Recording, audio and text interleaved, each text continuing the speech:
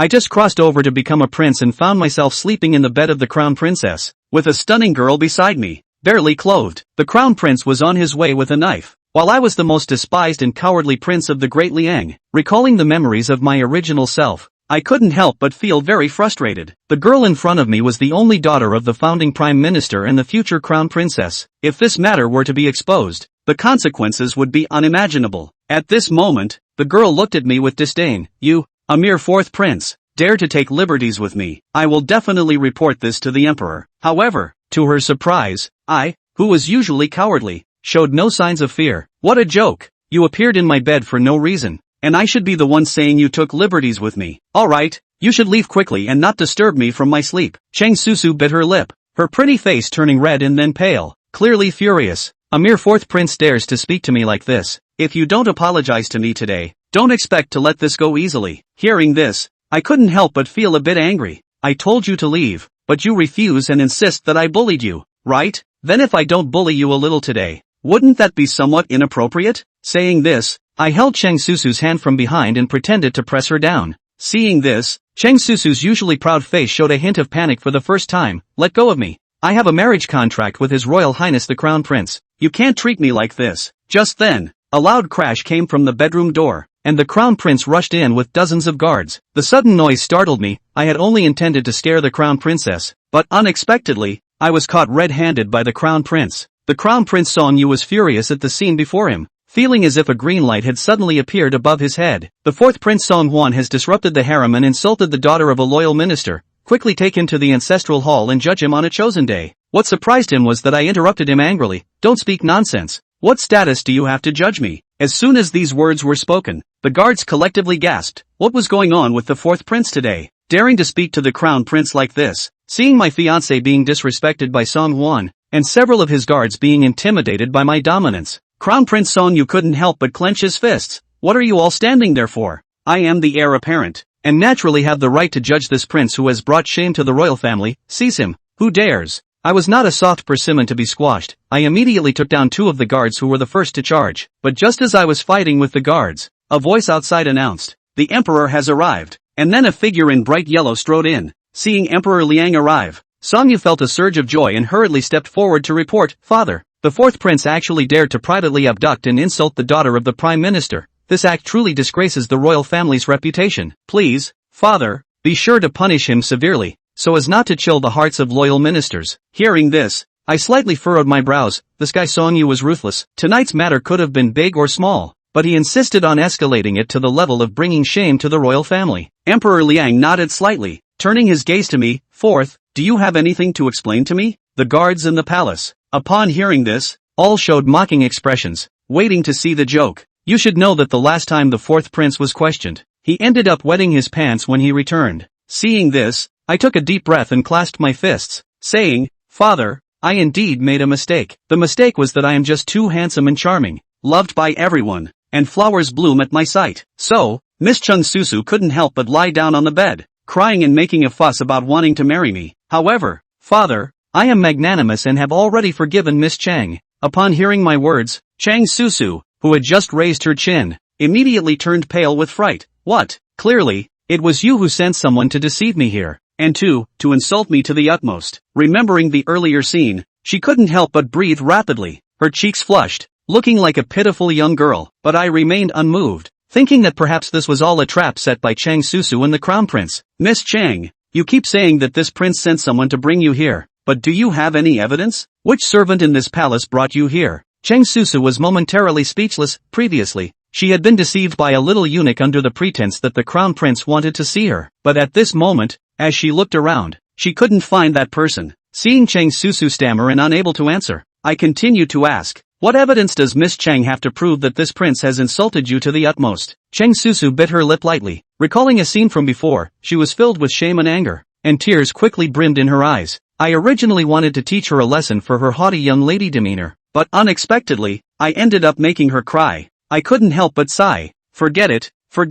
How about I take a little loss, and we just let this matter go, okay? Song Wan, isn't it enough that you bully Miss Chang? Even with the emperor present, you dare to speak disrespectfully. Song Yu pointed at me, his eyes filled with red veins. unable to hide the anger surging within him. Although the emperor had not formally betrothed us, everyone had already tacitly accepted that Chang Susu was the crown princess. He regarded her as a sacred goddess and had never acted out of line. Emperor Liang pondered for a moment, then casually glanced at me and said, "Fourth, you better seek a path of punishment for yourself." I knew the emperor was still soft-hearted. After all, even a tiger does not eat its own cubs. But once I sought a path of punishment, it would solidify the charge of being frivolous towards the prime minister's daughter. Even if the emperor spares me out of familial affection, the prime minister will definitely not spare me in the future. I rolled my eyes and immediately cupped my fists and knelt down. As a man, I almost let myself be seduced by a woman. It was my carelessness. However, in order to preserve the dignity of the royal family and to protect the dignity of the prime minister, I am willing to take full responsibility and marry Miss Chang.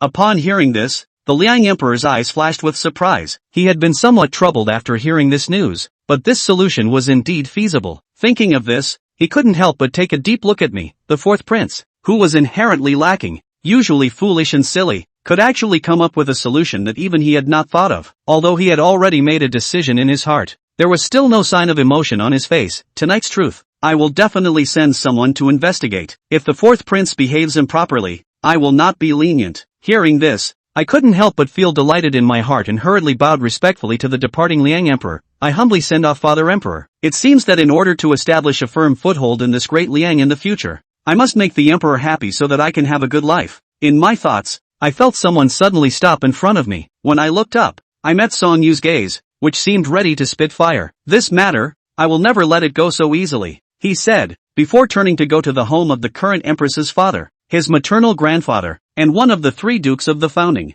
Grand Tutor Shang Wanyi. The next morning, I knew the crown prince would not let this matter rest easily, so I took a hairpin made of high-quality jade from the palace. This item was designed by Emperor Liang himself and crafted for my late mother, Consort Su, when she was favored. It was a hairpin personally designed by the emperor and given to Consort Su. If I presented this as a gift, surely the recipient would have to give me some face. At this moment, inside the Taiha Hall, a man in his 40s was striding in with a grim expression. He was Chang Sun, the prime minister of Daliang, who had worked diligently for many years, devoted to the country and its people. However, his daughter had been unjustly bullied and even slandered, which made him very angry. Today, for the sake of his daughter, he was willing to defy the imperial decree. Thus, before Emperor Liang announced the good news, he stepped forward and knelt down. "Your Majesty, please forgive me for my death sentence." But before he could speak, a commotion was heard outside the Taiha Hall. "Father, I am late." As soon as I appeared, the courtiers couldn't help but start whispering to each other. The crown prince Song Yu's eyes flashed with fierce light, while Chang Sun's gaze towards me was extremely cold. Emperor Liang was also very disappointed. "Fourth prince, did I not say before that if you are late to court again, you need not come?" In the face of Emperor Liang's anger and reprimand, everyone looked forward with anticipation, waiting to see my embarrassment. But surprisingly, I felt no fear at all. Instead, I appeared calm and composed. "Please don't be angry yet, Your Majesty. The reason I am late is that I have an important matter to attend to today." Saying this, I turned my steps and stopped in front of Chang Sun, holding the wooden box containing the hairpin with both hands in front of him. "Prime Minister, this is my heartfelt intention. I hope you can allow me to marry Su Su as my wife." Suddenly, the Hall of Supreme Harmony fell silent. No one expected that a dignified prince would actually present a betrothal gift to a court official. Everyone instinctively turned their gaze towards Emperor Liang on the dragon throne. However, what no one could have imagined was that Emperor Liang revealed an incredibly satisfied and pleased smile. "Fourth prince, your etiquette is thorough, and you have won my heart." If Song Huan had appeared half a moment later, the prime minister would have had to refute his words in front of everyone.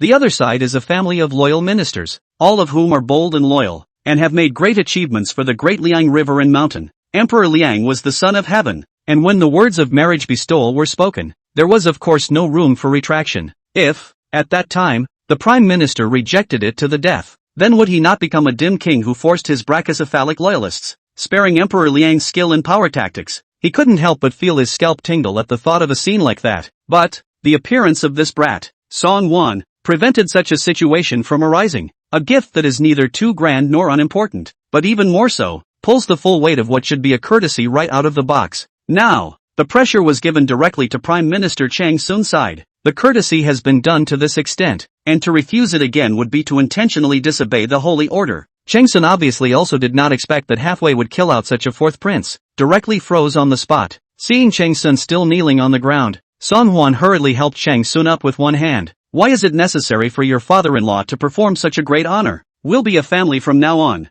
Don't worry, father-in-law. I'll treat Susu well. Song Hwan 3 words, but also directly will be the matter of a hammer. So that Chang Sun no longer back to Hwan room. This is the marriage? Chang Sun was dumbfounded. All the ministers waiting to see the joke in the entire Taiha temple were dumbfounded. Is that even possible? This is no joke. The most crucial thing was that even Emperor Liang, who had always done things harshly, had acquiesced. Song Yu, who was on the side, was even on the verge of having his eyes fall out of their sockets. Parent. Song Yu still wanted to open his mouth to say something, but he was forced back by a sudden glare from Imperial Master Shang Guanyi. To Song Yu's surprise, Shang Guanyi took the lead and stepped forward, arching his hand remotely to Emperor Liang and Chang Sun. Congratulations, Your Majesty, and congratulations, Prime Minister. Seeing that Shang Guanyi had already taken the lead in making an example, a group of courtiers were also busy congratulating Chang Sun. Congratulations to His Majesty. Congratulations to the 4th Prince. Congratulations to Lord Prime Minister.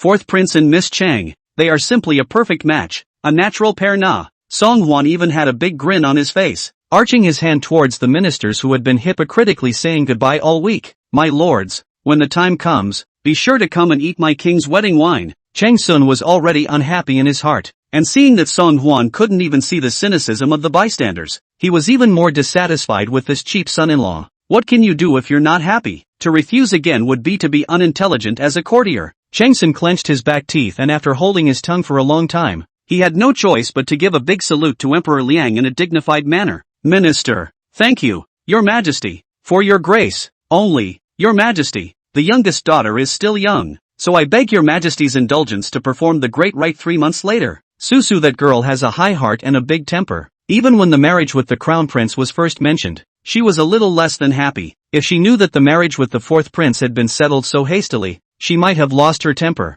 Hearing Chang Sun bargaining, Emperor Liang immediately waved his hand. Good things are not afraid to wait. Your love is still young. Let's wait for 3 months before performing the big ceremony. Dear ministers, if there is nothing else, then retire from the court. After speaking, Emperor Liang lightly added, Old 4th, come to my study. Song Hwan had just breathed a sigh of relief, thinking that this matter would just be a big deal and pass without any danger. Although that girl surnamed Chung herself was completely disliked and even filled with boredom. But so what? No matter how unpopular he was still the Prince of Diliang. Big deal. We'll leave the tigress alone when the time comes. The world of flowers is beautiful and colorful. Wouldn't you allow yourself to have a good time? However, Emperor Liang's words caused Song Hwan's heart to lurch. Is this not over yet? Song Hwan looked sad and trailed Emperor Liang to the study. Just as soon as he entered the door, Song Hwan couldn't wait to speak. Father, last night, I don't want to know what really happened last night. Emperor Liang changed his face from the full of joy he had felt just now in the Hall of Supreme Harmony and fatally opened his mouth to interrupt Song Hwan. Last night is in the past and will not be brought up again in the future,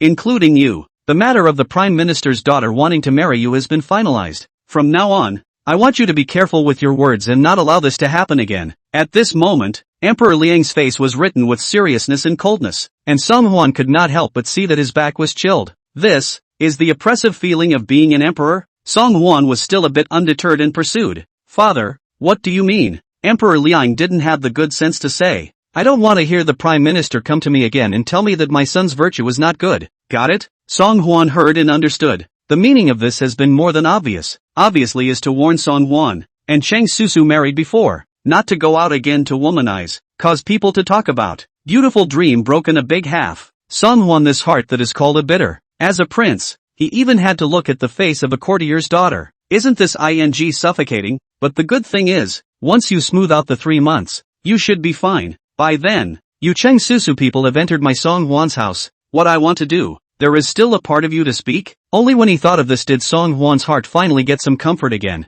Father, don't worry. Song Hwan patted his chest to Emperor Liang. I promise to be honest and satisfy your old man. Emperor Liang still had a cold face and raised his chin at Song Hwan. Go down. However, just as Song Hwan turned to leave, Emperor Liang couldn't help but raise his head and survey Song Hwan's back with amusement. It is indeed very different from what it used to be. Once upon a time in front of himself, this kid could always look like he was in fear and lowered his eyebrows. The words were too loud to say more than a few, let alone make such jokes in front of him. This kid, he's worth watching. Chapter 7. 1 lacks virtue, 1 is unscrupulous. Coming out of the imperial study, Song Hwan was in a good mood. Other than the fact that one has to abstain from sex for 3 months before marrying that tigress. It's pretty good, but, well, it's okay to hold back for a while. Besides, the original owner is an unambitious strawman with no half backing behind her. It's not a bad thing for White to have a powerful minister like the Prime Minister to back him up. Song Hwan's mind was wandering when he didn't realize that he almost ran into 2 people head-on. Old 4, you can do it. You're quite good at doing great things in silence. Doing such a big job without telling me in second, brother? The man on the left was dressed in a moonlight white tunic and was born with a white-faced scholarly appearance, with a folding fan pretentiously in his hand. He rushed at Song Hwan and said in a conspiratorial manner. For some reason, seeing this person, Song Hwan subconsciously felt a wave of physical discomfort. It was no exaggeration to say that this white-faced scholar was surprisingly more annoying than that Crown Prince Sonyu when he hit his eyes. Seeing that Song Hwan just frowned and sized himself up and didn't say anything, the white-faced scholar immediately looked disgusted. Second, brother, look at old 4's appearance. It can't be that he's going to be sick again. I don't know what father was thinking. How could he agree to this marriage so hastily? It's a pity that the Chang family's chick, although her temper is a bit big, but her looks are really watery. The white-faced scholar had a frivolous and mean look, and his manner of speaking was extremely uncomfortable. The man standing next to him looked slightly older by a few years. This person's face was dark, his body was much more stout, and his face was similarly filled with a bit of mockery and teasing. That's true. Third, brother, is there ever a time when old 4 isn't sick? I guess the Cheng family chick has unique tastes. She likes the ones who commit crimes, otherwise why would she look at Lao Si? After saying that, the 2 of them looked at each other meaningfully and then laughed out loud. Song Hwan was oblivious to the duo's taunts throughout, instead blinking a pair of big innocent eyes. Who are you 2? The forbidden area of the palace dares to flirt with the current emperor and the prince. You don't want to live, do you? The 2 of them looked at me and I looked at you, and the smiles on their faces gradually froze. Old 4, the boy, is definitely sick, and very sick. The white-faced scholar coughed awkwardly. What? Old 4 doesn't even recognize me in second, brother? Next to this is the second prince of the dynasty. Your second brother, Song Da. As for me, said the white-faced scholar. Hula unfolded the hands of the folding fan. Pretense shook a few times. I am the third prince of the dynasty, the world's greatest literary figure. Song Liang is also.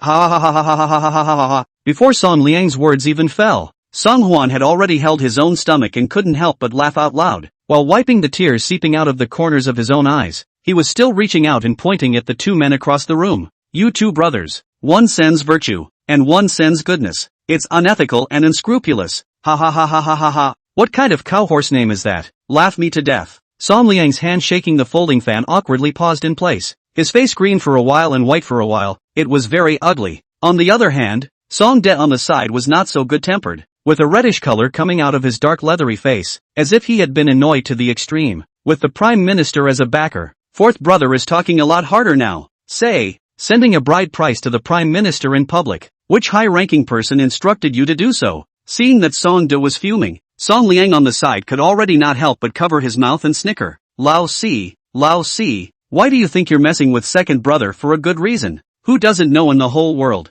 The second Prince Song De has been practicing martial arts under the great general since he was a child. When the fire started, a few strong men couldn't stop it. However, it was strange to say that this kid, Lao Si, was usually terrified and respectful when he saw his second brother. How dare you take the initiative to provoke today? Could it be that, as second brother had predicted earlier, this kid's entire being had expanded after having the backing of the Prime Minister's clan? In the face of Song De's very oppressive shocking anger, Song Hwan was neither fearful nor flustered. A pair of eyes stared straight at Song De, but it made Song De look a little hairy. Second brother, wasn't it you who said the other day that you couldn't stand to see the prince's villainous behavior and wanted me to kidnap the Cheng family's chick? Have you forgotten all about it? Let go of your mother's ass. Song De was like a cat that had its tail stepped on, instantly storming up and copying his fist to greet Song Hwan's face. Ergo, no way. Song Liang on the side was startled and hurriedly stepped forward to stop him. This is still outside the imperial study. Second brother must not be angry. With Song Liang's desperate attempts to stop him,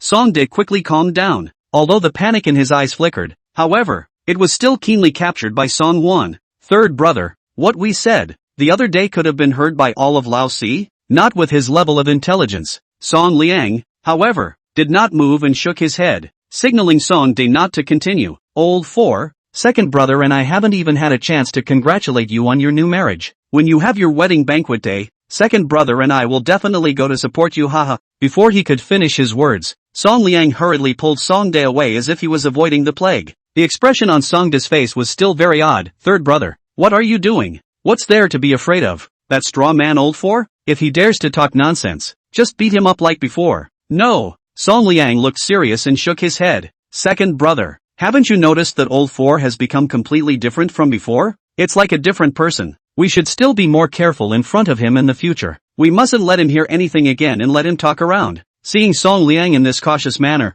Songda was not amused, and even laughed loudly up to the sky. Ha ha ha ha ha. Third brother, you're too much of a worrywart. It's precisely because the oldest is such a cutie. That's why it's so elusive. Humph, a retard is just a retard. How can this king still be afraid of him? Only after hearing Songda's words did the taut string in Song Ling's heart finally loosen a little. Second brother is right. Indeed, I have been overly concerned. My humble servant. Besides, that straw man moved the crown prince's people, so I'm afraid it's not our turn to do anything about it, and it will naturally happen to us as well. Go, let's go on to the Changshan Square to eat wine. When Song Huan saw the extremely unnatural reaction of the two just now, he couldn't help but sneer in his heart. If you think about it, you can see who really started what happened last night. The original owner was a straw bag with little presence, naturally not worth the prince's reputation of being green and going to great lengths to frame him. And the biggest beneficiary of stopping the crown prince from getting hitched to the prime minister was, of course, the second Prince Songde, who had a covetous desire for the position of crown prince. Behind the crown prince already has a great master as a support. If then with the prime minister as a neutral faction climbed into the relationship, then Songde's dream of seizing the throne, I am afraid to be completely shattered. From the duo's performance just now, Song Huan could also see a rough idea. Although the second Prince Songde has a highly favored mother consort, uncle and tiger general Su Rong, but this goods is really brave, not much brain. I'm afraid that the one who is really behind this is the sharp-toothed, acerbic third Prince Song Liang. It was a pity that even though he had understood all this in his heart, Song Huan could not say anything more. The emperor's father has already sent word that this time the matter ends here and no one is allowed to mention it again. If you rehash the past, you'll be the one who doesn't know what you're talking about. However, wouldn't it be more fun to see the entire head of the crown prince and Songde and then come back to sit on the sidelines themselves? Chapter 8. Nowadays, this is a situation that can add up to a lot of money. Returning to his bedchamber, Song Huan lay on his couch, feeling nothing but boredom.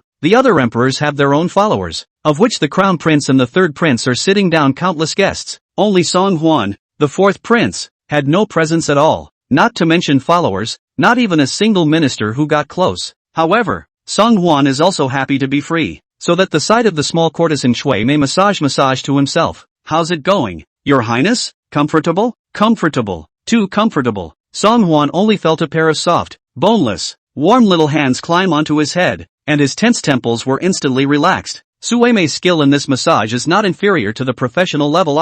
Of course, the face and body, but also hang a bunch of technicians. Song Huan snickered in his heart. Although this fourth prince was an unappreciated prince, the little maids that were close to him were extremely good. I have to say, I really called myself a treasure this time. After massaging for a while, Song Huan still felt a little bored, so he changed into a civilian outfit and slipped out of the palace alone. Dianjing, the capital of Great Liang, was bustling with people and extremely prosperous. The streets are crowded with pedestrians. The sounds of vendors' voices mingled together, weaving together a picture of an exceptionally lively marketplace. Song Huan looked here and there, curious about everything. Greetings to the fourth prince. Suddenly, a young man dressed in a brocade robe and slightly obese popped up in front of him, rushing at Song Huan with a silly smile on his face. Song Huan was startled by the little chubby man and alertly took a few steps backward. Who are you? The little chubby peer smiled brightly. Your Highness, I am the son of the Minister of Household, Lu Delin, Lu Qing'a. Earlier, at the Mid-Autumn family banquet, His Majesty invited the ministers to a banquet, and my father brought me into the palace, so we've met before.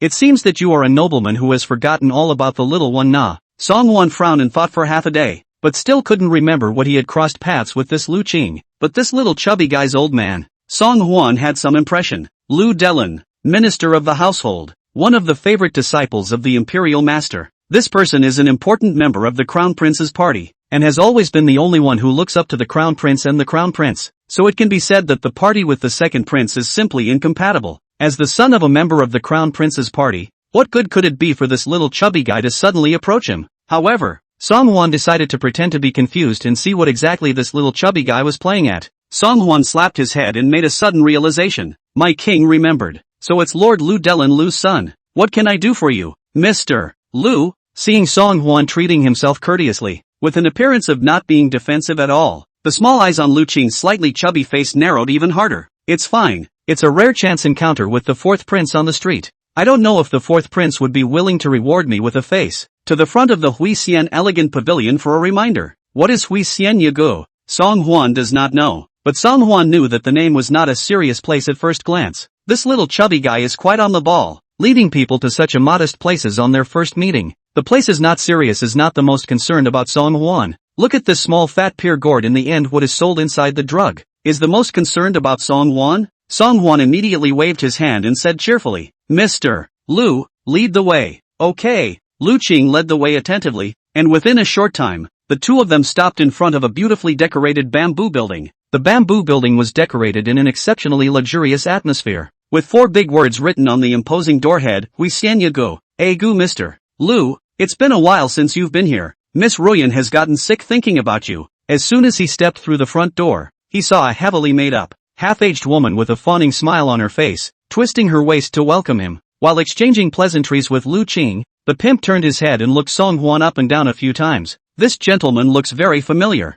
I'm afraid it's your first time in our Hui Xian Accord, right? Don't worry, sir, you were born so handsome. I'm afraid you'll charm a large number of the girls in our Hui Xian Elegant Pavilion. Lu Qing cleared his throat and introduced himself to the pimp. Wang Ma, this gentleman is an honored guest. Be sure to bring the most amorous girl from Xianya Pavilion to serve you. Got it? I know.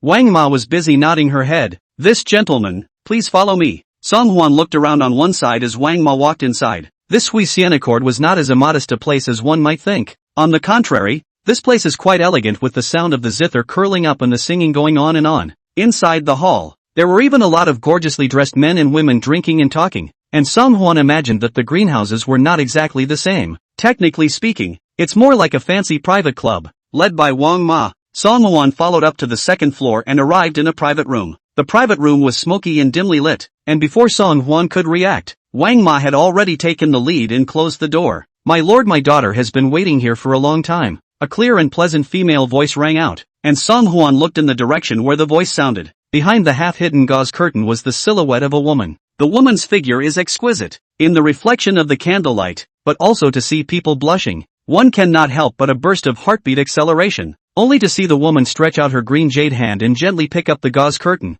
Underneath the gauze curtain was a demure and seductive face. On the standardized melon face, a pair of phoenix eyes seduced the soul, hidden infinite flavor and charm, vermilion lips slightly half open, but also give a person unlimited blind thought and temptation. The most crucial thing was that the woman was only wearing a light veil, and her snow-white shoulders were even more brightly exposed. Under the light veil the delicate figure is hidden. Concave and convex exquisite body. People cannot help but want to kiss. Any man in the world who looked at it would have to resist the urge and desire that spilled out. Seeing Song Hwan's shortness of breath, the woman gently hooked her lips in a smile and reached out to pull on the jade belt around Song Hwan's waist. Mr. Song, my daughter Songchun is still a virgin. Please have mercy on him. In this situation, even if Lu Xiaohui came, he would not be able to hold it at all. What's more, Song Hwan himself wasn't a decent person. For a time, spring light rose in the private room, ambiguous at first. Song Hwan let Songchun use all his strength and temptation. A pair of big hands also did not spare the love, greedily wandering in the slender waist of the surplus of a handful of limbs. However, just when everything should be taken for granted and go along for the ride,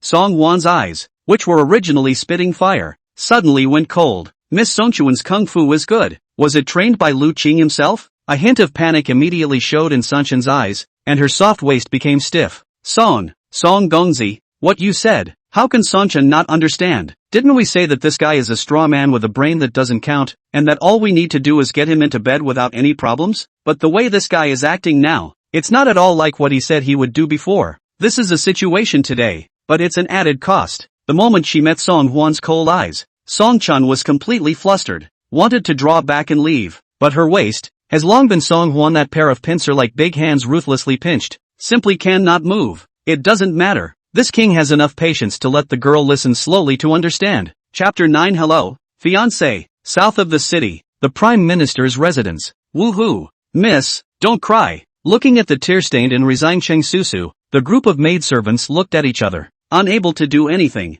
Even the old master, who had always loved the young lady, had a strong attitude this time. It seems that the matter of marrying the fourth prince is already a nail in the coffin. and there is no way to discuss it. Seeing Cheng Susu's beautiful almond eyes cry into two big walnuts, the maidservant Pinger busily suggested, "Miss, why don't we go on the street for a stroll? Aren't you a favorite reader of Bai Si Nin's poems?" The slave girl has heard that Duke Bai is having a poetry meeting at Hui Xianya Pavilion today. It was only when she heard Pinger's words that Cheng Susu slowly stopped crying. Although Liang's third prince Song Liang has been known as the world's first literary hero, but Bianjing City's Bai Shi Nian Bai is the real first poet in the hearts of countless girls. His poetry is catchy and comes with an out-of-this-world aura. Even Cheng Susu, who was the daughter of the prime minister, admired his poetry. Hearing that Bai Shi Nian was holding a poetry meeting at Huisian Elegant Pavilion, Cheng Susu couldn't care less about being sad and angry, and immediately took the two maidservants out of the door. The Huisian Accord was packed with people. Many of them had heard that Bai Si Nian was holding a poetry meeting here, and that was why they had come.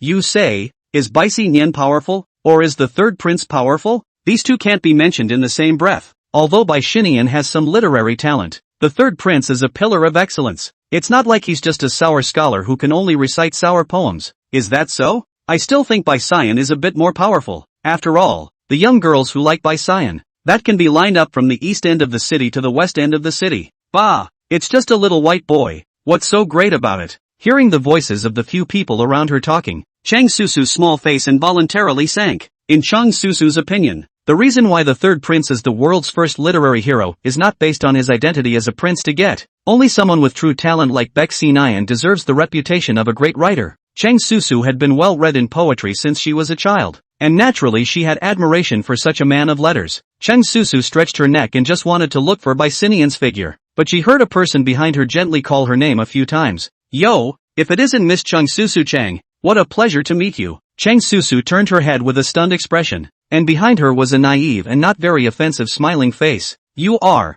Cheng Susu was a bit puzzled. Lu Qing was full of smiles. Miss Cheng doesn't remember me. I am the son of the Minister of Household. Lu Qing. Ah, is Miss Cheng also here in admiration for the Bai Si Annual Poetry Festival? Cheng Susu had a slight impression of this Lu Qing, and although she was not familiar with him, she nodded politely. Mr. Lu, what is your business? Lu Qing's smile went cold all of a sudden as he shook his head and sighed. Miss Cheng, I've heard about you. You must protect yourself. When I came to Hui Xianya Pavilion just now, I also saw the fourth prince wrapping his arms around a coolly dressed girl, and was walking towards the private room. Cheng Susu instantly looked disgusted. What's it got to do with me? Lu Qing sighed. Although the fourth prince has a bad character, but no matter what, he is still a prince and can do whatever he wants. This is pity for Miss Cheng. If she enters the door of the fourth prince in the future, then won't the fourth prince be even more unscrupulous? Cheng Susu was already a little annoyed in her heart, and being provoked by Lu Qing, it even provoked the nameless fire in her heart.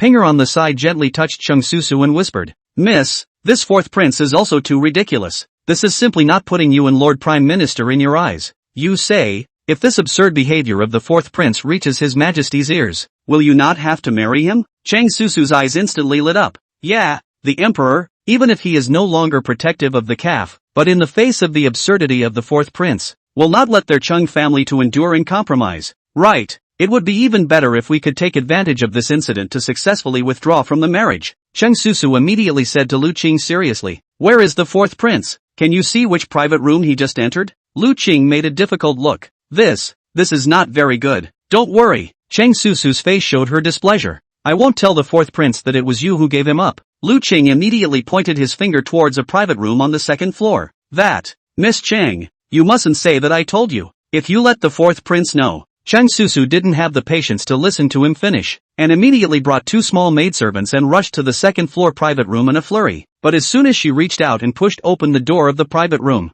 Cheng Susu froze on the spot in dismay. Inside the private room, there was neither the blushingly hot scene nor the chaotic scene of catching an adulterer in bed that was imagined. Only Song Huan was fully dressed and was sitting at the round table drinking tea. The other woman was even more covered, standing sideways, pouring tea and water for Song Huan. Seeing Cheng Susu wind up appearing at the door, Song Huan acted as if he had anticipated the scene before him. There wasn't a hint of panic on his face, much less a speck of surprise. Hello, fiancé. Cheng Susu was dumbfounded. You, Song Huan grinned. It seems that his fiancé is still very concerned about this king. As soon as she heard that this king was here, she hurried over. Look, the hairpin on your head is running askew. Cheng Susu panicked and reached out to straighten her hair, then blared fiercely at Song Huan. Who cares where you are? All I have to do is see you and I get upset. Coincidentally, Song Hwan leisurely rested his hands on the back of his head. This king also feels disturbed when he sees you, but there are some things that it's better to say before it's too late. You don't usually come to this place, do you?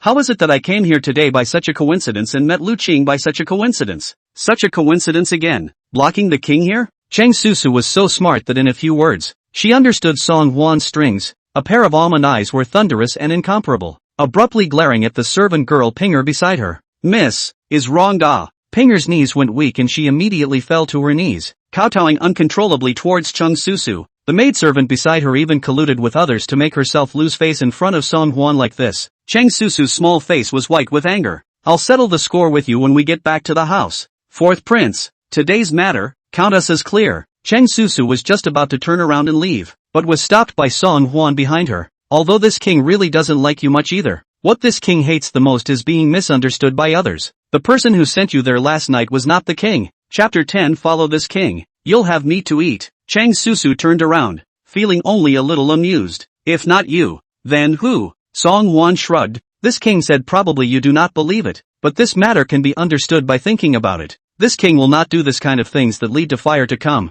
Besides, you're not my king's favorite type. Fierce as a tigress. Chang Susu as the prime minister's daughter, after the famous family, born and delicate and beautiful. From childhood to the people who courted her can simply be used to describe the front and back. It was the first time that I had ever been so disliked by a man. You, humph, you're not this girl's type either. This girl likes a really good man who is good at literature and martial arts and has a heart for the world, not a wishy-washy straw man. Chang Susu bit her lips tightly, glared fiercely at Song Hwan, and was so angry that she instantly whisked her sleeves away. However, Chang Susu couldn't help but think about it. Today's matter, if not the fourth prince reminded, he really want to be by the side of the maidservant fooled. Could it be that what happened last night was indeed not his doing? After sending Chang Susu away, Song Chun, the flower girl who had been standing by Song Hwan's side, finally went limp and knelt down on the side of Song Hwan's leg. Your Highness, begs you to bypass your little daughter. My daughter is merely following orders and can't help herself. Song Hwan raised his chin.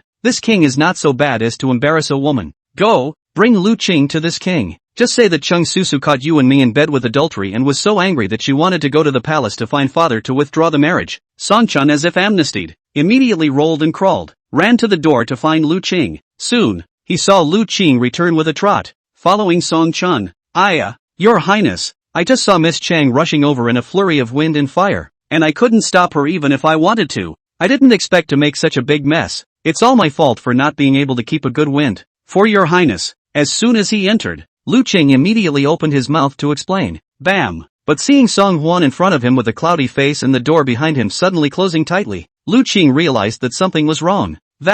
Your Highness, you shouldn't worry too much. Don't worry. Turn around if Lord Banzai asks. I will definitely testify for you, and say that you just sipped a few cups here at Miss Songchun, and didn't do anything. Lu Qing was a bit flustered and was contemplating how to get away when he heard Song Hwan snort coldly. It's also true that this king only sipped a few cups. Do we still need Grand Prince Lu to personally testify in front of father? Rather, it's Duke Lu who has worked hard to be the crown prince's dog, and is anxious to go back and claim his reward at this moment. Lu Qing's heart gave a beat, and when he looked up to meet Song Hwan's cool eyes, his heart violently missed a beat. Your Highness, I'm a bit confused as to what you're saying. Song Hwan leaned backward on the back of the chair. Okay, don't pretend. Are you tired? This king will only ask you one thing now. From now on, you will stay by the crown prince's side and gather intelligence for this king. Will you, or won't you? Tic-tac. Lu Qing's cold sweat hung down his cheeks. Something's not right. How could this fourth prince have a sudden change in temperament? It's not even the same person compared to the cringing look of old.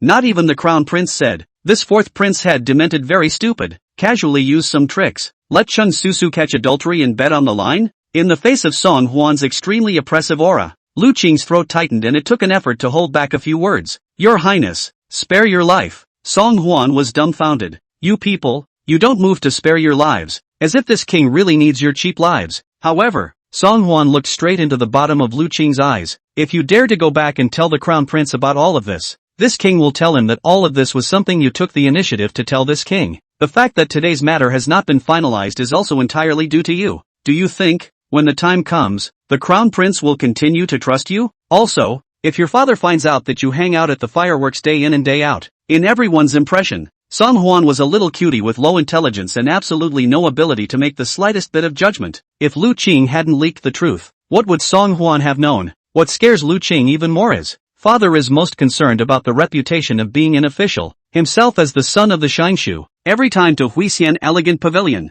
are sneaky to come. In case his old man found out, there was no telling how he would punish himself. Thinking of this, Lu Qing raised his hand and wiped his cold sweat, nodding his head like garlic. Don't worry, fourth prince. I know what to do. Then, going back today, how should I deliver to the crown prince? Song Huan didn't blink. That's your own business. If you can't handle this small matter, don't follow this king in the future. All in all, just remember the words. Follow this king and have meat to eat.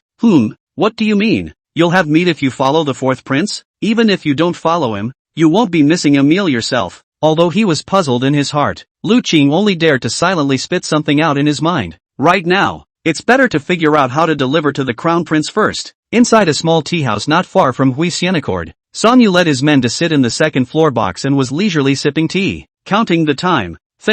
They should be pretty much done. Your Highness, Lu Qing is back. Bring it on. Soon. Lu Qing wiped his sweat on one side and walked in quickly. Song Yu looked up and casually glanced at Lu Qing. How did it go? Along the way, Lu Qing pondered how to deliver his message to Song Yu. The crown prince, of course, could not afford to offend himself. However, when he thought of the sharp eyes of the fourth prince earlier, Lu Qing couldn't help but feel his scalp tingle again. The prince is certainly important, but this fourth prince is even deeper and cannot be messed with. Thinking of this, Lu Qing could only choose to open his mouth. Your Highness the Crown Prince, this Miss Cheng is in a bad mood, and she refused to go to Huixianya Pavilion today, no matter what she said. Song Yu heavily put down the teacup in his hand. Didn't you still make a promise to this king today, saying that you would definitely help this king accomplish this? Lu Qing's face was filled with a pleasing smile. Your Highness, don't be angry first. Even if we really let Cheng Susu catch an adulterer in bed, it doesn't necessarily mean that we can make His Majesty retract his order. Song Yu glared at Lu Qing and swallowed back the words on her lips.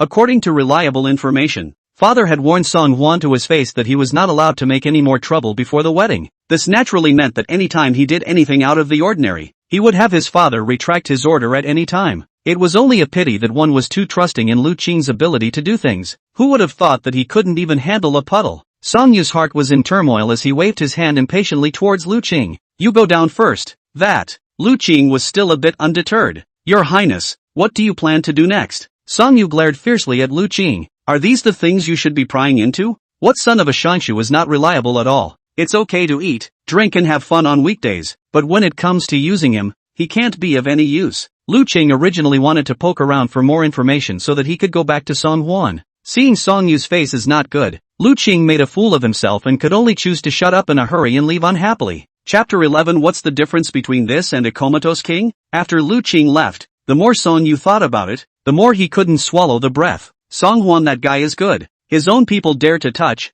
and also get such a big bargain for nothing. Could it be that he just stood by and watched Cheng Susu marry him as his wife? And watched the Prime Minister's clan completely become his power? Pop! Song Yu ruthlessly slammed the teacup on the table and waved his long sleeve. Go to the Master Tai's house. Inside the Taisher's residence, Shangguan Yi was leisurely feeding the koi by the pond, listening to Song Yu's rambling in his ears, but his calm face didn't half react. Seeing Shangguan Yi remain unmoved for a long time, Song Yu could not help but become more anxious. Grandpa, why aren't you angry? Originally, I thought Cheng Sun would defy father's orders, but I didn't expect this old man to be a tolerant one too. Could it be that grandson's son is really just going to sit back and let old Four's little cutie marry Cheng Susu just like that? Shangguan Yi finished spreading the fish food and clapped his hands, before glancing up at the crown prince. Your Highness, this matter has passed. Why are you still biting off more than you can chew? Song Yu was a bit anxious. Could it be that Grandpa also acquiesced to this outcome? Pulling in the Prime Minister is what Sun's son has been planning all along. Hearing this, Shangguan Yi laughed softly. I'll ask your Highness first. Even if His Majesty didn't finalize the marriage between the fourth prince and Cheng Susu, after this incident, would your Highness still want to marry a woman who has been fingered by the fourth prince? Song Yu obviously did not think of this layer, and after Shangguan Yi reminded him of this, he then frowned and thought about it. How can I still want what his oldest has touched? This is it. Shangguan Yi eyed ahead. Besides, the fourth prince is just being used as a gun and being involved. Your Highness, you are the Crown Prince, the Crown Prince of Diliang, the future son of heaven, and how should I get involved with such a miscreant? After Shangguan Yi's enlightenment, Song Yu was obviously in a good mood, and her chest couldn't help but straighten up a lot. Grandpa's right. This king is the crown prince, so naturally he doesn't care to mess around with a wimpy strawbag like old Four and spend unnecessary energy on him. It's just that the thought of letting him pick up such a great bargain for nothing makes me think that this guy has gotten lucky. Shangguani shook his head slightly. According to Lao Fu, although Chang Sun is the prime minister, he is rigid and does not know how to change. Take the matter of the empty treasury. The Ministry of Revenue Lu Delin put forward a proposal, full of civil and military who do not go along with it. Only Chang Sun, the first to lead the opposition, with such a prime minister. I still don't know whether it's a blessing or a curse for my Liang. It may not be a bad thing for your highness not to climb into a relationship with someone who doesn't know how to change like this. Song Yu instantly understood Shangguani's meaning. Father recently agonized over the matter of the empty treasury, and Lu Delin, the Minister of Revenue, made a suggestion to advise father to increase taxes. For the Taishers party, this would have been a good opportunity to make a profit out of it. If Chang Sun was so obstinate, then I would not blame the Taishers party for intentionally isolating him. Thinking of this, Song Yu firmly turned toward Shangguani and said, "Grandfather, grandchildren are enlightened. Old Four is nothing more than a human manipulated straw man, nothing to fear. Even if you hitched a ride with the Prime Minister, there's nothing to care about at all. As the Crown Prince, my grandson doesn't need to see eye to eye with such a loser." Shangguani reached out and stroked his beard. "That's right. Besides, there are still 3 months between now and the fourth prince's marriage. What will happen is yet to be seen. Your highness might as well bide your time and wait for the opportunity." Worthy of being a Taisher, his eyesight and temperament are by no means comparable to those of ordinary people. At this moment, Song Yu's admiration for Shangguani was like a torrential river, out of control. "Yes, thanks for the guidance, Grandpa. Grandson understands." The next day, the morning court. "Your Majesty, the national treasury is already getting empty. If you don't give the order, it will only make our great Liang strong and weak." "Yes, Your Majesty, our great Liang has just experienced a battle with Northern Yuan. If we don't quickly restore our national strength, the consequences can be imagined. I ask Your Majesty to give an early order to increase the people's taxes as a way to quickly fill up the treasury." Headed by Lu Delin, the Minister of the Household, and supported by several university professors, Taiha Temple Hollister online shop, kneeling down a group of ministers, all full of snot, to the head to grab the ground. Lu Delin, the leading minister of the Ministry of Revenue, was even looking at death with a face that looked like a home away from home, and had the intention of admonishing Emperor Liang with his death. Looking at the courtiers who had fallen on their knees in front of him, Emperor Liang's pupils were as if they were sharp blades, making it unbearable to look at them directly. "What do you mean by that? Is it that if I don't grant you permission today, you'll have to die here and spill your blood on the spot?" Lu Delin only cowed out uncontrollably, and behind him, the university scholar Huang Deng raised his guttering old face and said in pain, "Your Majesty, loyal words, even if you want to behead the old minister on the spot, as a subject of great Liang, these words the old minister has to say. The old minister must not just stand by and watch the great Liang River and mountain go into decline." Emperor Liang almost fainted from anger on the spot. "But it's just that the treasury has been tightened a bit lately. How did it come to the point that the great Liang River and mountain are heading for a decline? These old things can really rise to heights." Emperor Liang's eyes glanced over and saw Shangguani, who was bowing his head to the side, seemed to have something to say. "Does the imperial master have something to say?" Shangguani stood out a step and slowly bowed towards Emperor Liang. The old minister thought that although the matter of an empty treasury is not so imminent, it is indeed something that His Majesty has to pay attention to. It's just that the old minister has always been just a person who reads dead books, but he can't make any good suggestions for such a good recipe for governing the country. "I wonder if Mr. Prime Minister has any excellent solutions for His Majesty on this matter?" When these words came out, everyone instantly directed their gazes in unison at Prime Minister Chang Sun. Chang Sun was already annoyed by all the things he had been caught up in lately. Hearing Shangguani suddenly mention his name, Chang Sun immediately took a step forward as an afterthought. "Your Majesty, I thought that although the matter of filling the treasury is important, it must not be done at the expense of increasing the taxes of the people. Otherwise, what is the difference between such behavior and that of a fainting king?" "Good." As soon as Chang Sun's words fell, Huang Deng, who was on the side, couldn't wait to say, "Since Your Excellency the Prime Minister has said so, it seems that there is already a good plan that can be offered to His Majesty. In that case, let the Prime Minister offer this good plan to His Majesty, and let us courtiers follow and open our eyes." Chapter 12. Strawman, after all, is still a strawman. Hiss, these old guys, they're joining forces against the Prime Minister. Song Wan was watching from the sidelines, and today, these several ministers made a concerted effort to make trouble together, specifically to target Chang Sun. As for the reason, it's simple. The marriage between the Crown Prince and the Prime Minister failed, and the Prime Minister's side didn't have the slightest intention of climbing up the ladder. "Since you're not willing to serve me, I'll completely destroy you, hollow you out, and make you a famous and useless waste of a prime minister, even let you make frequent mistakes, so that the emperor has the mind to abolish the prime minister. Thinking of this, Song Hwan couldn't help but sweat for Chang Sun. But Chang Sun was at least a prime minister who had seen great storms, and in the face of the crowds together, his face didn't show half a bit of panic. The problem of the national treasury is serious, but if you panic before solving the problem immediately, you are taking your own life. Although I can't come up with a good plan for a while, I understand one thing, that is, increasing taxes is never a way to benefit the country and the people. Once Chang Sun said this, Huang Dang and the others became even more furious.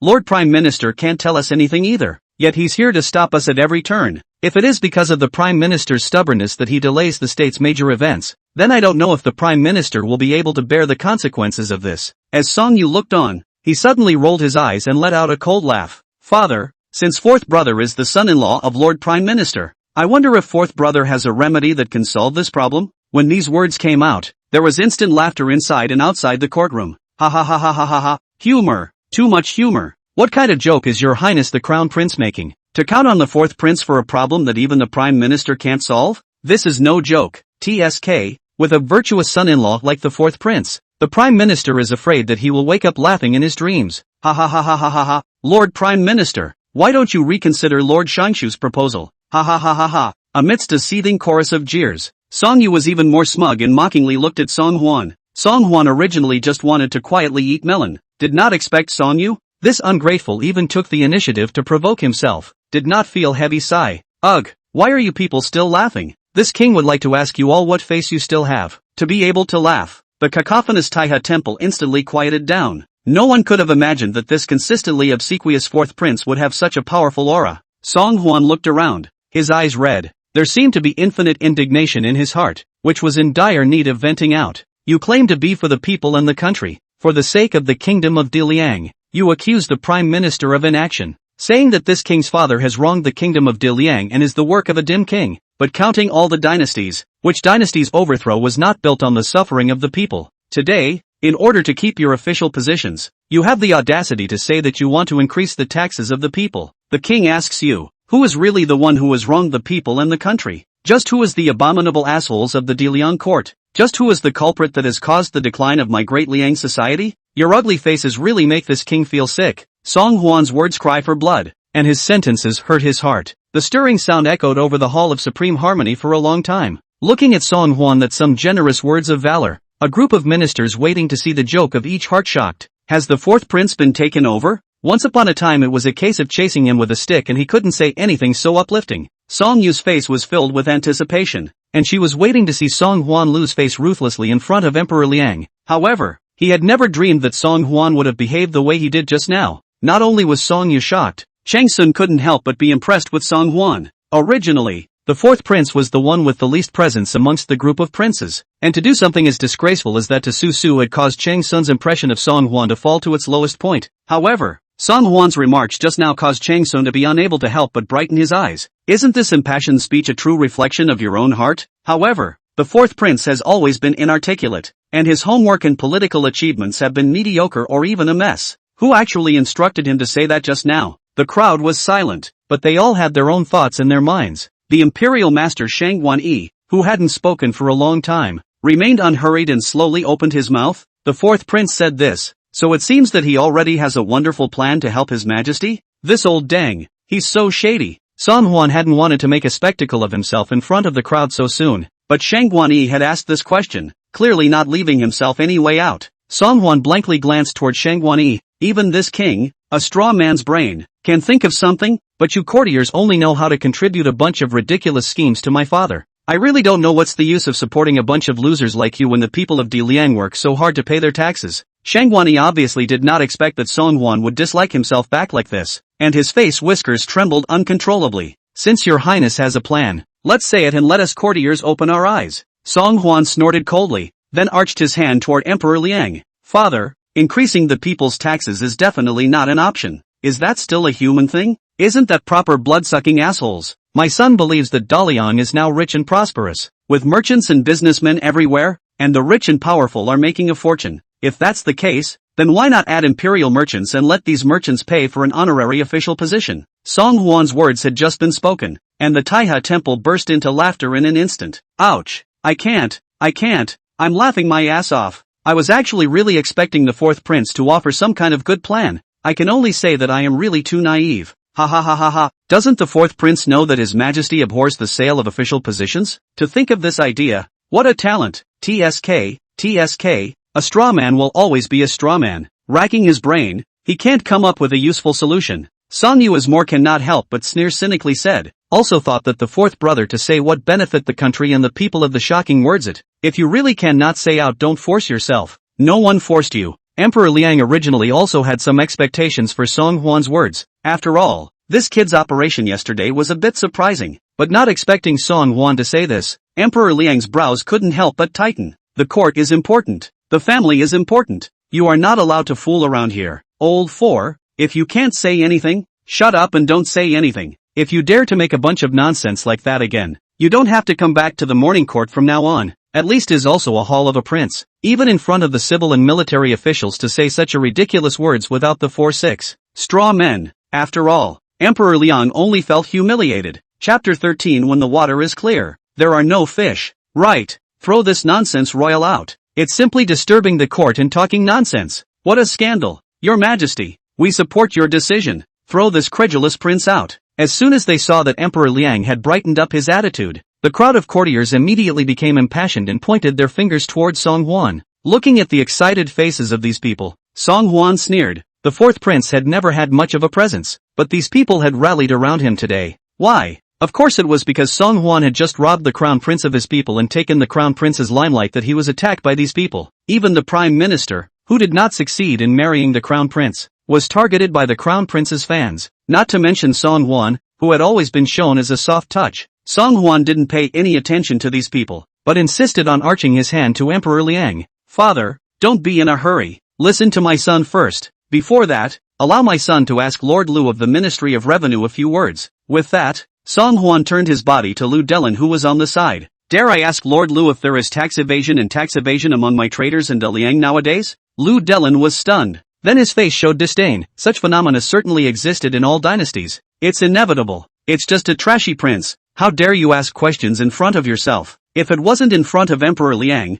Lu Delin wouldn't even want to take care of this worthless waste of a prince. Song Hwan nodded thoughtfully. Then in response to such a phenomenon, may I ask how Lord Lu, who is the Minister of Households, has responded to it all? When this question came out, Lu Delin was confused. How else can we respond? Naturally, I will order the various state capitals to supervise it. This fourth prince seemed to be really not very bright in the head. The questions asked are simply all nonsense. Song Hwan seemed to be unsatisfied with Lu Delin's answer. Then this king will ask Lord Lu a few last words. How has this method of Lord Lu's been implemented and how has it been received? Are those traders paying their taxes as they should? And where are the specific taxes paid? Song Hwan's life-threatening trio of questions directly caused Lu Delin to suck in a breath of cool air. For years, the Ministry of Revenue has turned a blind eye to the payment of taxes by traders. The reason for this is, naturally, that whoever gives more favors will be able to reduce taxes. As for the high taxes these merchants have paid over the years, Lu Delin looked up sheepishly, and when he saw that Emperor Liang was staring at him solemnly, he hurriedly dropped his head again. With a turn of his mind,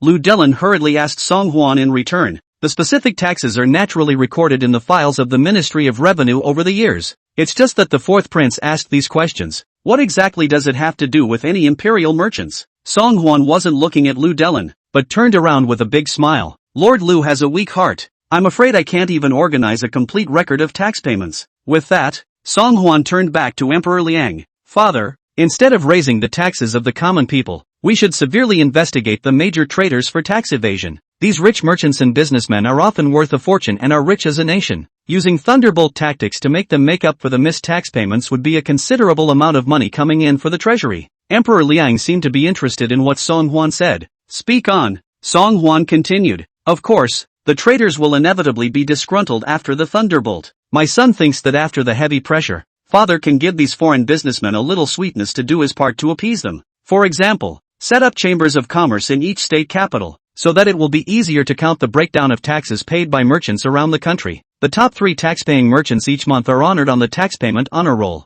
and merchants who have been on the honor roll for 3 consecutive months will be naturalized in the House of the Interior and given the title of honorary imperial merchant. This is the spending money in exchange for doing official work that my son just spoke of. As soon as Song Hwan finished his speech, various voices of opposition rang out in the courtroom. The status of merchants in Daliang is not high, so by doing so, is it not an intentional attempt to elevate the status of merchants and disrupt society? If this goes on, won't Great Liang be in chaos? Ha! The beautiful name is to urge the payment of taxes, but in reality it is not still selling officials to these businessmen. Emperor Liang frowned and pondered for a long time, and finally shook his voice. This matter ends here today. I will think long and hard about it. Old Fourth, come with me to the study. Song Hwan laughed bitterly in his heart. Come on. He was called to the office by the emperor's father again, inside the imperial library. As soon as Emperor Liang took his seat, he couldn't wait to open his mouth and ask, "Who taught you to say these words just now?" Song Hwan was honest. "Father, it was my son who thought of saying it himself.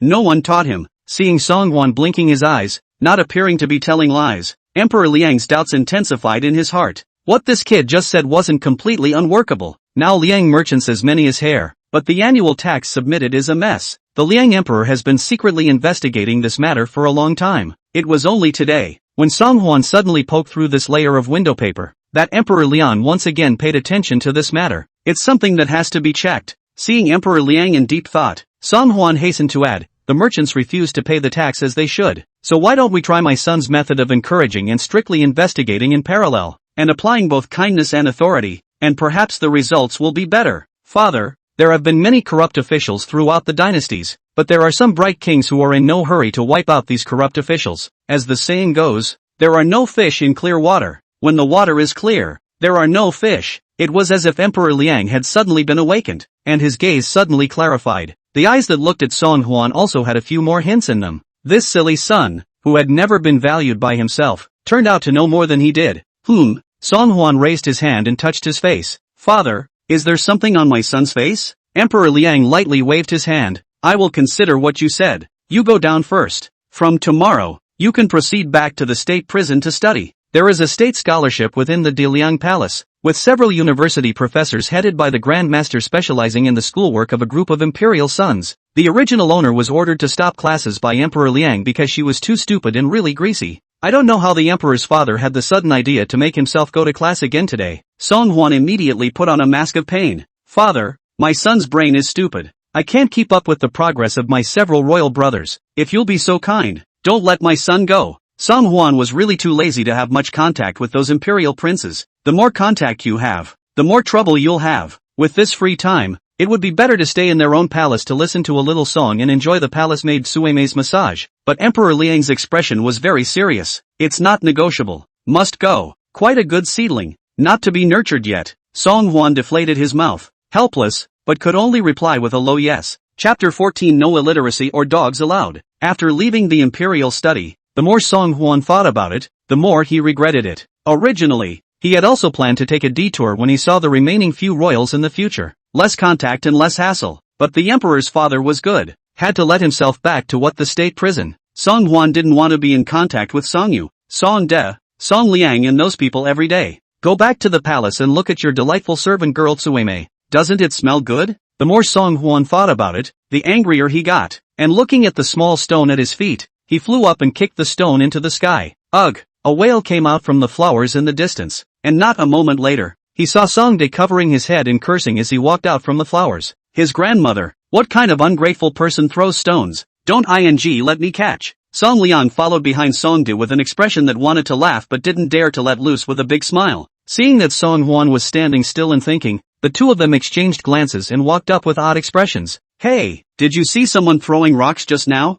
Ha! Song Hwan realized afterward and shook his head like a rattle. Didn't see it. Song De snorted coldly and was about to raise his feet to leave, but Song Liang held him back. He only saw Song Liang looking up and down, sizing up Song Hwan, his eyes gurgling, not knowing exactly what things he was calculating in his head. Old Fourth, your performance in the morning court today really shines. What? You've got guidance from a high person behind you, and you don't even share it with me and second brother? Song Hwan looked innocent. Ha, why can't I understand what Ergo was saying? Song Liang looked impatient. Let me ask you, who actually taught you to say those words in the morning court today? To his death, he would never have imagined that just a guy with a head full of straw like Lao Si could come up with such a shocking solution. Sung Hwan blinked. So that's what second brother meant. I just happened to hear big brother say a few words a couple days ago, and I thought Big Brother said it so well that I put it in my head. Hearing Crown Prince Song Yu's name, Song De and Song Liang looked at each other sensitively. Old 4, you're so close to the Crown Prince now? Song Hwan spat out his tongue.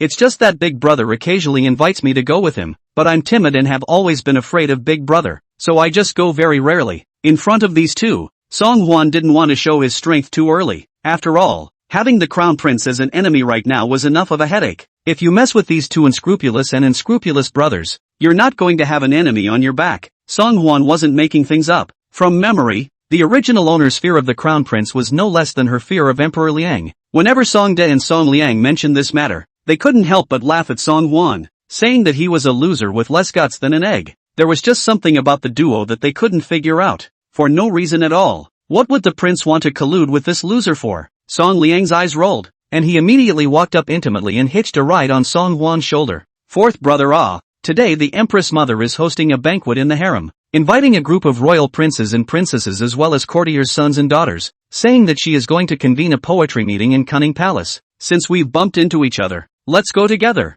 Empress Shangwan is hosting a banquet? No one informed Song Hwan about this. In the face of such a hilarious occasion, Song Hwan did not have much interest. Still, no contact, no trouble. The Crown Prince and the oldest two will fight it out just fine, and he himself just wants to be a little transparent one who lies flat. What's wrong with that? However, Song De was simply not to be trifled with and enthusiastically took Song Hwan's other shoulder. Come on, fourth brother. There's a lot of people. Song Hwan screamed in his heart. These two brothers really think out of the box. It's just a matter of going. The big deal is that when you go, you just bury your head in the sand and eat. Empress Shangwan's cunning palace is behind the imperial garden, where the courtyard walls are high, the decorations are gorgeous, and the bustle is extreme. When the three of them arrived, Koan Ning Palace was crowded with people. There were already quite a few young masters and young ladies from the families of princes and ministers who had already arrived in advance. Song Hwan immediately saw the crowd. The dress fresh and elegant, slightly powder, exquisite like a porcelain doll. Chung Susu,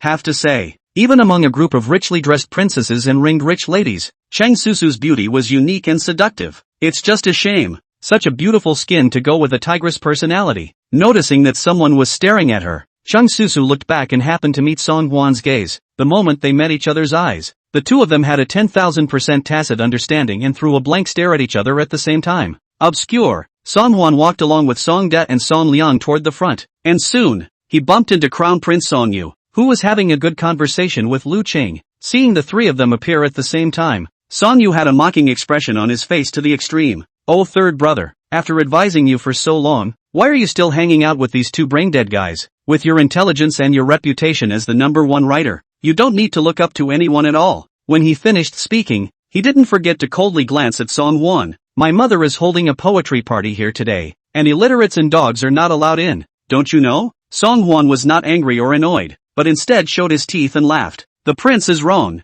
How can you say that illiterates and dogs are not allowed? Isn't the crown prince staying here just fine? Song Liang was the first to react and couldn't help but snort with laughter. Whether this straw man did it on purpose or by accident, cursing can be really advanced. Could it be that the crown prince has the strange habit of being scolded? Which is why he invites Lao Si to the banquet every now and then. Song Yu was so angry that her face was red. Just before she had the chance to find Song Hwan and theorize, she was interrupted by the eunuch of Cunning Palace. San Bao, your highnesses, gentlemen and ladies, the backyard is ready. Please come along with the mongrels. Song Yu could only resentfully retract his words, his gaze glaring viciously at Song Hwan. Under the guidance of San Bao, the crowd came to the backyard of Koan Ning Palace in a row. Empress Shangwan has sent people here to prepare a small table, the table and fruits and tea, as well as the 4 treasures. All of them took their seats one by one, and not long after, under the support of several palace maids, Empress Shangwan moved her lotus steps gently and slowly came to the backyard. Greetings to the Empress. Thousand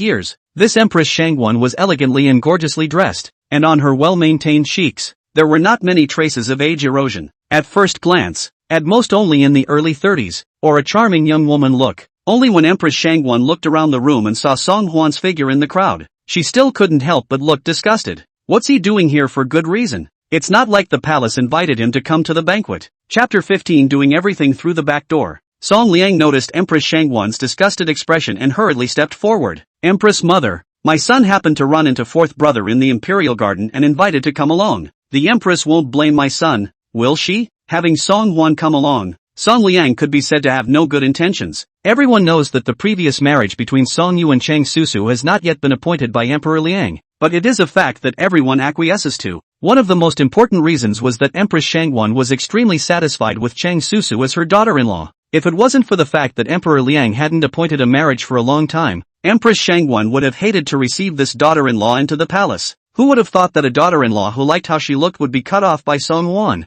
Who else could be happy? Song Liang had to drag Song Hwan along with him, also in order to add to Empress Shangwan's heart. Only, in front of a crowd of courtiers' sons and daughters, although Empress Shangwan was not happy in her heart, she could not say anything more. All that could be done was to put a stiff smile on his face and reluctantly say, "Why yes, this palace is holding a poetry meeting today, so naturally everyone can come and participate. Only, it's still up to the individual to come out on top." Empress Shangwan waved her hand, and behind her, a few small palace maids slowly walked out with a sword in their hands. This sword was given by the late emperor when he was a young man, when he was fighting for the late emperor in the battlefield. For so many years, this palace has been keeping this object on behalf of His Majesty. Now that the great general is about to return victorious, the war with Northern Yuan will soon come to an end. That's why this palace is convening a poetry fair today, and the one who can win the poetry title will receive this sword from His Majesty. As soon as Empress Shangwan's words fell, the sound of the crowd in the courtyard collectively sucking in a mouthful of cold air could clearly be heard.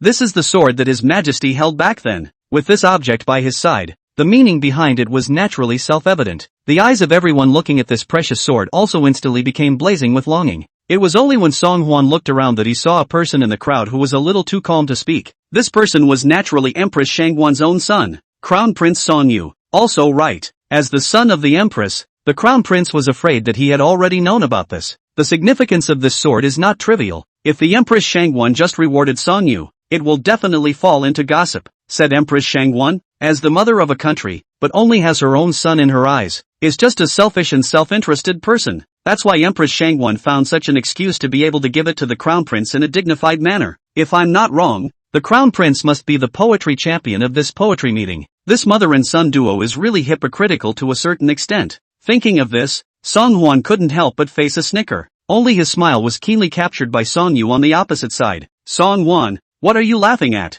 This is the sword of father's conquest in the battlefield, and it's a symbol that my great Liang has finally expelled the Northern Yuan from the country. You show shame on the spot, and that is a great disrespect to father, a great disrespect to the late emperor. Such a disrespectful and unfilial person begs for mother's punishment. Looking at Song Yu's look of righteous indignation, Song Hwan couldn't help but smile even wider. Pop, ha ha ha ha ha ha, big brother, don't misunderstand. I'm smiling because I remembered something funny. Song Yu was furious and reached out to point at Song Hwan. You're still laughing. Empress Shangwan also furrowed her brows slightly. Fourth prince, this sword represents a symbol of majesty. How dare you be so disrespectful? If you can't tell me why you're laughing, get out of this palace right now. Song Hwan finally stopped smiling and raised his hand to wipe the tears from the corners of his eyes. Empress mother, my son really did think of a funny joke, so that's why he laughed maniacally. Absolutely no great disrespect was meant to father's great sword. The joke that my son remembers is that once upon a time there was a man who had to take the back door no matter what he did, and as a result, when he died and arrived at the Naiku Bridge, he had to take the back door to jump the queue and be reincarnated before anyone else. As a result of this he plugged into the queue,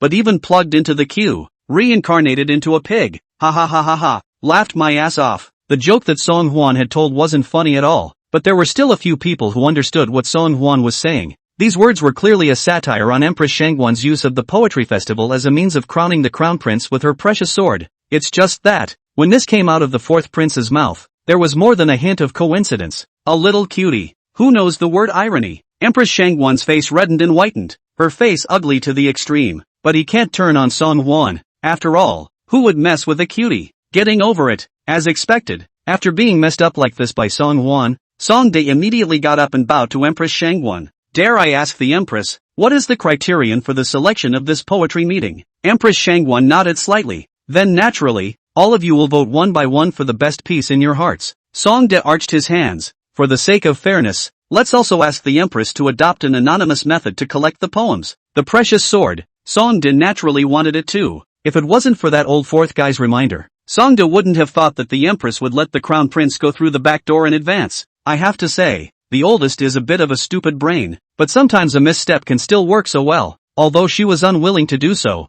under the gaze of a group of people. Empress Shangwon could only nod faintly. Then let's take the anonymous approach, as the second prince said. Men, paste the names on the examination papers of the princes in advance. Although her heart was upset, Empress Shangwon wasn't too worried. The second prince had practiced martial arts under the great general since his childhood, and although he was highly skilled in martial arts, his literary skills were much worse, and that the third prince, although there is the first talented son of the great Liang reputation, but there is also sitting down the suspicion of speculation of the gatekeeper. His own son, however, had grown up well read in poetry and literature, and was well versed in martial arts. Even if it was a fair and equitable comparison, it would never be worse than these two emperors. After the names were pasted on, Empress Shangwon displayed the examination questions, and the several imperial princes then began to answer them one by one on the examination paper. Today's topic is also very simple. It's just 2 words: chrysanthemum appreciation. This title does not have any special meaning, but the Empress Shangwon saw the chrysanthemums blooming just right in the backyard, so she gave it casually. Song Huan gripped the wolf hair in his hand tightly and looked around,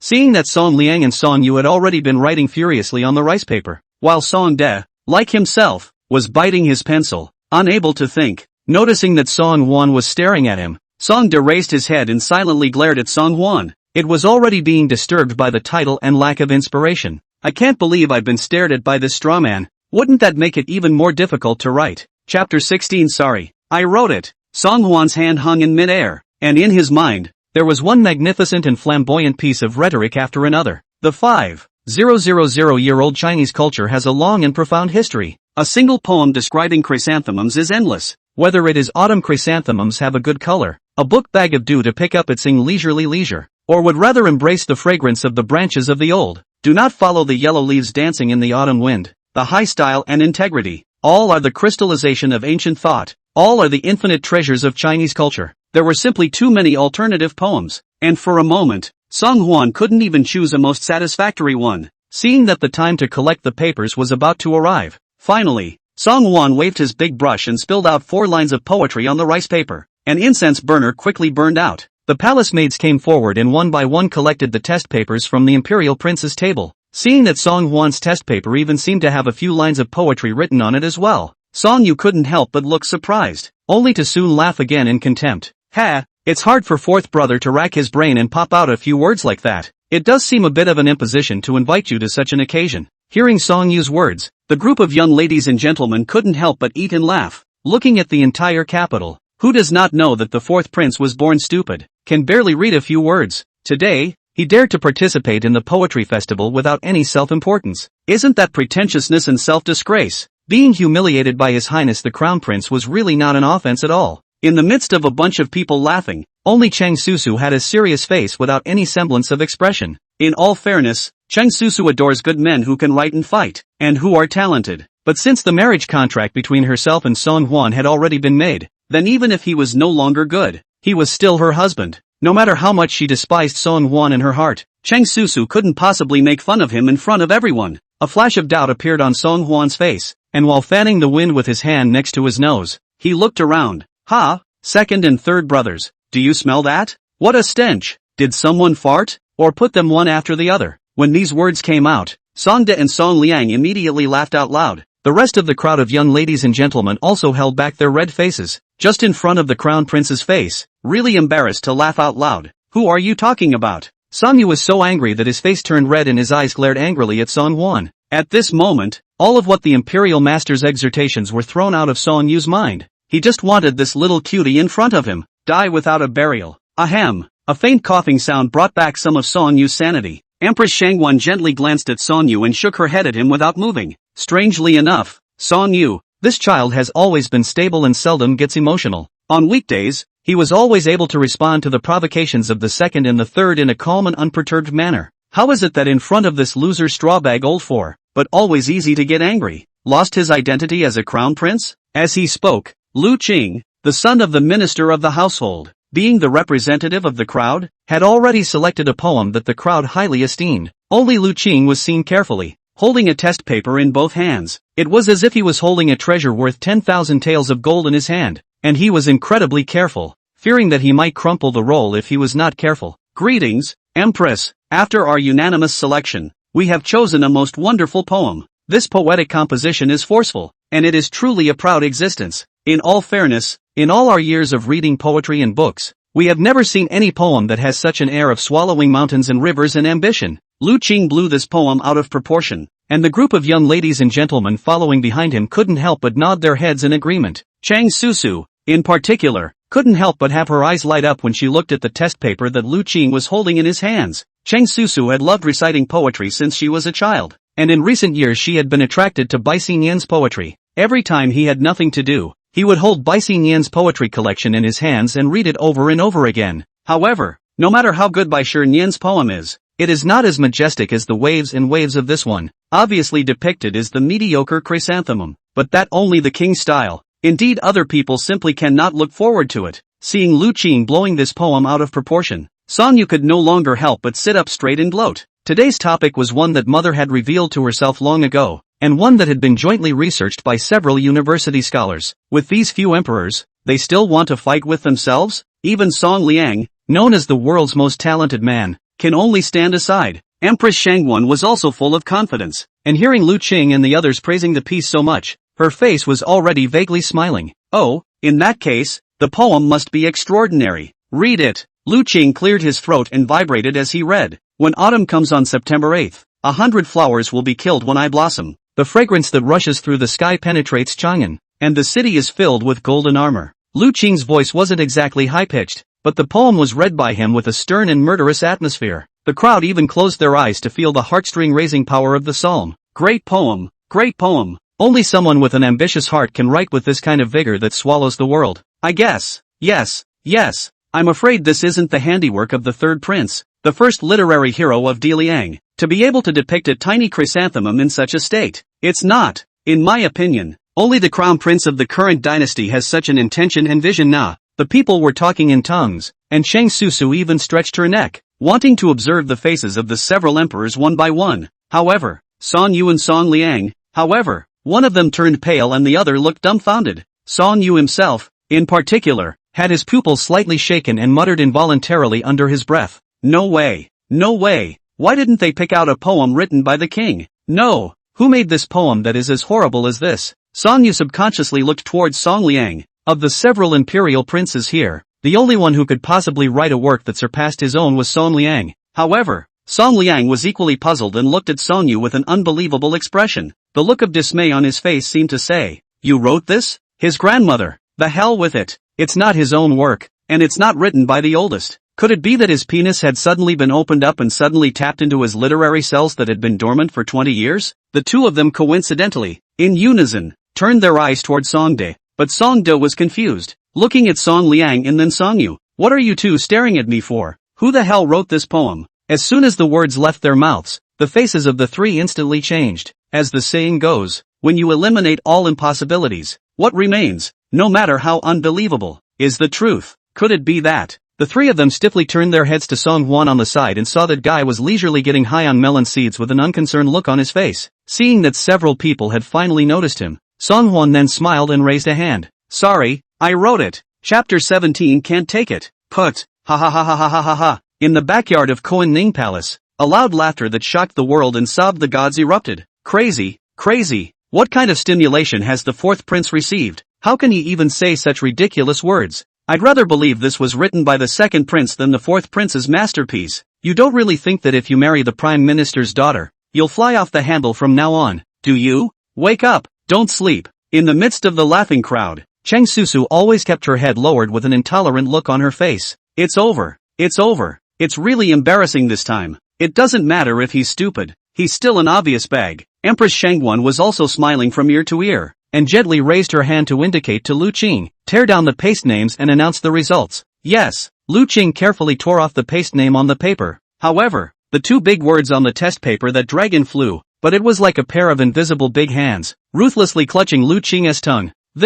How is this possible? Lu Qing stared with wide eyes, repeatedly looking at the name of the test paper's fall, wondering if he had misread it with his eyesight. This stuttering look quickly drew the ire of the crowd. "Hurry up and announce the results." Yes. Was it the crown prince or the third prince who won the title? Does that mean it's the second prince? Amidst a chorus of speculation, Lu Qing swallowed and said in a trembling voice, "The author of this poem is, yes, it's His Highness the fourth prince." When this statement was made, All 4 seats were shocked. The smiles on everyone's faces hadn't even had time to recede before they couldn't help but collectively suck in a mouthful of cold air. The eyes that looked at Song Hwan were also filled with surprise, incomprehension, fear and unbelief at this moment. This magnificent poem, which is so strong, so powerful, that it can even be said to be unprecedented, is surprisingly the biggest and smallest lovely in Diliang. By the biggest cutie in Liang? Does that make sense? Is this like that? Is that possible? Empress Shangguan was even more unsteady and almost fell off the main seat. No, how could this be? Could it be that the works written overnight by 3 grand maestros are no match for the 4 sentences this 4th prince made up out of thin air?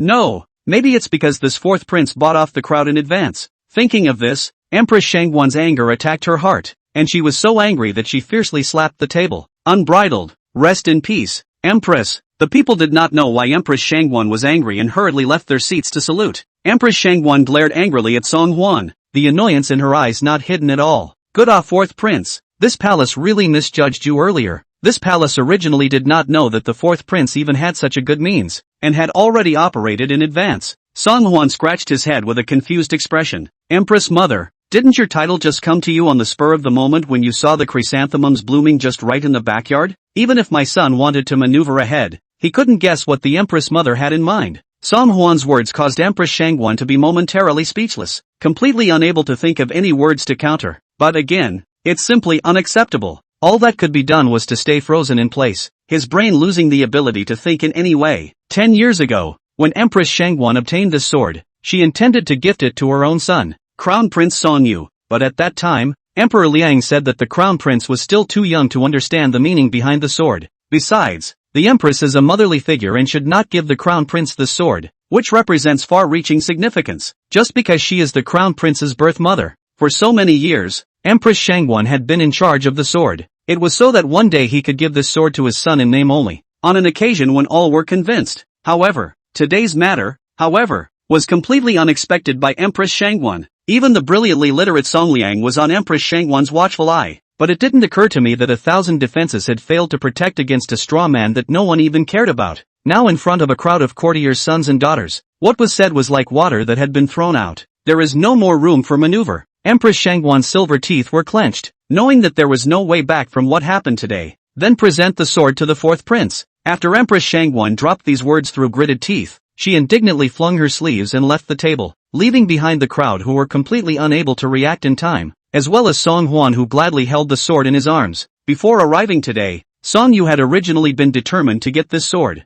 This sword, when such as following the father to fight in the east and west, in the eyes of a group of veteran generals, naturally has an extremely far-reaching influence. He himself is the crown prince. Isn't it a logical and deserved thing to get this sword? However, it was not to be. The sword had actually fallen into a little cutie just like that. Hands. How could Song Yu be willing? You are good. Once upon a time, it was this king who underestimated you, and one day, this king will take this sword back. Song Yu gritted his teeth and put down harsh words towards Song Hwan. Then without looking back, he left with a cold snort. Song De and Song Liang were not expecting such a result, and it took them a long time to accept such a fact. Originally, Song Hwan was forced to come here only to discuss the Empress Shangguan and the Crown Prince. Results: this precious sword, which the two of them had coveted for a long time as well, had just fallen into the hands of this sizable cutie. The sword has fallen into the hands of this cute little guy. Who swallowed this? Song De's eyes stared straight at the sword that Song Hwan was holding in his arms, and his eyes erupted with fire-like desire.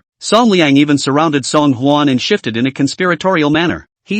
How come I didn't know earlier that 4th brother even has such an ability? Can it be that this poem today is also something you heard the Crown Prince mention by chance? Song Hwan shook his head and said, I'm not going to hide what 3rd brother has said, but this poem is something I heard in my dream last night. I didn't expect that today's poetry meeting would actually come in handy. You guys say, could it be that father's dream instructed me, and that's why I've picked up the slack for nothing? Song De and Song Liang naturally didn't believe what Song Hwan said and even scoffed at his words. Humph, cutie. Of course it's still a little cutie. Even if you get such a great bargain for nothing, it's still useless. It's a pity that a good sword has fallen into the hands of this straw man. It's simply a pity. Song Liang's eyes gurgled and a smirk floated on his face. 2nd brother. On second thought, falling into this little cutie. It's better to fall into the hands of the prince than to fall into the hands of the prince. The crown prince is already in a high temper lately. If this sword really falls into his hands, won't it give him more wings and less regard for you? 2nd brother? It was only after hearing Song Liang's words of enlightenment that Song Da's tightly furrowed brows finally unfolded. Chapter 18 Lickspittle shall not die. Ha ha, old four, good job this time. This sword,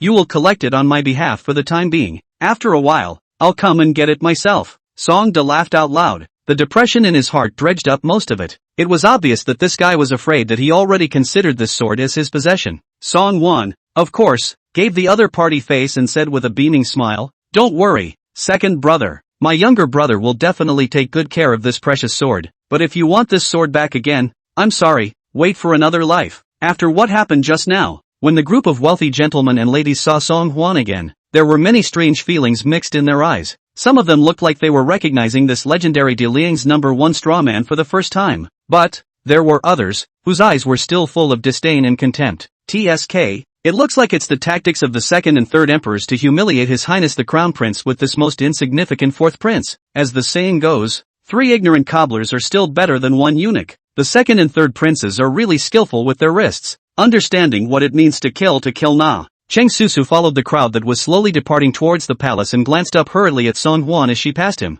Eyes, a little complicated. Although Cheng Susu did not know how to compose poems, she boasted that since she was a child, she had read all the poems and books of the ancient and modern world. The third prince's poem is flashy, but not real. It is impossible to achieve this kind of few numbers. Can give a person the spirit of killing austere. Even this kind of self-sacrificing demeanor, put in a group of poets in the current dynasty, Cheng Susu has not yet seen. Is it really him? Thinking back to yesterday in Hui Xianya Pavilion, Song Hwan's calm performance that was completely different from the ordinary. Seems like, really is very different from the straw prince he knows. Cheng Susu lifted her steps and walked out, just out of the door of Koan Ning Palace. Who knew that she just happened to bump into Song Yu who had not yet boarded the sedan chair? Encountering each other again, Cheng Susu was embarrassed but couldn't avoid it, so she could only give Song Yu a hasty salute. "Greetings, Your Highness the Crown Prince." Bumping into this flowery Cheng Susu in front of her, and then remembering the fact that Cheng Susu was already destined to marry Song Hwan, Song Yu was momentarily heartbroken. To be honest, Song Yu was excited when the imperial master suggested that Song Yu marry the prime minister. On the one hand, it is for the power of the prime minister. On the other hand, it was for Cheng Susu's flowery face. Even though he was used to seeing the beautiful concubines in the palace, Song Yu couldn't help but feel a sense of unease at the sight of Cheng Susu. It could be said that to Song Yu, Cheng Susu was simply a goddess, but the thought that, so pure and clean goddess, that day was actually Song Hwan under the body. Song Yu then felt that there was a full of anger that could not be vented at all. "Susu, that day it was all my king's fault for not pleading with my father, and that's why I ended up like this. But don't worry, when this king finds the opportunity, he will definitely still plead with father. Whether or not to seek mercy from father, this can be discussed in the long run." But Cheng Susu was a person that Song Yu was bound to get, even if he ascends to the 9 to 5 in the future. It is not impossible to take the person from Song Hwan again, but to Song Yu's surprise, Cheng Susu avoided Song Yu's large hand and took a violent step back. "Your Highness the Crown Prince is joking. Since my daughter has been promised to His Highness the 4th Prince, she is already His Highness the 4th Prince's person. As for the rest, my lady does not think otherwise." Although Cheng Susu did not like Song Hwan from the bottom of her heart, and was not willing to accept this marriage, but the education received since childhood still taught Cheng Susu, parents' orders, matchmaking, since the marriage was already authorized by his father. He must not do anything out of the ordinary and fall into disrepute again. Song Yu did not expect that his passion would run into the cold as ice Cheng Susu. Having made a fool of himself, Song Yu could only cough awkwardly twice. "Then, take care of yourself then. This king will never go back on what he said." With that, Song Yu left as if he had fled. However, there was something that neither Song Yu nor Cheng Susu knew. These words just now were all heard by Song Hwan behind the wall. Song Hwan didn't think that Cheng Susu, who appeared to be arrogant and unbeatable, had such an unknown side. In his heart, Cheng Susu's good feelings had increased by a few more points without reason. As for that Song Yu, Song Hwan only wanted to say, "Licking dog shall not die." Holding the sword he had just obtained, Song Hwan's first move was not to return to his chambers, but to go around to the imperial study. Prime Minister Chang Sun happened to be coming out of the imperial study and came face to face with Song Hwan. "Yo, if it isn't the father-in-law." "Greetings, father-in-law." Seeing Chang Sun, Song Hwan had an indescribable good feeling. For such a loyal and self-contained brachycephalic loyalist, Song Hwan's heart, always with a little admiration. Chang Sun was looking down and thinking about things when he was startled by Song Hwan's sudden greeting. "Greetings to His Highness the 4th Prince." Although he really didn't have much goodwill towards Song Hwan, Chang Sun still respectfully bowed to Song Hwan. Song Hwan hurriedly stepped forward and lifted Chang Sun's arms. Father-in-law, I'm your unmarried son-in-law. Why do you need to do this great honor? You're so welcome. Chang Sun already had a preoccupied look on his face, and when he saw Song Hwan's self-possessed look, he looked more and more worried. Junjun Junshenchen, you are the emperor's son, and the old minister is a human minister, so naturally I have to do my duty as a minister. If your highness has no other orders, the old minister will leave first. With that, Chang Sun gave Song Hwan a slight salute and left with hurried steps. Looking at Chang Sun's distant back, Song Hwan couldn't help but sigh and shake his head. This prime minister's father-in-law, wherever he is indeed a decent man, but being too rigid as a prime minister is not a good thing. In the courtroom today, most of the officials were from the crown prince's faction that followed in the footsteps of the imperial master, and a portion of the military generals were from the second prince's faction that followed the tiger runner general. There is also a section that is as unbiased and neutral as the prime minister.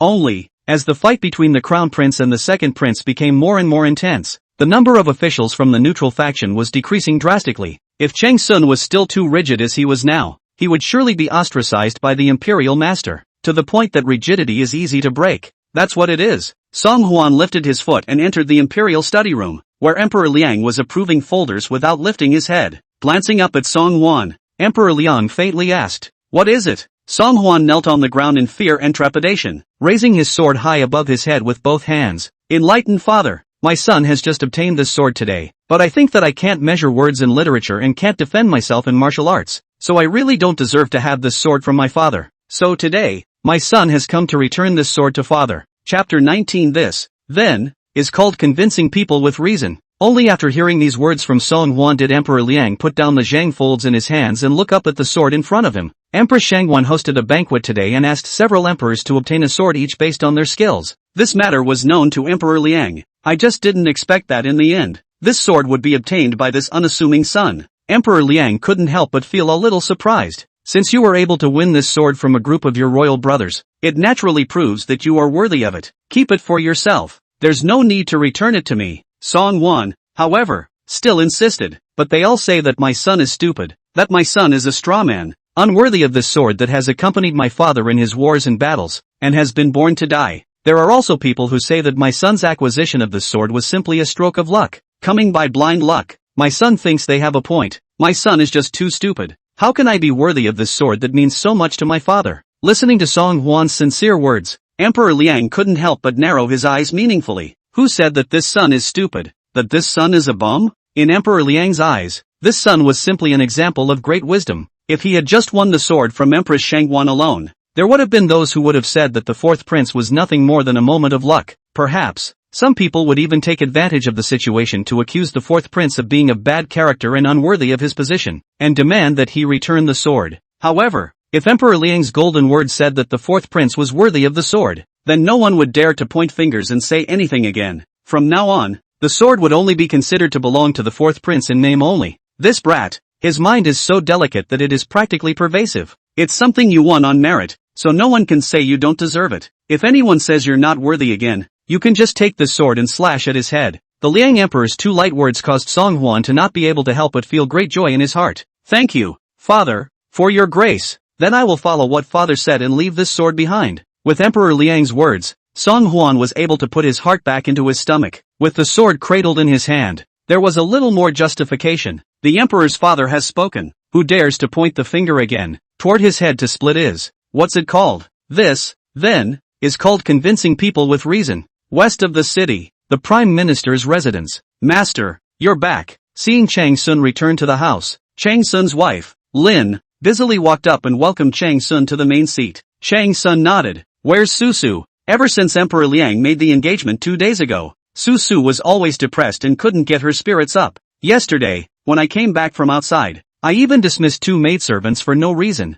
This little girl, her temper is really getting bigger every day. I don't know what kind of trouble I'm going to get into when I marry the prince in 3 months." Lin sighed faintly. Today the empress mother set up a banquet. Susu followed along to the banquet, and has not yet returned. "Master, why are you back so late today?" Chang Sun picked up the teacup and took a sip. "Today after the court, His Majesty summoned me alone to the imperial study to talk about the empty treasury." At the mention of this matter, Lin seemed to be a little nervous. "I heard you say some time ago that the Taisher's party always goes toe-to-toe with you on this matter. It couldn't be that the Taisher has led the charge against you again." and that His Majesty has thus summoned you forward for accountability. Could it? Chang Sun shook his head. That's not true. The proposal put forward by the Taishers party is not only disapproved by me, even His Majesty is slow to open his mouth. I was specially summoned here today because I was ordered to first secretly try out the program proposed by the fourth prince to see if it is feasible. Lin was shocked. The fourth prince? Not bad. Chang Sun also couldn't help but look puzzled. I also didn't expect that on top of this morning's court today, the fourth prince would propose a shocking solution, and most crucially, His Majesty seems to have been quite complimentary about it. I just don't know. This solution, is it actually feasible? Nowadays, Liang rich merchants everywhere. Most merchants have long been in cahoots with the local government, working together to enrich themselves.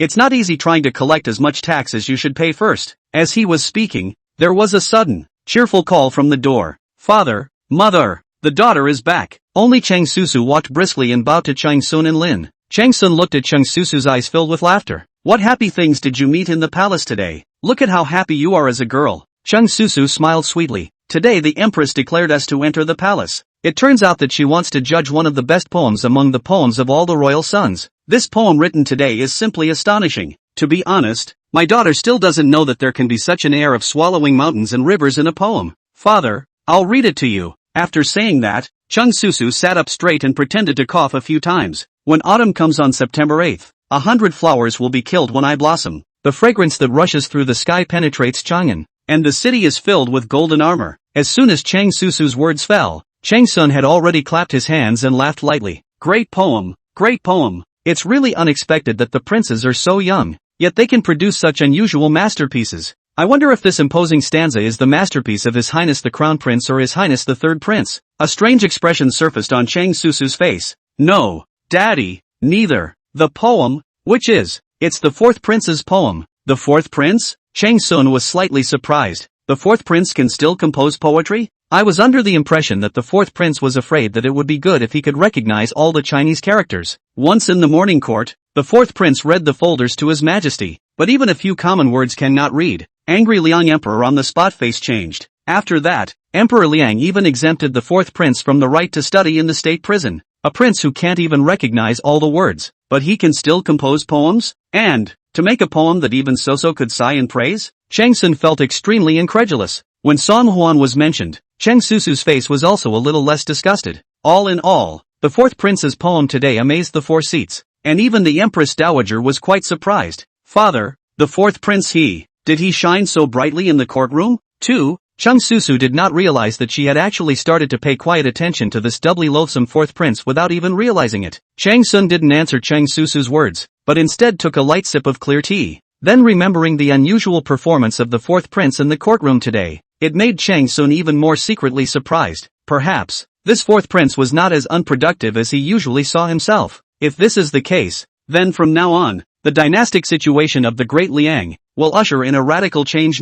Chapter 20 Classes at the State Prison. The sun rises in the east and the morning light is bright. Under the repeated urging of the little palace maid Cui Mei, Song Huan finally washed up and set out to go to court. When he arrived at the Hall of Supreme Harmony, Emperor Liang had not yet arrived, and a group of courtiers and imperial princes were piling up and chatting in twos and threes. Seeing Song Huan arrive, Song Yu couldn't help but first reveal an incomparably mocking sneer. What? Having obtained that sword of father's, do you not even carry it with you at all times? Day and night? This king thought that fourth brother would flaunt his sword and keep it with him all day. Song Huan said frankly with a big smile. There is a sword in my heart. Naturally I don't need to be accompanied by a sword day and night. If there is no sword in one's heart and one only talks about the sword, then one is guilty of committing a terrible offense. Big brother, do you think I'm making sense? You. Song Yu immediately showed a ferocious face. Who are you calling a? Song Huan was quite a bit innocent. I saw that big brother's sword was never far from his mouth every day, and I thought that big brother just liked being cheap. Don't you dare call me names. Song Yu was furious, his veins rippling on his forehead, itching to fight Song Huan on top of this great hall. I really don't know if this one is really stupid or fake naive. How every word that comes out of his mouth so much wants to make people spit out blood. You're his here. In the end, it was the eunuch who interrupted Song Yu's full-blooded anger with a loud and clear voice of a pass. After enduring until the end of the court, Song Yu blared fiercely at Song Huan and turned away without even looking back. One could tell that one was truly infuriated by Song Huan's words. Originally, after the dynasty, Song Huan can still be a free man, wandering around, happy to be at ease. Who knows that the emperor's father but insisted on his own back to study in the state prison. Song Hwan has no choice but to hang his head and hoof it to the class. When they arrived at the State Academy, Song De and Song Liang had already arrived early. Seeing that Song Hwan had actually come, both of them felt a bit incredulous. "Senior, what brings you here? Good lord, are you awake today? Sleepwalking here?" In the face of the duo's cynicism, Song Hwan didn't look like saying too much. It's the same old saying, bide your time and conserve your strength. Thinking of this, Song Hwan immediately said with a sad face, "I also don't want to come." But Father Emperor said, "If I don't come,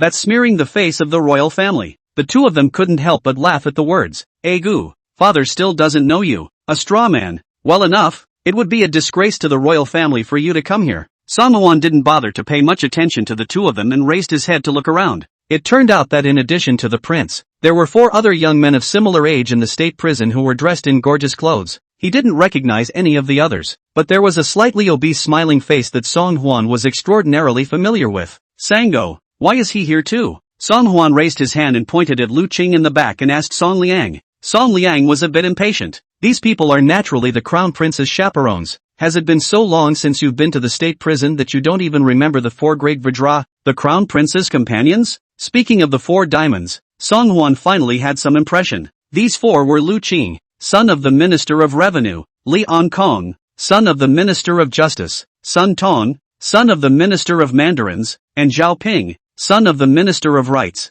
Worthy of being the crown prince of the dynasty, even to read a book in the state prison, have to have this 4 Shangshu's son as a chaperone. This, I guess, is the platitude of being the crown prince. Seeing that everyone had arrived but Song Yu, Song Hwan couldn't help but ask again, "And where is the crown prince? Why don't you come?" "You ask me, who do I ask?" Song De muttered in an uninterested manner. "He's the crown prince, so naturally he can come whenever he wants. It is not permissible to give others the finger." It could be heard that Song De's tone also carried a lot of dissatisfaction. After waiting for another half morning, just as Song Hwan had begun to doze off, Crown Prince Song Yu finally arrived late. Following behind Song Yu is a stooped old man with a snowy white beard. This person is named Chen Zilin, who is the head of the 8 university professors of the Wenyuan Pavilion. Song Hwan originally thought that the head of the university scholar in modern times, Li Good, is also considered a senior professor level of prestigious universities. The content of the lessons must not be comparable to that of the ordinary teaching staff. Who knows? With the mindset of coming to learn, Song Hwan had only made an effort to listen for 5 minutes before he was already starting to get a little sleepy. This old man Chen was teaching nothing else, but surprisingly, it was something Song Hwan had memorized since the 2nd grade of elementary school, 99 multiplication tables. De Liang emphasized on the literary way, even the middle school homework in the academy, but also to learn some curricula, poetry and lyrics, like these arithmetic knowledge. In addition to the royal son only qualified to learn, ordinary people's families simply do not have the opportunity to get in touch with. Song Hwan understands all the reasoning, but this 99 multiplication table, there is really nothing to learn, right? It was hard to get through to the end of class. See, Prince Song Yu also do not greet people, look hurried to leave, do not know is going to do what to go. There's something fishy about the look. Song Hwan did not move and stopped Lu Qing, who was about to go out of the palace when no one was looking. While Song Hwan suddenly appeared in front of him, Lu Qing was like seeing a ghost in broad daylight, and his joyful obese smiling face instantly drooped. See the 4th prince. Your Highness the 4th prince. Is there something you want to order me?" Lu Qing still remembered Song Hwan's unusual performance that day at Hui Xianaccord. It was a far cry from the demented image you usually see. Fearing that Song Hwan would say something unfavorable about himself in front of the crown prince, Lu Qing also had to be polite and did not dare to mess with Song Hwan. Song Hwan raised his chin. "What about what was promised to this king earlier?" Lu Qing's gaze a little averted. "This, I don't remember. What have I promised, your highness?" "Oh." Song Hwan smiled meaningfully. "It doesn't matter if Mr. Lu doesn't remember. But Mr. Lu's date in Hui Xianya Pavilion should be remembered, right? This king vaguely remembers that girl is called Ru Yen, and she looks very tender." That. Lu Qing's heart was in his throat as he hurriedly brightened up to Song Hwan. "Your highness's command. I don't dare to forget half of it. It's a pity that the crown prince hasn't even declared a meeting with me lately, nor has he explained anything to me. I just have the intention to reveal it to your highness, but I don't know where to start." Song Hwan nodded thoughtfully. "Since that's the case, then it's better for this king to go directly to his big brother and ask him personally. By the way, let's talk. That day in Hui Xianya Pavilion, what exactly is the reason? Let big brother's plan did not succeed."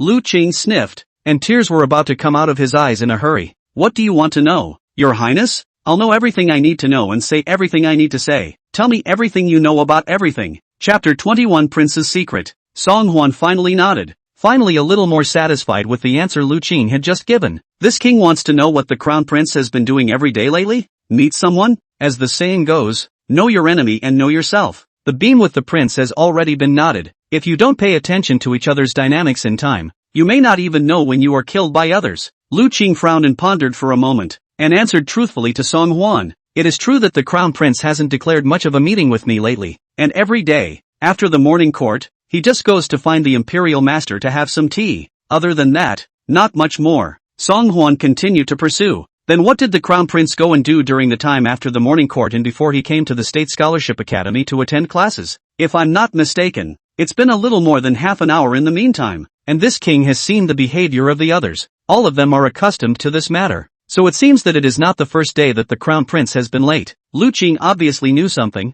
and his expression was a bit complicated at the mention of this matter.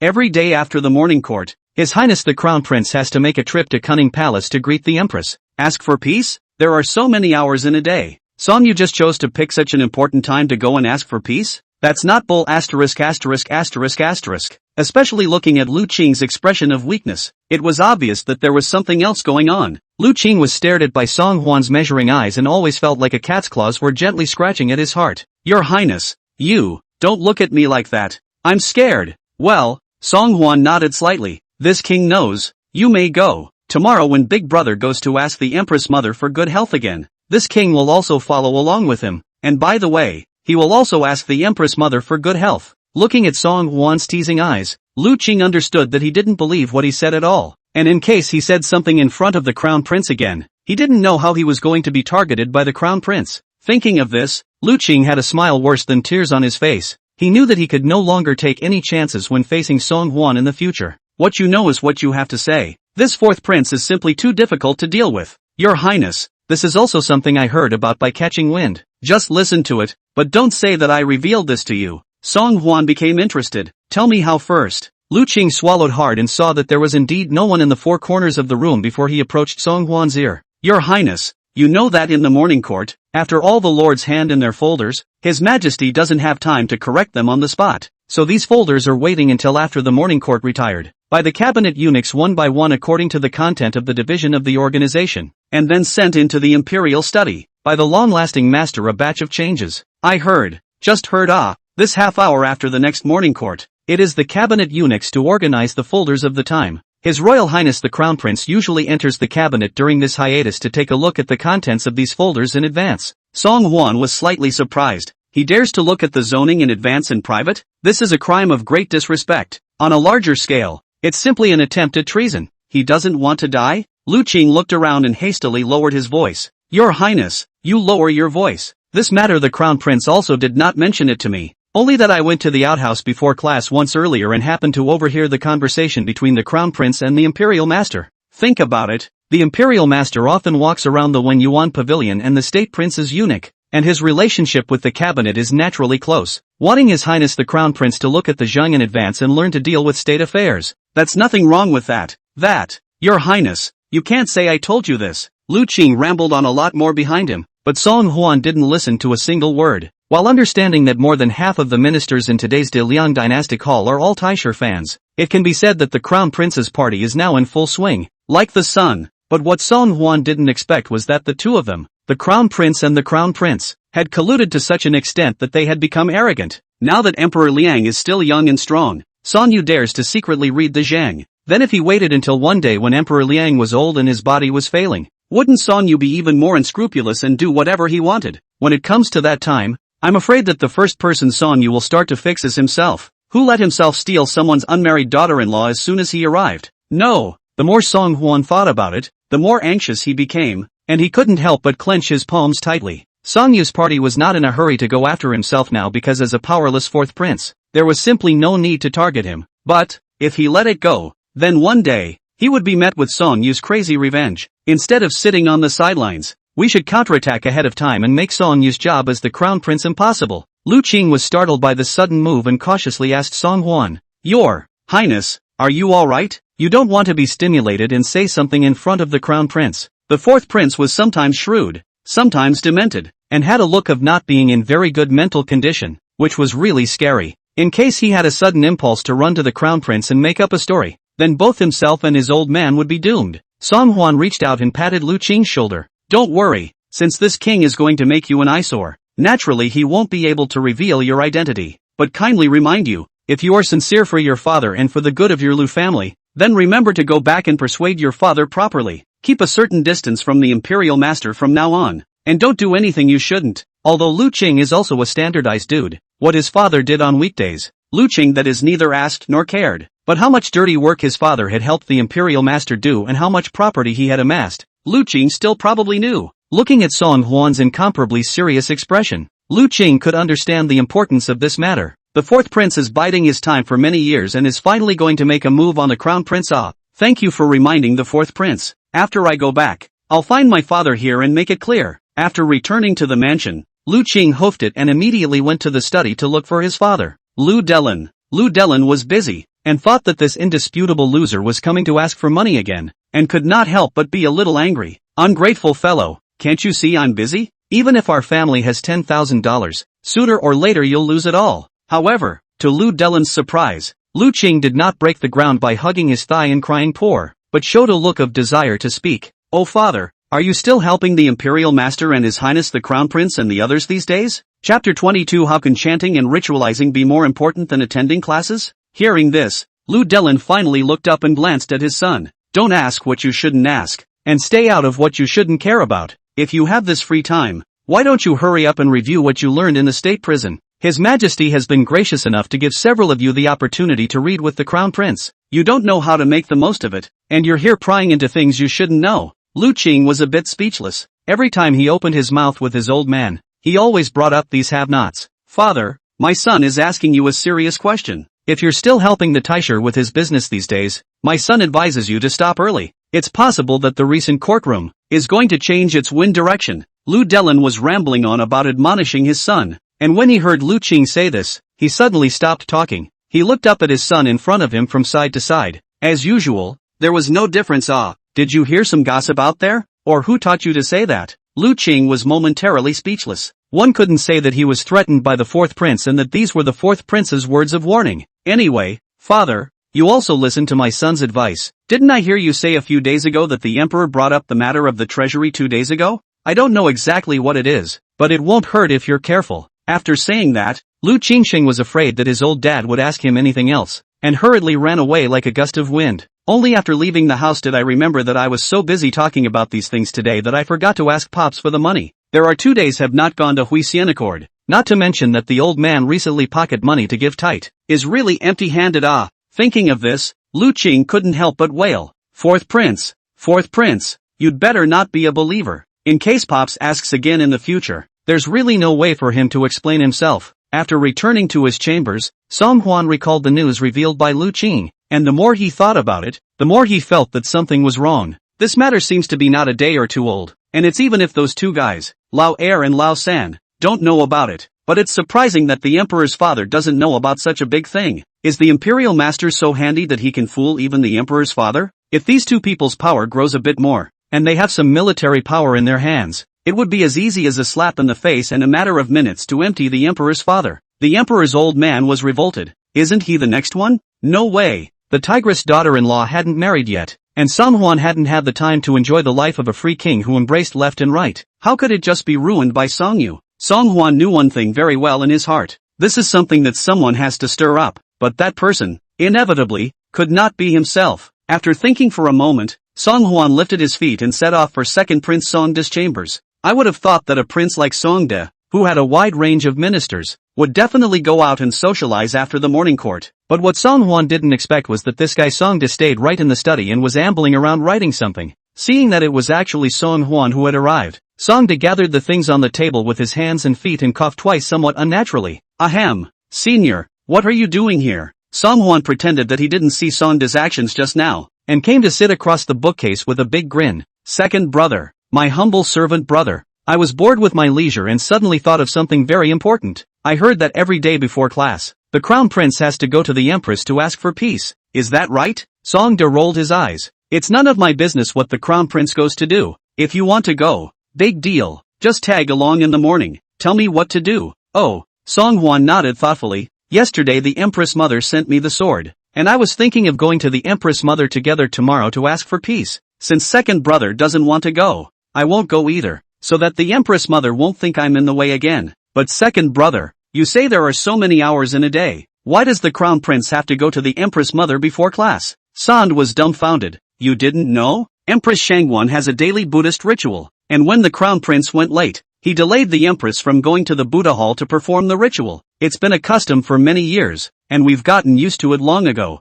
It can't be helped. Who made them the Queen and the Crown Prince? Songda's tone was sour, as if he was extremely dissatisfied with the Empress Mother and son for behaving like this. But there was little that could be done about discontentment. What could one say about something that even his father had tacitly agreed to? Song Hwan didn't say anything, just made an unexpected expression. So that's it. It seems that going to the Buddha Hall to pay homage to the Buddha is surprisingly much more important than going to the State Academy for classes. Then I won't bother second brother. After saying that, Song Hwan waved his hand and leisurely left. As soon as Song Hwan left, it was Songda's turn to begin to feel a little upset. This guy, Lao Si, is a bit of a brainiac, but he says so many things once in a while that are still quite thought-provoking. He's right. It's still important for the Empress to go chanting and worshipping Buddha, but it's still important to attend classes? A group of imperial princes and university scholars, could it be that they waited for more than half an hour every day for nothing? Just to wait for the Crown Prince to go to ask his mother for peace? All along, Songda and Song Liang had thought that it was the Crown Prince's intention to set the crowd on fire, and that was why he was deliberately late. In hindsight, it doesn't seem like that's necessarily the case. The more Songda thought about it, the more wrong it was, and immediately shocked the door. Someone come. Go invite the third prince over. Yes. Not long after, he saw Song Liang rushing over in a flurry of wind. Ergo, you wanted to see me? It's exam time the day after tomorrow, and I thought second brother was catching up on his revision. The end of the month is the day when the imperial sons will be examined by the state prison, and at that time, the learning situation of each imperial son will be presented to Emperor Liang as a number of eyes. In order to leave a good impression in front of Emperor Liang, when it came to the days near the end of the month, all the imperial princes had to improvise and seize the time to do some hard reading. Songda dismissed the palace maids and eunuchs in the study and said mysteriously towards Song Liang, "Just now, old four came and unintentionally mentioned something that I think is a bit fishy." Saying that, Songda repeated everything that had just happened in its entirety. As expected, Song Liang's expression became a bit serious even after hearing this. Ergo, what do you mean by, do you think that over the past year, the Crown Prince has actually been under the banner of inviting peace, but has been secretly doing other unseen things? Sounder nodded wordlessly. That's good. Song Liang grinned. After tomorrow's morning court, let's walk up to the Empress's palace and we'll naturally know where the Crown Prince is really going. It seems that the Crown Prince has been living too smoothly in the last few years. Even this matter of Chang Susu being robbed hasn't dealt him much of a blow. At the mention of this matter, both of them had some lewd smiles on their faces. If I had known that neither father nor the Crown Prince had looked deeply into this matter, I should have taken the matter into my own hands and taken down Chang Susu. And why would I have to go through all the trouble of letting Chang Susu, such an ice-clear white lotus flower, be spoiled by the old four? Song Liang smiled and reminded, Chang Susu was good to have. It's just that her oily father is a bit of a headache. That's right. Remembering the Prime Minister, Songda's expression was a bit serious. Never would I have thought that Chang Sun would become Lao Si's father-in-law by mistake. At that time, if Chang Sun again refuses to brighten his attitude and still chooses to keep his head above water, then I will not blame this king for not giving him face. Chapter 23. With a precious sword in his hand, he can cut down all the treachery and sycophancy. The next morning there was a drizzle in the sky. After the morning court, Song Hwan intended to go directly to the Imperial College, but was stopped by the emergence of the unscrupulous and unscrupulous brothers. Fourth brother, didn't you say yesterday that you were also going to greet the Empress Mother? Let's go. Let's go to Koan Ning Palace together and greet the Empress Mother. Song Hwan was secretly happy in his heart. It seems that after he left yesterday, this guy obviously took his words in. Is that so? Since I'm greeting the Empress, I'd better make a trip back and fetch my sword. After all, this sword was given by the Empress herself. Songda and Song Liang were both slightly impatient, but under Song Hwan's repeated insistence, they still followed Song Hwan to quickly fetch the sword. The moment he saw the sword, Song Hwan could clearly feel that Songda's eyes were looking straight. Envious? That's right. Song Hwan insisted on taking the sword, also because when he arrived at Koan Ning Palace later, the sword had other wonderful uses. The three hurriedly rushed to Koan Ning Palace, and the result was just as the three had expected in advance. There was only Empress Shangwon in Cunning Palace, and there was no sign of Crown Prince Songyu at all. Seeing that the three of them actually appeared here, a trace of surprise flashed across Empress Shangwon's dignified face. What brings you here? Seeing that Song Yu was not in Koan Ning Palace, Song De and Song Liang looked at each other and smiled. It seems to have really gotten too old for. We are here specifically to greet the Empress. By the way, look for your elder brother to go to the state prison with you for classes. Empress, why don't we see the big brother man? Hasn't Big Brother been coming to Cunning Palace to greet you every morning for the last year or so? Hearing Song De's words, Empress Shangguan was visibly flustered. There is nothing to do today, so the palace will let the crown prince leave for his lessons first. Yes? Song Liang smiled a taboo smile and said aggressively, how is it such a coincidence? 3 of my brothers come to greet the queen, and the crown prince leaves so early? This is a phenomenon that hasn't been seen in almost a year. Empress Shangguan endeavored to contain the panic in her heart and looked ahead. The crown prince comes here day after day. That is to fulfill his filial piety as a son. This is an act that His Majesty has all but approved. If the 2 emperors are so inclined, they should also walk around the harem more often during the weekdays and greet their respective mother consorts. Song De's birth mother was Princess Wei, who had been in great favor for many years, but Song Liang's birth mother had died many years before.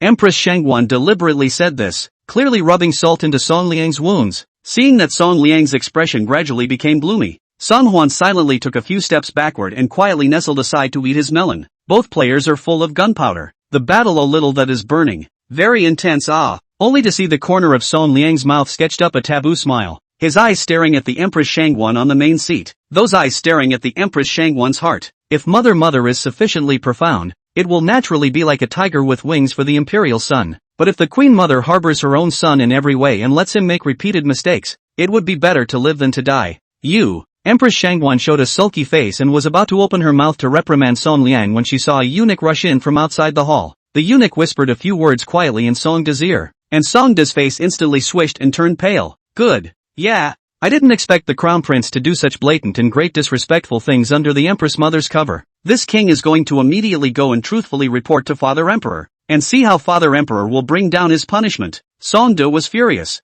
With a face of great righteousness had been impatient, rolled up his sleeves and rushed towards the outside of the hall. Empress Shangguan secretly said that something bad had happened and excitedly stood up from the main seat. Second prince, third prince, what are you guys going to do? This palace's Koan Ning Palace. How can you allow you to go in and out of the flat earth in general? Come when you want, go when you want. Song Liang glanced at Song De, although he did not know exactly what the eunuch who had just come to inform him had said, but seeing the seriousness of Song De's expression, he knew that this matter was not trivial. Empress Mother, do you know that the harem has always had no right to interfere in politics? If the crown prince really does anything that is below the law and disrespectful, you will bear the brunt of the crime of harboring him. Empress Shangguan's face was red and white and yellow. Seeing the 2 men with a determined stance, she knew that she could no longer stop the 2 men from going. Quickly, go inform the imperial master, and send someone to the Hall of Supreme Harmony to stop it. Don't let His Majesty know yet. Looking at the disappearing backs of the 3 emperors, Empress Shangguan bit her lips tightly, intuiting that her heart was beating hard. After the 3 of them left Koan Ning Palace, they all looked excited and hurriedly headed in the direction of the cabinet with hurried steps. Although Song Huan is already aware of what happened, but in front of the 2, still make a look of ignorance. Second and third brothers, aren't you going to pay your respects to the Empress? Why are you in such a hurry to leave? Song De glanced at Song Huan, then tilted his neck and laughed. Ha ha ha ha ha, Lao Si, you usually look like you don't have a good brain, but when it comes to the key time, you still play a small role. You'll be credited with a great deal of credit for what happened today. Saying that, Song De's eyes slipped down and glanced at the sword Song Huan was holding in his arms. Old 4, do you know what this sword of father's represents? Of course Song Huan knew, but he didn't want to disclose it in the face of Song De's inquiry. Isn't this the same sword that father himself used in his conquests back in the day? What can it mean? Song Liang on the side couldn't help but open his mouth and say, you don't even know this. With father's sword in hand, it naturally means that this sword can cut down all treacherous people, regardless of whether it's a prince or a traitor. As long as there's a great disrespect for those who have violated the emperor below, seeing this sword is like seeing the emperor in person. Oh, Song Huan made a look of realization. So, Song De rolled his eyes helplessly. So in a moment, if someone does something greatly disrespectful, even if that person is the crown prince, you will be able to decapitate them with the Heavenly Sun's sword in your hand. Understand? Song Huan sniffed and made a shocked look. Ouch. I wouldn't dare. Second and third brothers, I don't even dare to kill a chicken on a regular basis, so how can I dare to cut someone with the Heavenly Sun sword? It's so scary. Song De was speechless to the core and grabbed the sword from Song Huan's arms. The heavenly sword follows you around, but it's just a piece of scrap metal. Humph. something that can't make it into the climate. I still have to do it myself. Holding the sword in his hand, Songda's eyes were beginning to change. This subtle change was taken in by Songwon. In order to make them crazy first, they must be inflated. The sharp sword in his hand would one day become the blade that cut into his own. Chapter 24 Chaos? That's right. Palace, Cabinet. Your Highness the Crown Prince. This is the zhang that was collected today. 250 copies in all. 30 of them are unrelated to political affairs, and 120 of them are praising the great deeds of the Lord Imperial Master. The remaining portion relates to the treasury issue, and the slaves have organized them all for you. Cabinet Pen Eunuch Zhao Zhong respectfully. To sit behind the bookcase Song Yu as reported. Zhao Zhong is the eunuch promoted by the master Shang Wanyi, and has been in the cabinet for nearly 20 years. As a fan of the Imperial Master, Zhao Zhong naturally obeyed his words, including organizing the sonnets day by day and presenting them to the Crown Prince for his perusal. Only the Imperial Master's beloved can be trusted in such a way. For Zhao Zhong, this was, simply, a supreme honor. Song Yu was obviously very familiar with this process and nodded lightly to Zhao Zhong. Thank you, Eunuch Zhao. The Crown Prince was so polite to himself. Zhao Zhong's vanity was greatly satisfied at this moment. When the Crown Prince succeeds to the throne in the future, won't he be the first eunuch in the imperial court? Your Highness, take your time to go through it. The slave will leave first. With a wave of his hand, Zhao Zhong signaled the other two small eunuchs in the cabinet to follow and retire. The Crown Prince went through the Jingji daily, which was something the Crown Master had begun to arrange a year ago. Not many people knew about this. All of them were the Taishi's inner circle. Things were naturally kept secret, and no speck of information ever leaked out. As usual, Zhao Zhong was quietly waiting in the cabinet courtyard. Wait until it's time to deliver the medallion, then go in and remind the prince. However, there was a far-off clamor coming from outside the cabinet courtyard, causing Zhao Zhong to involuntarily raise his heart. Kobayashi, go out and see what's going on. Bang! It was too late. Before Zhao Zhong could finish a sentence, he saw the door to the inner cabinet courtyard being kicked open by a guard. Greetings, greetings to the second prince. Greetings, third prince, and the fourth prince? Seeing that a few people were aggressive and came in with bad intentions, leading a group of guards to barge in, Zhao Zhong knew that things were not good. I wonder if there is anything important for the several imperial princes to come to the cabinet all of a sudden today? Although he probably already knew the intentions of the several people, Zhao Zhong was after all an old eunuch who had been in the eunuchs for many years. After being slightly surprised, he still quickly regained his composure. Behind the Crown Prince stood the powerful Crown Master. Even the Emperor had to give a few moments of face when he faced the Imperial Master. Just a few Imperial Princes. What kind of waves can they turn? Looking at Zhao Zhong, who was forcibly pretending to be calm, Song De, who was leading the group, snorted coldly. Crown Prince Song Yu, disregarding his holiness, violating his superiors from below. Now that father's dragon body is healthy and in its prime, the Crown Prince comes to the cabinet privately and peeks at the Jingji. This is a crime of great disrespect and treason. Today, this king will take the place of his father and deal with this unfaithful and unfilial rebellious son. Somebody, search out the Crown Prince for this king and escort him before father. At Song De's command, a dozen guards swarmed up, and the few eunuchs of the cabinet were simply powerless to resist. Zhao Zhong was shocked, not realizing that the second prince had such strong-arm tactics, and without any explanation, came up and dared to conduct a search of the cabinet. Your Highness, the second prince. The cabinet is an important place for storing the Sangha as well as His Majesty's secret orders. I'm afraid there's something wrong with what you're doing. If you turn around and blame it on His Majesty, it's not a small offense. Zhao Zhong was worthy of being a veteran of many years, and in a few words, he ticked off all the little scruples that remained in Song De's heart. Only, since it had come to this juncture, where was there room for Song De to turn back? Seeing that Song De was shaken, Song Huan immediately decided to pour another hot oil on his starry flame that was about to be extinguished.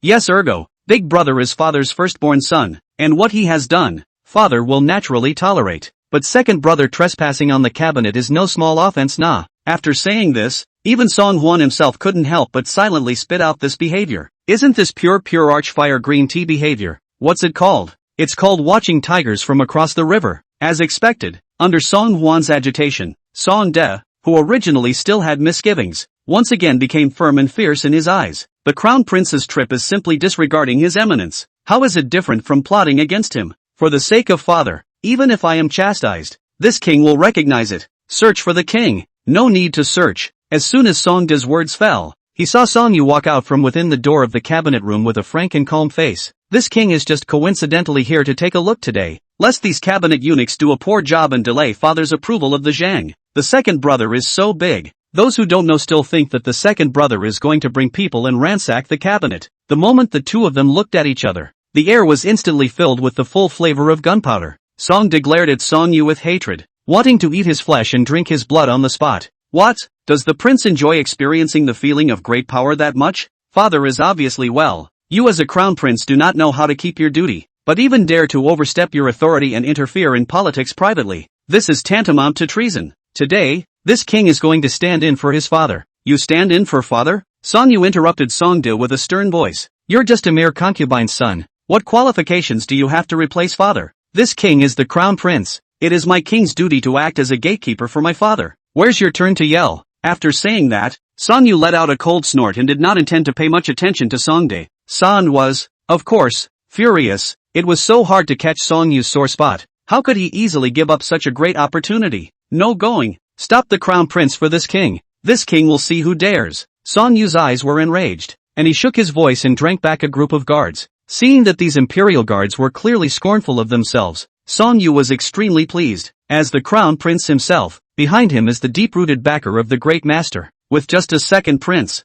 you still want to sanction yourself? Daydreaming. Sung-tak had been angered to the core. Seeing that the guards under his command had even been drank back by Song-yu, he felt even more furious, and his 10 fingers were tightly embedded in his flesh. The veins on his forehead rippled. Already, it was unbearable. If you can't tolerate it, then you don't need to tolerate it anymore. Finally, he lost the last vestiges of his sanity. Traitor, suffer death. Only Song-de suddenly shouted and drew out the sword he had snatched from Song-hwan earlier. With a stomp of his feet, he rushed to Song-yu in 3 or 2 steps. Father's sword can cut down all treachery and sycophancy. I don't believe that this sword can clean up a disobedient prince like you. Seeing that the scene had gotten out of control, Song Liang, who had been hiding in the back, was alarmed. Second brother, don't be impulsive. Song-yu, who was originally complacent, also did not expect that Song-de would be so emotional to such a point. He subconsciously took his arm to fend off the sword, but how could his movements be faster than Song-de, who had practiced martial arts since childhood? When it was too late, a sharp pain came from Song-yu's small arm.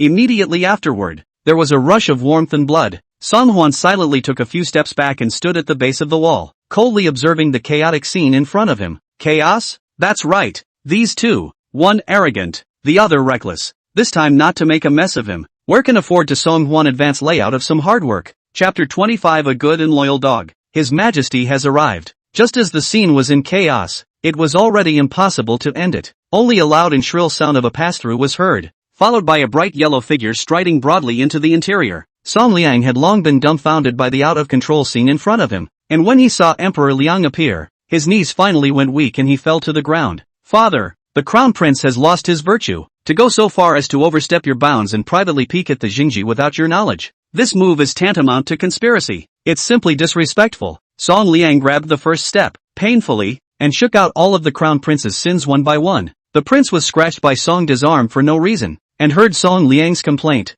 His heart tang rose up afire. Father, it was clearly old 2 and 3 who randomly broke into the cabinet with a murder weapon, a forbidden place within the great house. How dare Lauer bring his sword in and out? It's called arrogance. Song-de was naturally unconvinced, and also stretched his neck and complained to Emperor Liang. My son is here with my father's sword in hand to punish this unfilial son for my father. As the crown prince, peeking at the Song-de in private is a great offense. My son is to clear the side of the king today. Emperor Liang originally had an iron-colored face, and hearing these 3 sons say one thing to each other, he was even more furious. Shut up, all of you. This is the pillar of my country. This is the future crown prince of my Liang? What a scandal. The emperor's anger silenced the hall. Everyone hung their heads low, not daring to utter another word. Emperor Liang looked around and saw Song-hwan silently nestled in the corner, and could not help but feel anger. Lao Si, I thought you were an honest one. Why are you here too? Song-hwan knew that Emperor Liang would definitely look for his accountability, so the moment he saw Emperor Liang enter the cabinet, his heart was already prepared. As soon as he heard Emperor Liang speak, Song-hwan immediately took a deep breath. Theater to come. Only Song-hwan looked up in response, his eyes filled with tears of fear and panic. Father, it's all my son's fault. Originally, after the court today, my son was planning to kowtow and thank the empress for the sword. I didn't expect that just as soon as I arrived at the empress mother's bedchamber. For some reason, the second and third brothers suddenly brought my son to the cabinet again. In a few words, Song-hwan explained the causes and consequences clearly. Looking at Song-hwan's exceptionally aggrieved face, Emperor Liang's strong tone couldn't help but soften a few points. What's the point of coming to the cabinet? Song Huan raised his head and subconsciously glanced at the crown prince, then glanced to Song Det and Song Liang who were on the side. Father, my son doesn't know. Emperor Liang reached out and pointed at Song Yu. You say it. Seeing that Emperor Liang suddenly appeared in the cabinet, Song Yu was naturally frightened in his heart. It didn't matter how Song De Song Liang came here to make a scene, but when he was caught by his father, the nature was immediately different. Well, Song Yu stammered and could not say. The cabinet eunuch Zhao Zhong rushed to the Liang Emperor Klang kowtowed 2 times. Your Majesty, this matter is to be blamed on the slaves' incompetence. Today's Zhangjiang is a bit more than usual. The lackeys have been slow to organize. His Royal Highness the Crown Prince is afraid of delaying His Majesty's approval, so he came to the cabinet, urging the lackeys to believe it. Song De glared viciously at Zhao Zhong. Don't think that this king doesn't know that the Crown Prince, under the banner of greeting the Empress, takes advantage of Father's Emperor's approval of the sonnets day after day to skim through them in advance. Father's body is incomparably healthy. There is no need for this king to say more about what kind of mind the Crown Prince is harboring. Zhao Zhong kowtowed like garlic. This matter really has nothing to do with Your Highness the Crown Prince. It's really because the lackeys are not doing their job well, which has alarmed His Highness the Crown Prince to come and supervise. Zhao Zhong took all the blame for all the sins to the head of the cabinet eunuchs, and it is true that the person, as his name suggests, is a good and loyal dog. Emperor Liang glanced faintly at Zhao Zhong. Since the cabinet was at fault first, pull it down and behead it. A light sentence immediately made Zhao Zhong scared out of his wits. Your Majesty, be gracious. Your Majesty, the slave has already known his mistake. Please give the slave a chance to change his ways. However,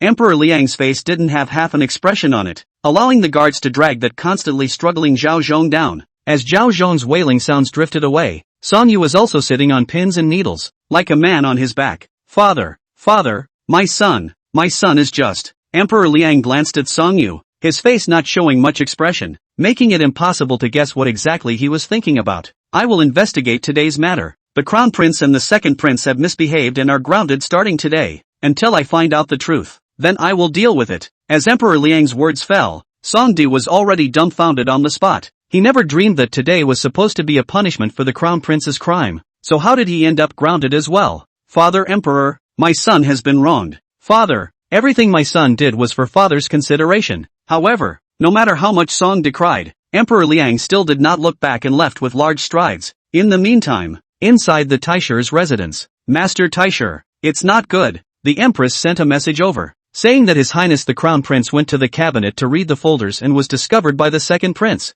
The second prince has already led his men over in a rage at this moment. The Empress said to ask you to hurry and make a trip to the palace. Taisher Shangguan-yi is leisurely lying in the backyard lounge chair sunbathing. See in front of the report of the boy gasping for air. Instantly faced dissatisfaction. What's the rush? Realizing that he was unsteady in front of the imperial master, that boy was so scared that he didn't dare to breathe a single breath. My lord, the Empress is in a hurry to invite you to the palace. Should I prepare a sedan chair for you immediately? Shangguan-yi looked up and glanced at the boy. Seeing that the boy did not look familiar and was a new face, called Jiang Lin over. The boy was embarrassed, wanted to open his mouth to say something, but saw that the Taisher's expression was as cold as ice and frost, so he could only retreat unhappily. Not long after, he saw a middle-aged man with thin cheeks and a goatee hurrying over. My lord, you called for me. Jiang Lin was the steward of the Taisher's residence, and even more so, a man who had followed the Taisher for many years in his heart. Seeing Jiang Lin arrive, Shangguan-yi said in dissatisfaction,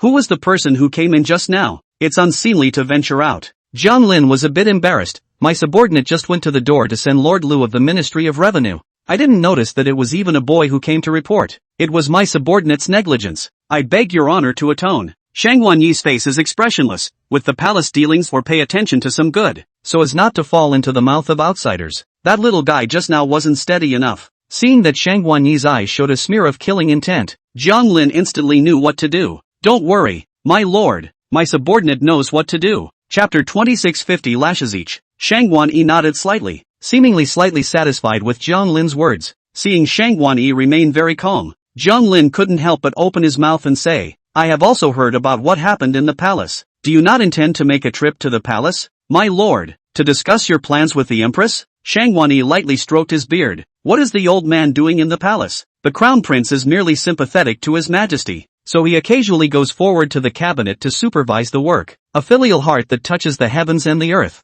His Majesty will surely understand. Just as the two of them were talking, A boy entered quickly and presented a secret letter to Jiang Lin. Jiang Lin unfolded it and instantly changed his face. My lord, it's not good. His Majesty has ordered the execution of Zhao Zhong, the cabinet's pen eunuch, and has grounded His Royal Highness the Crown Prince and the Second Prince respectively. Do you want to get up and drive into the palace to face the saint and beg for mercy for His Royal Highness the Crown Prince? Only after hearing this did Shangguani finally sit up straight from the recliner. After a little thought, Shangguani unexpectedly reclined back into his chair. No need. Zhao Zhong is dead, and His Majesty's true purpose has been achieved. Grounding the Crown Prince is no more than a minor punishment. Jiang Lin was a bit surprised. What you mean is? Shangguani coldly grunted. Zhao Zhong is the old man promoted into the cabinet. The emperor is afraid that he has long been looking at him not good, just has not known to find a what reason to get rid of him. Count Zhao Zhong is unlucky today, but he's just an eunuch, so it's just as well that he's dead. Just promote a new person in the cabinet after this while.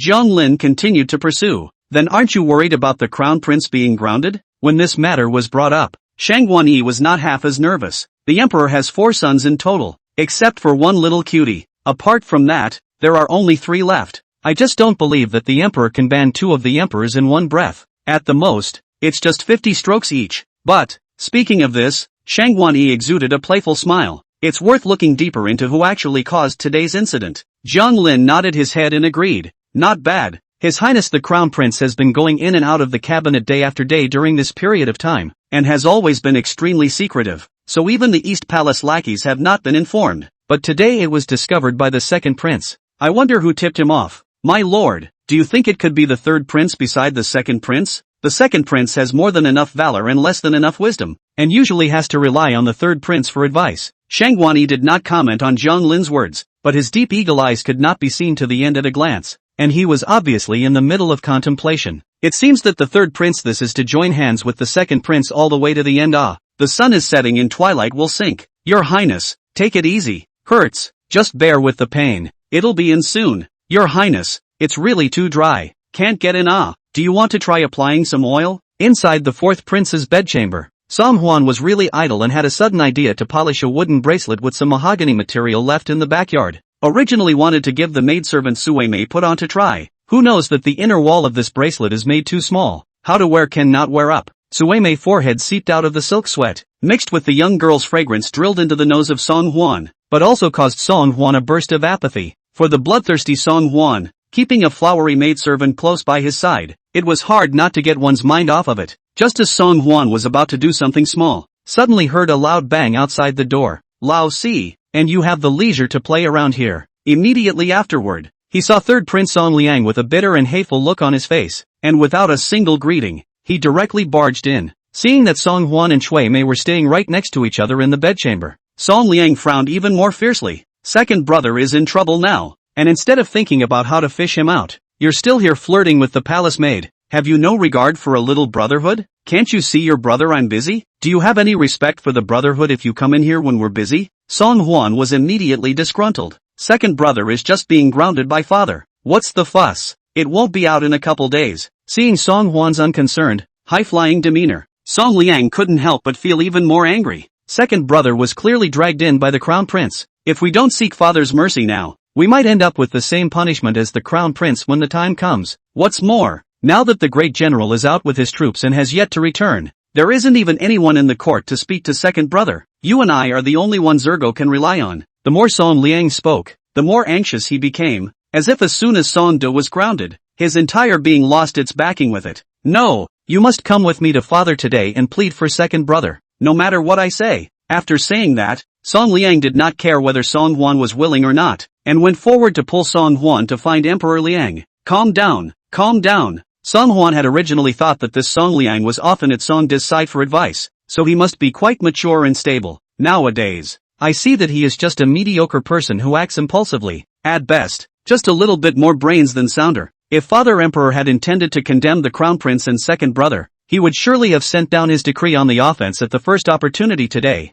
and why wait until things go completely cold? A few sons who don't know any better are just fighting, each locked up for a few days to calm down, and the matter will be over. What else? After hearing Song Huan's words, Song Liang, who was originally agitated on the head, finally calmed down, and more. Something's not right. Being the one talented scholar of Diliang, He himself is famous for his whole life. Why are you now listening to this straw man's commands? Song Liang righted himself and coughed twice involuntarily. Ahem. What you said is naturally understood by this king. It's just a momentary rush of concern for Ergo. But how do you know all these axioms? Song Huan reached out and pointed to the history book that was set aside. The book has its own face. The book has its own golden house. Father has always said that he wants us to read more books, and as I look at it today, I do realize quite a lot. Looking at Song Huan's eyes revealing a clear stupidity that really didn't look like he was faking it, Song Liang then finally put his heart down. Oh, little cutie. Still a little cutie after all. Every once in a while,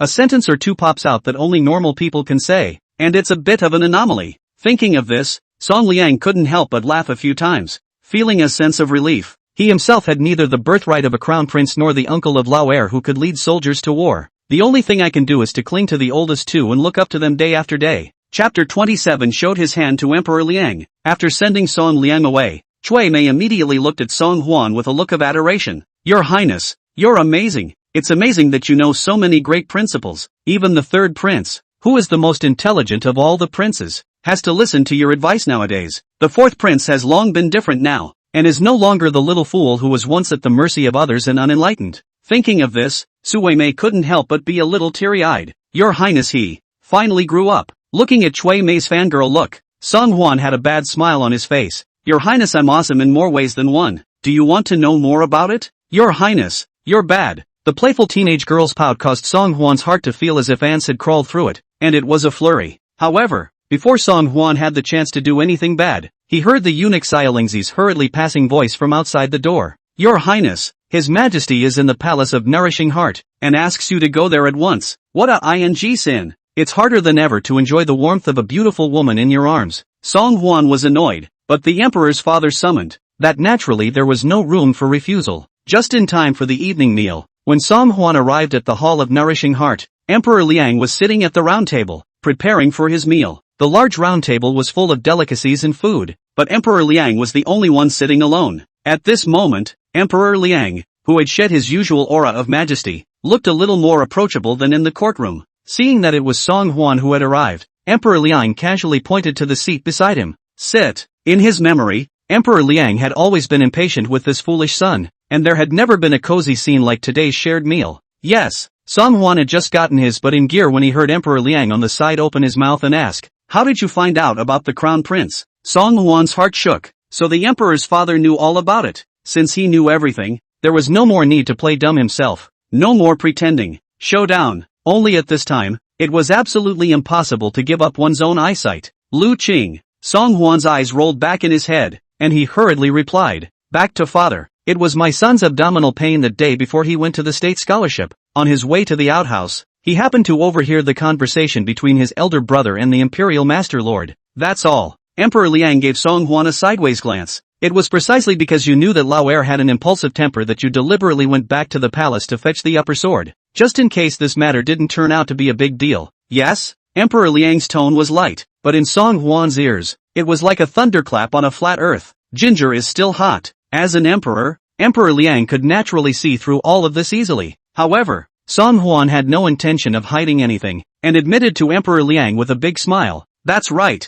because my son is a man of few words, and there are some words that if they came from my son's mouth, no one would care in the least. The only way to get enough attention from you, father, is to make a big deal out of it. Emperor Liang narrowed his eyes and sized up Song Huan. There's no semblance of clarity? Song Huan confessed. Of course there is. My son and the crown prince have formed a bond, and have always been looked down upon by second brother. If you want to survive on this perilous path of seizing the throne, the only way is to use some unorthodox tactics, so I'll let father laugh at you. Seeing that Song Huan was not only so open, but also not half panicked, Emperor Liang couldn't help but be impressed with him. These days, Emperor Liang had been secretly observing this son. Of the four princes, the crown prince was too close to the imperial master, and showed too much ambition that shouldn't have belonged to him at such a young age. The second one is reckless and is more porous than wise. The oldest has a deep heart and a feminine personality, making it difficult for him to become a great man. Only the oldest four, a change from the previous stagnant demented appearance. This biting of light, so that Emperor Liang could not help but brighten his eyes. The path of seizing the throne is full of perils, and the slightest mistake will land you in a situation of no return. No matter what tactics are used, they are not considered unorthodox. I'm going to ask you a question. and I want to hear what you really think. How do you feel about the situation in Daliang today? Hearing Emperor Liang's question, Song Huan's spirit was shaken. Tonight is not just a simple father-son dinner. It's a crucial test. The assessment was whether or not there was any need for Song Huan to continue to be groomed as a royal son. Passing the test, Song Huan would be able to be taken seriously in the future and take his place on this four sons racetrack. However, if one failed the test, it would not just end up being abandoned by Emperor Liang, regardless of whether. In the end, it was Song Yu or Song De who was victorious. They would definitely not let themselves go, especially Song Yu who was the crown prince. 3 months later, the one sleeping beside his own pillow could be his long-coveted goddess Cheng Susu. Is there any chance he'll let himself off the hook so easily? The most ruthless emperor family, even as blood brothers, but still have to fight to the death in this game of life and death. Fight to the end. Song Huan understood that the next answer would be crucial for him. It can determine everything. Based on some of the original owner's memories, Song Huan thought for a moment and answered aloud. Now I, Daliang, have raised the strength of the whole country, and after taking several long years, I have finally driven away all the remnants of the northern Yuan. On the surface, it seems to be an unprecedented victory, but this battle has lasted too long, nearly exhausting my great Liang's qi. This battle would have emptied the treasury. Nay, most of the silver today is still in the hands of these two parts. Part of them are corrupt officials in the imperial court, and the other part, lowly but rich merchants. After the war the floats are everywhere, only the people suffer, and in the long run, there is no guarantee that there will not be riots. Emperor Liang raised his eyebrows and looked at Song Huan with some surprise. The kid guessed right. News has just come from Liangzhou that a group of underfed refugees have recently fallen into the grass and are making mischief everywhere. And that, simply, is not a problem that can be solved by suppressing it once or twice. The only way to put an end to the problem is to tackle it at the root. And the root rot is in no one else but one person, Taisher Shangguan. As the only one of the three princes of the founding of the long life, Shangguan has many fans. It can be said that the entire court, nearly half of them are his former students, immersed in the officialdom for several years. The power is in the hands of the big. The ambition is getting bigger and bigger. Shangguan not only wants money and power, but also wants the king of this great Liang river and mountain to be used for him. The wolf's ambition is clear. Then I ask you, do you think that I should get rid of Shangguan and vigorously support Cheng Sun? Song Huan's gaze flickered. That's a giveaway. As the saying goes, credit where credit is due. Shangguan was precisely the most typical example, which is why Emperor Liang could not bear it anymore and moved to kill. Although the Prime Minister's clan could not be compared to the Taisher, they also possessed a considerable amount of prestige. In particular, the Prime Minister's son, Chang Tianlin, was a vanguard general who held the power of 50,000 vanguard troops. If it is vigorously supported, in case it is even more than today's Shangguan, will it not be even more difficult to control? Even if Cheng Sun's family was fiercely loyal, there was no guarantee that their mentality wouldn't change once they were pushed to the top of the power hierarchy. Not to mention,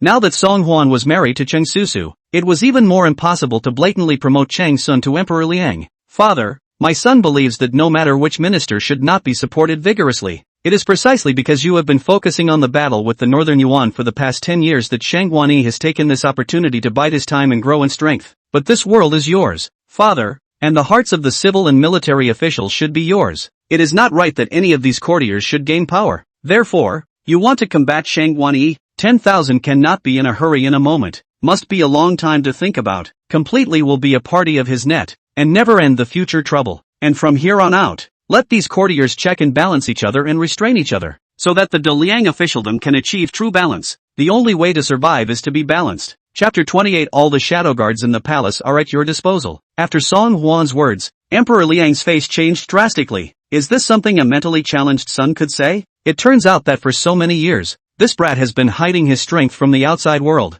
Even he, as a father, was fooled by him. Ha ha ha ha ha. Good. Very good. You boy. Very good. Song Huan was startled by Emperor Liang's sudden move, thinking that it couldn't be that he had accidentally said something wrong. Father, are you all right? Emperor Liang couldn't hide the smile from the corner of his eyes. I'm doing well. It's just that I didn't realize that your kid has been hiding his light and waiting for the right moment for so many years. Song Huan's heart laughed bitterly in succession. It really wasn't pretending in the past. It can't be helped. Who let himself be stuck with such a straw brain as the original owner? You can only rise to the occasion and go against the grain. My son is your son, father, and you are wise and mighty. So how is it possible that my son has not inherited half of your wisdom? Very good. Emperor Liang was full of praise for Song Huan. Knowing to hide his strength, he is indeed far-sighted. I am satisfied with your performance today. By the way, tomorrow you take the time to go to the Prime Minister's residence. To the Prime Minister's residence? Wouldn't that mean we'd have to see that tigress Cheng Susu again?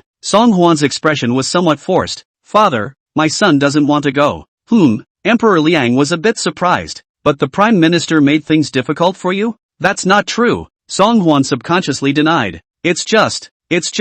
Seeing Song Hwan stammering, Emperor Liang thought that he was intent on avoiding suspicion with Cheng Susu and was unwilling to take the initiative to go to the Prime Minister's residence. Since you have a marriage contract with Cheng Susu, it wouldn't hurt to meet and walk around more often in the future. I asked you to go to the Prime Minister's residence this time because I also hope that you can enlighten Cheng Sun. He was too rigid, and as Prime Minister he was unable to regulate his relations with a host of courtiers, which led to all of his subjects throwing themselves under Shang Guanyi. There are some things that I am not in a position to say explicitly to Cheng Sun, but you can. Song Hwan understands. The Emperor Father, this is to own on his behalf. Tutorial Hun do things Father, my son understands. To do things for you. Father, my son will naturally do his best. However, I also hope that Father will grant my son a request. Emperor Liang was a little surprised as he sized up Song Hwan. This brat would even make conditions with himself. What a complete letdown. It seems. However, Emperor Liang loved the real side of this son. That's what makes you look like a bloodthirsty male. A royal son with ambition. Go ahead. I can grant you a request. Song Hwan immediately rose and bowed respectfully. My son has seen several imperial brothers surrounded by guards, but there is nothing around my son except palace maids and eunuchs. My son would like to. With a wave of his hand, Emperor Liang casually fished out a token and shoved it into Song Hwan's hand. This is the Shadow Guard token. With this in your hand, all of the shadow guards within the Great House can be at your disposal. Looking at the token in his hand, which was as black as metaphysical iron, Song Hwan somewhat couldn't believe his ears. The shadow guards were the organization of guards in the harem, specifically responsible for Emperor Liang's safety. Ordinary people wouldn't see them easily, but they were everywhere, guarding Emperor Liang's safety in the shadows at all times. Song Hwan originally just wanted to dig up a few big internal experts for close protection, but he didn't expect to accidentally dig up shadow guards directly. With this item in hand, wouldn't Song Hwan be allowed to walk horizontally in the big house? Father, did my son hear correctly? Are you really going to lend the shadow guards, which only you can deploy, to my son to use? If you don't want it, return the token to me. My son worships my father and emperor. My son is willing to go through fire, liver and brain for my father and emperor. Shut up and eat. Yes. Returning to the bedchamber after the banquet, it was already late at night. Entering the room, Song Hwan couldn't wait to pull out the Shadow Guard token from his pocket and looked around. This kind of thing, Shadow Guard, has always been heard of and never seen, only exists among legends. I wonder if a row of strong men will immediately appear if I summon the summon now. With a try-and-see attitude, Song Hwan gripped the token tightly and asked tentatively towards the window. Anyone? Belonging. Ugh. As a dark shadow fell silently, Song Hwan was so frightened that he almost bounced off the ground. Holy, how quiet. Scared the king to death. In contrast to Song Hwan's flurry of shock, the man in black kneeling in front of him was significantly more calm. The man was around his early 20s and wore a black flying fish suit. Kneeling in front of Song Hwan was simply not half as loud. Even the sound of breathing could not be felt. At a cursory glance, it almost blends in perfectly with the night behind it. My subordinate, Shadow Guard Hu Qi, pays his respects to His Highness the Fourth Prince. It was the first time Song Hwan had seen the legendary Shadow Guard, and his mind was filled with many strange questions. Are you guys always present? At the beck and call of this king whenever he summons? Back to your highness. The Shadow Guards are everywhere, protecting his majesty and you at all times. What about when the king bathes? Or even the night of the wedding? You were there? Subordinates will stand guard outside the door at all times. What do you guys usually do? To keep his majesty and you safe and at his majesty's and your disposal. Then if the king commands you to do something, will you do it? Will. This king wants you to kill people. And you do it? Will if necessary. Song Hwan felt like he was on the verge of rendering the other party speechless, so he busily waved his hand. This king just asked casually, and it's not as if he really wants you guys to go kill people. However, this king needs to keep tabs on all the movements of the remaining 3 emperors. That's no problem. No problem. Hu Qi remained expressionless, like an ice-cold instrument with precise calculations. Song Hwan explained a few more sentences, saw that it was getting late, and only then dismissed Hu Qi, washed up and went to bed. On the second morning court, Song Hwan had just arrived at the Hall of Supreme Harmony and felt an incomparably tense and depressing atmosphere. What's going on, Sango? Seeing Song Liang's similarly furrowed brow, Song Hwan couldn't help but ask. Song Liang rolled his eyes. Bull ********. Now that the crown prince and second brother have all been grounded by father, and it's unknown how father will descend upon them. Naturally people are on edge. Who's like you? Who eats and sleeps and wakes up and eats? Song Hwan nodded thoughtfully. It seems that for the entire day yesterday, third brother was worried about second brother's comfort and was neither eating nor sleeping. Third brother and second brother have a deep sense of brotherhood. I will definitely report truthfully to father. Perhaps father will be moved by you, third brother, and will even lighten the punishment on second brother. Song Liang was startled. What are you babbling about? This king is just casually mentioning it. How is it a brotherly love? Emperor Liang was most jealous of the move of the imperial sons to form parties and socialize too closely with each other. If father knew that he was so preoccupied with second brother's problems, he didn't know what he would think of him. Chapter 29 Visiting the Prime Minister's house. What brotherly love? A majestic voice rang out, only to see Emperor Liang striding up to the dragon chair. That. Song Liang did not expect Emperor Liang to suddenly appear, and for a moment he was at a loss for words. Stammering and lowering his head, not daring to speak, Liang Emperor obviously did not intend to pursue the matter with him, turned his head to face the ministers, all the ministers. Last night, a night of sleeplessness. I've been going through the bills of the Ministry of Accounts for the last 10 years. 10 whole years. The treasury of my country, Liang, is all in a state where expenditures far exceed revenues. I want to know, in these 10 years, excluding the expenditure on food and wages for the war with Northern Yuan, why on earth has the treasury spent money like water? I'd like to know more. Why is it that the annual tax revenue of this rich Liang is only a mere 10 million taels? Emperor Liang's shocking anger caused the entire courtroom ministers to be frightened and fall to their knees in unison. Lu Delin, the minister of the household, was even more chilled. Your Majesty, rest your anger. This account of the Ministry of Revenue is something that I will check every month, and it will never be wrong. As for the tax intake being a paltry 10 million taels, it is for this reason that I urge your Majesty to collect more taxes from the people. What a load of crap. Emperor Liang slapped the armrests to the heavens, and the ministers were silenced, so scared that they didn't dare to raise their heads. Prime Minister, I am here. From today onwards, by your thorough investigation of the Ministry of Revenue, be sure to check the details of the tax over the years and then present it to me to see. But where there is any corruption and abuse of the law, I will not be lenient. Yes, Song Hwan silently listened in his ears. No wonder the emperor's father wanted him to make a trip to the prime minister's residence after the court. So it's time to start going after the household department. Everyone knows that Lu Delin, the minister of the household, and Zhang Yuandao, the minister of the household, are both disciples of the imperial master. To put it in layman's terms, the entire household ministry was acting at the behest of Sheng Wanyi. It's not going to be easy to take on the household now. What's so difficult about the entire Ministry of Revenue colluding to fool you? A minister in name only? Thinking about this, Song Hwan couldn't help but have a bit of a headache. This is not just a matter of pointing out a few things and teaching the upright Cheng Sun how to be smooth and so simple. Song Hwan only blamed himself for agreeing to it too dryly yesterday. Dad,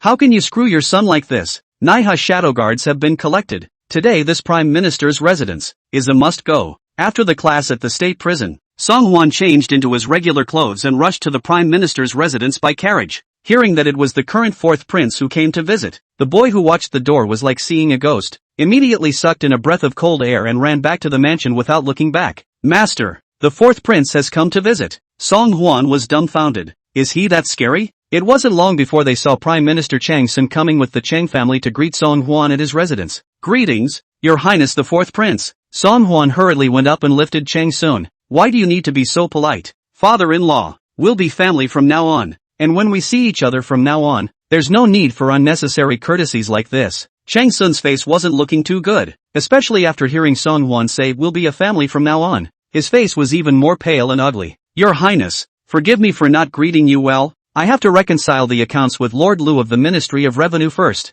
Chang Sun was indeed a workaholic. Liang Di had just finished explaining his work in front of him, but he had already started working on his side. But working with Lu Delin of the Ministry of Households, think about it and know that it is bound to be impossible to ask a question. However, these were just Song Hwan thinking to himself and didn't say anything more to Chang Sun. It's okay, father-in-law. You go ahead. The king is just wandering around the mansion for a while. Just wait. Chang Sun originally intended to politely persuade Song Hwan to leave, but did not expect that Song Hwan could not even hear the strings, and could only sigh helplessly. Well then, Your Highness, make yourself at home, and I'll come back to entertain after I've finished my work. In Song Hwan's imagination, the Prime Minister is the existence of a person under a person and 10,000 people in Diliang, and his residence should be incomparably luxurious. But when I arrived at the Prime Minister's residence, I realized that the place was nothing short of austere. Although the Prime Minister's mansion wasn't exactly a snail's pace, most of the guest rooms were empty and didn't have a few valuable objects. The gardens are also filled with mediocre,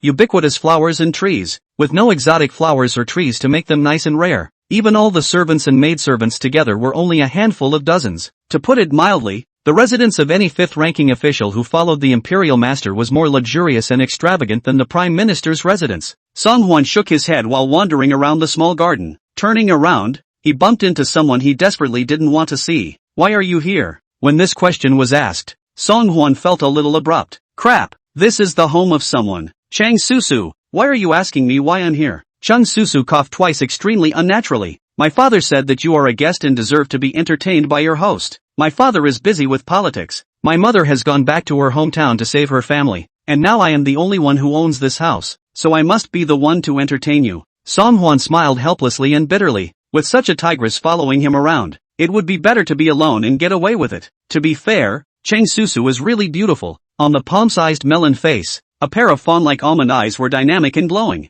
Under the high bridge of the nose, the rosy cherry mouth is slightly opened, which is even more delicate and incomparable. Against the backdrop of the begonias, Chang Susu, who already had a fair complexion, seemed like a fairy who had descended from the earth and was immaculate. Realizing that Song Hwan was staring at himself, Chang Susu's small face turned red. "What are you staring at me for? It's just a pity that such a beautiful skin has to be matched with this tigress's grumpy personality." Song Hwan's eyes glanced up. "Who's going to stare at you? This king is enjoying the flowers in this garden, and he is enjoying them well, and you have to jump out and get in my king's way. Excessive." Chang Susu blushed slightly and glared fiercely at Song Hwan. If it wasn't for the fact that her father said that manners should be thorough and that she should never fall into disgrace, she wouldn't have wanted to be alone with this prince who had disgraced himself. However, when she thought of the poem that Song Hwan had made in Cunning Palace that day, Chang Susu couldn't help but mutter straight away. It was said that this fourth prince was a chestless strawman, but how did he make that poem that no one had ever seen before? Chang Susu was so thoughtful that she didn't notice that there was a quietly approaching small snake at her feet. The small snake was emerald green in color, hissing and spitting scarlet snake letters, and was crouching on the ground, shaking its head and wagging its tail in the direction Chang Susu was standing. At a glance, Song Hwan could tell that this was an action that a snake would do only before launching an attack. Chapter 30 Running into places you shouldn't touch. Watch out. The moment Song Hwan's words came out, it was already too late. Only to see the little snake as if it were an arrow feather shot out in a flash, dashing towards the direction where Chang Susu was. Chang Susu was so scared that she lost her color, but her body was frozen in place without the slightest bit of control, unable to move by half at all. It happened so fast that it didn't give Song Hwan time to think or react. He quickly stepped out and swept Chang Susu over, holding her steadily in his arms. Hiss! The little snake pounced, but did not die and continued to pounce towards where Song Hwan was. Whoosh! Pop! It was too late. There was only a flash of cold light. A sharp and compact dagger flew straight over, abruptly slicing off the snake's head. In an instant, blood splattered. Looking at the head of the snake that had been separated from its body but was still hissing and spitting out letters, Song Hwan knew that it was the shadow guards hiding in the shadows that had stepped in and taken the life of the little snake. As expected, these shadow guards would only be responsible for the lives and safety of Emperor Liang and the person holding the token. Chang Susu was terrified by the menacing scene that had just occurred, and her entire body trembled involuntarily. Lying in Song Hwan's arms, he didn't dare to move at all. Okay, it's okay. Facing the stunned Chang Susu, Song Hwan didn't know how to comfort her, but could only gently reach out and stroke her head. Warm and soft girl in the arms, a virginal fragrance straight to the bottom of Song Hwan's nostril. But let Song Hwan some of the heart ape up. On weekdays Mileage Su always wore wide skirts, and it was impossible to see that her figure, hidden under a wide robe, was so exquisite, soft and bouncy in your arms, simply skinny where it should be and fleshy where it should be. 4 words in a nutshell. It's perfect. With such a hug, Song Hwan was actually a little reluctant to let go of his hand. Is it dead? Chang Susu was so terrified that she didn't dare to turn around at all, and could only bury her head in Song Hwan's chest and ask in a jarred voice. I had thought that this sketchy fourth prince would leave himself behind and run a step ahead. I didn't expect to see this rather responsible side of him. The sound of Song Hwan's powerful thumping heartbeat came from his ears, and Chang Susu's cheeks unexpectedly reddened silently as well. With a beautiful woman in her arms, there was naturally no reason to let go of her easily. Song Hwan cleared his throat. Not yet. It's still moving. Chang Susu sucked in a breath of cool air and couldn't help but burrow a few more times into Song Hwan's arms. She moved so much that she accidentally touched something she shouldn't have. Chang Susu couldn't wait to find a crack in the ground and shame on the spot. Cough. A few faint coughs sounded in the distance. It turned out to be Chang Sun who had sent Lu Delin away and heard that Song Huan was in the garden, so he walked over with faith. Seeing the fourth prince actually hugging his daughter like no one else, he was so angry that Chang Sun almost spat out blood. But the other party is, after all, a noble prince. Chang Sun dared to be angry, but only coughed twice and sidestepped a little. Noticing Chang Sun's appearance, Song Huan hurriedly withdrew his salty hand. "Father-in-law, you've been busy." With that, Song Huan reached out and pointed at the small green snake that had drained its blood by the grass. "It's time to drive away the snakes in the father-in-law's residence, or else they'll be scurrying around. How dangerous." It was only when Song Huan pointed this way that Chang Sun realized that his daughter had just been saved by the fourth prince, only saved in a way that was slightly more extreme. Chang Susu bravely looked back and saw that the culprit little snake blood is almost drained, then remembered that only then he had been burying his head in the arms of Song Huan. Shameless! Chang Susu rolled her eyes fiercely and let out a petulant grunt in anger. Strange. This time, although he was cheated by that fourth prince, how come he doesn't seem to be so angry? Chang Sun was very embarrassed and made a pleased gesture to Song Huan. "Your Highness, please come with me to the study to talk." The two of them went to the study one after the other. Song Huan just sat his butt down and couldn't wait to open his mouth to Chang Sun and asked, "Father-in-law, chatting with Lu Delin so quickly, I'm afraid I've hit a wall." This, Chang Sun was shocked. "How did your highness know?" Song Huan grinned. "What father said this morning was to thoroughly investigate the accounts of the Ministry of Revenue for the past 10 years. Lu Delin left in less than half an hour. 80% is another 7 looking for 8 looking for what to avoid the excuse. Shirk just." Chang Sun was secretly shocked. What the fourth prince said was simply not bad at all. Lu Delin excused that the 10 years of accounts have long been presented as a number. Want to find the details again? It is not overnight easy. It is necessary to turn over the old information from each state capital, check it one by one, and then report it to the top. So much so that it would not be possible to finish the investigation without a few months. Chang Sun knew in his heart that this was just an excuse for Lu Delin to excuse himself, but the process was just that. Even if Chang Sun questioned it, there was nothing that could be done about it. Just as Chang Sun was secretly surprised, Song Huan continued to pursue, and 2 days ago, Father commanded Lord Father-in-law to pursue the collection of merchant taxes and add the honorary imperial merchant. But there's no progress, is there? Chang Sun's right hand holding the teacup was nearly unsteady, almost spilling all the hot tea. "This, your highness knows all about this?" Song Huan laughed. "The Ministry of Revenue has long been colluding with the merchants. A nest of snakes and rats. They've been conspiring for a long time to mope around and do nothing about the rest. So it's never easy to break through in either direction right now." When this matter was mentioned, Chang Sun was also extremely distressed. "Not bad, although these are things that are well known, but the Ministry of Households from the inside to the outside has long been rotten. Even if I intend to conduct a thorough investigation, it will take months just to wait for these processes." After a short conversation, Song Huan had already discovered Chang Sun's greatest characteristic. Although acting upright and upright, with a straight face is his strength as a human being, but at the same time, it is also his weakness as a prime minister. As the prime minister of a country, he should have made a thunderous and violent move. The crowd was naturally convinced by the harshness of the means, but Chang Sun stubbornly believed in the so-called process. According to this development, the whole court is afraid to be biased in favor of the master. I don't know if it has ever occurred to my father-in-law that sometimes if you think differently and handle things backwards, it can work wonders. Chang Sun was a bit puzzled. Handle it backwards? Exactly. Song Huan nodded. The details of the taxes paid by merchants. That's not just the Ministry of Revenue. Why don't we skip the Ministry of Accounts and ask the merchants directly? If the merchants dare to shirk and hide again, then they will be heavily penalized. Under heavy punishment, let's see which merchant still dares to collude privately with the Ministry of Households and hide it from the public. And after experiencing this, the merchants will naturally scramble to pay the back taxes when they see Lord Father-in-law's thunderbolt. Isn't that like killing 2 birds with 1 stone? Chapter 31 Listening to People, Eating Well.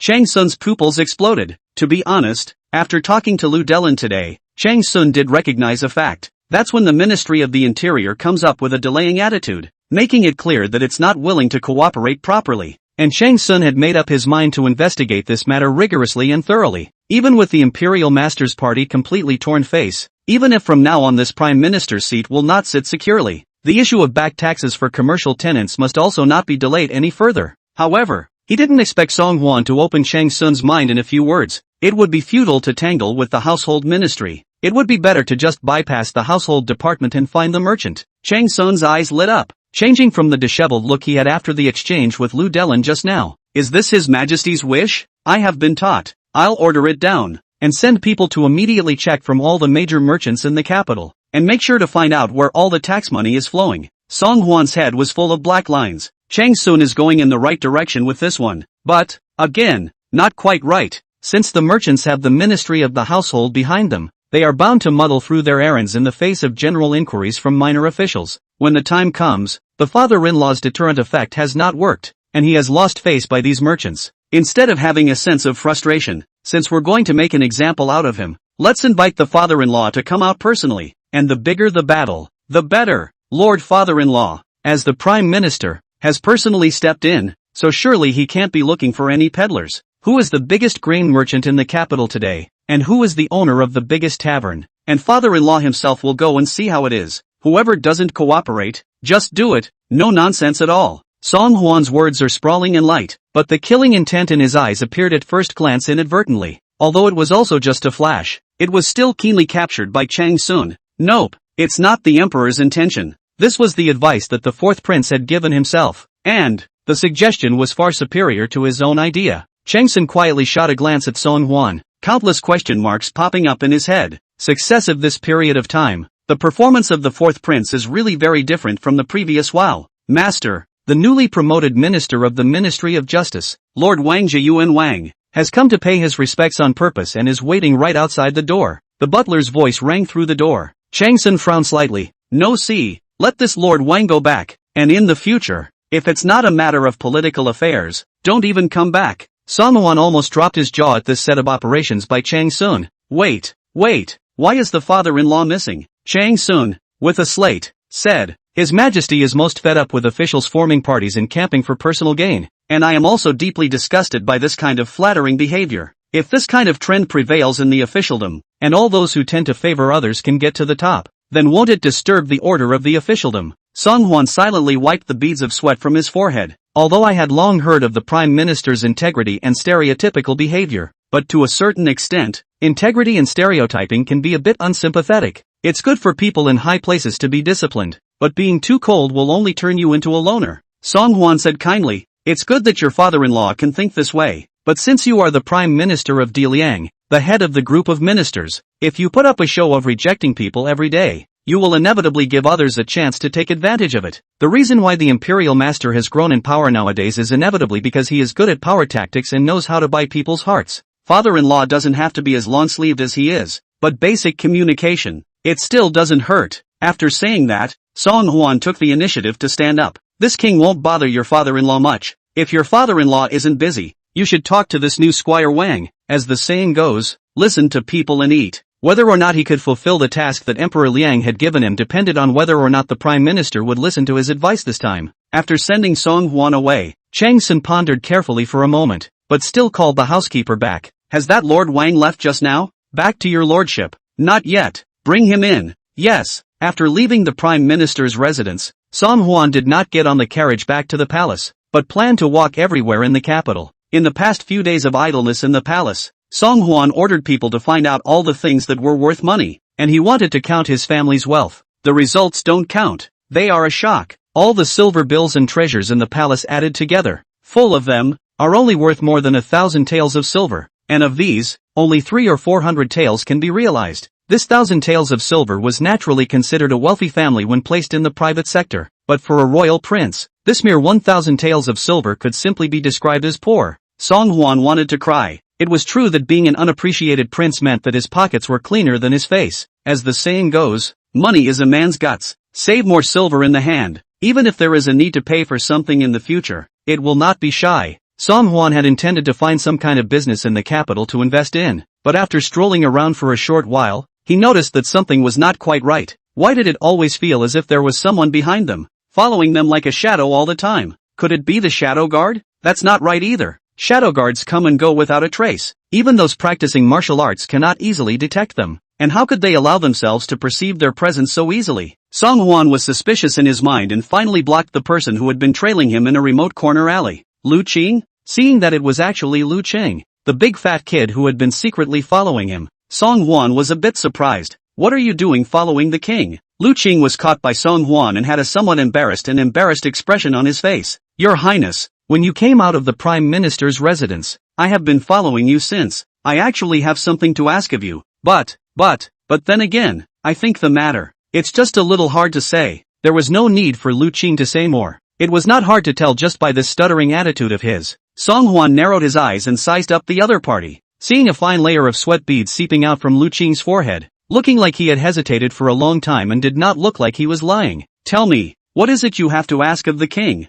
Lu Qing looked like he had made up his mind. That, Your Highness, I am now completely at your service and doing my best for you. If you tell me to go east, I will never go west. For your sake, I am willing to sacrifice my liver and brain, and go through fire and water. Song Huan said impatiently. Get to the point. Lu Qing swallowed and carefully looked at Song Huan's face. Your Highness, didn't you ask me to go back the other day to persuade my father to keep his distance from the Imperial Master? May I ask Your Highness, if you can guide me in a little more detail? Chapter 32 I beg Your Highness to save my father. It turned out that just after Lu Delin had left the Prime Minister's residence and returned to his own home, he had hoofed it to Lu Qing. You kid, come out. The sun was up and Lu Qing was originally huffing and puffing and sleeping. Seeing the serious look on Pop's face, he sat up with a jolt of fear. It couldn't be that he had recently appeared often in Hui Xianya Pavilion and was discovered by some good person who secretly told Dad. Lu Qing was so vain that he shrunk his head and came to the study with Lu Delin. Father, what do you want from your son? Lu Delin grimaced, glancing from side to side at Lu Qing's overstressed little fat face. On your knees. Lu Qing's knees went weak and he immediately slid to his knees in response. Dad, my son knows he's wrong. You mustn't be angry. My son will never dare again. I don't know exactly what happened yet, but there's always nothing wrong with voluntarily admitting fault first. Seeing his son's appearance of being a thief, Lu Delin was furious. Although he is not considered to be a man of great wisdom, but at least he is also a minister of the Ministry of Households. With only one only son at his knee, how come he still looks like this mess every day? What have you been doing out there behind my back again? Lu Qing was shocked in his heart. Isn't it about Hui Xian Accord? Father, then you called your son here too? Lu Delin snorted coldly. The other day you suddenly told me about it. What to help or not to help the Imperial Master to work? What the movement of the court is going to change? What exactly does that mean? Originally, Lu Delin did not put these words of Lu Qing in his eyes. This kid loafs around every day, doesn't do a bit of work, and never asks questions. Who knows what kind of wind he suddenly drew? But he said these words with no end in sight. Lu Qing sighed in relief. So it was about this matter. That, father, son is not concerned about you, want to help you more. Seeing that Lu Qing immediately resumed his usual playful look, but Lu Delin still had a cold expression on his face. Fart, have you ever cared about your old man's business once in all your life? That day you just finished talking before you left. At this morning's court, the emperor lost his temper and wanted to thoroughly investigate the breakdown of the taxes collected by the Ministry of Revenue over the years. The Prime Minister is even more vocal about pursuing the matter to the end. Tell me, what on earth did you hear out there that you suddenly said those things? Lu Qing's heart thumped. You really let that fourth prince get it right? Originally, the words of that day, Lu Qing himself did not go to the heart, but was just passing on. But never in my wildest dreams did I think that he would get it all right. Lu Qing's heart was a little hairy, but he couldn't give Song Huan away. In case father told the master then told the crown prince, then his own contact with the fourth prince is something is not going to be exposed? Lu Qing made up a random excuse in a hurry. It was the day that my son went to the Shangwa temple to pray for blessings and begged the senior monk to tell your fortune. The senior monk said that you would have some bad luck in officialdom lately, and might suffer some setbacks. That's why my son said what he said that day. Lu Delin's expression faltered a bit. Is that true? Lu Qing immediately patted his chest. 1,000 times true. Father, you have only one only son. If my son doesn't care for you, who else will? The subtext is as if to say, I am the only son you have. Is it not a bit inappropriate to withhold your son's pocket money every day? Seeing Lu Qing speak with a sincere face, Lu Delin's expression finally loosened a bit. Then did the senior monk tell you how these setbacks in officialdom should be resolved? Lu Qing once again had his heart in his throat. This high priest hasn't really told his son. Lu Delin was a bit anxious. Tell me which high monk it is, and I'll go now to have the high monk tell my fortune again. This senior monk is really good at counting, and he's right on the money. Although today barely to the Prime Minister to fool to cope with a pass. But see the Prime Minister, that stubborn attitude. There is not trace the end of the will not stop the momentum. Lu Delin wanted to go to seek an audience with the Imperial Master, but at such a juncture, the Imperial Master, in order to avoid suspicion, naturally also closed the door. This instantly made Lu Delin lose his backbone. This can be delayed for a while, but not for a lifetime. If we don't find a perfect solution before it's too late, we'll be dead either way if we keep dragging this out. If this high priest of Sangakuji Temple was really so powerful, he must be able to calculate a perfect solution for himself as well, right? Hearing his father to personally go to this does not really exist monks. Lu Qing completely panicked. No, no, no, father, people's high priests tell fortunes based on whether or not there's a destiny, whether or not it's a good match. The fact that people are willing to tell their son's fortune, that's also because the son's heart is pious and has touched this master. Lu Delin nodded thoughtfully. This stupid son looks like he has no heart and only knows how to eat, drink and enjoy himself every day. I can't see that you're still a bit filial. Lu Delin pondered for a moment, took out a pile of white flowery paper from the box on the bookcase, and handed it to Lu Qing. Go to the Sagittarius temple again to add more incense, and be sure to show the master your sincerity. By the way, may I ask this master if there is any foolproof method to dissolve the disaster in front of us? Staring at the thick pile of silver bills in his old man's hand, Lu Delin's eyes went straight. Boy, Pops is so generous. This ticket is less than 10,000 taels. Lu Qing quickly stepped in, as if he was afraid that his old man would regret it, and shoved the silver ticket into his arms. Father, don't worry, my son will surely express his sincerity to the high priest, though, it had been promised to Pops in a heartbeat. A bunch of silver bills tucked in his arms also brought an unprecedented sense of security and fulfillment, but Lu Qing was in trouble. The words of that day were clearly something the fourth prince had casually said to himself, so what if he refused to talk about it when he went looking for him again? After all, this incense money received, where and then returned the reason. When he heard that Song Huan was in the prime minister's residence, Lu Qing squatted outside and followed Song Huan all the way around for a long time. Now that he has met Song Huan and felt the great sense of oppression coming from Song Huan, Lu Qing has again become a mute who swallows and does not dare to speak. Hearing what Lu Qing had just said, Song Huan only felt a little amused. The king has already told you what needs to be said. What else do you want the king to say? Officialdom is so secretive that whether one lives or dies is often just a matter of thought. If Lu Delin's obsession was too deep and he didn't know to hang on to the cliff, then even if he revealed more to him, it would be futile. Lu Qing has long seen Song Huan's calm and dark side, and now that he is facing Song Huan, he really doesn't dare to hide anything anymore. Your Highness, this is a small token of appreciation. No honor. Though I have not been concerned with my father's public affairs in the past, I see that he is in such a hurry today that his mouth is blistered. Please, Your Highness, save my father and show him the way. Chapter 33 Turning Tainted Witnesses. After saying that, Lu Qing reverently bowed towards Song Huan. In his hand, there was an extra neat stack of silver bills. Looking at the great filial son in front of him, who was full of sincerity, as well as the silver ticket in the great filial son's hand, Song Huan pretty much guessed what was going on. So when you went back that day, you relayed my king's words to your father. Your father intends to use your mouth to try to pry some inside information from this king, so that he can learn how my father is planning to do it. Yes? Lu Qing's heart and liver trembled, and he almost fell to his knees as soon as Song Huan's stern gaze hit him. No, no, no. I know that your identity is sensitive, Your Highness, so I would never dare to speak nonsense to my father in such words. I just told my father that a high priest from the Manhwa temple had done a fortune-telling for him and figured out that his official luck was not good, which is why he made that comment earlier. I can't see that this little chubby guy has some brains. Song Huan nodded his head in satisfaction. So your father listened to you and let you find a high-ranking monk to tell his fortune again, to see if he could figure out any way to resolve the calamity.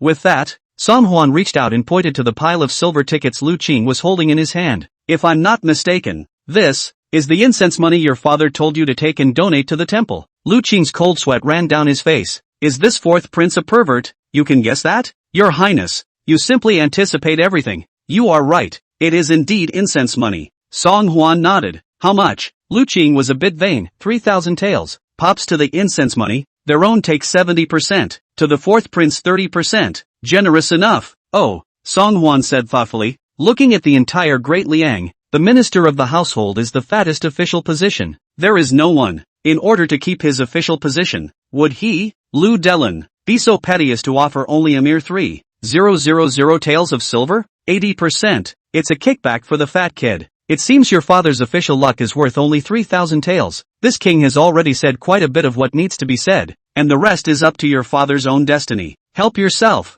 No, no, no. Seeing that Song Huan was about to leave, Lu Qing was in a hurry and stopped him in his tracks. How is it that every time in front of the fourth prince, it's as if he's seen through by the other party, unable to hide half of his secrets? Although it was hard to get such a large amount of pocket money, Lu Qing was indeed happy from the bottom of his heart. But if Papa is left without an official position, or even punished by the emperor, it's still a matter of whether he can survive in the future. Not to mention his pocket money. Lu Qing's heart trembled at the thought. How about this, Your Highness? As a sign of sincerity, I will add 2,000 taels more. 5,000 taels are all filial honor to you. You see, Song Hwan still looked straight ahead with both eyes. This king really can't help. 7,000 taels. It's not about money. 10,000 taels. Lu Qing clenched his teeth and barely managed to hold these words from between his teeth. Father, for your sake, my son has no selfishness left at all. Song Hwan sniffed, and only then did he turn his head to look at Lu Qing. The king said it's not a matter of money or not. Over the years, your father and the Taisher have been snakes and rats, working together, and have indeed embezzled a lot of tax money. Other than that alone is enough to make your father lose his head. Lu Qing's jaw dropped and he froze on the spot for a moment. Although I know that Dad has been an official for all these years, it is true that he is not considered to be a clean official with clean hands, and by climbing up the great tree of the Imperial Master, one should be able to spend one's life in peace and honor. Unexpectedly, when it came to the mouth of the fourth prince, it was just one step away from losing his head. This, your highness, my father, is he really hopeless? Opening his mouth again, Lu Qing still had a few moments of crying. Song Hwan sighed. It's not impossible to get your father to save himself. Let your father turn himself into the emperor. If he can turn it into a tainted witness, he should still be able to stay alive. The Ministry of Households is an important department for the Taisher to amass wealth, and once the officials of all sizes undergo a major bloodletting, it is bound to cause the Taisher to suffer a heavy blow. But Yi Shangguani is not a person who will easily give up. Since the Ministry of Households for new people, then continue to the Ministry of Households for corrosion, there would always be someone for him to use, and one day his minions could spread across the household once again. Instead of this, it would be better to let Lu Delin continue to sit in the position of Minister of the Household and continue to collect evidence of the Taisher's massive enrichment. In this way, one department after another was gradually broken through, until Shangguanyi's original henchmen were no longer at his disposal, leaving him a true loner. At that time, what difference would it make whether or not to get rid of this once powerful imperial master? Song Hwan's words left Lu Qing in a state of confusion. Surrender? Tainted witnesses? What does that mean? Your Highness, my father has been helping the imperial master, but it's not all tainted. Song Hwan was a bit amused. You go back and tell your father to organize the family property and go to the palace to face the saint. Tell my father that he is willing to donate all of this ill-gotten wealth to the treasury. The records of dealings with all the merchants over the years must also be disclosed without any concealment. My father is magnanimous and will not fail to give your father a chance to reform. However, when your father does these things, he must keep a low profile and not let anyone know. When he heard that he had to donate all of his family's assets, Lu Qing immediately looked as if he had lost his life. But, if it would have gotten Dad a life back, there would have been no excuse. That's probably what the old saying about breaking the bank means. Lu Qing cried out, but he was still respectful and bowed to Song Hwan. I understand. Thank you, Your Highness, for your guidance. I'll go back and relay it to my father as it were. Staring at Lu Qing's disappearing back, Song Hwan looked up at the cloudy sky. The heavy rain that has been brewing for a long time is about to fall. In the morning court on the following day, Emperor Lian thundered out 2 holy edicts. First, strictly investigate the Ministry of Household Ministers, Langzhong and foreign ministers, a total of 8 people. But anyone involved with a merchant tax case, decapitation. All the state capitals, the Ministry of Households inspectors, the chief of all those involved, do not have to be escorted to the capital. Beheading. The Minister of the Household, Lu Delin, was poorly governed and was fined 8,643 million taels of silver,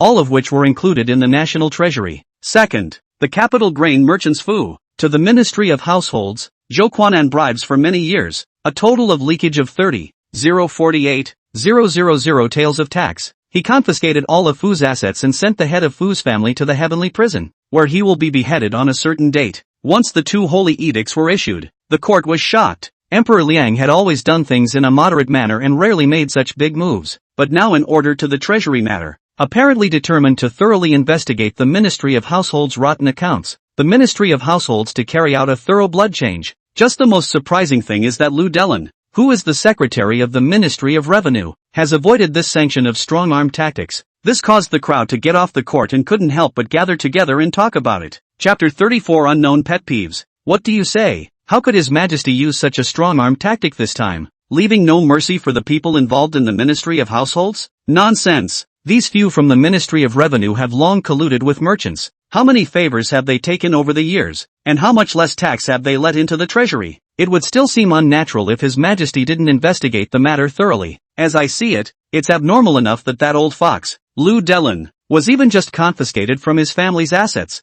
How is it abnormal? Lu Delin is the Imperial Master's student, and after such a big incident, the Imperial Master is still not trying to protect Lu Delin? Shoo, You don't want to die. Keep your voice down. Don't let anyone hear you. Don't you think that the Prime Minister's actions yesterday were even more surprising? Yes. I heard that yesterday the Prime Minister Vast, leading people personally visited the grain merchant Fu's residence. The Fu's scared yo. On the spot words cannot speak out. Fu, that old treacherous businessman, died also deserved. A few years ago, during the drought, the grain in the Fu family's granary was infested with worms, and he refused to sell it cheaply to the people. It's a sin. Yes, this old adulterer has made a lot of money over the years, and I don't know how much tax he has evaded. The Prime Minister's iron fist, kill the chicken to warn the monkey. See who will dare to follow this kind of unethical trend in the future. I just didn't expect that the Prime Minister, who has always acted in a low-key manner, would also reveal this murderous and decisive side.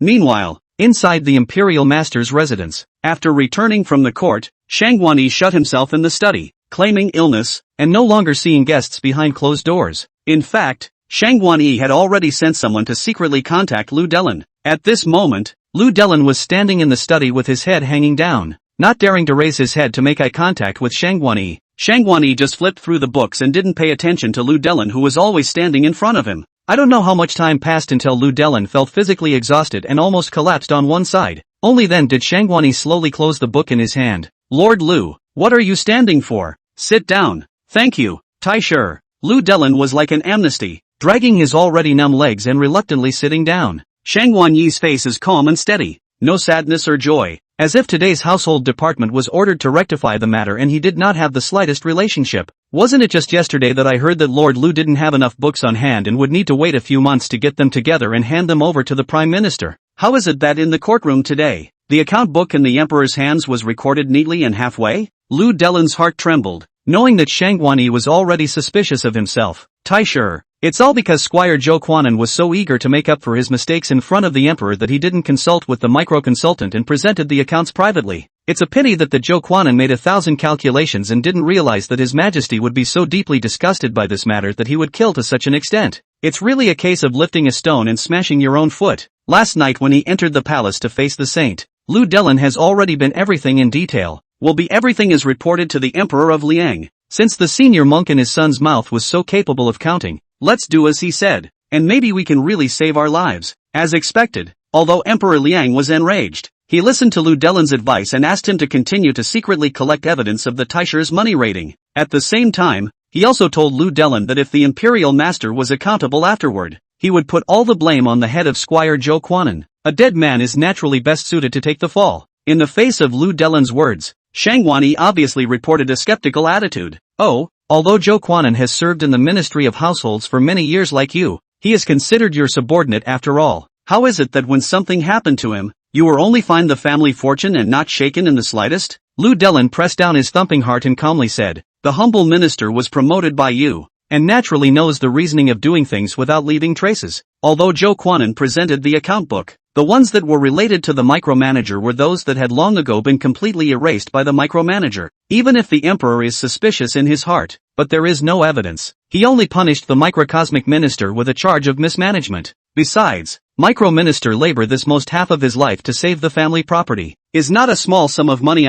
Mentioning the confiscated tens of millions of two family assets, Lu Delin's heartache is really not acting. That was the family fortune that he had saved with great difficulty after trembling and working hard for most of his life. It had to all be donated to the treasury for the sake of clarity. This, too, is kind of a bust. It's needy, but it's better than being beheaded by the emperor. Shangguani squinted at Lu Delin and saw that his face was full of pain. Not like he was faking it. That's just it. Keep a low profile for the last while and don't need to come to old man's deliberations often. The emperor has ordered a purge this time, and I'm afraid it's going to last for a while. Let's wait until we're past this. Then we'll think long and hard about it. Hearing Shangguani say this, Lu Delin finally put his heart down. It seemed that the imperial master had believed his own words and did not intend to delve into the matter with himself any further. Yes, my humble servant understands. My humble servant's 1,000 gold is scattered, but also counts on the Taisher Lord to continue to be more supportive in the future is Shangguani's face was expressionless, only slightly raising her chin at him.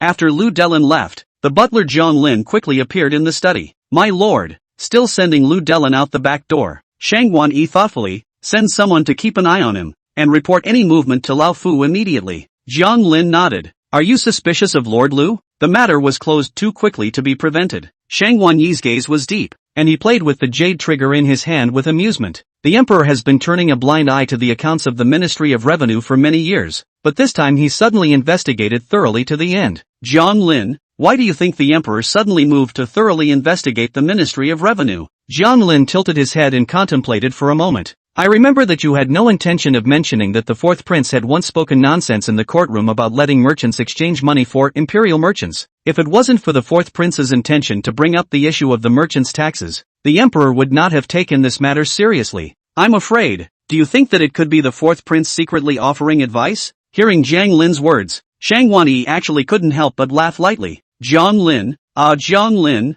a straw man like the fourth prince will not be cared for. According to my old man, I'm afraid it's not the second and third emperors who are going to make a move. Jiang Lin's eyes lit up. Indeed, with the great general's return from this meritorious endeavor, the backing behind the second prince has hardened a bit more. It stands to reason that he will take advantage of this momentum to turn on you. If that's true, what do you plan to do about it? Shang Wanyi's face still hangs a faint layer of smile in the eyes, but endless ice cold. I think I've heard that the third prince has an unknown pet peeve? Chapter 35. Was it intentional or accidental? Jiang Lin had been following the imperial master since he was young, and over the years, he had long since developed a good skill at detecting words and observing colors. Hearing Shang Wanyi's meaningful words, Jiang Lin immediately understood his intentions. Yes, my lord, my subordinate understands what to do. By the way, Shang Wanyi was thoughtful. Tell Sun Wanli of the Ministry of Mandarins that the new man at the Ministry of Households must be well guarded by him. Jiang Lin slightly sidled his head. Subordinate understands. The Imperial Palace. The Imperial Study. Your Majesty, you've been criticizing folders for 2 hours now. It's time to take a break. Let's start with the evening meal. The chief eunuch Shui Hai had served Emperor Liang for many years, and seeing that Emperor Liang had been burying his head in political affairs, he couldn't help but be concerned. Emperor Liang put down the vermilion approval in his hand and moved his somewhat stiff wrist. Seeing that Emperor Liang had a somewhat pained expression on his face, Shui Hai hurriedly spoke. Your Majesty, you've been practicing your pen too much in the past 2 days, so I'm afraid your wrist is starting to get uncomfortable again, right? I'll go and ask the eunuch to come, so that the eunuch can prescribe 2 more prescriptions for you, to regulate the conditioning. Emperor Liang shook his head. My wrist is an old problem. Every time I say that I am adjusting and toning it, but it is only treating the symptoms but not the root cause. It won't take 2 days for the old disease to kick in. Just, by the way, you bring the fourth prince to the Palace of Nourishing Heart, and say that I have summoned him to dine with me. Yes. Not long after, he saw San Huan obediently following Shui Hai and appearing in the Hall of Nurturing Heart. Father, my son is here. Do you have something to discuss with your son? Emperor Liang immediately pulled down his face. What? The old man who wants his son to accompany him to dinner. Still have to find a reason first? San Huan smiled playfully and casually pulled a stool around and sat on it. Hey, it's not that you suddenly asked me to have dinner, so I'm a bit flattered. Seeing that you, Father Emperor, have been busy with the Ministry of Households in the last few days, you're all haggard. Bringing up the issue of the Ministry of Household, Emperor Liang sighed. I have thought from time to time lately that at that time I should not directly investigate the Ministry of the Household and scrutinize Lu Delin. Make him give up Shang Wanyi. Song Huan shook his head. Father, what you said has also been considered by my son, but an old fox like Shang Wanyi, the reason why he was able to reign for many years in the imperial court, must have done things without leaving any evidence. At that time, even if you purge the Ministry of the Household and severely torture a group of officials from the Ministry of the Household, you will not be able to obtain any substantial evidence. This still doesn't improve the problem of the treasury. Even more, it will startle the snakes and lead to an even greater inability to find Shang Wanyi's guilt down the road. Now, you have both gotten a large sum of stolen money and taken in Lu Delin, your beloved, as an eyesore, with him silently collecting clues for you. Are you still worried that you won't be able to catch Shang Wanyi in the future? If you want to be an emperor for the ages and a wise ruler that your subjects praise, naturally you can't just tie up and kill Shang Wanyi, one of the 3 founding dukes, without a shred of evidence. Being comforted by Song Huan's reasoned and convincing words, Emperor Liang's mood felt much lighter. How did I not realize before? This kid is so bright and clear-eyed, and his vision is even longer than his own. A child is a child. A child is a child. Wow! Emperor Liang pondered, and just as he copied his chopsticks, a stabbing pain immediately came from his right wrist. Hiss! Seeing Emperor Liang's face in pain, Song Huan hurriedly surrounded him with concern. Father, what is wrong with you? It's okay. Shui Hai, who was laying out the dishes for Emperor Liang, even hastily put down his chopsticks. Hurry! Somebody! Summoned the imperial doctor. A fine bead of sweat oozed from Emperor Liang's forehead, and it did look like his wrist was hurting. Soon, dozens of doctors from the Imperial Hospital each carried their own medicine boxes, running all the way, rushing over in a panic. Your Majesty, I am late. Emperor Liang looked up and felt somewhat helpless. I'm just having an old wrist disease. Do I need to send out the entire Imperial Hospital? Lu Santong, the court minister of the Imperial Hospital, was a skinny old man close to the age of a man in his prime, and at the moment, his face was full of fawning, nodding his head towards Emperor Liang. Your Majesty is the king of a country, the foundation of our state in De Liang, your 1,000 gold dragon body, that is, dozens more imperial physicians come to diagnose and treat you. It is also appropriate. Saying that, Lu Santong brought 2 eunuchs with him, one on the left and one on the right, and surrounded Emperor Liang's wrists to scrutinize them. Your Majesty, you are suffering from paralyzed tendons and veins, and your qi and blood are not flowing well. Just wait for the micro-minister to apply needles to treat you, and then pair it with medicinal prescriptions to regulate it. Only in the meantime, please, Your Majesty, never write with a pen again. Hearing this, Emperor Liang frowned slightly. Thou shalt not write with a pen anymore?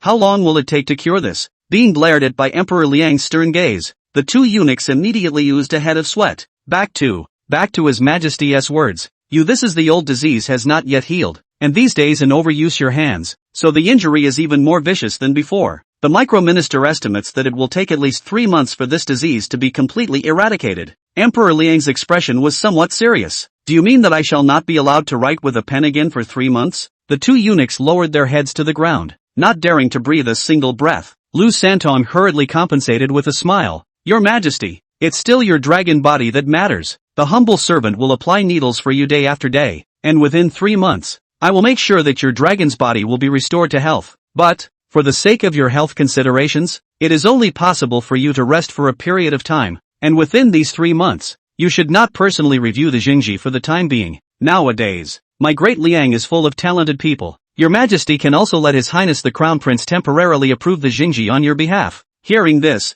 Emperor Liang's face instantly changed. Now who does not know? The Crown Prince secretly in the cabinet frequented, have overstepped the suspicion of peeping at the Zhangjiang, has been the Emperor of Liang grounded for 5 days. But at such a juncture, Lu Santong even moved the Crown Prince out. He also used Emperor Liang's health as an excuse to have the Crown Prince to correct his sonnets for Emperor Liang. Was this intentional or accidental? This imperial doctor, you're exaggerating too much. It's fine to administer needles for my father, but not letting my father use his hands for 3 months. Isn't that a joke? Right at the important juncture where the atmosphere was extremely tense, only Song Huan could be heard grinning greatly and heartlessly opening his mouth towards Lu Santong. Song Huan was a big user of his hands in his previous life, and as soon as he looked at the location of Emperor Liang's wrist pain, he knew that he definitely had tendinitis. It's a very common disease to put on these days, and is usually cured with a shot of closure. If it's as serious as Emperor Liang's was, maybe a little surgery is in order. Although the medical conditions in ancient times were not advanced enough, the theories of Chinese medicine were profound. It is also able to heal gradually if acupuncture treatment is administered. Only, it would be relatively longer. Seeing Song Huan's look of certainty, Emperor Liang laughed in his heart. This kid, he must have come up with some solution again. Say it, how does it work out? Chapter 36 Betting with the Imperial Hospital. Song Huan smiled. He. Father is so wise and powerful, surely nothing can escape your eyes. My son does have a way to allow you to proceed with your pen to approve the Jingji while the eunuchs apply needles to cure you. Guaranteed to have an immediate effect and make your wrists less painful in no time. Hearing Song Huan's words, the 2 eunuchs simultaneously glanced at each other in silent agreement. Even Lu Santong, who is the leader of a group of imperial physicians, can do nothing about the old disease on Emperor Liang's wrist and can only choose to take his time to diagnose and treat it. It was even more unlikely that he would pat himself on the back and assure Emperor Liang that the pain in this wrist could be alleviated immediately. How dare a straw prince who can't even read all the big words speak such words? It's almost like you're going to laugh your teeth off. When Lu Santong heard this, he even failed to hold back the sneer that filled his face and glanced at Song Huan twice with great impatience. Your Highness the 4th Prince, as the saying goes, a walk in the park is like a mountain. As a prince, you study poetry and books diligently day in and day out, but I'm afraid you don't know much about the art of healing, do you? There are specialties in the arts, and as a royal son, you'd better read poetry and books first. I won't trouble you with His Majesty's injuries. Even the slowest of brains could hear the heavenly mocking intent in Lu Santong's words. Emperor Liang immediately pulled a face. Are you all usually this reckless and arrogant in front of the 4th Prince? Lu Santong had never dreamed that this 4th Prince, who had never received any attention, would cause Emperor Liang to lose his temper like this. Dare not Dare not. I dare not. I just thought that your dragon's body is important and should not be delayed at all. Much less risk your dragon body. What's going on today? Did the sun come out of the west? Song Won, however, always wore a cloudy smile on his face, as if he did not care about Lu Santong's words and actions. It seems that eunuch Lu simply doesn't believe what this king has said. How about this? This king and eunuch Lu come to make a bet. If it turns out that this king was indeed talking nonsense and not pretending to understand just now, and could not alleviate father's old illness, then this king will bow in vain and apologize to Imperial Dr. Lu in front of everyone at the Imperial Hospital. But, if this king can indeed ease the pain of father's old illness, then please ask Dr. Lu to take the initiative to resign from his position as a minister of the Imperial Hospital and ask for his own retirement. Once Song Huan's words came out, a group of doctors at the Imperial Hospital were dumbfounded in an instant. Lu Santong is the earliest and most skillful eunuch in the group of eunuchs who entered the palace. Not only that, but he was also the imperial physician that the imperial master personally introduced to Emperor Liang back then. The status and medical skills are simply a ride to the top. It was such a respected minister of the Imperial Hospital that was provoked by a piece of trash today. What's that supposed to mean? Does that make sense? All the eunuchs, at this moment, coincidentally, had a similar scene in their minds. The wasteful fourth prince was snotty and bowed in front of Lu Santong as he cried, "Imperial Dr. Lu, I was wrong. I'll never dare to be a class act and be serious in front of you again. I'm still too young." It's a scene that's just ridiculous to think about. Of course Lu Santong would not let go of such an opportunity to slap the fourth prince in the face. After all, as the imperial physician personally promoted by the imperial master, in Lu Santong's eyes, all the imperial sons except for the crown prince were all trash. What's more, this congenitally underdeveloped fourth prince was the strawman of strawmen, the garbage of garbage. Since he was so fond of making a fool of himself, he himself would accompany him to the end. Yeah, the old minister has served in the Imperial Hospital for many years, and today there is this opportunity to ask for advice from His Highness the Fourth Prince, so of course I won't easily miss it. Although Lu Santong spoke humble words on his lips, the expression on his face was already arrogant to the point of being unbeatable. You want to sweep yourself off your feet with such a dumbass? Daydreaming.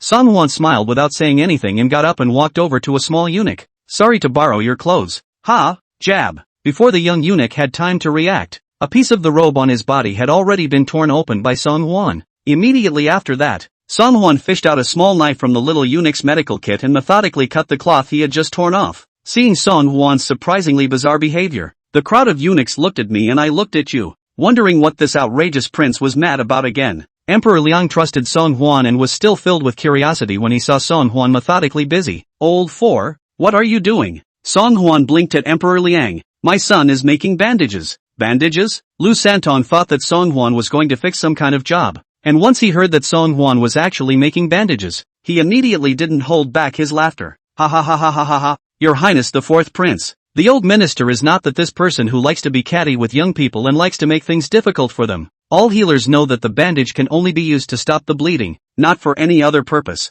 Bandages aren't a cure-all for gold sores. You're a royal son. It's normal that you don't know much about medicine. If you want to back out, the old minister can completely pretend that this bet never happened. Lu Santong's meaning couldn't be more obvious. Compare your medical skills with me? You're a piece of, but I'm too highly respected and skilled in medicine to talk to a retard like you. If you admit defeat now, it's also considered that I'll be magnanimous and let you off the hook. Song Huan coldly glanced at Lu Santong. Only this glance, so that the originalist complacent Lu Santong instantly closed his mouth. That icy cold to the extreme eyes, just one glance, made people fall into the ice cellar and couldn't help but get goosebumps. Strange, how could a normally demented prince have such a stern look in his eyes? Lu Santong was silenced, his eyes closely following the movements of Song Huan's hands, the hatred in his heart spilling out. This is a case of being given a face but not facing it, so you have to let people come and hit you in the face. Wait and see how you, a royal prince, are going to end up losing a contest with me. Soon, Song Huan's few bandages were ready. Father, please allow me to bandage you. With that, Song Huan wrapped bandages around Emperor Liang's wrists, Tiger's mouth, and other key locations. The bandages were wrapped so tightly, leaving no room for anything, that even Emperor Liang couldn't help but feel suspicious. Son, is it necessary to tie it so tightly? There. Song Huan was very satisfied with the results of his bandaging. Father, try again and see how you feel now? In Emperor Liang's heart, he actually secretly sweated for Song Huan. Thought the kid could come up with something amazing. I didn't realize it was nothing more than a few ragged strips of cloth wrapped around my wrists. Can these 2 strips of rags alleviate the piercing pain of this age-old disease? Liang Di was a little nervous, but tried to move his wrist. However, to the surprise of Emperor Liang, the wrist that had been stinging to the bone with the slightest movement was now surprisingly free of that tingling sensation. Chapter 37 Bao Sheng Da Di had a dream. Ha! Liang Di's eyebrows revealed some delight, and he tentatively increased the intensity of moving his wrist again. No, not a hallucination. The tingling in the joints had indeed been sharply reduced by half, and was no longer as painful as it had been before. Because of the old injury to his wrist, Emperor Liang had been in so much pain that he could not sleep well for a night. Sometimes the pain was so bad that even the whole right half of the arm followed with pain and numbness and agony. However, even this age-old disease that this group of eunuchs were unable to do anything about was actually solved by these few strips of cloth from old for? When did this kid teach himself medicine? Looking at Emperor Liang's expression of not having seen the world, Song Huan said in his heart, stable, "Father, try using chopsticks?" With a skeptical attitude, Emperor Liang reached out his hand to the silver chopsticks on the table. Suddenly, Emperor Liang's pupils clenched and his spirit lifted up. This right hand, which could not lift the chopsticks for several days, today, unexpectedly lifted them up in an unbelievably firm and stable manner. The key thing was that the wrist that was steadily lifted up was like it wasn't half as old as it was, hardly feeling any pain. Emperor Liang's eyes glowed with delight like a child in his 50s.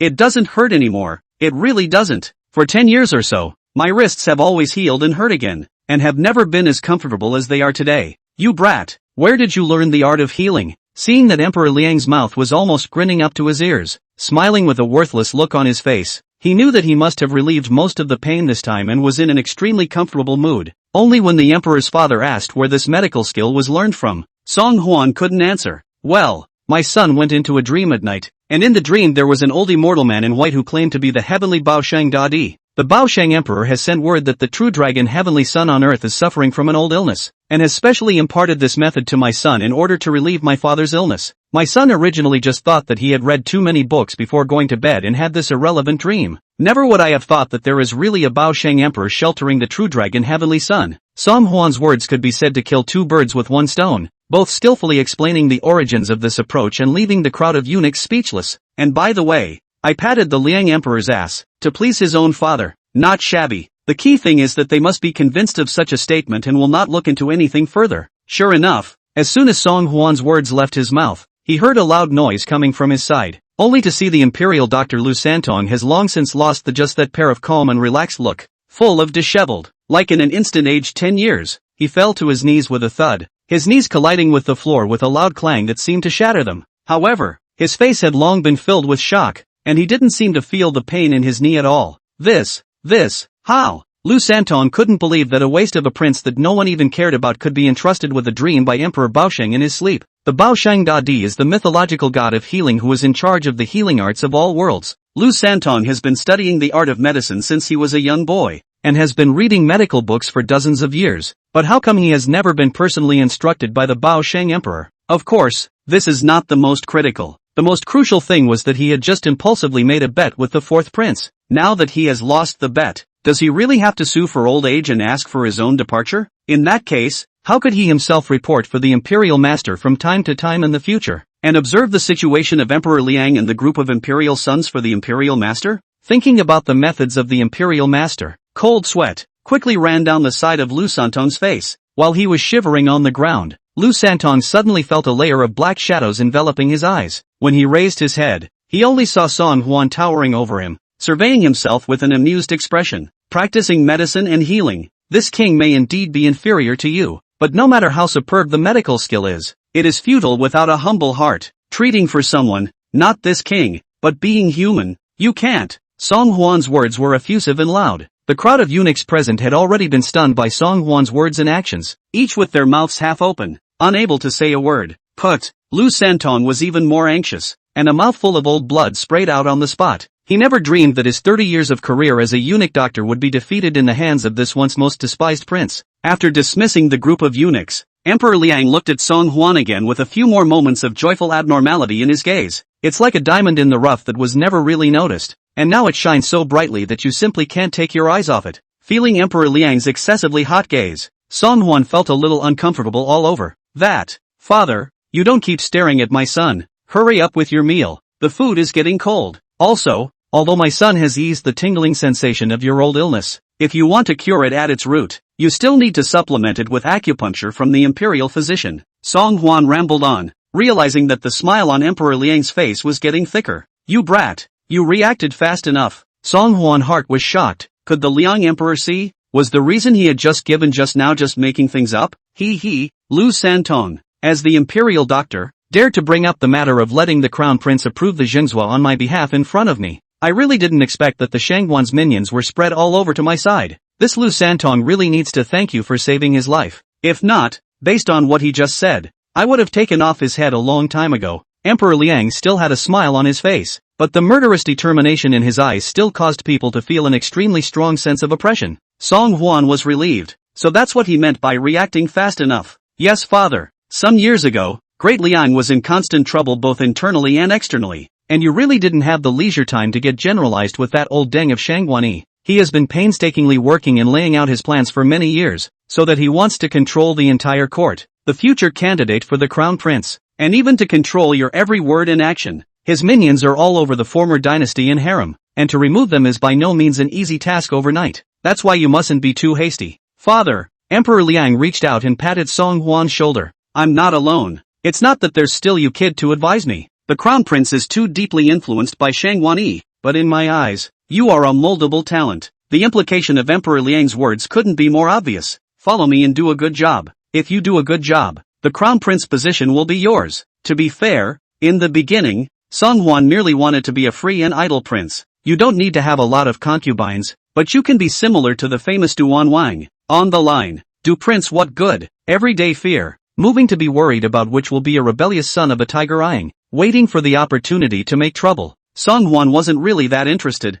However, by now, after being accustomed to seeing the cynical faces of courtiers and even lackeys, Song Huan had finally determined what was in his heart. He wants no one else in the world to dare to despise. He wants no one else in the world to dare to press down on his head. Since he was born in the imperial family, it's either you die or I live on this road to take over the throne. So why can't the one who survives in the end be himself? Chapter 38 Empress Shangguan's acting skills. Right. It was as if Emperor Liang had suddenly thought of something important. Once Lu Santong is gone, the imperial hospital will be short of a hospital ambassador. I can't trust anyone else, so I'll leave the selection of a new court ambassador to you. Song Huan suspected that he had misheard, pointing to the tip of his nose with a stunned expression. The sun's servant to do it? Emperor Liang smiled slightly. Didn't you get a dream from Bao Shang Da Di last night? That's something the entire imperial hospital has heard. There's no one more qualified to run this thing nowadays but you. Moreover, I don't trust the people in the palace, so this new court ambassador, let's choose from outside the palace. Seeing the secretive, wry smile on Emperor Liang's face, Song Huan couldn't help but win a jolt. Lean. Only then did Song Huan realize that Emperor Liang had not believed, from beginning to end, the dream talk that he had just made up, but he doesn't mention it. So, he's here waiting for himself. It couldn't be seen that this old man was still a rather cunning old fox. Song Huan was instantly left with two big heads. Father, why are you addicted to pitting your son? Nowadays, the medical talents of the whole de Liang, I am afraid that all of them are in the palace to be the eunuchs to come. Where can I find another miracle doctor for Emperor Liang? Song Huan was worried, but he saw the eunuch Shui Hai, whose face was even more ugly than his own, tiptoeing in. That, Your Majesty, news has come from the Eastern Palace that His Highness the Crown Prince has started a high fever and would like to ask you to take a look. Hearing this, Emperor Liang's face pulled down. If you're sick, get a doctor. I don't know how to see a doctor. So what am I supposed to see? Shui Hai's expression was a bit embarrassed. The people from the Eastern Palace said that they've already asked the imperial doctor to visit several times,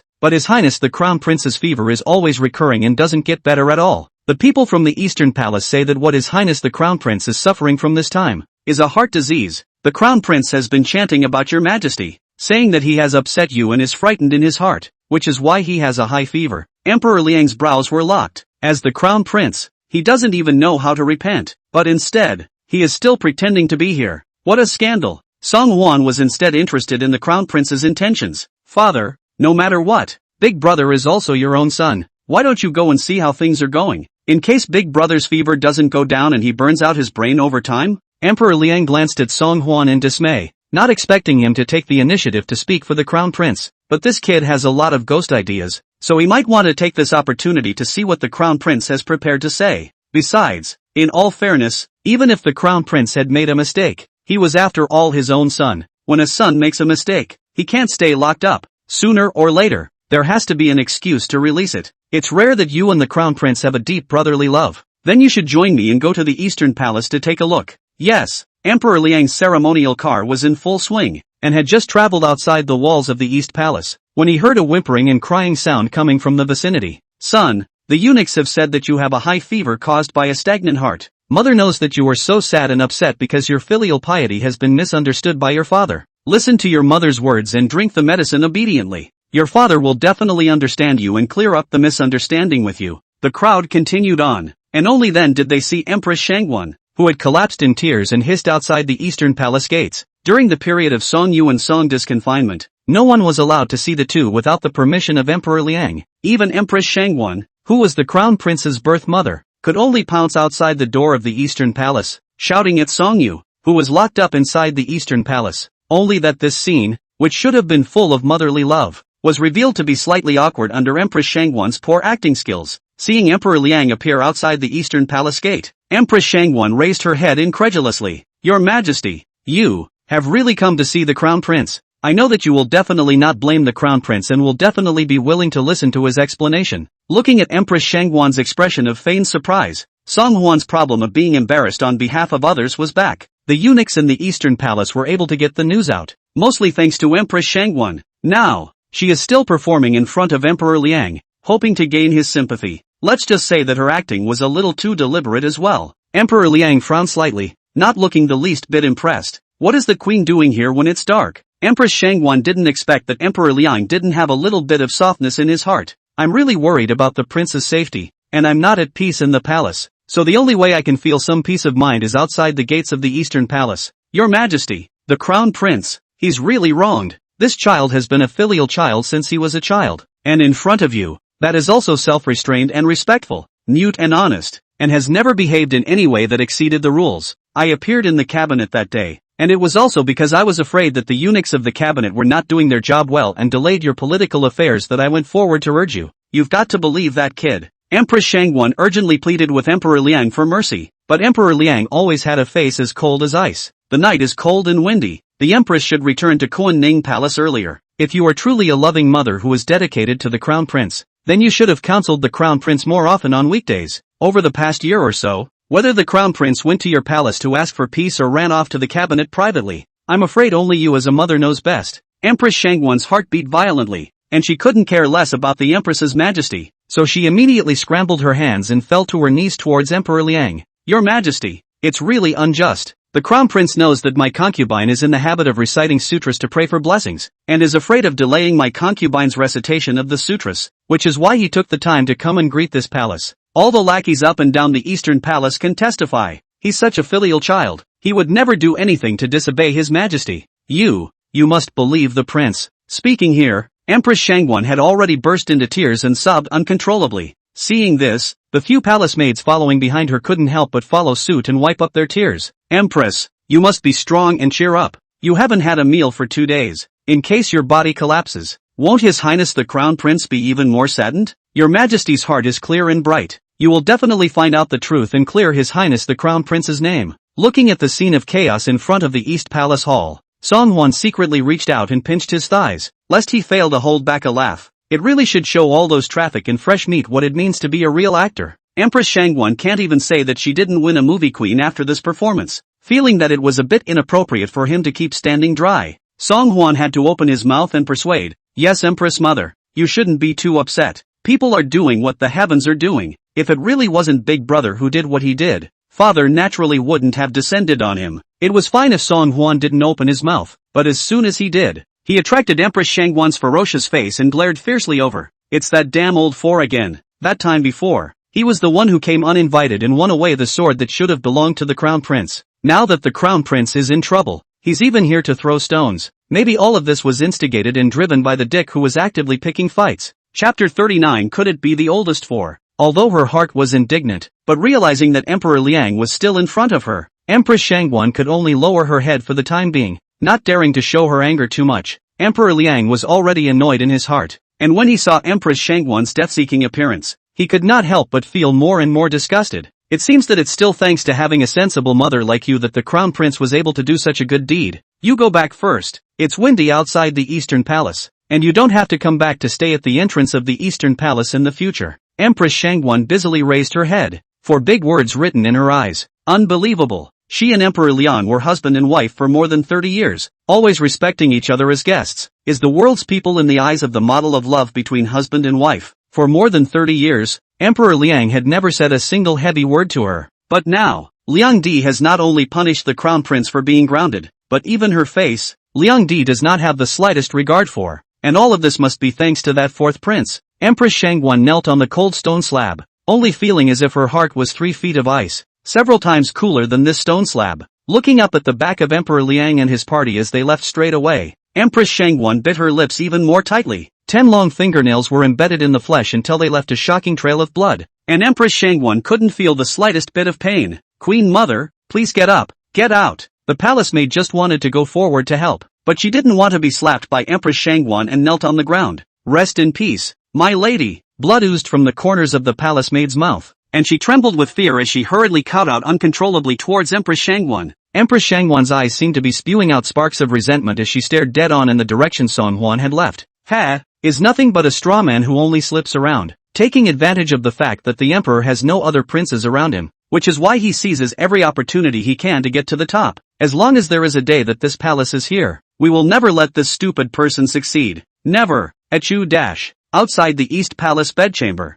Song Huan sneezed several times in succession. What's going on? It always feels as if someone is chanting behind me. When Emperor Liang heard the commotion, he couldn't help but show concern on his face. Catching cold? Should we have the doctor come and take a look? This unusual performance of Emperor Liang made the crowd of palace maids and eunuchs following around secretly stagger. The previous bonsai never showed such concern for any of the royal sons. Even the crown prince, who has always been the most favored in the imperial court, has never attracted such attention from His Majesty. Not to mention the 4th prince who has always been disliked and bored by the Hailmaster. In the past, as soon as he heard the news of the 4th prince, the Hailmaster would look sad and impatient. But just now, how could he be so nervous about the 4th prince's body and bones? This is so not normal. Song Huan had already gotten used to Emperor Liang's transformation, and busily waved his hand, saying, "There's no harm in my son. Father should still go and take a look at Big Brother's condition first." According to what Empress Shangguan had just said, if Emperor Liang didn't come again, Song Yu was afraid that she would have to go on a hunger strike and die from her medication.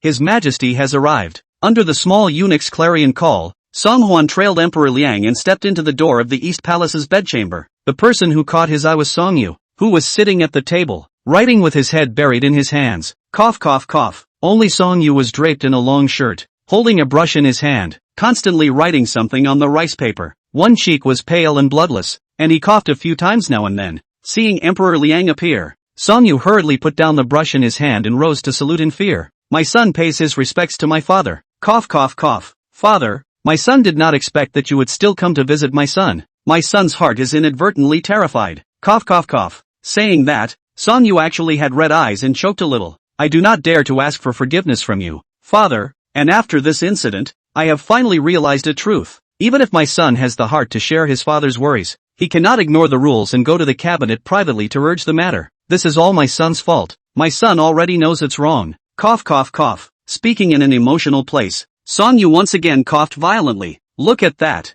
It's almost like you're coughing your lungs out." Listening to Song Yu's words, it seems that he intends to bite the bullet and say that his appearance in the cabinet that day was nothing more than urging the eunuch to do his job for Emperor Liang. Anyway, now that Zhao Zhong, the executive eunuch of the cabinet, is dead, no matter what Song Yu says again, it is already dead. Emperor Liang did not comment on Song Yu's words, but instead faintly asked back, "What are you writing?" Song Yu hurriedly replied, "Returning to my father's words, my son always remembers my father's teachings, and even when he is sick, he does not dare to forget to read. Coupled with the fact that I did not go to the state prison for 5 days in a row, my son read and took notes, not wanting to miss out on the progress of his studies at the state prison. To not be so curly." Song Yu always lowered his head, with a look of sincere repentance, fearing that any further words would be wrong and cause displeasure in Emperor Liang's heart. Emperor Liang frowned slightly. "Since you're sick, you should stay in bed and rest properly, lest your condition recurs and you fall ill." "Yes." Song Yu's heart snickered.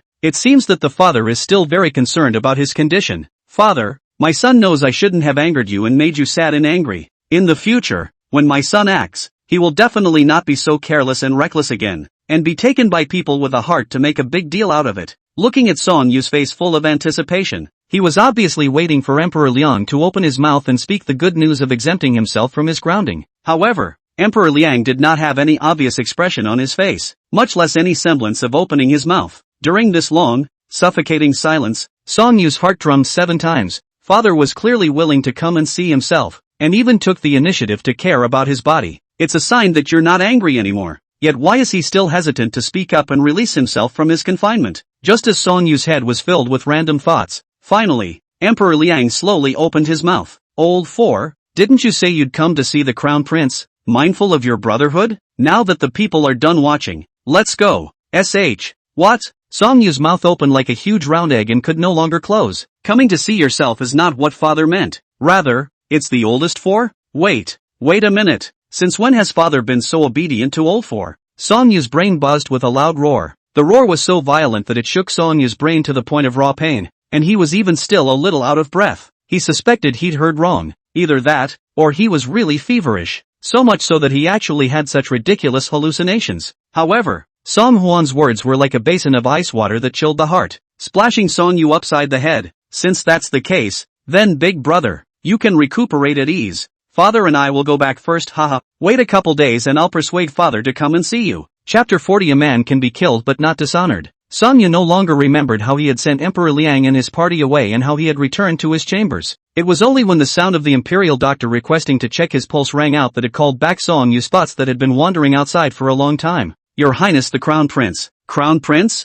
I've come to take your pulse. Song Yu woodenly returned to his senses. In front of him was a very faceless young imperial doctor. Song Yu did not have much of an impression. Who are you? Where did eunuch Lu Santong go? The young eunuch terrifiedly said. Back to your highness. I am the new eunuch at the Imperial Hospital. Lu Ziong. Imperial Dr. Lu Santong has retired to his hometown and has asked for his own separation from the Imperial Hospital. There are also several eunuchs who left the palace along with them. Song Yu frowned tightly. Why? Lu Ziong didn't dare to hide it, so he told the scene that happened in the afternoon in the Hall of Supreme Harmony in one piece. After Lu Ziong finished speaking, Song Yu had already clenched his fists and his veins on his forehead were bulging, looking like he was on the verge of exploding at any moment. Song Huan. It's Song Huan again. Lu Santong is one of Grandpa's beloved ones, and has been serving in the Imperial Hospital for many years, doing a good job as the hospital ambassador of the Imperial Hospital. I didn't expect Song Huan to use such tactics to drive Lu Santong away from the Imperial Hospital, and most unforgivable of all,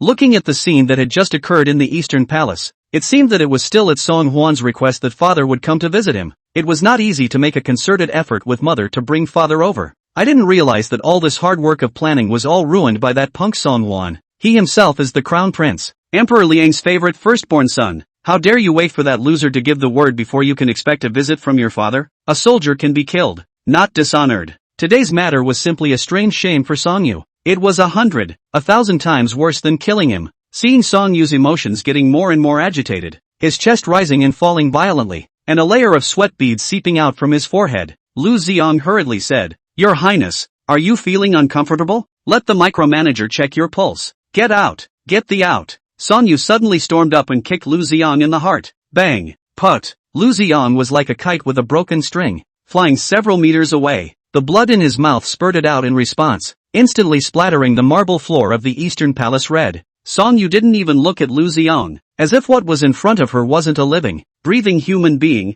but trash to be disposed of at will. Song Yu wasn't sick, and the reason why she was pale and constantly sweating was because she purposely asked Lu Santong to help disguise it. In order to do so, he was able to trick Emperor Liang and arouse his sympathy. It was just that he didn't expect that although Emperor Liang had come, he didn't even half sympathize with himself. He let himself be humiliated by that straw man Song Huan. Thinking of this, Song Yu was so angry that he had no way to vent his anger, so he had no choice but to vent his anger towards Lu Ziong, who was already spitting blood from his mouth. Asterisk.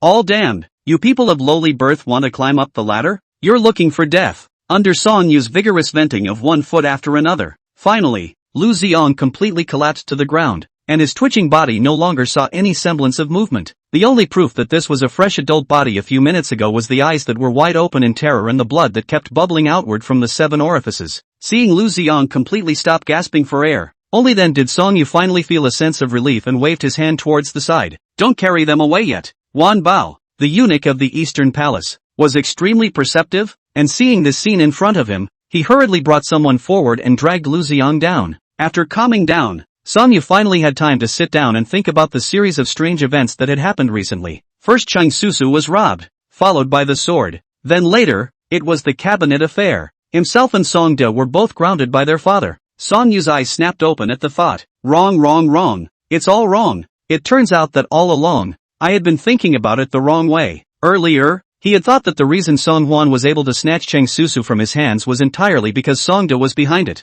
But now, Song De was clearly grounded by father as well. Nowadays, the one who follows his father's side and pretends to be a tiger and flaunts his power is not that waste of time Song Hwan that no one has ever looked up to? 4 words popped out of Song Yu's brain heatedly. You were lied to and cheated. This straw man, so many years. So it's been playing dumb all along. Song Yu gritted his back teeth to the point of grating, his fists tightly clenched into a ball, trembling slightly and uncontrollably. Being lied to by a loser is scary enough. What was even more frightening was that one would be deceived by this loser for as long as 18 years. Of course Song Yu couldn't accept this fact. Eyes averted, killing intent, millimeter by millimeter. Song Hwan must die. Achoo, achoo. Just after returning to the bedchamber, Song Hwan couldn't help but sneeze several times in a row. It's a wicked day. How I keep getting read to. Whoever it is, please take the avatar. Your Highness, are you alright? The slave girl will prepare some ginger tea for you to get rid of the cold. Seeing Song Hwan sneezing, Chui Mei showed concern. Okay, there you go. Just in time. Song Hwan needed to summon Shadow Guard Hua Chiao to ask a question. When Su Wei Mei lightly exited the door, Song Hwan couldn't wait to poke his head outside the window. Squire Hua. Squire Hua? Subordinate. Ugh. Not surprisingly, Hua Chi's silent appearance still startled Song Hwan. Probably a few more summons to get used to this unique appearance of his. Song Hwan coughed gently twice, trying to cover up his lack of calmness just now. Servant Hua, this king would like to know what the third prince has been doing lately? Hua Chi's face is expressionless. Back to your highness. The third prince has been very busy in recent times, often going out of the palace on business. Sometimes they go to eat wine in the Changchunfang and meet with Bai Xinyan. I don't know exactly what they are discussing. Sometimes they go to the mansion north of the city and stay there for a whole day. Song Hwan was a bit surprised. Song Liang still has properties in the north of the city? Hua Chi nodded. Yes. According to the rules of the De Liang royal family, all the royal sons before they marry and have children, they have to live in the palace, and they are not allowed to leave the palace to open a house. Song Liang was still a bachelor like himself, so what made him able to own his own mansion in the north of the city? Servant Hua, continue to watch Song Liang. This king wants to know what he has in his mansion in the north of the city, and what he's discussing when he meets with Bai Xinyan. Yes. Song Hwan had originally thought that his request would be a bit too much, causing Hua Chi to be apprehensive and not dare to agree. I didn't expect him to agree so readily. As expected of the legendary Shadow Guard, his business skills are really impeccable. Chapter 41 Horse Bandits in Liangzhou Generation. Right. Song Hwan suddenly reached into his arms for a moment to fumble around, and soon, fished out a short knife sheathed in a black leather sheath. This is a short sword that this king has specially sent for skilled craftsmen to build with the Xian iron from the far north. I saw you use the dagger well last time in the Prime Minister's mansion. Only the quality of that dagger was so poor that it curled its blade after chopping off a snake's head though. This is good. You use this. Hua Chi seemed extremely shocked and froze briefly, then took the short sword in Song Hwan's hand with both hands. Miso. The moment the short blade was sheathed, points of cold aura flashed, illuminating Hua Chi's eyes. Thank you, Your Highness the Fourth Prince. This was the first time that Song Hwan saw an expression of delight on Hua Chi's face. Song Hwan understood that by accompanying Emperor Liang to the East Palace this evening, he had completely exposed himself in front of Empress Shangguan and Song Yu. With this mother and son's vindictive character, they will surely make a move soon. With a great general as a backer behind them, they couldn't move Song De. They don't care about Song Liang, who specializes in right and left and acts in a low-key manner. So in such a situation, the 24-hour close protection of the Shadow Guards was vital. The Hall of Supreme Harmony. The Morning Court. Your Majesty, Tiger General Su Rong and Vanguard General Cheng Tianlin have already departed and set off on their way back to the court. It is expected that in half a month, it will arrive at the capital without any problems. Hearing this uplifting news from Zhang Tian, the Secretary of the Ministry of War, Emperor Liang was glowing and in high spirits. Yes, yeah, Zhao Yuanshan, I am here. Zhao Yuanshan, the Minister of Rights, was a slightly short and fat middle-aged man, and when he heard Emperor Liang summoning him, he hurriedly took a step forward. Emperor Liang waved his hand. The great general has returned victorious. This is a great joy for all of heaven to celebrate. In half a month, I will host a banquet in the palace to welcome the great general back to the court in style. This affair must be organized in great style. This battle has consumed too much time, manpower and financial resources. It is time to organize a hot and lively, notorious to the world, Zhao Yuanshan smiled brightly and joyfully arched his hand toward Emperor Liang. The humble servant obeys the decree. Congratulations, Your Majesty. This is a great joy for my de Liang and a great joy for the people of the whole world. His Majesty is farsighted and wise. The great general is also charging into battle with unrivaled valor. In the courtroom, a succession of horses' asses rang out. However, Zhang Tian's face did not look particularly good. Your Majesty, I have one more thing to report to you. Seeing Zhang Tian's expression of wanting to speak and being preoccupied, the courtroom quickly quieted down. Your Majesty, news has come from around Liangzhou. A group of stragglers fell into the grass and developed into a sizable group of horse bandits. This gang of horse bandits plagued the people passing by, robbing them of their wealth and killing them without it, causing the local people to suffer, and the people are full of grievances. The Liangzhou government has sent officials and soldiers to suppress it, but, all repulsed by horse bandits. When these words came out, the whole room was shocked. A few courtiers had not even finished congratulating Emperor Liang, and the smiles on their faces had not even had time to be put away. Emperor Liang's smile also froze on his face, and his brows furrowed slightly. About how many of these horse bandits are there? Back to Your Majesty. The number is not too many, just over 1,000. A mere 1,000 people. How come the Liangzhou government can't do anything about it? The governor of Liangzhou is incompetent and unethical. From today onwards, he will be removed from his official position and escorted to the capital to await trial. I didn't expect that in 3 or 2 words, the governor of Liangzhou would be gripped of his official position. It seemed that this time, Emperor Liang had really moved with great anger. For a while, the courtiers were silenced, fearing that they would say something wrong and be angered by Emperor Liang again. Seeing everyone hanging their heads low and not daring to make a sound, Emperor Liang couldn't help but get even angrier. Liangzhou is but a mere 1,000 or so horse bandits in rebellion, and the governor of Liangzhou is powerless to do anything about it. Don't you, as de Liang's brachycephalic courtiers, have any solutions to tell me? Prime Minister Chang Sun took the lead and stepped forward, arching his hand towards Emperor Liang. Your Majesty, I think that we should first send additional manpower to Liangzhou to deter the horse bandits. The neighborhood of Liangzhou, as well as Yangzhou and Jingzhou, can all borrow troops from Liangzhou first. Not bad. Emperor Liang nodded his head slightly satisfied, immediately passed the order with the governor of Yangzhou and Jingzhou to reinforce Liangzhou. Yes. Seeing this, Zhang Tian also hurriedly stepped forward. Your Majesty, this method of the prime ministers can certainly serve as a slight deterrent and mitigation, but these horse bandits don't even care about the local officials and soldiers in Liangzhou. Even if we order Yangzhou and Jingzhou to send additional manpower, it's just a drop in the bucket. The humble minister thinks that the great generals of the court still need to be dispatched as soon as possible in order to completely wipe out the rebellious horse bandits. When Zhang Tian said this, the courtroom was in an uproar. Lord Jiang is not talking nonsense. The great general has not yet returned with his troops, and the remaining troops in the court are for the defense of De Liang, so they must not be deployed at will. In the absence of the great general, who in the dynasty will go to Liangzhou to quell the rebellion? Yes, now there are only soldiers but no generals. Is it hard for you, Lord Jiang, to personally lead troops to Liangzhou to suppress it? The ministers launched an attack on Zhang Tian's proposal with one word from you and one from me. Emperor Liang even pondered for a moment. Nowadays, there are still soldiers available within the De Liang dynasty. This point is not false, but a few generals who are good at leading troops on campaigns have all been sent to the northwest front. Could it be that we still have to wait until Su Rong and the others return, and then immediately send them to Liangzhou to quell the chaos?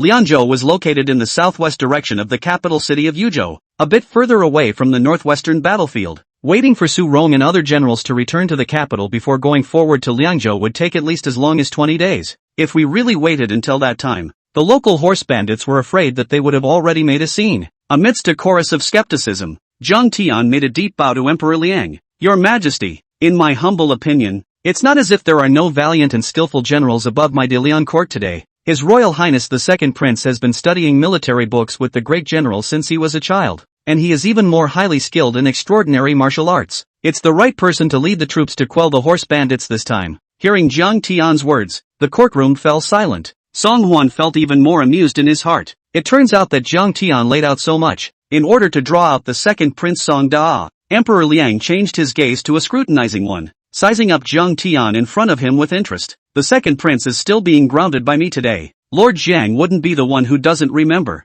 Zhang Tian, however, wore a face that looked at death with a determination that was written on his face that he was not at all afraid of being descended upon. I remember, but as a subject of De Liang, all of my proposals are for the sake of De Liang's kingdom and people. Your Majesty, this matter is a matter of great urgency. The only way to return the people to normal life is to send the second prince to lead the troops to suppress and eliminate the horse bandits as soon as possible. Chapter 42. The task accounted for by Emperor Liang. Your Majesty, the old minister thinks so too. Suddenly, an old voice trembled. The crowd raised their heads in surprise, but they actually saw the imperial master Shang Wanyi facing Emperor Liang and slightly saluted. Horse bandits are on the prowl, looting everywhere they go, making people's livelihoods difficult, and the people around Liangzhou are living in dire straits. These horse bandits are extremely cunning, and can by no means be suppressed and resolved by ordinary state officials and soldiers. Please, Your Majesty, send the second prince to lead an expedition to show your attention to the people. The moment Shang Wanyi said this, all the ministers opened their eyes wide in disbelief. Isn't the Grand Master the Crown Prince's grandfather? How could he help the second prince now and let him get this great opportunity to build his career? This isn't right. However, although these courtiers were doubtful in their minds, they still followed the example of Taisher and scrambled to open their mouths to Emperor Liang. I second the motion. Yes, Your Majesty. Nowadays, it's not that I don't have any generals with troops in Daliang. His Royal Highness the second prince is capable of fighting. He is the right person to quell the horse bandits. Please, Your Majesty, send the second prince to lead troops to suppress it. Return a peaceful and prosperous world to my great Liang. Amidst the admonishing voices of the courtiers, Emperor Liang's face became more and more ugly. Song Huan stood in the crowd and didn't make a sound, but one look at Emperor Liang's expression made it clear that the old man was definitely upset by what was said. It should have been Emperor Liang's right to do what he wanted with his own son. As a result, now it's good. One moment Empress Shangwan cooperated with the crown prince to play a bitter trick, and the next moment a group of courtiers forced Emperor Liang to release the second prince because of the horse bandits. No one's a fool. Who else wouldn't be annoyed? Emperor Liang sank his face and thought for a long time, and finally shocked his voice. This matter, I still need to consider, just for the time being. As the Prime Minister suggested, borrow government soldiers from Yangzhou and Jingzhou to hold the fort. Retreat. After the morning court, Song Huan still went to the state prison for classes as usual. For 6 days in a row, the Prince Song Yu's figure was missing in the state prison, and even a few of the university scholars who came to give lectures became lazy and unprofessional, and just muddled through. However, Song Huan had never really listened attentively. In particular, what happened in the morning court today caused Song Huan to be unable to help but fall into deep thought. Just now in the morning court, why did Shang Wanyi take the initiative to come forward and help Zhang Tian to persuade Emperor Liang together? If Songde could really be released this time, and he was credited with leading the troops to suppress it, wouldn't he, Shang Wanyi, have lifted a stone and smashed his own foot? Is this the legendary cudgel? After thinking about it for half a day and not being able to figure it out, Song Huan decided to give up thinking about this esoteric question. In short, the matter of leading troops to war was not something Song Huan was interested in, and he really didn't have the talent for it either. The situation on the battlefield is ever-changing, and the slightest mishap can result in death. This is not a trivial matter to play around with. Song Huan didn't want to gamble with his own little life to claim the reward from Emperor Liang. Better to do something you can do first. Thinking of this, Song Huan turned his gaze to Song Liang, who was on the side. Throughout the class, Song Liang was not as active and enthusiastic as he usually was. Instead, they always look as if they are unsettled and traveling above the 9 heavens, not knowing exactly what they are calculating. Stay up to the state prison class. This guy is even more a smoke on the run, as if in a hurry to go to do something big like. Song Huan was too lazy to bother with him. Anyway, this guy still had shadow guards keeping an eye on him in the dark. Right now, there was still the task explained by Emperor Liang to be accomplished. Lu Qing. With a greeting, Song Huan called out to Lu Qing, who was about to leave with the crowd. Your Highness the Fourth Prince, do you have something important to order me? Now when facing Song Huan, Lu Qing no longer had the same constrained and uneasy look he had earlier, and would no longer turn his head and run away like a mouse seeing a cat. Father's official position could barely be preserved, and Lu's clan could survive the great reshuffle in the Ministry of Households without any danger. All thanks to this fourth prince in front of him. If not for the presence of the fourth prince, the entire Lu clan would have been afraid to die or be exiled. Just like Minister of the Household Zhou Quanan and Zhang Yuandao, it could be said that the fourth prince was the great benefactor of the entire Lu clan. In the face of the great benefactor, Lu Qing, naturally full of enthusiasm, smiling face to welcome, Song Huan opened his mouth and asked, do you know of any famous miracle doctors in the capital, or around the capital would be fine? Lu Qing's mouth grinned as he bared the flowers of his teeth. There are famous doctors. There are as many as there are. I wonder what your highness is doing out of the palace looking for a famous doctor. Is the palace doctor no good? Song Huan shook his head. The divine doctor that this king is looking for. His medical skills must be far above the palace eunuchs. At the very least, it must be at the level of the palace eunuchs. Most of the seniority of the old eunuchs have been dismissed by the Liang Emperor.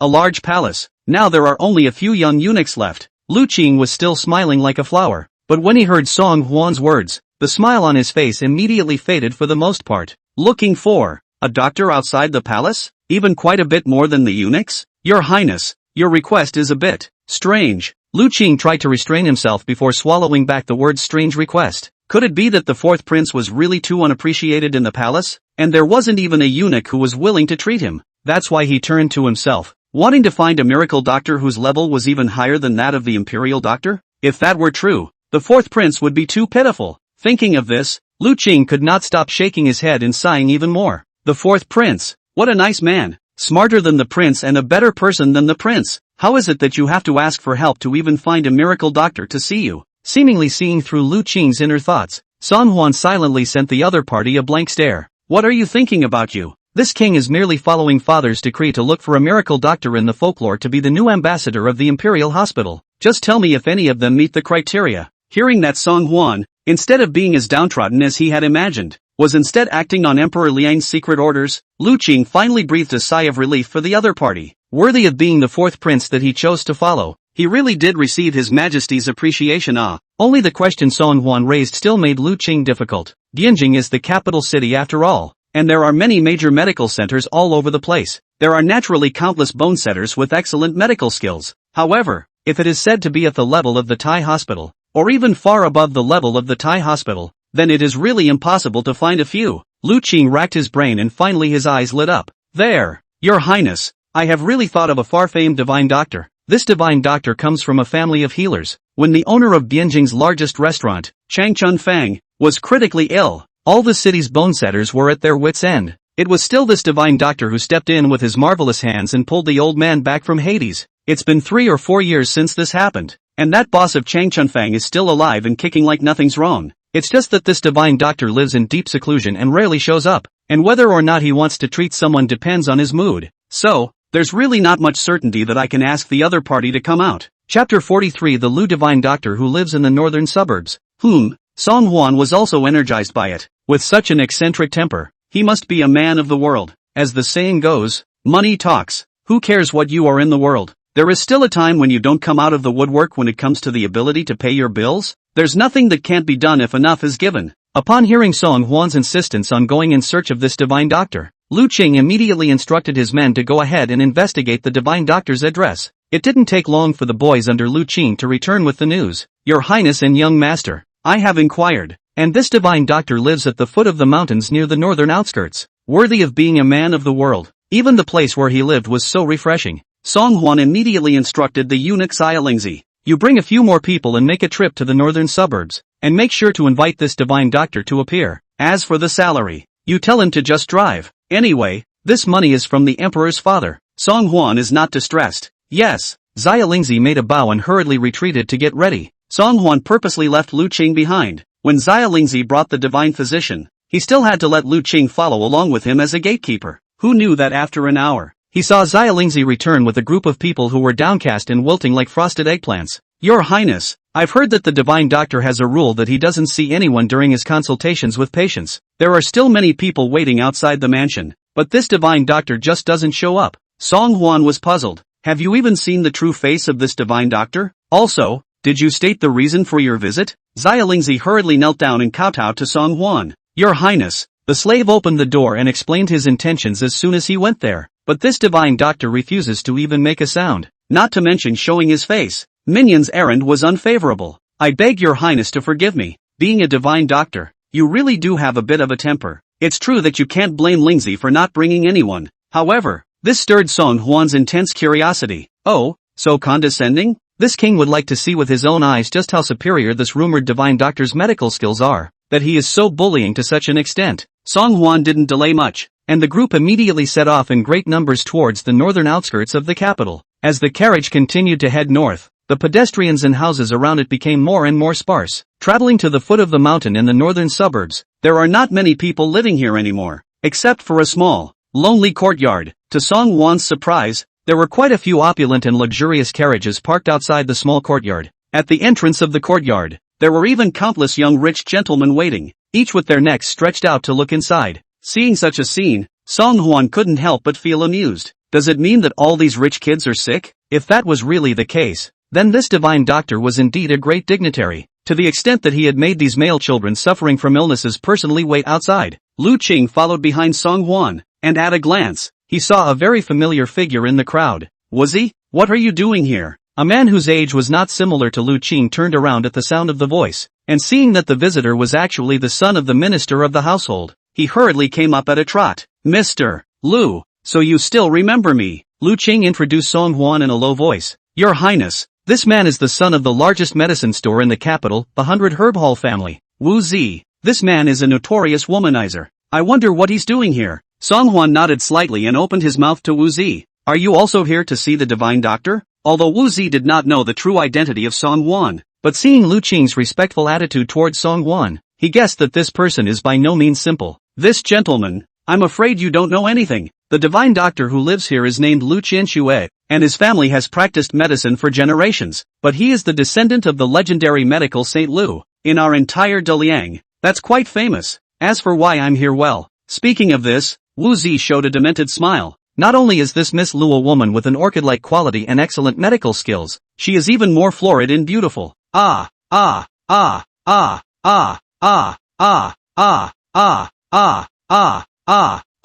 Half a year ago, I had a meeting with her at the 100 Herb Hall. To tell the truth, just by taking a look at her from afar, I fell in love with her at first sight, and swore that I would never marry her in this life. For her sake, I have abstained from female sex and purged my mind for the past 6 months, just so that I can beg to marry her for initiation.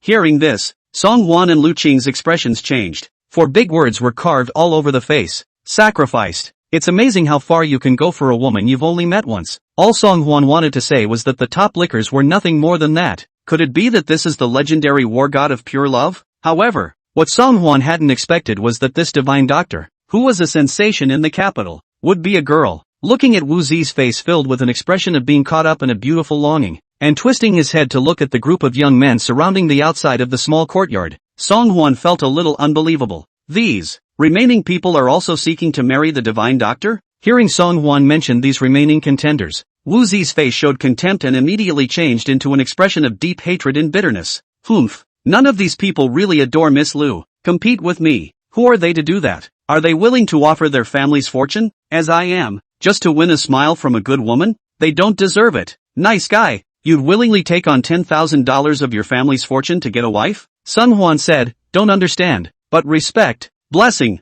In this instant, Song Hwan understood. These males are indeed sick, except that the disease they have is lovesickness. Love brain. Song Hwan still had many doubts in his mind. Since the Lu family is quite a famous family of miracle doctors throughout Great Liang, how come they live in this hole of a place? Wu Zi laughed. Either that, or on what basis do you say that people are a family of divine doctors? Although the Lu family has the strongest medical skills in this entire world, they are not interested in money at all. Most of the people they are willing to save on a daily basis are also terminally ill patients who can't afford a bone setter. There's no way to compare the usual quacks who sell their names and are only interested in collecting money with the Lu family. Naiha, always some powerful people want to invite the Lu family to come out. The ancestors of the Lu family had no choice but to simply move their home to the middle of nowhere. It was passed down from generation to generation, and then it was settled here. Hearing this, Song Hwan couldn't help but feel some admiration for the Lu family rising. As he was talking, he only heard a creak and the wooden door of the small courtyard opened, only to see a woman in a rough old shirt,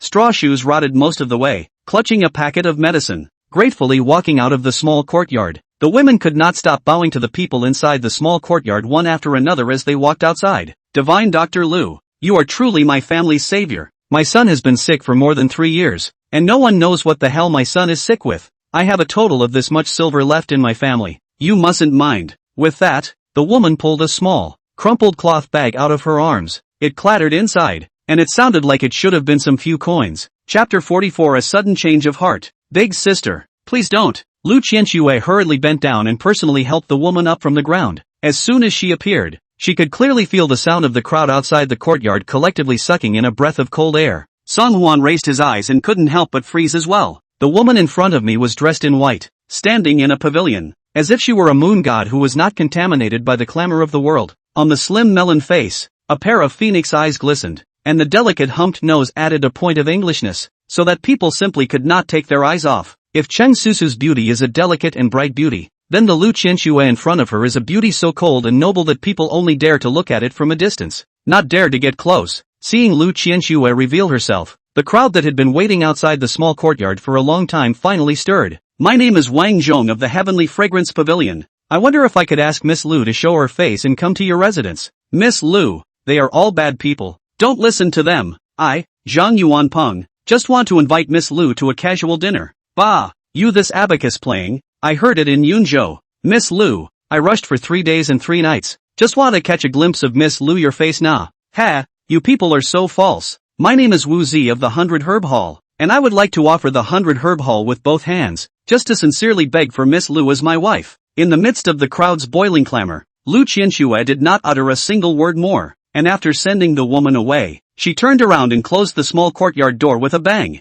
It looked as if it had become commonplace to the scene in front of them. As Song Huan took in this scene, he couldn't help but take a keen interest in Lu Qianxue. In the face of the pursuit of the capital's top gentry, this girl surprisingly didn't even blink her eyes more than once, and even felt a hint of contempt from her. This kind of girl who treats money like dirt is close to being extinct, and the bottom line is that there are not a few people who covet her beauty and talent. But how dare she, a delicate woman, live alone in the middle of nowhere where she screams for help? It seems that there must be an unknown backstage, or an excellent skill. I wonder with a temper like hers, would she willingly follow herself into the palace as a eunuch doctor? Song Huan was skeptical, but, come what may, you have to go in and try it out. What if? Song Huan gave a wink to the eunuch Xiaolingzi who was following him, and Xiaolingzi understood and immediately pulled out the duster from his arms. His Highness the Fourth Prince has arrived. A group of people gathered around the outside shouting, heard the eunuch's shrill voice ringing behind them, and one turned back to look, seeing that there was actually a man behind him with luxurious clothes and extraordinary demeanor. The crowd was shocked and hurriedly knelt down with 7 hands and 8 feet. Greetings, Your Highness the Fourth Prince. The Emperor's son would personally come outside Divine Dr. Lu's house. Could it be that this Fourth Prince has also heard of Dr. Lu's reputation, or covet her beauty? However, the Fourth Prince was a notorious straw prince throughout Great Liang. Miss Lu is notorious for not loving money or power, so maybe even if the prince comes, she won't necessarily give face to the other party. Xia Lingzi, together with the remaining 2 eunuchs, opened the way in front and took the lead to the door of the small courtyard. Knocking on the door, His Highness the Fourth Prince is here. Please trouble Divine Dr. Lu to open the door. It took a long time of knocking before he saw the door to the small courtyard being opened with a creak once again. Lu Qianxue's face revealed some impatience, but she could only bend down in the way of Emperor Song Huan's status. My daughter, Lu Qianxue, pays her respects to His Highness the Fourth Prince. Behind them, the gate to the small courtyard slowly closed, shutting out a crowd of neck-stretching do-gooders. Song Huan Su looked around the small courtyard. The small courtyard, although the place is not big, but by Lu Qianxue cleaned up well organized, very clean and fresh. There were bamboo baskets in the corners of the courtyard, and quite a few bottles and jars for grinding herbs, all of which had been cleaned up as well. Lu Qianxue didn't seem to be too comfortable with being intruded into her home,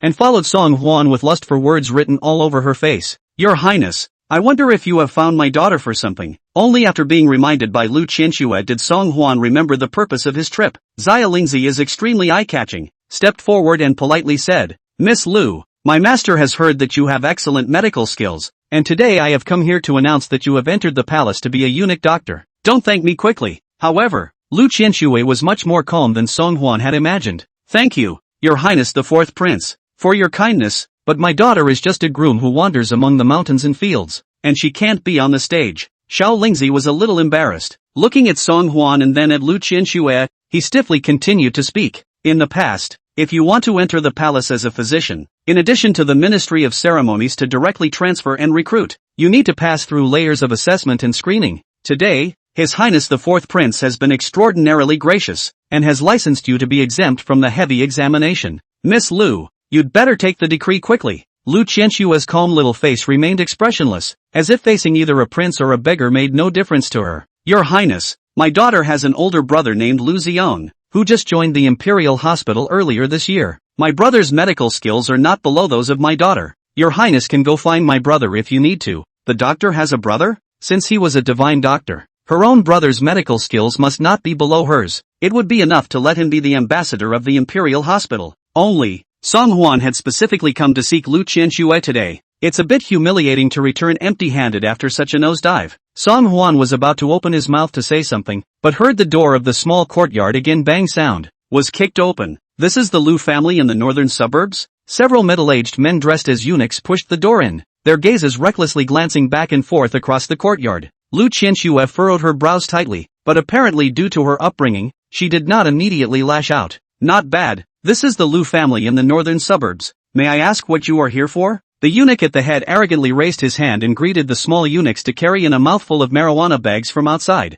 Your brother Lu Ziong died last night, and this is the settlement money from the Ministry of the Interior. Bury it well. Saying that, the eunuch waved his hand, and several small eunuchs threw the sack in their hands heavily on the ground. Lu Qianshue's glacier-like expression that saw no ripples finally began to undergo a slight change. Her eyes widened incredulously, shock and disquiet abounding in them. The lips that were as delicate as flower petals trembled slightly, as if they simply couldn't believe what they were hearing. No way. My brother was in his prime and had excellent medical skills. How could he suddenly die violently? The eunuch at the head snorted coldly. It's not very common to lose your head if you're not careful when working in the palace. You've been paid for your placement. What do you have to be unhappy about? After saying that, the eunuch showed disdain and threw a bag of silver on the ground in front of Lu Qianxue. Chapter 45. Isn't this bullying an honest man? Lu Qianshue's already fair face had long since become bloodless and as white as paper. She only felt her brain buzzing, and instantly lost all ability to think and understand. The brother who has only just successfully joined the Imperial Hospital, vowing to join the Imperial Medical Department and carry forward the Lu family's medical skills.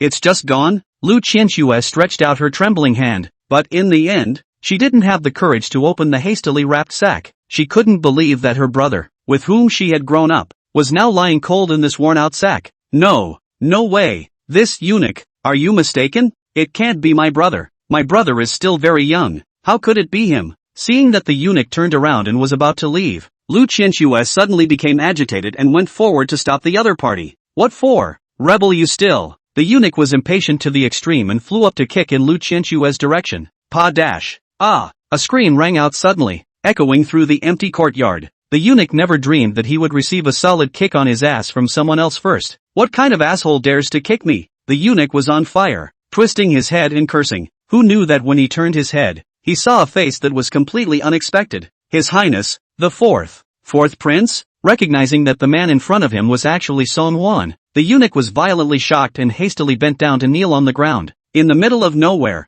how could the fourth prince appear in such a place? Song Huan stood in the corner and had taken in the scene that had just occurred, looking at Lu Qianxue, who was heartbroken and crying until she wanted to break her breath, and then looking at the worn-out sack. Song Huan also frowned slightly. What's going on? In the face of the titular fourth prince, the eunuch no longer had the same high and mighty impatient attitude he had earlier. The forehead was pressed firmly to the ground, not daring to breathe a single breath. Back to the words of your highness. Slave is the eunuch Zhou Ninghai of the Internal Affairs Department. This Imperial Dr. Lu was passing through the Imperial Garden last night when he unfortunately lost his footing and fell, resulting in drowning. Slave today is here to send back Dr. Lu Taihei along with the resettlement fee. Impossible. Lu Qianxue raised her tear-stained cheeks. My brother has loved to swim since he was young, and he must go to the small river in the mountains to play in the water on summer days. How can you lose your footing and drown? I don't believe it. Zhou Ninghai has long since ceased to be that high and mighty just now, but instead cried and mourned. But Dr. Lu is indeed the drowned. Miss Lu, we know that you're grieving over the loss of a loved one for a while, but you have to mourn your loss as well. Hearing this, Lu Qianxue raised her hand to wipe away the tears from the corner of her eyes and struggled to support herself to the edge of the sack. With all his might, he opened the sack, and inside was Lu Ziong's pale cheeks. Only Lu Ziong's hair and clothes were wet, as if he had just been fished out of the water not long ago. The skin on his body even had some traces of being slightly soaked and wrinkled, and at a glance, he had been soaking in the water for some time. Zhou Ninghai breathed a sigh of relief and urged Lu Qianxue, Miss Lu, look, we really didn't lie to you. The Imperial Garden is difficult to walk in the dark. The pond is full of strange rocks. There is also the risk of losing one's footing and falling into the water. Although Zhou Ninghai had been persuading Lu Qianxue, his eyes flicked to Song Huan from time to time. Although the fourth prince has always been unappreciated in the palace, but no matter what, that is also the imperial son of the dynasty Na. Not something that a lackey of his own could afford to offend. Seeing Lu Ziong's appearance, Lu Qianxue finally accepted this fact in a daze. She didn't shout or scream.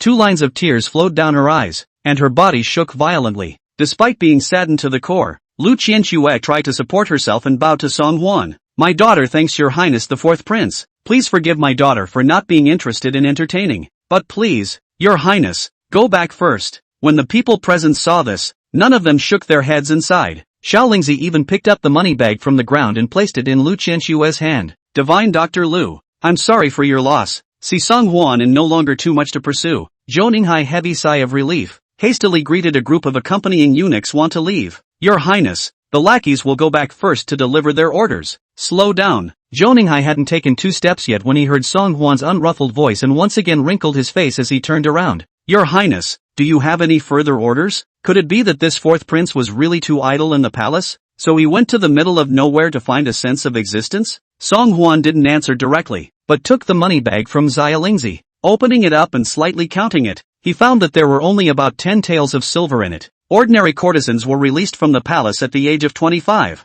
and there were 20 taels of reward money. The life of an imperial doctor is worth 10 taels of silver? It's not bullying honest people. When a medical officer dies, is the settlement fee only 10 taels of silver? Zhou Ninghai composed himself and replied, Your Highness, you are never involved in harem matters, so naturally you don't know. Dr. Lu has been in the palace for a short period of time, so it's good enough to have placement fees, 10 taels of silver, not less, but a mere straw prince. How dare he even ask about the affairs of the House of the Interior? Who gave him the courage? Moreover, seeing that the Lu family in the northern suburb even lives in this whole suburb, it would be thankful to have this 10 taels of silver for the resettlement fee to burn high incense. In the face of Zhou Ninghai's muddling through, Song Huan frowned. The cold light that erupted from his pupils caused Zhou Ninghai to involuntarily chill from his heart and raise goosebumps on his back. If this king remembers correctly, the placement fees for medical officers all start at least at 50 taels. In front of this king, you also dare to believe what you say. Are you really not afraid that this king will take off your head?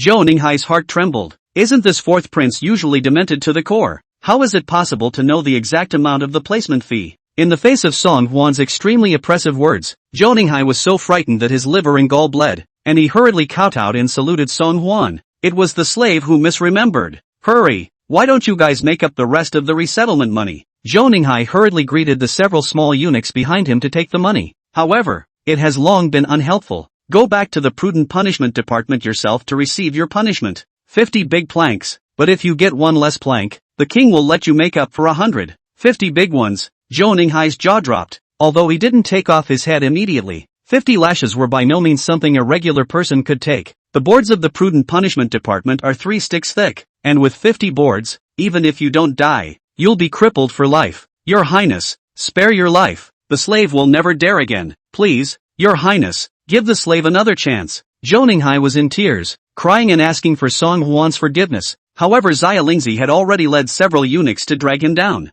Soon the small courtyard was once again quiet. Chapter 46 Dying Another Way. Right in the middle of this clamor, Lu Qianxue always stared at the sack in a daze, still unable to accept such a fact. My brother, he is extremely good at water. Why? How? Looking at Lu Qianxue, who was already on the verge of collapse, Song Huan couldn't help but feel compassion. Dr. Lu, do you still believe that your brother's death was fishy? Hearing Song Huan's words, Lu Qianxue abruptly raised her head. His eyes looked straight at Song Huan, as if he was clinging to a life-saving straw. Your Highness, do you have a way to find out how my brother died? It's funny, as a healer yourself you can only treat the living, but there is no way to know the cause of death of your biological brother. Looking at Lu Xiong, who was lying in a sack soaked to the skin, most people's first reaction would have been to think that he died from drowning. Song Huan knew that the standard of medical care in Dalian was not high. Ordinary pallbearers can only check whether the deceased had been poisoned before death. The true cause of death is not detectable. Song Huan stared and pondered for a moment, and quickly came up with a method. Divine Dr. Lu can check your brother's mouth and nose. If he fell into the pond and drowned, there would definitely be a large amount of stagnant water and sediment in his mouth and nose. Lu Qianxue returned to her senses in a daze. The 4th prince was right. How could I not even think of this method when all I was doing was grieving? Without delay, Lu Qianxue hurriedly stepped forward and examined Lu Xiong. However, the results of the examination caused Lu Qianxue's eyes to blacken and she almost fainted. Dr. Lu, Song Huan stood by the side. Seeing Lu Qianxue unsteadily standing and about to fall to the ground, he hurriedly stepped forward and held her in his arms. Lu Qianxue in the embrace was soft, and her body emitted a faint fragrance, which should have been an ambiguous scene. But looking at Lu Qianxue's grief-stricken face, Song Huan just felt pity and didn't even think of his mind in any other way. Only Lu Qianxue trembled her lips as bean-sized teardrops continued to well up in her eyes. My brother, he. There was no pooling of water in his mouth or nose and no semblance of mud. Instead, it's all bruises. Hearing Lu Qianshue's description, even Song Huan, who didn't know how to examine injuries, immediately understood one thing: Lu Xiang didn't die from drowning at all, but from other causes. The mouth and nose were full of petechial blood, and in all likelihood, the death was due to massive internal bleeding. Song Huan was puzzled and inquired to Lu Qianxue, "Does your brother have any enemies in the palace?" Lu Qianxue slowly shook her head. "My brother has been in the palace as a doctor for less than 10 days, and he has always been kind and acted in a low-key manner. How could he make enemies? His original intention of entering the palace was also just to share my Lu family's medical skills, unwilling to find a cure for some difficult cases in the future. Who on earth would lay such a cruel hand on my brother?" Speaking of this, Lu Qianxue finally couldn't support herself and broke down and cried. She buried her head in Song Huan's arms. Her shoulders couldn't stop trembling, like a fragile butterfly that had suffered from a raging storm, so that people couldn't help but feel pity. Song Huan comforted Lu Qianxue on one side, while on the other side, he was also considering ways to find out the real culprit. How dare you murder the eunuch in the palace and disguise it as a drowning death? Whoever it was, the man had a lot of nerve. Soon, Song Huan thought of someone. Although the shadow guards were only responsible for the safety of Emperor Liang and himself, it was impossible to say that they would also see Lu Xiang's movements. Holding the idea of giving it a try, Song Huan came to the courtyard and summoned outward, "Servant Hua, belonging." Ugh, this time, Song Huan had already adapted to Hua Qi's unique appearance. Instead, Lu Qing by his side was jolted, not expecting such a large guard to fall from the sky. Could this be the legendary shadow guard who never shows his face? I didn't expect the fourth prince to be so powerful that he could even summon the shadow guards who were always only responsible for the emperor's safety. At this moment, Lu Qing's admiration for Song Huan reached a new peak. Song Huan inquired to Hua Qi, "Servant Hua, have you ever seen this imperial doctor in the palace?" Hua Qi glanced towards Lu Xiang and shook his head. "My subordinate was only responsible for your safety, Your Highness, in the palace, and did not notice any eunuchs." Hearing this, Song Huan couldn't help but feel a little disappointed. But that wasn't Hua Qi's problem. After all, it wasn't like he would have countless doppelgangers. While being responsible for his own safety and security, how could he possibly notice the movements of others in the palace? But, just as Song Huan felt a bit disappointed, Hua Qi's turn of phrase caused Song Huan to light up a glimmer of hope again. "But what?" Hua Qi replied, "After my subordinate returns to the palace, I can inquire from the other shadow guards. A few days ago, His Highness commanded that he should pay attention to the movements of several other imperial princes, so my subordinate sent additional manpower to the palace. Perhaps they will take note of this eunuch's whereabouts." Hearing this, Song Huan's eyes lit up. "Good, then this king will wait for your news." Hua Qi bowed his head to Song Huan, and after memorizing Lu Xiang's face, he leapt forward and disappeared without a trace outside the courtyard wall in the blink of an eye. Lu Qianxue was still immersed in great sadness. What Song Huan had just done was seen by her and made her grateful. "Your Highness the fourth prince, I can't thank you enough for your kindness to my daughter and brother. I wonder what my daughter can do to repay you."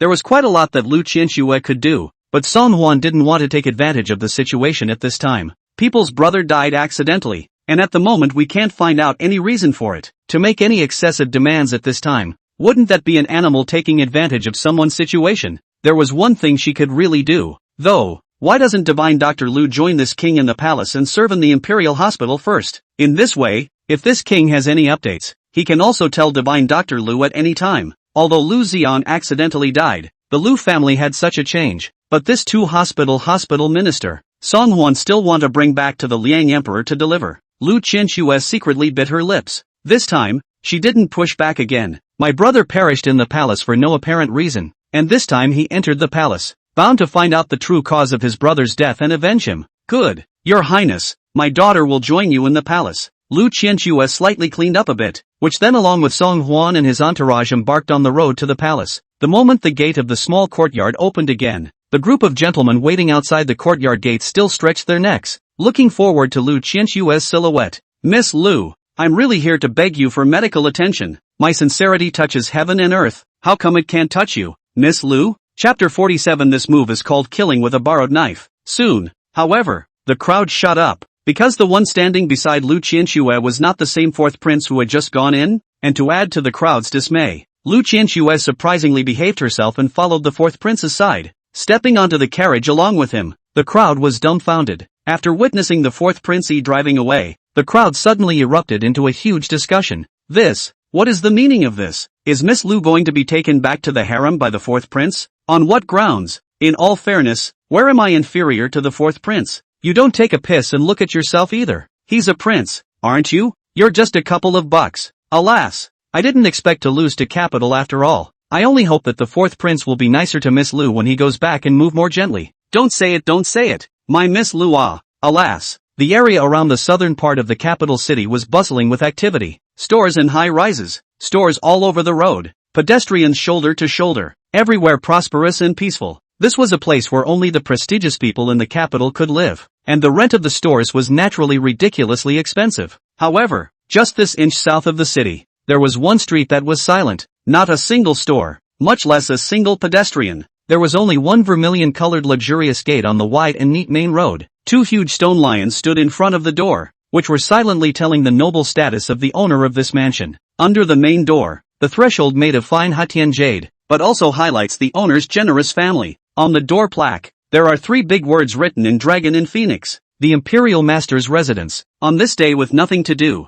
the Imperial Master Shangguani was feeding the fish by the pool in the backyard of his house. As soon as he looked up, he saw the housekeeper Jiang Lin with a grave expression on his face, standing right in front of him. When did it come? The old man didn't even notice. Shangguani was still unperturbed as she fed the pool fish, and the group of maidservants around her would understand, and had already knowingly retired and left. In an instant, only Shangguani and Jiang Lin were left by the pond. Jiang Lin pulled out 2 secret letters and presented them to Shangguani with both hands. My lord, the Empress Mother and His Highness the Crown Prince sent letters at the same time. I'm afraid it's something important. Shangguani was not in a hurry, tearing open the envelopes one by one and checking the contents of the letters. After reading the contents of the secret letter, Shangguani's bland expression also seemed to be like a pool of water that had been wrinkled by the wind, and finally got a ripple. The fourth prince. Oh, so that's him. To be able to conceal one's true strength and lie dormant for more than a decade is indeed an existence that cannot be underestimated. No wonder the queen is in such a hurry. Although Jiang Lin didn't know exactly what was written in the letter, he could guess a rough idea by looking at Shangguani's reaction. My lord, is there anything I can do for you? Shangguani tore the secret letter in his hand, reached out and raised his hand, and the fragments were raised in the middle of the pool water. An inconspicuous fourth prince is just that. So what if he hides his strength? He's still alone. As I recall, there are no guards around the fourth prince, right? Jiang Lin bowed his head once. Your honor remembers correctly. Well, Shangguani looked up into the distance. Old me doesn't like people who hide their strength. Jiang Lin had followed Shangguani for too long, and there were some words that Jiang Lin could quickly understand and comprehend without Shangguani pointing them out. Yes, my lord knows what to do. By the way, my lord, there is one more thing. The news from the Imperial Study Room side. Sun Wanli, the Minister of the Ministry of Revenue, handed in the latest list of candidates for Minister of the Household today, but the Emperor was furious and didn't adopt any of them. How is this? This? Only when he heard this did Shangguani's leisurely expression suddenly become serious, because such a situation has never happened in the past decades. Why is the Emperor furious?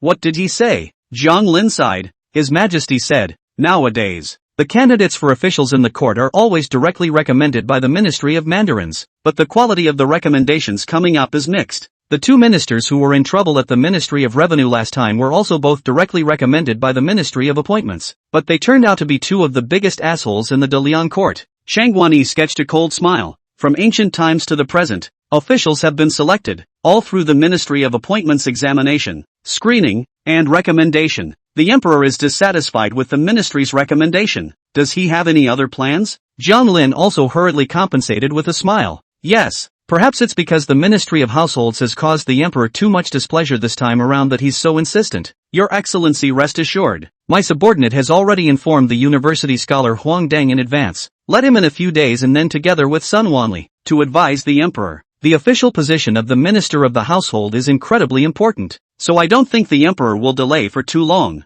Shangguani nodded his head in satisfaction. You do your job, old man, don't worry. Many thanks for the compliments. Taisher-sama. Jiang Lin was terrified. There's just one thing that my subordinate doesn't understand. Forgive my ignorance. I don't know why Lord Taisher would strongly recommend the second prince to quell the horse bandits in the courtroom. The second prince has the Tiger Runner General behind him, and was originally a contender with His Royal Highness the Crown Prince for the position of Crown Prince. If he takes further credit for quelling the horse bandit rebellion, wouldn't that make it truly possible to separate from His Highness the Crown Prince? Plus he has the third prince's disciples. It's like a tiger with wings. Although Jiang Lin did not hold an official position in the court, if a courtier wanted to get in touch with Shangguani, he had to go through Jiang Lin's hands. Even though Jiang Lin was in the city, he knew no less about the affairs of the court than any courtier. Often in contact with courtiers, Jiang Lin is naturally well versed in human affairs and knows a lot about the principles of government. However, this wave of operation of the Lord Taisha really made Jiang Lin somewhat fail to understand.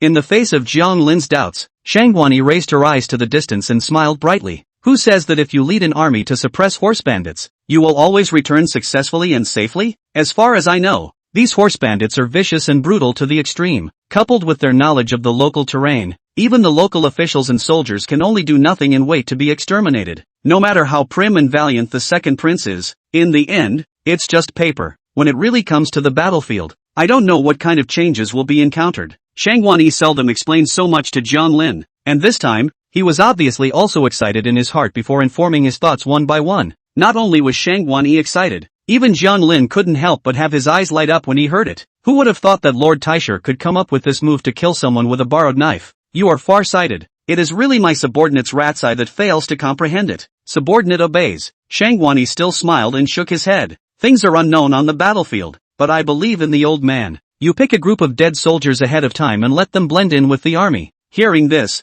Jiang Lin couldn't help but widen his eyes. Where is the Taisha handing over the second prince's life to the horse bandits? This is simply to personally decide whether the second prince is going to return alive or not. My subordinate understands. Your Excellency is far-sighted, and my subordinate is convinced. Chapter 48 Solving Problems at the Source. The night is cool as water. Only after settling Lu Qianxue down did Song Huan drag his tired body back to the palace. The people of Diliang are open-minded, and although women can't join the government as officials, they can be medical officers. After all, Lu Qianxue is a woman. I don't know if she can convince the public after entering the imperial hospital. That, however, was up to her. Although Song Huan is compassionate, but if Lu Qianxue can't convince a group of eunuchs, naturally he can't be the head of the eunuchs. At that time, if people catch a big article, said he Song Huan Hall of the Fourth Prince, even by the female sex-dazed mind, led back to a good-looking to-do the hospital minister, that would not be good. Your Highness, you're back. As soon as Song Huan returned,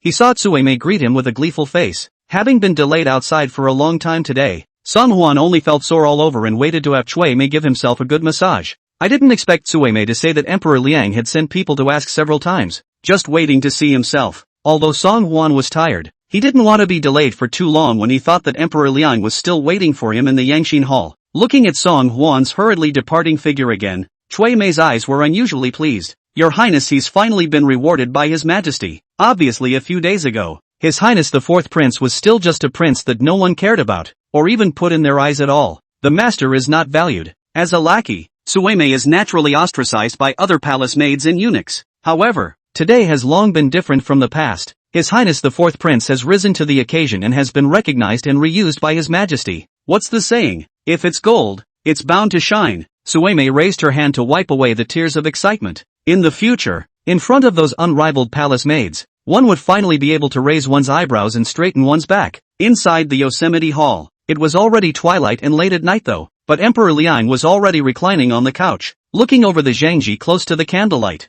Eunuch Shuai saw that Emperor Liang was still busy with political affairs, and his brows were filled with worry. Your Majesty, it's late at night. You should rest early too. Tomorrow morning, you have to go to the morning court. Lady Shu Fei has come several times, saying she wants to bring you a night snack. Upon hearing Consort Shu's name, a trace of impatience flashed across Emperor Liang's face. Shu Fei is the second son of Song De's birth mother, but also the existence of the position in the harem second only to the Empress. She had been waiting outside every night to ask for an audience with Emperor Liang during this period of time. Needless to say, naturally, it was about her son being grounded. Thinking about these things, Emperor Liang felt upset and had been avoiding Consort Shu. There's no rush. Emperor Liang faintly waved his hand. I still have to wait for the oldest four. I don't know what's wrong with me lately, but if I don't ask that brat about something big, it's like I don't have a backbone. Even Emperor Liang himself did not realize that he had unconsciously regarded this son as so important. Father, my son is late. Before the words fell, he saw Song Huan stride up. In his hand, he also carried a food box. Hearing that it was Song Huan's voice, Emperor Liang then put down the Jingji in his hands and frowned with feigned displeasure. You kid, run off somewhere. Returning to the palace so late? Song Huan playfully smiled, and after bowing to Emperor Liang, he sat down across from him with a big grin. I know I'm wrong. Father, don't be angry. Anger hurts your body. You've been reading the Jingji until so late. You must not have had a snack yet, right? Saying that, Song Hwan opened the food box and, like a magic trick, pulled out a few plates from it. Looking at those never-before-seen treats on the plate, Emperor Liang couldn't help but show curiosity. What's all this stuff? Song Hwan replied with a smile. Reporting to father, this is a small tea snack invented by my son, and I ordered the kitchen to make it on purpose. This is called a tart. This is called a cookie. And this is called a tiramisu cake. This is the only one of its kind in the whole world. No one else has it. You taste it. Emperor Liang was a bit puzzled as to why there were some strange and weird names. Never even heard of it before.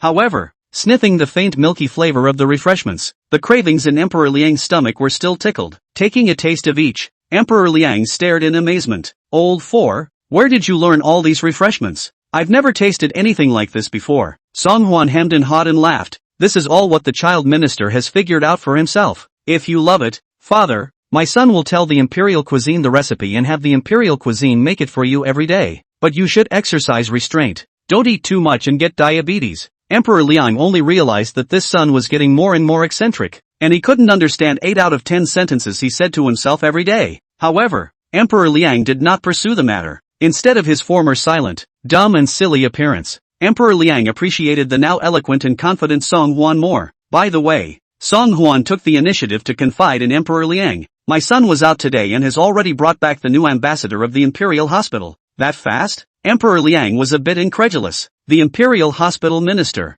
should not through the Ministry of Justice openly posting a list of recruitment, after layers of assessment, and then uniformly screened out? Ordinary eunuchs entering the palace have to go through at least 3 examinations before they are considered qualified. In time, it's been 2 or 3 months at least. How is it that the oldest 4 are so thunderous? In just one afternoon, Song Hwan laughed. Father, my son thought that if we still followed the original method, it would be inevitable that we would get mixed up with the Imperial Master's men again. It would be better for my son to directly elect a talent and let her gain a foothold in the Imperial Hospital based on her own true ability. If she is truly able to convince a group of eunuchs, then it will prove that she is indeed worthy of being the Imperial Hospital's minister. As the saying goes, word of mouth is most important. Emperor Liang sniffed and nodded thoughtfully. Also, nowadays, in the dynastic hall of Diliang, perhaps it is your alternative approach that is needed to put an end to the collusion of officials. Looking at Emperor Liang's longing and sighing appearance, Song Hwan said with concern, what is it that father is so distressed about?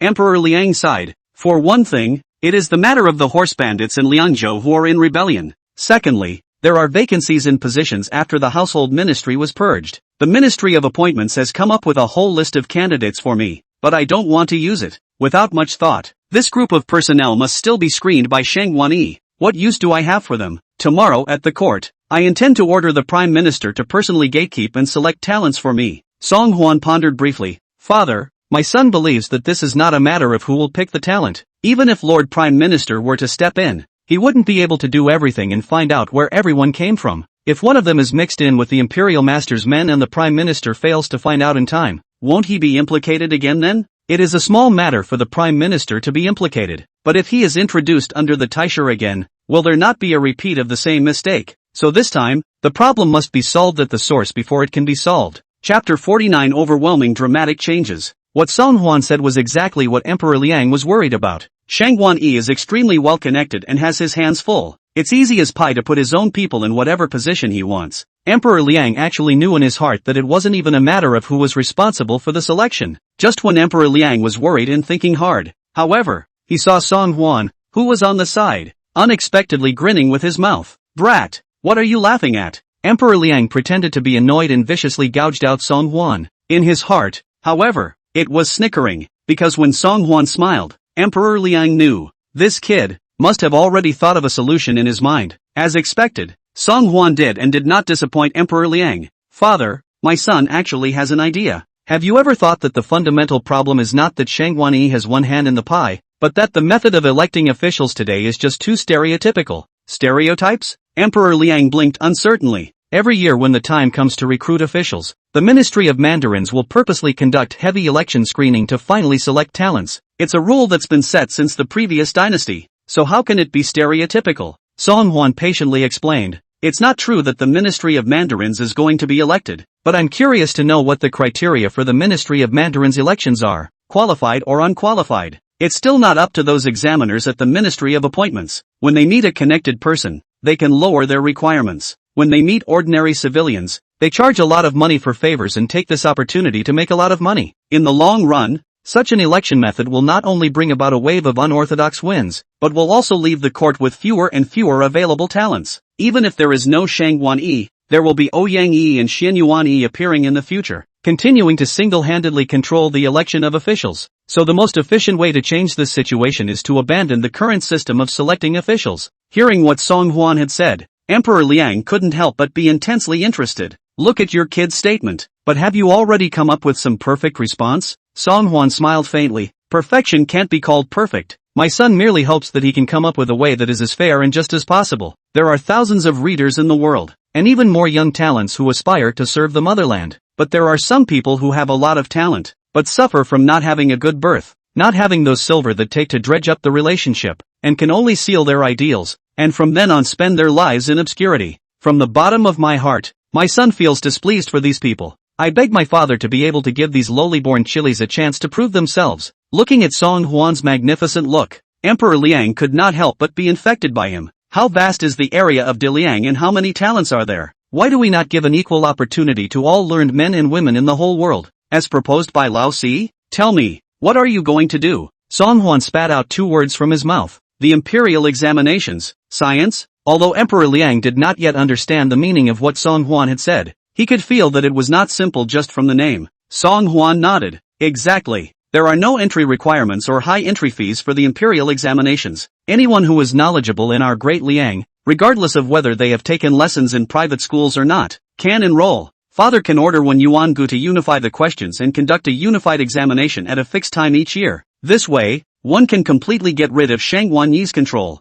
Secondly, it will be able to provide a fair and just platform for all the knowledgeable people in the whole world. Why wouldn't father be happy with that? Song Huan's words were simple and concise, making Emperor Liang feel as if he had been enlightened and understood to the extreme. He is absolutely right that this can indeed completely eliminate the emergence of corruption in the selection of mandarins. No, not only that, the entire Diliang and even the talent selection system of the later generations were going to be drastically changed because of Old Four's words, which had turned the world upside down. Such a drastic change is the gospel for all the world's readers, and even more so for the hundreds of millions of students from humble backgrounds. Emperor Liang was ecstatic and looked at Song Huan as if he had won a treasure. You kid, just how many more surprises are there that I don't know about? Tell me, how did you come up with such an idea? I don't think I've been dreamed by the Mandarin again. Song Huan replied with a smile. You're an emperor. You'll be wrapped up in all kinds of political affairs all day long, so naturally you won't be able to think about everything. My son is an idler. He has nothing to do every day, and after much blind pondering,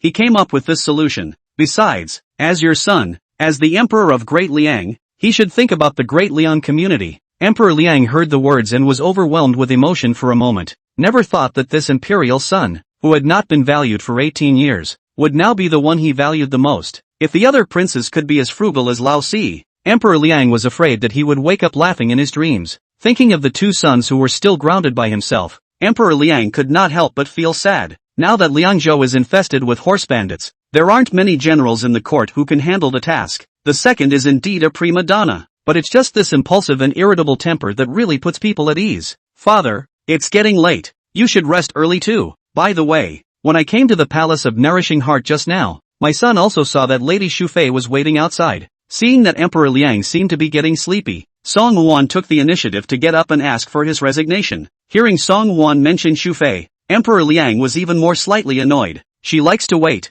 so let her wait here long enough. You go, I am also tired, so I will stay in the palace of Nourishing Heart. I didn't realize that in the face of that charming Shufei outside, the emperor's father could still manage to turn a blind eye. Worthy of being able to be an emperor, he is indeed a ruthless man. Song Huan saluted and said goodbye. Carrying the food box just out of the door of the Yangxin Hall, he saw an anxious face looking inward at the Shufei. Compared to the dignified and gorgeous Empress Shangguan, Shufei is much more charming and attractive. Now that it is late fall, the weather is getting colder. Shufei, however, specially put on a palace dress with very little fabric, and her face was dressed up in a dainty manner. When Song Huan looked around, he only realized that there were white flowers in front of him. Well, this dress is white and big. Greetings, Lady Shufei. Song Huan didn't just admire it, he didn't forget to salute like Shufei when he passed by her. Unlike Empress Shangguan's joy and anger, Shufei was always smiling and nodded amiably towards Song Huan. The 4th prince has also come to give his majesty a midnight snack?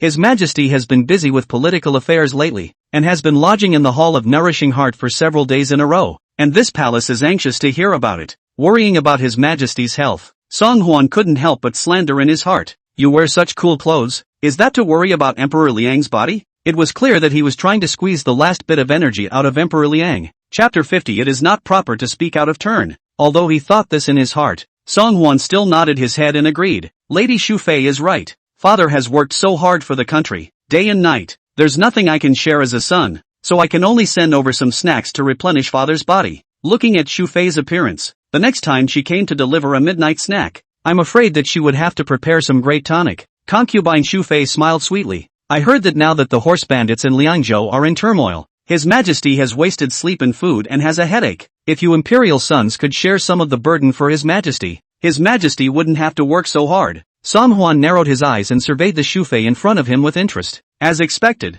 after all the talk, the final topic of conversation couldn't be wrapped around her son who was still in confinement. It was only that Shu Fei was discreet and did not act as awkwardly and embarrassingly as Empress Shangguan. If it were to be replaced by the former original owner's do-gooder style of speaking without thinking, in the face of these words from Consort Shu, she would have naturally brought up the grounded Songde. He even patted his chest and assured Shu Fei that he would definitely put in a good word in front of Emperor Liang and bail Songde out. However, Song Huan had long since seen through this and would not easily fall into the trap of Consort Shu. Lady Shu Fei's education is right. This king will quickly go back, picking lamps at night and studying hard on military books, strive to penetrate the learning of leading soldiers and fighting battles as soon as possible, and quell the horse bandit rebellion for father. After saying that, Song Huan also ignored Shu Fei's stunned to the point of distortion face and saluted himself and left. At this level, you still want to dig a hole for yourself to jump into? Not even close. With this effort, it would be better to think about what style of cool dress to wear exactly to attract Liang Di's side eye. At the morning court on the following day, the ministers were still quarreling over the issue of horse bandits.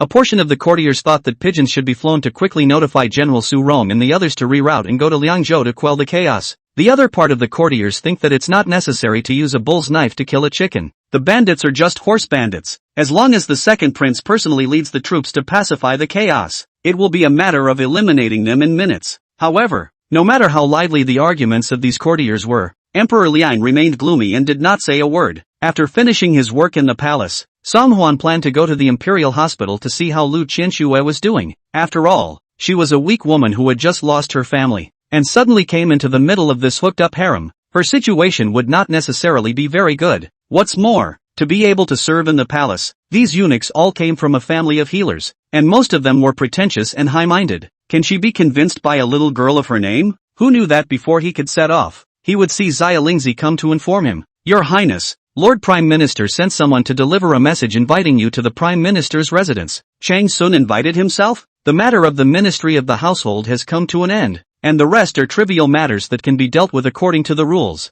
For no reason at all, why did Chang Sun invite himself over? I was under the impression that Chang Sun shouldn't be particularly happy with this son-in-law of his. Song Huan's heart was filled with many doubts, but he still changed into civilian clothes and stepped onto the carriage going to the Prime Minister's residence. Compared to the scene of the cold door when he last went to the Prime Minister's residence, today's Prime Minister's residence had become a lot more lively. There was a line at the door of many who had come to ask for an audience, and some of those who carried meeting gifts in their hands were sternly repelled by the steward. The rest of the more honest and low-key looking ones were waiting quietly outside the door. Song Huan took in this scene and only found it somewhat amusing. It seemed that Chang Sun had taken his advice to heart after their last meeting. That's how it should be. A prime minister who has no dealings with other courtiers. In the long run, won't you become a loner? At that point, who would want to be at your disposal? Seeing that it was Song Huan who had arrived, the butler of the prime minister's residence hastened to be respectful. Greetings, Your Highness the Fourth Prince. Lord Prime Minister has been waiting in the study for a long time.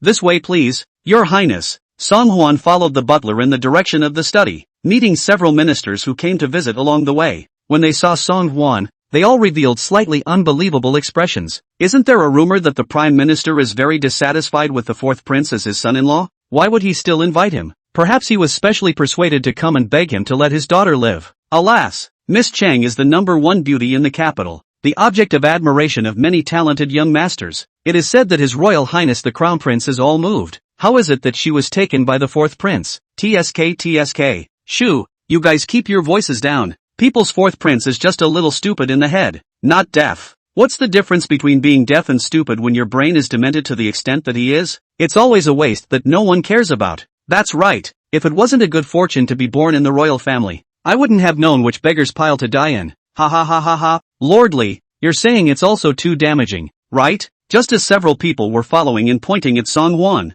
they felt a sudden ringing behind them. A few people turned back, only to see Chang Sun come out from his study and was looking at the crowd with a face full of anger. As courtiers, you dare to dictate to His Imperial Highness. It's unseemly to speak out of turn. Several people did not expect Chang Sun to suddenly appear and would still be so angry and irritated. Prime Minister, I'm just mindlessly speaking off the cuff. Besides, I'm also speaking for you all. A few people hung their heads and muttered in dismay. Throughout the entire process, Song Hwan remained expressionless, coldly observing these few people. Probably these people thought they were particularly humorous, especially when they spoke for Chang Sun in front of him. It was a sign of currying favor and pulling in the strings. It was just that they had made 1,000 calculations, but they had never expected that Chang Sun would not buy this at all. You are courtiers, yet you make up stories about the emperor's son as you go along. This is a crime of great disrespect to the imperial family. Please don't be angry, Your Highness. I will not condone all those who have shown great disrespect to you. After hearing Chang Sun's words and seeing this respectful attitude of Chang Sun towards Song Hwan,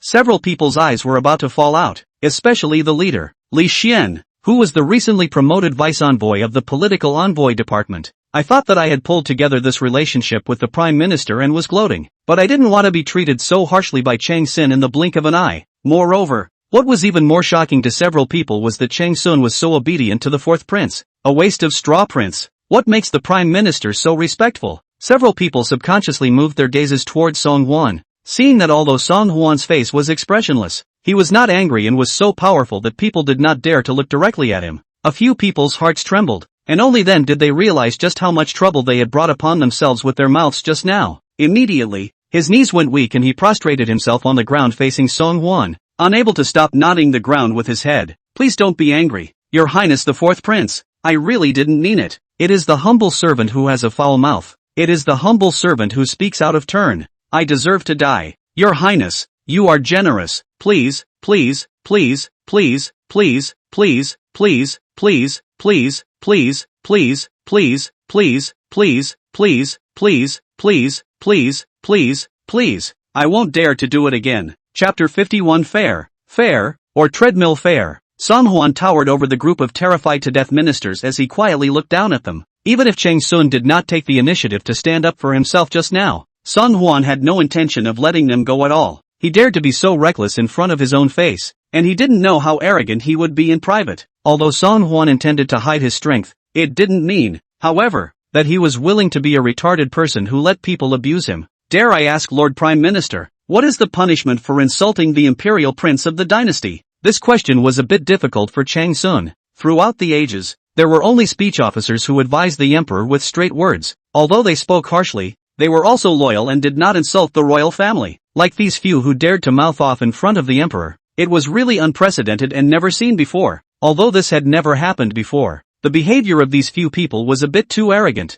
Chang Sun pondered briefly and arched his hand toward Song Hwan. Your Highness, these people are empty-eyed and self-righteous. Being a courtier but not being able to control his own mouth, he really deserves to be punished. Let each of these men be beaten 30 times and revoked from their official positions as a warning to others. These people are some shoulders cannot carry, hands cannot lift the readers. Each hit on the 30 big plate, afraid not to die, also have not left a few breath. Hearing Chang Sun's words, a few people had been terrified to the extreme, and the skin on their foreheads was bumped. Fourth prince, spare your life. It's the humble servant who deserves to die. The humble servant will never dare to do so again. Song Hwan glanced at a few people. This king is not a ruthless person, and beating each person for 30 large boards, wouldn't that be beating them to death alive? Since these people can't keep their mouths shut, they should kneel in the yard and slap themselves until they realize their mistake. Several people's cold sweat had long since dampened their clothes, and when they heard that Song Hwan had been spared the punishment of caning, they were all so grateful that they scrambled to swing their arms open and slap themselves in the face. I am aware of my mistake.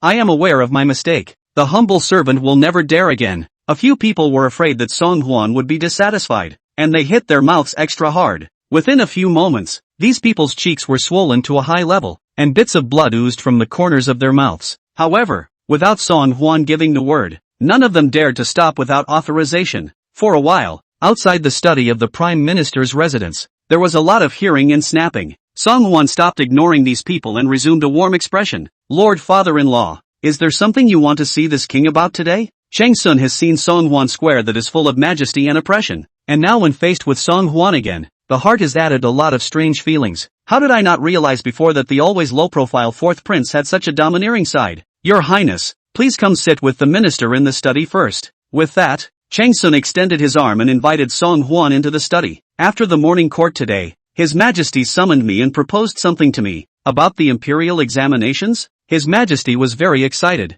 saying that it was a feat that no one had ever done before or since. But I didn't quite catch on to the specifics of how it would work. His Majesty said that if I don't understand anything, I can always ask His Highness the Fourth Prince for advice. Until now, recalling the extraordinarily excited look of Emperor Liang when he was in the imperial study earlier, Chang Sun still felt a little incredulous. His Majesty has always been steady and calm, and rarely would he show that two-eyed expression of excitement. Not to mention that the reason for His Majesty to be so excited was because of His Highness the Fourth Prince. But excited as he was, His Majesty didn't make the specifics clear. Just tell Chang Sun to find the Fourth Prince again to understand is all. Chang Sun was confused, but at the same time, he couldn't stop being curious. Just what an earth-shattering initiative had the Fourth Prince proposed to make His Majesty giddy in that manner? Song Hwan came to a sudden realization. It turns out that Lord Father-in-law's search for this king to come was for this matter. It is not difficult to operate on this matter, but it is difficult in 2 words. Equality. Equality?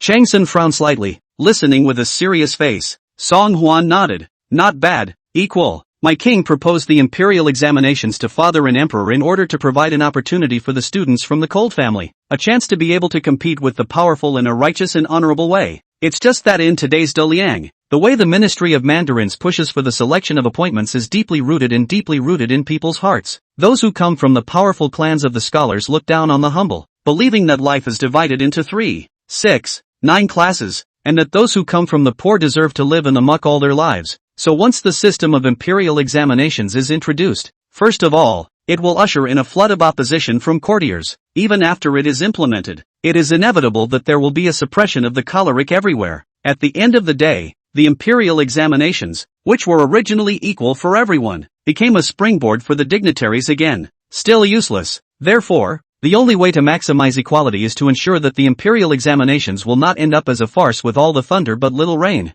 If the king is asked to do it, he will only do 3 things: fair, or treadmill fare. Hearing this, Chang Sun couldn't help but nod his head in agreement. Your Highness is right. If we really want to implement this law within Daliang, we must crack down on such phenomena. Once found, they will be severely punished. Song Hwan's eyes lit up. Lord Father-in-law is right. The only way to completely eliminate this phenomenon is to show a stern approach from the very beginning. Father-in-law, let me tell you in more detail what this imperial examination system is all about. Chang Sun was also intensely interested in what Song Hwan had to say. To be fair, when Chang Sun had just assumed the office of Prime Minister, he had intentionally put forward the initiative of promoting the humble scholar. It was only at that time that Chang Sun's proposal was met with opposition from courtiers like a tidal wave, coupled with the fact that at that time, the war between Daliang and Northern Yuan was in full swing. Chang Sun had no choice but to put this matter on hold for the time being. He never expected that after a few years, the one who brought up this matter again would be the imperial prince of the dynasty. Especially, it was still the fourth prince who was usually the most unassuming. The fourth prince comes from a powerful family. This is the proud son of heaven, but can think of this unusual powerful people simply cannot think of the imperial examination. This made Chang Sun couldn't help but be impressed with him. The more they talk, without realizing it, from noon to the evening. It wasn't until the window filled with the afterglow of the evening sun that Chang Sun realized that he had actually talked to Song Hwan for such a long time in one breath. Your Highness, stay at the mansion and have dinner together tonight. I beg your Highness pardon for the poor care of the humble abode. As soon as he heard that Chang Sun was actually going to keep him for dinner, Song Hwan waved his hand. No, this king has things to take care of back at the palace, so he won't stay here much longer. I'll visit my father-in-law some other time. Chatting with Chang Sun was indeed more opportunistic, but at the thought of eating with Chang Susu, that tigress, Song Hwan immediately had the word refusal written all over his face. Chapter 52. Isn't it just a dinner with a tigress? Chang Sun thought that Song Hwan was disgusted with the simplicity of the Prime Minister's residence's meals, and hurriedly spoke up. I'm sorry that I delayed your Highness because of the imperial examinations. In that case, let Susu accompany your Highness to dine at the Changshan place. It will definitely be more delicious than the meals at the minister's residence. Song Hwan was dumbfounded. Chang Sun was mistakenly thinking that he didn't like the Prime Minister's residence's food. He still wanted to open his mouth to explain, but Chang Sun had already ordered the butler to bring Chang Susu over without being told. Your Highness, I've heard that Changchun Square is also all about places that young people like to go in and out of. I will immediately begin to work on the preparations for the imperial examination. So let Susu accompany your Highness on behalf of the minister today first. After this period of contact, Chang Sun's impression of Song Huan had long since changed. Susu has got such a man of his choice. Chang Sun can't wait to be happy. The marriage contract between the two was fixed by His Majesty's golden words, so it would be good to let the two young people have more contact in advance. Looking at Chang Sun's warm expression, Song Huan was too embarrassed to say no and could only nod helplessly. Okay then, isn't it just a dinner with a tigress? Song Huan didn't believe it. This tigress could still eat herself in front of everyone. On the carriage going to Changchunfang, Chang Susu twisted her small face out of the window, seemingly unwilling to pay attention to Song Huan, who was sitting beside her. I really don't know what in the world father was thinking, preferring to have himself accompany this annoying fourth prince for dinner. Father opened his mouth, really making Chang Susu unable to refuse. Although she didn't want to twist her head to speak, it was as if there were several small ants crawling back and forth in Chang Susu's heart, tickling her. The words to ask were on her lips, but Chang Susu didn't know how to open her mouth. Tell me, what do you want to ask the king? As soon as Song Huan's words left his mouth, Chang Susu immediately widened her eyes incredulously. How did you know I had something to ask? Song Huan grunted. Just look at that look of yours. By the way you're scratching your head. Basically anyone who isn't blind can see that you're not holding back any good words. You, humph. Chang Susu blushed and rolled her eyes towards Song Huan. I just don't understand how my father's attitude towards you has changed so drastically nowadays. Don't worry, since His Majesty has appointed the marriage, I won't say anything more. I just hope you won't give my dad a hard time about this. Song Huan was speechless. Your father is doing a good job as an official, and this king is not bored to that extent. Don't worry, your father invited this king here solely to ask for advice on matters of government. It has nothing to do with you. Having said that, I don't see that Chang Susu is still quite filial. Only this worry of hers was completely superfluous. Only after hearing Song Huan say this did Chang Susu seem to finally feel a little more at ease. No is good. Although there was a haughty expression on her face, Chang Susu couldn't help but feel some good feelings towards Song Huan rising in her heart. Once upon a time, everyone rumored that he was engaged to the crown prince, but this was not actually something that Emperor Liang had opened his golden mouth. Empress Shangwan has always been quite satisfied with Chang Susu, always joking in front of everyone that it would be nice if the Chang family girl could be her daughter-in-law. At first, Chang Susu would have refused with trepidation, because marrying into royalty was not at all what her heart desired. But Empress Shangwan always, intentionally or unintentionally, brought up the relationship between Chang Susu's marriage and Chang Sun's future. Chang Susu, how smart. Understand that if he is again insisted on refusing to let go, the crown prince may make it difficult for his father, so he can only reluctantly agreed. Who would have thought that in the end, what he waited for was not Emperor Liang's bestowal of marriage, but this fourth prince who had intervened from it. Is it possible that this is the fate of misadventure? Taking a closer look at Song Huan's side face, this fourth prince was still very handsome, as if it wasn't as annoying as it was at first sight. Hey, here it is. Chang Susu was lost in thought when she was suddenly called back to her thoughts by Song Huan. Seeing that Song Huan had already gotten out of the carriage a step ahead of time, when he extended his hand towards himself, Chang Susu's face was even more small and red. Who wants you to help? Humph. Despite saying this, Chang Susu still reached out her small hand and slapped Song Huan's palm. Song Huan grinned helplessly and stepped into the Changchun Fong after Chang Susu. Could this be the legendary straight talk? Compared to the Hui Sian Accord, which I had visited earlier, Changchun Fong is clearly a step up. All the decorations are splendid, and the years are filled with the continuous sound of silk and bamboo and women's chanting. The guests were even more well-dressed, polished and extraordinary. A quick glance showed that this must be a place frequented by the top rich second generation in the capital. Miss Chang, why don't we take you to the second floor bleachers? As soon as the two of them entered, they saw a runner warmly welcome them. Chang Susu turned her head and was about to ask Song Huan for his opinion. Seeing that Song Huan shook his head without moving, he understood that Song Huan did not want to expose his identity outside. Okay, let's go to the usual place. Okay. The runner's enthusiasm was extraordinary, and he immediately led the duo upstairs. Miss Chang, you've come by coincidence today. Mr. Bai is going to hold a poetry party in the hall, and quite a few of the literati in the capital are gathering here tonight. If you come a little later, I'm afraid there won't be any old seats left. As soon as she heard that a poetry festival was going to be held here, Chang Susu's eyes lit up. Is it Mr. Bexi Nyan Beck? The runner narrowed his eyes and nodded. That's true. Looking at our entire capital, Is there any literati whose name is louder than that of Bai Xinyan? Mr. Bai, oh yes. Realizing that he had said the wrong thing, the runner hurriedly hit his own mouth. There's also His Royal Highness the Third Prince. It's just that coincidentally, His Royal Highness the Third Prince couldn't make it to the venue today, so he's letting Duke Bai preside over the big game. Song Huan listened to the conversation in his ears and couldn't help but be slightly puzzled. I don't know what that guy Song Liang has been busy with lately. Even today's opportunity to make a big splash, he didn't even show up. However, the shadow guards have already been instructed to watch his movements at all times, and if there really is anything out of the ordinary, Hua Qi will report it to himself. The view from the elegant room on the second floor of the Changchun place was excellent, and it was able to take in all that was going on in the hall on the first floor all at once. Soon after Song Huan had taken his seat, he heard a loud noise coming from downstairs. Mr. Bai, you're here. Quickly, it's Mr. Bai coming. Song Huan followed the sound and saw a white-shirted man of about 20 years old waving a folding fan as he walked in. The man's face was extremely white, his thin face nearly bloodless, and he had a weak, civilized look. At first glance, it's a very good singer, dancer and ventriloquist look. No need to guess. This was the capital city's talented Bai Shiren, who was second only to the third Prince Song Liang, according to the crowd. Chapter 53 The Annual Poetry Festival. I'm grateful to all of you for appreciating my honor,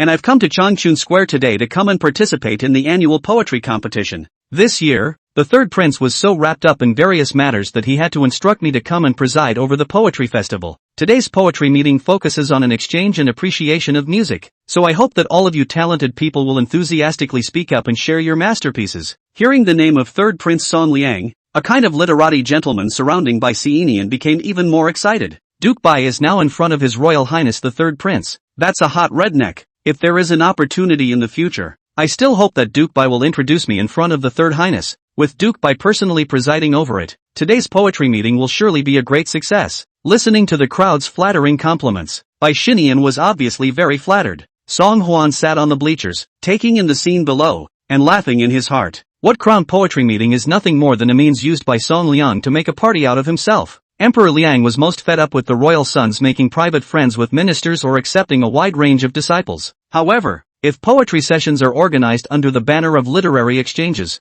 then naturally it is not considered as party affiliation. It had to be said that Song Liang's head was indeed spinning fast enough. Song Huan was disillusioned, and when faced with the delicious meal on the table, he just wanted to feast quickly, eat and go back to the palace to sleep and get away from this overly boring poetry session. Chang Susu, on the other hand, had been looking around with interest, and was a little surprised to see that Song Huan only knew how to bury his head in his food. Aren't you coming to perform at the poetry festival today? Me? Song Huan pointed to his nose. This is just a means for Lao San to enlist people. What am I getting into? Chang Susu bristled in silence. Obviously a few days ago in the Kuan Ning Palace, this fourth prince also exported, wrote down I flower blossom after the 100 flowers kill, such shocked the world's best sentence. How is it that at today's serious poetry competition, he just buried his head in his food and failed to show any semblance of interest? It was important to know that this annual poetry competition was extremely valued by the literati of the entire capital. Could it be that the content of the poem composed by the fourth prince that day, as they rumored, was indeed cheating? The theme of this year's poetry slam is very simple, with only 2 words, Borderlands. After all, Song Liang had always climbed up with the second prince, Song De,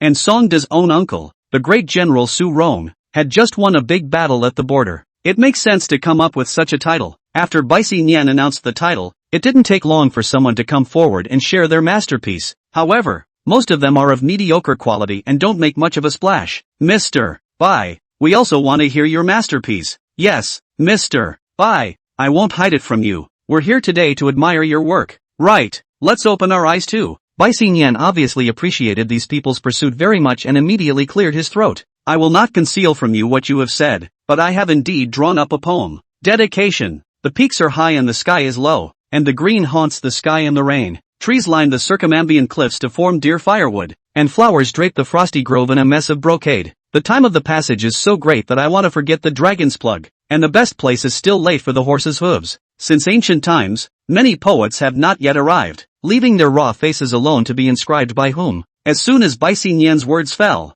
a huge burst of applause erupted within the Changchun Fong. Wonderful, wonderful, it's worthy of being Mr. Bai Shiren Bai, the capital's #1 genius. The moment he opens his mouth, he amazes the whole audience. All the people here today are just second-rate goods in front of Mr. Bai Shiren. Not worth mentioning, Even Chang Susu couldn't help but be filled with yearning after hearing Bai Xinyan's poetry. When will I be able to write such beautiful verses like Bai Xinyan? Song Huan glanced at Chang Susu and saw that this tigress had a flamboyant look on her face, so she couldn't help but look disdainful. It's just a pile of rhetoric. Nothing new. Who said that? Chang Susu had little stars in her eyes. Most people appreciate Bai Xinyan because he's handsome, but in my eyes, this talent is so much more interesting than boring skin. Humph. You wouldn't understand if I told you. Song Huan shook his head breathlessly. Although it could be seen that this tigress wasn't really attracted to Bai Xinyan, but simply appreciated the other party's talent. But in all fairness, his poem is a really bad one. Just as the crowd of people were staring at Bai Xinyan, surrounding him in a ball,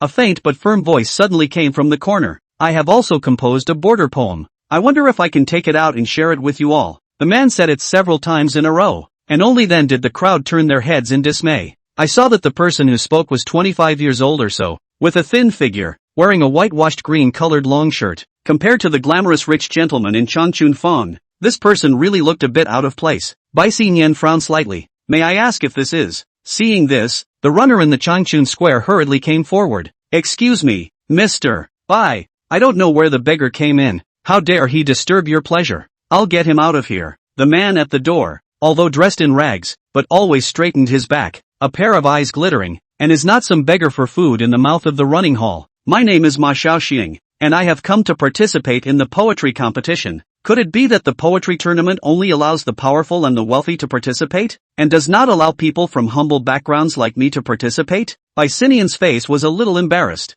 not realizing that this person was still a hardened person. However, in front of so many people, Bai Xinyan was really bad at insisting on driving away, and could only give a raw smile. Of course not. Since this Mr. Ma has also made a poem, why don't you take it out and share it with everyone together? Ma Xiaoxing was given permission to do so, and only then did he release his voice and recite. The white horse is decorated with gold, and it gallops in the northwest. Whose son is this? A ranger's son. When I was young, I went to my hometown, and my voice was heard in the desert. In the past, I held a good bow, but the broken vectors were not as different as they used to be. Control the strings to break the left side, the right side to destroy the moon branch. Raise your hand to catch the flying brushes, and bend down to scatter the horse's hooves. They were more cunning than monkeys and apes, and as brave as leopards and she-dragons. There were many alarms in the border towns, and the captive riders migrated several times. The horses coming from the north, and the horses ascending the high bank. The long drive to the Xiangnu, the left to the Xianbei. How can I give up my life to the edge of the sword? How can I speak of my children and my wife if I don't care about my parents? The name of the compilation of the Book of the Strong Will shall not be in the middle of the private. I donate my life to the national tragedy, and I see death as if it were a return. Chapter 54. Love you for your smallest skill. After Ma Xiaoxing read the poem, he could clearly see the faces of the people in the hall change. Bai Xinyan's smile froze on his face, and his face was even less pleasant. No one can think. The young man who looked plain, even dressed like a beggar. It's amazing that you can create such a sprawling, sweeping masterpiece in such a short period of time. This dismay and surprise, however, did not last too long. After the crowd came back to their senses, they began to show contempt for Ma Xiaoxing one after another. It's written in a stinking, long way, like a shroud from my great-grandmother's house. Just this? That's it? Written at this level. How dare you bring it out for everyone to enjoy? Sculpture. How dare you show off your skills? Ha! This poem is written like a running gag. How can it be compared to Mr. Bai's masterpiece? Bai Xinyan's face was originally a bit ugly, but when he heard the words of the people around him, his face commanded some color. This Mr. Ma, writing poetry, is not for any level. You'd better go back and read more before you come to the poetry party. At these words, the hall was filled with joyous laughter. Look at this guy. I'm afraid he didn't even go to a private school and can't even write a few big letters. Right? At this level, how dare you come out and draw from a gourd and learn from others to write poetry? Don't laugh people to death. Ma Xiaoxing did not expect that the work he had put his heart and soul into was trampled on by everyone and criticized as worthless, and could not help but look embarrassed. Just as Ma Xiaoxing clenched his fists tightly, wishing to find a crack in the ground, suddenly, a ghostly male voice came from the second-floor stands. You don't even take a piss to see what kind of goods you are, opening your mouth and telling people what to do. With all due respect, other than this Mr. Ma, everyone here is trash. When this statement was made, all four seats were shocked. Who the hell is making a big deal out of this? Get off! How dare you speak out like this in front of Mr. Bai Xinyan Bai? Come, let me see just which great poet it is. He, today's poetry meeting Those who came to participate are the literati of the entire capital. How could such a shameless person who doesn't know the heights of heaven and earth be mixed in? You come down here. That's it. Get your ass down here. Amidst the clamor of righteous indignation from the crowd in the hall, Song Hwan slowly stood up. Which one of you just told the king to get off his ass? The crowd followed the sound and saw that the daughter of the prime minister of the current dynasty was sitting with a man she had never seen before, and they did not realize that their faces were puzzled. Ha? Who's this? Isn't that Miss Chung Susu Chang, the daughter of the prime minister? She always shows up alone. She's never been with a man. I've heard that Chung Susu already has a marriage contract with today's fourth prince, and now that she appears with this man, could it be a red herring? Great guy. It's so exciting to come to a poetry meeting and still hear such powerful news. Bai Xinyan raised his eyes, and the more he looked at Song Hwan, the more familiar he felt that this person looked, as if he had seen him somewhere. Suddenly, Bai Xinyan's pupils tightened and he bent down in panic. Greetings, Your Highness the fourth prince. The fourth prince seldom went in and out of Changchun Fong before, and Bai Xinyan only had a few encounters with him. The fourth prince at that time always hung his head low, and his gaze was timid, a look that he didn't dare to look at anyone at all. At that time, if he hadn't appeared along with the third prince, Bai Xinyan wouldn't have been able to recognize that this person would actually be the imperial prince of the dynasty. Why is it so different today? The crowd was joking around recklessly, and when they saw the sudden move by Bai Xinyan, they were all shocked. The fourth prince? Is that the fourth prince who is known as the most useless prince? Is that the seldom seen fourth prince, who I heard was born underdeveloped? How come it doesn't look so much like the rumored cutie who has accomplished nothing? Instead, it's overbearing and unforgiving. The hearts of the crowd were filled with many doubts, and seeing that Bai Xinyan had already taken the lead in kneeling, they all did not dare to delay and fell to their knees. Greetings, Your Highness the fourth prince. I didn't know that His Highness the fourth prince had arrived. I have offended more. Please atone for your sins. Song Hwan swept his gaze across the room and saw that the one hiding at the very back, cowering, was the one who had just clamored the most. Just now, were you the one who told the king to get lost? The man had thought that by cowering in the corner, he wouldn't attract Song Hwan's attention. I didn't expect to still be pulled out by Song Hwan, so I couldn't help but kowtow towards Song Hwan. It was little who spoke out of turn. It was the little one who deserved to die. Please, Your Highness the fourth prince, don't forget the little man's faults. Don't bother with the little one in general. Song Hwan's face was expressionless. This king won't bother with you about anything. Get lost and don't let the king see you again. The man, as if pardoned, rolled to his feet and lumbered away from the scene. Embarrassed, Bai Xinyan hurriedly opened his mouth and asked, Your Highness, you've come here in a big way. I'm sure you're also here to participate in the poetry festival. I'm sorry, but there is an unorthodox person here who has soiled your eyes. I'll send someone to drive him away. After saying that, Bai Xinyan waved his hand, ordering the fellows of Changchun Fong to quickly drive Ma Xiaoxing out of the door. Slow down. Song Hwan's shocked voice blocked Bai Xinyan's movements. Since you say that this is a poetry meeting where everyone can come, why do you casually drive people away? In my king's opinion, this Mr.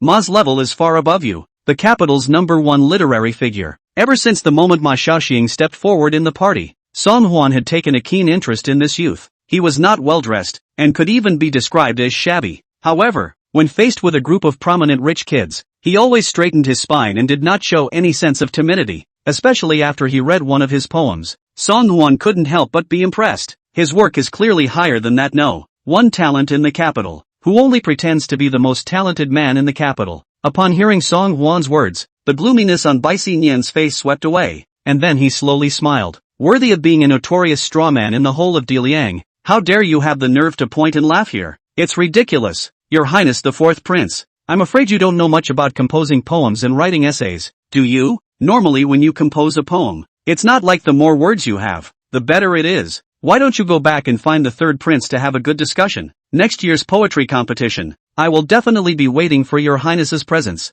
Once Bai Xinyan said this, a few people had already been unable to hold back their secret snickers. If he wanted to reach the level of the third prince, this straw man could only hope for the next life, I guess. Now, you're even talking about it in front of Mr. Bai. Let's just say he's still naive. Chapter 55 Creative Ability. Horrible as it is. Ha ha. Ha ha ha ha ha ha. Funny, too funny. Amidst the stunned gazes of the crowd, Song Hwan laughed with his belly, as if he had heard the funniest joke in the whole world. What? You think you're awesome and bad when you can sourly recite a few lines of acidic poetry and bite your tongue to put together a bunch of flashy rhetoric, don't you? Isn't it just composing poetry? You guys really think you're superior? Wow. Song Hwan's words immediately caused an uproar. Your Highness the fourth prince, we know you're in a hurry, but don't be in a hurry. Yeah, do you realize what a huge store of knowledge it takes to write a stunning poem out? It doesn't just come out of your mouth. Bai Xinyan even smiled, and even looked at Song Huan with a bit of a sneer on his face. Since writing poems is an easy task in the mouth of the fourth prince, why don't we let His Highness casually recite a few to open the eyes of all of us? Bai Xinyan had witnessed that the fourth prince had once followed the third prince, with that weak look of fearfulness and chestlessness. I don't know who in the end gave him this courage to create something out of nothing, so that he dared to say lightly that it is not difficult to write poems in front of all the literati gentlemen in the capital. Since he was so arrogant, let him lose his face once in front of the crowd. Anyway, the third prince has, more than once, been disgusted with him. Upon hearing Bai Xinyan's words, the crowd immediately chimed in as well. Yes, fourth prince, you let us open our eyes. We also want to enjoy reading your great work. Cheng Susu's face looked worried when she heard this. Hey, stop it. There are quite a few of them here who are the sons of dignitaries. In case today's events reach the palace and His Majesty hears about them, he might even think something of you. Song Huan was a bit stunned. He didn't think that this tigress would be worried about himself. You're not afraid I'll be humiliated? Cheng Susu was a bit anxious. What do I have to dislike about you being a disgrace? It's not the first day I've known you, but surely His Majesty wants to save face. And if he feels that you've disgraced the royal family, there's no telling how he'll chastise you. Even Cheng Susu herself didn't realize that at some point, she would actually care extraordinarily about the man in front of her. Song Huan grinned and raised his eyebrows at Cheng Susu. Don't worry, soon you'll find out just how trashy the idling you really is. Before Cheng Susu could understand what Song Huan was talking about, she saw that he was already striding towards the stairs. As this king remembers, the theme of today's poetry meeting is border poetry? Bai Xinyan smiled faintly. Not bad, but for His Royal Highness the fourth prince, there will be no limit on titles. Of course, there are no restrictions regarding the content or length of the poem. As long as Your Highness the fourth prince is able to write a complete stanza, today will be considered a win for Your Highness the fourth prince. Hearing Bai Xinyan's words, everyone ate and laughed. Indeed, given the fourth prince's level of intelligence, to be able to write a poem at random was already considered overplaying his hand, and expect him to pull off some amazing masterpiece? It's just a big joke. Song Huan, however, just shook his head. For your poetry meeting, this king is not half interested. Winning or not winning is nothing to this king. But, if this king can compose a poem, all of you present must kowtow to him and apologize. With that, Song Huan reached out and pointed to Ma Xiaoxing, who was standing on the side.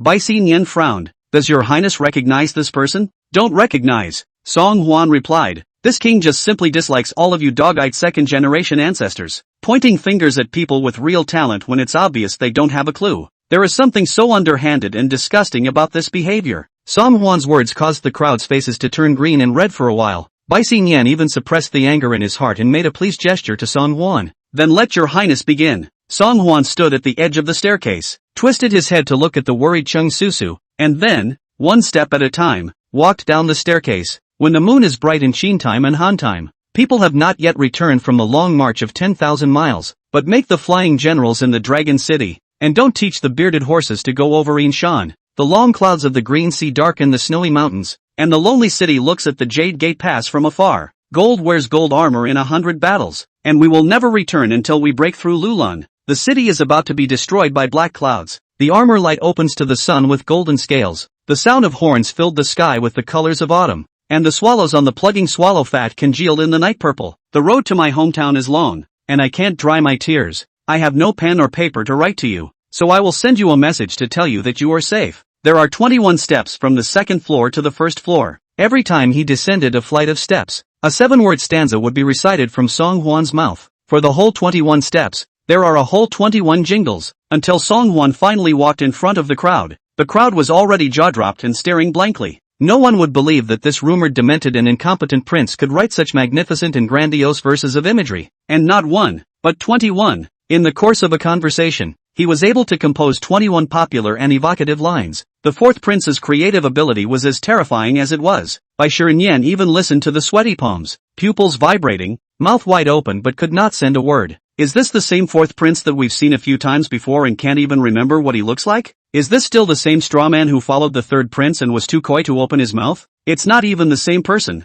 Bai Xinyan's hands shook. He simply hadn't expected that after years of careful planning for the poetry fair, countless talented men full of talent had been selected, but none of them, at all, could be compared to the wasteful fourth prince. Song Huan carried his hands behind his back and paced in front of Bai Xinyan. Eunuch Bai, this king has finished his poem. Duke Bai should also be true to his word and set an example by taking the initiative to kowtow to Ma Xiaoxing and admit his mistake, right? What? What? You're really going to bow down and admit you're wrong to that barker? Baek Xinian raised his head in fear and looked at Song Huan with an almost pleading demeanor. Your Highness, it is I who spoke out of turn and rushed you. Just what? Song Huan's gaze flickered. The hallowed capital's #1 talent, Bai Xinian, is this going to go back on his word in front of everyone? As far as this king knows, today's poetry meeting was organized by you on behalf of the third prince, right? If the third prince knew that you had caused such a lot of trouble at the poetry meeting, corrupting his reputation, I wonder, will he blame you? Song Huan seemed to be smiling, playfully sizing up the Bai Xinian in front of him. Only beads of sweat were seen dripping down his cheeks. The originally graceful Bai de Gongzi had now long lost half of his earlier elegance. Chapter 56. An overly ironic scene. Bang! Finally, a loud sound came from the silent Changchun Square. It wasn't a loud voice, but it seemed so loud in the hall that wasn't half as loud as it should have been. It even goes around the beam for 3 feet without breaking, only to see the always scenery. High and mighty Bai Xinian, as the capital's first talented Bai Xinian, the first red man in front of the 3 emperors of the current dynasty Bai Xinian. Surprisingly, he knelt down and kowtowed with his face toward a famous and unknown choleric. Ma Xiaoxing, Mr. Ma, I was wrong. I'm sorry. Everyone's pupils dilated rapidly in this instant. No one dared to believe that such a scene could appear before their eyes. That's Mr. Bai Shi Bai, who has always been sought after by everyone. Now, unexpectedly, just because of a bet with the fourth prince, he put down all his stature and kowtowed to a beggarly poor scholar to apologize. The image was so exciting that it really shocked everyone's 3 views and eyeballs. However, just as everyone was dumbfounded and couldn't believe the scene that appeared before their eyes, Song Huan, however, only cleared his throat lightly, then glanced up at the crowd behind Bai Xinian. What? Was it Bai Shi alone who made the bet with this king just now? Why don't you guys apologize? Even Bai Xinian, the red man beside the third prince, had to kowtow and apologize. In the face of the domineering Song Huan, the remaining crowd didn't even dare to utter a single breath and hurriedly followed suit. Kneeling on the ground, Mr. Ma, we were wrong. I'm sorry. The scene that appeared in the Changchun Square was too ironic. The usually high and mighty sons of nobles now all threw themselves on the ground, respectfully, kowtowing and apologizing towards a poor scholar whose name was unknown. Ma Xiaoxing was so shocked by the scene in front of him that he couldn't say half a word. Today came to participate in the poetry meeting. Ma Xiaoxing has long been prepared to be taunted and ostracized by the crowd. It's just that he didn't expect that things would develop so outrageously, completely exceeding Ma Xiaoxing's imagination. Seeing Ma Xiaoxing's look of helplessness, Song Huan spoke Su. Mr. Ma, now the king gives you this opportunity. These people who once despised you, demeaned you, and even tried to drive you away, now prostrate themselves before you and kowtow to you. Among them, there are rich kids who have received higher education since they were young, and there are even the top 2 generations of officials who were born with a golden spoon in their mouths. The heights they reach at birth are the heights you will never reach in your lifetime.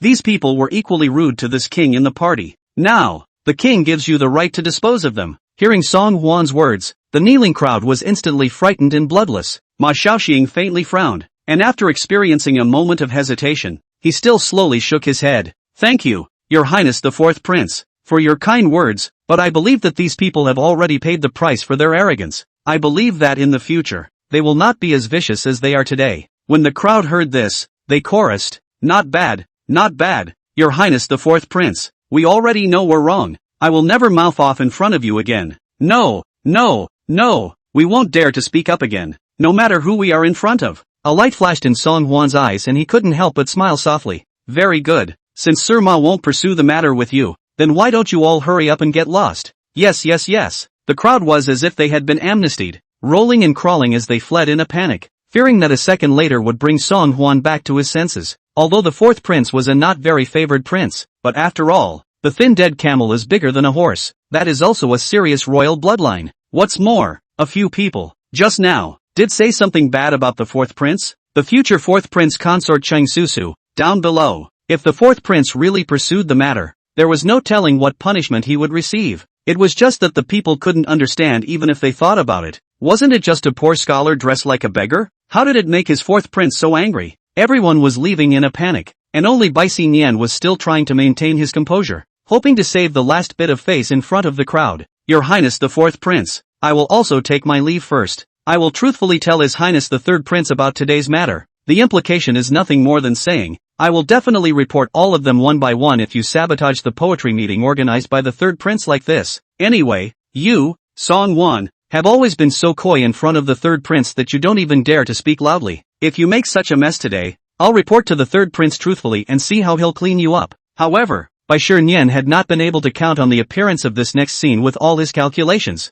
Pop! Song-won's hand rose and slapped down. Soon, 5 bright red palm prints were rooted and branded on Bai Shiren's little girl-like white face. You, Bai Shiren comes from a family of scholars. Since following the third prince Song Liang, but also in the capital in front of a number of literati have a very high reputation. Even the son of a third-ranking minister would have to respectfully address himself as Prince Bai. Now, this loser who couldn't speak a word in the past dared to slap himself? Was he unaware of his relationship with the third prince? A trace of resentment shot out from Bai Sinian's slender eyes, but before he could say a second word, his other intact cheek instantly received another solid slap. Pop! You what you? This king is the fourth prince of Great Liang, a proper royal bloodline. Just by virtue of you being a mere pariah, how dare you not honor this king by calling him your highness? Looking for death? Receiving 2 solid slaps, Bai Sinian's entire body had been slapped dumbfounded, only feeling a buzzing in his brain, and his eyes were only filled with gold stars. It was as if there were a million flies in his ears that were chirping hysterically around his head. Although he was confused by the slap, Bai Sinian could still clearly understand one thing, that is, the fourth prince in front of him was not at all the wasteful straw man from before that everyone flaunted over his head. But just a few days have not seen only this guy how to change so much. Does the third prince know about this huge transformation of his? Facing Song-won's extremely oppressive and powerful aura, Bai Shiren didn't have much time to be able to think and react. This time, Bai Sinian finally respectfully and tightly pressed his head to the ground, his body involuntarily trembling slightly, no longer daring to raise his head to meet Song-won's eyes. I wouldn't dare. Please calm your anger. Your Highness the fourth prince. Song-won snorted coldly, and was really too lazy to bother too much with this number 1 dog's leg besides Song Liang. Get out! Chapter 57 A Place to Live. Finally, the Changchun Square, which had been noisy for a while, gradually quieted down. Inside the originally crowded Changchun Square, only Song-won, Cheng Susu and Ma Xiaoxing were left now. Ma Xiaoxing quickly regained his senses from the dismay of the party and made a deep salute in Song-won's direction. My name is Ma Xiaoxing. Thank you, Your Highness the fourth prince, for relieving me of my predicament. Your Highness the fourth prince's generosity in helping me is unforgettable. Despite the fact that Ma Xiaoxing was only a commoner, he did not show much flattery or timidity when confronted by the powerful Song-won. That unhurried, unassuming yet respectful attitude made Song-won couldn't help but appreciate the other party even more. It is not this king who will relieve you today, but you yourself. It's just that you're saved by all your own talent. If you were a superficial person who could only show off, this king would not have given you such an opportunity. Just now, in front of everyone, Song-won intentionally handed over the right of disposal to Ma Xiaoxing, just to test whether this person from a humble background would launch a crazy act of retaliation against the higher-ups once he held the power in his hands. But to Song-won's surprise, Ma Xiaoxing was not some kind of vindictive and sinister villain. This made his image in Song-won's mind a lot more perfect. Hearing Song-won's words, Ma Xiaoxing smiled ruefully and sighed as he shook his head. Many thanks to Your Highness the fourth prince for being willing to give me this opportunity. Probably, this is just the only opportunity in my life. Starting tomorrow, I am going to sell all the books in my house for an old yellow ox to facilitate plowing. Song-won was puzzled. Why did you say that? Ma Xiaoxing smiled helplessly and bitterly. Throughout the ages, only those who came from the scholarly and powerful families had the opportunity to read and study. Close to the water, they are but one step away from realizing their aspirations. Yet it is a great luxury for a man of humble birth like myself to be able to barely read and recognize words. Much less dare I fantasize about being able to someday fulfill my ambitions and serve my country. If Your Highness can let me have a chance to express myself in front of them today, I am already satisfied and very grateful. With that, Ma Xiaoxing was sincere to the core and bowed deeply towards Song-won. Your Highness, thank you. Looking at this sincere appearance of Ma Xiaoxing, Song-won was quite moved for a moment. Looking at the whole of Diliang, there are by no means a handful of simple youths like Ma Xiaoxing who possess all the talents and ambitions. Although they are from a humble background, they have a heart of red blood that looks up to the stars. And this willingness to do whatever it takes to chase a dream is exactly what those second-generation kids from noble backgrounds simply can't compete with. Looking at Ma Xiaoxing, whose long shirt was gray and white, but whose eyes were glittering with light, Song-won at this moment firmly established an idea in his heart. I can get 10 million rooms in a wide building, and I can shelter all the cold people in the world with a happy face, even if the road ahead is difficult and dangerous, even if there will be overwhelming opposition. However, the imperial examination system, which supports the scholars of the humble family, must be fully implemented in Diliang. Song Hwan's heart was filled with emotions, so he couldn't help but reach out and pat Ma Xiaoxing's shoulder. Who says this is your only chance in this life? The king is about to tell you now that you have many more chances in life. Your life, it's just beginning. I hope that by this time next year, when the king meets you again, it will already be at the morning court in the Hall of Supreme Harmony. A trace of consternation flashed across Ma Xiaoxing's face. Your Highness, although I come from a poor background, I really don't want to be like those who only take shortcuts to move up the ladder through whatever shortcuts they can.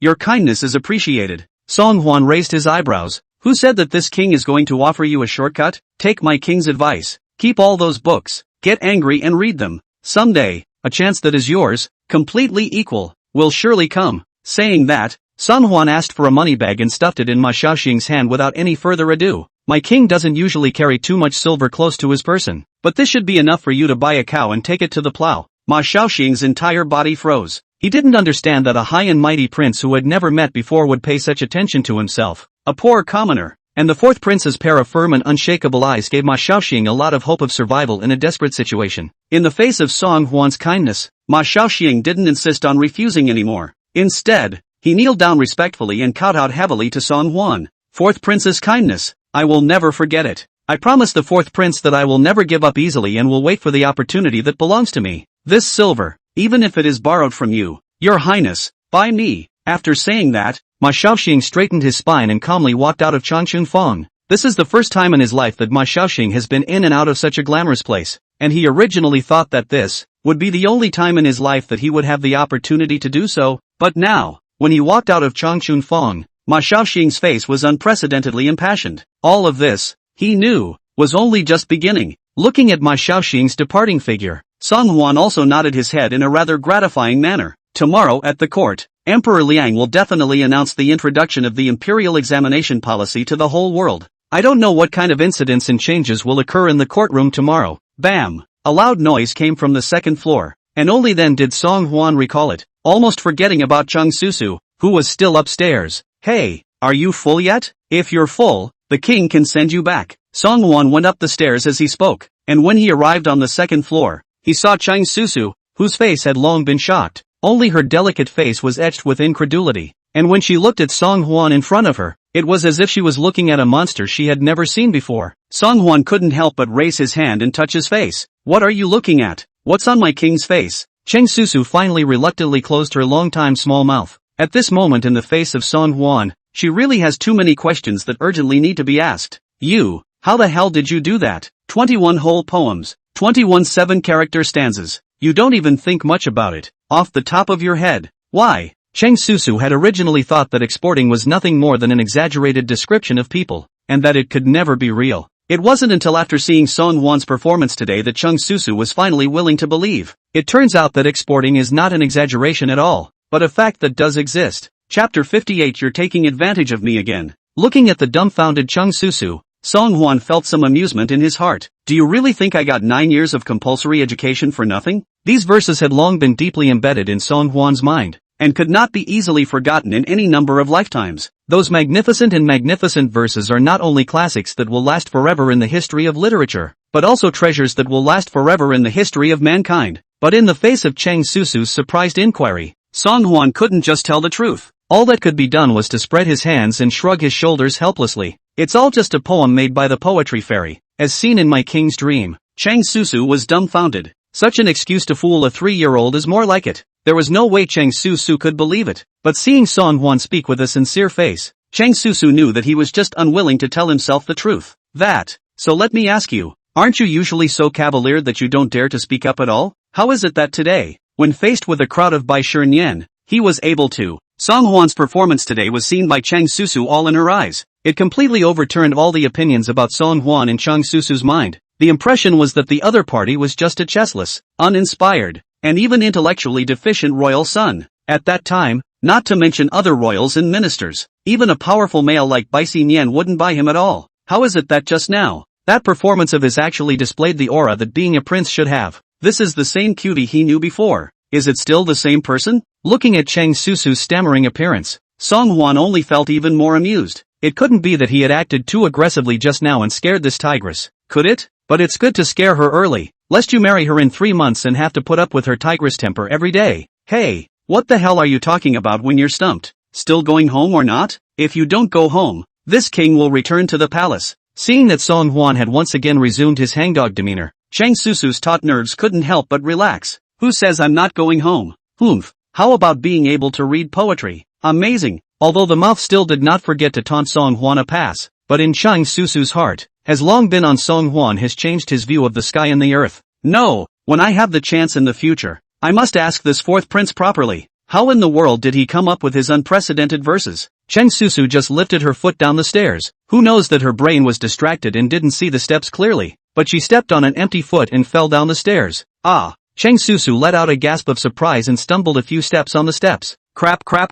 This staircase is so long, if I really fall down, I'll be completely disfigured. As a result, just as Chang Susu closed her eyes tightly and waited to meet the great pain, suddenly, all she felt around her was heat, and she didn't imagine the scene of rolling down the stairs. When she opened her eyes, she was already held securely in Song Hwan's arms, safe and sound. Feeling Song Hwan's broad arms and the strong heartbeat, Chang Susu only felt that she had never been so peaceful in her life as she was now. Is this, in fact, the fabled security? Song Hwan also didn't expect that he could react so quickly. Holding the soft and delicate Chang Susu in his arms, he only felt a burst of heart. But soon, Song Hwan sensed a hint of something unusual. How do you hold a hand of elasticity and softness, roundness and curvature? Seems to be, ouch, as if electrocuted. Chang Susu hurriedly broke away from Song Hwan's embrace. That was the most precious place of a daughter's home. How could she just let a man reach out and touch it? Chang Susu was embarrassed to the extreme. Her face was like a ripe peach, bright red.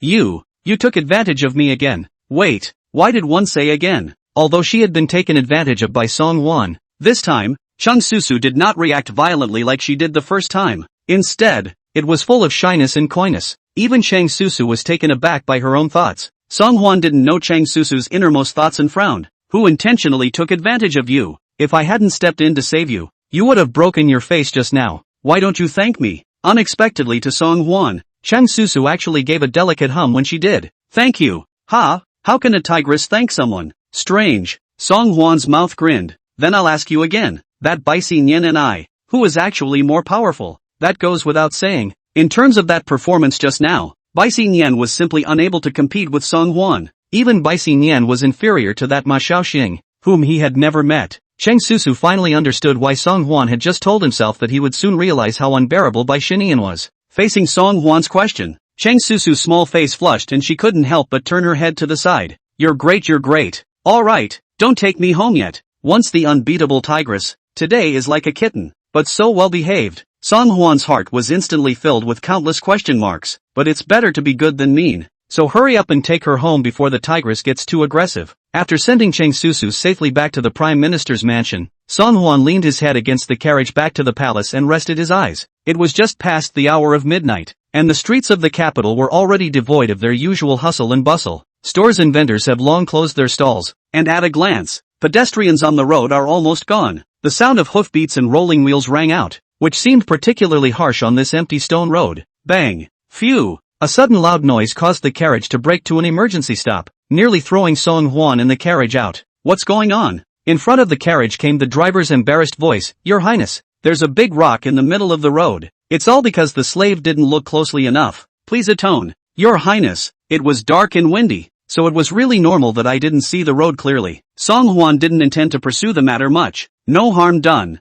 Just go around the stone and continue walking. Yes, the coachman replied. But the carriage wheels are stuck by this large stone. Please wait a moment. Your Highness, allow the lackey to move the stone away first. Song Hwan didn't care too much and continued to rest against the car window. But soon, Song Hwan caught a hint of something unusual. How is it that after a long time, there is still silence outside? Not a single sound? There wasn't even a hint of movement to move the stone. Sensing that something was wrong, Song Hwan picked up the curtain and slowly stepped out of the carriage. The long stone path. The night was terribly still. The howling north wind was picking up, blowing the dark clouds in the sky and blotting out the last of the moonlight. Song Hwan turned his head back and saw a scene that made him extremely unbelievable. The carter, who had been talking earlier, had now long since become a cold corpse, lying silently on the side of the rut. In his chest, a large hole was penetrated by a sharp arrow feather. At this very moment, blood is gushing outward in rivulets. Chapter 59. Why don't we just fake it? After his brain experienced a short period of deadlock,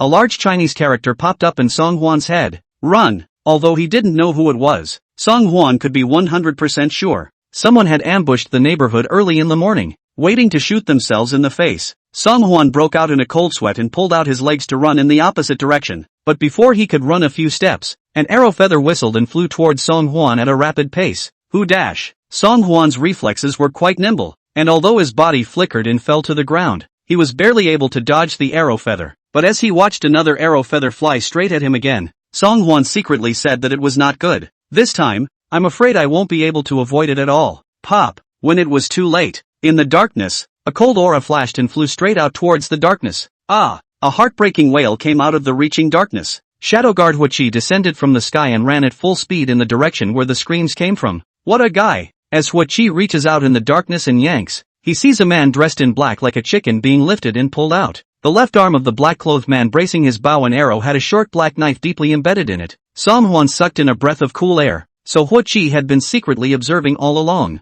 Fortunately, he had also reacted quickly enough just now, giving Huichi 2 arrows to figure out the black-clothed man's location. Who are you, and by whose orders have you come to assassinate the king? Although he knew that the other party would most likely not obediently tell the truth, Song Hwan still opened his mouth to inquire. The man in black didn't seem to have expected that he had ambushed himself so stealthily that he would be discovered so quickly by Song Hwan. Didn't you say that the fourth prince doesn't have any guards around him? How can? Song Hwan frowned tightly. Who told you that the king has no guards around him? Tell this king the matter, and this king will spare you from death. However, the man in black suddenly convulsed violently. Soon, there was no more semblance of life in his eyes after the asphalt-like sticky dirty blood gushed out of them. He's dead. Looking at the motionless man in black, Huichi reached out to probe his nostrils and shook his head. This man would have been a hired dead man, and would have hidden the poison between his teeth in advance. Once the mission fails, they bite through the poison and never leave each other alive. Song Hwan's frown deepened. It seemed that the other party had made a cruel move to put themselves completely to death.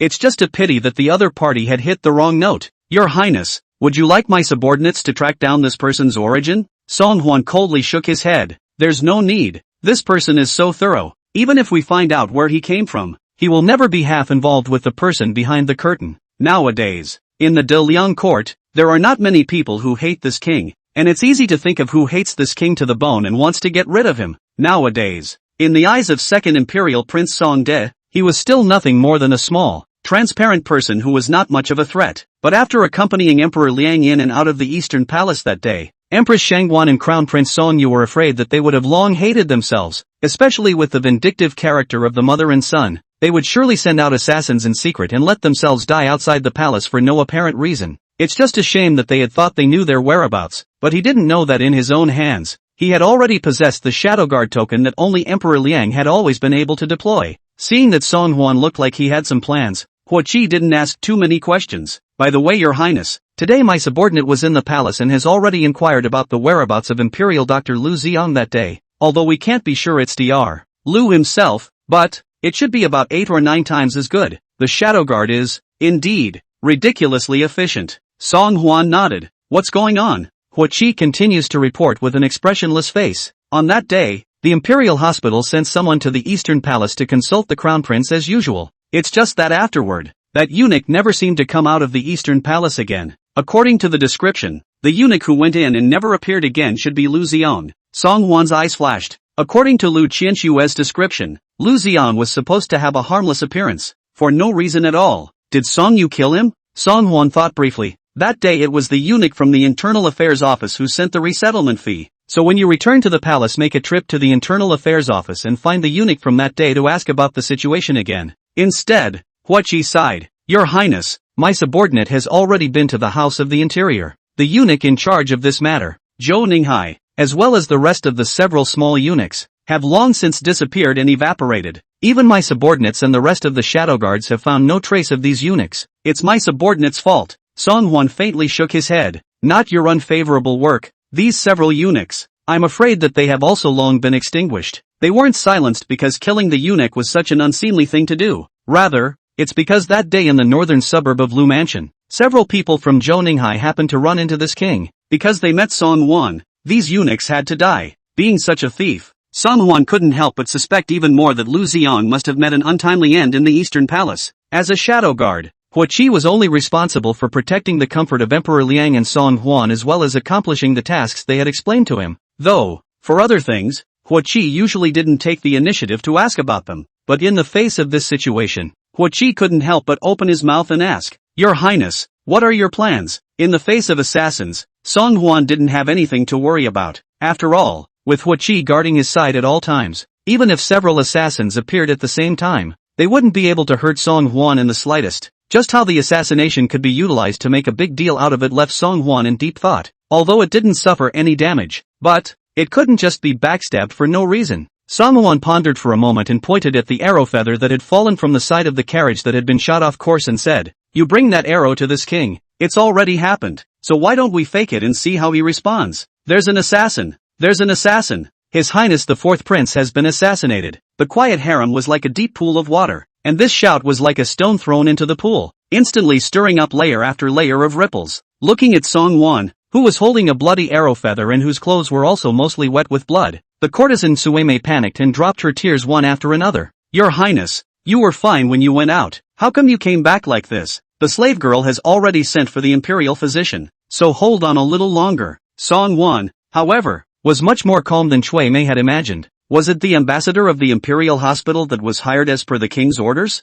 Cui Mei hurriedly nodded. "Yes, it's all done according to your orders." Chapter 60 Token of the Eastern Palace. Not much longer. Lu Qianxue, dressed in a medical officer's robe and carrying a medicine chest, led two small eunuchs to rush over. Now wearing this official robe, and after tying up her long hair high, Lu Qianxue's whole person is even more dashing and competent, and her heroic spirit is aggressive. Seeing the large pool of blackened blood on Song Huan's tunic, Lu Qianxue frowned slightly. You, both of you get out. No one comes in without my order." The two small eunuchs following behind them looked at each other, both feeling a bit incredulous. "Can you handle it all by yourself, Lord Minister of the House? My subordinate will follow you around and help you out." Lu Qianxue's charmingly long eyes showed some impatience. "Go down when you're told to go down, and no one comes in without my order." Yes, the two little eunuchs didn't dare to disobey, and hurriedly retreated with their medicine chests and waited outside the door. Seeing the scene before him, Song Huan couldn't help but grin. This king was worried earlier, not knowing if you,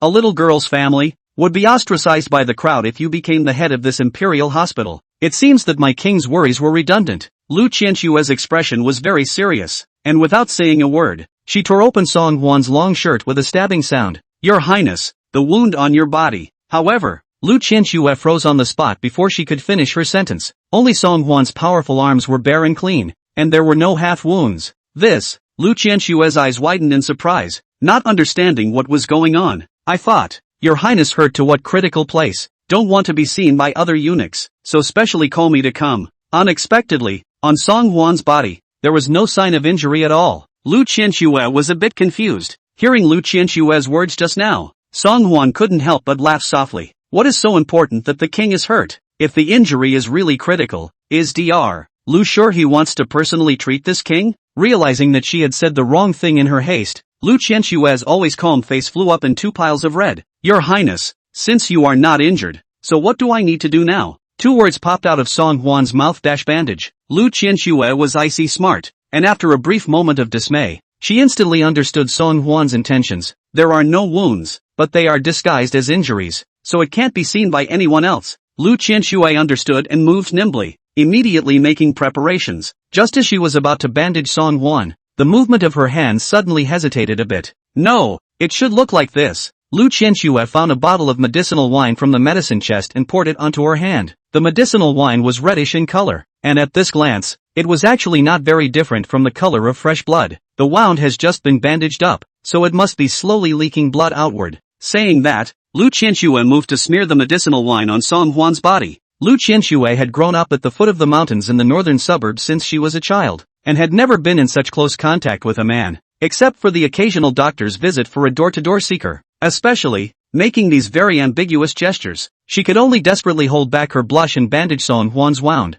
"Your Highness, it's bandaged." When Song Huan glanced at it, a bit of red traces slowly seeped outward, and it did have a few points of being seriously injured. He was just about to open his mouth to say something when he heard a pass-through from outside the door. "You're his here." Before the words fell, he saw Emperor Liang windy and furious, striding broadly into the interior. "My son pays his respects to my father." Song Huan tried to struggle to get up, but Emperor Liang waved his hand and refused. "What's going on? How did you meet the assassin? Where was he wounded? What do shadow guards do? As soon as he entered the door, Emperor Liang asked a series of questions as if they were a barrage of firecrackers, asking Song Huan to be powerless. Father, there is nothing wrong with my son. It's just that the assassin is in the shadows, and it's my son who insisted on showing up to draw out the assassin, not that the shadow guards were ineffective. Seeing that Song Huan's body was wrapped in thick bandages, and there was even blood seeping out, Emperor Liang couldn't help but frown deeply. Reaching out, he pointed to Lu Qianxue, who was standing new on one side. You say.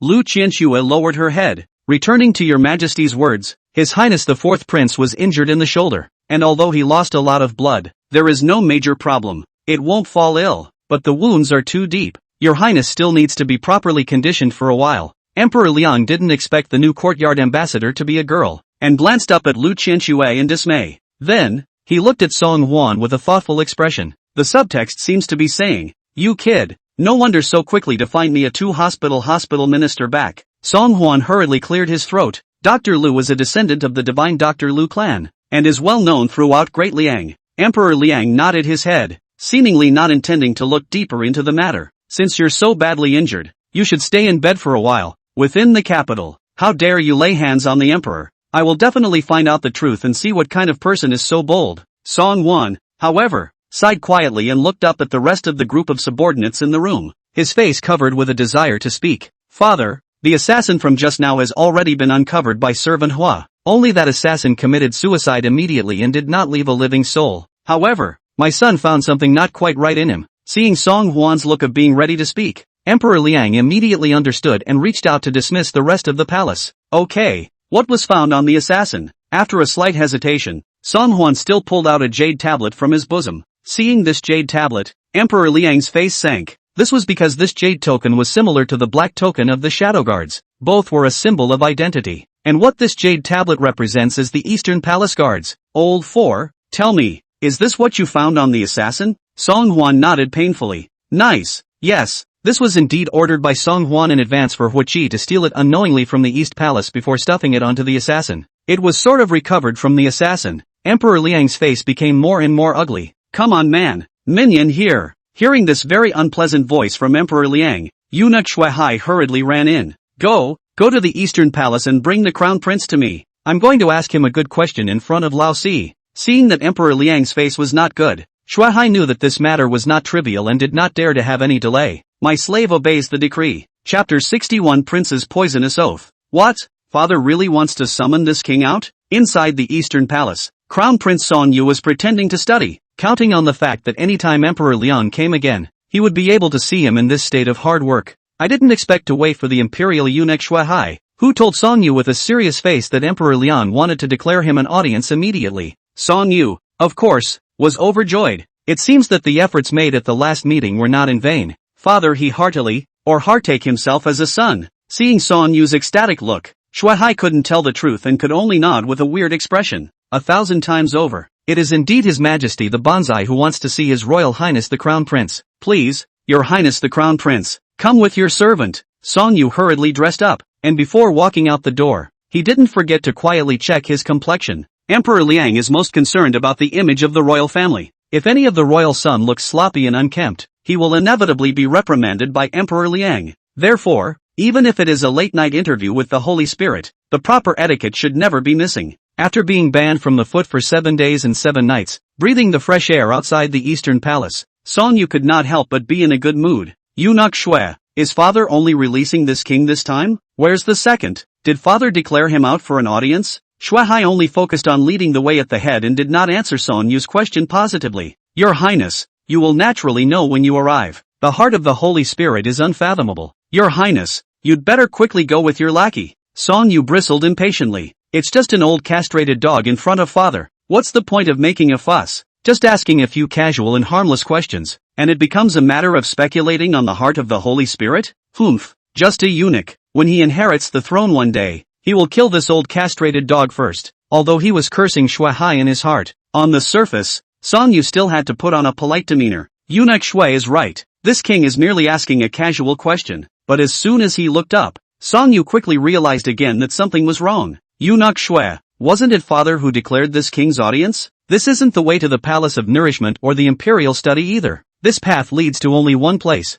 and that is the oldest force chambers. Is it hard to see that it's not his father who wants to see him, and that it's Lao Si who's in the middle of it all? Thinking of this, Song Yu couldn't help but clench his fists. What? He is a crown prince, even want to see his father, have to rely on the old for that waste of money to open his mouth. Seeing that Shui Hai was always reticent, Song Yu did not say anything more and followed the other party all the way to Song Huan's chambers. Your Majesty, His Royal Highness the Crown Prince has arrived. Song Yu followed Shui Hai and respectfully walked in. My son pays his respects to my father. Song Yu curtsied obediently, but soon detected a hint of something amiss. The Liang Emperor who was sitting on the main seat appeared to be in a bad mood, radiating that cramped aura that pressed Song Yu a little out of breath. Crown Prince, you are growing more and more capable nowadays. You are in the Eastern Palace, but you can still order your men to follow your fourth brother and secretly hurt him? Song Yu sniffed and hurriedly raised his head in horror. Father, unjustly accused. My son has been pondering in the Eastern Palace for the past few days, and has never set foot outside the palace for a single day. So how could I possibly manipulate this matter in secret? Looking at Song Yu, who was exquisitely dressed and showed no signs of recovering from a serious illness, Emperor Liang couldn't help but let out a cold snort. You're rather rosy and have a lot of spirit. Go see your fourth brother. Narrowly escaped taking his life by the assassin you sent. The imperial physician said that if he were to save her half an hour later, she would have lost too much blood and would not be able to return to life. Crown Prince, ah Crown Prince, you are really a good Crown Prince that I have chosen by thousands. Song Yu looked in the direction of Emperor Liang's finger and saw that Song Huan was indeed leaning against the bed. The body was wrapped in thick layers of bandages, and in the bandages, there were faint traces of blood coming through. Having suffered such a big shock just as soon as he came in, Song Yu's brain instantly lost all ability to think things through. Father, son of, nope, it's not right. Song Yu hands and feet, panicked crawled to the feet of the Liang Emperor, has long since lost half of the calm self-compassion of the earlier arrival. Father, unjustly accused. My son has been pondering in the Eastern Palace. How could I send my guards to assassinate fourth brother? This is ridiculous. Besides, my son has no quarrel with the fourth brother, and Song Yu snapped, swallowing the second half of the sentence. He's a cutie again. The latter part of the sentence was swallowed. Old Four is no cutie pie. He's just been playing dumb the whole time. But heaven and earth, he has been locked up in the East Palace, thinking about the way out day after day, or he still cares about sending someone to kill him. Emperor Liang looked down at Song Yu, a bit of disgust showing in his eyes. A tiny token rolled to the ground in a bone-crunching manner with the movement of Emperor Liang's hand. This is the token that Old Four recovered from the assassin. Open your eyes and see for yourself. Isn't this the token that your East Palace guards have in their hands? Song Yu was completely dumbfounded, because the jade token on the ground was clearly the token of the Eastern Palace guards. No way, father, this must have been planted by someone with an ulterior motive to frame my son. My son has been wronged. With that, Song Yu turned his head to Song Huan, who was lying in bed on the side. You're trying to win father's sympathy, so you went out of your way to play this bitter trick in front of father, isn't it? Song Huan's face was pale and he blinked in a distinctly innocent manner. Big brother, I know you've always thought I was stupid and didn't like me much, but I'm your own brother. Blood is thicker than water. Song Huan did not open his mouth, but once he did, it instantly ignited the anger in Emperor Liang's heart. Your fourth brother is injured to such an extent, and you're still saying that he's playing a bitter trick. Then I ask you, you and your mother sang together outside the Eastern Palace, pretending to be miserable for me, acting out whether it was a bitter trick or not. Song Yu was so scared that his liver and gallbladder went cold, and he crouched down tightly on the ground, so scared that he didn't dare to breathe. Father, my son is innocent. This is not something that my son has done, and my son must not just admit it in a confused manner. Thinking of this, Song Yu crossed his heart and extended his right hand facing Emperor Liang. My son is willing to swear on his own life, and I'm even willing to vouch for my mother's honor. What happened today was in no way my son's doing, and has nothing half as much to do with my son. If it is really my son's doing, then I will be detained by my father in the Eastern Palace for the rest of my life, and I will never be able to step out again. Chapter 62. See him play with fire and bring about his own destruction. As Song Yu's words fell, there was an instant silence inside and outside the hall. Emperor Liang couldn't say a word either, just angrily looking down at Song Yu on the ground. The weight of this poisonous oath was not light. If he had really done it, he would never have been able to say such a dry oath. Emperor Liang frowned tightly, looking at Song Yu, who was trembling on the ground and didn't dare to raise his head, and then looking to Song Huan, who was lying on the bed beside him with a pale complexion. He only felt disturbed as if he was numb. This matter, I am bound to pursue to the end. Before that, you give me to stay in the East Palace to think quietly. No more half-steps without my permission, and don't allow your mother to privately send anyone forward to the Eastern Palace again. Song Yu's heart shook. This is to cut off one's own back, to completely encircle one's self. Song Yu tightly pressed his head to the ground, his clenched fists and hateful eyes written with anger and resentment. Being the old fool that wimp cheated for so many years, Song Yu absolutely did not think that the other party would not hesitate to lay hands on himself, making the trick of the bitter flesh trick. LOL. Too careless. I was so careless that I never cared about such a slime that couldn't hold up the wall. That's why he was assassinated. But now that there was no point in saying more, Song Yu could only clench his back teeth and try to calm himself in front of Emperor Liang. My son obeys the decree. The moment he got up to leave, Song Yu's gaze was like a sharp dagger, ruthlessly gouging out in the direction where Song Huan was. Hate to be, and cut the other person into 1,000 pieces, and break them into pieces. However, Song Huan raised his head high, and on his face, a mysterious and enigmatic smile appeared. It's all just beginning. Emperor Liang dismissed Song Yu inside as if he was extremely tired. Old four, you should rest early too. There's no need to go to the morning court and the tribute court for a few days. So recuperate. Song Yu nodded his head repeatedly.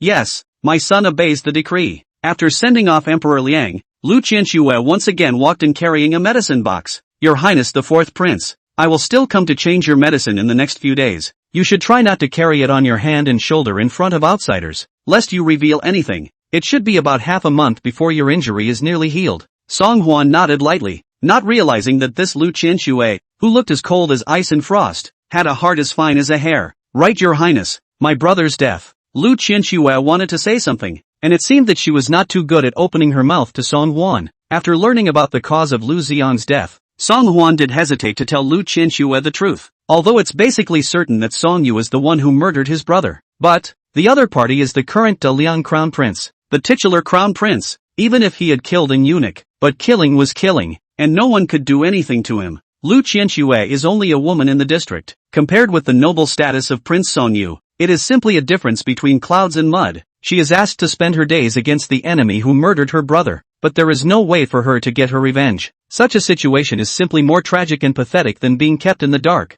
Just at this moment, looking at the grief-stricken Lu Qianxue, Song Huan still couldn't help but tell the truth. A shadow guard came to report that he saw your brother enter the eastern palace and then never come out. The next day, someone took your brother forward to the northern suburbs. Song Huan knew that the truth was cold and stinging, but is a truth that everyone has to face. Lu Qianxue came to the middle of this deep palace to investigate the cause of her brother's death. Now that you have learned the truth of the matter, what right do you have to choose to hide it from the other side? Hearing Song Huan's words, Lu Qianxue's entire body seemed to be in a state of immersion, instantly staying on the spot. She knew, though, that something was indeed fishy about her brother's death, but she hadn't expected that it would be due to the crown prince of the dynasty. When she thought of the remaining stasis of blood in her brother's throat and nasal cavity, Lu Qianxue's heart felt a pain like a knife and cone. Brother must have felt a lot of pain at that time. Tears, dropping down Lu Qianxue's polished face. Soon, however, it was wiped clean by her raised hand. Only her eyes were wide with effort as she tried desperately to keep the tears from falling again.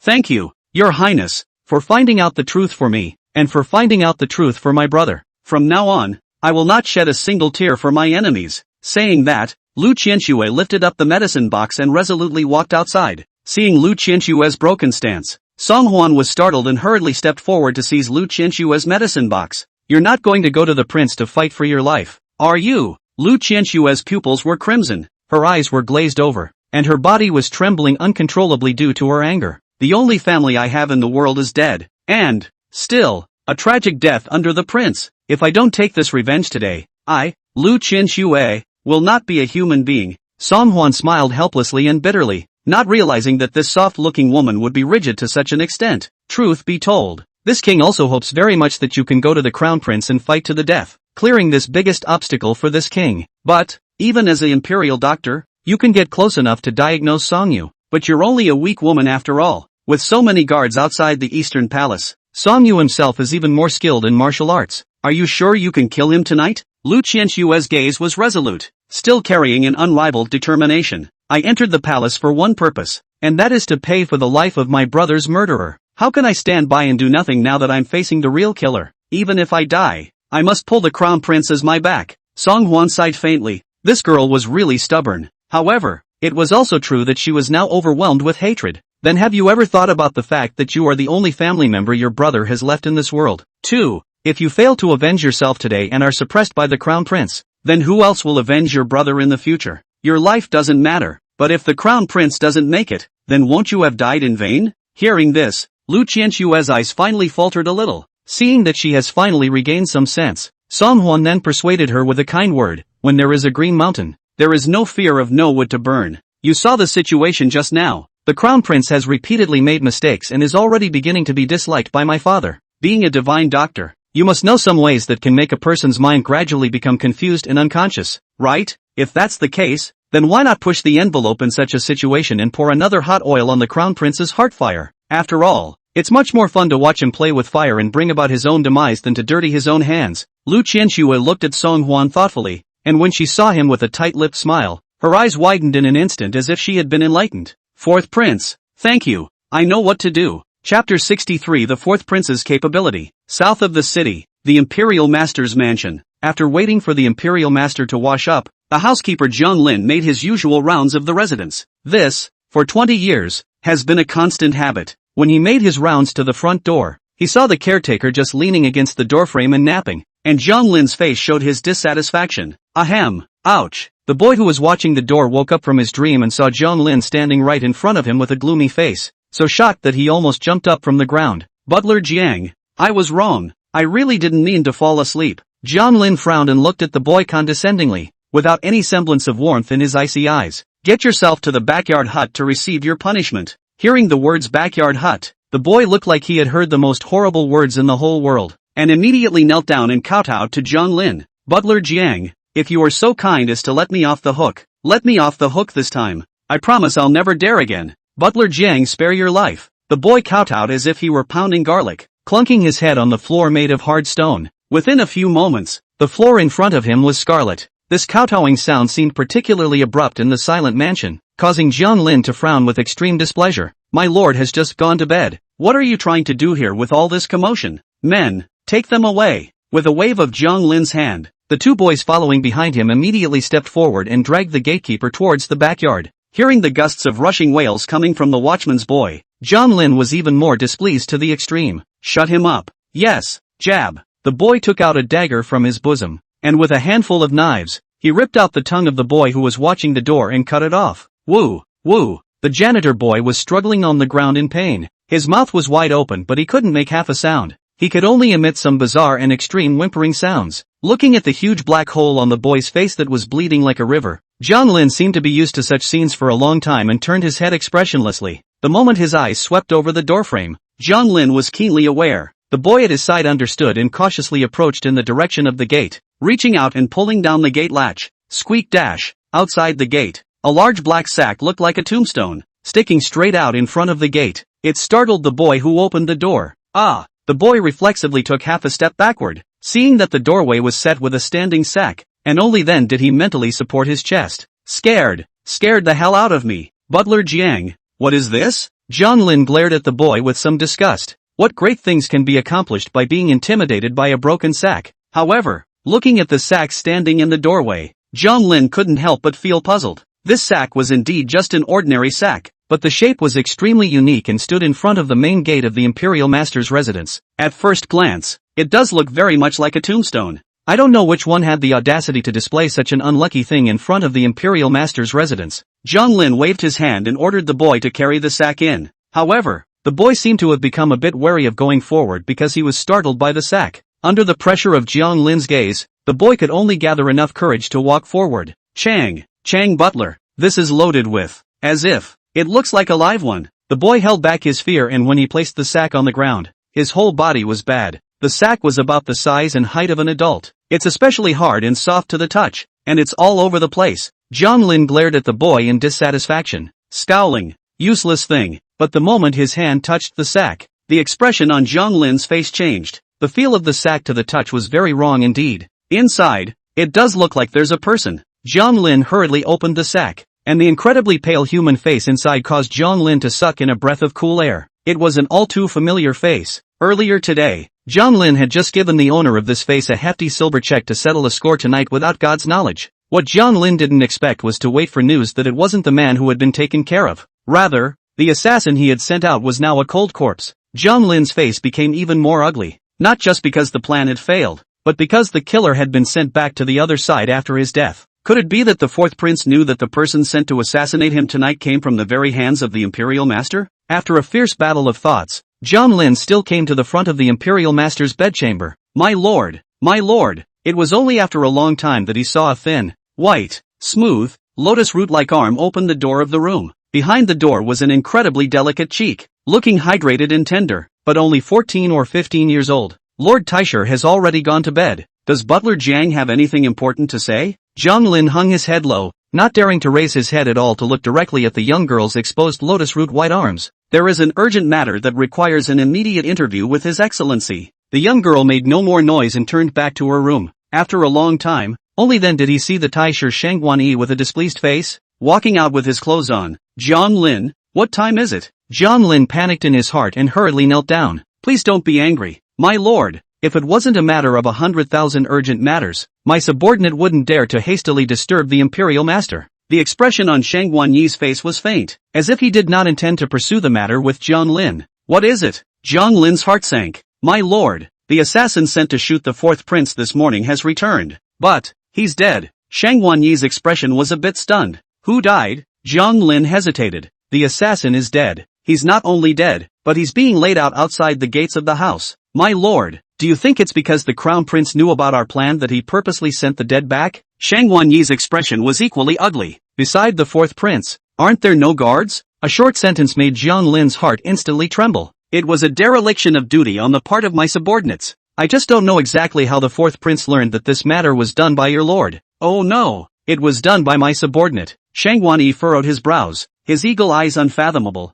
not knowing exactly what he was thinking. If he had evidence, he would have presented it to the emperor long ago. Placing an assassin at the door is a clear attempt to shock the old man and warn him not to act rashly. I can't see that nowadays the fourth prince has such ability. Chapter 64 Unban Sand. Jiang Lin always hung his head down, not daring to raise his head for a long time. What next, my lord? Is it still necessary to proceed to send people out and follow the fourth prince? Shang Guanyi's eyes were drawn and he coldly glanced at Jiang Lin. What do you think? Genus thinks. Jiang Lin's cold sweat ran down his back and he stammered for a long time, not daring to make a sound. Jiang Lin understood that the Imperial Master was blaming himself for his incompetence and had become angry. But Jiang Lin also really didn't expect that a mere fourth prince of the district would be so difficult to deal with. Shang Guanyi dropped away and did not continue to make things difficult for Jiang Lin. I have heard that Lu Santon has retired from the Imperial Hospital after asking for his own retirement, and a few of the eunuchs, too, have followed along and resigned? Jiang Lin nodded with difficulty. Yes. It is said that he was expelled because of his poor medical skills, failing to look after His Majesty's old illnesses of many years, and not having the face to stay in the Imperial Hospital. A sneer escaped from the corner of Shang Guanyi's mouth. After so many years in the Imperial Hospital, how is it that now that the Crown Prince has been grounded, Lu Santon has followed suit and been removed from his post? After waiting for so many years, is this the time for the Emperor to finally realize something? Jiang Lin tentatively asked Shang Guanyi. Then, Lord Taisher, is it still necessary to continue to send additional manpower into the Imperial Hospital? Shang Guanyi did not take the initiative to answer Jiang Lin's words, but instead spoke. Lu Santon has been at the Imperial Hospital for dozens of years, and now it is time for him to retire to his hometown. I've known him for many years, so I'll send someone over tomorrow morning to give Dr. Lu a good ride. Jiang Lin's pupils shrunk slightly, naturally understanding Shang Guanyi's words. For so many years, Lu Santon had been spying on the movements of Emperor Liang and the rest of the imperial sons in the palace, and secretly reporting back to the Imperial Master. He knows too much, and now that he's been kicked out of the palace, there's no point in keeping him. Yes, subordinate understands. Then this assassin at the door just now. Shang Guanyi's eyes showed some impatience. You are now more and more will be in charge. Such a question also need to ask the old man? Anyone who knows about this is also dealt with, and the old man doesn't want more people to know about it. Jiang Lin realized that he had asked the wrong question and replied fearfully. Yes. For a moment, Jiang Lin was in a bit of a trance. Anyone who knew about it was dealt with uniformly, so wasn't he one of those who knew about it? What if one day, like the useless Lu Santon, he wants to be given a good ride by the Imperial Master? Jiang Lin didn't dare to think about it anymore. Right. Shang Guanyi was just about to walk back when he suddenly turned his head to gaze at Jiang Lin on the ground. The old man has gone to sleep in his study tonight, and the house, in advance, is being dealt with. Jiang Lin understands that the in the house that the master said is the 14 or 15-year-old girl who just opened the door. The girl with the tender, flawless skin had only just been brought to the Taisher's residence this evening. Although Jiang Lin understood that after one night, that girl would be dealt with like countless other girls before her. I just didn't realize that she wouldn't even last the night. Jiang Lin didn't dare to delay and hurriedly replied in the direction Shang Wanyi had left. Yes, less than a tea break. Near the back door of the Taisher's residence, there were 3 more black sacks, the 2 big ones and 1 small one, lined up side by side on the floor, looked extraordinarily neat. Jiang Lin's gaze was like a torch, and even though it was already late at night, he still didn't feel half asleep. He understood that from now on, when he served in front of Lord Taisher again, he must be extremely energetic. There can be no more mistakes. The sun was shining brightly. The weather was exceptionally nice this day, and the warm late fall sun hit the room through the grills of the windows, looking exceptionally bright. Song Huan was awakened by the sunlight outside the window, and as soon as he opened his eyes, he saw a smiling face right next to his own. Your Highness, you're awake. The breakfast that the slave girl prepared for you is getting cold. You've slept for a long time. It's already 3 minutes past the hour. It's true that when His Majesty excused you from the morning court, you'll have to sleep in again. Just as he opened his eyes, he heard Suemei's chirpy little mouth talking on one side. Song Huan made a gesture of anger and reached out to heavily slap Suemei on her arse. You girl? No big deal. How to talk to the king? Aren't you afraid that this king will punish you? Suemei smiled cheekily and begged Song Huan for forgiveness. Your Highness, the slave girl knows she's wrong. Besides, you're still sick. Don't hurt your vitality again. The two were in the middle of laughing and joking. Suddenly, he heard a cacophonous ringing from the courtyard. Bang! Ha ha ha ha ha! Why is my king's good and virtuous brother sick? Come on, let the king have a good look. Hearing this familiar voice, Song Huan frowned. It seems that in the morning court, the group of ministers again used the excuse of horse bandits' rebellion in Liangzhou to put pressure on Emperor Liang again. That's why Emperor Liang had to release Song De and send him to Liangzhou to calm the chaos, right? Just as he was lost in thought, he saw Song De leading Song Liang and bursting into the room in a flurry of wind. After not seeing him for a few days, Sung Tak looks like he's put on a bit of weight. It seemed that after being locked up for the past few days, this guy's mood was half affected.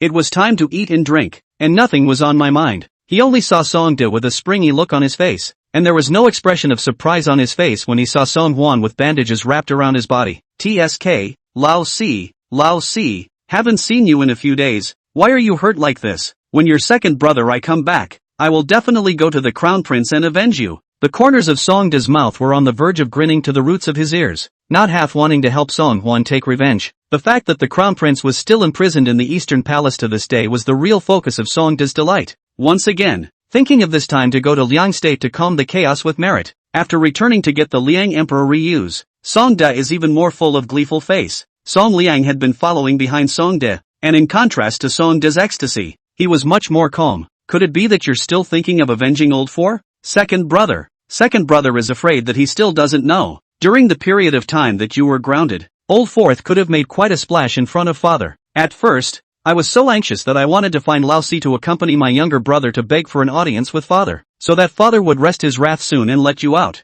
Second brother. The oldest one was so calm at that time. Hearing these words from Song Liang, the smile on Song De's face gradually disappeared. Seeing Song De's expression change, Song Liang then added more fuel to the fire. Second brother. Now that I think about it carefully, that day when you went to confront the crown prince, it was obvious that Lao Si was the one who fanned the flames in the background, right? And the only reason you were grounded by father was because of that sword old four handed over in time. Maybe the events of that day were carefully planned by old four alone. Chapter 65. Are you his dog? Hearing this, Song De's expression changed completely. From the smugness he had felt when he had just appeared, he instantly became full of suspicion. Lao Si, is what RD said all true or false? The grounding of this king and the crown prince was really planned by you? Song Huan understands in his heart that now that he already has the crown prince and the crown prince's party of powerful enemies, it is not a wise choice to make an enemy of Song De. Moreover, the prince will at least consider his own identity. Some things cannot be done too blatantly. It is also considered to have some scruples, but the barefoot is not afraid of wearing shoes. Song De has been reckless. If it is really targeting himself again, I do not know what this guy will do. So Song Huan, his eyes full of dullness, shook his head woodenly. Ergo, what are you doing out here? Why can't I understand a single word of what you just said? My humble servant? You're out. So is the prince out too? The crown prince is going to kill me. Second brother, you have to protect me. Song De's eyes were full of suspicion, but seeing that Song Huan was still his usual demented and naive self, he couldn't help but drop his guard. Ha ha ha ha ha. Sandy, is this what you call a big difference? Why does this king think that this fool is still the same as before? Not half as much as before. Still a punk with not enough brains. Saying that, Songde approached Song Hwan's face in front of his face somewhat triumphantly. Look carefully. Father wants to send your second brother me to Liangzhou to quell the rebellion, and I'm leaving immediately today. As for the prince, well, he's just like you. Sooner or later he's just a wastrel. What's there to fear? After saying that, Songde swaggered towards Song Liang. After hearing you say all that just now, I thought that this waste of time I really wasn't the same as before. It seems like you're still overthinking things. Third brother, this king is too lazy to talk to this little cutie. Wasting time. I still have to leave for Liangzhou this afternoon. Seeing Songde leave with full concern, Song Liang just frowned tightly and stared at Song Hwan dead in the face. On his face, there was a complex expression of how long are you going to pretend? Senior, is it fun to keep pretending like this? What happened in Changchunfang yesterday? Bai Xinian told this king all about it. How dare you? How dare you disrupt the poetry meeting planned by this king? Aren't you afraid that this king will tell second brother the whole truth? Looking at Song Liang, who was full of doggedness, Song Hwan grinned. This guy was nothing more than a fox and a tiger, and there was really nothing to worry about when facing him. Are you Saunders' dog? Moving around and snitching on Songde. But the point is, do people believe a word you say? You. Song Liang's face went pale and he looked at Song Hwan incredulously. He hadn't expected that Song Hwan would have two faces and be able to switch back and forth. This king knew that you've been acting in front of second brother all along.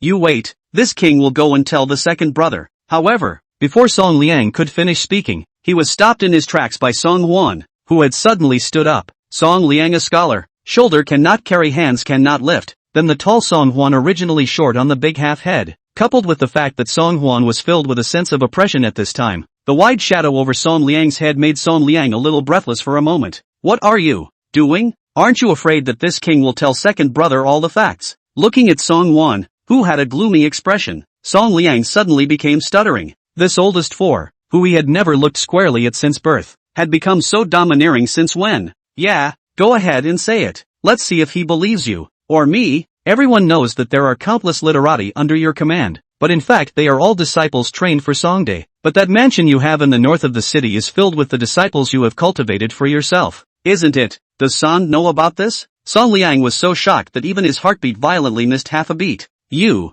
fart. It's just believable. Where did I get the property north of the city? Even though Song Liang denied it and strongly rejected it, the exaggeration still indicated a fact. Song Hwan's guess was not wrong at all. Looking at the easily flustered Song Liang, Song Hwan laughed softly. Don't worry, I won't tell Songde easily. It's certainly a good thing for people to have ambitions. Otherwise, wouldn't you, as a third prince, really become a dog by Songde's side? Song Liang's expression was indescribably strange. He hadn't expected to hear such words from Song Hwan, this straw man, but even so, Song Liang didn't let his guard down. The king has made it very clear that there is no such thing as property in the north of the city. What the hell do you want? Song Hwan understands that this matter is not trivial. Once he told Songde or even Emperor Liang, Song Liang's long plan must be a total loss. For so many years, he had been secretly cultivating his forces, and it must have been hard for him to wait until Songde was grounded before he dared to enter and exit the northern mansion of the city in a dignified manner. If this matter was known by Songde, then the plan that had been painstakingly created for so many years could only be aborted. Song Hwan didn't expect the other party to admit it painfully, and grinned. I don't want to do anything. I just want to make friends with third brother. When Sango goes back, she can think about it very carefully. If Songde gets another merit this time, then the chances of third brother will be even slimmer in the future. What's more, in the Eastern Palace, there is still a crown prince who has the full support of the imperial master. Song Liang's eyes had a hint of hesitation, but his mouth was still very insistent. The king can't understand what you're saying. If you talk any more nonsense, this king will definitely tell second brother everything. Word for word. Song Hwan spread his hands helplessly. It doesn't matter. Just go back and think it over yourself. Third brother, the eunuch has come to change my brother's medicine. So if third brother has nothing else to do, please excuse my brother. Song Liang snorted coldly, flung his long sleeves, and twisted his head out of the bedchamber. But just as soon as he left the gate, Song Liang's expression changed. A fine layer of sweat stretched out on his forehead,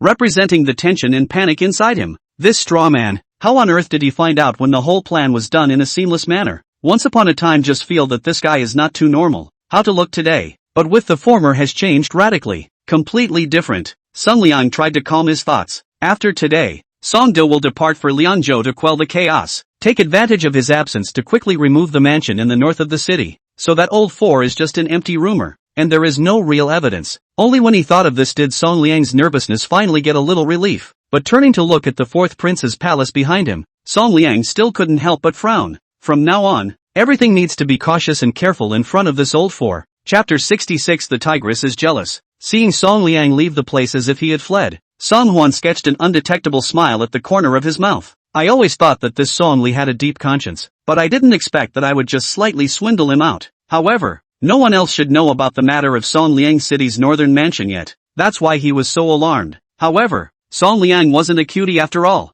Being so deceived by himself, he must have quickly shifted the mansion to a new location. Doesn't matter, feel free to change it. The shadow guards had long been onto him, but wherever he was within Great Liang, no matter where he changed to, he would always be discovered by Song Huan. Your Highness, Your Highness? Song Huan came back to his senses and Lu Qianxue once again carrying the medicine box came to change the medicine. It had been expected that, upon learning of her brother's death, she would have become devastated and demoralized from then on, completely overwhelmed by hatred. However, what Song Huan did not expect was that today's Lu Qianxue looked much more refined and spirited. In the past, she was always unpowdered and plain, with a kind of clear water out of hibiscus, natural to modify the beauty. Recently, however, although she was still dressed in her medical officer's palace attire, upon closer inspection, she had deliberately traced her eyebrows and colored her lips, more than the former clear and beautiful, to be more a point of sultry and moving. Seeing that Song Huan had been staring flabbergastedly at himself, Lu Qianxue touched her cheeks in some embarrassment.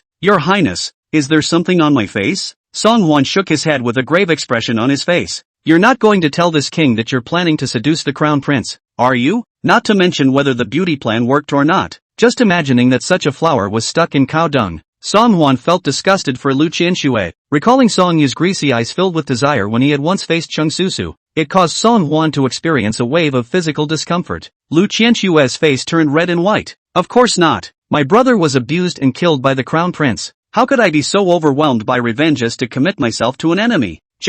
I went to ask the crown prince for a peaceful pulse this morning, but the crown prince seemed to be extra cautious and didn't see any eunuchs. If this keeps up, I won't have a chance to get close. It seemed that after last night's incident, Song Yu had become more and more cautious. Nowadays, there are no longer any eyes planted by Shangguan Yi in the Imperial Hospital, and any random eunuch could be someone specially sent by Song Huan or Song De. It does take some effort to get any closer. Song Huan nodded. I can't see that you're still a person with a delicate and meticulous mind. Lu Qianxue didn't reply. She just smiled miserably and moved her hand to start replacing the gauze wrapped around Song Huan's body. After all, the wounds on Song Huan's body are fake. Lu Qianxue changed the gauze, deliberately dismissed all the palace people. In the large bedchamber, only Song Huan and Lu Qianxue were left. In addition, Song Huan's wound was at the arm. When changing the medicine, it was as if Lu Qianxue was hugging Song Huan. The posture was particularly odd. Thus, the moment the two were close to each other, ambiguity was born.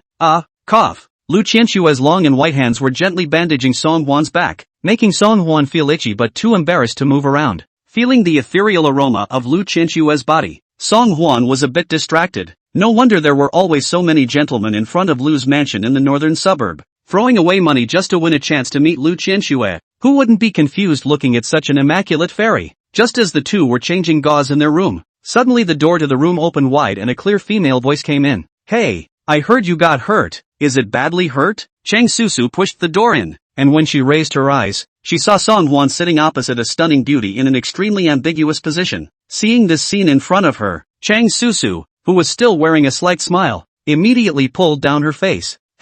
Thanks to me worrying about how badly you're hurt. Even my father remembers your injuries. It seems that this worry of mine is redundant. Mayor, put the stuff down. Let's go. Chung Susu greeted the maidservant carrying the tonic behind her, which was about to turn around and leave with an angry grunt. Your Highness, the medicine has been changed. You remember to avoid spicy food, reduce your activities, and don't let the wound get wet. Right at this moment, Lu Qianxue picked up her medicine box and got up to bow to Song Huan to leave. Cheng Susu didn't expect that the stunningly beautiful woman in front of her was actually a court eunuch, and she couldn't help but widen her eyes in surprise. You're a doctor of medicine, I thought. Looking at Cheng Susu's astonished look, Song Huan rolled his eyes in dismay. What did you expect? This tigress, she hasn't even married yet, and she already knows how to be jealous. If you marry her, you'll be so jealous. Realizing that she had said the wrong thing, Cheng Susu scratched her head in embarrassment. I was worried about your injuries, and not much else. Song Hwan coldly raised his eyes,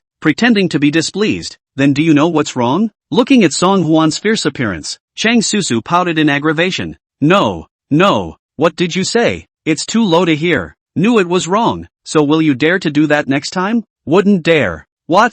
I said, don't dare. Seeing that Chang Susu's attitude of admitting her mistake was still quite sincere, Song Hwan nodded his head in satisfaction. Are you really so concerned about my injuries that you even made a special trip to the palace to see me? Chang Susu hummed. I'm not worried about you. I heard from father coming home from the court that you were assassinated by an assassin last night and were seriously injured. You were injured last night because you sent me back. This matter has something to do with me. I don't want to owe you such a big favor. Although that was what she said on her lips, Chang Susu couldn't help but come closer to Song Hwan, curiously surveying the wound that had just been bandaged. Is it really badly hurt? Song Hwan downplayed it. It's not that serious. It's just bleeding a bit. It'll be fine after a few days of recuperation. By the way, did your father say anything after he came home from the morning court today? Hearing Song Hwan's question, Chang Susu's face changed. How did you guess? Could it be that someone reported to you after the morning court? Song Hwan shook his head. Even if I don't go, I can guess that after the Prime Minister proposes the imperial examination system in the morning court today, it will surely be met with a mountain of strong opposition from everyone, especially the Ministry of Mandarins as well as Huang Dang, that a few university scholars, 80% and wiped their necks and hit the wall. All sorts of blunt advice, blocking my father's adoption of the imperial examination opinion. As Song Hwan's account was heard by Chang Susu, she could not help but be secretly surprised. Chapter 67. If there's no conflict, then create it. I didn't realize that the fourth prince's guesses were not even close to his father's description. You hit the nail on the head. Today, when my father returned to his house after the court, he looked as if he had defeated a battle, and he looked exhausted to the core. After I pressed him for a long time, my father said that it turned out to be a few arguments with a few lords in the morning court today. My father had just put forward the idea of the imperial examinations when he was violently attacked by the group of ministers. In particular, Huang Dang and a few university scholars have been forced to die for violating the ancestral system, causing His Majesty to put the matter on hold for the time being. At the mention of this matter, Chang Susu couldn't help but have a headache. But what Chang Susu once again did not expect was, after hearing such news, Song Hwan was surprisingly calm. It seemed to happen in a way that made sense to him. You're not surprised? I heard from my father that His Majesty also lost his temper during the morning court today. Can't do a thing about those college students. My father went back and even locked himself in his study, refusing to see anyone. Song Hwan looked unimpressed from the beginning to the end. What's so hard about it? Using public opinion to create a wave of momentum, that's what the people want. Whoever dares to stand in the way at that time will be a public enemy of the people. If there really is that ungrateful one who dares to block it at that time, then it will be killed on sight. Shoot to kill. Chang Susu recalled what Song Hwan had said. What you mean is that in recent times, some class conflicts have been deliberately created inside and outside the capital. Then, intentionally amplify and intensify the conflict. At that time, the imperial examination will be sought after and embraced by the people. By implementing this law, Your Majesty is responding to public opinion. Song Hwan nodded with appreciation on his face. He had merely put forward an idea, but he had not expected Chang Susu to be able to understand his intentions so quickly. It had to be said that although this tigress didn't have a good temper,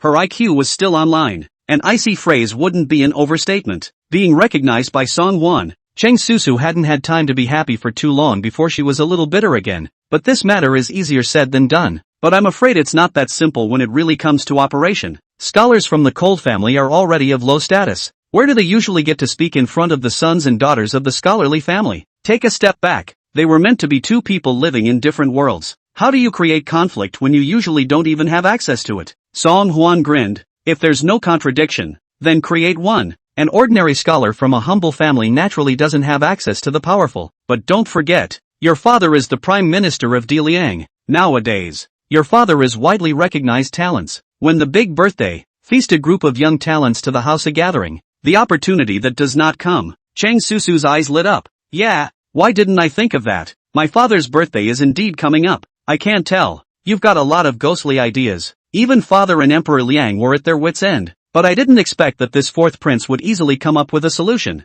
Chang Susu felt that she wouldn't be surprised no matter what surprising action Song Hwan did nowadays. This man is like a box full of fairy magic that gives a different surprise every time you open it. Thinking about this, Chang Susu was a little more impressed with him. Seeing Chang Susu's eyes rolling around bone deep, not knowing what she was thinking about, Song Hwan didn't find it funny. You've seen my people. Can you go back to these without worry? Chang Susu blushed. Humph, I'll say it again. I'm not worried about your injuries. All these tonics were brought to you at my father's request. They have nothing to do with me at all. Looking at Chang Susu's flustered and disappearing figure, Song Hwan actually unconsciously favored and smiled. Suddenly, Song Hwan realized something was wrong. It's over. One shouldn't think this tigress is a bit cute. Dianjing City, north of the city. Compared to the hustle and bustle of the south of the city, the north of the city is a lot more silent and cold. Most of the workshops are located here, and ordinary people rarely wander around the northern part of the city. Therefore, although the courtyard in the north of the city is not small, but all the doors are closed. Inside one of them,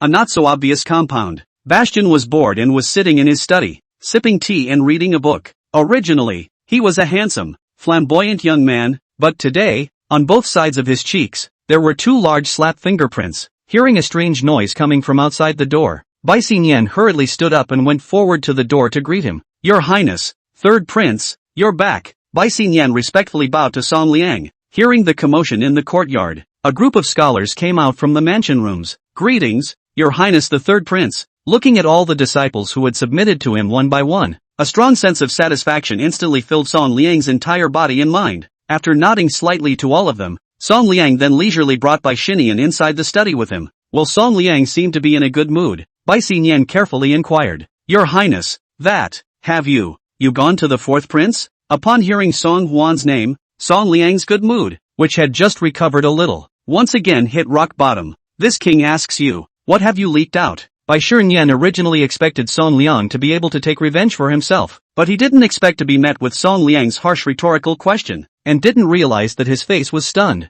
This, Your Highness, I have never leaked anything outside. It's all under the banner of recruiting disciples for the second prince and acting in secret. And as you know, I have always acted with caution and would never let anyone in lightly. Song Liang believed in Bai Xinyan's caution, but Song Liang still couldn't figure it out, obviously acting so cautiously and low-key already. In the past 2 years, even the Crown Prince's party hadn't noticed their actions. How could that punk investigate this whole thing? Song Liang couldn't figure out why even after thinking about it. Bai Xinyan was so good at reading people's words. He knew that nothing good had come out of Song Liang's unsettled appearance, not to mention avenging himself. Maybe he was even put on the spot by that fourth prince. Once he thought of this, Bai Xinyan also didn't feel extremely depressed. Your Highness, do you think that fourth prince is very different from before? You clearly intended to lead in front of the second prince, but with a few words, the fourth prince completely dispelled all of the second prince's concerns. Such perverse behavior, in the old days, would never have been possible. Song Liang grimaced. If you ask this king still wants to find someone to ask to go. How would this king know if old four has taken the wrong kind of medicine and has suddenly become enlightened? Chapter 68 Tonic Pill from Empress Shangwan. Realizing that he had said the wrong thing, Bai Xinyan hurriedly lowered his head in panic. It was my slip of the tongue. Please atone. Your Highness, Your Highness, has the second prince already left the city with his troops? Bai Xinyan hurriedly changed the topic, afraid that he would say something wrong again and cause Song Liang to become more and more dissatisfied. Song Liang gave a faint he just led 10,000 elite soldiers and left in a grand manner. The clamor was so great that the whole capital could hear it. When Song De was mentioned, there seemed to be a rushing resentment in Song Liang's eyes. Obviously everyone was equally a prince. Song De was only able to receive such importance because he had a mother consort who was from a general's family. He was originally just half a caddy compared to the wasteful old four. In terms of talent, where could he compare to himself? But it was because of the full support of the Tiger General that gave him the capital to gamble. As soon as he thought of this, Song Liang felt anger rising from his heart. For so many years, everyone only said that he was the first strategist beside his Song De, often advising Song De and recruiting disciples. But only Song Liang understood. Only by following Song De's side would he or she be qualified to reach out to the powerful. Otherwise, one's situation would be no better than that punk old four. He only waited for the day when he could use Song De's hand to remove the crown prince. At that time, these gatekeepers in one's captivity will naturally be able to play a real role. It was only when he thought of this that Song Liang's heart finally felt some comfort. Bai Xinyan was extremely perceptive, and seeing Song Liang's face change from cloudy to sunny, he hurriedly stepped forward and said, Last night's poetry meeting, I recruited a few more disciples for your highness, and, of course, a few bookends have been reselected for his highness. Upon hearing the word scholar, Song Liang's eyes lit up. Oh, where now? A secretive smile appeared on Bai Xinyan's face as he personally guided Song Liang to a small room in the backyard. When I opened the door, there were 2 children in the room, each dressed like dolls in a New Year's Eve painting. Song Liang seemed to be very satisfied with Bai Xinyan's maneuvering, and a smirk finally showed on his face. Very well, you did choose your scribes well. By the way, you'll reselect a location near the outskirts of the capital again as soon as possible and move there quickly. Bai Xinyan didn't ask many questions, just bowed his head and replied, yes, inside the palace. Father, you win again. Good man, you are truly a born genius. The saint of chess has descended. Can't win at all. Emperor Liang was a little fluttered by this rainbow fart from Song Huan. Oh old four, this checkers you speak of is quite interesting. I've never played such a strange chess game before. Where did you learn that? Liang Di was almost like a walking book of 100,000 reasons, always having so many inexplicable questions. The point was, Song Huan still couldn't answer his question at all. Song Huan momentarily speechless, this is the son of the court accidentally learned outside. My son also knows a game called Fight the Landlord, which is much more fun than this. Next time we'll try it as a couple. While he was talking, he saw the eunuch Xia Lingzi carefully walking up. Behind her, there was a palace maid who was not too old. Your Majesty and Your Highness, the Empress has specially sent tonic medicine, saying that it is good for Your Highness's injuries. Saying that, the little palace maid behind her walked forward and pulled out a bowl of tonic medicine from the food box she was carrying. Slave servant Star Moon, greetings to Your Majesty. Greetings, Your Highness the Fourth Prince. Your Highness, this is the tonic medicine that Empress Dowager specially boiled for you. It's miraculous for your wound recovery. Looking at the bizarre to the extreme bowl of tonic medicine, Song Huan immediately frowned. Empress Shangwan would be so kind as to give herself tonic medicine? She can't wait to die, I guess. Thank you, Empress Mother, for your kind words. My king appreciates it. You'd better take this tonic back. Unexpectedly, when these words came out, the courtesan Xing Yu actually sobbed on the spot. When I heard that something had happened to you, Your Highness, the Empress Mother blamed herself so much that she couldn't sleep all night. The Empress said that she was a bit too harsh on you, Your Highness, in the past, and now that she has heard that you have been assassinated outside, she only feels very heartbroken. This tonic medicine was personally watched by the Empress Mother to be boiled. It is also the mother's intention. Song Huan was silent and just watched Star Moon perform quietly. Threats didn't work. Now you're playing the love card, right? But do not say that this tonic is not mixed with a little bit of fake, or Song Huan cannot drink solid. Oh, it seems that Empress Dowager really cares about this king's body, but this king is afraid of bitterness. Although this tonic is tonic to the body, it must be very bitter, right? However, what Song Huan never expected was, Star Moon surprisingly picked up the bowl of medicine for herself and took a big gulp with a gulp. Your Highness, look, it is true that this medicine is a bit bitter, but good medicine is better for healing. If you drink it, it will definitely help your injury. Looking into Xing Yu's overly sincere eyes, Song Huan was completely confused. This courtesan drank so dryly that she didn't even hesitate. Is it true that there is no technology or hard work added to this medicine? Is it really a tonic? Song Huan was skeptical and glanced at Emperor Liang who was sitting beside him. Only after a long time did Emperor Liang speak. Since it's a piece of the Empress' heart, you can drink it. Even if Empress Shangwan really hated Song Huan to the bone, she wasn't stupid enough to poison her in front of Emperor Liang. The odds were that this move was still just a way to play the emotional card and win Emperor Liang's favor. Since Emperor Liang opened his mouth, Song Huan did not say anything more and picked up the bowl of medicine and drank it. Holy, bitter. It's bitter. Even Song Huan had every reason to suspect that Empress Shangwan had sent such a bowl of tonic medicine over with the purpose of suffering herself to death. Song Huan didn't expect this stuff to be bitter as hell, and caught off guard and coughed violently. Cough cough cough. Startled, Xing Yu hurriedly came forward and presented Song Huan with a handkerchief. Your Highness, drink slowly, watch out for choking. Song Huan was helpless. It seemed that he couldn't say anything to escape this bowl of tonic today. Seeing Song Huan obediently drink the tonic, Xing Yu smiled brightly and bowed towards Song Huan and Emperor Liang. Tomorrow the slave girl will send more medicine. I believe that with the Queen Mother's tonic medicine, Your Highness's injuries will definitely recover as soon as possible. The slave girl excuses herself. What? Still delivering tomorrow? No more drinking. No more drinking. Say nothing.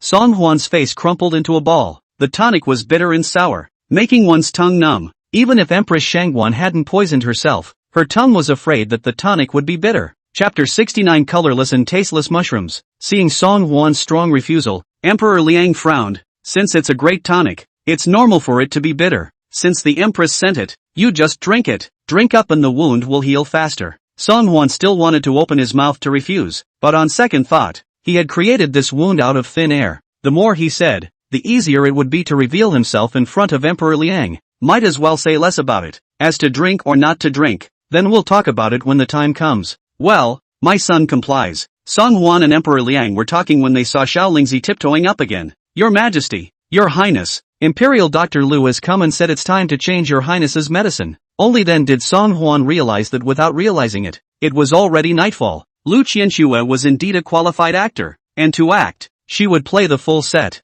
changing the medicine twice a day, morning and evening, that's once and for all, so that people can't find half a break. Lu Qianxue followed behind Xiaolingzi and bowed to the duo. Greetings to His Majesty, and greetings to His Highness the Fourth Prince. Your Majesty, forgive me if I have to change the medicine for His Highness the Fourth Prince. Yet Emperor Liang didn't have the slightest intention of leaving. You changed the medicine for the Fourth Prince. I'll just take a look to see just how badly the Fourth Prince has been injured. Song Huan inwardly exclaimed. It's true that what you fear comes to you. Just now, he was worried about revealing himself in front of Emperor Liang, but this was good. Emperor Liang actually wanted to watch himself change the medicine with his own eyes. When the time comes to open the white flowery piece, will he not commit the crime of deceiving the king again? Song Huan heart panicked a batch, looked up and glanced at Lu Qianxue, but saw that she was still very calm. Your Majesty, the Fourth Prince's injuries are not that serious, it's just that the wounds are deeper and he bled too much at the time, which led to a weak body, and all idle people are not allowed to be present in the room when the microminister is changing the Fourth Prince's medicine.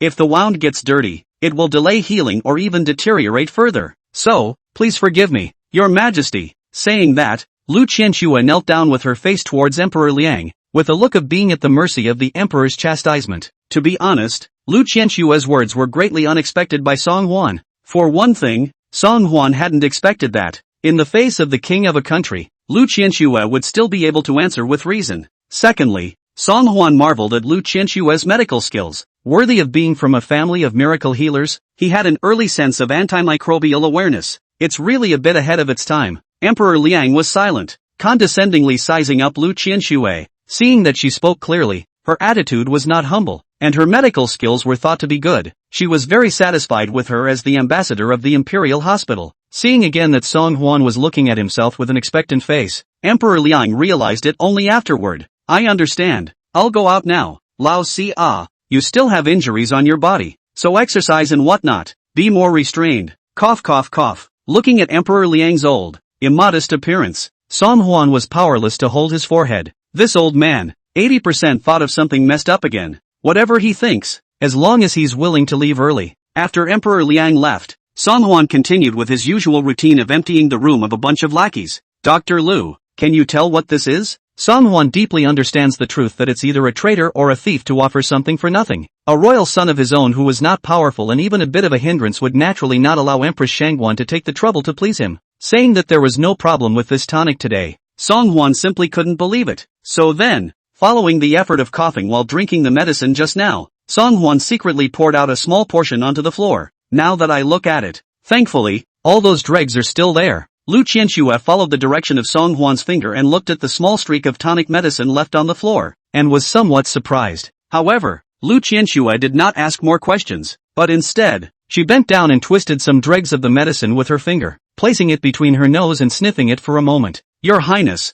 I know what it is. This thing, indeed, is a tonic, a great tonic, but, a mushroom is added to the great tonic. The mushroom itself has a flavor, but the great tonic medicine is extremely bitter, masking the original flavor of the mushroom. If it wasn't for someone who was very familiar with herbs, they wouldn't be able to notice this abnormality. Mushroom? Song Huan frowned slightly. What is that thing? Lu Qianxue replied. The mushroom is a relatively common poisonous mushroom, and after an ordinary person mistakenly eats it, they will have dizziness and diarrhea, but it won't cause any serious harm. A couple times now and then, it won't do much for your body. But, if you take mushrooms for a long period of time, it will lead to a lack of mental clarity and even hallucinations. Over time, it will. Seeing that Lu Qianxue was a bit hesitant, Song Huan followed her words and continued. It'll turn into a little cutie. Lu Qianxue nodded. Yes. Hearing this, Song Huan smiled in understanding. Although it had long been guessed that Empress Shangguan would definitely drug herself to target herself. But what Song Huan did not expect was that Empress Shangguan's mind was so meticulous to such an extent. And, surprisingly, it is also mischievous to such an extent. It was a clear attempt to use an undetectable and weak toxin to turn myself back into a cutie again. At that time, instead of anyone noticing anything wrong, everyone will still feel that they were meant to be. When that time comes, it will really be a call to arms. It was fortunate that Lu Qianxue was familiar with medicinal herbs, or else she wouldn't even know how she folded in the other party's hands. After thinking for a moment, Song Huan opened his mouth to Lu Qianxue and asked, "Do you have any methods to be able to lower this mushroom into the Song Yu tonic?" As far as Song Huan knew, Song Yu had been drinking tonic medicine for a long time, for several years. If we can return the favor in the same way as the others, it would not be in vain for the Empress Shangguan to take this hard work. Lu Qianxue's eyes flashed with a hint of surprise when she heard this. To be honest, after knowing the true cause of her brother's death, Lu Qianxue did consider a question as well. That's how he was able to poison Song Yu without God knowing or realizing it so that he could avenge his brother's death. However, this idea proposed by Song Huan brightened Lu Qianxue's eyes. Although taking mushrooms for a long period of time doesn't kill you, Song Yu, being the crown prince, is going to end up being a cutie. For him, such a punishment would be more painful than killing him. Lu Qianxue immediately replied, "Your Highness, of course, although mushrooms have a flavor, when you add mugwort and steam them together, the flavor is neutralized. This way, no matter what medication or meal it's added to, it will never be discovered." Since he wouldn't be discovered, Song Huan was relieved. Looking at the thoughtful Lu Qianxue, Song Huan did not say anything more. Lu Qianxue was incredibly intelligent. She should be able to understand these words as long as she points them out herself. Chapter 70 Establishing Authority at the Imperial Hospital. Right.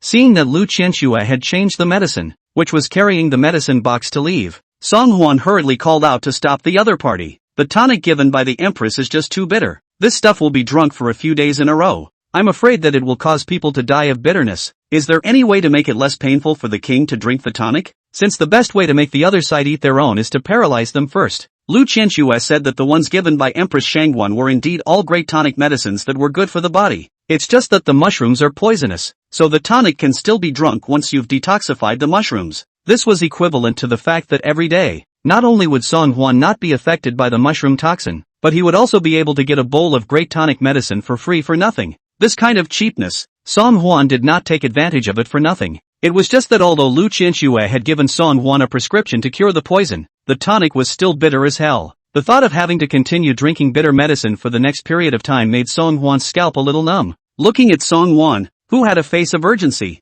Lu Qianxue couldn't help but feel a pang of amusement. The fourth prince, who looks like he is strategizing and acting in a low-key and stable manner, would still be afraid of drinking medicine.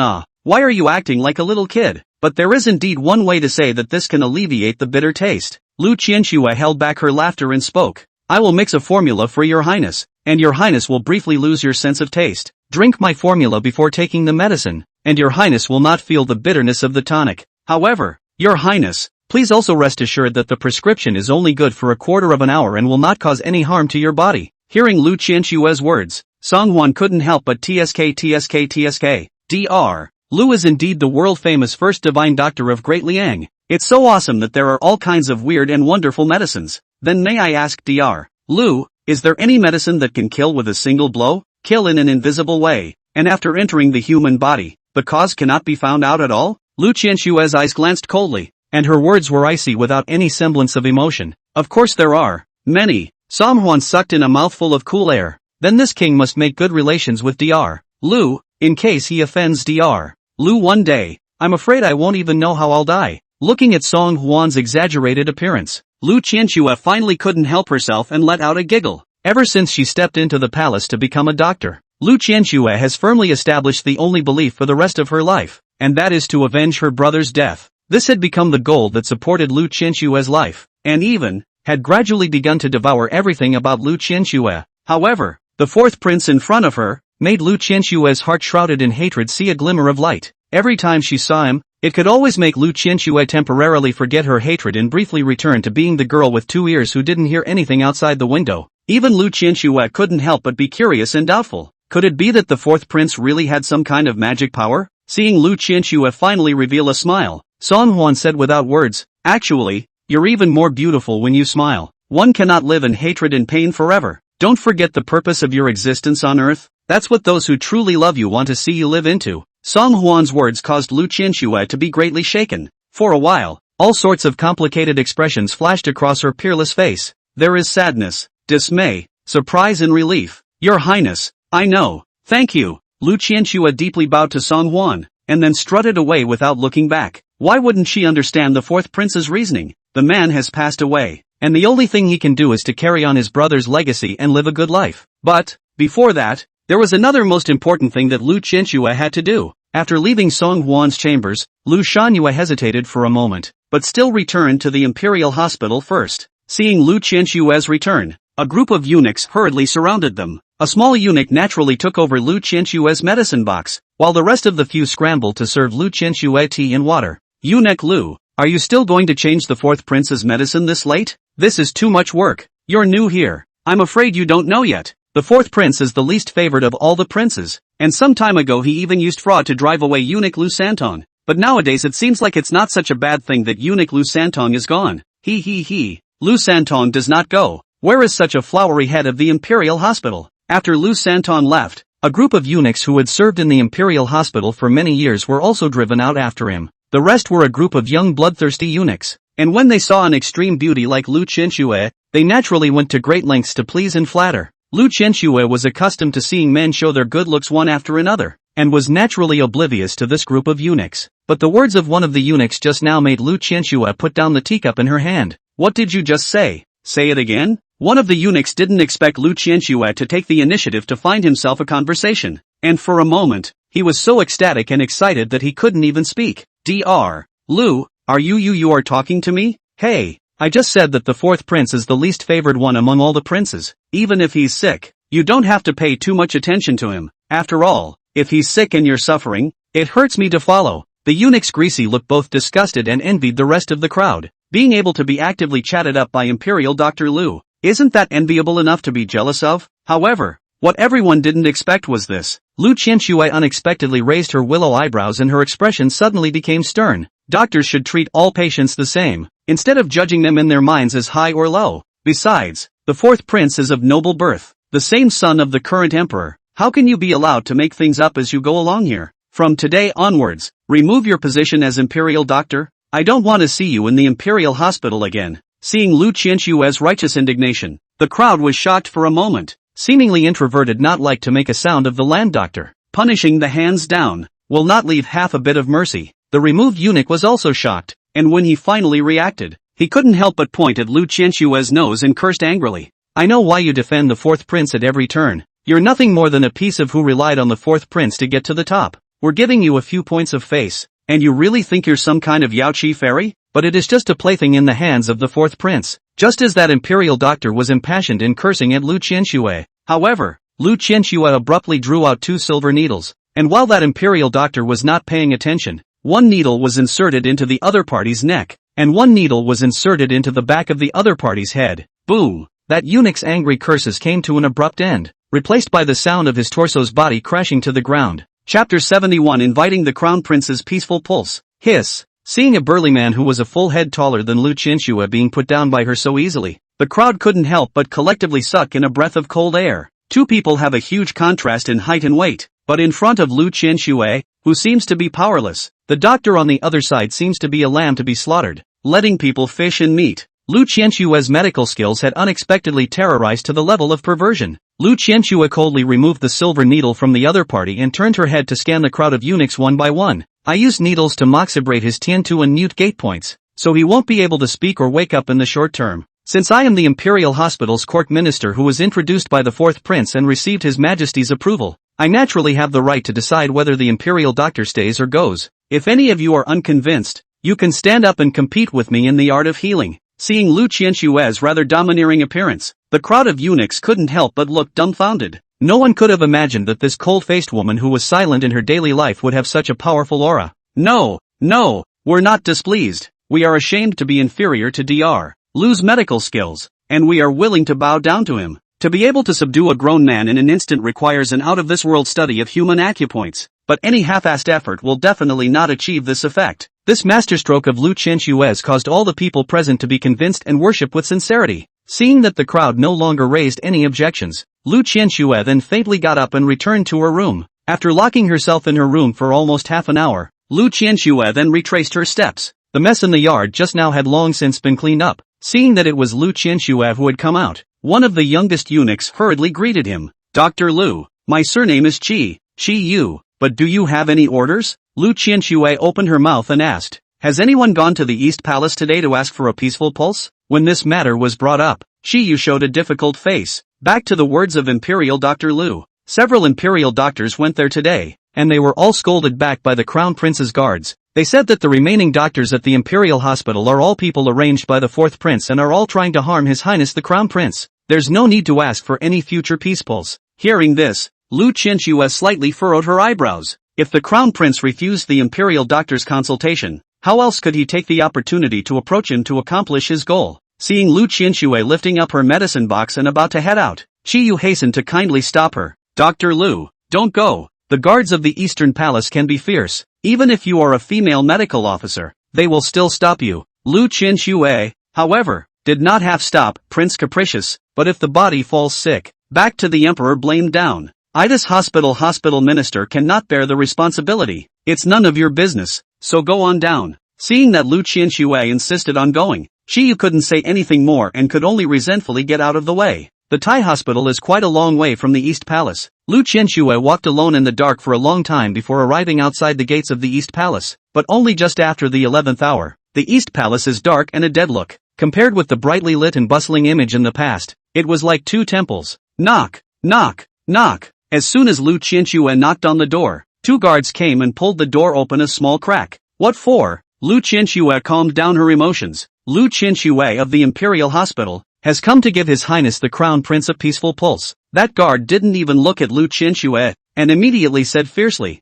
"Didn't you say everything? His Royal Highness the Crown Prince has ordered that in the future, all the Imperial doctors from the Imperial Hospital do not need to come back for consultation. Get the hell out of here." Lu Qianxue frowned slightly and insisted, "His Highness the Crown Prince's fever has just receded not long ago, and there must be a eunuch to come and consult him every day, or else he will fall ill." The guards did not expect Lu Qianxue to be so stubborn, and were so angry that they pulled the gate open, wanting to have a good theory with Lu Qianxue. "You eunuchs don't understand human language, do you? I told you not to ask for medical attention and to get the hell out of here. What? Do I have to send you rolling myself?" Before the guard's words left his mouth, he had just gotten a good look at Lu Qianxue's face, and he couldn't help but be stunned. It was a paradoxical face of seduction and high spirits. A pair of charming long beautiful eyes seduced the soul. The high nose and thin lips and refused to people outside of 1,000 miles. Under the dark night and the dark official robe, the skin was even more of a silky texture like snow-white satin. The two guards silently swallowed their saliva,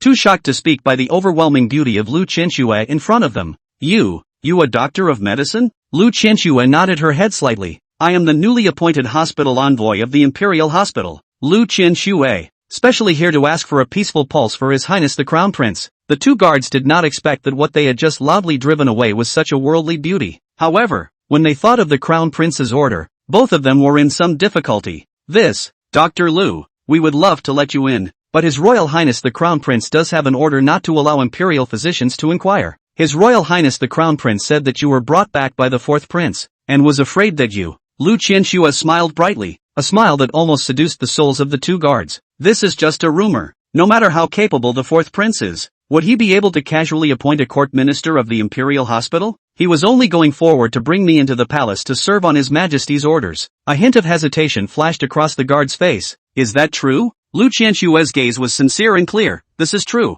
I don't dare to hide it from the two guards. This big brother guard, called the two hearts, are about to melt." But the thought of the Crown Prince's violent temper filled the duo with hesitation. But, what's going on?" A questioning voice sounded, interrupting the duo's rather difficult thoughts. "Your Highness, this is the new court ambassador of the Imperial Hospital, Dr. Lu, who has specially come to ask for your safe pulse." Song Yu went out of his bedchamber for convenience and saw some noise in front of the main door, so he came to see what was going on. Hearing that another Imperial doctor was coming for a consultation, he couldn't help but look bored. Didn't this king already say so? No eunuchs are allowed in. Another eunuch who's already tired of living? Hearing this, Lu Qianxue's heart felt as if it had been viciously pinched by a pair of large invisible hands, even making her unable to catch her breath. Another eunuch who's tired of living. Was the last doctor who was tired of living his own brother? Enduring the suffocating pain in her heart, Lu Qianxue raised her head and tried to smile at Song Yu. "My humble servant, Lu Qianxue, is His Majesty's newly appointed minister of the Imperial Hospital.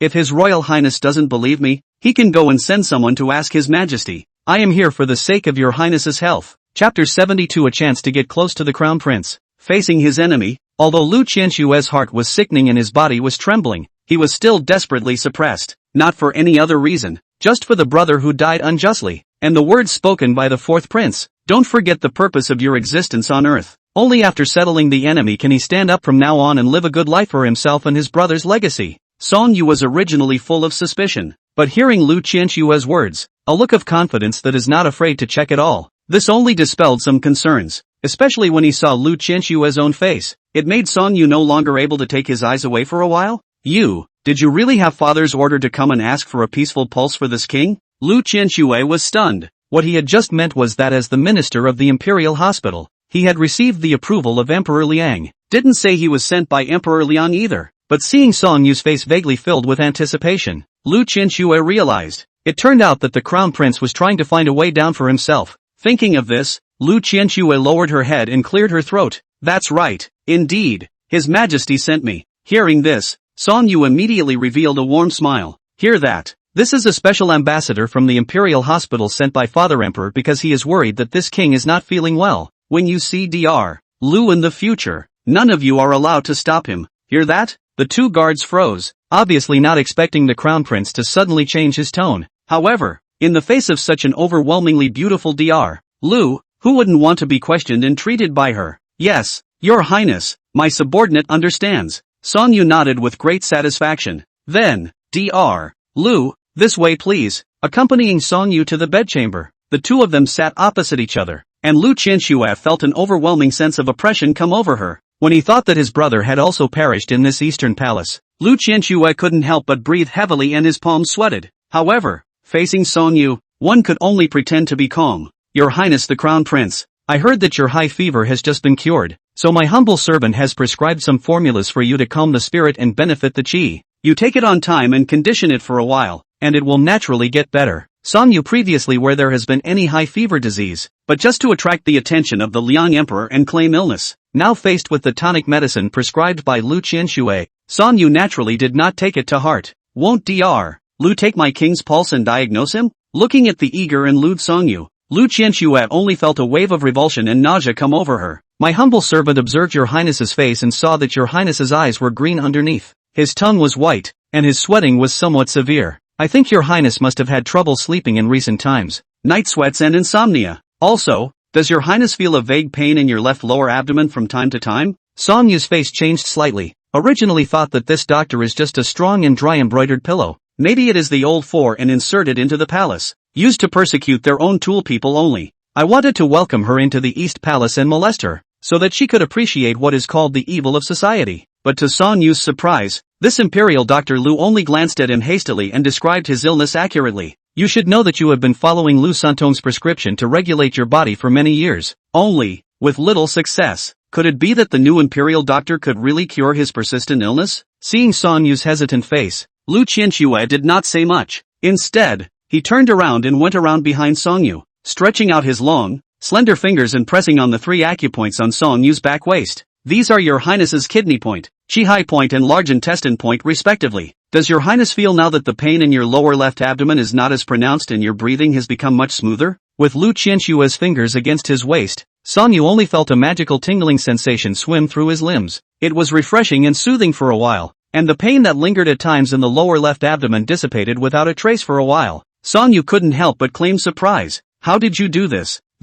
Lu Santong is highly respected, but his prescription can only relieve the pain for a while, not eradicate the disease. Lu Qianshue faintly opened her mouth. The unusual eunuchs can only see that His Highness the Crown Prince is suffering from kidney deficiency, and the prescriptions prescribed are also for this condition. But in addition to that, your Highness has this problem with your liver and internal organs. Concurrent conditioning is needed to cure your Highness's illness at its roots. With that, Lu Qianshue withdrew her hands. That familiar tingling sensation reappeared, and Song Yu looked at Lu Qianshue's withdrawn finger with reluctance, as if she had grabbed a life-saving straw. Does Dr. Lu really have a way to get rid of this king's stubborn disease? Lu Qianshue nodded. That's natural. It's just that your highness needs to take the soup day after day for at least 3 months before it can have an effect. Not to mention 3 months. Even if it was 3 years of daily medication, Song Yu was also willing. The pain in the lower left side of my abdomen was like a shadow, not really dissipating for years. Every time you have sex, the stinging pain in the left lower abdomen is even more irritating and unbearable.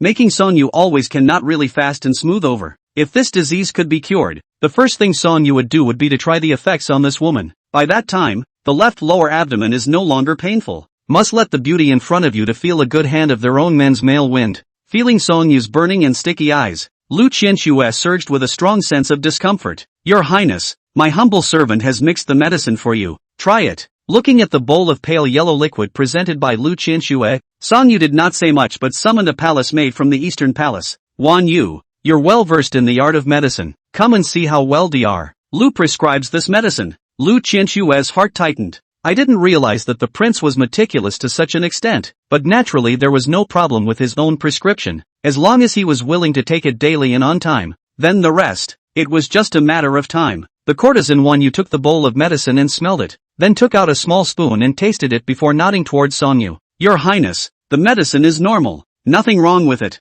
Song Yu laughed out loud at his words and took the medicine bowl, drinking the soup inside in one go. Imperial Dr. Lu, this king's persistent illness depends on you to regulate it. Witnessing Song Yu drink his carefully prepared tonic in one go, a restrained smile finally appeared on Lu Qianxue's face. Your Highness the Crown Prince, feel free to leave it to my humble servant. In less than 3 months, your persistent disease will surely be cured. In less than 3 months, you'll surely be insane and delirious. At that time, I'll finally be able to avenge my brother's death. At that time, I will finally be able to truly start, as the fourth prince said, living for myself. Chapter 73. As the saying goes, the snake strikes 7 inches. Time passes like a white horse. In the blink of an eye, 10 days had passed. According to the time set by Lu Qianxue, the wounds on Song Huan's body should have healed soon. These days are exempt from the morning court, do not have to go out of the palace. Song Huan stayed in the palace day after day, really experienced a free king's days. Clothes come in handy, food comes in handy, and there is a small family of courtesans around to relieve boredom and amusement.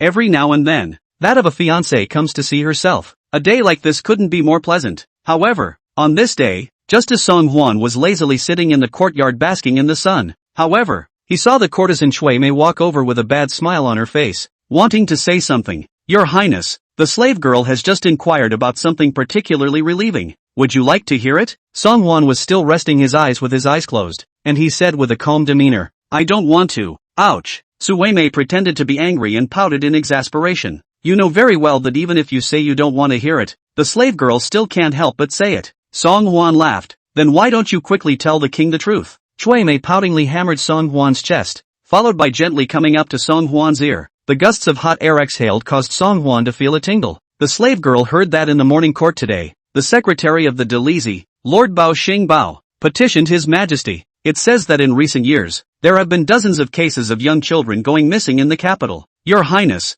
who do you suppose, upon investigation, is involved in all these cases of missing young children? Song Huan was a bit curious. Who? Shui Mei lowered her voice. Surprisingly, it's all the work of that one talent in the capital, Bai Shiren. You see, these days, it's such a bad world to be in, knowing people and not knowing them. There are some people who appear to be literate and famous, but in reality they are bereft of conscience. I heard that Bai Xinyan kept all these young children together and even cruelly made these young children into human wax. Hearing this, Song Huan couldn't help but frown tightly. The practice of not even sparing small children is worse than beastly. However, Song Huan didn't quite believe that this incident could be the work of Bai Xinyan alone, especially after hearing Sui Mei say that the young children were all kept in the same place. The doubts in Song Huan's heart increased. Didn't Song Liang find a mansion in the north of the city in order to trap his disciples in the first place? Could it be that these young children were murdered and Bai Xinyan was just a shield for Song Liang? Thinking of what Shui Mei said at the beginning, Song Huan couldn't help but ask, what did you mean when you just said something particularly relieving? Shui Mei crossed her arms, her small mouth pouting, and said,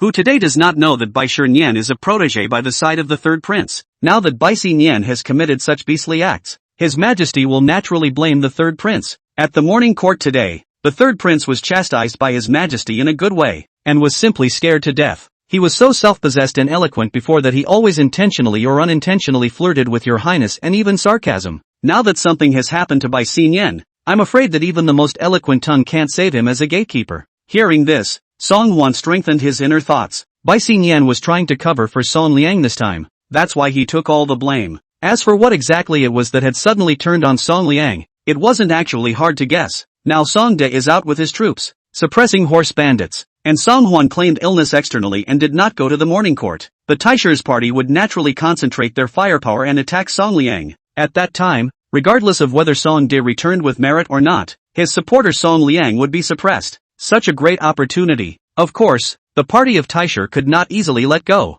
This matter originally had nothing to do with Song Hwan. After all, Song Liang falling on hard times was not a bad thing for Song Hwan, but Song Hwan smelled a glimpse of a rare opportunity in it. If you can borrow Song Liang's hand to do something, it is not in vain that he ordered the shadow guards to secretly stare at him for so long. Thinking of this, Song Hwan immediately summoned Hua Qi. Belonging. Hua Qi's appearance was still so godlike and unpredictable. Song Hwan opened his mouth to inquire, "What is the third prince doing at this moment?" "Back to your highness. After the morning court today, the third prince left the palace in a hurry. He first went to his mansion in the western suburbs, and after dismissing a group of his disciples, he hurriedly turned back to the palace. At this time of day, it should be staying right here in the palace." Song Hwan nodded and called towards Cui Mei, who was at the side. "Make a trip to the third prince's place, and say that this king has important matters and needs to see him." Cui Mei was a bit surprised. "You want to see the third prince? Your highness, the third prince just had an incident like that, and everyone in the court is afraid to avoid it for fear of getting involved with him. Why did you even take the initiative to invite him?"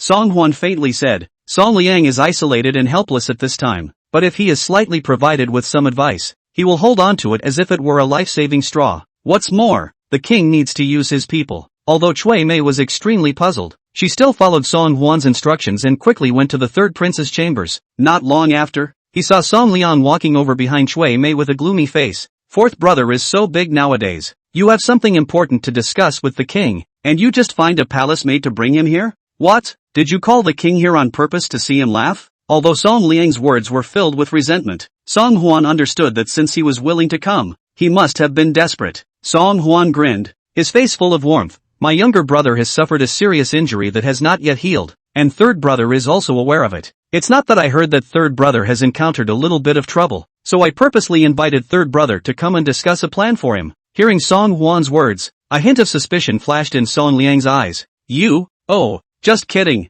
Are you that kind? The last time I saw you, the words you threatened this king with, this king still remembers them vividly. Now that this king has been falsely accused, do you want to come and throw stones again? You might as well save your breath." It was fine if he didn't mention this matter, but as soon as he did, Song Liang couldn't help but become extremely emotional. As the saying goes, the snake strikes 7 inches. This time, the Taishi's party must have caught Song Liang's sore spot, and that's why he's become so wretchedly cranky. Still, Song Hwan had keenly captured the message in Song Liang's words. "Third brother, did you just say that you were falsely accused? Hey, if you hadn't said that, I could have saved your life. Fourth brother, if you insist on doing so, you will truly fall into disgrace and be unable to return to the world." Song Liang's face instantly changed. "What do you mean?" Song Hwan smiled a taboo smile. "It doesn't mean much. It's literal. But if you want me to save you, you have to tell me the whole truth without any concealment." Chapter 74, Stealing the Evidence of the Delezy. "But you have to be beheaded." Looking at Song Hwan, who was calm and composed in front of him, Song Liang couldn't help but be inwardly shocked. Never in his wildest dreams had he imagined that the day would come when he would come to Old Four to ask for a solution. Today, however, things are so serious that they are on fire. Song Liang had just returned from his courtyard in the western suburbs and dismissed the group of gatekeepers in the courtyard. Previously treasured batch of human wax has long disappeared. Do not know whether it was taken away by the Delezy, or by the White Xinyan advance hidden. Now, Bai Xinyan has been brought into the Delezy for interrogation, under severe torture. I don't know if his body can actually carry it. And according to the progress of what Bao Xing said in the morning court today, all kinds of evidence has gradually pointed to himself. If the human wax really falls into the hands of the master, then the consequences will be unimaginable. Thinking about all of this, Song Liang felt a headache, couldn't think of a countermeasure at all. However, even with his hands tied, Song Liang could not possibly tell the truth to the world. What truth? Where's the truth?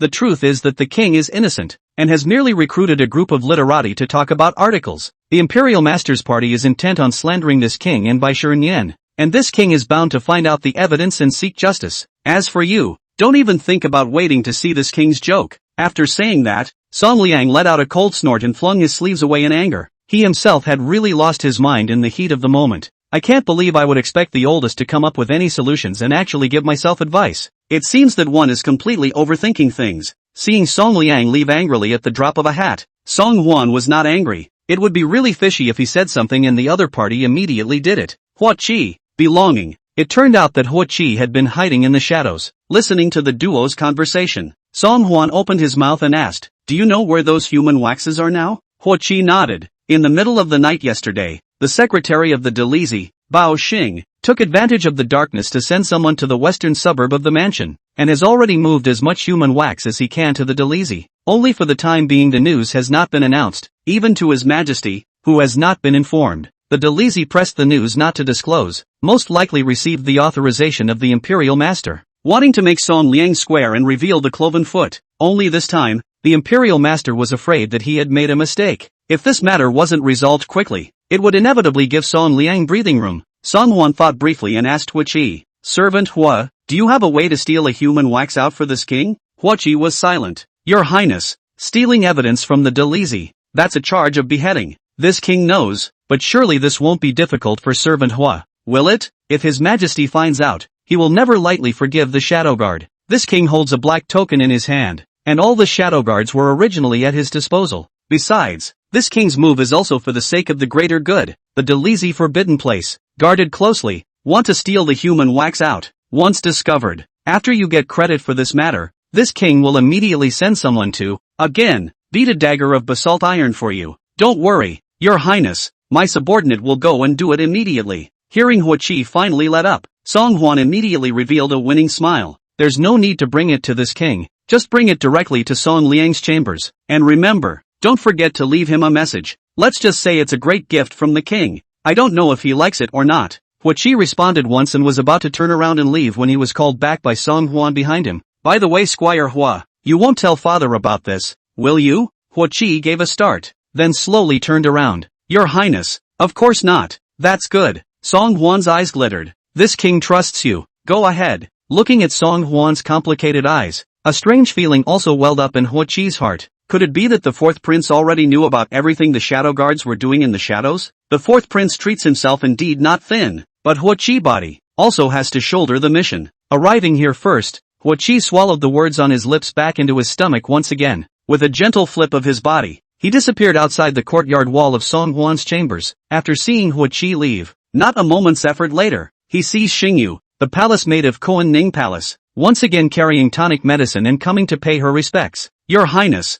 it's time to drink your medicine." What a familiar scene. The same beautiful woman, the same bowl of poison, pulling out all the stops to try to coax a man to drink it. Only, with Lu Qianxu as antidote, Song Hwan had not experienced any discomfort in his body for the past 10 days of drinking the medicine. Instead, "My ears and eyes are bright and my body is twice as good." Lu Qianxue also said after seeing it that it was the Empress's tonic medicine that had worked to make Song Hwan's body and bones stronger. Song Hwan was dumbfounded after hearing this. Empress Shangwan's wave of maneuvering. Isn't it stealing a chicken? If she knew that after she drank her tonic medicine, instead of becoming stupid, her body became healthier, she would be furious. Song Hwan took the medicine in Xingyu's hand and without any hesitation, he picked it up and drank it in one go. Luckily, having taken the special prescription prepared by Lu Qianxue beforehand, the tonic medicine that was originally going to be bitter off the tongue was like clear water in Song Hwan's mouth, without any semblance of flavor. Only in front of Xingyu, Song Hwan still had to make an expression of being so bitter that he frowned. "Hiss, Miss Xingyue, can you discuss this with the prescription next time? This tonic is good, but it's just a little too bitter. This king has been drinking it for 10 days in a row, and it's killing him with bitterness." Seeing Song Hwan foolishly finish the tonic, a soothing smile immediately appeared on Xingyu's face. "Understood, Your Highness. The slave girl will definitely inform the pharmacy and ask them to add a medicine that neutralizes the bitter taste." Although she said this on her lips, in Xingyu's heart, she was filled with contempt for Song Hwan, but in no good waste, taking advantage of the crown prince's apparent decline, wanting to get to the top. Is it still worth the Empress' seriousness? Another half a month's worth of tonics in a row, and this straw bag would be reduced to a complete cutie. "I'm afraid, treat the cutie. Do you still need to use honey?" "Of course not." After getting up to pay her respects, Xingyu hoofed it and rushed back to Koan Ning Palace, reporting to Empress Mother. The fourth prince still took all of the soup and medicine. Not even the dregs of the medicine remain. Hearing the results reported by Xingyu, Empress Shangwan nodded her head with considerable satisfaction. Even she hadn't expected things to go so well. The bone setter that father found is really reliable, able to cripple the fourth prince's sanity without him realizing it.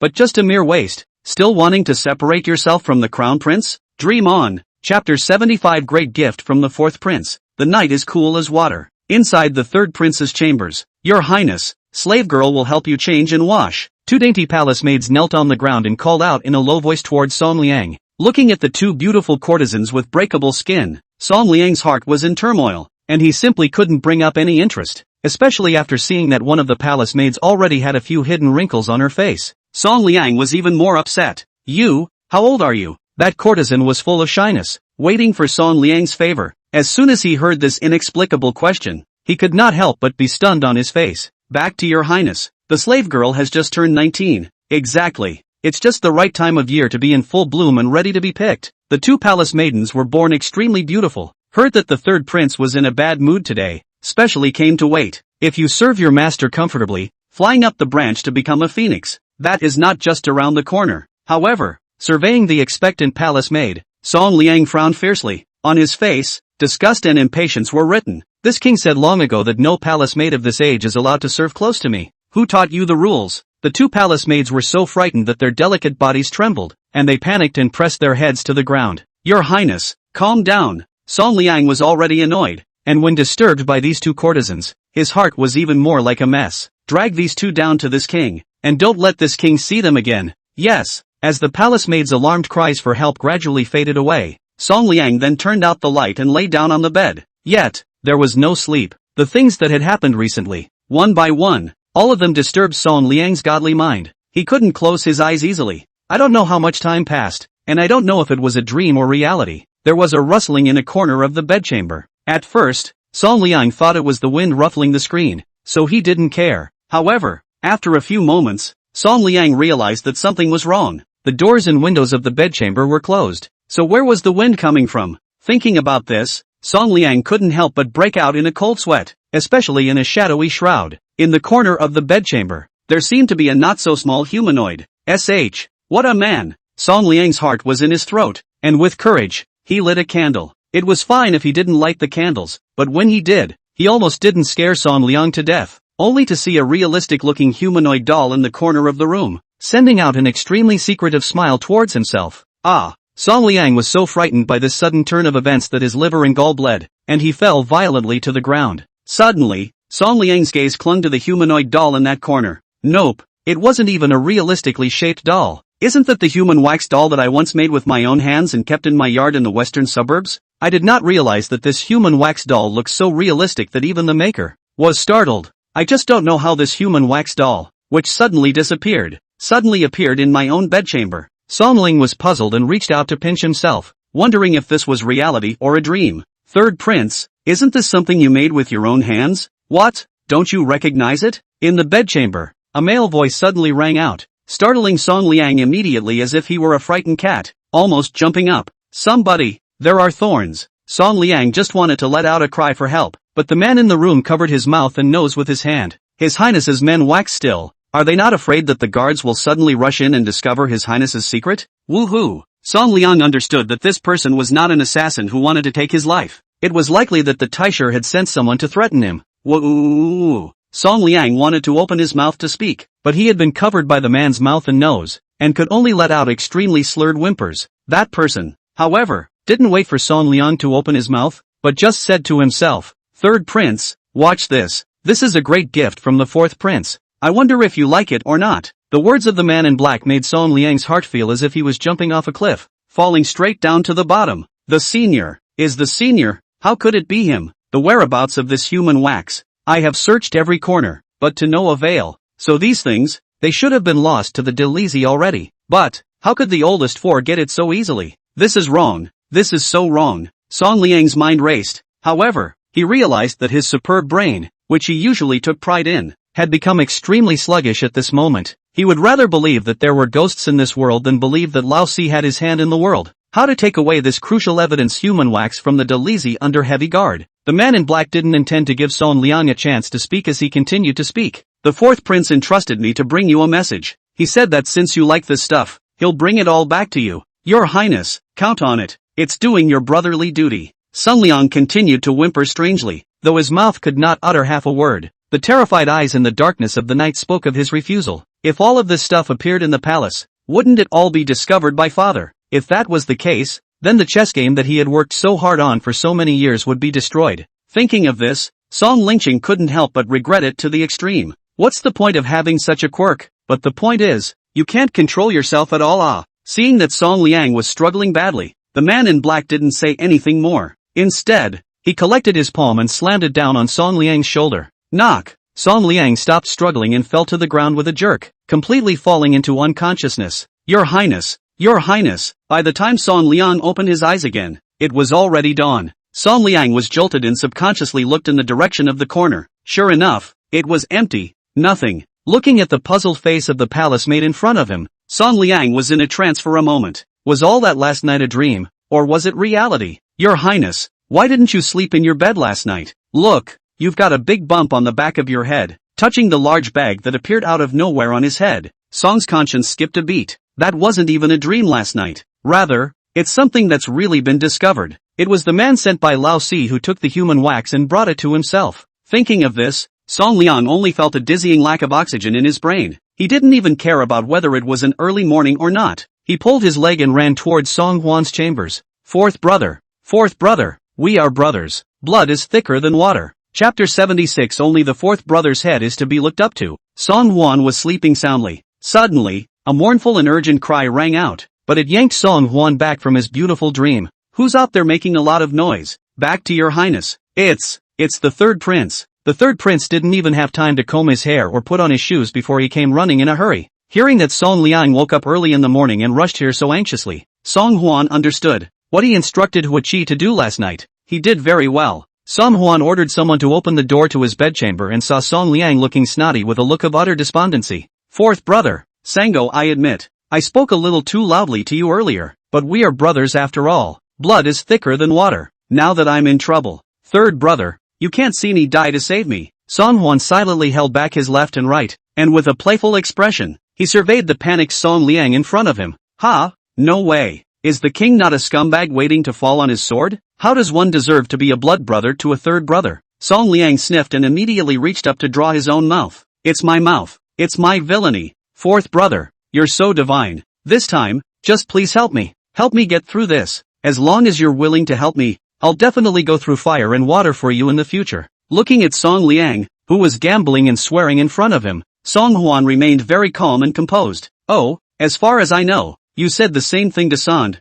back in the day, didn't you? As a result, it is still not behind his back to collect a wide range of disciples, only to wait for the future through his hands to remove Song Yu after, then separate from him. Song Liang never expected that Song Huan would have figured out his own little mind, thinking that he had no secrets to tell in front of Song Huan. Song Liang's voice couldn't help but have a few moments of crying mixed into it. Now that all my leverage is in your hands, isn't this completely at your disposal? My protege will be your protege in the future. As long as you're willing to help me this once, I'll do anything. Putting before his eyes that Song Liang had indeed been pushed to the brink of extinction, and that the words spoken did not seem to be false, Song Huan slowly opened his mouth. It's actually pretty easy to set this thing aside. All you need to do is to bite the bullet in front of father and say that this matter is the work of Bai Xinyan and has nothing to do with you. By the time Bai Xinyan commits suicide in the Delizi's heavenly prison, the matter will truly be dead in the water. As for the yo-yo, that's a better solution. Immediately, you will personally lead the men, one by one, to greet the families of the young children who have suffered,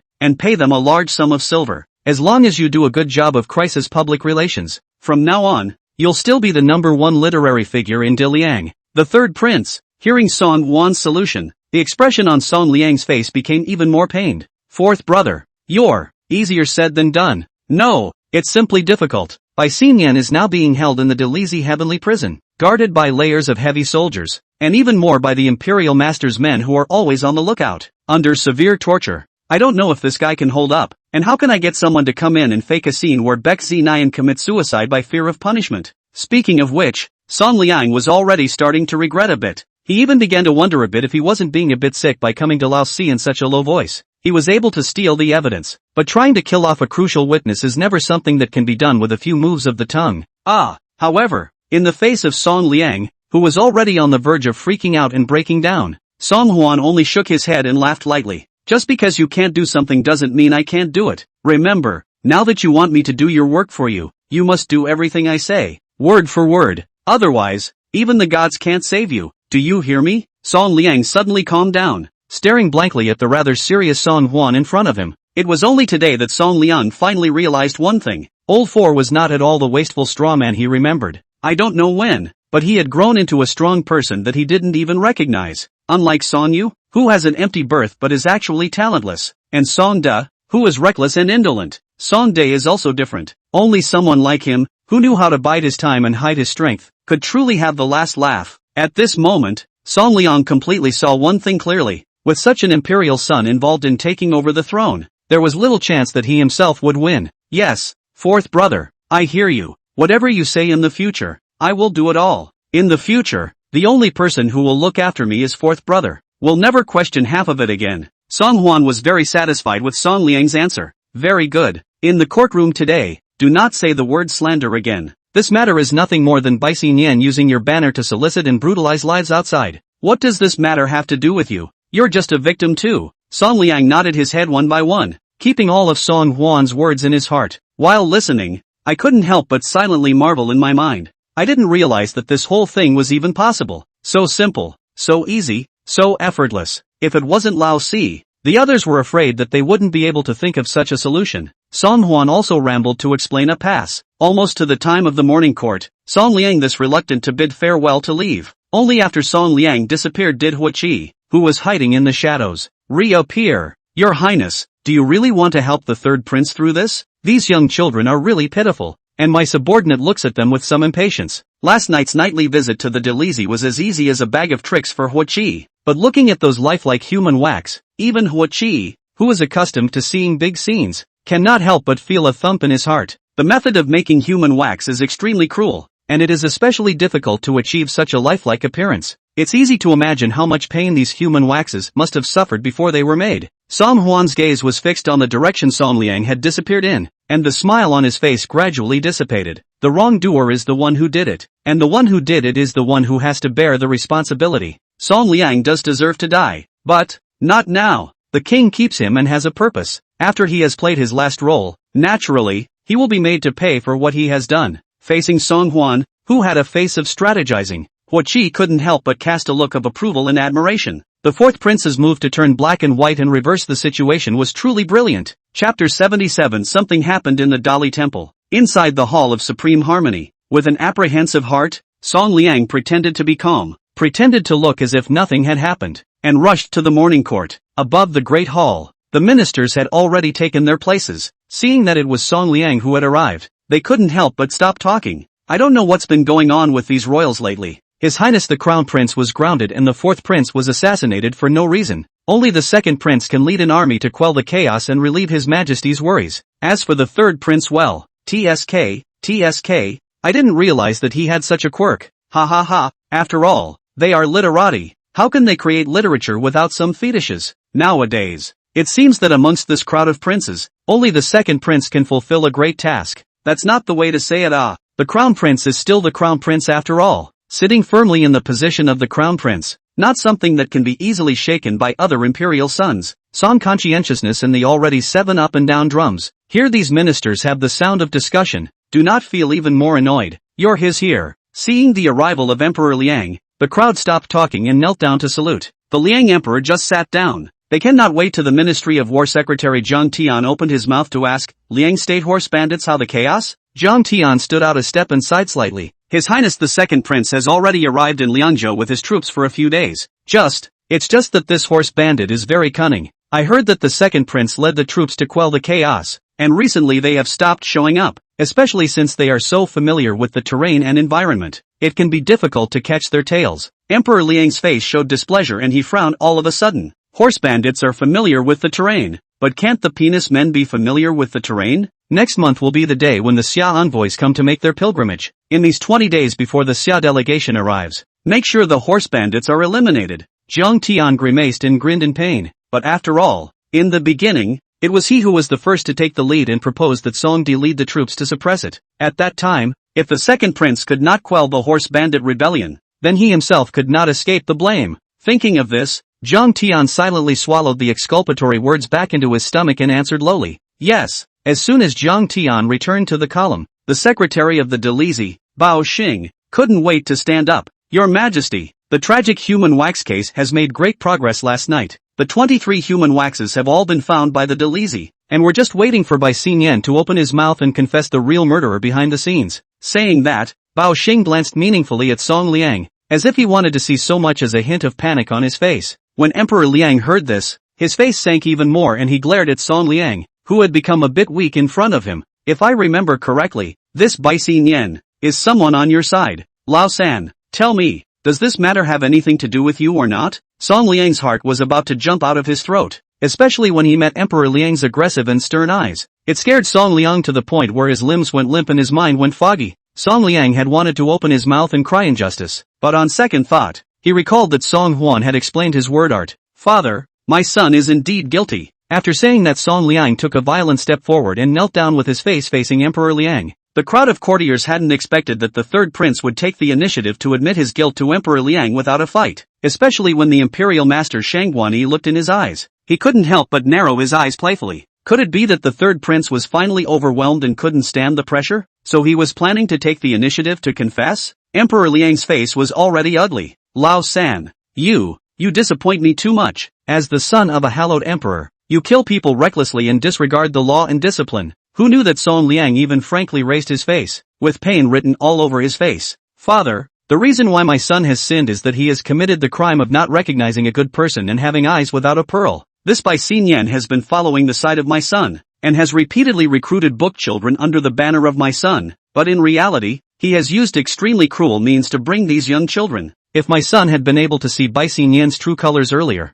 then these young children might not have suffered this calamity. So my son is guilty, and my son is sorry for the parents of these murdered young children. Hearing this, a trace of hesitation flashed across Emperor Liang's gaze. You still insist that this was never your doing, don't you? Facing Emperor Liang's gaze that seemed to be able to see through people's hearts, Song Liang only felt dizzy and short of breath. Even, the figure was unsteady and was about to fall to the ground. However, when he thought of the responses he had just memorized one by one in front of Song Huan, Song Liang could only harden his heart and act out the way Song Huan had taught him. If one didn't follow the method instructed by Lao Si, then the only thing that awaited him was death. Song Liang bit his lips tightly and kowtowed firmly towards Emperor Liang. If it's not something my son has done, my son resolutely won't admit it. But, this matter is a matter of Baek Xi-Nian acting under the banner of my son, so my son cannot escape blame. My son intends to visit the homes of the murdered young children one by one after the morning court today to thank them, and I intend to empty my assets and pay all of them to the parents of the murdered toddler. May it comfort them in their bereavement.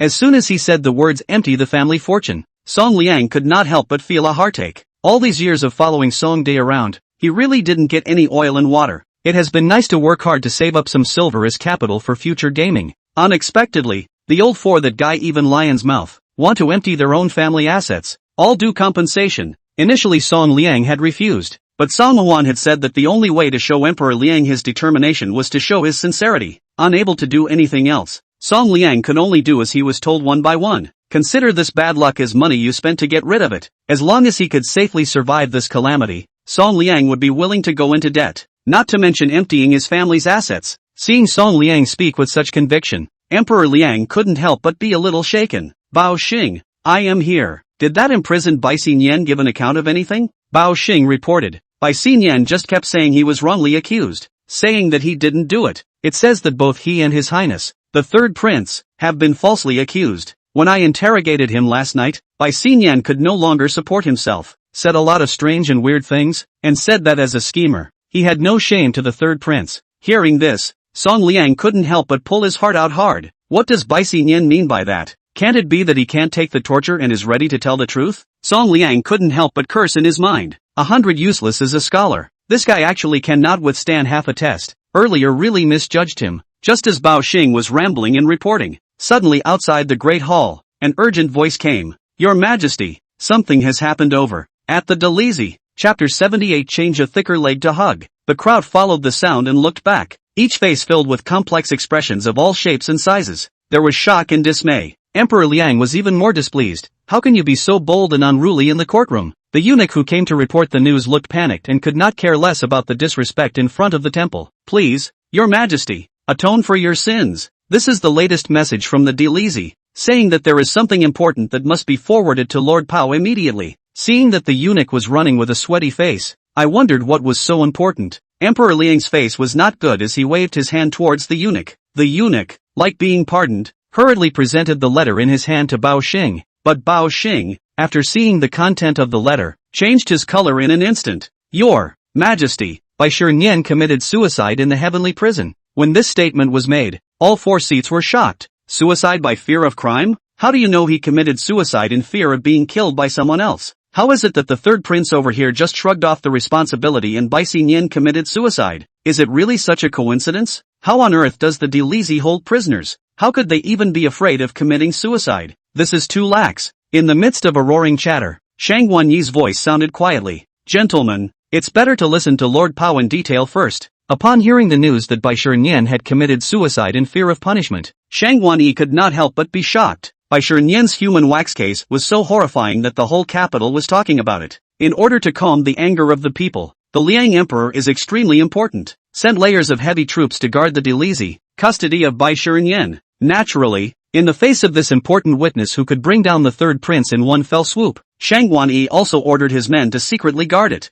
Under this heavy guard, Bexi Nian would commit suicide? It's simply not possible. What's more, with Shang Wanyi's understanding of Bai Xinian, the wimpy scholar, he will definitely not be able to stand the torture in less than 3 days, thus confessing the real culprit behind the scene. A man who was about to give up the real killer would commit suicide? That's even less likely. After hearing Shang Wanyi's voice, the voices of the courtiers discussing gradually faded. Bao Xing read the contents of the secret letter a few times and still couldn't believe what he was seeing. Your Majesty, word from the Delizi is that Bexi Nian left a suicide note confessing to all the crimes. By the time the jailer found it, he had found a sharp piece of broken stone and axed himself. Hearing this, the whole room was in an uproar. I didn't realize that the sensational case would end up being so sketchy. Shang Wanyi's face was even more ugly. He didn't expect that the clues he had secretly pursued for a long time and was on the verge of success would give rise to such an incident. Grand Maester Huang Deng hurriedly stood out and arched his hand toward Emperor Liang. Your Majesty, there's something fishy about this case. Why did Bexinem pick a day like today to commit suicide if he didn't kill himself earlier or later? Not to mention the fact that the Delizi is heavily guarded, so it's not so easy to commit suicide. I am of the opinion that this matter should continue to be thoroughly investigated. Upon hearing the news that Bai Xinian was dead, Song Liang's entire body was stunned for a long time before reacting. I didn't expect Lao Si to be so powerful to such an extent that he was able to kill a heavily guarded major criminal in a Delizi heavily prison that no fly could get into. Although he didn't know how he did it, at this moment Song Liang's heart couldn't help but be creeped out. The true power of the oldest four is as horrible as it gets. With such a thick thigh to hug, who would bother to flatter Song Dae, that brainless mangaka? In the future, although he was a bit shocked, Song Liang regained his old confidence once again when Bai Xinian died. Lord Huang, Bexi Nian committed suicide in fear of a crime. That must be because he had already suffered enough from his conscience to die in thanks for his crime. Now that you are seizing on this matter, is that questioning the ability of the Delizi to do its job? Or are you questioning my father's decision? Huang Deng realized that he had said the wrong thing and quickly denied it. This is not what the micro-minister meant. Before the words of his hasty explanation could fall, he was already interrupted by Emperor Liang's voice. All right, this matter ends here, and no one is to speak of it again. Retreat. After saying that, Emperor Liang left in a hurry with a gloomy face. This case to understand, Song Liang cleared the suspicion. Liang Emperor this father should have been relieved is. However, Emperor Liang always had a gloomy face, as if he was not in a good mood because of this matter. However, having safely passed through this calamity, Song Liang was somewhat complacent. Lord Taisher, I didn't think that this matter really has nothing to do with this king, right? I told you a long time ago, this matter is not the work of this king. Well, now that the truth is out, isn't this king still safe and sound? Looking at Song Liang's overly complacent expression, Shang Wanyi remained deep and calm, and did not fluctuate half a bit. The Third Highness has failed to recognize and employ people well, so you should pay more attention in the future. To dissipate your family's wealth for such a scum, I really feel unworthy for your highness. The smile on Song Liang's face froze. I almost forgot that I had just made a promise in front of my father that I would spread my family's wealth to compensate the families of those murdered children. Thinking of this, a dark cloud once again hung over Song Liang's face. I don't need to trouble the imperial master with my king's affairs. Looking at Song Liang's hurriedly departing back, Shang Wanyi's smile gradually froze on her face. With his understanding of the third prince, once Bai Xinian was captured, he would definitely be disorganized and reveal his footsteps. And the Liang Emperor's behavior is also extremely abnormal. Surprisingly did not even pursue the Delizi custody of the charge of poor. The whole thing, from beginning to end, reveals an indescribable oddity. It seemed necessary to order Jiang Lin to find out what had gone wrong in the middle. Fourth brother, Song Huan is sitting in his bedchamber, letting Lu Qianxue help him change the medicine. Hearing Song Liang's cheerful voice, he knew that the whole thing had come to a complete end. Fourth brother, where are you? Fourth brother, fourth brother. Third brother, I'm in a good mood today, and I'm inviting you to go with me to the Changchun place for a drink. Your Highness the third prince, I'm sorry, our master is in her room changing her medicine. Ha, fourth brother, let third brother me go in and see how well your injuries have healed. Third brother, I have the best golden sore medicine there. You will definitely recover extremely well after using it. Song Huan was so disturbed by his raucous voice that he couldn't help but speak faintly toward the outside. Let him come in. Yes. Song Liang walked in broadly and looked around Song Huan, who was in the process of changing his medicine, from side to side. Ha, fourth brother, the wounds on your body have almost recovered. Ha, no, this wound of yours has completely healed. Surprisingly, it's as good as intact. You can't see any traces of injury at all. Chapter 79 Strange Guests at the Birthday Banquet. Looking at everyone's praise of the first literary hero, now even like a size cute. Song Huan couldn't help but laugh wildly in his heart. Of course, my king's quick recovery from his injuries is all thanks to the healing of this newly promoted ambassador of the Imperial Hospital, Imperial Dr. Lu. Hearing Song Huan's introduction, Song Liang then noticed Lu Qianxue on the side. After just one look, Song Liang was completely unable to take his eyes off of him. Good, what a beautiful girl. Oh no, what a superb healer. Dr. Lu, haven't we met somewhere before? Such a cliched opening line gave Song Huan goosebumps. In the face of Song Liang's burning gaze, Lu Qianxue ignored it. Your Highness the fourth prince, although your wounds have healed, you still need to pay attention to your diet and rest. As well, don't linger in too noisy an environment. It's not good for your injuries. Lu Qianxue clearly meant what she said, causing Song Liang, who was on the side, to scratch his head somewhat unnaturally. Seeing Lu Qianxue carry the medicine box to leave at this point, Song Liang's gaze was reluctant to part, following the other party for a long time. Even Song Huan called out for half a day before Song Liang finally came back to his senses. Oh yes, fourth brother, for today, third brother would like to thank you. I can't thank you enough for doing me such a big favor. Third brother, in the future, I will go to the fire and the liver and the brain. Looking at Song Liang's incomparably sincere eyes, Song Huan understood that this time, he would never dare to play any mind games in front of himself. With such a big handle on him in his hand, would he still dare to take advantage of the situation? It's not necessary to saddle up, but there is something very important that I do need Sango's help to do. Hearing that Song Huan did have something that required his presence, Song Liang instantly came to life. Fourth brother, do as you wish, as long as it's something I can help with. Third brother, I'll never shirk half a sentence. Song Huan nodded. Those gatekeepers you previously enlisted for Songda are all male children from noble families, right? That's right. Can you still get these people? Of course. Good. Song Huan smiled mysteriously. You go ahead and finish what you need to do, and gather those disciples of yours tonight. The king has something big to do. Although he didn't know exactly what Song Huan was going to do,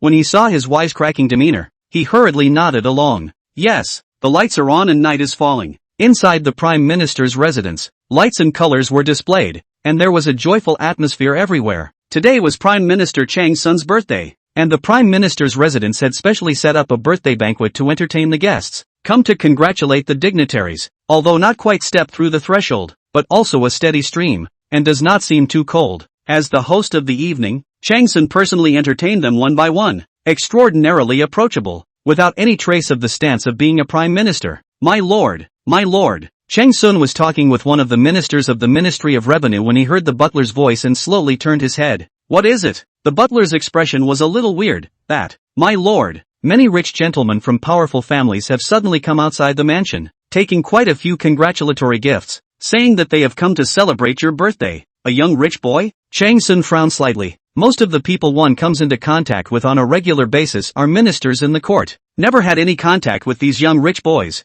for no reason at all. What are these people doing at their birthday banquet? Chang Sun followed the butler to the front of the mansion, and saw that there was indeed a group of young gentlemen in extraordinary clothing standing outside the door in great numbers. The head of the man Chang Sun also recognized. It is the son of today's minister of the household Lu Delin, Lu Qing. Seeing Chang Sun personally come out to greet him, Lu Qing hurriedly greeted him with a smile on his face. May the Prime Minister be as blessed as the East Sea and live as long as Mt. Nan. This is a small token of appreciation from the late generation. It's not respectable. Please don't disdain it. Prime Minister. Looking at the group of second-generation officials at the door, Chang Sun had been a little puzzled, and see Lu Qing to his own enthusiasm extraordinary. Out of the precious birthday gift, Chang Sun's heart is even more suspicious.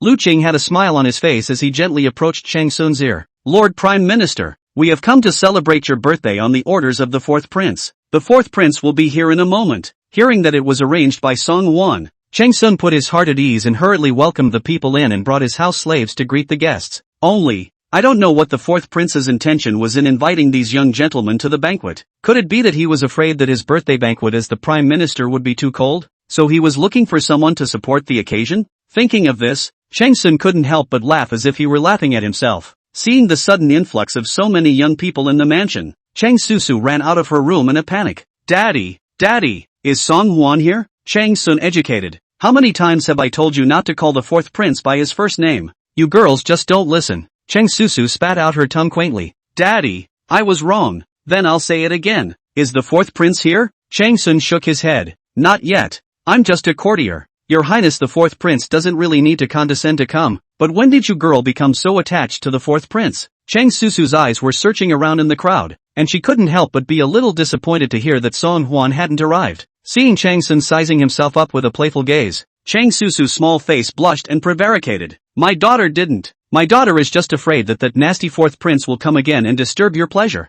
Father, looking at the squirming Chang Susu, Chang Sun's heart was filled with emotions for a moment. This is not even officially married to the fourth prince yet, and you're thinking about others. It's true that women don't get the best of the best. As he was talking, he saw the butler rush over again. My lord, His Highness the fourth prince has arrived, and brought the third prince with him. Upon hearing that two princes had come to his birthday banquet at the same time, even Chang Sun, who had always been honored, could not help but look surprised. I, Chang Sun, pay my respects to the fourth prince and the third prince. Seeing Song Huan and Song Liang appearing at the same time, Chang Sun was about to kneel down, but Song Huan held his arm. Today is Lord Father-in-law's birthday. How can we make Lord Father-in-law salute again? No.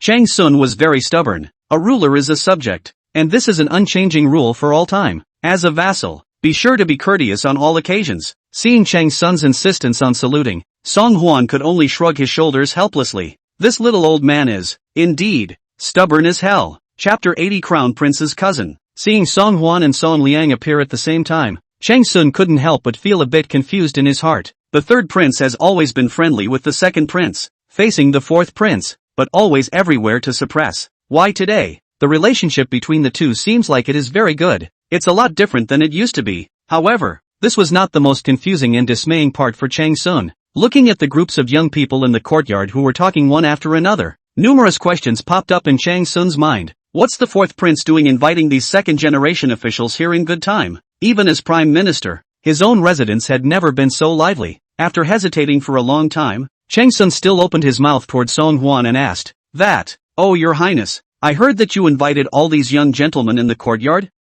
Right, Song Huan said with a big grin. It's a lot of people. Not realizing that it was really because of this, Chang Sun almost didn't spit out a mouthful. He was at least a prime minister of a country, but it turned out that the birthday banquet still needed the prince to invite someone to give himself a show. If this gets out, shame on you. Seeing Chang Sun go forward to greet the guests, Song Huan took the time to find Chang Susu. Hey, how's the explanation coming along? Has the man been found yet? Seeing Song Huan come, Chang Susu was originally filled with anticipation, but once she heard Song Huan open the door to these questions, Chang Susu couldn't help but pout unhappily. Of course, where would I dare to forget what His Imperial Highness, the fourth prince of the hall, has explained. It's been done for a long time. That's good. Song Huan nodded and was about to leave when he heard Chang Susu's voice filled with resentment ring out. You saw me and that's all you wanted to ask? Nothing else to say? Song Huan looked back with some consternation. What do you want me to say? Looking at the uncomprehending steel-straight man in front of her, Chang Susu was so angry that she stomped her feet. Forget it. People were originally worried that you hadn't recovered from your injuries and were afraid that you would be uncomfortable coming from the palace. Looks like it was all a waste of my time. Song Huan's face was stunned, and his gaze was somewhat surprised. Is this your concern for me? Song Huan was staggered to the core. How can this tigress care about people? See for yourself. Especially when he saw Chang Susu's slightly pouting face. Compared to her usual fierce appearance, she was like a different person. The whole thing looks a lot better with a change of temper. Just as the two of them were in the midst of their embarrassment, they heard a considerable commotion coming from the backyard of the Prime Minister's residence. You're a lowly billet, and you're worthy to stand and talk with me? Get thee out of here. This was followed by a wailing sound of agonizing pain. Song Hwan and Cheng Susu glanced at each other in silent understanding and hurriedly ran towards the backyard. When the two rushed to the backyard, it was already stacked with people inside and outside, only to see that in the center of the crowd, a young man dressed in fancy clothes was grimacing and struggling to raise his foot, stepping on the face of another young man. Being stepped on, that man dressed in plain clothes. Looks like the figure is also quite small. At this moment is full of blood. Teeth were stepped off a few. The two men were crowded with equally well-dressed men, each with a sneer on their faces, as if watching a trick. Watching the man in the center beat the others. While watching, you can't help but clap your hands. Mr. Zheng fought well. That such scum should be worthy of mixing into the Prime Minister's residence simply dirties the eyes of us all. You don't even look at how much weight you are, and you're worthy of standing with Mr. Zhang? Lord Zhang Yuan is the son of Lord Zhang, the governor of the Qin Kaifeng province. How can a shabby and poor man like you get his hands on him? Stop it, Mr. Zhang. Don't let this dirty, nasty bloodline dirty your boots. The man who was beaten had long since collapsed in a pool of blood, without the power to fight back, and could not even say a complete sentence. Why? I do it wrong. Zhang Yuan is kicking up the excitement to see the other side even dare to talk back. Immediately a foot on the man's mouth. All that was heard was a crunch in the air, which must have been the man's teeth being stomped out a few more times. And you want to ask why, and to ask what you did wrong. Then this gentleman will be merciful and tell you, a poor, low-born lowlife like you should live inside a filthy ditch for the rest of your life. I don't know who invited you to come to the Prime Minister's residence, but seeing a pariah like you makes my eyes uncomfortable. No more appearances in front of me from now on, do you hear me? Surrounded by a number of dignitaries, but all just expressionless, cold eyes, the large Prime Minister's mansion was silent, except for a few miserable screams. It was the king who invited him. What's the problem? Suddenly, a male voice suddenly rang out. The crowd looked for the sound, only to see fourth Prince Song Hwan frowning slightly and looking at Zhang Yuan with a grave expression on his face. For things to have developed to such a point, it had greatly exceeded Song Hwan's expectations. Originally, Song Liang was told to invite these second-generation officials just so that they could have some conflicts with people from humble backgrounds. The conflict is then amplified through the ferment of public opinion. But what is happening now is so bad that it has long exceeded the scope of ordinary conflicts. It was,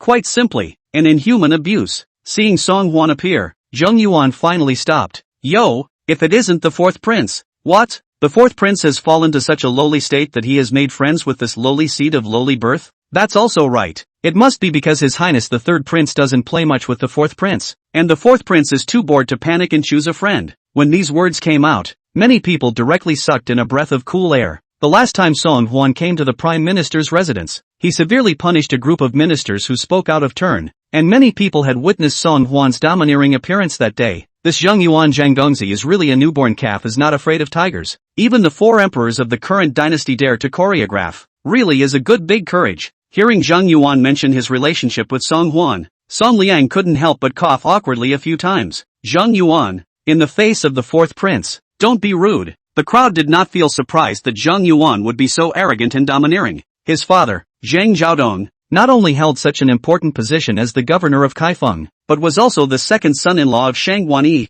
the imperial master of the dynasty. Therefore, Zhang Yuan often to the grandchildren of the great master of the self-proclaimed, but also at every turn will be the identity of the crown prince's cousin hanging in the mouth. Only, Crown Prince Son Yu could not see Zhang Yuan's arrogant and irascible character, so he rarely interacted with him. Zhang Yuan usually didn't even put a commoner son like the third prince in his eyes, and in the face of Song Hwan, who hadn't been taken seriously before, that was even more arrogant to the extreme. Today, it was supposed to be the birthday banquet of the Prime Minister, and all of us gave the third prince this face. That's why we were invited to come. Who knew that the fourth prince would invite such a lowly pariah who had to dirty our eyes? Fourth prince, are you doing this on purpose to disgust the few of us? Chapter 81 Fight until you are convinced. The crowd only knew that Zhang Yuan was arrogant, but they did not expect that he would be arrogant to such an extent. For a moment, the eyes of the crowd turned to Song Hwan in unison, wondering how he would respond. Cheng Susu, who was following behind Song Hwan, couldn't help but pinch a cold sweat for him.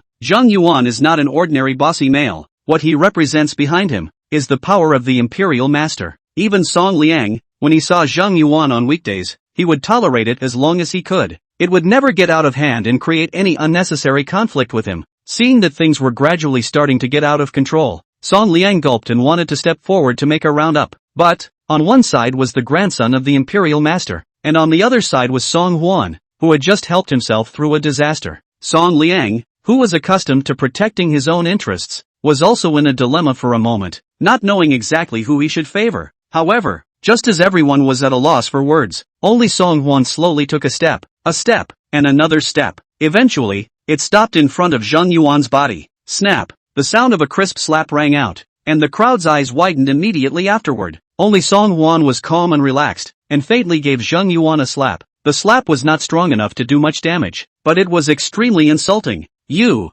Zhang Yuan covered his cheeks incredulously, his eyes widened in anger, and he glared at Song Hwan with trembling lips. He had never dreamed that the normally weak character of the fourth prince would dare to give himself a slap. You what you? Song Hwan man ruthless words not much, left and right open bow, again slap 2 slaps. Did your father not teach you manners? Or did your grandfather not teach you what it means to be a ruler and a subject? This king, today, will teach you well on behalf of your impolite grandfather. After saying that, Song Hwan lifted his palm and with a few more slaps, he ruthlessly threw it on Zhang Yuan's face. Zhang Yuan had long been confused by the slap, and it was only after a long time that he finally reacted in the face of this sudden turn of events. You, I am the grandson of the imperial master and the cousin of the crown prince. The king doesn't care what you are. Song Hwan didn't even bother to hear Zhang Yuan finish, and cleanly threw a few more slaps. For every extra word you say, this king will reward you with a slap. Fight until you're convinced. You try one more word? The crowd of onlookers all had their mouths wide open,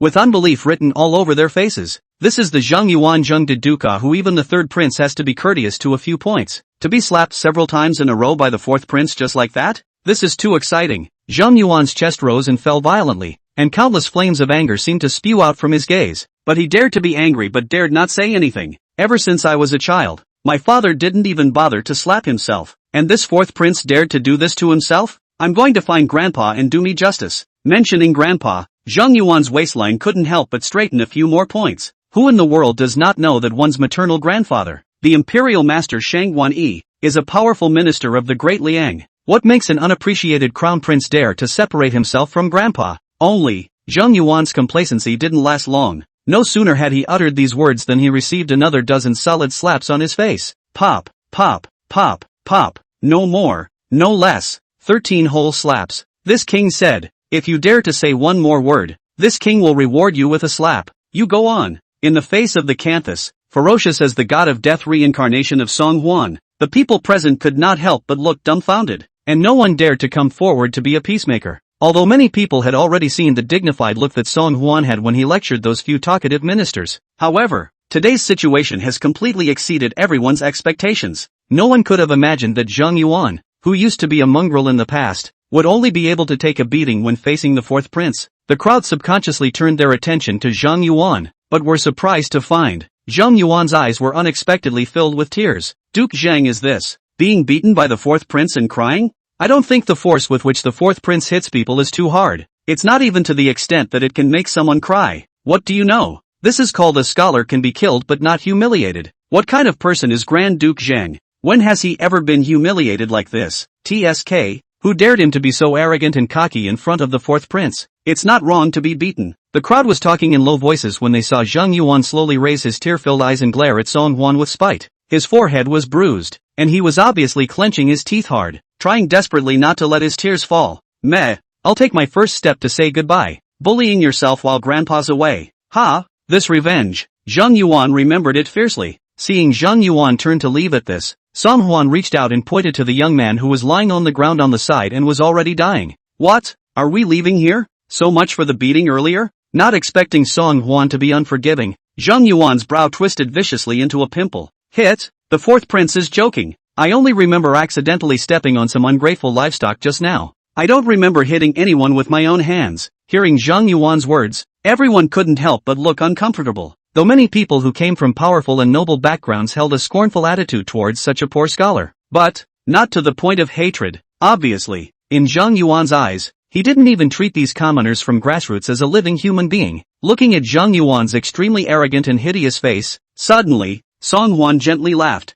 That's good. I'm not afraid that you're unbeatable, but I'm afraid that you'll hold back and voluntarily admit that you're wrong. Now that your attitude is clear and unambiguous, it's just right. Help me out. Very good. As the son of the Kaifeng prefect, how dare you, for no reason at all, beat up on the commoners, even to the point of killing each other painfully. As the son of the emperor, this king will act on behalf of heaven today and punish you, a villain. On behalf of Father, where is the Chancellor of the Delizi? Delizi Temple Prime Minister Joju hurriedly took a step forward. The humble minister is here. Without turning his head, Song Hwan opened his mouth and asked, "What is the offense for those who seek to provoke trouble and beat others without reason?" Lord Zhou replied aloud, "Your Highness, according to the laws of Diliang, anyone who provokes a brawl will be punished by being held in the dungeon of the Delizi for 5 days and fined 50 taels of silver. Those with serious circumstances shall be punished with 10 days imprisonment in the dungeon of the Delizi, a fine of 200 taels of silver, and 20 lashes." Song Hwan was quite satisfied with Lord Zhou's answer.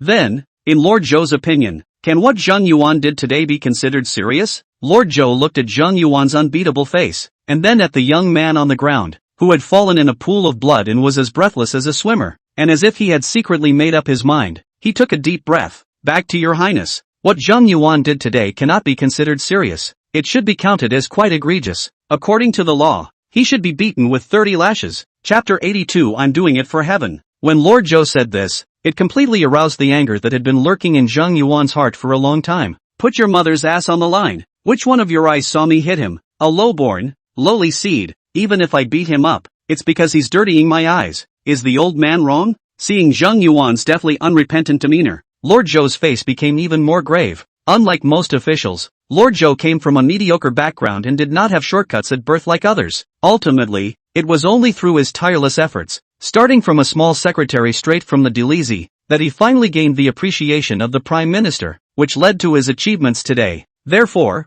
seeing at the same time cold-born scholars, Zhou Ju would have been sympathetic. Now, seeing that Zhang Yuan had gone so far as to beat up on an innocent person, and even after the fourth prince had spoken out to stop him, he still showed no remorse. Lord Zhou was completely enraged. Why? Why should some people be born superior? By what right can they trample on the lives and dignity of others at will as if they were stepping on an ant? Why, no matter how hard one tries, can this class, divided from birth, never be crossed again? Jennifer Chow doesn't get it, and she's not convinced. Your Highness, the fourth prince, this man has no respect for his elders. Not only did he make a mess of the Prime Minister's birthday, but he also disregarded the law and beat up the common people. I beg your Highness favor to allow the humble servant to immediately bring him back to the Delizi to be punished according to the law. Looking at the determined look of Lord Zhou clenching his fists, Song Hwan nodded heavily. If the Delizi wants to handle a case, this king will never interfere. Seeing that Lord Zhou, a little-known official, dared to ask for his own punishment,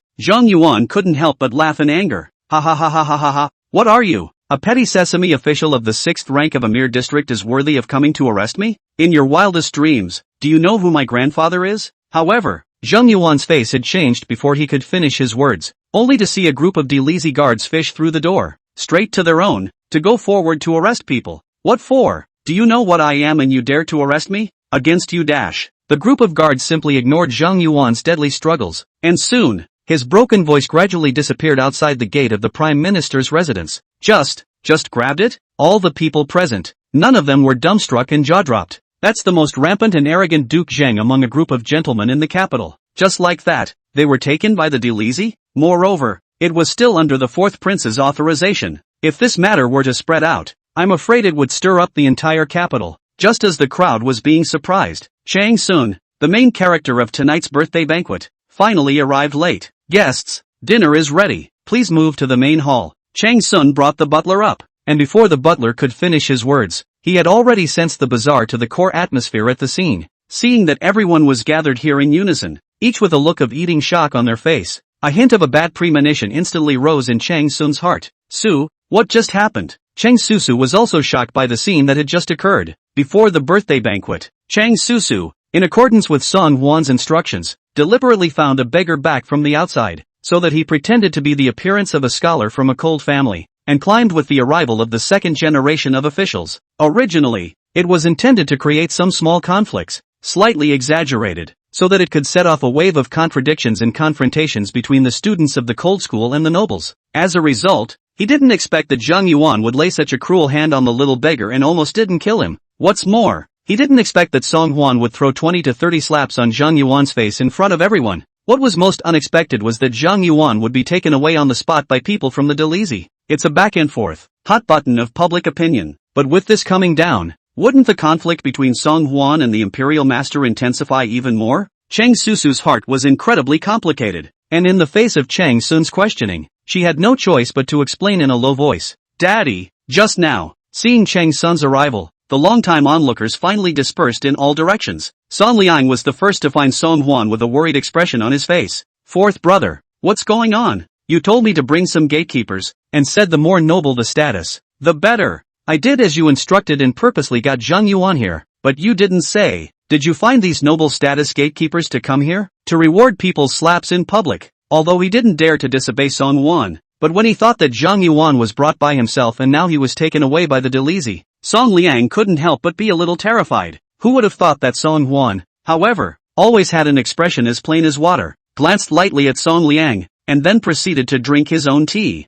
Self-inflicted. You brought him here and you didn't tell him to go on a rampage against someone else. He was making a fool of himself, all the way to the Delizi. I'm just following public opinion and doing God's will, not to mention his grandfather who was a Taisher. Even if the gods came down to earth, they couldn't save him. Song Huan's words completely rendered Song Liang speechless. Fourth brother, you, ugh, that's just it. I'd better hurry up and keep an eye on the others, lest anyone lose their temper and send themselves to the Delizi again. Despite the words, Song Liang knew it in his heart. The impact of what had just happened was too bad. I'm afraid that after tonight, the word will spread throughout the capital. However, Song Liang hadn't really thought that this old four-fellow's temper was getting bigger and bigger, so much so that he even dared to slap Zhang Yuan's ear. Song Huan leisurely sipped hot tea in the foyer, and the few officials who passed by saw him and walked around in fear. Today's fourth prince was simply not what he used to be, and his personality had changed drastically. Never something the average person can mess with. It's better to hide as far away as you can. I don't know exactly how many cups of hot tea I drank, but just as Song Huan was about to get up and look for the outhouse, he saw a very familiar figure in front of him. You guessed wrong.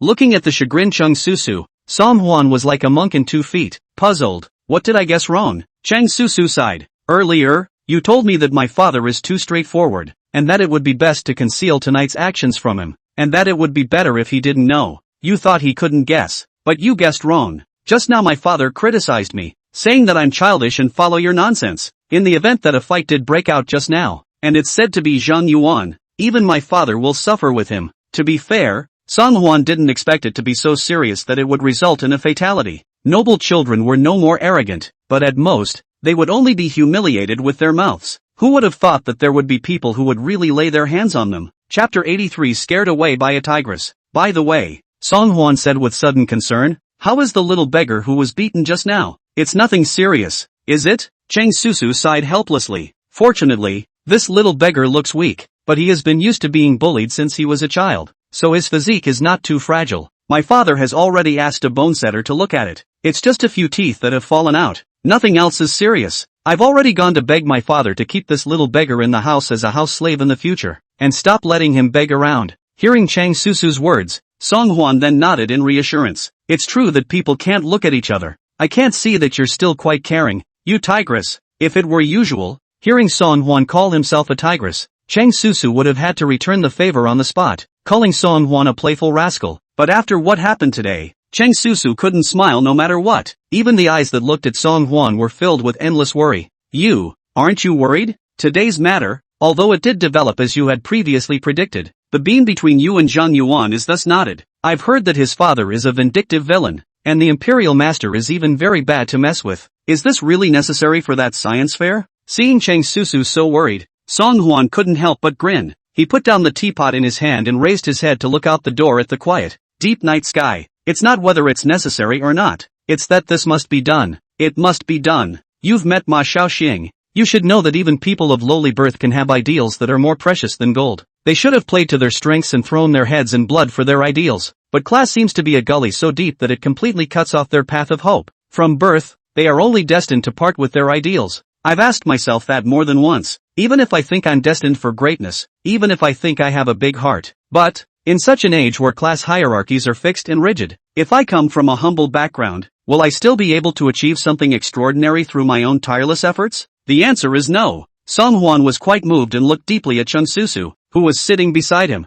Now that I'm in a position of power, the Lord must have given me such a status in the hope that I can really do something. Do you say, am I going to fail the Lord? Looking at Song Huan, who had a glittering light in his eyes, the last trace of ice in Chang Susu's heart finally melted completely. Although she was born into a powerful family and never lacked suitors of noble birth around her, Chang Susu had never put these mortals in her eyes. Even Crown Prince Songyu, who had once almost had a marriage contract, hadn't been able to truly walk into Chang Susu's heart. In her heart, her lover should be a worldly hero with grand ideals, a strong man with an overwhelming pine-like pride. Originally, I thought that in this Liang where everyone pursues merit and fame, and everyone chases after fame and fortune, such a good man would have long been unattainable. But Chang Susu never dreamed that the fourth prince, who was once hated by her, was the one she imagined. Song Hwan, some words spilled, said painfully wanton. I just didn't expect that after these words were said, Chang Susu was so motionless, staring blankly at herself. It couldn't be that this pussy was just too big to put the tigress off, could it? Although somewhat exaggerated,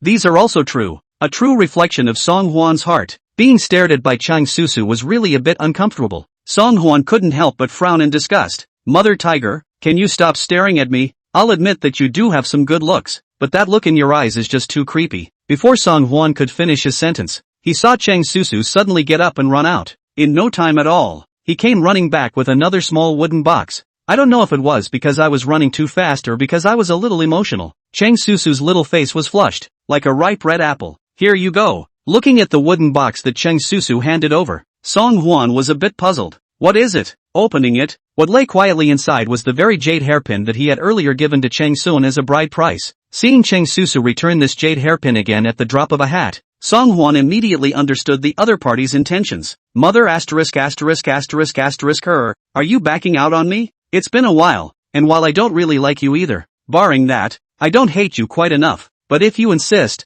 I have nothing to say. I'm an old man, and withdrawing from a marriage doesn't really affect me. That is, you a girl family, this if the withdrawal of the marriage, it will not be good to get married. Before Song Hwan finished speaking, he saw Chang Susu blushing a little shyly and shaking her head hurriedly. I didn't say I was backing out. I was trying to. I want you to help me put this hairpin on. Put. Song Hwan sprayed out a mouthful of hot tea and almost dropped his jaw in shock. Wait a minute. It's not, is it? Is this a sign that the tigress is going to eat her up? As a straight man of steel who was a maternal solo in his previous life, Song Hwan had never seen a scene where a girl took the initiative to confess her love for him when he grew up. Not to mention, this fierce, grumpy tigress.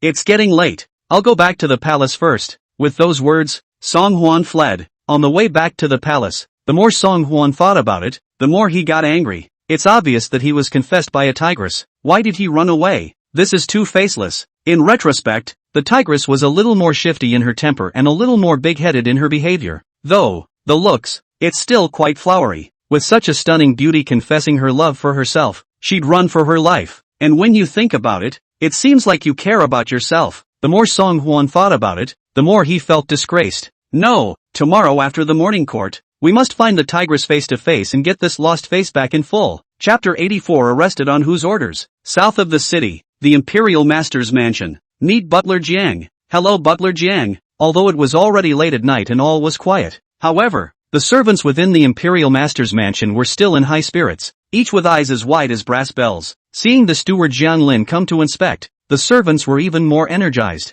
Since the last time he found something unclean in front of the master teacher's residence, Jiang Lin had to inspect the residence 3 more times every night. But whenever any house slave was found to be dozing off and out of spirits, he was immediately dragged into the backyard hut to be chastised. From then on, when it was late at night, all the servants in the Taisher's residence had glowing eyes. It was like a night cat in the mountains, not daring to doze off again at all. Seeing that the slaves looked like they had been beaten up, Jiang Lin nodded his head slowly, which finally put his heart down. Just about to go back to the room to take a nap for a while, suddenly, only to see the boy who watched the door hurriedly ran back. Butler Jiang, the second young miss came to visit late at night, saying that she has urgent matters and must meet with His Excellency. Hearing this, Jiang Lin frowned slightly. Taisher Shangguan Yi has no son at his knee, only 2 daughters. One of his eldest daughters, Shangguan Wanyu, married into the palace and was named Queen of the Middle Kingdom in a prominent position. The second daughter Shangguan Hanqing is not as prestigious as Empress Shangguan, but she is also married to Zhang Zhaodong,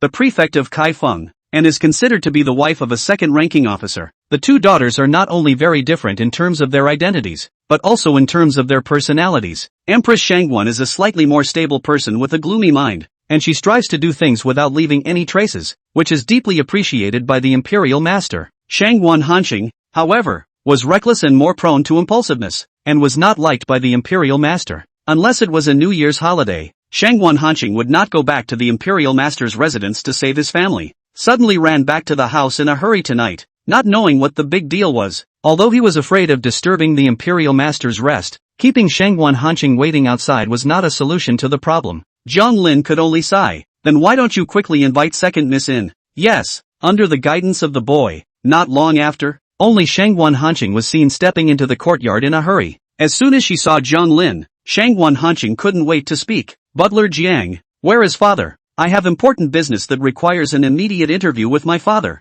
Zhang Lin held back his left and right, lest Shangguan Hanqing's voice was too loud and woke up the sleeping Taisher. Second miss, something critical has happened. Why don't my subordinates help you think of a solution first? You? Shangguan Hanqing looked Zhang Lin up and down twice, the impatience and contempt in his eyes crying out. He's just a dog that my father keeps by his side, and he dares to go out of his way to inquire into his own family affairs? And don't look at how much weight you really have. Seeing that Zhang Lin never helped himself into the room to inform him, Shangguan Hanqing finally couldn't sit still. Dad, something's happened to Jenner. Something big's happened. You must help Jenner. Seeing Shangguan Hanqing shouting loudly while walking towards the imperial master's chambers, Zhang Lin was startled. Second miss, keep your voice down. Your excellency has had a head cold for the last 2 days and would have had trouble sleeping at night. Shangguan Hanqing, where to care about so much, simply did not listen to Zhang Lin's words of discouragement. Like a headless fly, buried his head and barged into the mansion. Just stood in front of the door of the imperial master's bedchamber. Heard a creak. The door opened. Father. Seeing Shangguan standing in the doorway with a gloomy face, Shangguan Hanqing instantly lost the high spirits of the previous moment and hurriedly lowered her head. Ever since she was a child, Shangguan Hanqing had respected and feared this father. Even though she was now married and a mother, Shangguan Hanqing still had an indescribable feeling of fear when facing her father. Shangguan Yi had a head cold attack in the last 2 days and was already having trouble sleeping. Who knew that just a short while after falling asleep, he was woken up by Shangguan Hanqing's yelling again, and he didn't feel even more annoyed. Yelling and screaming? What a scandal! Shangguan Hanqing couldn't help her body from trembling. Then her knees went weak and she knelt at Shangguan Yi's feet. Father, my daughter knows she's being rude, but now that Jenner is in trouble, only you can save him. Hearing that his indomitable grandson was causing trouble outside again, Shangguan Yi's face became even more ugly. Zheng Yuan was held in the palm of his hand since childhood, pampered and spoiled. Outside the provocation has become a routine. After all, with a father who was the governor of Kaifeng wiping his ass, he was naturally emboldened to do whatever he wanted. Although Shangguan Yi is powerful, he doesn't love that son-in-law Zhang Xiaodong who acts in a high-profile manner, as well as this spoiled grandson Zheng Yuan. Seeing Shangguan Hanqing crying with snot and tears, Shangguan Yi frowned. What's going on? Shangguan Hanqing raised her hand and wiped her tears, sobbing. Tonight, Yuaner went out with a few friends, saying that they were going to attend the Prime Minister's birthday banquet. Who knows that he went and didn't come back? And when I inquired, I realized that he was captured by the Dalizi. It has to be said that Jenner is out there provoking trouble and beating up the people. My family's Yuaner has always been loyal and honest. How could he do such a thing? It's obvious that someone planted the evidence. Wasn't he just taken away by the Dalizi? Shangguan Yi said impatiently. Where's his father? Wouldn't it be better to go to the Dalizi and bring the man back? Speaking of this, Shangguan Hanqing cried even harder. That's the problem. As soon as Jenner's father heard about this, he immediately rushed to the Dalizi. Who knows what the Dalizi has said? They are under orders to arrest someone at this time,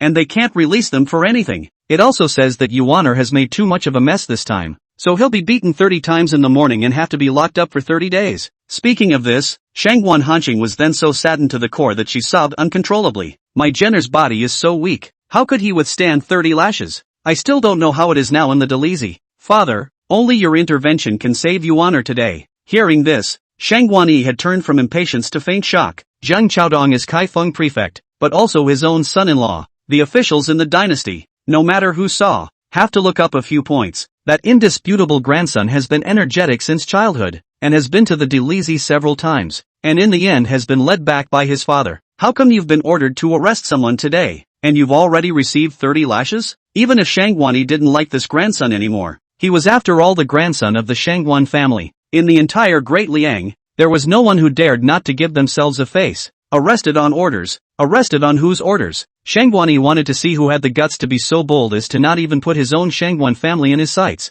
However, Shangguan Hanqing's words shocked Shangguan Yi. My daughter has heard that it seems that Yuaner was arrested by order of the fourth prince because he punched some cold scholar at the Prime Minister's birthday banquet. Chapter 85. I'm very relieved that you're doing your job. The fourth prince? How come it's him again? How come he's everywhere? It was because of the fourth prince that the eldest grandson, Song Yu, had been grounded to this day. Who knows that another grandson, but also his fourth prince under the order, was arrested into the Delizy beat 30 big boards. Shang Guanyi's heart of ignorance karma fire. Finally Tang sound. Lit up. However, Shang Guanyi still keenly caught a detail in Shang Guan Hanqing's words, for no reason at all. What was he doing at the Prime Minister's birthday banquet? Who told him to go? Shang Guan Hanqing pondered for a moment. Seems like, it's that son of Lu Delin, the Minister of Household, that Lu Qing summoned him to. He happened to have nothing to do at home, so he went to make a mess. I never thought that I would be subjected to such an undeserved disaster. Fantasizing about the treatment her precious son might suffer in the Delizy,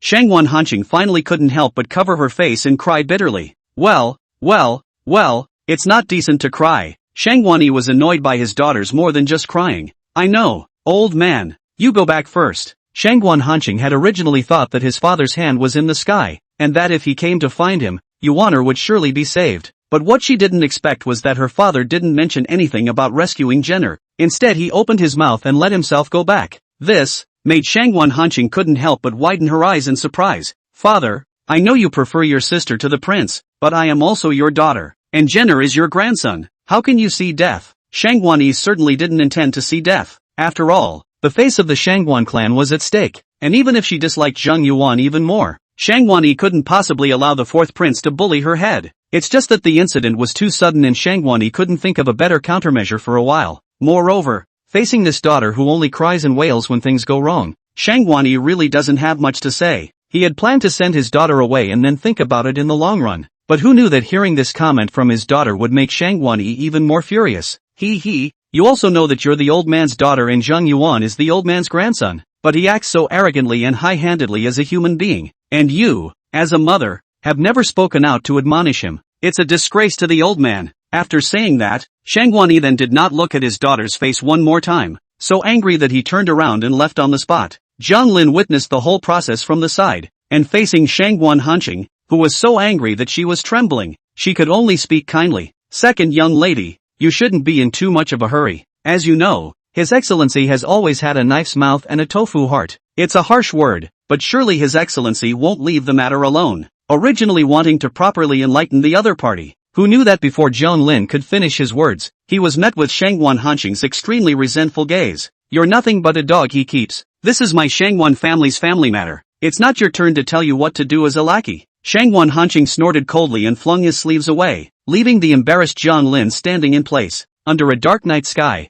no one could see Jiang Lin's clenched fists and the indignation spewing out of his eyes. Butler Jiang, His Excellency is in the study, asking you to go there immediately. Finally, the boy's announcement called back Jiang Lin's wandering thoughts. Jiang Lin hurriedly rearranged his emotions, changed into his usual gentle and humble demeanor, and walked in the direction of the study. A stinging pain came from his hand. Jiang Lin took a look at it in the light of the faint moonlight, and realized that he had just exerted too much force, and his palm had strangled a few bloody marks. Jiang Lin smiled as if laughing to himself and hid the marks on his hands before he pushed open the study door. Master Taisher, my subordinates have arrived. Shang Guanyi was sleepy and looked a bit grumpy compared to his usual unhurried appearance. The last time I asked you to find out the real cause of death of Bai Xinyan, yes. What progress has been made? Jiang Lin didn't expect Shang Guanyi to ask about this, so he didn't feel a little embarrassed. My lord, my subordinate has already sent people to find out that there is nothing unusual about this matter. The Delizy Heavenly Jail is solid as gold. Not even a fly can fly in. It's impossible for any accidents to happen. But Bai Shirenyan's death was indeed an accident. Shang Guanyi opened his mouth faintly. You can't find out any clues. It's not that the Delizy didn't have problems. It's that your ability is insufficient. Jiang Lin was shocked in his heart and hurriedly fell to his knees. It's my subordinate's incompetence. Please don't be angry, Lord Imperial Master. I don't know exactly how long I waited. Shang Guanyi's leisurely voice only then sounded again. Bai Xinyan is already dead, and there is no point in pursuing this matter any further. You will make a trip to the residence of Bao Xing, the secretary of the Delizy, during the night, and give him this secret letter from the old man in person. Remember, after reading the letter, don't worry, Jiang Lin hastened to speak. It's still according to the old rules. The secret letter will be burned immediately after reading it, and no evidence will ever be left behind. My subordinate knows how to act, so please rest assured that Lord Taisher will leave it to my subordinate. Seeing Jiang Lin speak with conviction, Shang Guanyi then finally felt a trace of comfort. Hiss. Seeing Shang Guanyi sucking in a cool breath in pain, Jiang Lin hurriedly said with concern. Lord Taisher, your old head wind problem is getting worse. My subordinate has heard of an ancient formula that requires the use of 17 virgin males as a guide to cure the disease. Tomorrow morning, my subordinate will immediately send someone to do so. Shang Guanyi nodded faintly. I'm still very relieved that you're doing your job. Having received the approval of the Imperial Master, Jiang Lin then let out a long breath as if he had been pardoned. Please rest assured, Taisher-sama, my subordinate will definitely not let you down again. Saying that, Jiang Lin flashed out of the study and disappeared into the dark, ink like night in an instant. Your Highness, it's time to go to the morning court. At 3 minutes past dawning, Su Weimei's call was more punctual than an alarm clock, suddenly ringing in Song Huan's ears. Because of the injury reason, Song Huan easily exempted from the morning court for 10 days, slept for 10 days of laziness. Now that the injury is healed, the morning court, still cannot avoid. Song Huan, sleepy-eyed and barely perked up, came to the Hall of Supreme Harmony. Most of the courtiers were already in their seats, and when they saw Song Huan arrive, they stopped talking. Everything that happened in the Prime Minister's residence last night had long been rumored in the community and had become a hot topic of discussion among a group of courtiers. Now that they saw Song Huan again, the crowd had long since stopped treating him as that brainless waste of straw. It was only said that the fourth prince was biding his time, revealing his domineering aura, and his deterrent power was extremely powerful. Although I don't know what the fourth prince actually went through, or if he got some guidance from a high person, but from now on in the courtroom, no one dares to despise him and neglect him. Chapter 86. What are you thanking my king for? Fourth brother, you're here. Seeing that it was Song Huan who had arrived, Song Liang hurriedly greeted him warmly. But after not seeing fourth brother for just one night, fourth brother, you have become much more honorable and wise again. Third brother, I feel deeply ashamed of myself whenever I stand with you. Song Huan got goosebumps. Stop.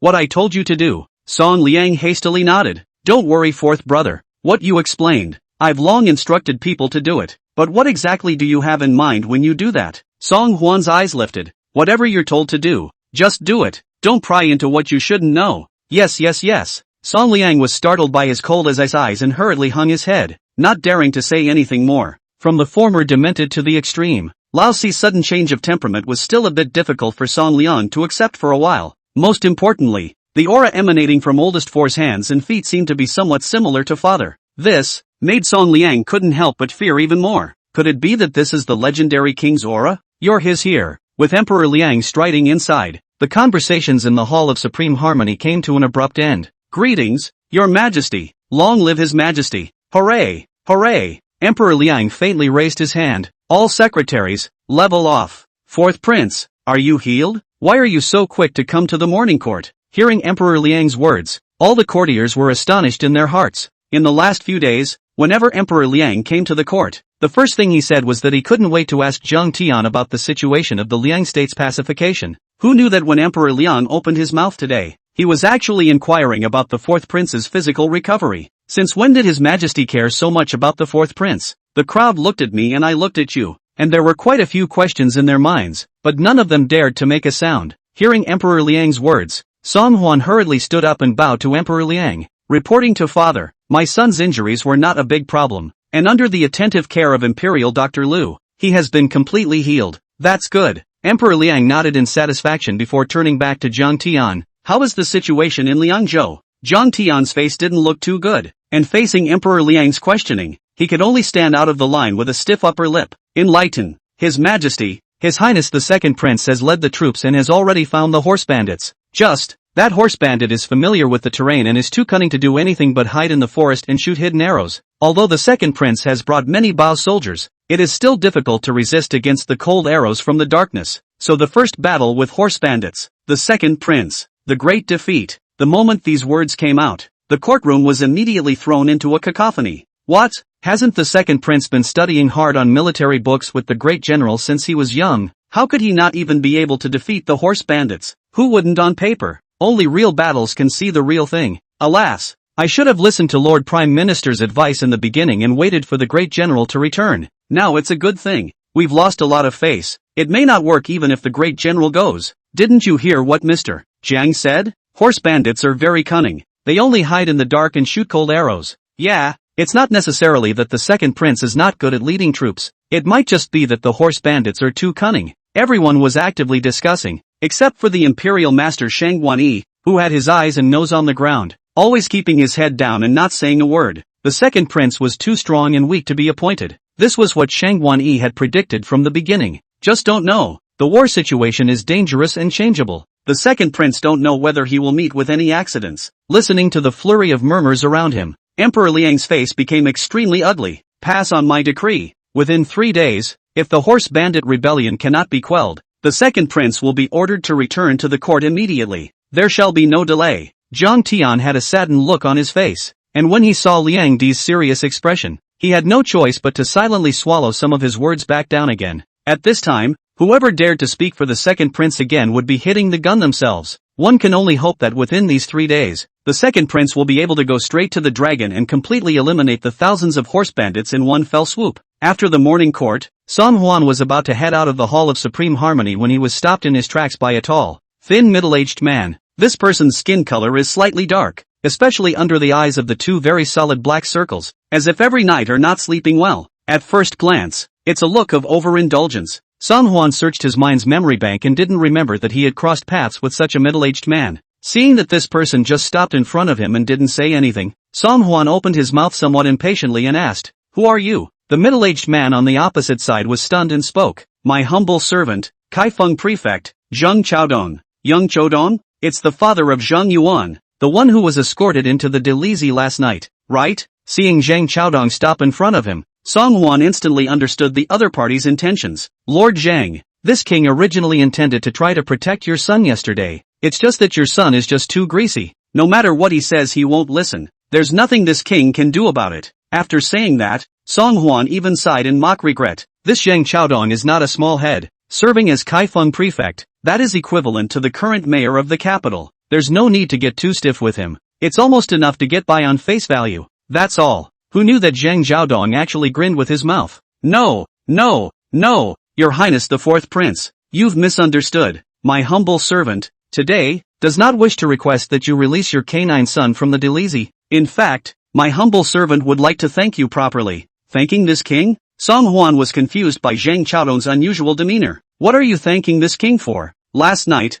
it was himself who gave his son 20 or 30 slaps in front of everyone. Moreover, it was he himself who had spoken up and agreed that Lord Zhou should escort his son to the Delizy. If nothing unexpected happens, by this hour, his precious son should be solid and receive 30 slaps. According to Zhang Yuan's small physique, these 30 boards go down. Even if they can't paralyze him, they will have to fracture his hip bone. With such a deep hatred, it's only fair that he doesn't output a beating on himself. How come you're still here cheerfully, saying you want to thank yourself? Is it possible that the man was so devastated by his son's arrest that he went crazy? Song Huan shook his head inside, and could only say that he had done it to himself. Who knew that when he heard Song Huan's words, instead of showing any sign of impatience, the smile on Zheng Chaodong's face deepened. "Thank you, Fourth Prince, of course, for educating your son properly on behalf of my humble servant. Usually that brat is so greasy he won't listen to anyone who talks. As a result, after being locked up for one night in the Delizy, that kid became much more honest when he came home. You say, shouldn't my humble servant thank your highness properly?" Chapter 87 A chance to beat the drums for yourself. Song Huan froze, thinking he had heard wrong. What? Young one went home? What's the point of going home? What kind of home is he going to? Counting the hours, this kid should not have just received 30 big board. This moment is lying in the Delizy cell face to face? How did it come to Zheng Chaodong's mouth that he went home? Song Huan wanted to open his mouth to ask a few more questions, but Zheng Chaodong didn't even give Song Huan a chance to ask. Instead, he gave a conspiratorial salute and turned away with a swagger. The smugness and sneer on his face called out as if to say, "Even if you are a prince, what can you do to me?" Looking at Zheng Chaodong's departing back, Song Huan faintly frowned. It seems to have been possible to guess what was going on. Officials protecting officials. What a recurring and scandalous scheme. I just don't know that I ordered the arrests last night. That Lord Zhou is also a backbone, and will not make such a casual behavior of releasing people. Who the hell is it? Back in his chambers, Song Huan dispatched Hua Qi at the first opportunity, asking him to go to the Delizy to find out what's going on. Only after a long time did Hua Qi retrace his steps. "Your Highness, my subordinates have already investigated the situation clearly. In the middle of the night yesterday,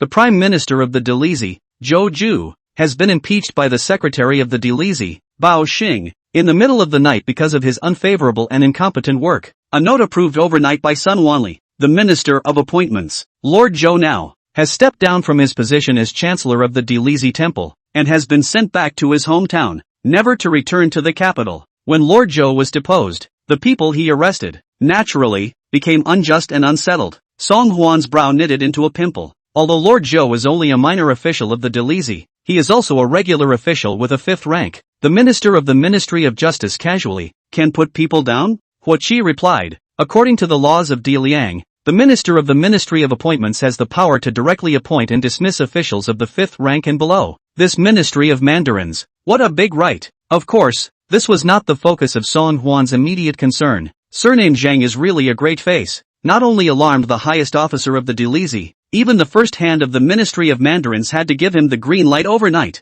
Although Zhang Zhaodong was the governor of Kaifeng, but Zhang Yuan was the one he personally ordered to arrest. Even if Bao Xing has the intention to protect officials, he is afraid that he will not dare to offend himself casually. There was only one person who could make a group of 1st and 2nd ranked officers sell their faces so much, even going so far as to disobey them. Thinking of this, Song Huan couldn't help but grin. Taisher, Taisher, looking at the entire Great Liang, I'm afraid there's nothing you can't do. You think you've saved your own clan with this move, but you're afraid you haven't realized that by doing so, you'll only push this grandson of yours into an even deeper abyss. Hua Qi didn't quite understand Song Huan's intentions yet, and couldn't help but open his mouth to ask, Your Highness, should we go to the Taisher's residence immediately to meet the Taisher? Or, shall we rise at once to the Delizi? Song Huan gently shook his head. The king has nothing to say to the imperial master. When they go to the Delizi, they will only find a bunch of trumped-up charges to put off this king. It's a waste to go. By the way, where is Lord Zhou's old home? Hua Qi bowed his head and replied, Fang has already ascertained in advance for your highness that Lord Zhou is from Qiangzhou, quite far from the capital. He was deposed overnight and packed his bags before setting out, and should have just left the capital not far away. Seeing that Hua Qi was able to answer all the questions he asked, and was even able to anticipate his intentions, Song Huan couldn't help but reveal an extremely appreciative gaze. Servant Hua, your work is really watertight. No wonder father was able to promote you to be the head of the Shadow Guard. Your highness, you flatter me. Since Lord Zhou has just left the capital not far away, I believe that with servant Hua's footwork, he will be able to catch up before long. Your highness, 1 hour at most. Very good. Song Huan clapped his hands. After you find them, also send them back to the Delizi. Since he was impeached by the Delizi because of a trumped-up charge, this king will give him a chance to beat the drum for himself once. This king would like to see what other prevarications the Delizi will concoct at that time, in full view of the public. Hua Qi wanted to open his mouth to say something, but when he saw Song Huan's accomplished look, he stifled the questions in his mind. Yes, understood. After sending Hua Qi away, Song Huan hoofed it and lifted his feet in the direction of the imperial study. Just as he reached the entrance of the imperial study, he heard Emperor Liang's rather grumpy voice coming out. No budget? Tell me, what do you mean there is no budget? Wasn't it just a while ago that a large tax was recovered from chambers of commerce around the country? How come there's no budget? The Xia envoys will come to pay tribute 3 years in the future. This reception of the Xia envoys must be done with great splendor. Never let the Xia kingdom belittle our Daliang. Understand? Okay, you go down. With the sound of the door opening, only Lu Delin, the minister of the household department, with a sad face, walked out from within the imperial study. Seeing Song Huan standing outside the door, Lu Delin tried to squeeze out a smile that was worse than crying. Greetings to the 4th prince. Song Huan nodded slightly. Lord Lu, what problem is this meeting? Lu Delin let out a long sigh. It's not really a big deal. It's that the micro-minister just said a few more words, mentioning that the 2nd prince had spent some silver on his previous trip to Liangzhou to quell the chaos, and that he was afraid that the budget for organizing the tribute ceremony would not be enough, and that made His Majesty unhappy. His Majesty is worried about the horse bandits in Liangzhou recently. If you go in to see the Holy Spirit, you have to be careful. Don't touch the scales. Song Huan nodded. Thank you, Lord Lu. This king knows. Careful with the service? It doesn't exist. The emperor's old man was in a bad mood, and that was even more of a time to grab and screw. At this juncture, anyone who added more obstacles would definitely make the emperor's father explode instantly. Song Huan cleared his throat and walked inside the imperial study under the eunuch Shuaihai's guidance. My son pays his respects to my father. Seeing that it was Song Huan who had arrived, Emperor Liang put down his vermilion approval and finally revealed a rare smile. You brat, you've only recovered for 10 days and you're running around. How does the wound feel now? Song Huan grinned. Thank you father for your concern. My son was not injured in the vitals, and coupled with Dr. Lu's excellent medical skills, he has given my son excellent conditioning. Emperor Liang nodded his head lightly, agreeing with Song Huan's words. Not bad. This Imperial Dr. Lu you brought back does have some level on him. This old disease on my wrist is almost ready to be cured under her healing. However, this bandage you have me wrapped in does serve a small purpose. With that, Emperor Liang reached out his hand and showed Song Huan the silk wrapped around his wrist. Chapter 88: A Private Visit with Emperor Liang. Looking at Emperor Liang revealing that wry smile, compared to the stern emperor portrayed in Lu Delan's mouth, it was like a different person. Song Huan casually came to sit across from Emperor Liang. That's right, father. I just ran into Lord Lu of the Household Ministry outside the door. I heard from Lord Lu that the Xia envoys will be coming to pay tribute next month. At the mention of this matter, the expression on Emperor Liang's face became a bit more serious. Nice. Xia was originally a small country on the southwestern border of my great Liang. For the past 100 years, it has been bowing down to my great Liang, making offerings year after year and praying for blessings. But 3 years ago, the new king of the Summer Kingdom assumed the throne and suddenly interrupted the annual tribute held. At that time, the war between my Liang and Northern Yuan was in full swing, so I did not care about this matter.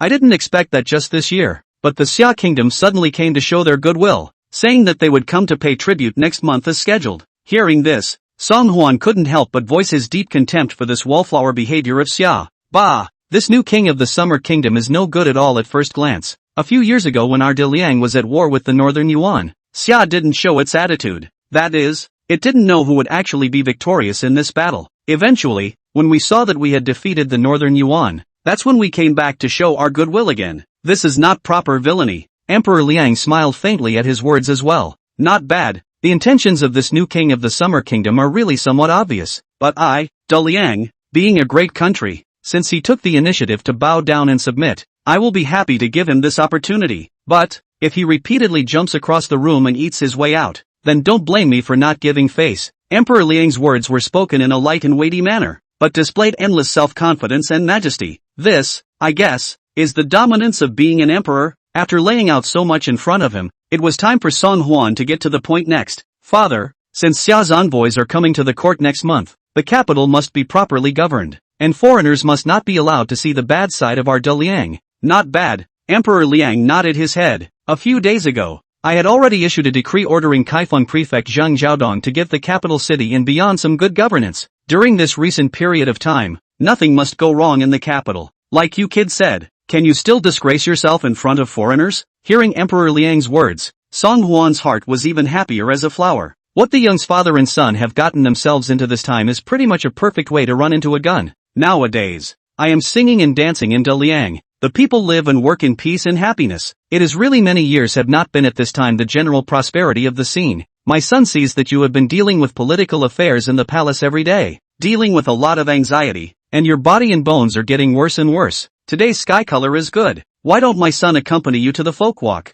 Let's make a private visit to see the face of Liang nowadays. How? Hearing Song Huan's proposal, a flash of light flashed in Emperor Liang's eyes. Microdosing? Right. Song Huan nodded his head like garlic. You've lived in the temple for a long time, and what little understanding you have of the marketplace is entirely derived from the courtiers' sermons. You see what they say. It would be better for you to make a direct microvisit to better understand the true state of life of the people of Liang today. Emperor Liang was already a bit shaken, and after hearing Song Huan's encouragement, he couldn't help but be even more moved. The last time out of the palace, or their first 9-5 that year, went to Jiangnan to investigate the people's situation. In the blink of an eye, 25 long years had passed. As the brat says, all knowledge of the folk comes entirely from the descriptions that come out of the mouths of courtiers. What had become of the capital over the years? One hadn't really seen it with one's own eyes. Yes. Emperor Liang pondered for a moment and immediately clapped his hands. Shuahai, minion here. Immediately prepare plain clothes for me. I want to go out on a tour in microclothes.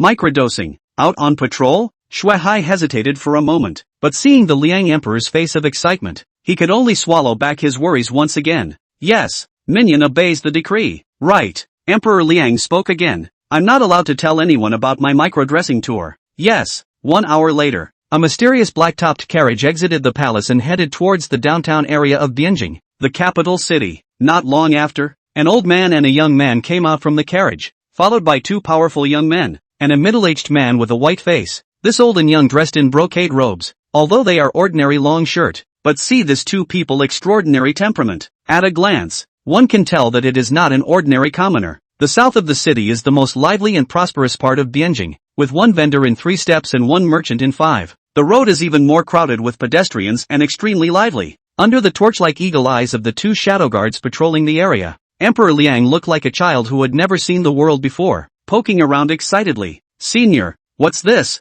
Back to father. Ah no, father, this is ice candy gourd. Ah, senior, what was that again? Dad, that's a dustpan. It's for sweeping. Song Huan answered Emperor Liang's questions one by one, only finding the sense of contrast in the little old man a little amusing. Being the omnipotent 9 to 5, he was actually curious about the objects that could be seen everywhere in the folklore. I wonder if this emperor were to be left alone among the people, would he become unable to take care of himself? Song Huan was lost in thought, but he saw that Emperor Liang had already given up his curiosity about these small objects and turned toward a tea stall in front of him. In front of the tea stall, a storyteller was spitting out an anecdote in an impassioned manner. That being said, the night before last, the current Prime Minister, Lord Chancellor, held a birthday banquet and invited a host of friends and family to attend. The Prime Minister has always been approachable. No matter princes, nobles or commoners, all can enter the residence to attend the birthday banquet. Upon hearing that this storyteller was actually talking about what happened in the home of the current Prime Minister,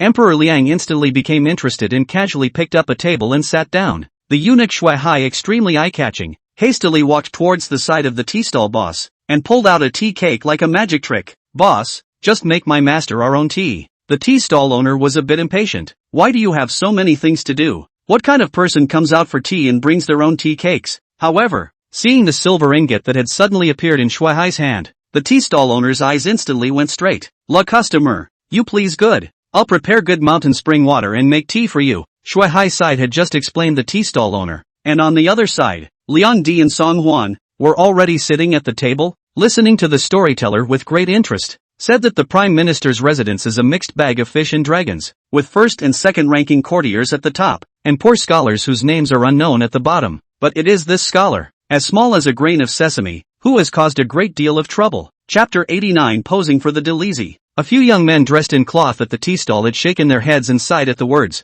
Have you heard? The gentleman who went there the other day had a terrible end. It was said to have fallen in a pool of blood, only out of breath, not in. If Lord Prime Minister hadn't come to his aid in time, I'm afraid I wouldn't have survived that day. Ugh, that's atrocious. Hearing this, the curiosity in Emperor Liang's heart had been thoroughly tickled. Old 4, did you go to the Prime Minister's birthday banquet that day? Father, my son is going. What happened that day? That day. Alas, father, you'll know it when you hear it. With a strong curiosity, Emperor Liang continued to listen to the storyteller. Since it is the birthday banquet of the dignitary Prime Minister, the dignitaries who go to congratulate him are naturally not a few. In the crowd, there was just such a son of a second-ranking official, a standard-issue rich male. It was such a well-bred, noble-born eunuch who struck out at that sesquipedalian poor scholar. The reason for this is only because of the dislike of that reader's humble origin. It is difficult to reach the hall of elegance, and does not accompany him, the noble-blooded male son, to stand side by side.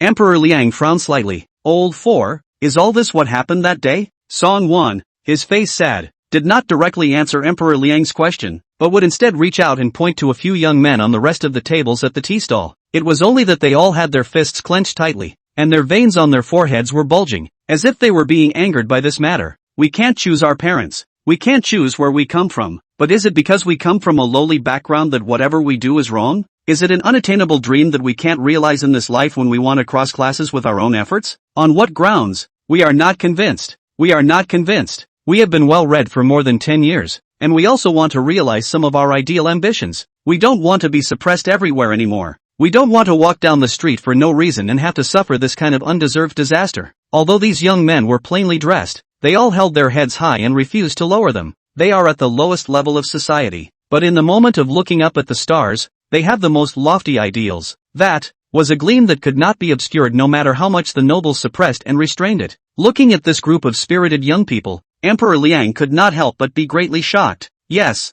this is the kind of spirit that my young people in Daliang should have. This is the kind of unyielding style that my readers in Daliang should have. Old 4, tell me, what really happened that day within the Prime Minister's residence? In the face of Emperor Liang's questioning, Song 1, however, became a bit evasive. That, father, you've been caught up in chores lately, and it's just too much work. There is no need for a son to speak of such insignificant trifles and defile your sacred hearing. Looking at Song Huan's rather abnormal demeanor, the expression on Emperor Liang's face became more and more grave. You're not a man who likes to say anything. and always say what you have to say. Today's behavior is really unlike your usual behavior. What the hell is going on? Song Hwan had no choice but to tell Emperor Liang the whole thing from beginning to end, in its entirety. Only the words that describe it add that much oil and vinegar slightly. After saying that, Song Hwan didn't forget to add a couple sentences with worry. The recent chaos of horse bandits in Liangzhou, coupled with the matter of Xia's envoy, has really annoyed your mind. My son was hesitant to say anything just now, also because he was afraid that this would make you even more unhappy and add to your heart. After listening to Song Hwan's description,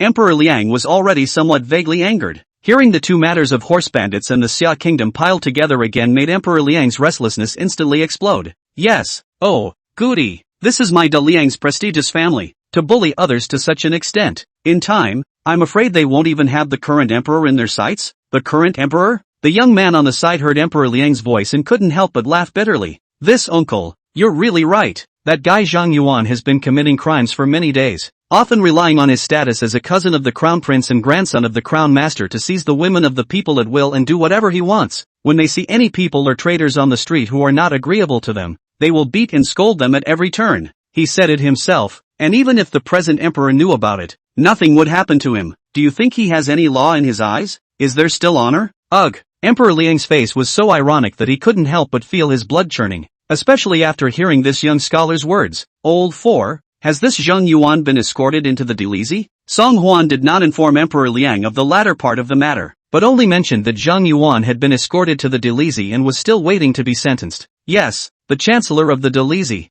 Zhou Ju, has done his duty and has escorted Zhang Yuan into the Delizy. According to the laws of De Liang, it should have been disposed of early this morning. Emperor Liang's face was very unattractive, and only slightly relieved when he heard that Zhang Yuan had been escorted into the Delizy to await his release. In that case, make a trip to the Delizy. I'd like to see with my own eyes just how arrogant this Zhang Yuan is, that he's caused the wrath of the readers. Emperor Liang's move played right into Song Hwan's hands. The group once again boarded the carriage and drove towards the Delizy in the east of the city. On the carriage, Emperor Liang always had a gloomy face and did not say a word, seemingly still immersed in what he had seen just now, and was slow to return to his senses. Lao Si, I have not been on a microdressing tour for many years, only that the people of the capital are living in peace and contentment. The people are living in abundance, singing and dancing everywhere. But you are right, all this I know is just what the officials in the court want me to hear and see. I do not come out of the palace, do not see with my own eyes the truest appearance of this marketplace, and how will I learn of today's events? It seems that in the future, it will be very necessary for me to come out and walk around a bit more often. Song Hwan silently listened on the sidelines, only to comfort the Liang Emperor not to worry too much, but to focus on the health of the dragon body.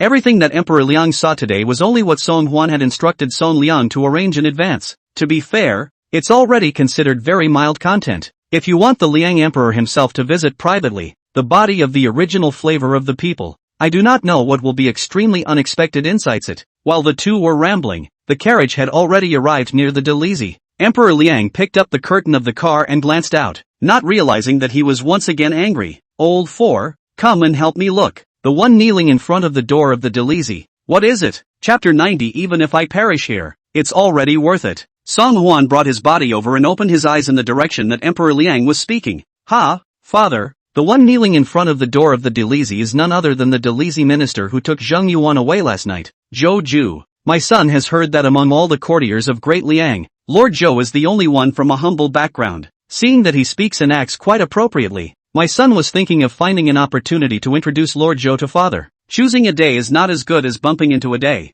and today I even happened to come across such an opportunity. After saying that, Song Hwan made a move to get out of the carriage. Wait! Emperor Liang suddenly spoke out, stopping Song Hwan, who was about to get out of the car. As the head of the Delizy, what is he doing just kneeling outside the Delizy gate? Of course Song Hwan knew the truth of it, but facing Emperor Liang, he still made an expression of dawning realization. Yeah, is it hard to believe that Lord Zhou is being chastised by the Chancellor of the Delizy because of what happened last night? Not true either. The Chancellor of the Delizy is only Lord Zhou's superior. He shouldn't have the right to be able to chastise his subordinates at will. Song Hwan's words were clearly heard by Emperor Liang. He was seen frowning slightly with a thoughtful look, not knowing what he was pondering in his mind. Did not wait long, we'll see the Delizy door creak open. A guard's leader looked like a man from which walked out. Lord Zhou, you'd better go. At this moment, Lord Pao is not here, and it is futile for you to kneel here. And in case Lord Pao comes later and sees that you haven't moved back to Qiangzhou, he still doesn't know what he'll do to you. Lord Zhou had his back to Song Huan and the others, and it was impossible to see exactly what expression was on his face, but it was clear from the straightness of his spine, and the firmness with which he shook his head,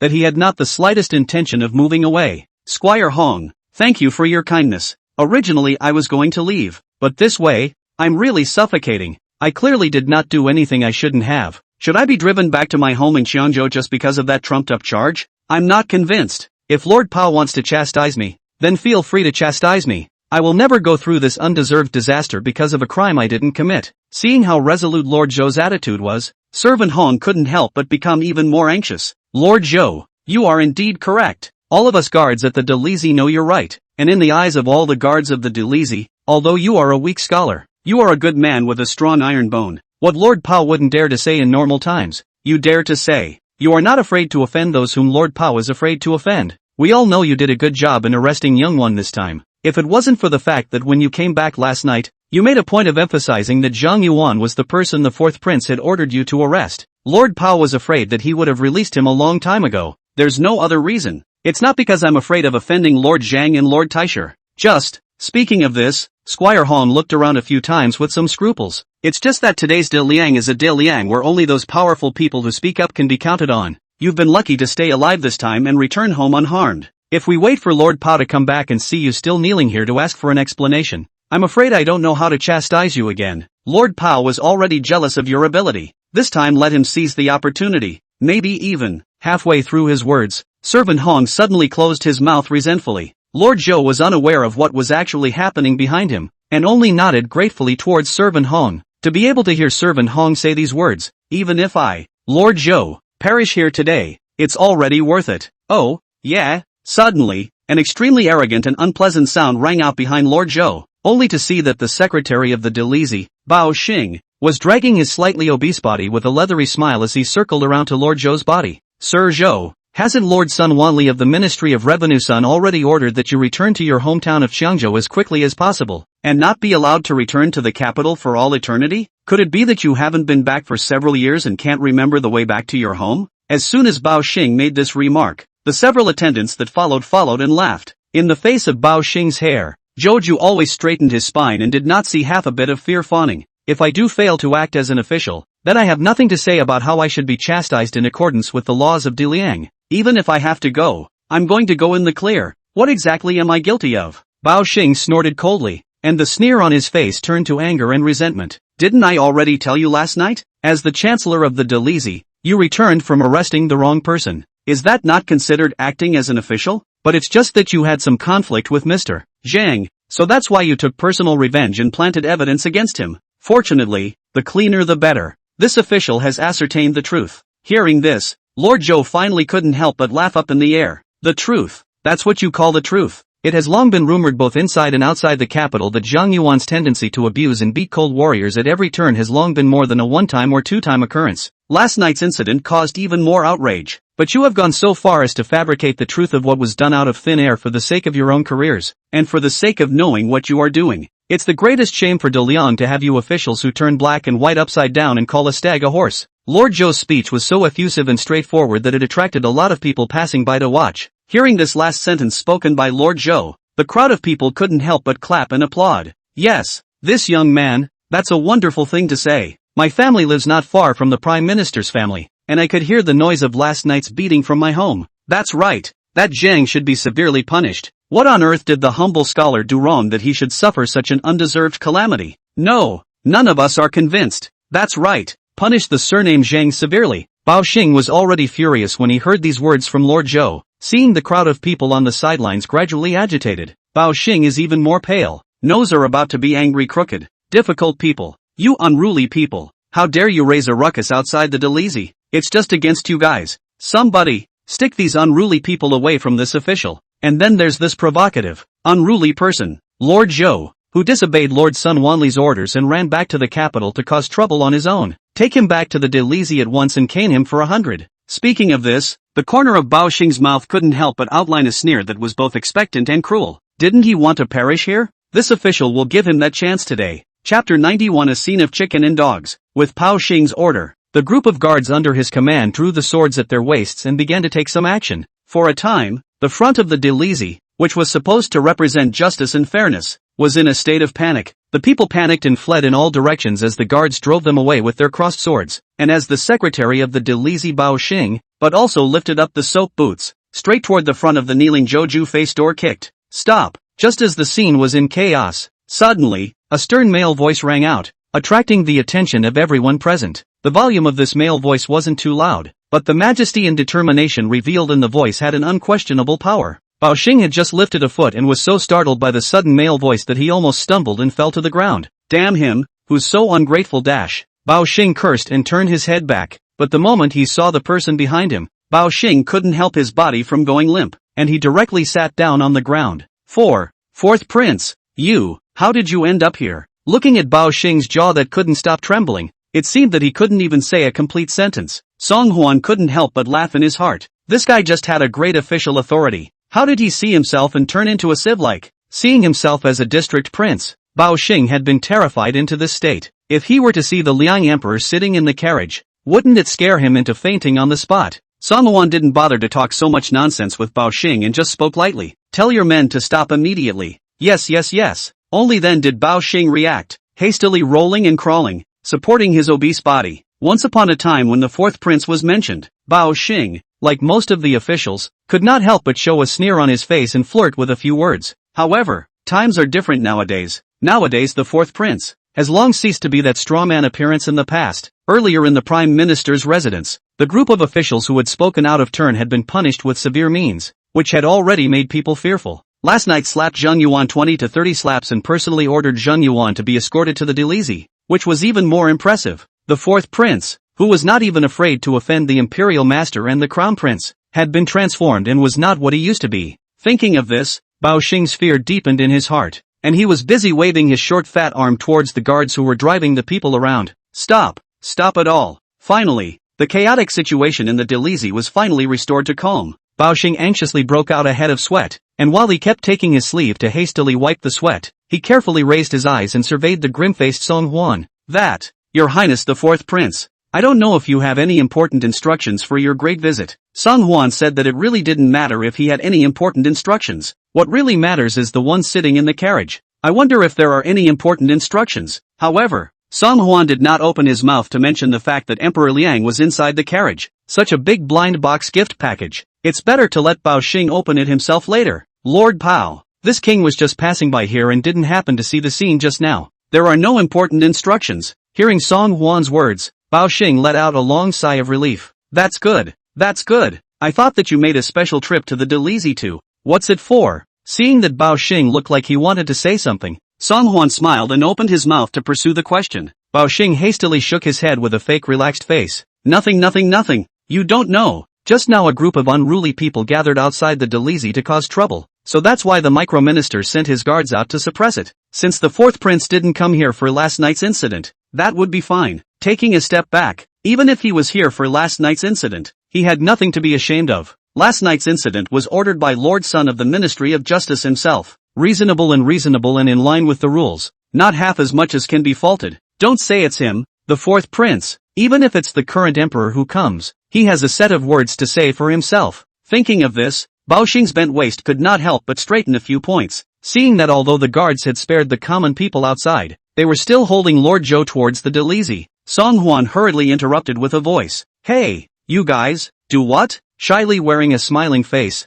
Bao Xing busily said. Lord Zhou disobeyed the order of the Minister of Appointments, and the micro-minister was about to chastise him. Your Highness doesn't need to care about him. He's just a mediocre minister who doesn't do his job well. Song Huan never expected that right under his nose. This Bao Xing would dare to be so arrogant and reckless. Lord Pao, let's not rush to chastise this mediocre minister just yet. There's someone in that wagon over there who wants to meet you. Looking in the direction of Song Huan's finger, he saw that a rather low-profile black-topped carriage was parked on the street opposite the Delizy. The carriage was decorated in a low-key and luxurious manner, and although it had a pure black veiled roof, it was obvious at a glance that the owner of the carriage had a very honorable status. Hearing Song Huan's words, Bao Xing couldn't help but get curious. What kind of person is so mysterious that he needs himself, the secretary of the Delizy, to meet him personally? I think this person must be a first-class officer. Otherwise the Hall of the Four Emperors will not be able to sell him this face. Bao Xing guessed while walking slowly in the direction of the carriage, reaching out and picking up the curtain of the carriage. Seeing the furious and familiar face in the carriage, Bao Xing was already so scared that his liver and gallbladder cracked, and his brain instantly went blank. Under. You, how did you micromanage? Bao Xing nearly bit his tongue several times. The sudden appearance of Emperor Liang in front of him really nearly scared Bao Xing out of his wits. Soon, he saw Bao Xing's eyes rolled over and he was foaming at the mouth, obviously having fainted from fear. Protecting the carriage outside, the two shadow guards left and right open Bao rushed to the fat face of Bao Xing, slap as a few slaps. Finally, Bao Xing sucked in a breath or two of cool air and came to his senses. There was not a single expression on Emperor Liang's icy face, and from the beginning to the end, he was condescending, faintly surveying the extremely out of sorts Bao Xing in front of him. Bao Xing knew that he was in the wrong, and the first thing he did when he regained his senses was to immediately kneel down and straighten his body in a disciplined manner towards Emperor Liang. I don't know about your Majesty's sudden visit. I beg your Majesty's pardon for my failure to welcome you from afar. Looking at the cowering Bao Xing in front of him, finally, Emperor Liang could not bear it anymore. This is my De Liang's armchair minister. This is my De Liang people's clothes and food official. These are the pillars of the nation that their Ministry of Mandarins selects by the thousands every year to screen out for me.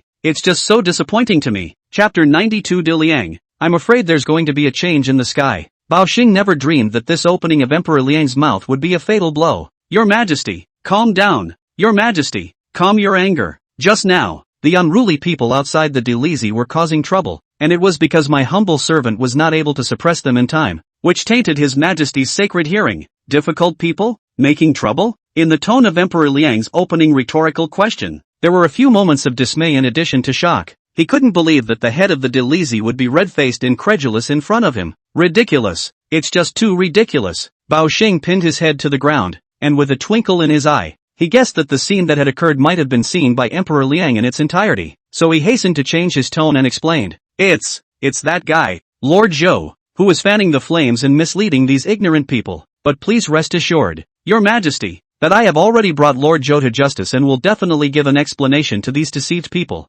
If anything, Bao Xing's initial words only caused Emperor Liang to feel a bit shocked. Then at this moment, Bao Xing's statement made Emperor Liang a little disbelieving. Fanning the flames? You tell me, what wind has he fanned and what fire has he lit for Lord Zhou? After a slight hesitation, Bao Xing hurriedly explained. As an official of the Delizy, Sir Zhou deliberately planted evidence to frame an innocent man and arrest him in the Delizy, and wants to lynch him indiscriminately with the intention of getting rid of him. Luckily, the micro-minister came all night to stop this from happening. Bao Xing knelt in front of the carriage and rattled off his story, while Emperor Liang on the carriage. His face was already hard to see. He never dreamed that just in these few short sentences, the words in Bao Xing's mouth had gone around and changed several times, and the bottom line is that he said so much, but all of it was not one word of truth. Finally, Emperor Liang was enraged. When the Son of Heaven is angry, heaven and earth tremble. Shut up, Bao Xing. Do you take me for a little cutie who doesn't hear anything outside the window? Do you really think I will listen to and believe all of your inconsistent,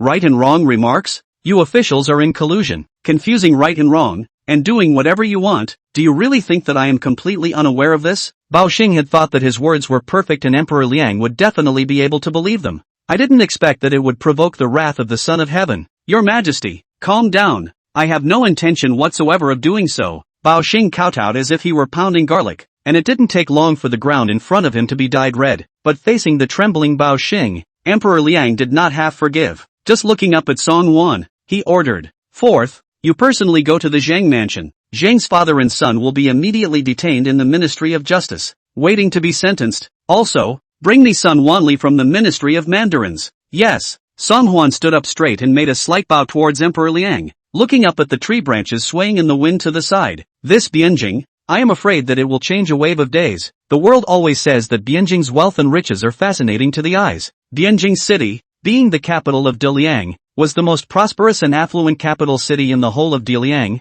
bar none. It is full of merchants and talented people. An ordinary man of the cloth who can be seen everywhere on the street may be a wealthy business magnate. Of course, if the most powerful and wealthy lord in this Bianjing city was mentioned, three people would pop up in most people's minds. One of them, undoubtedly, is the imperial master, Shang Wanyi, who is one of the three founding princes and sits down with countless disciples. To what extent is the mansion of the imperial master Shang Wanyi so magnificent? In order to show the status of eminence, the Shangwan mansion deliberately chose the site in the most prosperous southern part of the city. In order to ensure sufficient purity and security, Shang Wanyi even waved his hand. In this inch of land in the south of the city disco whole street, all for the use of the imperial household. Do you think, with such a great deal of money, one can be considered the most dignified person in the entire capital? In addition to the imperial master, the second in the rankings must be Lu Delin, the minister of the household. As a minister in charge of finance of the great Liang, Lu Delin, floating in the sea of eunuchs for dozens of years, has already made a pot full of money. The assets he sat on were even more than a host of mega-rich businessmen and businesswomen. Only after experiencing the previous Ministry of Household reshuffle, Lu Delin has taken the initiative to confiscate all the properties in order to keep his position. Now he was no different from a plain, simple official. As for the third in the ranking, it belongs to the present Kaifeng prefect, the second son-in-law of Lord Taisher, Zheng Zhaodong. As the highest administrative officer of Kaifeng Prefecture in Bianjing City, Zheng Zhaodong is in a position of power, and his ability to amass wealth is naturally no less important, although it is not comparable to the top one-ranked officer. But this special status relationship of his still invariably raised a lot of social status for him. Zheng Zhaodong sometimes drank so much that he even called himself the brother-in-law of the present emperor, which shows the expansion of his heart. But most of the guests present also laughed it off, and more vigorously climbed, and no one too much to care about something. This day was just like any other. Inside the Zhang mansion, an atmosphere of peace and tranquility prevailed everywhere. Early in the morning, countless officials and merchants came to visit Zheng Zhaodong. Looking at the expectant guests at the door, the butler smiled, as if he had long been accustomed to such scenes. Gentlemen, please be at ease. My lord's heart is set on political affairs, and after returning from the morning court, he has been dealing with official matters in his study. If you all have anything else important to do, come back another day. Hearing the butler's words, the guests in front of the door spoke anxiously. No hurry, no hurry. We have come here today specifically to visit Lord Zhang. There's nothing important. Please make sure that Lord Zhang focuses on political matters first. TSK, Lord Zhang as our Bianjing's food and clothing official, is really exhaustive and sunset. Lord Zhang, a model for my generation. With a faint smile on his face, the butler made a slight bow and was about to turn around and leave. After all, the butler had seen far too many scenes like the one in front of him on a daily basis. Aren't these people sharpening their heads just to be favored and introduced by Lord Zhang? With these fools who can only kiss ass, if we wait another 10,000 years, Lord Zhang is afraid that he won't even bother to see them.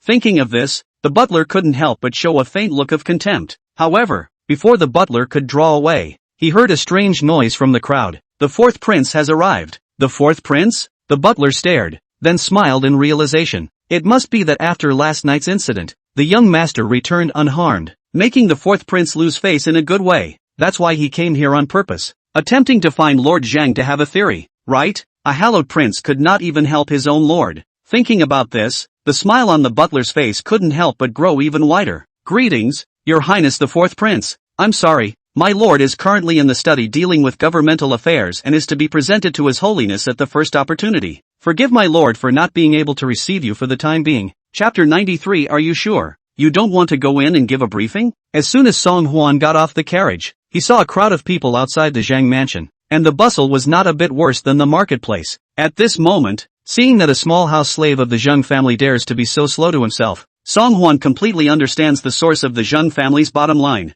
This tall and wide lintel, this stepping through the threshold of the guests, is exactly what makes Zheng Zhaodong so emboldened. Originally, last night's incident was just to be able to borrow the pressure of public opinion to silence those ministers who opposed the imperial examination system. But Song Huan never thought that he would be able to use this matter to implicate such a big tiger in the capital. Faced with that extremely arrogant butler, Song Huan didn't care too much, but it's just a case of one man getting his own way. When the time comes, the tree falls and the monkey scatters. As Zheng Zhaodong's lackey, this housekeeper is afraid that he won't be able to fall into a good end. Oh, yeah, I didn't expect Lord Zhang to be so intoxicated with dynasty politics, truly a pillar of the nation. Only what the king has to say next is vital. Are you sure you don't want to go in and give a briefing? Looking at Song Huan's smiling cheeks, for some reason, the butler couldn't help but shiver, because deep within the smile under Song Huan's eyes was an endless cold like frost. Just one look at it makes you can't help but be scared and chilled. Facing the calm and collected Song Huan, the butler was a little timid for a moment.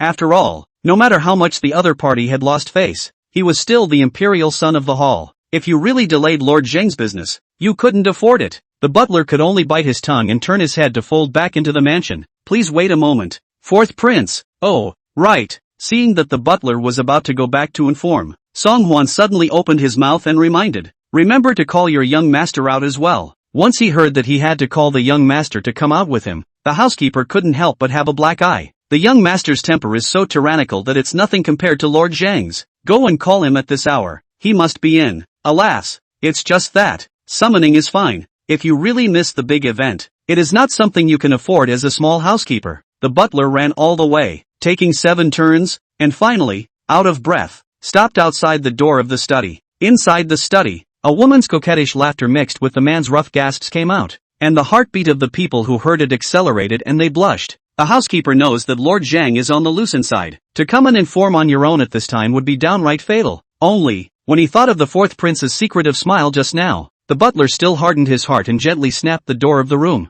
Lord Zhang! Lord Zhang! The unusual noise in the room came to an abrupt end. It was only after a long time that Zhang Xiaodong's extremely dissatisfied voice could be heard coming out. Who taught you the rules? Don't want to live, do you? The butler's body trembled in fear, and he hurriedly said with a sobbing voice, My lord, spare your life. I wouldn't dare to come and disturb you. It's just that the fourth prince is right outside the mansion, saying that there's something so important that he must see you right away. Zhang Xiaodong impatiently said, You go tell him. This official has important things must be immediately submitted to the saint. At the moment is busy with political affairs. Where the time to see him? The butler sounded on the verge of tears. My lord, you will make the trip. That fourth prince looks very anxious and serious. Not only for you to go there, even young master has to go there. The butler's words fell, and not a moment later, he saw Zhang Xiaodong's face full of anger as he pulled open the door of the study. Anyone whose moment of pleasure is suddenly interrupted is afraid to be angry and cursed. Ha! The fourth prince, right? This official will go and see with his own eyes what this fourth prince is up to.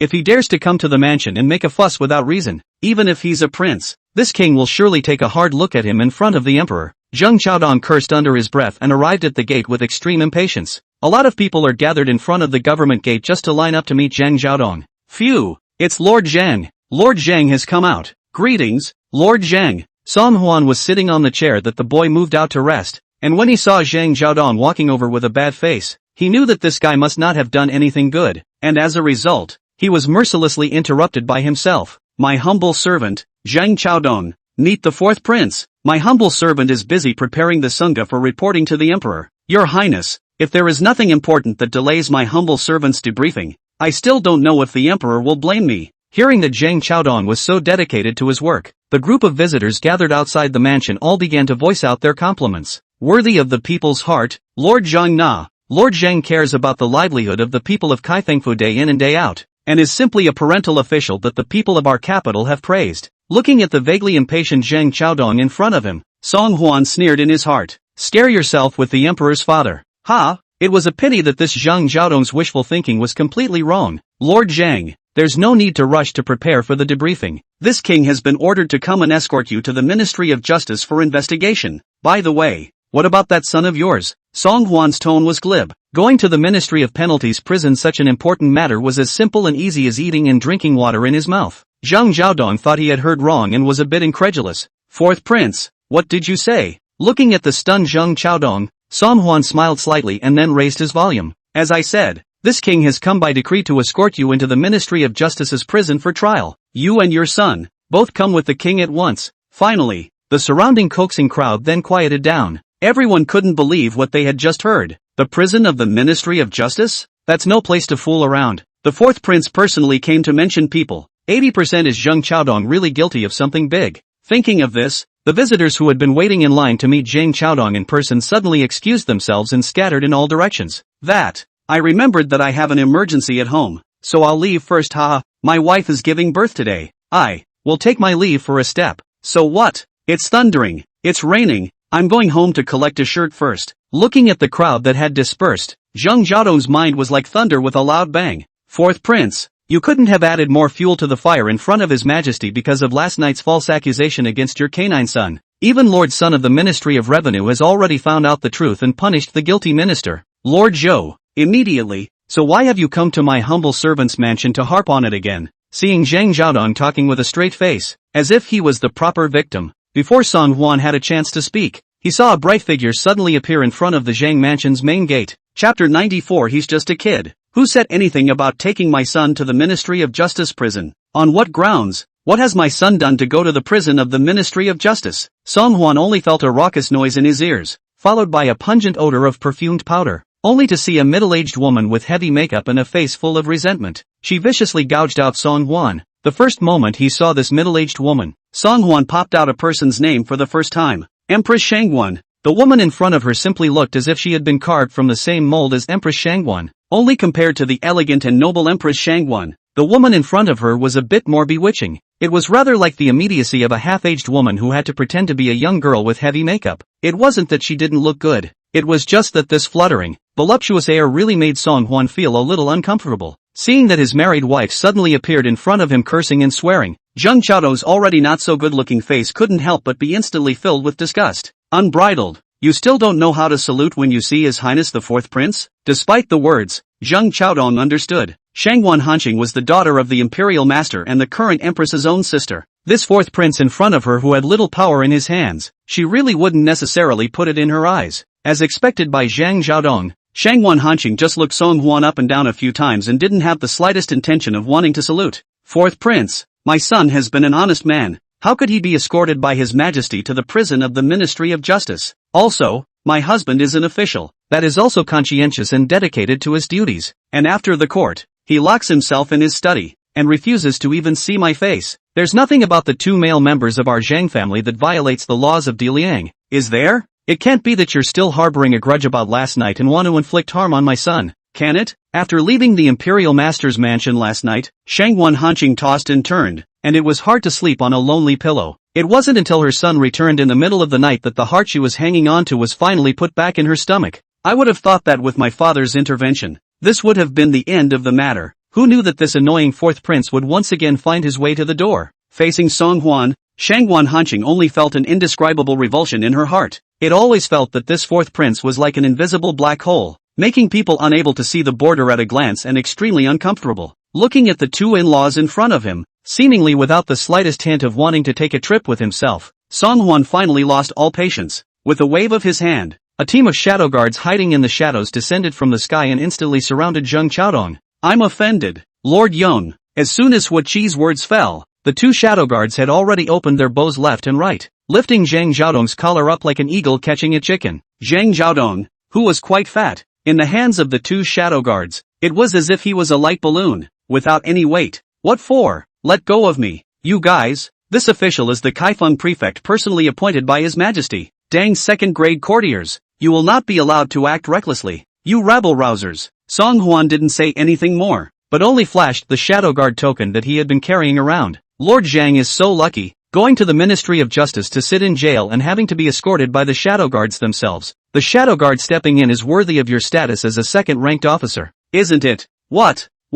Shadow guard. Seeing the black token in Song Hwan's hand, Zhang Xiaodong's heart instantly turned half cold. The Shadow Guards were an organization that had always only been responsible for carrying out Emperor Liang's secret orders, and their appearance meant that Emperor Liang was personally present. What had he committed that even alarmed the Shadow Guard himself? Zhang Xiaodong man had been stunned silly and had absolutely no power to fight. He could only woodenly allow the Shadow Guards to set himself up on the carriage. On the side of Shangwon Hanqing, who knows what Shadow Guards not Shadow Guards, only know that her husband was captured by the people of the Fourth Prince, and her son is afraid that it is difficult to escape this disaster. Fourth Prince, this is the residence of the Kaifeng prefect. Even if you have a problem with my son, you can't do whatever you want here. My husband has given you a few points, but I, a woman, am not afraid of you. Shangwon Hanqing was dressed as a noblewoman, but at this moment, with her eyes glowing fiercely, where was there any semblance of modesty left to speak of? Simply a living shrew. Song Hwan had a principle for doing things, which was to never make things difficult for women.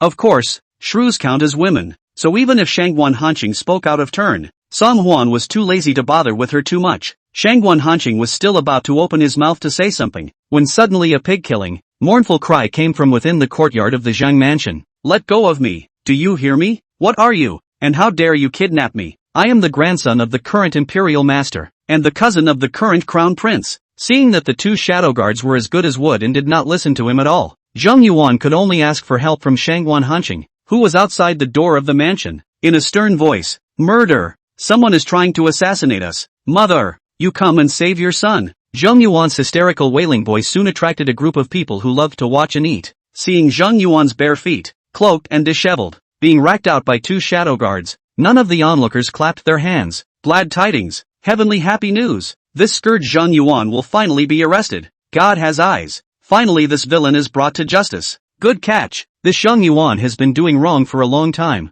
He should have been arrested and chopped up a long time ago. The people spoke one word to another, and they had the attitude that they would never rest until Zhang Yuan was broken into pieces. When Shangguan Hanqing saw that his own precious son had been dragged out, where could he care about anything else? He immediately flew up and stopped in front of the shadow guards. With me here today, I'll see which of you dares to take her away. The shadow guards were trained execution machines, and apart from obeying the orders of Emperor Liang and Song Huan, it was impossible for them to listen to what others said. Facing Shangguan Hanqing, who was desperately trying to block the way, the shadow guard did not even look at him, but simply slammed Shangguan Hanqing to the side with one hand. Shangguan Hanqing was viciously thrown to the ground, only to feel his eyes bleed and his forehead burning. Seeing that her son had already been put on the carriage, she no longer cared about the pain in her body and the reserve of the daughter of the imperial master. She walked forward on her knees and hugged Song Huan's pants leg tightly. Your Highness, the fourth prince, I beg you to be lenient and spare my son. He's just a kid. He doesn't know anything. I'll do anything if you'll let my son go. She was trembling all over, carefully looking up at Song Huan, a far cry from her previous arrogance and haughtiness. Song Huan glanced at her coldly, not even bothering to make a move to rip her hands away from the pants leg she was holding. This king also came in the name of my father's emperor to escort people just. If you want to beg for mercy, ma'am, why don't you go in front of my father's emperor and beg? After saying that, Song Huan was about to fling his sleeves and leave, but suddenly thought of something and retraced his steps. Your son is still just a child, but those choleric scholars who are beaten and scolded by him at every turn are also the children of those ordinary people's families. Did your son ever show a single ounce of compassion when he struck out at them, even to the point of putting them to death? Now, his downfall is entirely the result of his own culpability. Chapter 95 The Farce at the Taisher's Mansion. Song Huan's speech was so effusive that the surrounding spectators could not help but erupt in a mountain of hoots and hollers when they saw this scene. Exactly. Well said. This is the fourth prince, right? As the proud son of heaven, he can be so considerate of the people's feelings.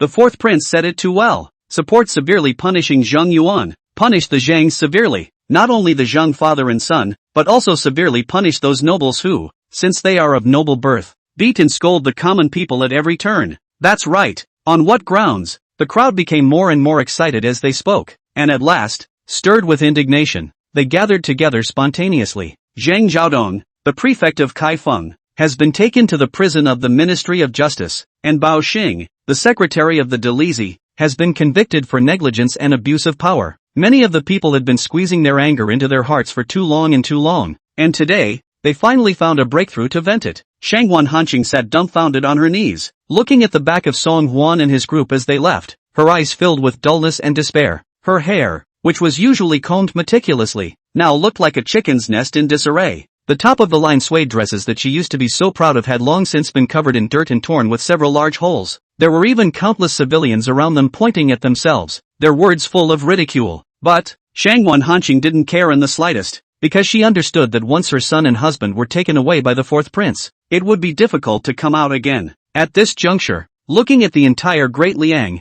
there might only be one person who could save their father and son. As if Shangguan Hanqing was a drowning man who had grabbed the last straw, he couldn't care less about his shoes that had already fallen off, and drew his legs and ran wildly in the direction of the south of the city. Outside the Taisher's residence, there was a constant stream of gatekeepers and bustling activity. Butler Jiang Lin was methodically entertaining the visiting gatekeepers when, suddenly, he saw a barefooted and wildly running figure that was rushing towards him. Jiang Lin frowned for a long time and suddenly stared incredulously. Second miss? How are you? What's with the look? Where Shangguan Hanqing cared to exchange pleasantries with Jiang Lin, he pushed Jiang Lin away haphazardly and barged straight towards the inside of the Imperial Master's mansion. Father, where are you? You go save Genshan. Save Asadu. The crowd of guests in front of the mansion had long since looked dumbfounded, not recognizing for a long time who this crazy woman in front of them actually was. It wasn't until he heard Shangguan Hanqing's heartbreaking cries that it dawned on him. This is the 2,000 gold of the Taisher Lord?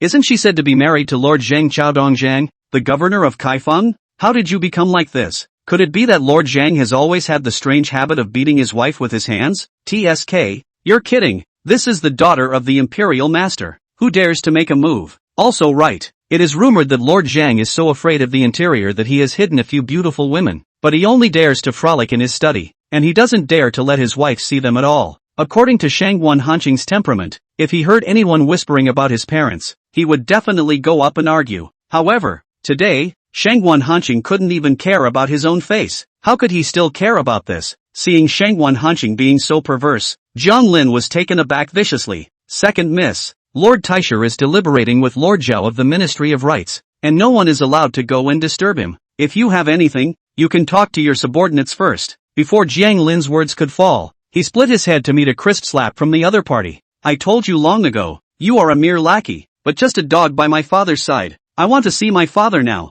Can you afford to delay? Jiang Lin only felt a hot pain on his face, and after a long time, he finally couldn't help but laugh softly. Second miss. You want to see His Excellency, don't you? His Excellency is in the side hall. If you have something important to do, go now. Seeing Jiang Lin just let Shangwan Hanqing in, a maid kindly reminded, Butler Jiang, are you sure you want to let Second Miss go to see His Excellency? His Excellency said that what is to be discussed today is a great matter, and no one is allowed to go in. Looking at Shangwan Hanqing's hurried figure, Jiang Lin's mouth sketched a cold smile. She's the one who wants to go. What can I, a lackey, care? By the way, Lord Taisher is the most facetious. In that case, go and open the gates of the house a little wider. The little maid wanted to say something else, but seeing that Jiang Lin's eyes were filled with resentment, she had to silently choose to shut up and do her job. Father, you must save Zhenchan this time, and Chaodong. Shangwan Hanqing cried and ran all the way outside the side hall, yanking open the door of the room. Inside the room, Imperial Master Shangwan Yi was sipping tea and deliberating with Minister of Rights Zhao Shilu. This sudden noise in front of the door caught both of them off guard. What are you doing? Where's Jiang Lin? Seeing her daughter unexpectedly in this unkempt state, Shangwan Yi was extremely dissatisfied in her heart. However, in front of Zhao Shilu, an outsider, Shangwan Yi could only suppress the anger in his heart and did not want to say anything more. Shangwan Hanqing couldn't care less, and with a thud, she knelt at Shangwan Yi's feet. Father, you must help the father and son. They were framed by traitors and have now been taken to the Ministry of Justice's prison. I don't know what kind of changes are yet to be encountered. Only you can save them today. Hearing Shangwan Hanqing's words, Shangwan Yi's face changed slightly. The prison of the Ministry of Justice? Usually the interrogation of a prisoner is handled by the Delizi first. Only in very serious cases will they be transferred to the Ministry of Justice and tried again. Straight to the Ministry of Justice. This is 80% the Emperor himself. Zhao Shilu, who was sitting opposite Shangwan Yi, was even less happy. Since Lord Taisher has family matters to attend to, then my humble servant will not intrude any further. I'll visit again some other time. With that, Zhao Shilu left in a hurry, as if he was afraid that this might have something to do with himself. Shangwan Yi was originally discussing with Zhao Shilu about the tribute in a few days, but he didn't expect to be stirred up by Shangwan Hanqing, and instantly lost his mood. Not to mention that it was such bad news to hear from my daughter. What did Zheng Chaodong do? And what did Zheng Yuan do? Why were you taken to the prison of the Ministry of Justice? Shangwan Hanqing cried until she couldn't catch her breath. I don't know. Just now, the fourth prince led a team of some kind of shadow guards and personally came to take the man, saying it was the emperor's intention. But Zheng Chaodong hasn't done anything recently, and Yuaner has been honestly staying in the mansion since he returned last night. Father, it must be that fourth prince who has a grudge in his heart, so he planted the evidence in front of the emperor. I beg you to speak favorably in front of the emperor and remove his misunderstanding. Chapter 96 has become an outcast. Even the shadow guards are out? Hearing this, Shangwan Yi's expression changed greatly. He hadn't thought that what was a simple matter would involve Emperor Liang's personal guards. I warned Zheng Zhaodong earlier that he was too high profile and didn't know how to curb his sharpness. I ask you, nowadays, is your residence still filled with countless visitors and guests every day? Shangwan Hanqing didn't know what this meant, but just replied without knowing. Chaodong is the prefect of Kaifeng, and it is natural that there are not a few people who come to visit. Stupid, Shangwan Yi whispered angrily. It's because he's the prefect of Kaifeng, the parent official of a party, that he can't act like this. Shangwan Hanqing panicked. But aren't father's disciples all over the capital? Those who come to visit daily are also stepping over the threshold. How is it that father can, but not Chaodong? A deep disgust and dislike flowed from Shangwan Yi's eyes. I can. That's because I've promoted many important court officials since the late emperor was around. It's a privilege given by the late emperor. The gatekeepers who come to visit nowadays are all just learned men who wish to be instructed by the old man. What's wrong with that? But what kind of people does he, Zheng Zhaodong, meet daily? Either merchants who want to make things easy or petty officials who want to climb the ladder. The nature is radically different. Shangwan Hanqing seemed to understand what her father said, but seeing that her father, who was rarely agitated, was really a bit angry at the moment, she had already roughly guessed the seriousness of the problem. Father, then what do you think should be done about this? Even if you can't save Chaodong, you have to save Jenner, right? Jenner is your own grandson. Speaking of Zhang Yuan, Shang Guanyi couldn't help but be a bit puzzled. Zhang Xiaodong's hands and feet are not clean, and it is only a matter of time before something happens. But wasn't the matter of Yang Wan settled last night? Why did you take him with you today? Lord Taisher, my subordinate has already sent people to inquire about the situation. Jiang Lin's voice came in from outside at the right time. Shang Guanyi's face was heavy. Speak. Jiang Lin cleared his throat. His Majesty is on a private visit today, traveling outside the Delizy, and actually saw that last night was dismissed that Zhou Ju is beating the drums to call for justice, and seeing that the secretary of the Delizy, Bao Xing, did not dispose of things properly enough and caused public anger, the emperor became angry. That's why they suddenly decreed that the aunt and the duke should all be escorted to the Ministry of Justice's prison. There's also Bao Xing and Sun Wanli, the minister of the Ministry of Revenue, who have been escorted to the Ministry of Justice for questioning along with him. I heard that the whole thing was handed over by the emperor to the fourth prince to do. Dang! Only to see Shangwan Hanqing drop to the ground in a state of disorientation, the last trace of light in his eyes finally disappearing. It's over. It's over. Surprisingly, it really was the emperor himself who gave the order. Father, you're the only one who can save Jenner today. Shang Guanyi was equally shocked in his heart. Microdosing. Emperor Liang reigned for 25 years, and never had the idea of making a private visit in a microcosm. Why did you pass by the Delizy's gate by coincidence today? All of this must have been arranged by the fourth prince long ago. Soon, Shang Guanyi calmed down. This matter had already alarmed Emperor Liang, and no matter what person went to intercede, it would not serve any purpose. Even, it will draw fire. Having figured this out, Shang Guanyi looked at his daughter very calmly. You go back. The old man will send someone to write a letter of repudiation in Zhang Qiaodong's handwriting. What happened to their Zhang family father and son has nothing to do with you. No more meddling. Shangwan Hanqing stopped crying for a moment and looked blankly at her father. She understood her father's temper,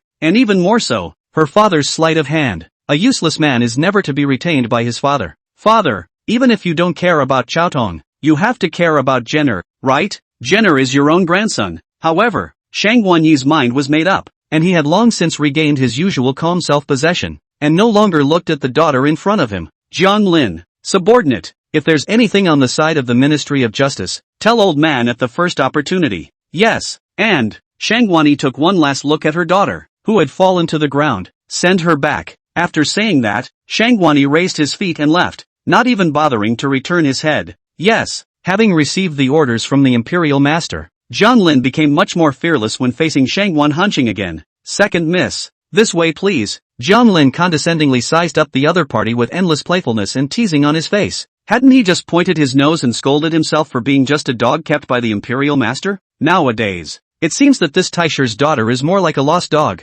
Shangwan Hanqing's brain had already lost the ability to think, and in the face of Jiang Lin's questioning, she just remained dumbfounded and silent. Jiang Lin had no choice but to personally drag Shangwan Hanqing up from the ground and pull her arm toward the door. The moment she saw the gate of the Imperial Master's mansion, Shangwan Hanqing felt as if she had been electrocuted, and it was only then that she reacted from her daze. No, no, father, you can't leave Jenner alone. Shangwan Hanqing cried out miserably while reaching out and grasping the doorframe with a dead hand. Outside the gates of the Taisher's residence, there were originally quite a few visitors waiting to pay a visit, but what they never expected was that they would be able to surround themselves with such a wonderful show for free. Is this the sister of Empress Shangwan? TSK, really missed the mark by a mile. I didn't think that the Imperial Master, who was highly respected, would be able to educate such a crazy woman. Looking at the surrounding crowd pointing at Shangwan Hanqing's appearance, Jiang Lin's face finally showed a touch of smugness of having his revenge avenged. Aren't you arrogant and rampant? Now I'll let you be severely humiliated in front of the dignitaries in the capital, and see how you can still behave in the future.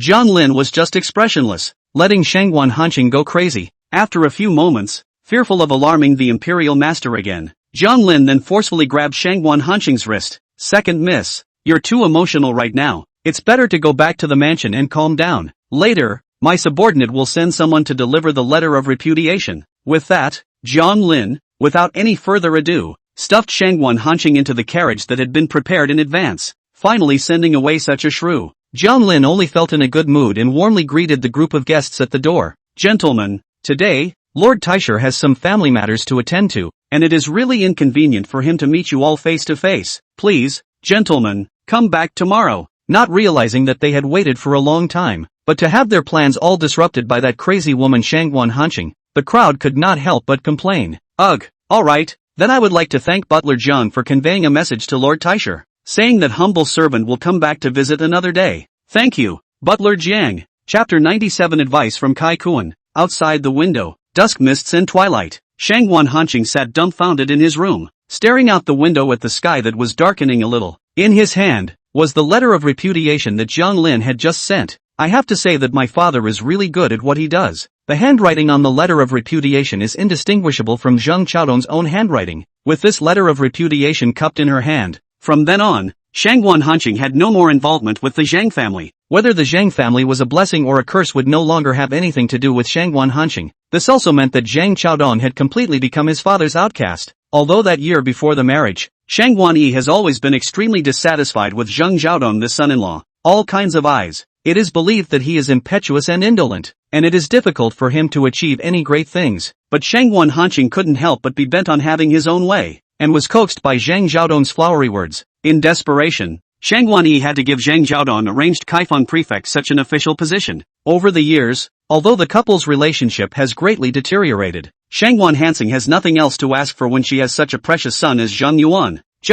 Who would have thought that an overnight change would cause the entire Zhang family to undergo a sea change? Shangguan Hanqing certainly hated it in her heart. Thinking of Song Huan, he even embedded his long nails in his palm. He hated that he could not, on the spot, break him into pieces. Squeak dash. The doors gently opened and a slender young man stepped lightly in. What's going on, ma'am? Why do all the servants in the house look so strange? Zheng Qiaodong doesn't seem to be in the mansion either? Shangguan Hanqing glanced at the young man and smiled miserably. What? You haven't heard about Zhang Qiaodong? He's been escorted to the Ministry of Justice's prison, and I'm afraid it'll be hard for him to come out again. I'm soon to be a sinful woman, and you dare to come to me. Don't you want to die? The young man's face was stunned. Then he walked forward and reached out to embrace Shangguan Hanqing in his arms. It's not like I'm falling for the lady because of what she is. Besides, after Zhang Xiaodong goes in, won't it be fair and square between me and madam, so I won't have to sneak around anymore? That young man said while stroking his palm on Shangguan Hanqing's back. Usually, she loved it when she caressed her like this, but Shangguan Hanqing, where there was still half an interest, and somewhat impatiently avoided the young man's hand. Kai Kuan, go away. Even father refused to step in to save you honor, and the culprit for all of this is that fourth prince. Speaking here, Shangguan Hanqing clenched his teeth together. I swear, I will make that fourth prince pay. Looking at Shangguan Hanqing's eyes that were almost ready to spit fire, Kai Kuan's eyes rolled and he couldn't help but plan. Listening to what the lady is saying is that the prince was captured by order of this fourth prince, right? Since he was the one who ordered the capture, let him order again and just release the male. By that time, I'll be a divine couple with the lady, and it just so happens that the Duke and I are close friends. When the time comes, I'll talk to the eunuch on my own terms. I'll call him brother and he'll call me father. Kai Kuan's wishful thinking crackled. After all, this half-aged woman in front of her was the daughter of the current imperial master. Can climb the high branch of her? But career is bound to be a straight path. Kai Kuan thought of it as a matter of course, but his proposal drew a snort from Shangguan Hanqing. Are you kidding? That's the fourth prince. Wouldn't he, a prince, do whatever I say? Kai Kuan hurriedly explained. Madam, don't be in a hurry. Your ladyship just said that Lord Taisher refused to come forward to avoid suspicion. But the Empress Dowager and you are blood sisters. Now that you're in trouble, the Empress Dowager wouldn't stand by and do nothing, would she? Her? Shangguan Hanqing couldn't bear to sneer. How could she meddle in my family affairs when she is the empress? As long as I go to her for help, she will surely balk on the grounds that the harem is not allowed to interfere in politics. Ha! I know this sister of mine all too well. Begging for her help would be better than letting me just kill the fourth prince. Hearing this, a trace of excitement flashed across Kai Kuan's face. Ma'am, why can't this approach be tried? What method? Shangguan Hanqing was a bit puzzled. You're really asking me to kill the fourth prince? No, no, no, Kai Kuan hurriedly said. The fourth prince must be surrounded by guards. Killing him is certainly not realistic, but I've heard that the fourth prince and the prime minister's daughter, Chang Susu, are engaged. If this fiancé of his is used as blackmail to make him release the male, it shouldn't be that difficult. Hearing Kai Kuan's words, Shangguan Hanqing's eyes lit up. If the fourth prince can't be moved, can't even his fiancé be moved? Seeing that Shangguan Hanqing seemed to be moved by his words, Kai Kuan hurriedly walked forward and reached out to gather her into his arms. Don't worry, ma'am.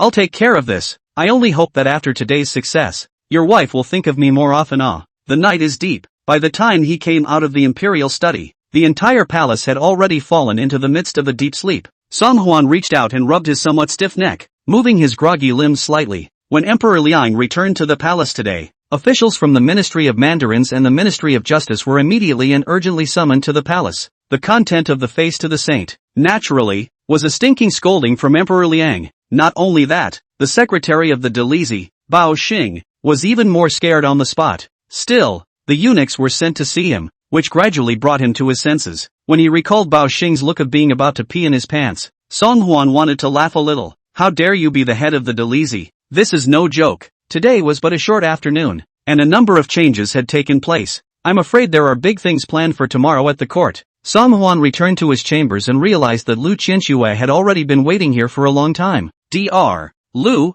it's so late. What can I do for you? Seeing that it was Song Huan who had returned, Lu Qianxue hurriedly got up and gave a slight salute to Song Huan. It's nothing much, just came to see how your highness is doing. The tonic sent by the empress. Does your highness still take it daily? Song Huan nodded. I take it daily, but I also take the medication prescribed by Dr. Lu every day, and my body doesn't feel anything else for the time being. Lu Qianxue reached out and numbered Song Huan's wrist for a moment. Empress Shanghuan's tonic is indeed a good medicine. Your highness' pulse has become much more calm and steady over the past 10 days of taking it. Moreover, the toxin invading your body has not been detected in the slightest, so it seems that the prescription I prescribed for you is still effective. Lu Qianxue's words caused Song Huan to stifle his laughter. The empress went through all this trouble, but I can't imagine that she ended up replenishing my king's body. I wonder how she would feel if she learned the truth. Seeing that Lu Qianxue had finished her diagnosis and treatment, but still had no intention of leaving. Instead, it was a look of lust. It seemed that he had come to see himself specifically this time and had something to say. Chapter 98. I will never dare to forget this favor. Imperial Dr. Lu, do you have something to say to this king? Lu Qianxue hesitated for a moment, but still said to Song Huan, Your Highness, for the past 10 days or so, I've been putting a sufficient amount of mushrooms in the Crown Prince's tonic medicine every day. It's also true that his mental state has been getting worse by the day for a while now. It's just that he's locked up in the Eastern Palace day in and day out. So even if the toxin from the mushrooms took effect, what good would it do? The Crown Prince is nothing more than an invalid already. Speaking here, Lu Qianxue's eyes kissed a thin layer of tears. He harmed my brother's life. Not only will I make him pay for his blood, I will also make him lose his reputation. Song Huan did not expect that in just 10 days, this poisonous mushroom had already taken effect. Don't worry, Dr. Lu, although Song Yu is still grounded in the Eastern Palace, as long as he is still the Crown Prince, there is a possibility that he will be released. And, it's a huge possibility. It is rumored that next month is the day when Xia's envoys will travel to Dalian to pay tribute. At that time, my father is certain to release the Crown Prince to receive the messenger. Emperor Liang was the most honorable, and when the tribute ceremony was held, he would surely lift Song Yu's confinement. I wonder if Song Yu, who was already deeply affected by the mushroom toxin,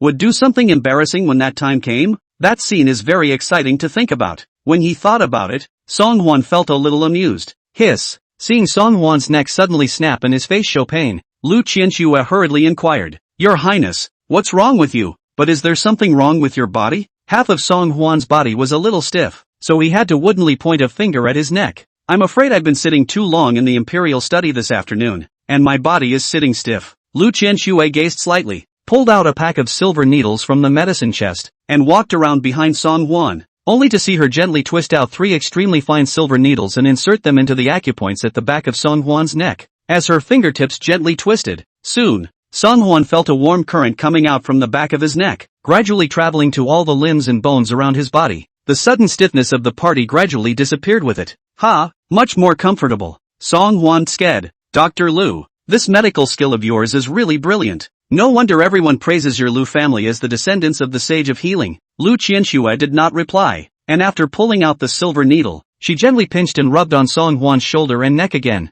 Her 10 green onion jade fingers were tender and soft, rubbing back and forth at Song Huan's shoulders and neck, actually making Song Huan feel a burst of tingling and unbearable. But tingling was tingling, and under her bout of maneuvering, Song Huan only felt his neck heating up and his body sweating slightly. The stiffness and soreness from an afternoon in the royal study also quickly dissipated. Your Highness, where you stayed this afternoon was a windfall, I believe. It must have been the wind in your neck that caused the sudden stiffness. Nothing serious. Song Huan recalled carefully for a moment and nodded his head in a hurry. Not bad. It is true that when I was in the royal study this afternoon, I stood in the wind for quite a while. Dr. Lu, it seems that nothing can be hidden from your eyes. Lu Qianxue nodded slightly, diagnosing Your Highness. This is what I should do. You have given me a chance for revenge by lifting me up and investigating my brother's death. I would never dare to forget such a favor. Song Hwan raised his head and looked at Lu Qianshua's eyes that were full of sincerity, and suddenly felt a little weak. In all fairness, one's purpose in finding her in the first place was simply to be able to deliver to the Liang Emperor as soon as possible.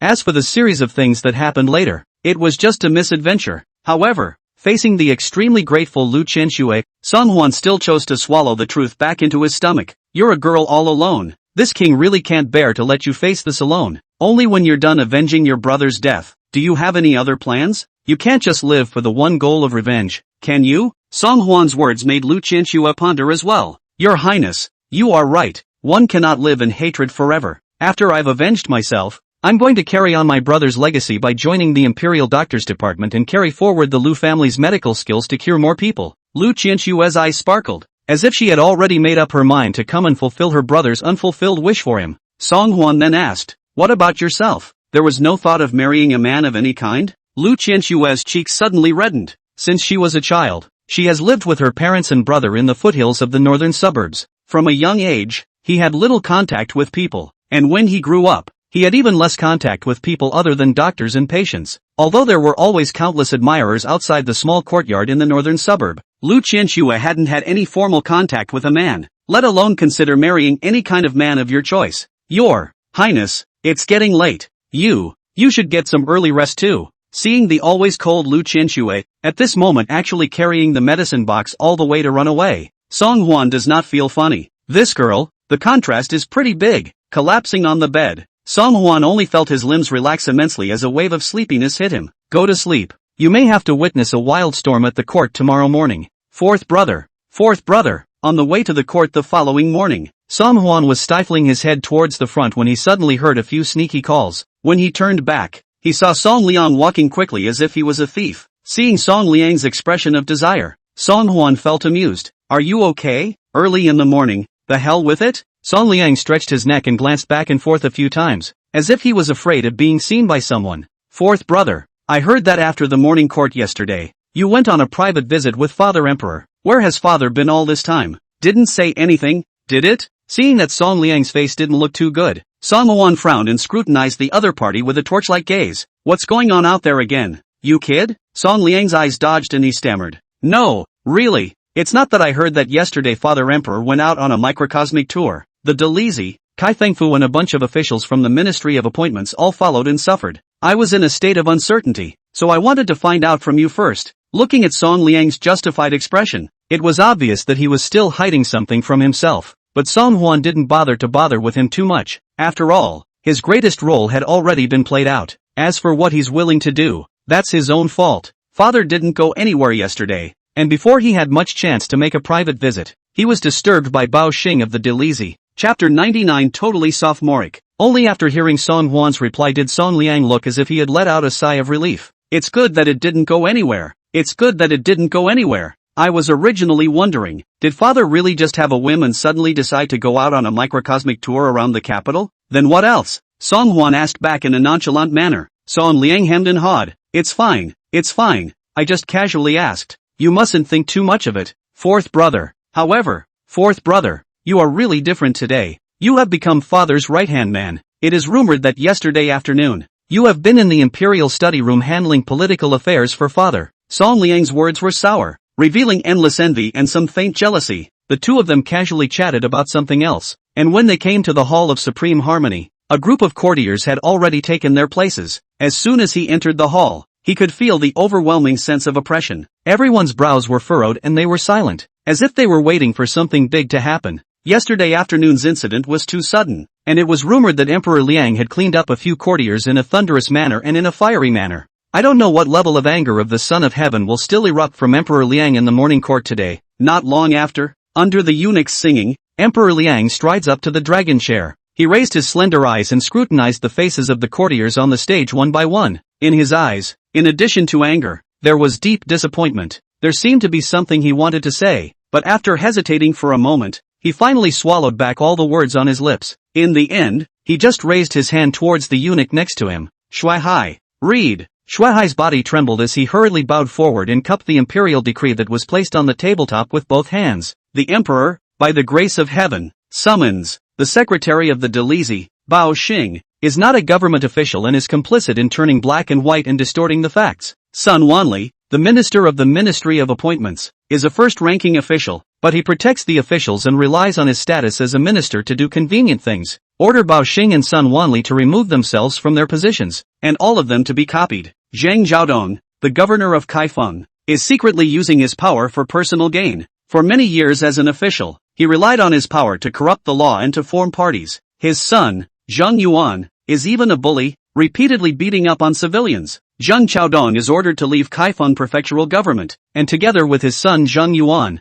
he is to be sent to Lingnan, and shall not be allowed to return to the capital for all eternity. Xu Weihai read one after the other, methodically. The crowd of courtiers standing below were all silent, not daring to utter a single breath. The Liang Emperor, however, made a trip to the city to make a tour of the city, and 3 first and second-ranking officials were copied and exiled. If in the future the Liang Emperor has the intention to go on a tour every now and then, will not everyone have to be on their toes and be careful? However, what further blew everyone's minds was the next passage that Shuai read on his behalf. Yesterday out on patrol, I view the people's livelihood of the many difficulties, the indignation of the poor, the heart of the mixed feelings.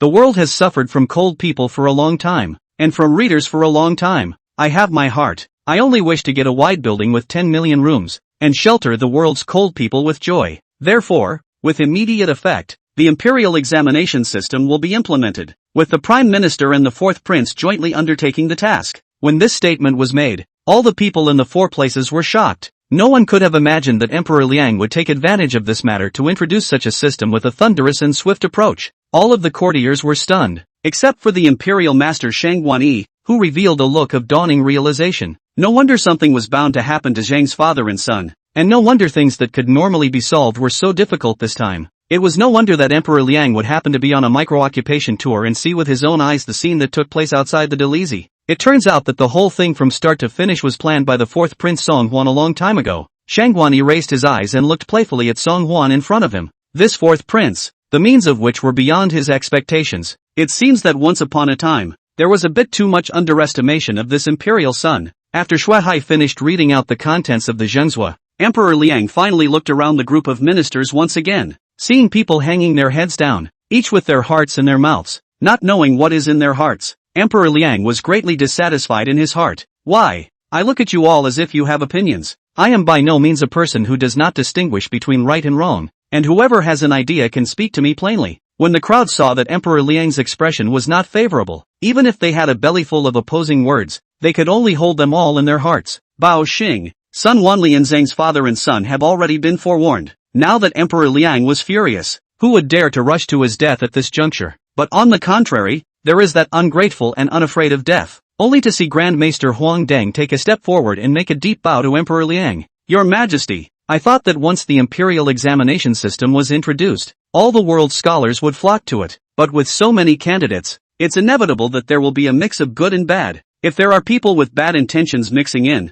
I'm afraid it will bring bad influence to my great Lian society. Please, Your Majesty, think carefully and thrice. Looking at Huang Deng's pained look, Song Huan couldn't help but laugh out loud. Even Shang Guanyi's other doglegs who liked to charge into battle were too scared to speak up in this situation. Emperor Liang had just finished losing his temper, and whoever dared to touch the tigers but at this time would really not want to die. Even if Huang Deng relies on the fact that he is a speech officer, he cannot speak without a brain. The fire in Emperor Liang's heart burned with a miso sound, and glancing at Song Huan, who was snickering in the crowd, he couldn't help but open his mouth and say, "Fourth Prince, what do you think of Lord Huang's words?" Song Huan was giggling on the side when he heard Emperor Liang's question and hastily stopped his smirk. His grandmother, one really can't get too carried away with being a human being. Looking at Huang Deng, who was filled with indignation on one side, Song Huan cleared his throat. Lord Huang, are you uncomfortable without saying a few words? Why is it that my father and emperor have only just proposed the imperial examination system, and Lord Huang is in a hurry to come out and defend and excuse the nobles? Miscreants at heart?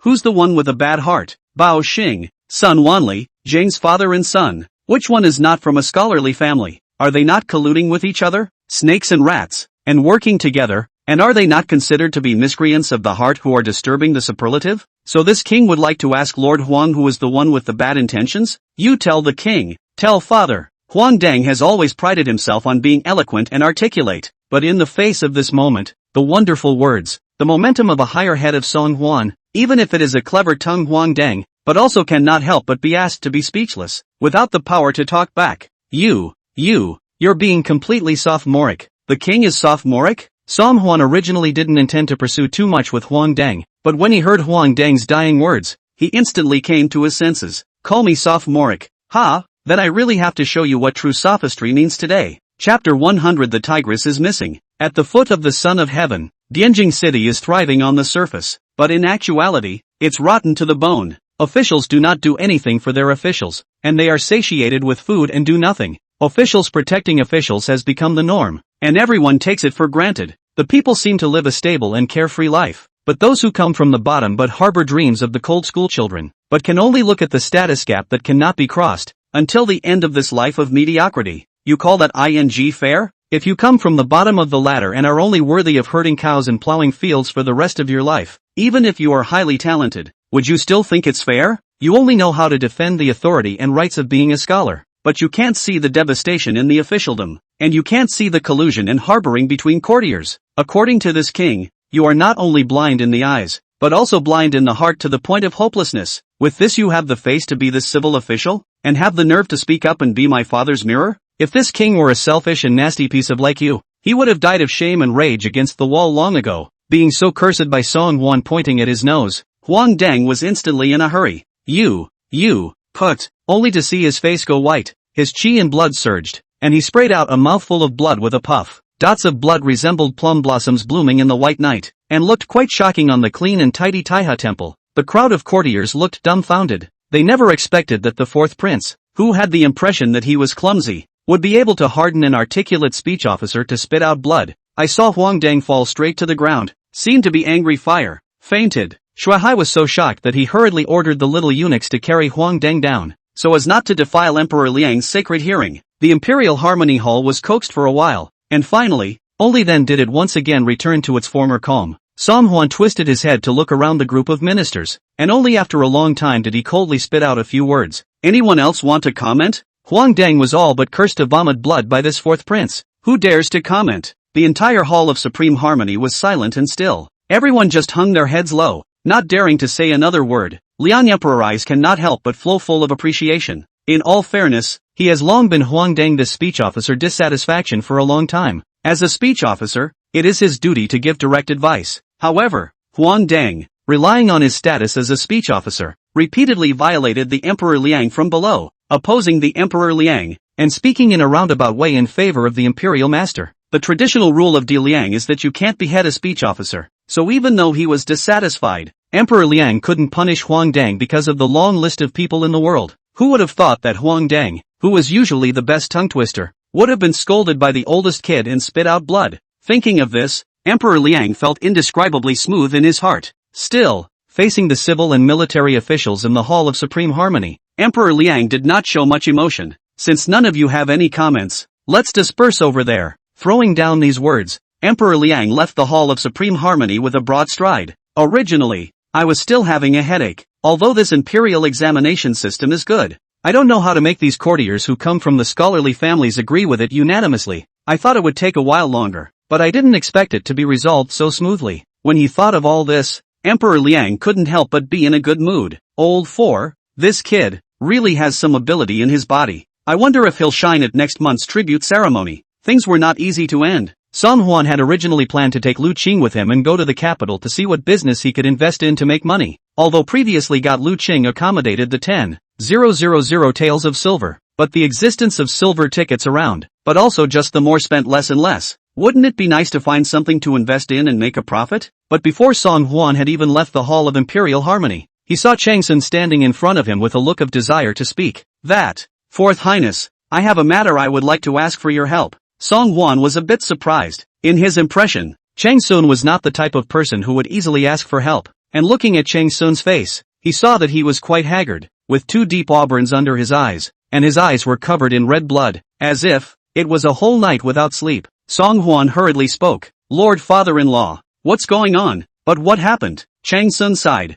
Susu went out last night and didn't even return for the whole night. I was so anxious that I sent for them, and also reported them to the officials of the Delizi. But there's still no news about Susu until the morning court today. I am really helpless. I heard that your highness has shadow guards at your disposal. I wonder if you can help find Susu's whereabouts. The tigress is gone? Song Hwan frowned slightly, not expecting to do such a thing. He himself didn't have a solid bond with the mother tiger, but through this time together, he still wasn't considered to resent her. Though the initial impression of her wasn't really good, one could even say it was very bad. But in the subsequent contact, Song Hwan realized that she did not seem to be that vain woman. It was only that the events of that day were sudden and he was frightened by the original owner's actions. What's more, she is his unmarried wife. If she suffers abuse outside, or even suffered an untoward, how can I lose face? As a fourth prince, he couldn't even protect his own fiancée. Wouldn't it be a disgrace to the world? Thinking of this, Song Hwan hurriedly reassured Chang Sun, father-in-law, take it easy for now. This king will inform the shadow guards and have them look for Susu's whereabouts. Chang Sun nodded, then his eyes searched around. It looked like it was looking for shadow guard, but Song Hwan knew that Huo Chi must have already heard what he said clearly in the shadows. Now it's just a matter of waiting quietly for him to go forward and investigate. Only after comforting Chang Sun a few more times did Song Hwan return to his chambers. Because of Chang Susu's matter, Song Hwan had no desire to go on another expedition with Lu Qing to the palace. Who knew that just as he returned to his chambers, he saw Tsue Mei holding a small secret letter and hurriedly running out. Your Highness, after you went to the morning court just now, the guards guarding the palace gate said that this was a letter from someone who had specially given it to you. Your Highness, a letter to yourself? Does the guard at the palace gate also serve as the head of the communication room? Is this how the gate guards are on duty? Is this how the gate guards are supposed to work? Tsue Mei said doubtfully. The slave girl asked the guards the same thing, but the guards said that the person who delivered the letter claimed to be delivering it for Miss Chang Susu, and said that he made sure to hand it over to you. Your Highness, Chang Susu wrote a letter to herself? Could it be that the tigress, after being rejected by herself that day, felt that she had lost face and couldn't think straight for a while, so she played disappearance? But with Song Hwan's knowledge of her, she didn't seem like that kind of person. With all the questions, Song Hwan opened the secret letter. The secret letter was not written by Chang Susu to herself, but the content on it, it did relate to her. Only a few big words were clearly written on the secret letter. Release Xiang Yuan and Chang Susu will be safe and sound. Chapter 101 A visit to the Taisher's residence. Countless ellipses popped up in Song Hwan's head. That's a ing threat, isn't it? Outrageous and funny. Seeing the very strange expression on Song Hwan's face, Tsue Mei hurriedly said with concern, Your Highness, is something wrong? Song Hwan laughed out, threatening this king's head. This person really doesn't have a lot of guts. Tsue Mei glanced at the secret letter in Song Hwan's hand and frowned. This Zhang Xiaodong, as the prefect of Kaifeng, really has his hands full. Obviously, he's already been imprisoned in the Ministry of Justice's prison, but he still has the means to get someone to kidnap Miss Chang, and he even dares to threaten you. Your Highness, what a nerve! Your Highness, do you want to report this matter to the Emperor immediately? If you have to alarm the Emperor's father about such a small matter, won't you look like you are losing face? Song Hwan sneered. That's not necessary. Such a little bit of carving. Tell father. That's going to make his old man's teeth fall out laughing. Besides, this king doesn't think this is something done by Zhang Qiaodong's men. Yesterday Zhang Qiaodong was still the governor of Kaifeng, and naturally the doorkeepers of his residence stepped over the threshold, one after another. But when this king went to catch him back to the Ministry of Punishment, that crowd of guests heard about it and scattered. He has long since lost any value in climbing, and the defeat of the Zhang family is a foregone conclusion. So who else would risk offending the prime minister to work for him again? Song Hwan's explanation made Tsue Mei nod thoughtfully. Your Highness, you have a point. And who, do you think, could have written you the threatening secret letter? Right. Tsue Mei's eyes suddenly lit up. Could it be Taisher? This Zhang Yuan is the grandson of the Grandmaster. Even if the Grandmaster doesn't care about Zhang Xiaodong, he won't see this grandson dead. Shang Guanyi. It's not impossible. Maybe and maybe not. Although Shang Guanyi acts with no scruples, but with my king's understanding of him, he is the one who knows how to protect himself the most. He'll abandon his car to save his own ass if necessary, and he really doesn't always care about his own grandson's death. Still, it's just a guess on my king's part. Chang Susu has been kidnapped by whoever, and we have to wait for news from Huo Chi. After about half a quarter of an hour more, Huo Chi finally turned back with the news. Your Highness, we've found Miss Chang's whereabouts. She is now being held in a small village on the western outskirts of the capital, guarded by a few house slaves. Should we bring Miss Chang out immediately? Song Hwan inquired. How is she? Don't worry, Your Highness, my subordinate has already sent people outside to keep watch. Miss Chang isn't in any serious trouble. She's just being guarded. Song Hwan then nodded. That's good. Order your men to wait outside now, and if there is any wind, bring them back at once. Yes. Huo Chi received the order and disappeared outside the courtyard wall once again.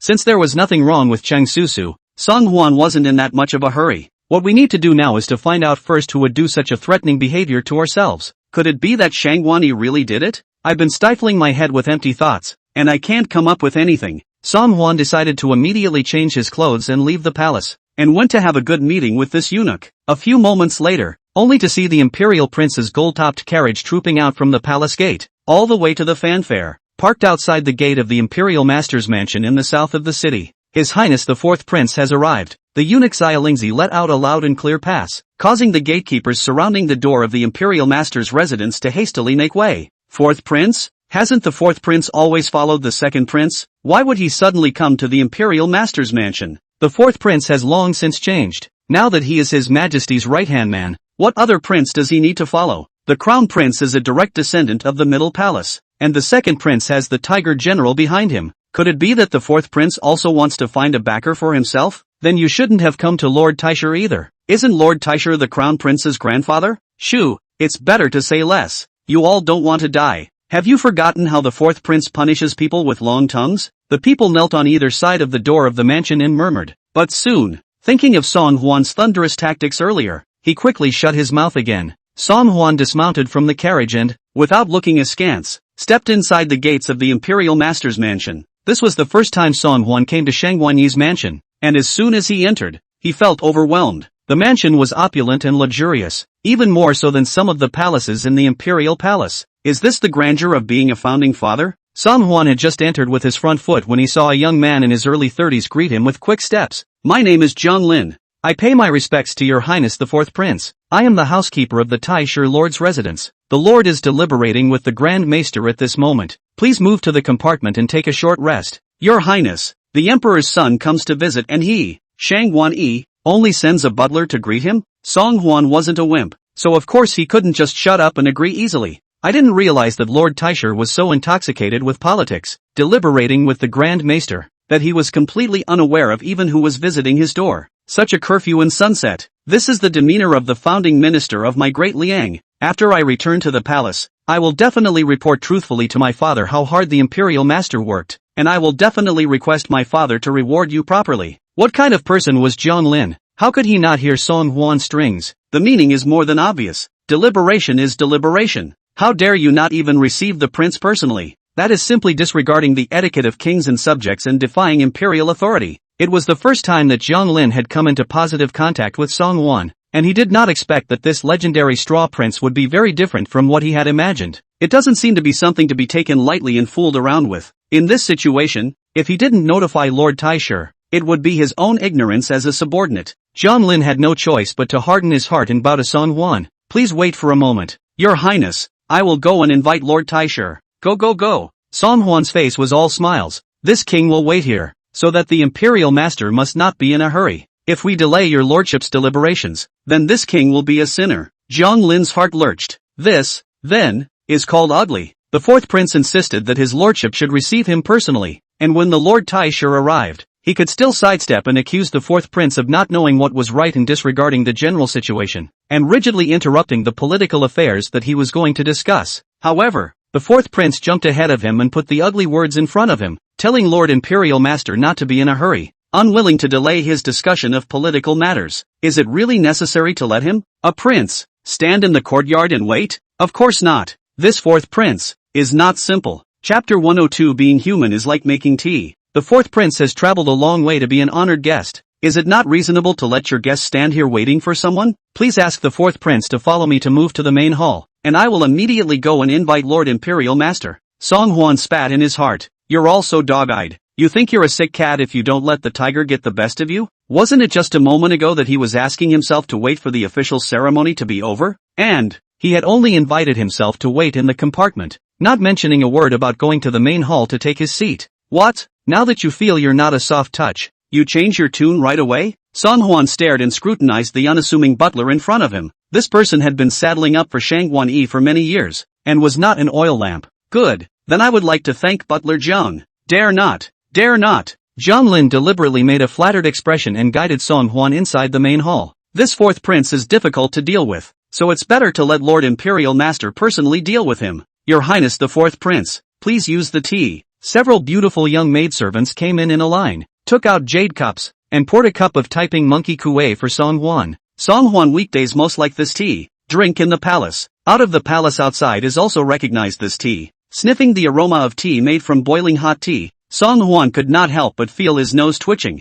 This tea in the Taisher's residence is better than the tea used in the palace. Seeing that Song Hwan seemed to be very interested in this tea, the little maidservant at the side quickly spoke up. Your Highness, this is a special tea from the banks of the Machuan River in Taiping County, Asawa Riverside. If I remember correctly, the tea from this place, but it has always been supplied only for the use of royalty. But this tea is better than the palace themselves. Visible is the top tea in the tea garden on the banks of the Machuan River. Just choose tea to be higher than the palace. The rest of the food and clothing in the master's house, I do not know than the palace to where it is high. Shangguan Eva's old dang, really rely on their own founding three dukes' identity, not the slightest bit of avoidance and scruples. As soon as the little maidservant's words fell, she heard an old and thick voice ringing out from outside. Old Minister Shangguan E, pay respects to the fourth prince. I don't know that the fourth prince has come to visit. The old minister has missed the welcome. Please forgive your highness the fourth prince. Shangguan E made a respectful appearance, and when he saw Song Hwan from afar, he made a gesture to pay his respects. Song Hwan smiled and said, no harm, no foul. This king also came to visit Lord Imperial Master because he had nothing to do today and had a sudden thought. What is the offense of the Lord Taisho? Shangguan E had already walked up to Song Hwan and was about to bend down. However, Song Hwan's but remained firmly planted on the chair, without any semblance of going up to support Shangguan E. Shangguan Yi's face sank. As the most powerful and senior courtier in the current Delian court, he is the most senior courtier. No matter which prince Shangguan E met with, the other would surely, at the first opportunity, dispense with his courtesy. Even when Shangguan E entered the imperial study room to meet Emperor Liang, the other party would not ask him to kowtow and salute, and would order someone to give him a seat. Could it be that now that I see this inconspicuous fourth prince, I still have to salute myself? With others, it's all just for show, but this fourth prince is simply not half the meaning of letting himself be excused.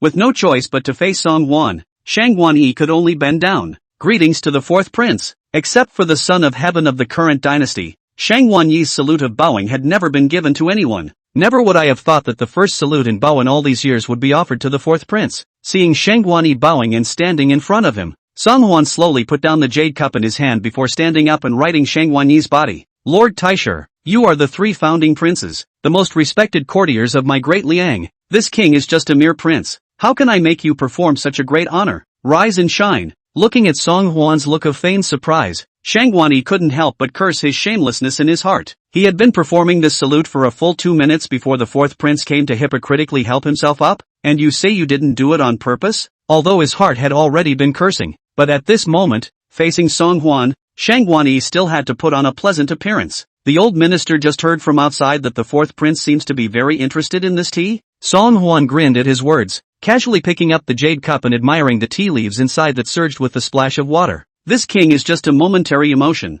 People should be divided into 3, 6, 9 classes. How can tea not be the same? What kind of person? Of course, with what kind of tea? A dragon and phoenix among men like Lord Taisher. That naturally requires the finest tea to go with it. Hearing this, Shangguan Yi's face changed. The fourth prince is the real dragon and phoenix among men. The old minister is only somewhat experienced, and does not dare to take credit for himself. However, the fourth prince has a good point, which the old minister strongly agrees with. It's the same with being a human being as it is with making tea. It's not that the fancier the tea the more flavorful it is. Sometimes, with the addition of some time, it's rather different. Song Hwan's eyes narrowed as he quietly surveyed the immobile Shangguan Yi at his side. This old guy talks dripping with water and is not willing to fall a bit short. The meaning of what he had just said was obvious. As a prince, he had called a courtier a dragon among men. It is to make Shangguan Yi pay attention to his own identity. Don't you dare to overstep your bounds on the basis of your seniority. The tea leaves used, surprisingly, have all surpassed the level enjoyed in the palace. But the meaning of Shangguan Yi's retort was also clear.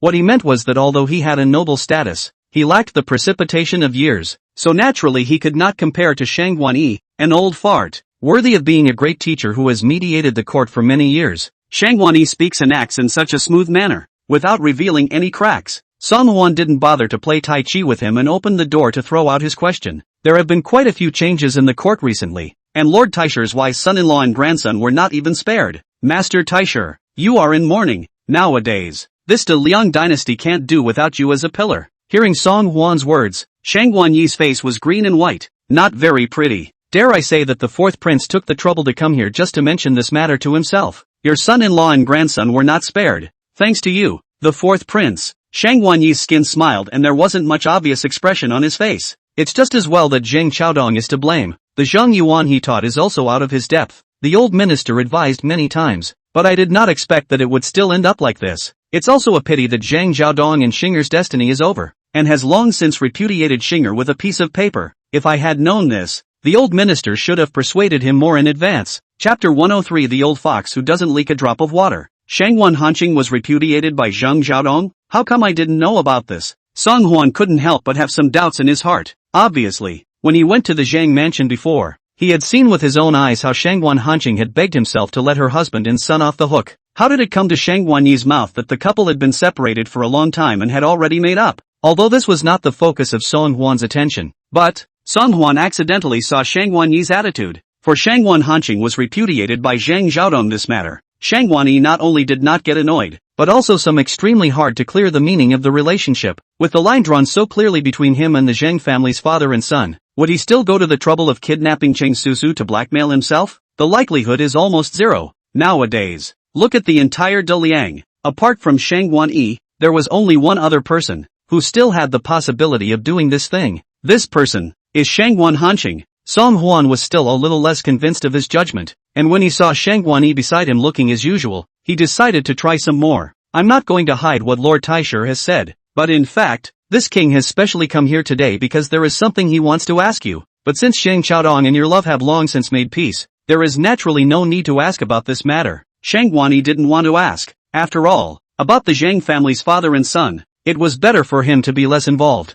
but for the sake of face, he still asked one more time. It's okay, Your Highness, but there's no harm in saying it. Song Huan pretended to shake his head, deep concern showing in his eyes. The Prime Minister's daughter has disappeared, and someone has left a letter for this king, asking him to release Zhang Yuan, so that the other party can keep Cheng Susu safe. At first, my king thought that this was a little joke that the imperial master had played on my king. Nowadays, it seems that it should not be something you did. Teisho-sama. Song Huan said this lightly, but Shangwan Yi couldn't help but be creeped out when he heard it in his ears, only to see him immediately stand up and say solemnly to Song Huan, "What? Miss Cheng family has lost her? Your Highness, there are many lackeys in the old minister's residence. The old minister will immediately send people to look for them. This matter is not a small matter. The old minister will go to the Kaifeng government minister. Let him search the whole city." With that, Shangwan Yi made a move to go out. "No need for that, Master Taiji," Song Huan spoke out, calling out to the hurried-looking Shangwan Yi. "Since this matter has nothing to do with Lord Taisher, then this king is really unwilling to involve your lordship in it. After all, you have a lot of work to do day in and day out, and there are so many disciples out there, waiting to ask you for a lesson or two. The king won't bother you much." With that said, Song Huan stood up and gently straightened his long shirt that was a bit wrinkled from sitting. The incident was too sudden, and for a moment it was beyond Shangwan Yi's expectations. "Your Highness, Zhang Qiaodong has always loved to befriend powerful officials. He's holding a number of ministers in his hands, so perhaps he's using this as blackmail to force others to risk their lives to save Zhang Yuan for him. This person's mind is quite malicious. Your Highness needs to be careful." Shangwan Yi's eyes were quite sincere, and it was so close that Song Huan was going to believe it. "Oh, yeah, this king knows. Thank you for your guidance, Lord Taisher." Seeing Song Huan's back disappear, the fake smile on Shangwan Yi's face finally vanished. "What's going on here, my lord? How did the fourth prince suddenly arrive here?" Seeing that Song Huan had finally left, Jiang Lin rushed forward and asked. Seeing Shangwan Yi's face was really not considered good, Jiang Lin knew that the fourth prince's arrival here must not be a good thing. As expected, it was only after a long time that Shangwan Yi spoke slowly. "Immediately take a trip to the Zhang mansion yourself and bring the second young miss back. Don't let anyone know." Jiang Lin was puzzled in his mind, but seeing Shangwan Yi's face, he had to swallow all the questions on his lips. "Understood. Are there any other orders, my lord?" Shangwan Yi's eyes flinched as he looked towards the maidservants who had served Song Huan tea just now. The imperial household doesn't keep idlers, much less lackeys who can't talk. In the future, don't let old me see this kind of person again. Although he didn't know exactly what had happened,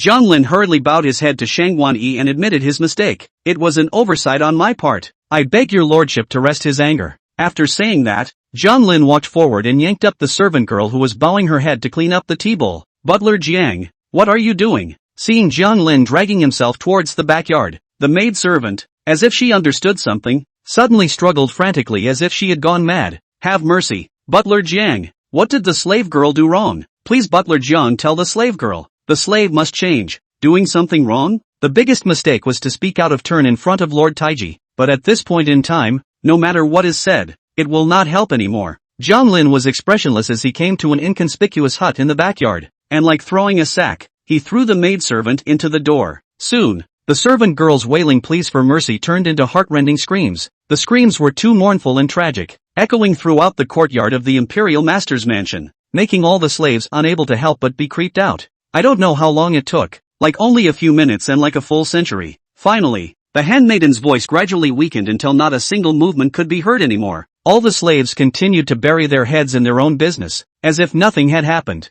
and as if the servant girl had never really existed. Zhang Lin has long been accustomed to this matter, and after dealing with the maidservant, he did not dare to delay Shang Guanyi's explanation, and immediately led the people out of the mansion himself. Zhang Lin couldn't help but clench his fists at the thought of seeing Shang Guan hunching again. Once the second young lady who speaks without mercy returns to live in the house, when they meet in the future, they will definitely have to taunt and ridicule themselves. How wonderful it would be if she could never return to the Taisho. Your Highness, are we going back to the palace next? As soon as Song Huan stepped onto the carriage back to the palace, Xiao Lingzi hurriedly inquired. This conversation with Shang Guanyi just now had given Song Huan some new insights into this old fox. The reason why he had asked this question just now was just to see if he would reveal any cracks. It seems that the old fox was underestimated. I thought that as a powerful minister, the other party must be extremely arrogant, and even had to give himself a downward spiral. I didn't realize that he did everything in a seamless manner and didn't give himself the slightest chance to catch a break. And about Zhang Xiaodong,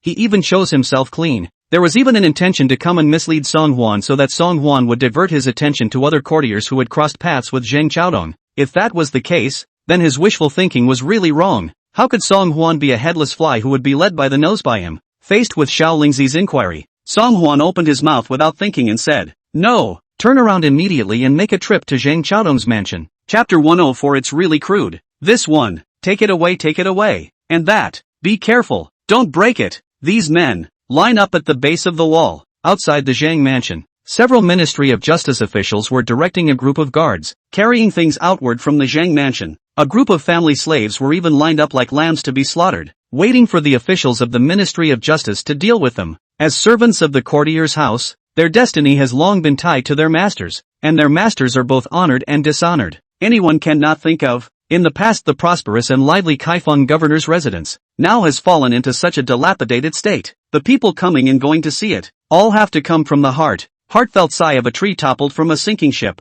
After a few moments, he only saw a gold-topped carriage slowly approaching and stopping in front of the Zhang mansion's main gate. Seeing Song Huan descending from the carriage, the few officials from the Ministry of Justice hurriedly stopped what they were doing and all gathered around. "Greetings, Your Highness the Fourth Prince." The middle-aged man at the head had an attentive face, and came together in front of Song Huan and nodded his head. "My humble servant Qi Yuan Dao, Minister of the Ministry of Criminal Affairs, pays his respects to Your Highness, the Fourth Prince. I don't know if Your Highness has specially left the palace to come here today, but does His Majesty have any new orders?" These few officials from the Ministry of Justice understood that this Zheng family incident, Emperor Liang had given full authority to the Fourth Prince to handle it at that time. It was evident that nowadays, in front of Emperor Liang, the Fourth Prince's status was high. This straw prince has long since not been as foolish as before. Perhaps from now on, will also be the right-hand man beside Emperor Liang. With such an opportunity to perform well, these few talents would not let it go easily. In the face of a variety of flattering attentive Ministry of Justice officials, as well as a low eyebrow appearance of Qi Yuan Dao, Song Huan cannot help but sigh a little. Presumably that's the power of power. Not so long ago, most officials would have had to scoff and taunt out when they saw themselves. But now,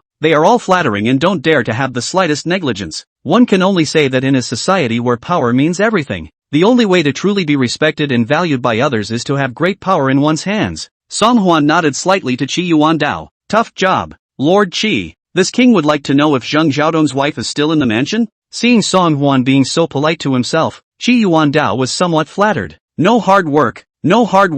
This is all what the humble servant should do. I only hope that Your Highness will be able to speak more favorably in front of the Emperor, so that the Emperor understands the dedication of my humble servant. That would be a great compliment and appreciation to my humble servant." Saying that, Qi Yuan Dao lowered his voice to Song Huan. "That Lady Zheng from earlier is in the mansion. Originally, according to the Emperor's imperial decree, This Mrs. Zhang, as a female member of the Zhang family, should also have been taken away together. However, Mrs. Zhang was previously repudiated by Zhang Xiaodong, only that she is in the way of face and has not moved out of the Zhang mansion for the time being. Now that she is not considered a member of the Zhang family, there is naturally no need for her to be taken away. So the microminister asked her to quickly pack up and move out of the Zhang residence. After hearing this explanation from Qi Yuandao, Song Huan suddenly figured out a bit. Even if the people of Diliang were simple and open-minded, it is unlikely that couples would continue to live together after their divorce. After a woman is repudiated, she has nothing to be ashamed of and still has the option to continue to remarry.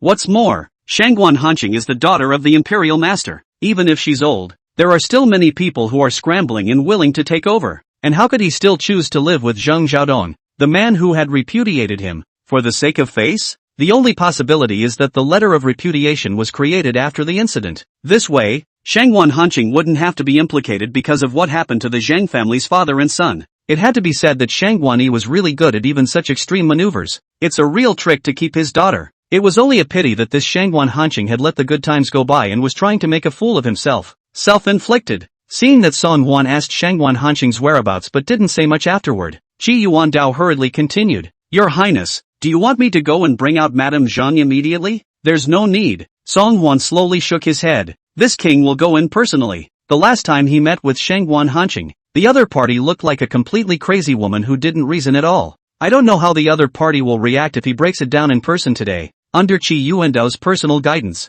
Song Huan traveled through the complicated corridors of the Zhang mansion and finally stopped in front of Shangguan Hanqing's bedchamber. The doors and windows of the bedchamber were all closed, and there was no semblance of light in it, half a sign that anyone was inside. Still, the subtle rattling from within was extraordinarily noticeable in the silence of the surroundings. Kai Lang, it's so hard and big. I love it. If the lady likes it, hey, the crudeness of it is really crass. Song Huan never thought that Zhang Xiaodong was in the prison of the Ministry of Justice. Shangguan Hanqing could not wait to give him such a green hat. At this point, she still has the heart to do this? Mental toughness is simply strong. Qi Yuandao, who was on the side, naturally heard the blush-inducing dialogue, coughed twice in embarrassment, and hurriedly stepped forward to tap on the door of the room. Mrs. Zhang, the hour is up. It's time for you to go. The party's unusual noise came to an abrupt end, and it was only after a long time that Shangguan Hanqing came to open the door with a scarlet face and unkempt clothes. The ambiguous atmosphere in the room was overflowing. The bed and couch were cluttered, and the floor was piled with all kinds of clothes and objects. Qi Yuandao glanced at Shangguan Hanqing and then at the young man standing in the corner, and he couldn't help but frown tightly. As the minister of the Ministry of Justice, he should have supervised the Zhang family's plunge. Who knew that right under her own nose? Mrs. Zhang would do such a bold thing. The most crucial thing was that it was also caught by the fourth prince. If this reaches Emperor Liang's ears, won't he be accused of not doing his job properly? When he thought of this, Qi Yuandao slammed his face even more. Mrs. Zhang, this official is mindful of the fact that you've lost your son and husband and have nothing to do with this case. So that's why I'm allowing you to pack up your things here. It's not appropriate for you to do that in broad daylight. In the face of Qi Yuandao's rebuke, Shangguan Hanqing looked as usual. Not even the slightest bit of embarrassment appeared. What's wrong with me? I was just packing up my things. This fine jade Buddha is big and hard. I like it a lot. Is there a problem? Seeing Shangguan Hanqing actually reaching out and pointing to the emerald Buddha statue on the side, Qi Yuandao actually gulped a bit. This statue of Buddha is something of the Zhang family. You can't take it away. I can't take it away? Shangguan Hanqing's eyes contained a sneer. This is the dowry my father gave me in the first place. It's something that belongs to my Shangguan family. Is it halfway related to a Zhang family? How come I can't take it with me? Chapter 105 Finding a Young Receiver. Even Qi Yuandao, who was the minister of the Ministry of Justice, looked a bit overwhelmed when facing Shangguan Hanqing's aggressiveness, even without any recourse. Seeing this scene, Song Huan did not delay much. Directly opening the door, Shangguan Hanqing said, as the daughter of the imperial master, you are indeed not small in guts. How dare you even threaten this king? Hearing Song Huan speak, Shangguan Hanqing then noticed that Song Huan was also standing outside the door. She gently sized up Song Huan for a couple of moments, and without even meaning to salute, she arrogantly twisted her head to the side. I'm just the wife of a sinful minister. How dare I threaten His Imperial Highness the fourth prince of the hall? Oh no, I'm not even qualified to be a sinful minister's wife. Just a woman who was repudiated by a sinful minister. Zhang Xiaodong and I have long since ceased to be husband and wife, so it would be inappropriate for your highness to come to me again for questioning. Would it not? looking at Shangwan Hanqing's look of calm and steady victory. He seemed to be getting excited over Song Huan's helplessness. I must say that my father did have foresight. Sent someone to draw up a letter of repudiation for Zhang Xiaodong, helping himself to clear the relationship with him. This fourth prince was still trying to find himself for questioning now, and he was simply a master of his craft. Maybe right now, he's rushing around asking questions like a headless fly because he received that one threatening letter. Thinking of this, Shangwan Hanqing was even more pleased. What about the fourth prince? Still not being played by myself. Song Huan, however, did not take her words, but turned to Qi Yuandao, who greeted him on the side. Take the person away and escort him to the Ministry of Justice's prison immediately. On what grounds? Shangwan Hanqing was annoyed and glared at Song Huan with hatred. Fourth prince, please take a good look. This is the letter of repudiation that Zhang Xiaodong wrote earlier. I don't have half a relationship with the Zheng family. Why should I be escorted to the Ministry of Justice? You're taking a personal vendetta. Song Huan didn't even look at the letter of repudiation, but stared straight at Shangwan Hanqing. Although she is already a woman of her age, she is still quite charming. No wonder another young receiver was found so quickly. However, although there was some flavor, the aura on her body really made Song Huan very annoying.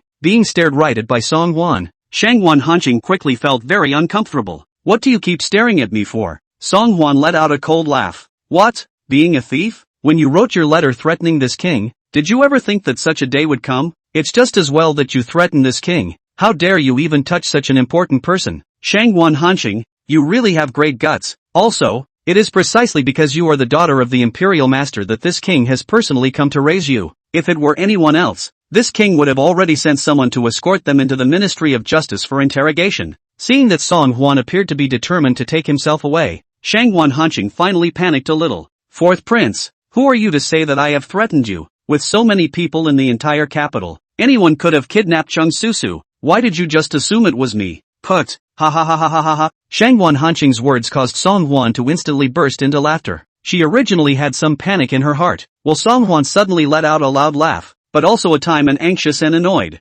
Fourth prince, what are you laughing at? What's so funny? After a long time, Song Huan finally stopped laughing. How is it not funny? Of course it's funny. Has the king ever mentioned half a word about being threatened since he arrived here? And how do you open your mouth and know that this king is being blackmailed with Cheng Susu? Song Huan's words instantly caused Shangwan Hanqing's face to turn ashen and his cold sweat to flow. She hadn't thought that she had fallen into the fourth prince's trap like this without even realizing it. Since Song Huan already knew the truth, Shangwan Hanqing had little need to continue hiding it. Oh, since you already know, then I'll simply pick it apart. Release Zhang Yuan and Cheng Susu will be safe and sound by herself. Even if the fourth prince guessed that it was his doing, he must not be able to find Cheng Susu's current location. Shangwan Hanqing couldn't believe that this fourth prince would even disregard the death of his fiancée. Song Huan, however, had no intention of talking more nonsense with Shangwan Hanqing, and waved his hand towards Qi Yuandao on the side. Why don't you take it away at once? Qi Yuandao was in the middle of eating his melon when he heard this greeting from Song Huan,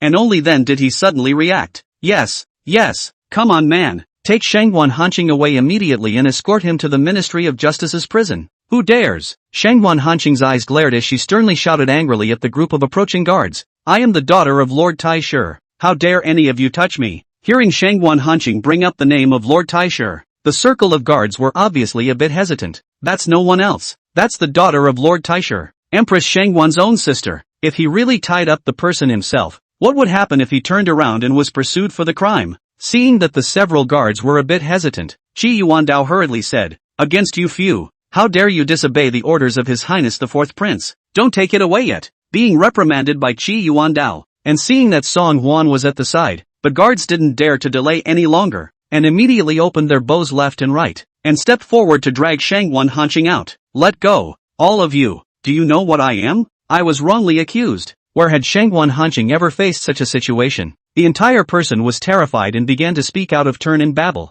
The noise reached Song Huan's ears, and Song Huan only felt annoyed by the noise invading his ears. I was about to lift my foot to go out the door, when I suddenly glanced at that concubine of Shangwan Hanqing, who was hiding in the corner and shivering. Seeing that Song Huan had noticed him, Kai Kuan hurriedly knelt on the ground and kowtowed towards Song Huan with a thud. Fourth Prince, spare your life. Fourth Prince, spare your life. Junior Kai Kuan is just a house slave beside Madame Zhang. I know nothing. Kai Kuan? That's quite a chic name for a concubine. Song Huan waved his hand toward Qi Yuandao and ordered. I almost forgot about this as well. Take them away and try them together. Kai Kuan did not dream of Originally thought that he looked for the daughter of the imperial master of this thick thigh bag. Who knows that it will be even escorted to the Ministry of Justice prison. Your Highness, spare your life. It's all because Mrs. Zheng forced me to do it. The little one was wrongly accused. Kai Kuan's shrill pleas for mercy gradually faded away. And finally, the Zheng mansion once again returned to a dead silence. Shangguan Hanqing and this Kai Kuan were escorted to the Ministry of Justice's prison. And just based on these two people's intelligence and mental quality, they should quickly spit out the ins and outs. After dealing with all this, Song Huan suddenly remembered that Chung Susu had still been locked up in the small village in the western suburbs. Chapter 106. You dare to touch this king's woman. Looking for death. Huachi. Subordinate. Only a rattling sound of leaves was heard, and then he saw Huachi kneeling low at Song Huan's feet. This feeling of being at your beck and call is the legendary feeling of security, right? Take a trip to the western suburbs immediately and bring Chung Susu back. Yes, Your Highness. Will you send Miss Cheng directly back to the Prime Minister's residence? That's certainly, Song Huan just said, but on second thought, he felt that it was a bit inappropriate. The tigress was suddenly tied up, and this incident was considered to be due to herself after all. It would be a bit of a stretch not to make a trip to pick her up in person. Besides, she was a girl who must have been frightened when she suddenly encountered such a change. Song Huan thought briefly and said, that's certainly not the case. Forget it, this king will personally go to the western suburbs.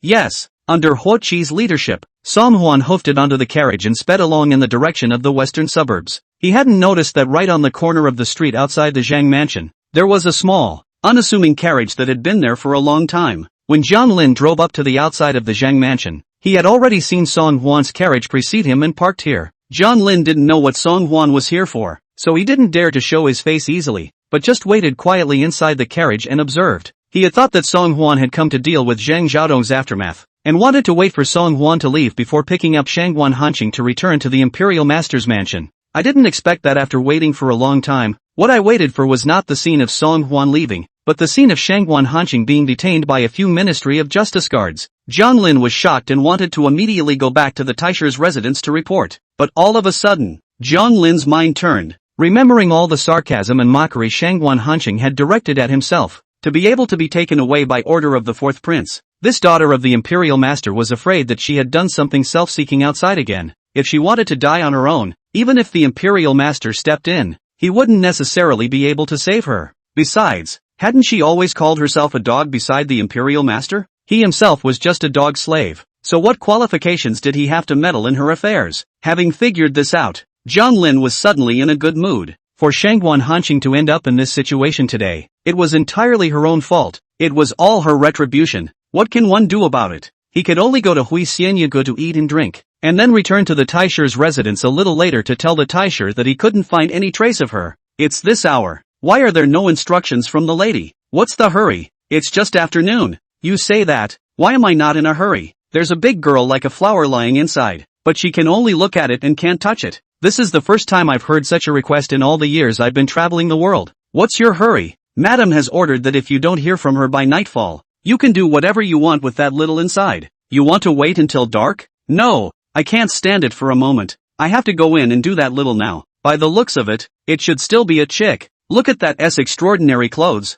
Ah, should not be an ordinary woman. You are so anxious to break her body? No matter what family she belongs to, no matter if her clothes are extraordinary or not. I'll go in and get rid of her clothes. Ha ha. Western suburbs, outside a farmhouse. 4 rugged men were gathered around the outside, chatting and bragging. At the mention of the watery girl locked up inside, the 4 Han's eyes all shot out a coyote-like greedy light. That salivating, hungry expression, as if it was itching to eat the girl inside alive right then and there. Speaking on the spur of the moment, one of the men even immediately could not hold, immediately stood up. I can't hold it anymore. I haven't touched a woman for a few days. I'm suffocating. I'll take this pussy first. You guys follow in line. Ha ha ha. The Hanyu kicked open the door of the room, and when he saw Cheng Susu, who was cowering and shivering in the corner, he was even more instantly excited. Don't be afraid, little lady. I'll be gentle, brother, and try not to hurt you. But brother, I'm big. You'll have to put up with it more or less. Looking at the burly man who was gradually approaching towards her, Cheng Susu's terrified almond eyes widened, revealing endless fear and despair. He had already been locked up here for a whole night, and he could be said to be screaming for help. The hope in Cheng Susu's heart also fell away a little bit as the time was lost a little bit. Facing the man who pressed on step by step, Cheng Susu even put her heart on the line. Even if he dies here today, he won't let him have his way.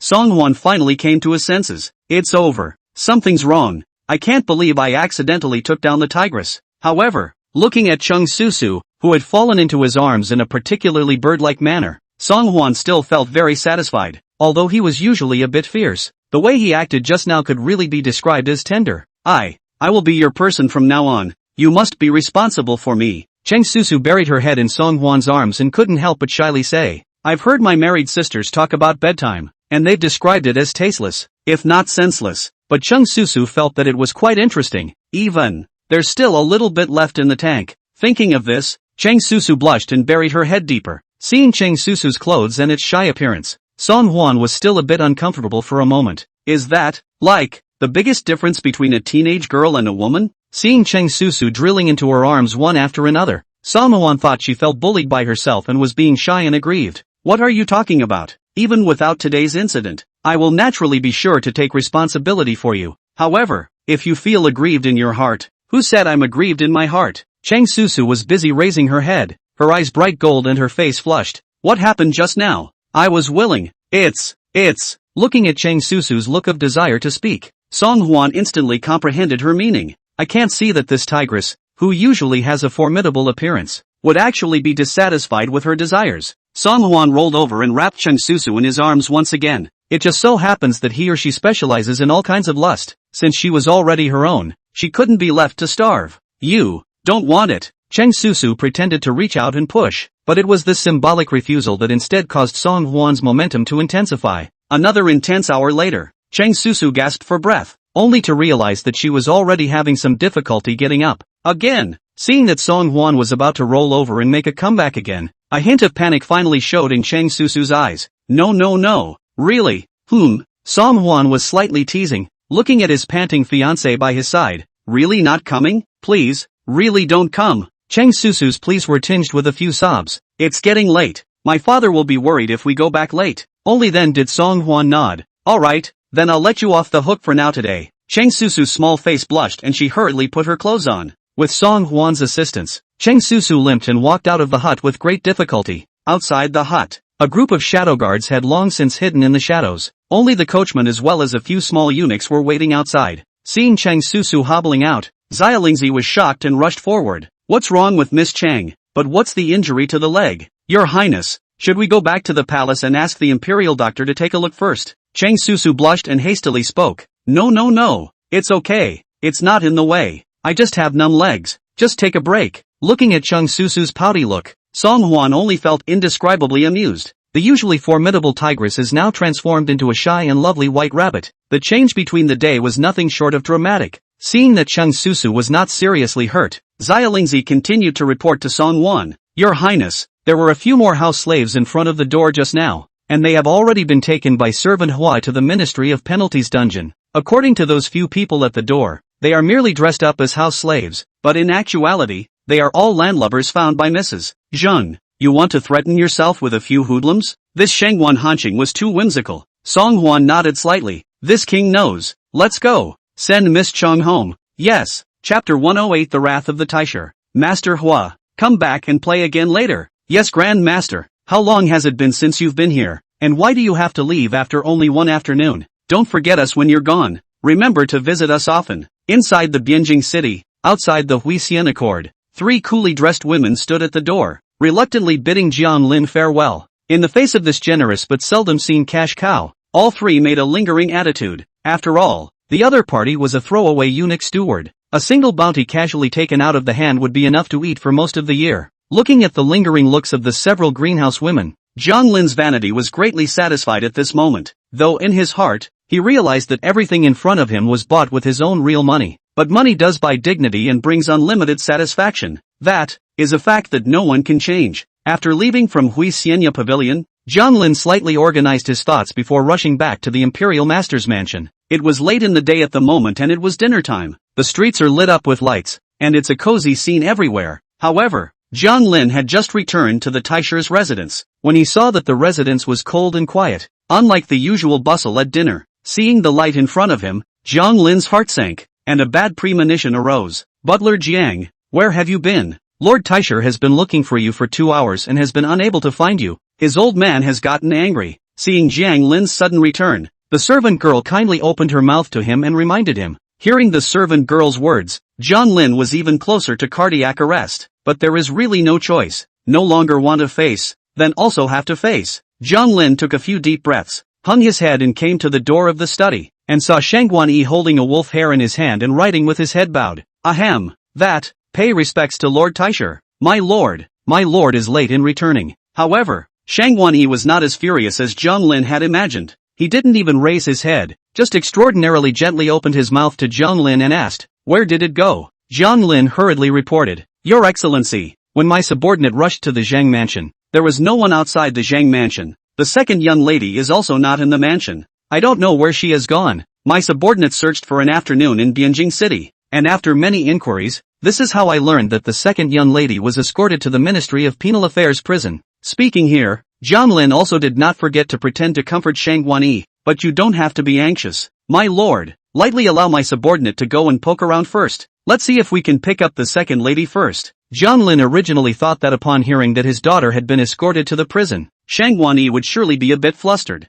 No matter how unperturbed the Taisher was, it was impossible for him to be completely unresponsive in the face of such a turn of events. However, to Jiang Lin's surprise, Shang Guanyi was much calmer than he expected. No, this kind of calm was just too weird, making Jiang Lin actually a little creeped out. "My lord, are you not worried about the second young lady?" Shang Guanyi did not reply, but continued to concentrate on writing. Every stroke he wrote was an unspoken torture for Jiang Lin. Finally, Shang Guanyi stopped her movements, and only then did she look up to survey Jiang Lin, who was a bit vain in front of her. "The people from the Ministry of Justice have come with the news that Xinger has privately kidnapped Chang Sun's daughter, and has been escorted to the Ministry of Justice's prison, awaiting his release." However, even if the people from the Ministry of Justice didn't come with the news, this matter has long been spread throughout the entire capital, and has become the talk of the town after everyone's tea. The daughter of the Imperial Master is being escorted by the fourth prince himself. Is this not considered big news? Saying that,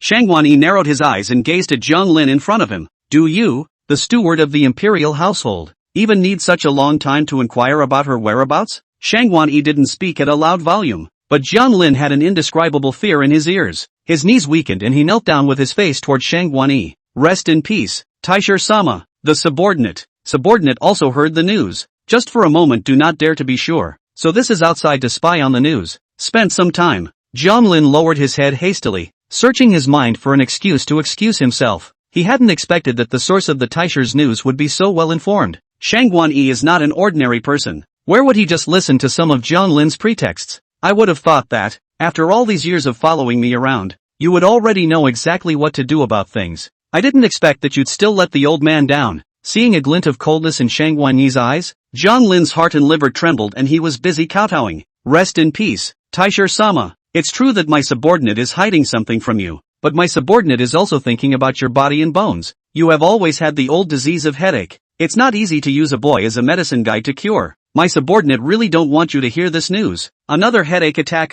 Hearing this, Shang Guanyi's expression finally eased. "So you think that if you don't tell the truth to the old man won't be angry?" "Of course not." Jiang Lin denied it. "In fact, my subordinate went to look for Gui Tianda, the right minister of the Ministry of Justice, this afternoon. Lord Gui said that this time, the left minister of the Ministry of Justice, Qi Yuan Dao, is in full charge of this matter, and that he has no right to intervene. But my subordinate still begged Lord Gui for a long time, hoping that he would be able to make some arrangements to see if he could bail second miss out first." Shang Guanyi narrowed his slender eyes and thoughtfully surveyed Jiang Lin. "Is that true?" "Never false." Jiang Lin stretched out 3 fingers and swore to Shang Guanyi. In the afternoon, Jiang Lin did meet with Gui Tianda, the right minister of the Ministry of Justice. Only the place to meet was at the Hui Siena court in the city. Of course, when they met, Jiang Lin was very taciturn and did not bring up the matter. Although he was making it up, his words did temporarily pacify Shang Guanyi. "Very good. Before the morning court tomorrow,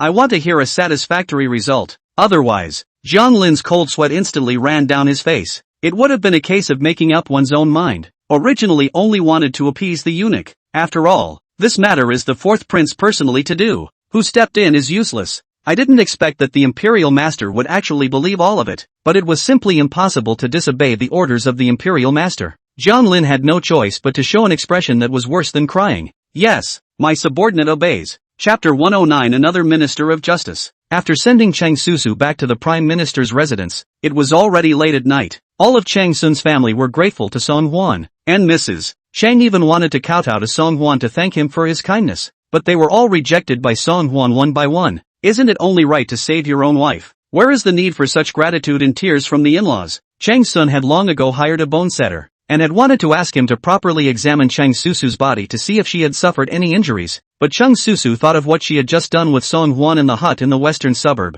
lest the Lingjong had discovered something, so she left with shame and fire. Looking at Chang Susu who just ran away, Chang Sun looked embarrassed and said to Song Hwan in embarrassment, "Your Highness, your daughter's temper is just this eccentric. Perhaps it is because he did receive quite a shock today. This child even did not say a word of thanks to you. Your Highness." There was no need to verbally thank her. She had just proven her sincerity with her body. Although Song Hwan thought this in his heart, he still had to smile and wave his hand in the face of Chang Sun. It's alright. I'm afraid that Miss Chang has been frightened as well. Let her go back to rest quickly." This time, Song Hwan had found Chang Susu, which had made Chang Sun grateful to him. Seeing that Song Hwan was now so sensible again, Chang Sun couldn't help but feel more grateful in his heart. "I have to thank your Highness for your help in today's matter. Otherwise I still don't know what kind of changes would have happened to Susu. When tomorrow morning after the morning court, I will go to meet the emperor and beg him to grant the marriage earlier." No rush.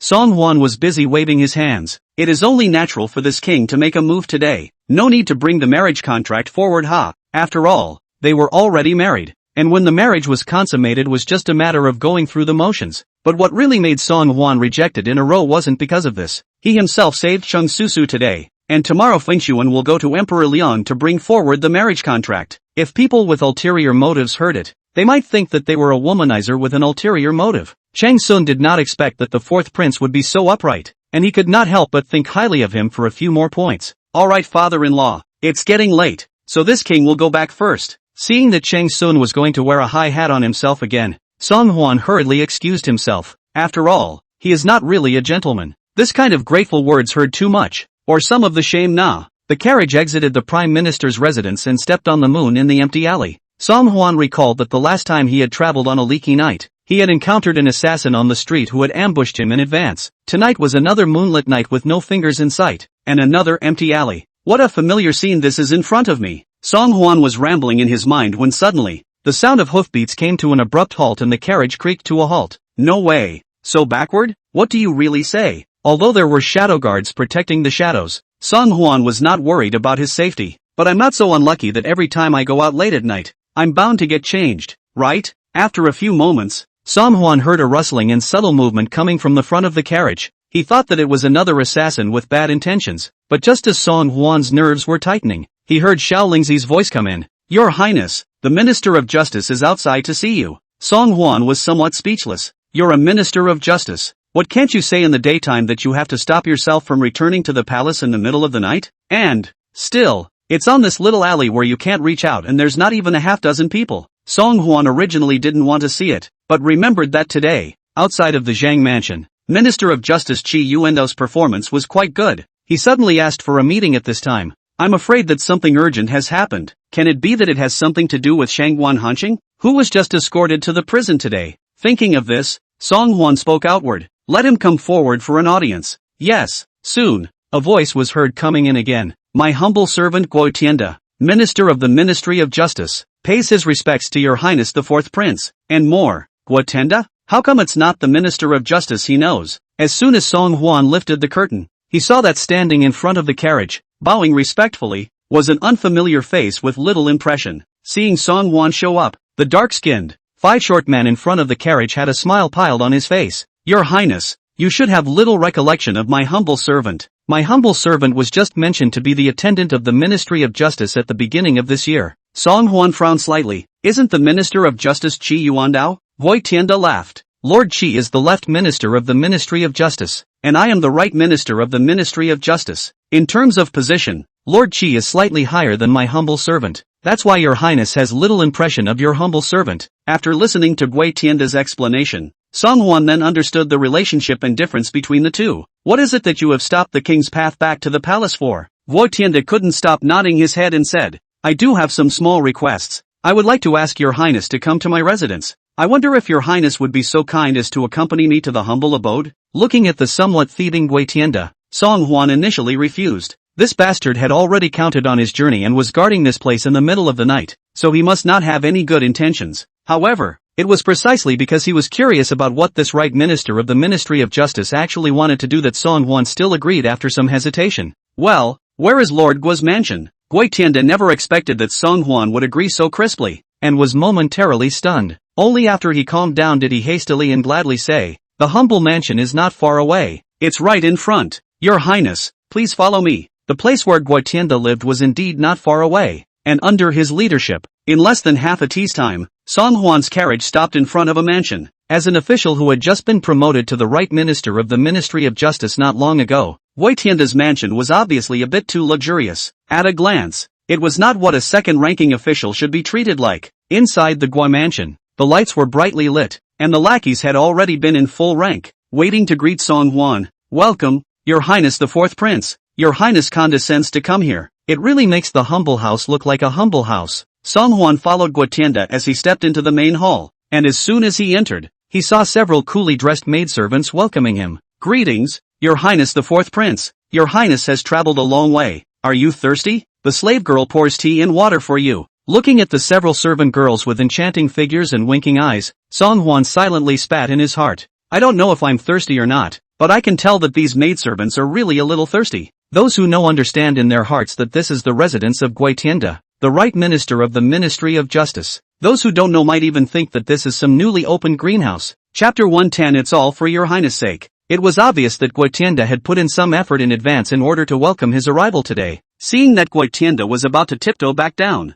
Song Hwan was quick on his feet and pulled the other man's stubby arm. "What does Lord Guo mean by this? Didn't you say you were going to invite the king to your residence to deliberate? What? Is it hard to believe that you want this king to deliberate with these maidservants? Leaving these girls behind and trying to run." This Gui Tianda couldn't be trying to give himself a fairy jump. Although Song Hwan liked pretty girls, it was best to stay away from the ones who came from the wrong direction like this. These several women are Gui Tianda's flower girl that he picked up in advance from Hui Xianyago, and in all fairness, every one of them is an enchanting woman capable of seducing all beings. I had thought that once the fourth prince saw these girls, he must have been unable to walk on the road and immediately drunkenly fell into the gentle land and went to the realm of extreme happiness. However, what he didn't expect was that the fourth prince actually acted as if he wasn't half affected. Is he still a man? Although there were countless questions in his mind, at this moment, facing Song Hwan's questioning, Gui Tianda still endeavored to show a reluctant smile. Where? It's these maidservants in my humble residence who are too enthusiastic, making your highness uncomfortable,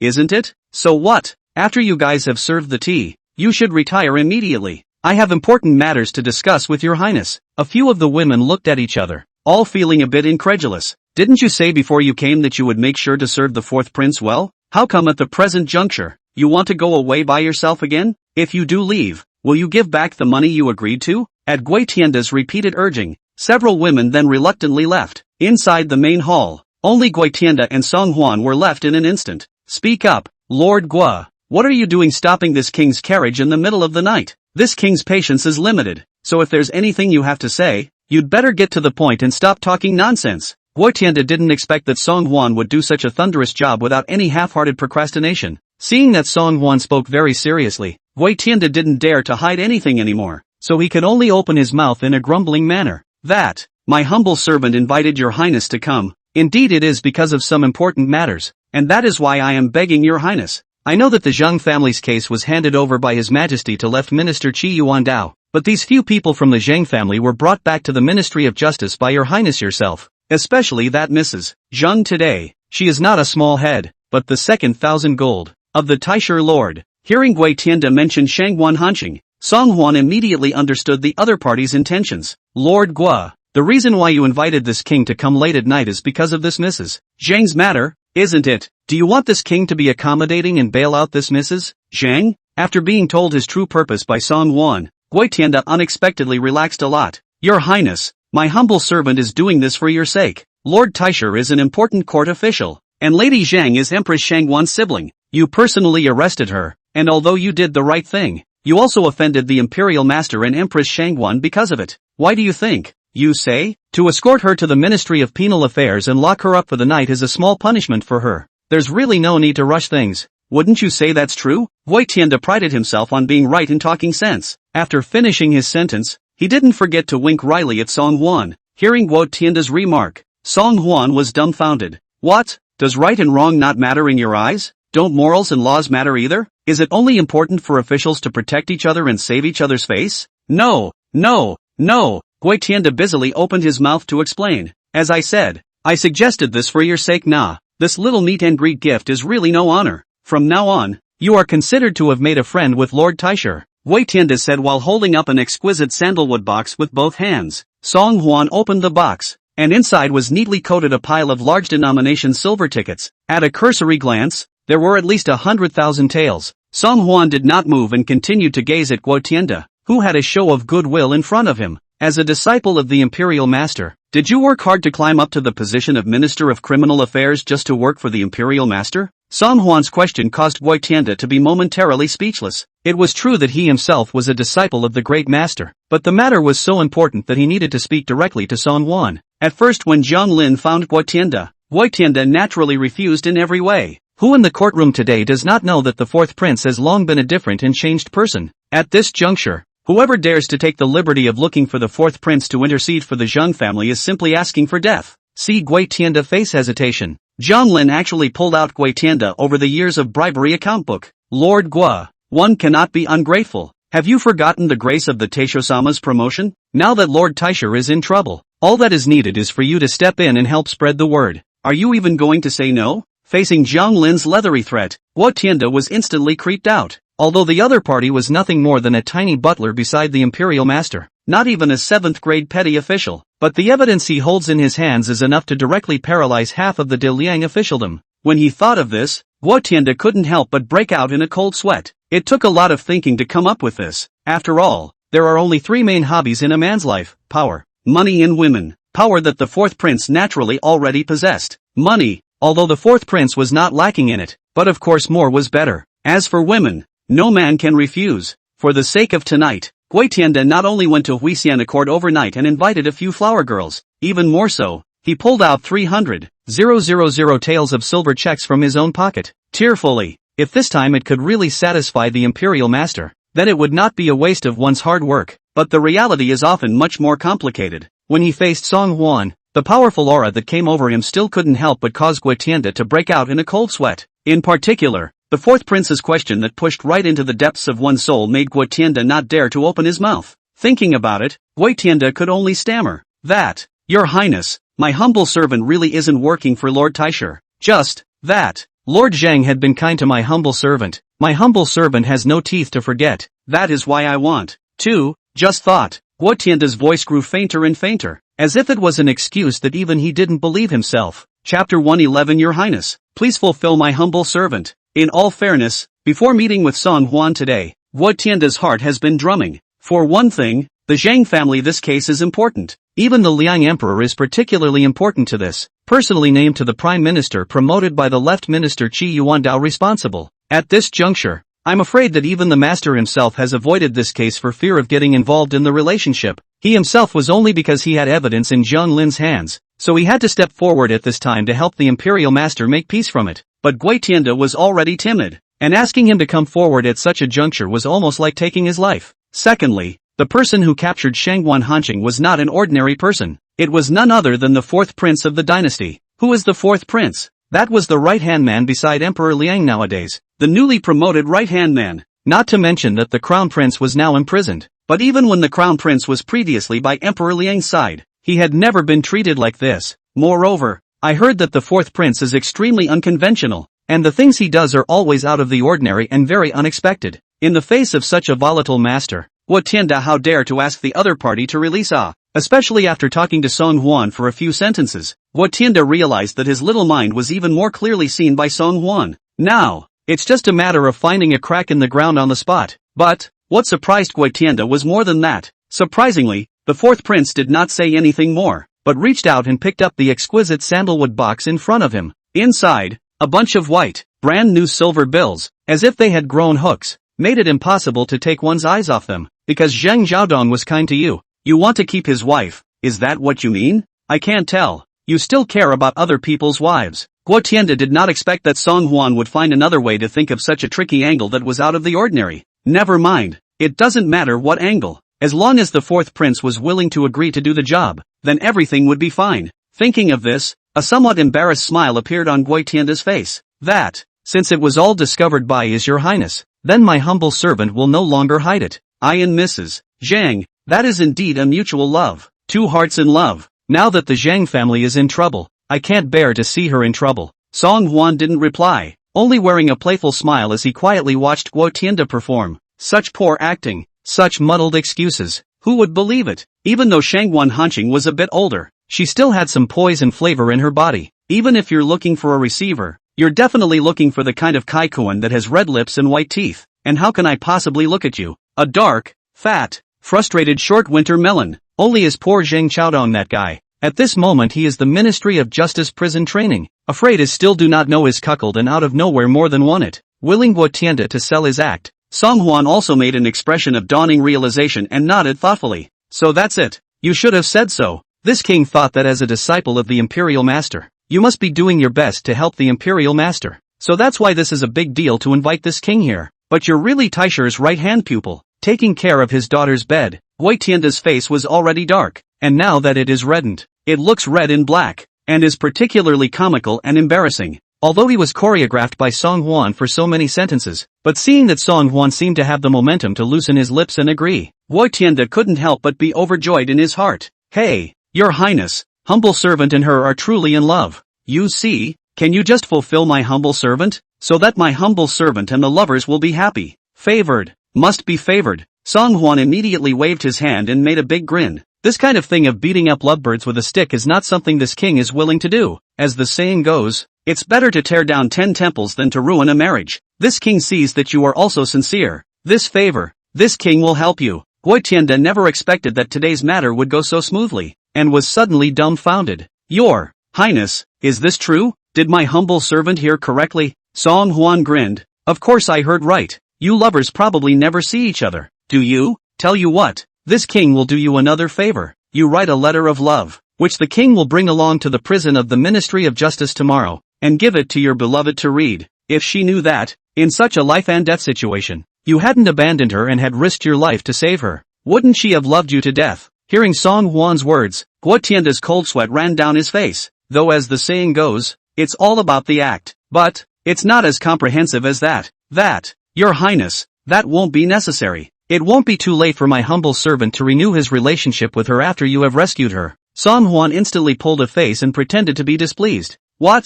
Do you really mean it or not? Why does this king see that you don't seem to be in that much of a hurry? Seeing that Song Huan seemed a bit upset, Gui Tianda hastily agreed in one breath. Right. I'll write it now. I'm not worried. Your Highness, you have to save people and deliver letters. It's really too much trouble for you. Gui Tianda rambled on while hurriedly ordering people to prepare pen, ink, paper and inkstone. Under Song Huan's torchlight gaze, Gui Tianda stiffened his heart and used all his life's learning to write down some fleshy love words on the letter paper that he simply couldn't say. Song Huan seemed to be very satisfied with the content of Gui Tianda's love letter, and after folding the letter, he loaded it into the small wooden box filled with silver tickets. After tomorrow's morning court, this king will personally go to the Ministry of Justice's prison and raise the person. Your piece of true heart does impress this king, but you have to promise this king that you won't mess with other people's wives and cuckold others in the future. Remember, he who is green is always green. Guo Tianda once again raised his hand and wiped the cold sweat from his forehead, but he didn't dare to be half relaxed in front of Song Huan for fear of revealing himself. Don't worry, Your Highness, I've taken your words of advice to heart. Kowtow again. Your Highness, Guo Tianda put his head to the ground and respectfully sent Song Huan away. I didn't realize that this was such a tricky problem that could be solved so easily. Guo Tianda was in a good mood, and immediately summoned a few maidservants who were originally intended to serve Song Huan. Come on, this official is in a good mood today. You do your best to serve. Do you hear me? This time, although it was also considered to be a breakthrough, it was also considered to be a thorough figuring out of the fourth prince's character. In the future, if there is any need in this regard, will we not be able to ask him anytime, anywhere? This is not equivalent to invisible. Another network of people. This 100,000 tales of silver spent today is not a complaint at all. Chapter 112. I'll fulfill a wish of yours. The carriage drove away from the Gua house and ran all the way straight towards the palace. Near midnight the palace has long been plunged into a darkness. All around a silence. Apart from the guards who patrolled on time, there was no more half a dozen people or movement. After returning to the palace, Song Huan did not rush to rest, but made a quick trip to the Palace of Nourishing Heart. As expected, not surprisingly, the lights were still on in the Hall of Nurturing Heart. Emperor Liang was clad in his outer shirt, ambling over the table to read the folders. At this moment, removing the emperor's attire, he looked no different from an elder of an ordinary family. Seeing that Emperor Liang was still busy with political affairs late at night, Song Huan couldn't help but walk up and open his mouth to remind him. Father, it's late at night, you should rest earlier too. Seeing that it was Song Huan who had arrived, Emperor Liang revealed a faint smile and put down the zhengzhua in his hands. You brat, what have you been up to so late? Song Huan sighed slightly and pulled out the sandalwood box he had brought from the Gua mansion, presenting it with both hands in front of Emperor Liang. My son really doesn't want father to hear about these bad things. You've been busy with political affairs lately. You're already overworked. If I hear any more of this nonsense, won't my mind become even more unsettled and my dragon's body even more ill at ease? Looking at the wooden box on the table, Emperor Liang's smile faded. Senior, what's this? Song Huan was honest and said, there is something that you, father, are afraid you still don't know. After the morning court this morning, my son received a threatening letter. The letter threatened my son, saying that if my son did not release Zhang Yuan quickly, the other party would have to harm the Prime Minister's daughter. Chang Susu, you say, how heavenly bold this person must be, not only daring to threaten my son, the emperor, but even daring to kidnap the Prime Minister's daughter. Hearing this, Emperor Liang had frowned deeply. Is this matter the work of Shang Wanyi? Is he so bold as to have no scruples to such an extent? Song Huan shook his head. Shang Wanyi acted cautiously and prudently, and had long since cut off his seat with Shang's father and son. This matter must not have been done by him, but, not exactly unrelated to him, because after my son's investigation, this matter was actually done by his second daughter, Shang Wan Hanqing. However, my son has already escorted her and her concubine to the prison of the Ministry of Justice at the first opportunity. Shang Wan Hanqing still has a fearless demeanor, but her concubine is so timid that she has already confessed everything already. Now my son is a little hesitant, because Shang Wan Hanqing's identity is special. My son does not know how to punish for a moment. Hearing Shang Wan Hanqing's name, Emperor Liang's face became increasingly ugly. There's nothing special about her identity. What should be done by the Dalian law? Then follow the Dalian law. You don't need to be embarrassed. Song Huan nodded. Yes, I'll leave this matter in the hands of Minister of Justice Qi Yuandao. But after sending Miss Cheng back to the mansion today, my son did encounter something else. The right minister of the Ministry of Justice, Gui Tianda, stopped my son, saying that he was in love with Shangguan Hansing and wanted to beg my son to be able to release Shangguan Hansing. In the wooden box, is the favor he gave to my son. Emperor Liang was speechless for a moment, only feeling that there were many words without mouths, and actually did not know where to start. Didn't you say that Shangguan Hanqing's concubines have all confessed? You mean Shangguan Hanqing has more than just one concubine? Song Huan nodded lustfully. Emperor Liang didn't count on this topic too much. He was just silently shocked in his heart. Although she knew that although Empress Shangguan and this sister of hers looked very similar, their personalities were the opposite of each other. However, Emperor Liang did not expect Shangguan Hanqing's private life to be messed up to such an extent. Emperor Liang reached out and opened the wooden box on the table, and what met his eyes was a bunch of silver tickets as well as a letter. Slightly scanning the silver ticket, Emperor Liang's expression was somewhat serious. This 10,000 taels, that's the favor Fi Gui Tianda gave you? Song Huan nodded. My son also did not expect Gui Tianda to be so generous in order to save his old lover. Of course, Gui Tianda himself was a little more generous. However, today's Daliang treasury has filled up quite a bit, so it shouldn't hurt to eat a little tiny kickback yourself. Emperor Liang casually picked up the wooden box of cronies again, and after only a brief glance, his stomach turned a little. Unbridled, truly unbridled. This is my Daliang courtier? How dare you do these unseemly deeds every day? Seeing that Emperor Liang was a bit agitated, Song Huan hurriedly opened his mouth to comfort him. Father, don't be angry. The fact that the problem is gradually surfacing is a good thing. Over the years, the Daliang officialdom has actually long been strong on the outside, with many unseen problems. It's like a lake with dark currents, calm on the surface, but with dark currents, you won't be able to find anything even if you want to start fixing it. But now that something has gone wrong and there are clues, you have the opportunity to get down to the business of remediation. Emperor Liang was originally furious and was in a rage. However, Song Huan's words made his eyes light up and opened up new ideas. Yeah, Zhang's father and son accident, implicated in the Ministry of Mandarin's system problems, the Liang Emperor have not yet been able to deal with. The Ministry of Justice's mess hadn't even been cleaned up yet, and then the Ministry of Justice had another problem. The previous case at the Ministry of Revenue implicated Li Hua, the Minister of Justice. now that Li Hua has been suspended from his duties and investigated, the Ministry of Criminal Affairs has been placed under the management of the right and left ministers. As a result, now the right minister of the Ministry of Penal Affairs and then out of the problem. Take up as not just can take the opportunity to the Ministry of Penal Affairs. A bold rectification? A Ministry of Appointments and a Ministry of Justice, both of which are places where the Imperial Masters Party is spread out. Now, isn't this the perfect opportunity of a lifetime? Thinking of this, Emperor Liang gave Song Huan a rather appreciative glance. I can't see that you kid knows how to use the power and the momentum. This time you rectify the court with merit. Say, what wish? Want me to help you reach? Song Huan bowed respectfully. Thank you, father. My son does have a wish, but it does not concern himself. Rather, it has to do with the prince. Crown Prince? Emperor Liang's eyebrows twitched as he subconsciously blurted out at the first moment. You want to be the Crown Prince? No, no, no. Song Huan denied in a loud voice. What I'm saying is that my son's heart's desire is related to Big Brother. Hearing this, it was only then that Emperor Liang finally came to a realization. Prince, what does your heart's desire have to do with him? Although half a month had passed since Song Yu had peaked at the Jingji, Emperor Liang still had a sulky look on his face when he mentioned this indisputable son. Growing up, one did pour so much care and expectation into him, never even paid attention to his movements and was very comfortable with him as a candidate for the Crown Prince. But I didn't expect that I would end up getting such a reward for all this hard work. In the heart of Emperor Liang, he was naturally disappointed. Although the disappointment in Emperor Liang's eyes was only a flash, it was still keenly captured by Song Huan. Luckily, it's enough to still be disappointed in this son. If Emperor Liang had long since lost half of his feelings for Song Yu, wouldn't it not matter if he saw Song Yu go crazy in the future? Chapter 113 Fair Play That Doesn't Exist. Thinking of this, Song Huan cleared his throat and said sincerely to Emperor Liang, my son hopes that father will give the Crown Prince a chance to reform himself. The Crown Prince has been imprisoned for more than half a month, and I believe that he must also be able to deeply realize his mistakes and will never dare to do such treacherous things again.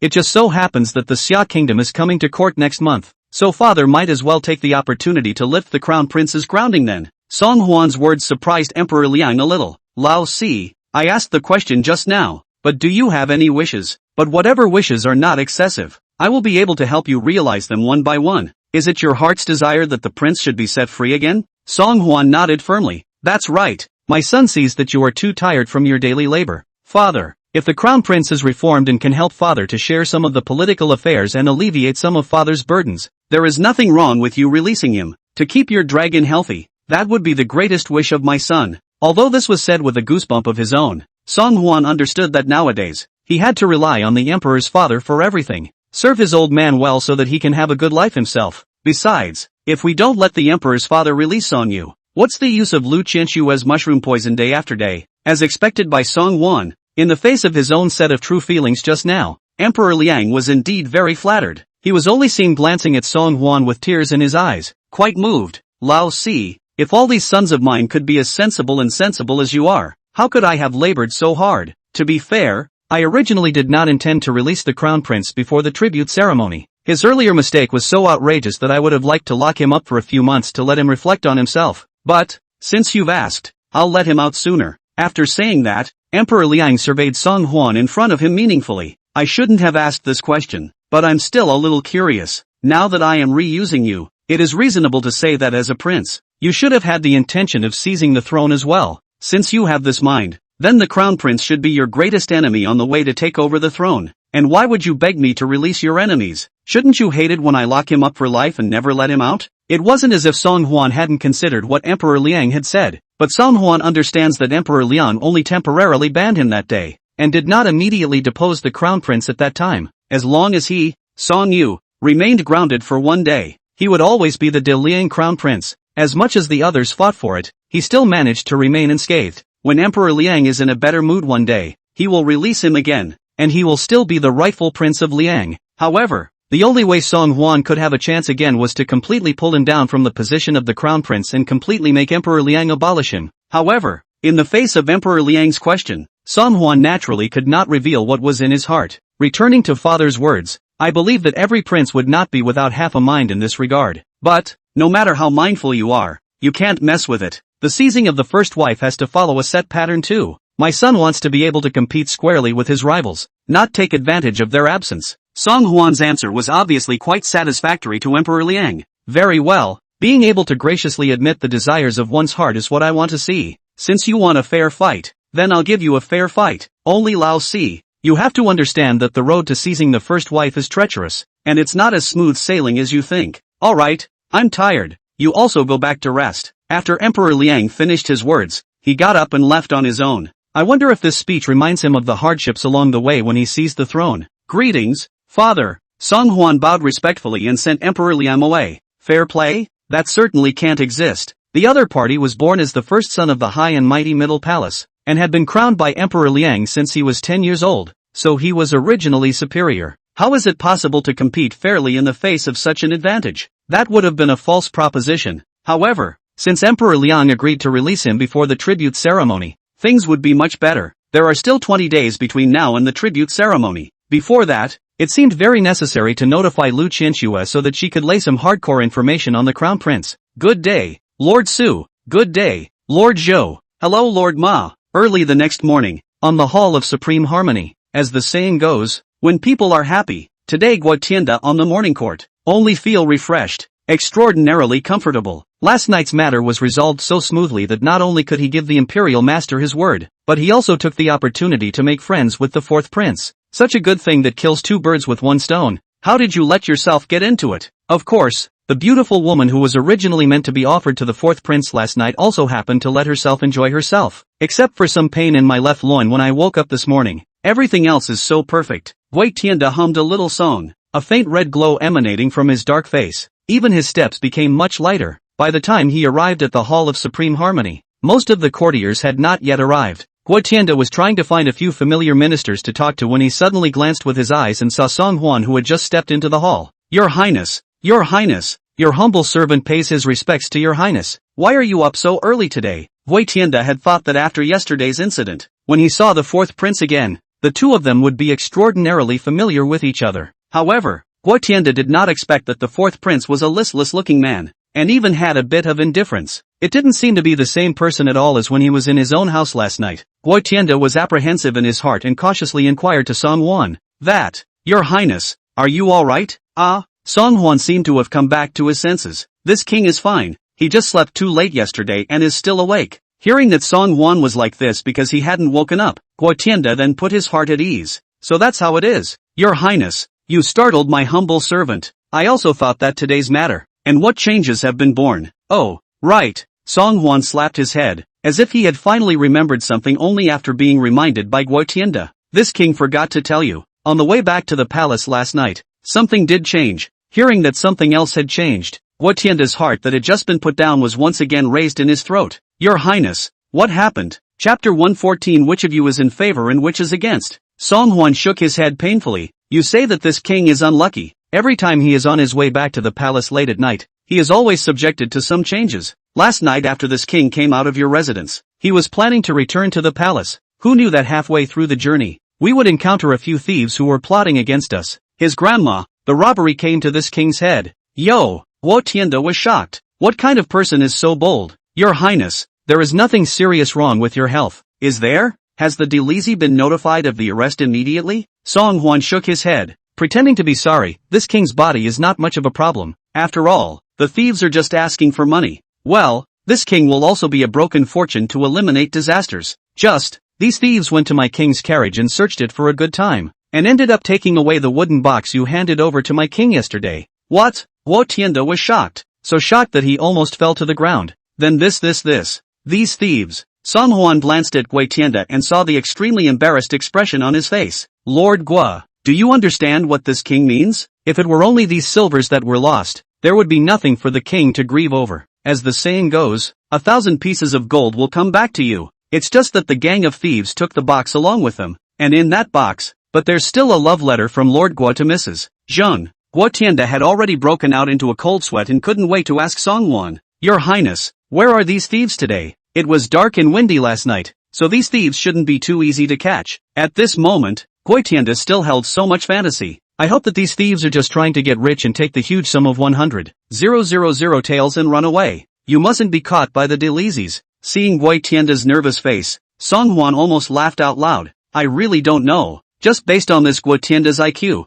How on earth did he sit on the position of the right minister of the Ministry of Justice? But anyone who thinks with their brain can understand. What is his status as Song Hwan, the son of a true dragon, the royal bloodline? Even if it wasn't the most highly regarded prince, it was impossible to leave the palace without half a guard. And how could it be robbed by a few casual thieves? It was such a lame excuse that Guo Tianda believed it. At this moment, Song Hwan sincerely sighed in his heart. The selection system in the Diliang officialdom is also a bit too hasty. It's either a straw man or a retard like Guo Tianda. Faced with Guo Tianda's half-nervous, half-expectant expression, Song Hwan could only frown and sigh. After the incident last night, this king notified the Dalizi of the arrest at the first opportunity. Counting the time, this wave of outlaws should have fallen as far as they can before this morning's court. Guo Tianda's mouth was half open, and his mind rumbled and suddenly turned blank. He never dreamed that what he thought would leave him high and dry would suddenly take a sharp turn for the worse. It became a situation that was simply out of control. If you just lost your silver, the big deal is to replace it. Besides, it's not like your name is written on the silver. Even if someone else picks it up, it's not really evidence, but that letter, favoring that letter. But the names of himself and Shangwan Hanqing were clearly written. As soon as he thought of this, Guo Tianda only felt his eyes go black and his brain spinning. It's over. If that letter is really found by the Dalizi, won't he himself be finished with it? You're his here. Guo Tianda wanted to continue asking for some details, but Liang Di's appearance interrupted his thoughts. With no choice but to join the other courtiers, he hastened back to his position and stood. While bending over and saluting, he was thinking fast in his head about how to respond. Seeing Emperor Liang take a seat on the dragon chair, Jiang Tian, the secretary of the Ministry of Military Affairs, hurriedly stood out a step, his expression somewhat less than favorable. Your Majesty, news from Liangzhou. Before Jiang Tian could finish his words, he was stopped by Emperor Liang raising his hand. Before that, I have something to say. Saying that, Emperor Liang toured the room, his eyes sweeping over the faces of the entire court one by one. A few days ago, you should all have known about the case of the father and son of Kaifeng Prefect Zheng Chaodong. In addition to Zhang's father and son and Bao Xing of the Dalizi, there is another person that I find particularly distressing. This man is the Minister of Mandarins, Sun Wanli. Sun Wanli was in an important position, but he abused his power and relegated the scrupulous Dalizi Chancellor, Zhou Ju, back to his hometown. This is something that you should all know about. Facing Emperor Liang's stern questioning, each of the officials present lowered their heads. It's not a good idea to talk, and it's not a good idea not to talk. They all had some doubts in their minds. Hadn't the case of Zhang's father and son already passed? Why did Emperor Liang bring up the matter again? However, even though there was doubt in his heart, he could only go along with it in the face of Emperor Liang's huffing and puffing. Your Majesty, I know. Receiving an affirmative answer, Emperor Liang snorted coldly. After the incident, for the past 2 days, whenever I think of it, I always have sleepless nights and no food. I always wonder if I've given you subjects too much power. The power is so great that you don't know how to grasp it, and that's why you do whatever you want, without the slightest care. If you will not use your powers, then these powers, I will take them back one by one. With immediate effect, I shall revoke the authority of the Minister of Revenue to be able to dispose of officials of the 5th rank and below. Which of you is in favor and which is against? When these words came out, the whole room was shocked. Your Majesty, please think twice. Your Majesty, this is a rule established by the late Emperor. Your Majesty, if you do this, I'm afraid you'll be criticized by the people of the world. Your Majesty, for the sake of the great Liang rivers and mountains, and for the sake of your 1,000-year reputation, even if you behead my humble servant on the spot, my humble servant must still advise your Majesty. The speechwriters all knelt on the ground, aching and grabbing the ground with their heads. I can't wait to splash blood in the courtroom and ask Emperor Liang to take back his order. As fans of the Imperial Master, they naturally understood the significance of this decision. Once Emperor Liang began to gradually withdraw his power, the power they could exercise as courtiers would become lower and lower. At that time, no matter what you say or do, you have to be very careful, because if you are not careful, you may fall into the abyss of doom like Sun Wanli. It was not easy for them to hold the power in their hands, so naturally they were not willing to easily give it back. Emperor Liang had long thought that he would surely be opposed by his ministers today. I just did not expect that the voices of opposition from these people would be so passionate. Reversed.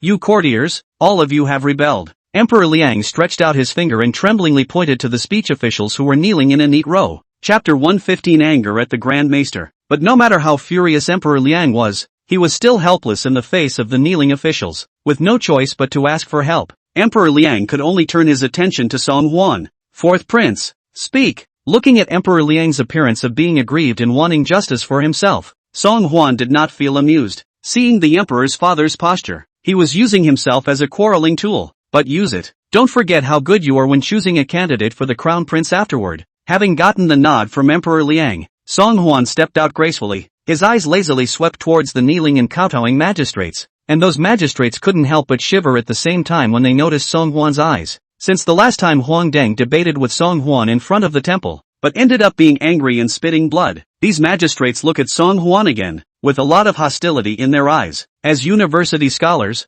these people are well-read, articulate, and talk with their tongues. Looking at the entire Great Hall, those who could debate with the Grand Maester one way or the other almost didn't exist at all. So on that day, Song Huan and Huang Deng became famous in one battle, and had long since become a fearsome presence in the Wenyuan Pavilion. Seeing Song Huan stand up once again, Grand Maester Chen Zilin bore the brunt of it and snorted coldly. Fourth Prince, the old minister knows that you're so skillful with your tongue that even Lord Huang Deng was angered by you and spat out blood. Today, even the old minister was spit out blood by your anger. But these words, the old minister had to say, as His Majesty's son, you should be more forthright in your advice, not bent on obeying His Majesty and fawning to please. At that time, if His Majesty is really fingered by the people of the world, you will be the #1 sinner, worthy of being the head of the university professors. Chen Zilin can speak without half hiding, much more ruthless than that Huang Deng. Song Huan happens to be not afraid of the other party's lack of mercy. If you are polite and courteous, how can I say cruel words? You're not even showing any mercy, so there's even less of a need for me to save face for you. In the face of Chen Zilin's output of a meal, Song Huan sneered, clasping his arms with both hands and assuming a quarrelsome demeanor. Lord Chen, it's not by virtue of the number of years you've lived that you can do whatever you want and talk nonsense. Nowadays, those who use their power for personal gain and favoritism are Sun Wanli, Zhang Zhaodong, and Bao Xing. How is it that when it comes to you people, my father has become the object of accusations? It's my father's fault for punishing these sinners instead? You guys aren't turning black and white upside down. You can't tell right from wrong. Chen Zilin was momentarily speechless, not expecting Song Huan to actually start from such a tricky angle. This fourth prince, indeed, was somewhat difficult to deal with. The problem with the Ministry of Mandarins, that's the inaction of the Minister of Mandarins, Sun Wanli. But your Majesty is trying to capitalize on the issue, and under this move, you will certainly stir up the world's criticism. I and others are bent on hoping that your Majesty will be a bright ruler admired by hundreds of millions of people, and advising your Majesty is what I,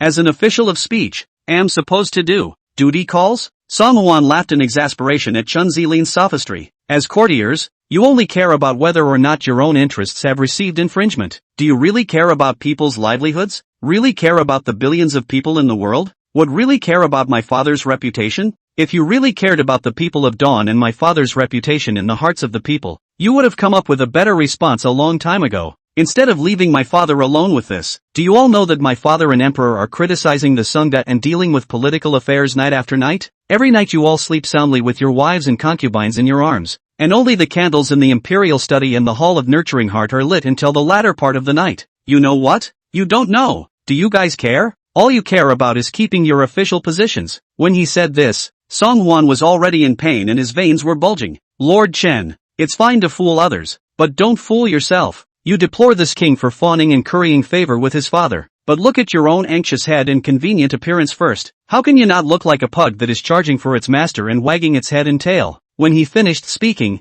Song Huan's eyes glanced at Shang Wan-yi if at all. He stood with one slightly hanging head, staring ahead, as if what was said just now had not affected him at all. It had to be said that this one had been through many battles and was indeed mentally strong as hell. This was a talent that ordinary people were afraid they wouldn't be able to envy at all. After Song Huan's sprawling rant, Chen Zilin trembled his flowery white beard, half-lengthened his lips, and was slow to say half a word. Fourth Prince, you.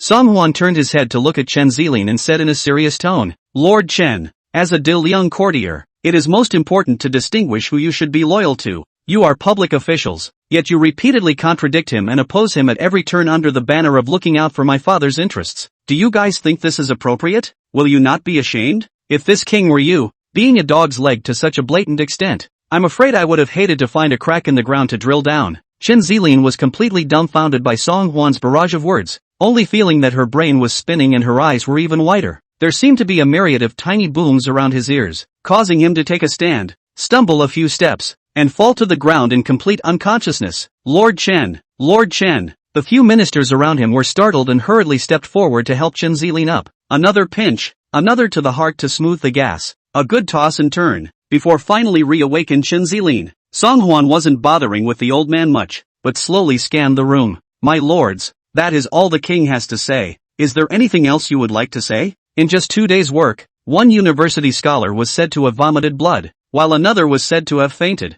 Looking at the entire court, where else would anyone dare to say no to the fourth prince? Under Song Huan's inquiry, the entire Taiha temple was silent, and no one dared to walk up and refute Song Huan's statement anymore. The Liang emperor was satisfied with the response of the group of ministers and continued to speak. The matter of the Ministry of Appointments has passed, but, in contrast to the entire Great Liang dynasty today, the problem of the Ministry of Appointments can only be considered a drop in the ocean. I have found that the Ministry of Justice also has a big problem. Guo Tianda. At the beginning of the morning court, Guo Tianda was on tenterhooks, fearing that things would be exposed. Seeing Emperor Liang's drastic reorganization of the Ministry of Officials, Guo Tianda was only temporarily slightly relieved. Just didn't expect. That side of the Ministry of Mandarins of the hilarity is not yet finished. The Liang Emperor suddenly mentioned his name again. Guo Tianda's body trembled, hastily stood out a step, kneeling on the ground, with a crying voice replied, Micro Minister in. Chapter 116 Scared to death on the spot. Emperor Liang looked down at Guo Tianda with some disgust in his eyes. Guo Tianda was already dark-skinned and obese, now sprawled on his knees like a toad. He was even more bloated.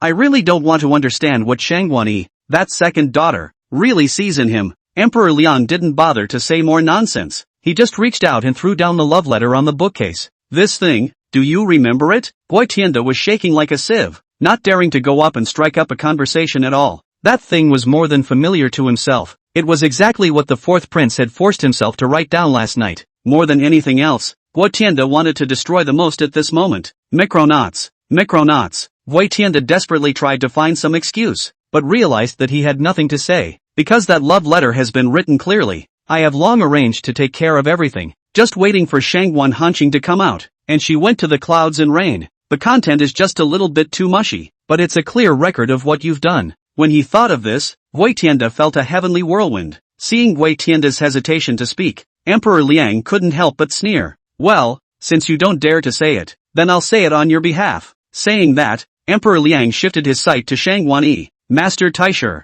I'm sure you've already heard about what your love has done, right? Shangguan lowered her head. My daughter is too unlucky, and after being repudiated by Zhang Zhaodong with a letter of repudiation a few days ago, she has been deeply struck. It is the old minister who has not disciplined well. If I had taken my daughter back to live in my house at an early date, I am afraid that such a thing would not have happened. Shangguan Yi's words were quite thoughtful, trivializing the kidnapping and describing it as such a trivial matter not worth mentioning. It was even more so that he had left himself out of the picture, leaving Emperor Liang with no way to start. Seeing Shangguan Yi's pained look, Emperor Liang coldly grunted. I'm afraid that the great master's knowledge of his own daughter is only a drop in the bucket. Not only does this daughter of yours have the audacity to threaten the prince and kidnap the daughter of a courtier, it is even with Lord Guo secretly for many hours, and even made Lord Guo angry for the red face, promising to bring her out from the Ministry of Penalty. Lord Guo, am I right? Shangguan Yi sniffed, his eyes widening in extreme incredulity. Although his daughter's reputation has never been considered too good, but over the years, Shangguan Yi also has no intention to care about her, or turning a blind eye, close a blind eye. Shangguan Yi just didn't think that his daughter's taste would become so bad. How can you even look at someone as vulgar as Guo Tianda? And this news, surprisingly, was still learned from Emperor Liang's mouth by himself in front of the entire court. Shangguan Yi only felt that, in the decades he had lived, he had never been so humiliated as he was at this moment. And Guo Tianda, who was lying on the ground, shook even more violently after hearing Liang Di's account. Micronauts. He tried to open his mouth to explain, but he couldn't say anything, and only felt his breath catching. Finally, his eyes rolled over, he foamed at the mouth, and he instantly lolled to the side. Seeing this situation, Grand Eunuch Shuai hurriedly summoned to the small eunuchs outside the hall. Summon the eunuchs. Call the imperial doctor. Soon, 2 small eunuchs rushed over quickly, carrying medicine boxes. After some probing, the 2 junior eunuchs shook their heads and reported to Emperor Liang. Your Majesty, Lord Guo was so overly frightened that he died instantly of a broken heart. It's already back. The words came out and the court was shocked. An official of the second rank is just scared to death by a love letter? This is something that hasn't happened in 100 years in Diliang. Seeing Guo Tianda's stiff body being carried away by the little eunuchs, the courtiers in the great hall were all silent. They hung their heads low, fearing that Emperor Liang's line of sight would fall on their heads again, lest they incur any unwarranted disaster. The The Liang Emperor in the past 2 days did not know what kind of stimulation he had received, and had completely killed mad, and the most crucial thing was that there was the fourth prince charging for him, which allowed him to be invincible. In the midst of the silence, Emperor Liang spoke again in Shang Wanyi's direction.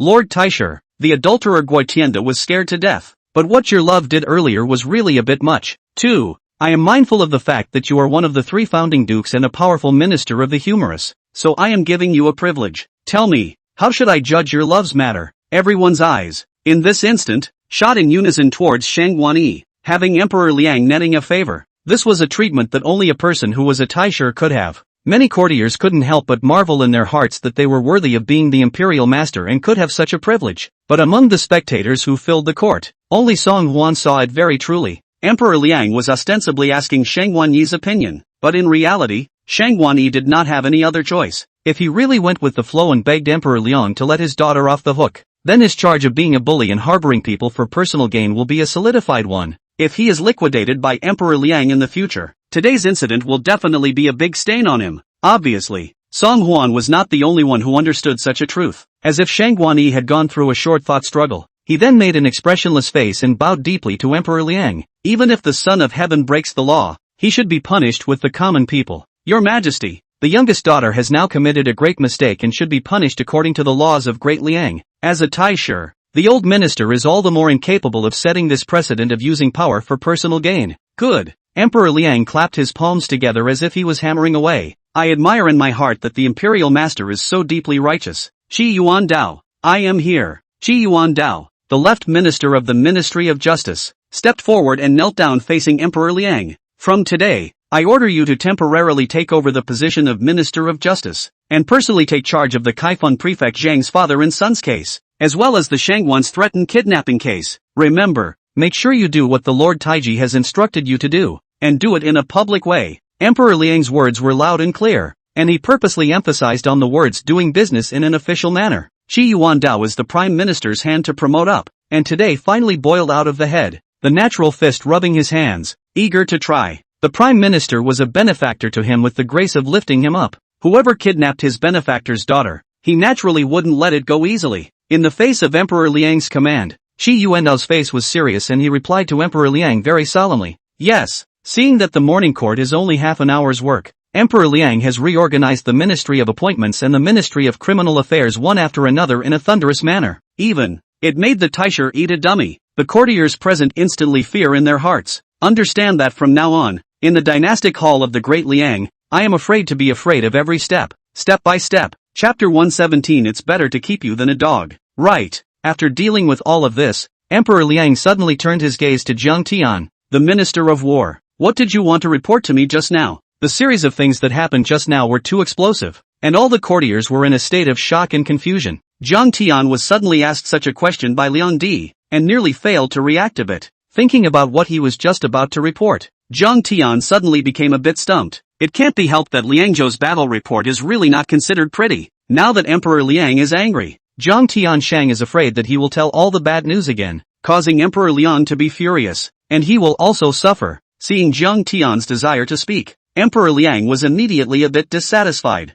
swallowing and sputtering. What a shame! Is there any semblance of a minister of war? In the face of the Liang Emperor's angry rebuke, Jiang Tian eyes closed heart. Simply will Liang state war report in one breath all reported out. Your Majesty, news from Liangzhou. The second prince led his troops to the outskirts where the horse bandits were infested and engaged them in several battles. But, the horse bandits had an advantage over the terrain, causing the officials and soldiers under the second prince to suffer a heavy defeat. Final, 3,000 elite soldiers were lost on the spot, and the number of wounded has reached as many as 4,000. Emperor Liang's face turned blue. How many horse bandits in Liangzhou are there now? Jiang Tian clenched his fists and finally spat out a few words through his teeth. Less than 2,000. Wow. The courtroom was instantly thrown into an uproar. How can less than 2,000 horse bandits bring about so much killing power? These horse bandits are also too ferocious. How come the second prince personally led his troops out and couldn't suppress them? Alas! I said a long time ago that sending the second prince forward to suppress the bandits is not reliable at all. It's better to wait for another 3 days. After Great General Su Rong returns with his troops, he will go to suppress the horse bandits himself. Don't you want to use a bull's knife to kill a chicken? The Great General is one of the leading generals in Liang, so if it's just a matter of suppressing the horse bandits, why would he need to go out personally? Ha! What do you mean by district horse bandits? District horse bandits. Is not the second prince also helpless? Perhaps the news brought by Jiang Tian was just too explosive. For a while, a group of courtiers forgot about the silence they had just experienced, and all of them voiced out their passionate discussions. Emperor Liang had just reorganized the Ministry of Appointments and the Ministry of Justice, and was originally in a pretty good mood, but as soon as he heard the bad news about Jiang Tian, his mood instantly fell to the bottom again. The horse bandits could not be suppressed, but the leader of the army, who had no success in suppressing the bandits, was his own son. In the face of the courtiers' murmurs, Emperor Liang only felt that his face was dishonored. Shame on you. You are all the pillars of the country of Daliang. You come and tell me how these 2,000 horse bandits should be annihilated? The courtiers were all originally whispering, but in the face of Emperor Liang's questioning, they suddenly all shut their mouths very silently. However, someone soon couldn't stand up to Emperor Liang's aggressive stance and took a step forward. Your Majesty, I think that we should wait until the great general returns in 3 days, and then send the great general to fight the bandits. Yes, Your Majesty, with the great general's presence, those horse bandits will naturally have nowhere to hide. No, there were other courtiers who held an opposing view. The great general has been out fighting against northern Yuan for years, and now that he has returned victorious with great difficulty, there is how he can be sent forward to Liangzhou to fight against the bandits again. Besides, let the great general personally suppress the horse bandits in the district. If the world knew about it, wouldn't it feel like killing a chicken with a bull's knife? Especially if this matter then reaches the ears of Xiao's envoys, it will attract their merciless mockery. Several courtiers, each with his own opinion, debated in the courtroom with one word from you and one from me, arguing on the basis of reason. Emperor Liang was annoyed in his heart, and when he glanced over, he caught a glimpse of Song Huan, who was covering his mouth and snickering at the side. This brat. It's at this juncture and he can still laugh, nor do they know how to help themselves out. However, seeing Song Huan begin to snicker, Emperor Liang actually had a very solid feeling in his heart, because he knew that when this kid smiled, he must have come up with a countermeasure. Emperor Liang immediately pulled down his face and put on a displeased look. Fourth prince, what are you laughing at? But think of something funny? Or have you already thought of a response to eliminate the horse bandits? Listening to the arguments of the ministers in the courtroom, Song Huan's thoughts had long since traveled beyond the 9 states. When he recalled everything that happened with Cheng Susu in the hut that day, Song Huan couldn't stop the corners of his mouth from rising. Who would have thought that the tigress, who had gone toe-to-toe with herself a dozen days ago, would also have such a delicate and shy look? This, let's call it not being an enemy. However, just as Song Huan was reminiscing infinitely, he was suddenly called back to his thoughts by Emperor Liang's stern voice. In the face of Emperor Liang's questioning, Song Huan could only nod honestly. Father, my son did not think of a response, but simply remembered something funny. Song Huan's indifferent reply nearly caused Emperor Liang to black out. This brat is very honest in his words, but he couldn't think of any countermeasures. Could it be that this time to eliminate the horse bandits, really still need Su Rong personally? Does a mere 2,000 horse bandits really need several times the number of elite troops to suppress them? Just as Emperor Liang was lost in thought, he heard Qian Zhutong, the Minister of War, faintly laugh. It seems that His Highness, the fourth prince, is good with his mouth, but not necessarily good at leading soldiers into battle. My humble servant thought that the fourth prince would be able to offer a good plan to solve His Majesty's problems, but my humble servant neglected to mention that the fourth prince seems to be a bit more adept at debating with speech officials. Song Huan did not want to say anything more, but in the face of Qian Zhutong's cynicism, he was unwilling to be a shrinking violet. This Qian Zhutong, Song Huan had some impression. He was a loyal follower of great General Su Rong, and even more so, he was an unwavering partisan of the second prince. Now that second prince Song De was out with his troops, he was a good and loyal dog, doing his best to watch over his master's house and never allow the other princes to make a spectacle of themselves in front of Emperor Liang. Thinking of this, Song Huan smiled faintly. If all the good plans have to come from this king, then what is the use of having all of you in Great Liang? What do the people need more of you? What is the use of my father still keeping you all? Raising a dog can still look after the house, but raising a bunch of losers who can only eat but can't come up with any half-assed ideas, isn't that a waste of ingredients? Fourth prince, you. Qian Zhutong's face flushed red, obviously angered by Song Huan. Although we are not talented, we are doing our best to advise His Majesty. If the fourth prince wants to prove himself useful, then present a good plan for His Majesty. Chapter 118 Gambling in the Courtroom. When Qian Zhutong said this, the crowd collectively sucked in a breath of cool air. Today's fourth prince is not something that ordinary ministers can mess with. Not only did he fight with his tongue, disliking a group of speech officials who had nothing to say, but now he was Emperor Liang's right-hand man. Compared to the former straw man, he has long been a different person. However, it was not unreasonable for Qian Zhutong to be so tongue-tied. Although this Qian Zhutong was only a minister of the Ministry of War, his origin was not low. Before joining the government, he was a partial general of the great general Su Rong, and as Su Rong's right-hand man, he followed him around for 10 years.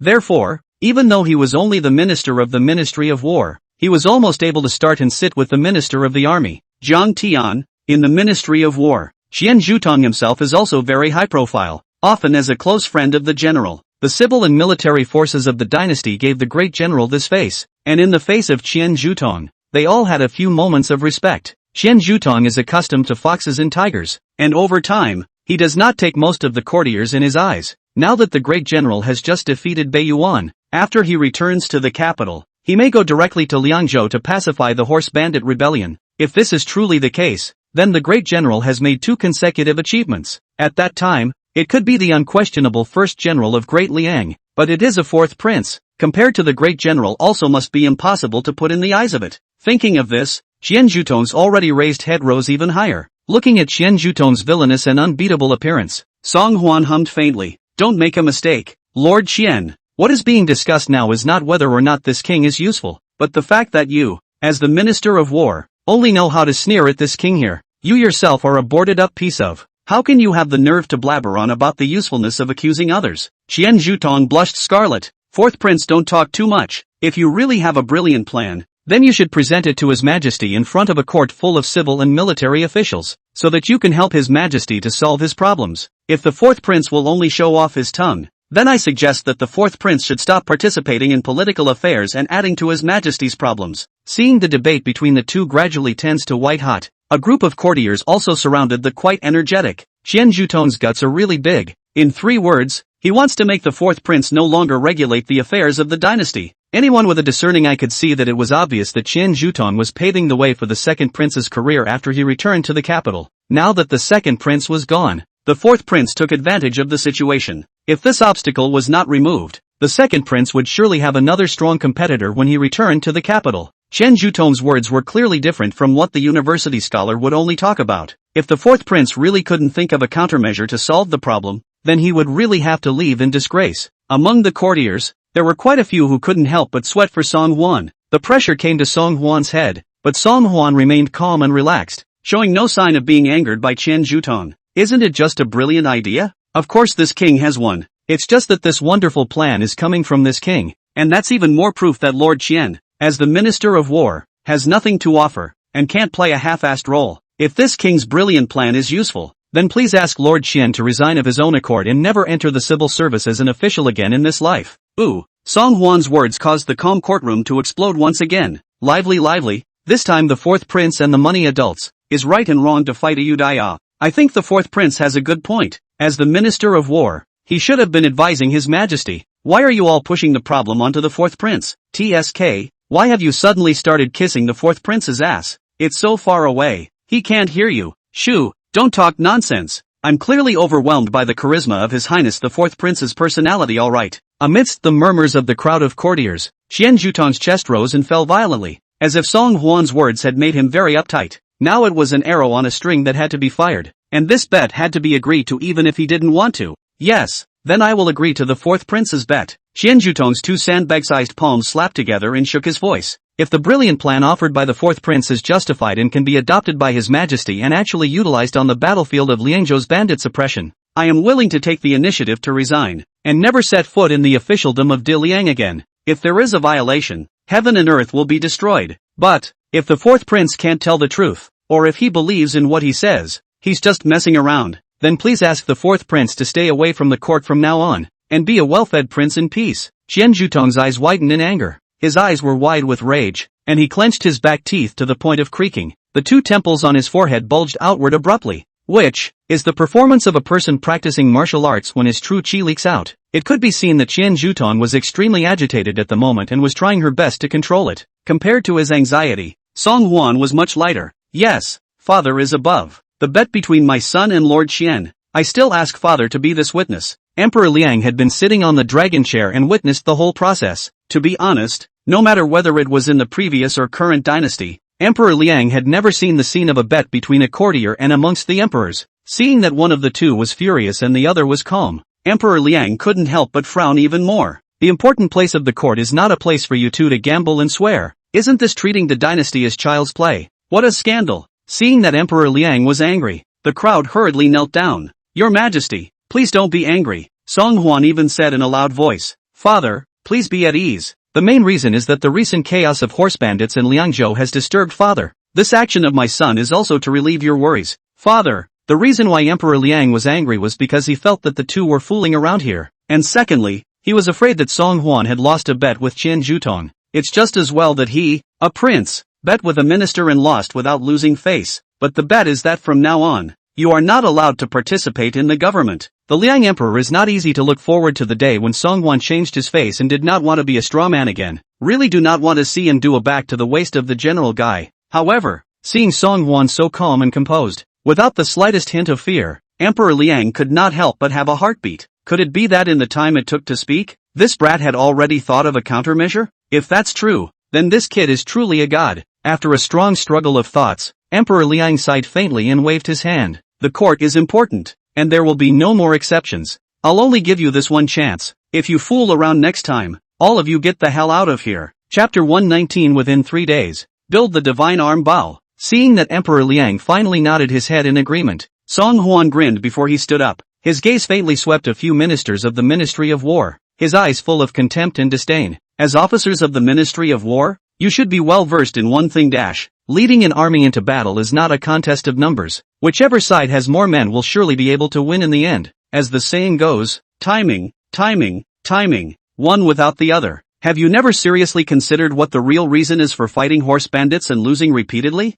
Outnumbered? Are soldiers not good enough? Weather reasons? Not all of them. According to the tip-off from Liangzhou, almost all of our dead and wounded have suffered the same kind of injury. That's an arrow wound. Combined with the geographical structure of Liangzhou, which is characterized by dense forests and gentle slopes on the side, it can be imagined that when the officials and soldiers were fighting the bandits, they were inevitably attacked by a rain of arrows from the horse bandits, and that's why they lost the battle. The courtroom was silent, so quiet that even the sound of breathing was extremely faint. It was not because none of these courtiers recognized Song Huan's views. Rather, it was because at this moment, every one of them was holding their breath and quietly listening to Song Huan's analysis. Listening to Song Huan's analysis to this point, Zhang Tian came to a sudden realization and spoke. So we should also send a large number of bowmen to respond to the battle, instead of sending all the cavalry to send them to their deaths. You listen to this king first. Song Huan gave Zhang Tian a blank look. This king just said that there's a place and time, a place and a person, and you can't have one without the other. So analyzing the battlefield can't just be about what troop type is more appropriate.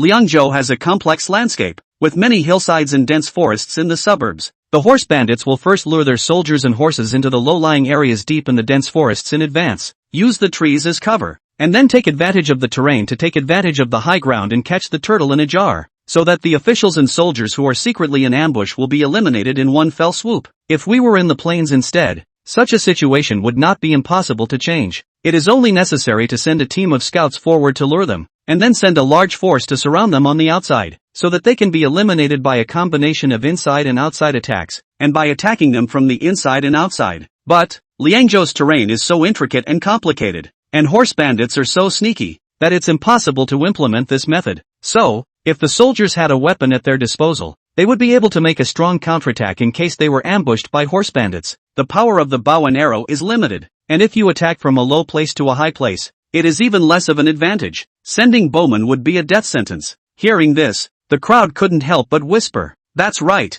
Listening to the fourth prince analyze a pass like this, it seems like it is indeed the case. Sending cavalry is also death. Sending bowmen is also death. Then why don't all the soldiers just hug and wait for death together? Hush, let's hear the fourth prince out first. It seems like he really has something to deal with it. Only after the sound gradually weakened again did Song Huan continue to speak. The work is done. The work is done. My generals of Diliang are naturally several times better than those horse bandits, only that they don't have a single weapon to use, which is why they keep being passively beaten. As soon as Song Huan's words fell, someone hurriedly asked a question. Then dare I ask your highness, the fourth prince, what is this weapon you speak of that is in your hands? The most handy weapon Song Huan thought of. That was naturally a fully automatic rifle in each hand, hanging it on his shoulder. Not to mention the 2,000 horse bandits, or even 20,000 horse bandits. It's no big deal at all, but it's obviously not realistic to bring this up now. with Di Liang's current technological development. It was harder than heaven to build this thing, and the next thing Song Hwan could think of was another artifact from the cold weapons era, the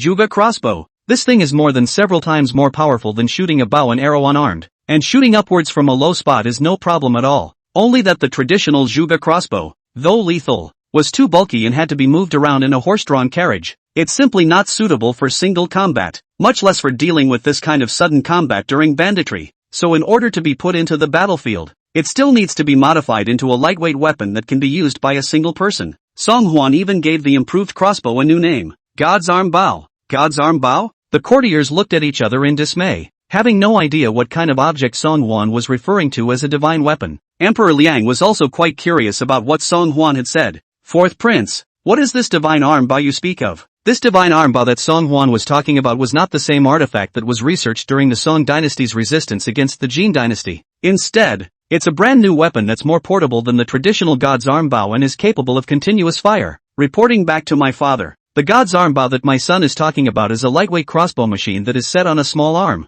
Not only is it easy to carry and easy on the hands, it's even more lethal, easily shot out to a distance of 200 or 300 paces. No problem. The room was filled with laughter at these words. Fourth Prince, it's true that you analyze the war situation head-on, but this manufacturing of weapons isn't something to be made up out of thin air and taken for granted. That's pretty much the end of your analysis. As far as building weapons is concerned, is there really such a lightweight and powerful weapon? Whether you guys believe it or not, I don't believe it anyway. Emperor Liang was also a bit hesitant. Lao Si, tell me honestly, is this kind of artifact completely imagined by you out of thin air? Or are you indeed able to build it? Song Hwan replied honestly, I am not hiding from what my father said. When my son was recuperating from his previous injuries, he had nothing to do and loved to study woodworking. This kind of God's Arm Bow, although my son has only roughly made a prototype, but please give my son 3 days, and within 3 days, my son will certainly build you one exactly as described. What Song Hwan said was not just a lie. He has been interested in woodworking since he was a child, and usually has nothing to do,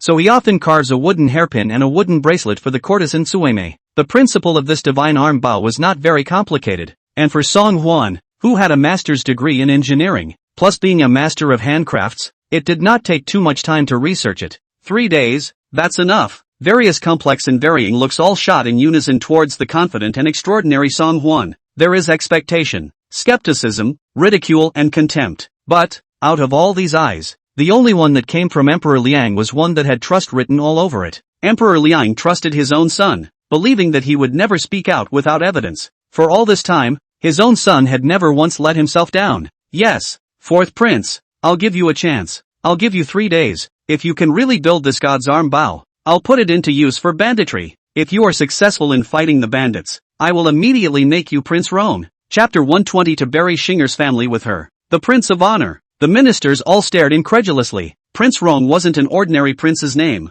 Back then, before Emperor Liang was made a prince by the previous emperor, he was first made Prince Roan. It could be said that the 3 words Prince Roan represented the weight of half of the crown prince. And now, Emperor Liang even intends to reward the title of Prince Roan to the former most insignificant 4th prince. This proves that Emperor Liang is interested in considering the 4th prince as one of the candidates for the throne. Song Hwan never expected that he would have an unexpected gain from making such a bet with Qian Zhutong. And, still, it's no small gain. Song Hwan was overjoyed in his heart and hurriedly knelt down on one knee, bowing to Emperor Liang. Many thanks, father. Please rest assured, father, that my son will live up to your wishes. If one could really obtain such a title as Prince Roan, would that mean that one could move out of the palace and open a residence on one's own? At that time, wouldn't you be able to live a life without shame with a tigress, and then keep a few beautiful concubines? Such divine days, simply not too good. After the morning court, there were a few courtiers from the neutral faction who had long since gathered around Song Hwan. Congratulations to the 4th prince. Congratulations to the 4th prince. You are the first prince amongst several to be named a prince by His Majesty. Such a supreme honor. It's really congratulatory. Please also ask the 4th prince for more support in the future. My humble servant will be grateful with his liver and brain. 3rd Prince Song Liang even greeted him with a pleasing face, full of enthusiasm. Oh 4th brother, 3rd brother, I've long seen that you're a talent. Seeing that you have achieved what you have today, 3rd brother, I am happy for you from the bottom of my heart. In the future, when you are rewarded with a prince's mansion by father, don't forget to invite 3rd brother and I to go and eat wine often. Looking at the courtiers around him who were enthusiastically congratulating him as well as Song Liang, Song Hwan could not help but sigh heartily. As the saying goes, once a person gets power, they realize that they are surrounded by good people. Once upon a time, he himself was still an unappreciated straw waste, and a group of courtiers naturally scoffed and showed disdain. Even the palace maids and eunuchs passing by refused to treat themselves with any respect. However, this time has long been different from the other time.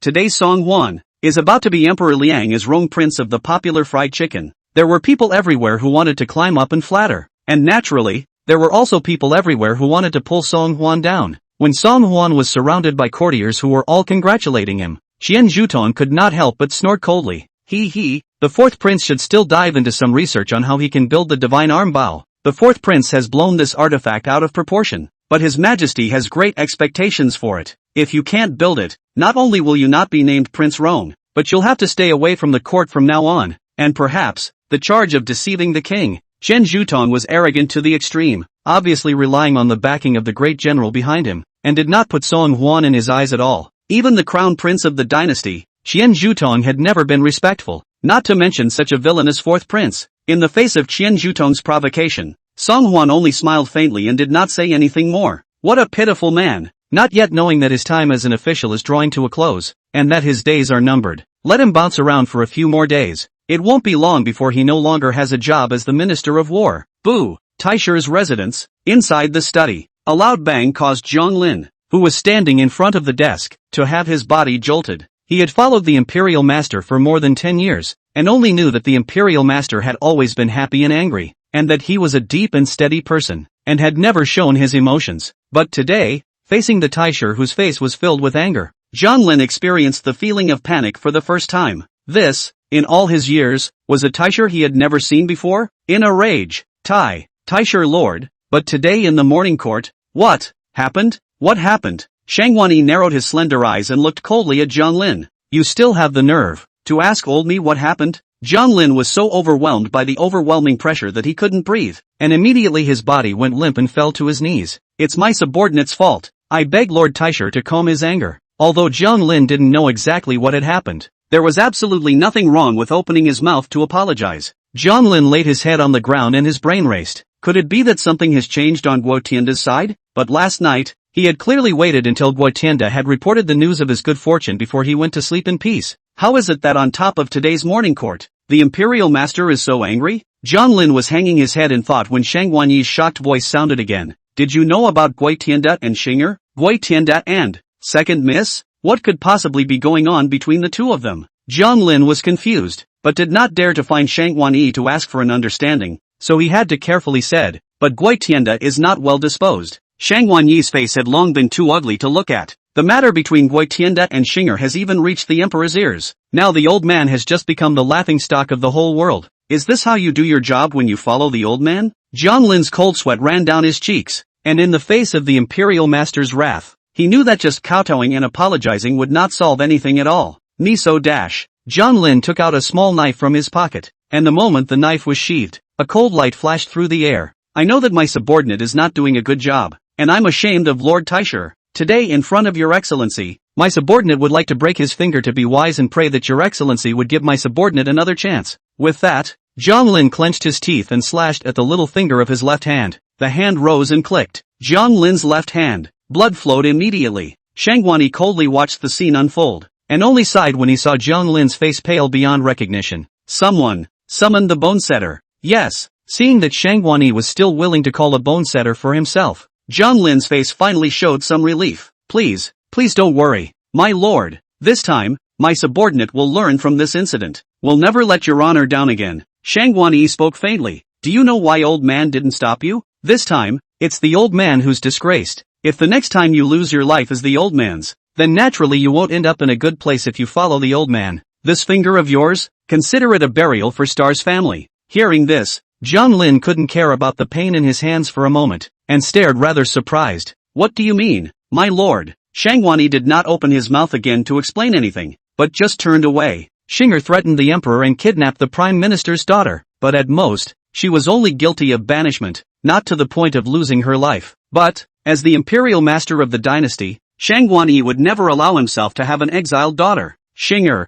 you and I are father and daughter. Let father himself see you off for the last time. In your next life, don't meet your father. Just be a free and uninhibited commoner's daughter. Chapter 121 Chang Su-su's Mang brother. After the morning court this day, Song Hwan still went to the state prison to attend classes and spend that boring hour. It was said to be a class, but Song Hwan didn't spend a day in class listening to the lectures. Every day is passed out without exception. At first, see Song Hwan sleep in class, come to the lecture of the university scholar will also speak to reprimand a few times. No matter what kind of prince you are, even if you are a crown prince, when you come to this state prison, you will be subject to the discipline of the Grand Maester. Sleeping in class, disrespecting academics and teachers. If Emperor Liang knew about it, he would be severely chastised. However, since the last time Song Hwan scolded Huang Dang to vomit blood in the morning court, no university scholar dared to rebuke Song Hwan one more time. And 2 days ago at the morning court, Song Hwan even directly scolded the respected university scholar Chen Zilin on the spot. Song Hwan became famous in one battle, and since then,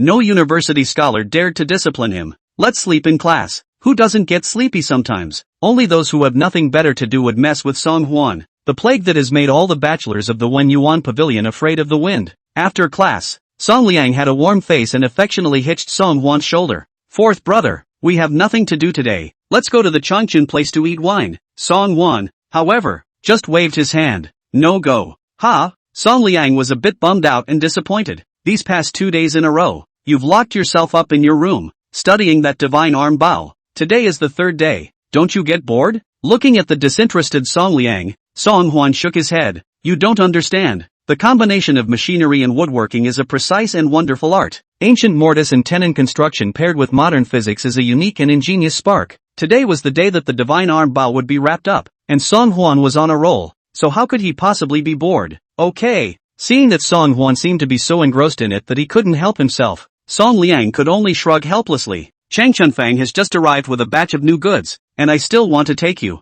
Fourth brother, over to open your eyes. It seems that I can only go ahead and find out what's going on. Third brother, Song Liang's words didn't draw too much attention from Song Hwan. He hoofed it back and immediately continued the unfinished business of last night. 2 hours later, phew, finally done. Looking at the freshly baked divine arm bao in his hands, Song Hwan wiped the beads of sweat on his forehead, and in his eyes was uncontrollable delight. After he improved the divine arm bao, the bao body as well as the weight had been reduced by a factor of 2, but the power was not reduced at all. Theoretically, shooting 200 or 300 paces with ease is not a problem at all. In particular, Song Hwan's uniquely designed continuous firing switch allowed the divine arm bao to do 10 arrows in a row. One could say that this thing is the equivalent of a semi-automatic rifle from the Cold War era, fighting all over the entire continent of Kyushu. There is no enemy. Seeing Song Hwan finally finished, the palace maid Suimei also couldn't help but have tears in her eyes, and felt happy for Song Hwan from the bottom of her heart. Your Highness, you've finally done it. For the past 3 days, you have not been able to eat well, and you have worked late into the night every day. Surprisingly, he really managed to make this divine arm bao in 3 days. You are just amazing. Saying that, Suimei took out her handkerchief and delicately wiped the beads of sweat on Song Hwan's forehead. Suimei was extremely close to Song Hwan, and Song Hwan could even feel the gusts of hot air she exhaled on his neck. That warmth tickled Song Hwan's neck and his heart. Just when Song Hwan was in the middle of his mind, suddenly, a very manic bellowing came from outside the courtyard. What fourth prince? I only know that this guy abused my sister. Forced my sister to commit herself to him. I don't care what front he is. If I don't mention my sister today to ask for a statement, I will never be surnamed Chang. Song Hwan frowned slightly. What kind of movement? His words were cut short by a loud bang, only to see the courtyard door directly kicked away a full 3 meters. Amidst the flying dust, a burly man rushed in, glaring angrily at Song Hwan. This man had a black mouth and black face, full of gnarled whiskers, and although he was quite old-looking, there was a slightly clear folly in his gaze. He was born tall and burly, looking 2 meters tall and burly as a wall. At this moment, the veins on this person's forehead were bulging, his eyes were red, he was gritting his teeth and glaring at Song Hwan. It looked as if he couldn't wait to eat Song Hwan alive and tear him to pieces right away. Yeah, you're already engaged to my sister, and you're still here making love to the palace maid. Outrageous. I'm going to meet with His Majesty and ask him to annul the marriage contract between you and my sister. And you, don't think I'm afraid of you just because you're a prince. With that, the man rolled up his sleeves and was about to approach towards Song Hwan. Looking at the naive son in front of him with this act of not being afraid of the sky or the earth, Song Hwan was overjoyed. He didn't even put the emperor's son in his eyes. Either he thought he was of noble birth and was overbearing, or he was hot-tempered and brainless, and was in a rage at the moment. Needless to say, the being in front of him must belong to the latter. And this person was no one else. It was Chang Sun's son. Chang Susu's sibling, great general of the Great Liang Vanguard, Chang Tianlin. Compared to Chang Sun's courteousness and Chang Susu's delicacy and cuteness, this guy's looks were also a bit too big and thick, especially that weathered face. You call that 17? Say he was 37 years old, and I'm afraid no one would raise a question. Yo, if it isn't my king's brother-in-law who led the troops to war. What? Just after returning to the palace today to finish reporting to my father, you're in a hurry to come to find this king, your brother-in-law? Hearing Song Huan call himself his brother-in-law, Chang Tianlin's eyes glared angrily, the majesty and ferocity of being a general calling out, "Don't get close to me, I have come today to seek justice for my sister." But how do you know I just finished my debriefing? Song Huan grinned and reached out to point at the armor on Chang Tianlin's body. You haven't even unloaded your armor. You must have returned to the capital without returning home, and directly entered the palace to report on your duties. Brother-in-law, you first don't be impulsive. Listen to this king to explain properly. There is some misunderstanding between us. Not expecting Song Huan to be able to guess his movements, Chang Tianlin was slightly stunned. Isn't this fourth prince known far and wide as a big, small, cute? He's not a big, fat, stupid man. How can you tell? Seeing Song Huan start to defend himself anxiously to himself again, Chang Tianlin's eyebrows went up and immediately interrupted the other party's explanation. Misunderstanding? What misunderstanding? I've heard about your underhanded behavior on the front lines. From that time on, I made a secret vow. When we return to the capital, I will definitely seek justice for my sister, even at the risk of being condemned by His Majesty. I'll let you know what happens when you bully my sister. Chapter 122 Surrender and Lose Half. Looking at Chang Tianlin, who was filled with righteous indignation, Song Huan cried and laughed for a moment. What kind of 2G network is this guy on? He came to confront himself before he could make sense of the situation, but seeing as he wasn't even afraid of himself as a royal prince, he must have been very heartbroken for his sister. It was enough to show that although this guy was reckless over the top, once he identified a person, he would follow him to the death. Seeing that the terrified Cui may seem to be going out to get help, Song Huan shook his head without moving. Chang Tianlin wanted to seek justice for his sister, and there was no excuse for this. If he really alarmed Emperor Liang, this guy would definitely be chastised. And, more to the point, in Song Huan's head, a bold idea suddenly popped up. Wouldn't it be great if he could subdue this vanguard general and make him use him and follow him with his heart and soul? Having made this decision, Song Huan purposely clamored loudly, a great general, but to suddenly attack this king. No martial virtues, underhanded. As expected, Chang Tianlin's fist stopped in midair all of a sudden. Did you hear me right just now? The whole capital is famous straw bag. The first time is not even holding his head and begging for mercy, but scolded himself to engage in a sneak attack. Joke. I, Chang Tianlin, am honorable and upright. How dare you call me underhanded? Song Huan straightened his collar and calmly said, if you don't go down, can you still take advantage of this king's unsuspecting time and suddenly run in for a sneak attack? If you have the ability, have a fair and square match with this king. Once Song Huan said this, the crowd of eunuchs and palace maidens around him were all stunned. Who is Chang Tianlin? This is the great General Chang who has made great achievements in the Northwest War. This is a great hero who was only 17 years old when he was appointed as a vanguard general by Emperor Liang.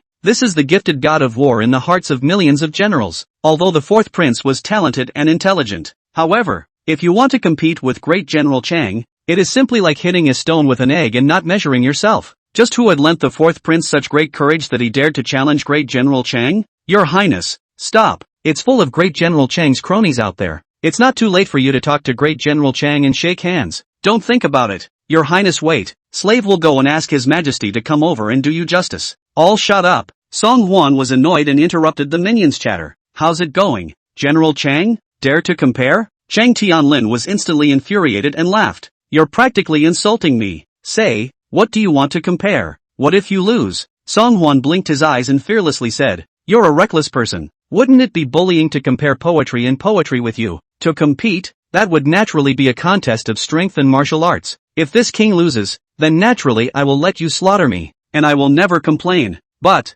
if you lose, you have to honestly be this king's little brother, and honor this king with a big brother before and after people. Is there a problem? Ha ha ha ha ha ha ha. Listening to Song Huan, Chang Tianlin could no longer stop hilariously laughing. He himself started practicing martial arts at the age of 5, and when looking at the entire 3 armies of generals, he was also the existence of the peak of force value in general. This strawman who couldn't even beat the city hooligans had the courage to challenge himself? Big joke in the sky. Yes, Chang Tianlin's eyes burned as he agreed in one bite. That's what you said. If I win, you're at my disposal and will never complain. Come on, How do you compare strength? Song Hwan thought briefly, and his eyes drifted to the large water tank that was set up inside the courtyard. Tell you what, then I'll have a contest to see who can move this big copper vat. How? With the direction of Song Hwan's finger, everyone shifted their eyes to the large water tank in the courtyard. This copper tank was already half a man high, and after half a night's rain last night, it was filled with rainwater. A rough calculation shows that it must weigh at least 500 or 600 pounds. General Chang might still be able to barely move it, but the fourth prince actually has a few kilograms. Around the eunuchs and palace maids still have a measure of. With a worried look on her face, Cui Mei spoke kindly to Song Hwan. Your Highness, stop it. Great General Chang has a fiery temper. In case he wins. Most of the lackeys around her were eating their words. Only Cui Mei was genuinely concerned and worried about herself. Song Hwan was touched in his heart and reached out to pat Cui Mei's little head. Don't worry, Your Highness, I can't take a loss. The headbutt wasn't originally an overly intimate gesture, but when Cheng Tianlin looked at it, he saw it as a sign of Song Hwan's frivolity. He was all up and down like this every day to the palace maidens around him. No wonder he would purposely take his sister captive into the palace and forcefully possess her. Still don't know how desperate my sister, who was behind bars that night, would have been. Thinking of this, Cheng Tianlin's contempt for Song Hwan grew a few more points. He even began to regret a little. How did he just agree to this strawman's request to have a match on impulse? If this were to spread, would it not dishonor his reputation as a great general? If you win, you are more or less a winner. If you lose, no, how could one lose to this simpleton in force? Song Hwan saw Cheng Tianlin's hesitation and couldn't help but taunt. Great General Chang wouldn't be seeing this copper cylinder as heavy and running away from the battle,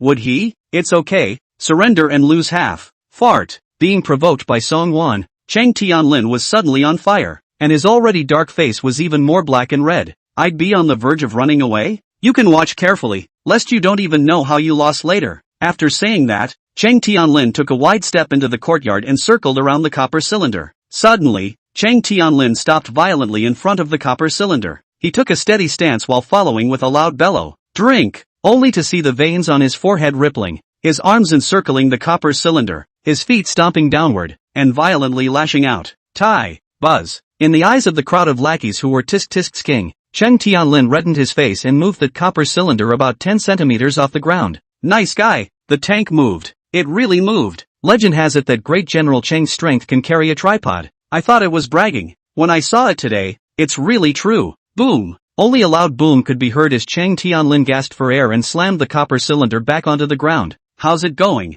Fourth prince? Now it's your turn. It's okay, surrender and lose half. Cheng Tianlin was very pleased and looked at Song Hwan somewhat gloatingly. The weight of this copper cylinder is really not light. I want to move up, but also really took a lot of effort. With this straw prince in front of him who had 2 tails of spare meat over his arm, he still wanted to challenge himself? It's a fool's errand. Chapter 123. Ever heard of the 4-2 pounds? Song Hwan didn't reply and followed Cheng Tianlin's example just now, circling around the copper cylinder. Strength, in this age of cold weapons, is something that absolutely everyone pushes towards. They just don't understand it yet. A brilliant mind is sometimes more powerful than absolute strength. Just when everyone thought that Song Hwan was finally going to do something amazing after spinning around a few times, unexpectedly, Song Hwan turned his head and ran away in a puff of smoke. The crowd looked at each other in disbelief, and Cheng Tianlin was even more stunned. This guy won't take advantage of the situation and run away. Although he knew that he was shameless, he did not expect that he would be shameless to such an extent.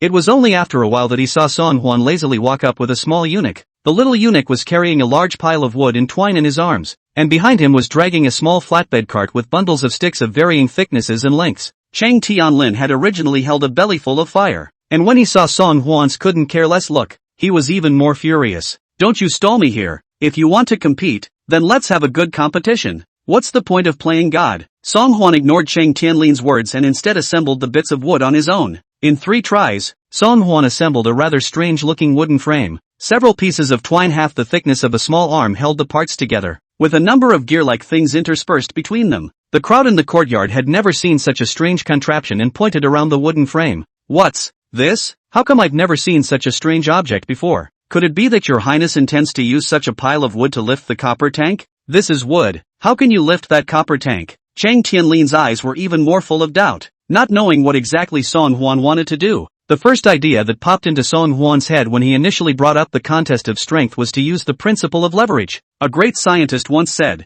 "Give me a fulcrum and I will pry the whole earth." Just after seeing Cheng Tianlin's laborious appearance when he moved the copper cylinder, Song Hwan gave up on this idea. Nowadays, there is only wood in the backyard, and if you want to pick up the copper cylinder, then you have to use at least 2 or 3 meters long. Two people embracing the thickness of the wooden stick. It wasn't even a stick anymore. It was a small tree. Now that time is running out. Where are we going to find such a small tree that can pry the copper tank? Suddenly, Song Hwan was struck by an idea and thought of another shortcut. Pulley combinations. Simply by combining a moving pulley with a fixed pulley, the lightweight wood, you can also easily lift this copper tank. Looking at the curious eyes of the crowd around him, Song Hwan smiled faintly. What's so rare about empty brute strength? Ever heard of a four-pronged approach? After saying that, Song Hwan stepped forward and fixed the edge of the copper cylinder to the pulley. Then he reached out and activated the pulley mechanism. Boom! Bam! Originally heavy and large copper cylinder, now even with a light wooden barrel instantly lifted off the ground 30 centimeters. Seeing the scene in front of them,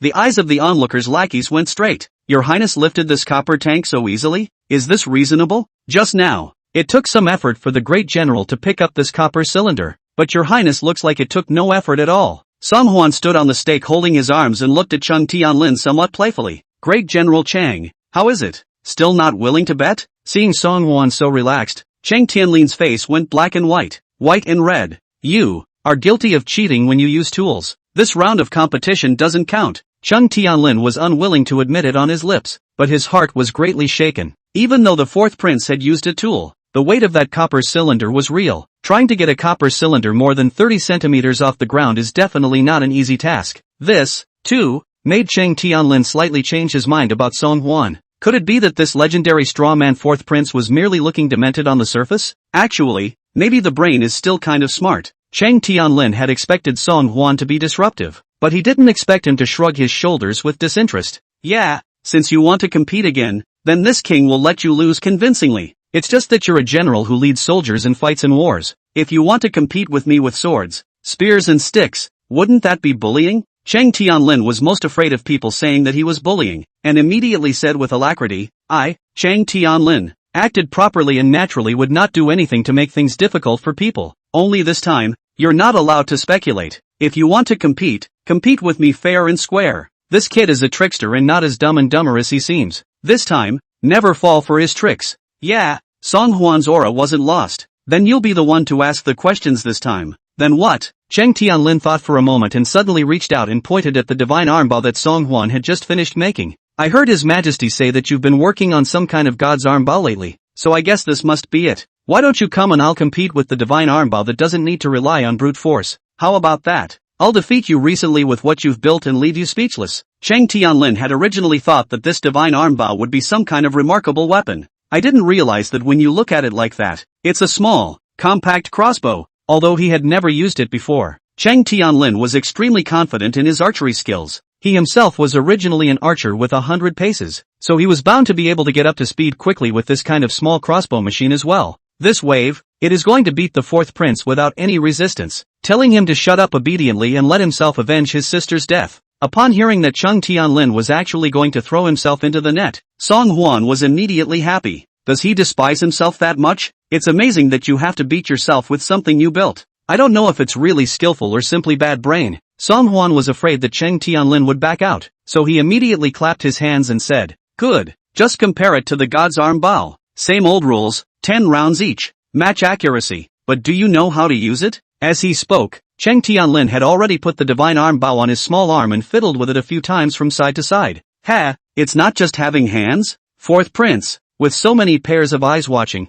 if you lose, you have to keep your promise and be at my disposal, but don't wait until you lose and cry your nose at His Majesty. It was only after being reminded by Chang Tianlin that Song Hwan realized. It turned out that the two men competed with too much noise. Outside the courtyard door has been crowded with countless eunuchs and palace maids watching. There were even a few passing concubines, all in groups of 3 or 5, waiting to see what was going on. Anyone who fails to play well this time will be in for a real shame. Chapter 124 So what if I let you have 3 rounds? However, Song Hwan wasn't worried about making a fool of himself in front of others. If Chang Tianlin wants to compete with any swords, guns, sticks and clubs, I am sorry, but that really won't be the case. But if it was to be compared to the divine armbow, Song Hwan really hadn't been afraid of anyone. As a cold weapon enthusiast, Song Hwan knew this weapon like the back of his hand. He's been shooting balloons with a plastic gun in the park since he was a kid, but it's a hit and miss. It can be said to be the existence of beating all the parks and making the ground floor bosses scared, coupled with the fact that in his previous life, he had soaked in cyber cafes every day to play CSGO, and it was not a problem at all to hit a few 10 rings with ease. This time Chung Tianlin took the initiative to propose a competition for the divine arm bao. It was simply dozing off and picking up a pillow just right, Song Huan immediately commanded, and within a short time, the little eunuch set up 2 targets at the other end of the courtyard. Seeing that the 2 had already taken their positions, the onlookers had already surrounded Song Huan's chambers with 3 layers inside and 3 layers outside. Each one stretched his neck to see what was happening in the yard. One was a famous young hero, and the other was the 4th prince who had only just been taken seriously by Emperor Liang, but could only offer advice. It was already clear and nail-bitingly obvious who would win and who would lose, but everyone still wanted to see how this great General Chang planned to beat the 4th prince into tears. With everything ready, Song Huan holstered his god's arm bao and took the lead in standing on the opposite side of the target. This divine arm bao is as long as a small arm, weighing quite a bit in his hand. The onlookers couldn't help but mingle when they saw Song Huan's proper appearance. It's good that the 4th prince is advising his majesty, but this is a martial arts competition, more or less out of your depth. Yes, has the 4th prince drifted a bit recently after making a big splash in front of his majesty, that he dares to compete with great General Chang?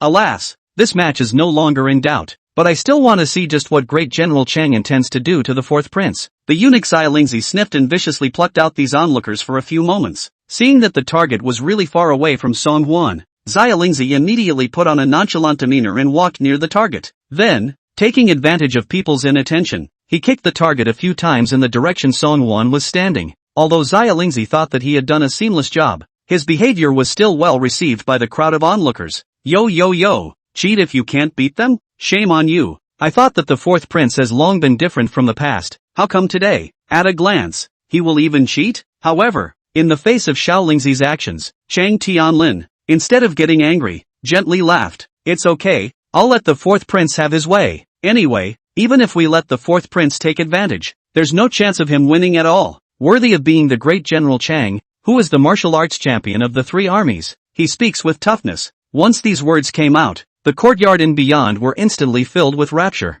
Xia Lingzi knew he had done something wrong, but still straightened his neck and looked fearless. What's all the noise? Haven't you heard that even the human General Chang has said that you can give privileges? Isn't it your highness? But before Xia Lingzi could finish her words, she was interrupted by the stern voice of Song Huan, who had a serious face across the room. Set that target straight. I don't need any privileges. Get started quickly. Don't give me any ing time. Chang Tianlin's face actually became a bit gloomy when he heard this. Obviously, he had just said that he could let the guy enjoy his privileges, but he was not shy about accepting it openly. Instead, he righteously rejected this so-called privilege. Chang Tianlin actually unconsciously. This strawbag has a slight change of opinion. Cough. Realizing this mental change, Chang Tianlin hurriedly coughed twice and raised his hand to Song Huan. Please. Song Huan did not say much, adjusting the divine arm bao on his arm and aiming slightly in the direction of the target. Pop, pop, snap. A few crisp and sharp bao whistles rang out, and Song Huan confidently put down his god's arm bao and turned around to leave. As the saying goes, a real man never looks back. This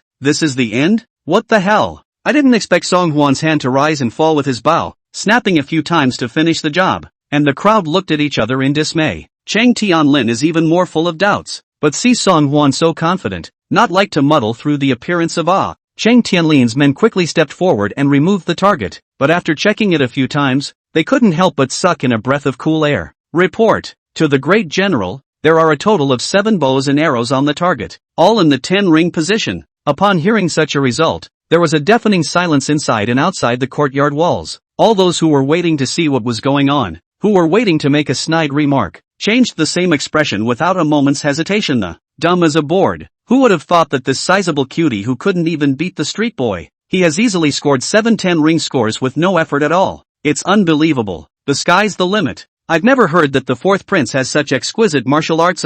Chang Tianlin's pupils were even slightly shaken, unable to say anything for a while. In broad daylight, with so many pairs of eyes staring, the 4th prince must not be able to cheat openly. These 7 10 rings, is that really his true level? That doesn't make any sense. Suddenly, Chang Tianlin said excitedly as if he had thought of something. Didn't we agree on 10 rounds per person? What do you mean you only got 7 shots? Song Huan had lazily sat down on a recliner aside, facing Chang Tianlin's rebuke. He rested his head unhurriedly and said, if this king hits 7 rounds, he will still be able to crush you. even if I let you have 3 rounds? This king wins steadily, to kill, and to put to death. This time, Song Hwan didn't just want Chung Tianlin to lose to himself, and make him lose. Only in this way could he ensure that Chung Tianlin would die to himself in the future and be willing to bow down. In the face of Song Hwan's victory, Chang Tianlin's face flushed red, and his 10 fingers sunk dead into his palm. This guy dared to humiliate himself in front of so many people. It was simply a strange shame. Come on man, fetch the bow. Seeing Chang Tianlin in this god of war-possessed appearance, the crowd of onlookers instantly came to life as if they had been pumped with chicken blood. It's going to shoot it. Great General Chang is going to shoot his bow. Go for it, Great General Chang. We're optimistic about you. Now that Song Hwan was gaining momentum, it was inevitable that he would attract the envy of others. Right now there was such a good opportunity to see the 4th prince make a fool of himself. Of course they wouldn't let it go easily. Chang Tianlin came with a strong presence, his eyes glistening, with the intention of putting Song Hwan to death. But after taking his place in the position, he realized that it was a bit further away from the target than he had thought. I don't know how the guy managed to hit 7-10 ringers from such a distance. However, with 70 rings and still want to hang himself. Simply joking. Chapter 125 please, just teach me. Whoosh, snap. As expected of someone who had practiced martial arts since childhood, Chang Tianlin quickly familiarized himself with the use of the divine arm bow. But after shooting the first arrow easily, Chang Tianlin secretly said that it was not good. 3 words popped into Chang Tianlin's head the moment they were shot. The shot missed. As expected, this first arrow only barely made a 6 ring. Asterisk in hell. Again, Chang Tianlin naturally didn't believe this. After adjusting his breathing, he shot 2 arrows in succession. However, the level of these 2 arrows was not even close to the level of the first arrow shot earlier. Only 5 and 6 rings were hit.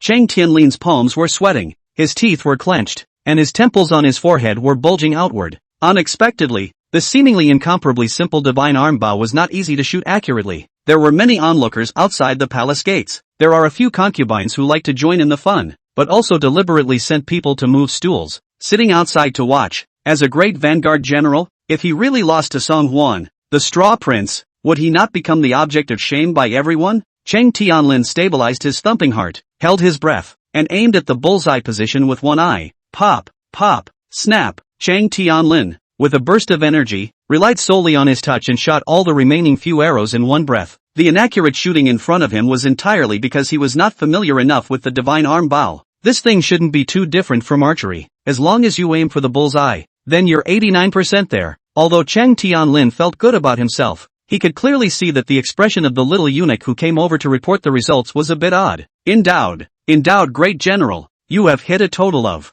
hit the, Chang Tianlin roared grumpily. Say what you have to say, and let go of your farts. The little eunuch puffed up his stiff upper lip. You hit a total of 67 rings. What? Chang Tianlin thought he had misheard. How could he refuse to believe that he, who could walk through 100 paces, had only scored 67 rings? This is not even close to the score of Song Hwan, who easily hit 7 rings. Chang Tianlin was shocked. When he shot those 10 arrows, he clearly aimed them at the bullseye, just like when he usually shot arrows. How come the end result is so bad that it can't be worse? Song Hwan stood to the side with his arms folded, silently sizing up Chang Tianlin, whose face was full of incredulity. This guy has been smooth and invincible for 17 years and has never had any setbacks. Today, I'm afraid this is the most self-doubting time since this cargo grew up. How's it going, General Chang? This time you should always be willing to gamble. If you're still unconvinced, this king doesn't mind adding another round. Of course, not to mention 1 round. Even if you add 10 more rounds, you are not a match for this king. As a result, before Song Hwan finished his speech, he saw Chang Tianlin suddenly become agitated and flashed in front of his eyes with a huff. Song Hwan was naturally taken aback by the sudden appearance of a large black mountain in front of him.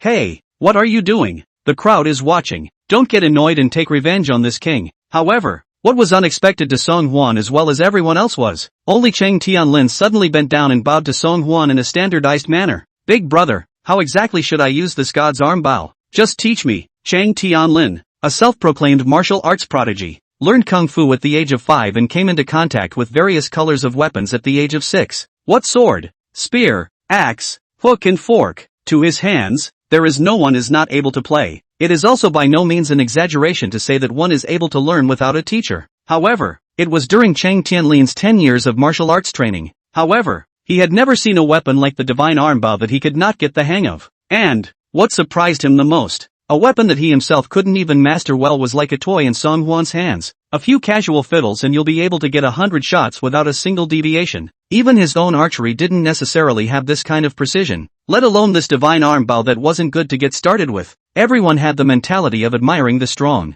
and for a genius like Chung Tianlin, it was not easy for someone to appear at a level far higher than his own, and that was even more convincing to him. All the previous preconceptions about the fourth prince had become a thing of the past. At this moment, Chang Tianlin was truly impressed by Song Hwan's exquisite skills. Chang Tianlin's move didn't just cause Song Hwan to drop his eyes, it also caused a kind of spectator around him to look dumbfounded. This is indeed the vanguard great general Chung Tianlin, right? It wasn't taken over by someone, was it? I've heard that great general Chang is hot-tempered and untamed. How is it that he's so polite to the fourth prince now? It couldn't be that the fourth prince has used some trickery to hoodwink great general Chang again, could it? What are you guys talking nonsense about? Chang Tianlin's ears were sharp enough to hear the whispering of the bystanders, and he couldn't help but roll his eyes fiercely in the direction the voice came from. From now on, the fourth prince is my Chang Tianlin's elder brother. No, more than my own brother. Anyone who dares to say anything halfway wrong about the fourth prince again is deliberately trying to cross me. Chang Tianlin.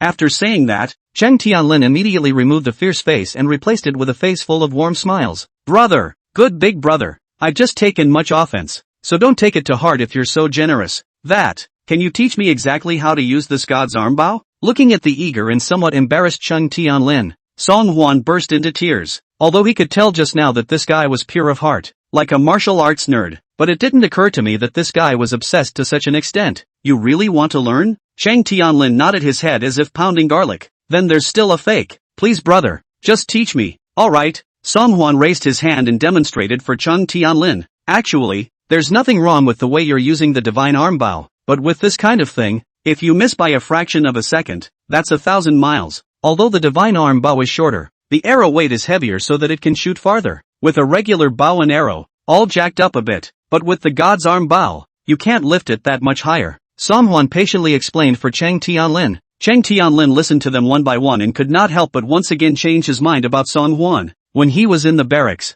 who on earth passed on the news that this fourth prince was uneducated and a waste of straw? Now that I look at it, it's not at all like the rumors. A person as good as the fourth prince wouldn't do anything out of the ordinary to his sister. The crowd of onlookers had originally wanted to wait and see just how the vanguard great general would disrupt the fourth prince's chambers. I didn't realize that the end result would be that the two of them would make up regardless of their former enmity. Chang Tianlin was even more submissive to Song Hwan and was taken in. Seeing this scene, the crowd could not help but cry out in disinterest. Break it up, it's no fun. Brother-in-law and brother-in-law have a deep love for each other. We've been watching this for nothing. Alas, I don't know what exactly the fourth prince was stimulated by. How come he's very different from before? Chapter 126 Little Brat, it's against you. Inside the Prime Minister's residence. Miss, not good. Young master has just returned to the capital, and then without stopping, he went to the palace with the great general to face the saint and report his duties to his majesty. Chang Susu was reading a book in her study, and when she saw the servant girl gasping for air and coming to report,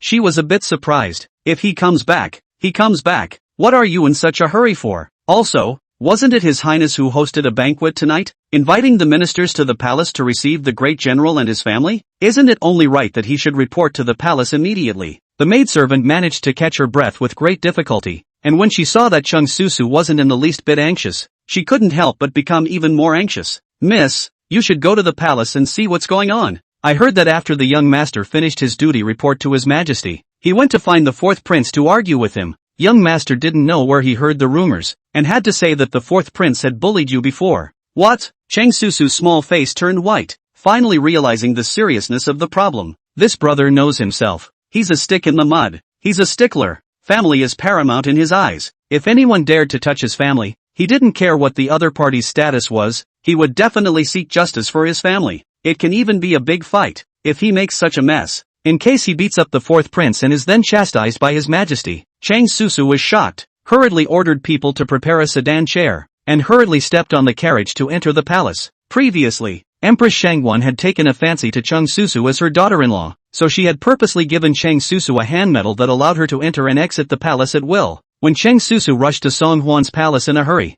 there was no sign of the duo at all. Ha, isn't this Miss Chang? Seeing Chang Susu appear, Cui Mei took the initiative to salute the other party. Chang Susu was anxious. Where is your master? And, Where's my brother? Brother? Su Weimei thought for a moment, and then realized that Chang Susu and Chang Tianlin were siblings. It had to be said that although Chang Susu was a year older than Chang Tianlin, Chang Tianlin looked much more mature and sophisticated. If people didn't know, they were afraid to think that Chang Tianlin was Chang Susu's uncle. Miss Chang, His Highness and Great General Chang have gone to the imperial study together to meet with the Holy Spirit, as if it's something particularly important. You're a little late. You didn't see how lively it was earlier. Hot. Hilarious? Chang Susu's cherry mouth opened slightly, full of disbelief. Did a lot of people see that just now? That's true. Thinking of the scene that just happened, Su Weimei was still a bit complacent. Not only did a lot of eunuchs and palace maids see it, but also several empresses saw it. Even Empress Qing, who is now the most favored by the Holy Spirit, is out there looking good. Concubine Qing also saw it? Su Weimei, was that a heated scene just now? Hearing Chang Susu's question, Shui Mei cocked her head and recalled for a moment. How so? I can't say it was heated. It was very heated. Your Highness and Great General Chang are going back and forth. The slave girl has never seen such a tense and exciting scene in all her life. It's too much. This is still fun? Looking at Su Weimei, who had a look of intent, Chang Susu only felt her heart beating faster. It's over and done with. It must be that brat Chang Tianlin who indiscriminately came up and beat up the fourth prince. The commotion was so great that it not only alarmed the concubines in the harem, but also reached the ears of the emperor. Now, the emperor is afraid that he has already called the two for questioning. This kid hands down no light or heavy. In case the fourth prince again to beat out what good or bad. At the thought of this, Chang Susu only felt her eyes darken and her feet soften. One stumbled and was about to lean back. However, just as Chang Susu was about to fall to the ground, she felt herself fall into an extremely sturdy and warm embrace. As soon as Chang Susu opened her eyes, she saw Song Huan's smiling face. Isn't the reception ceremony tonight? You couldn't have missed my king so much that you entered the palace early. Seeing Song Huan appear in front of her, Chang Susu was energized with a jolt. How are you doing? Hurt in what way? Is there anything uncomfortable? Has it been seen by a doctor? Chang Susu sat on one side and hurriedly checked back and forth on Song Huan's body. Yet after half a day's examination,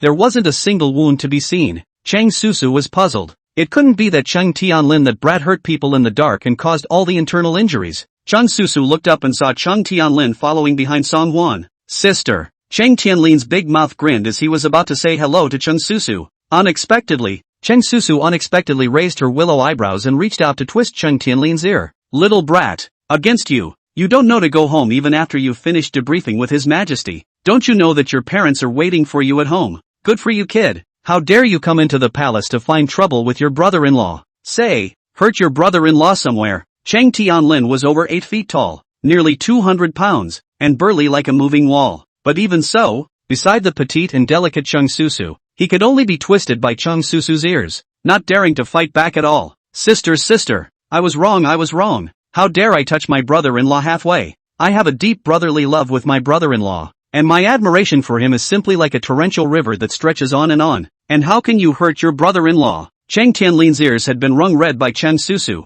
and at this moment was grimacing in pain, unable to fight. He could only beg Chang Susu for mercy while looking at Song Huan with pleading eyes. The look was as if to say, brother, get a grip on your wife. I really can't stand it. Song Huan laughed heartily from the sidelines, and only after he had finally laughed enough did he hastily interrupt Chang Susu. Alright, this kid is just entering the palace to find this king to spar in martial arts. I'm afraid that if I borrowed a few of his guts, he wouldn't dare to do anything to this king. Hearing Song Huan's words, Chang Susu then loosened her hand with confidence. Is that true? When it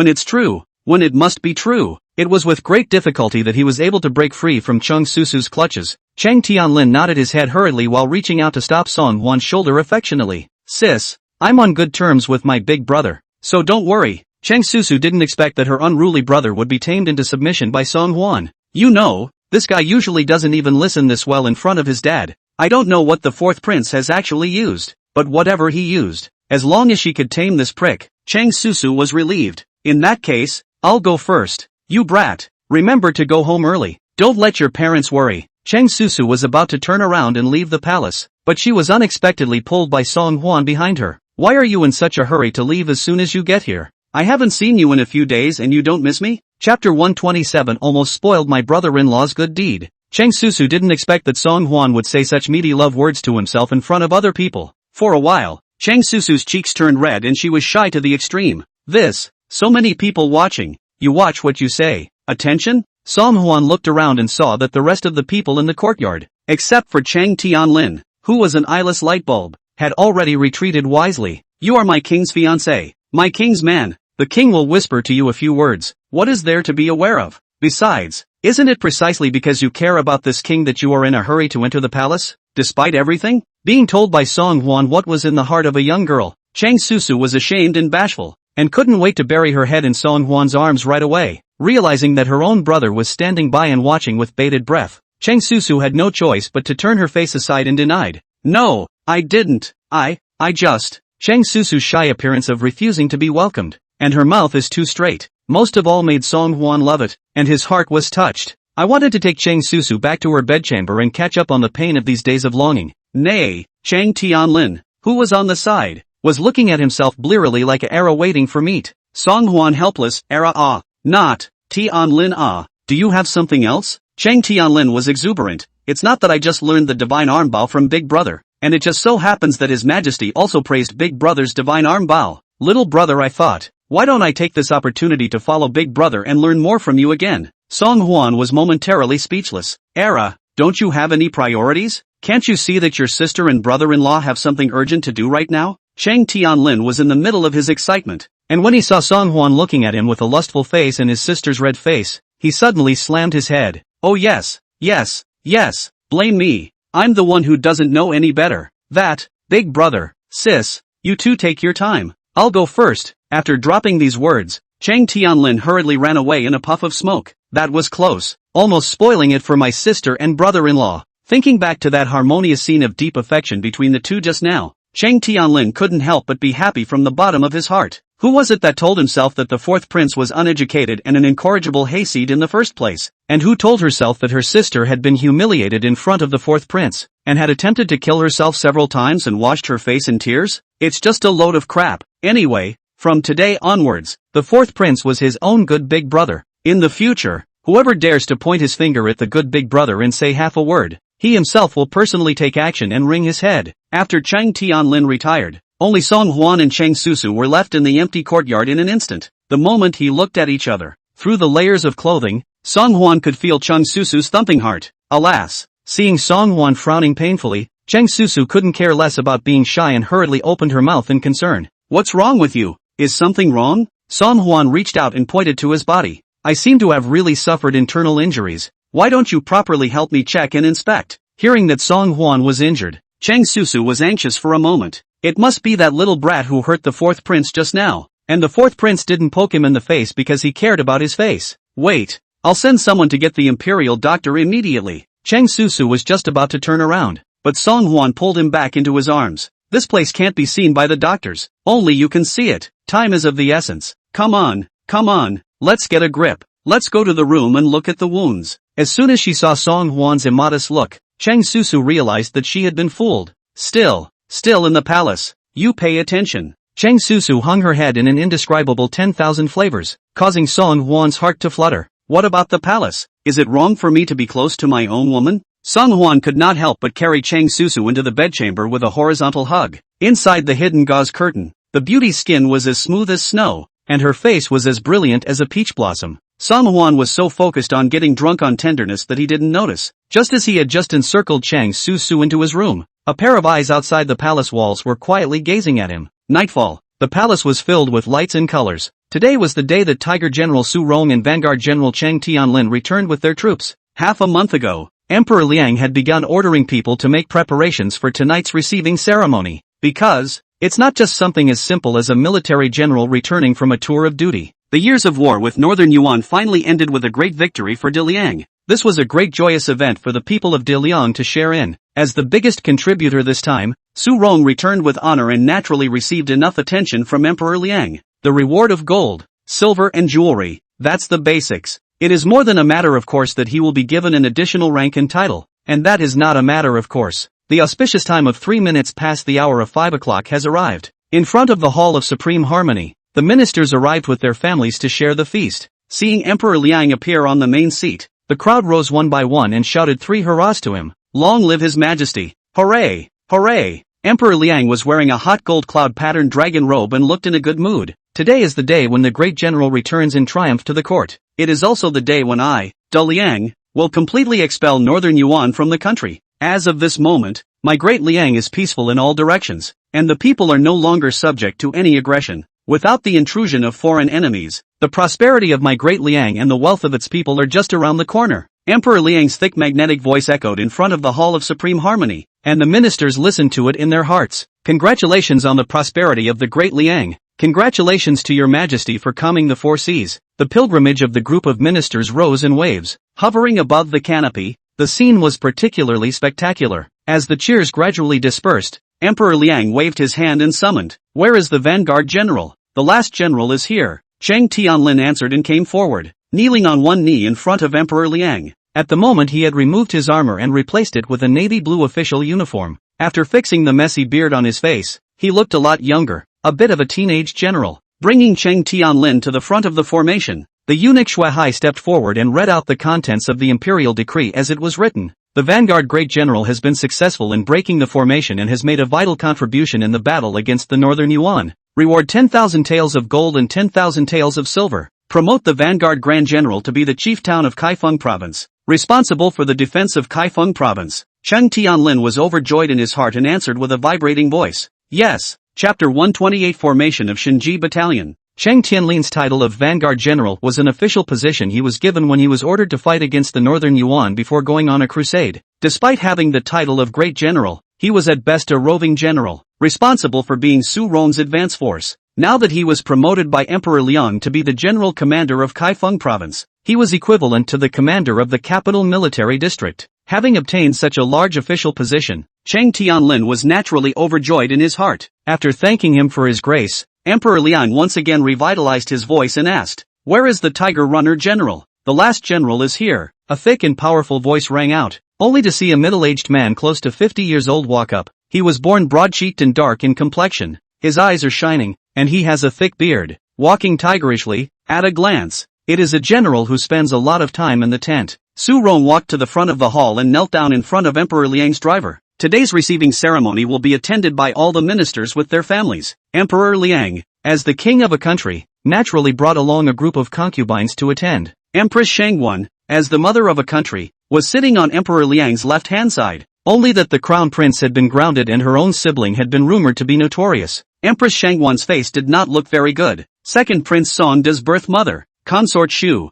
was sitting on the stage, not close to Emperor Liang. However, seeing Su Rong walk to the front of the formation, Shu Fei still couldn't help but straighten her back. As concubines in the harem, the emperor's favor and the merit of their mother's family are their backbone. Looking at her brother's achievements in battle, Shu Fei's pride overflowed. Kneeling in front of Emperor Liang, Su Rong is also full of self-confidence, quietly waiting for Emperor Liang's reward. Cheng Tianlin, that tiny vanguard general, had gotten such an official position as chief town of Kaifeng province, and as the great general of the Tiger's Runner himself, he would surely receive unprecedented praise, right? Great General Hufu will lead the generals of Great Liang to expel all the Northern Yuan and return peace and prosperity to our Great Liang. Such a sweatshop deserves to be extolled. Reward General Tiger Fu with 100,000 taels of gold and 100,000 taels of silver. Promote Great General Hufu to be the minister in charge of the allied guards. Su Rong was quietly lowering her head, waiting for her reward, but upon hearing Shuai's words,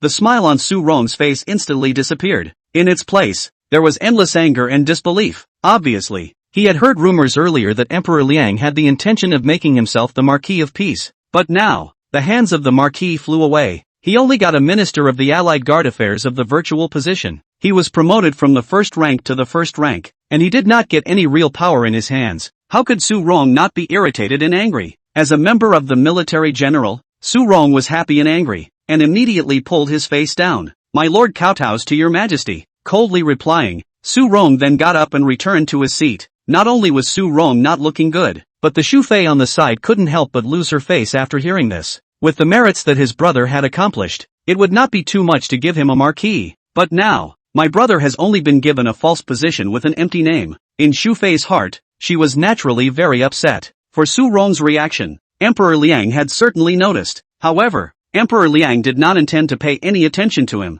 but continued to raise his head to look at the group of ministers. Today, in addition to receiving and rewarding the two generals, I have a very important thing to announce. The God's Arm Bow developed by the fourth prince is so powerful that it will be put to use in the battle against bandits in Liangzhou in a matter of days. Fourth prince, all the ministers are here today, so you can personally demonstrate for all of them. Song Huan was about to get up and agree, but he saw that naive son Cheng Tianlin volunteered. Your Majesty, let the last general take over for Big Brother. This skill of the divine arm bow of the last general was taught by Big Brother himself. Big Brother is the son of a dragon. It's better to let Mordecai come for this kind of laborious work. Looking at the hairy Cheng Tianlin, the crowd of courtiers couldn't help but be a bit puzzled. This prime minister's son has practiced martial arts since he was young and is known for his fiery temper. Once the crown prince and the second prince are interested in pulling together, but he did not want to contact too much with the prince. All one by one export refused. However, he never expected that on his first day back in the capital, he would become acquainted with the fourth prince so quickly.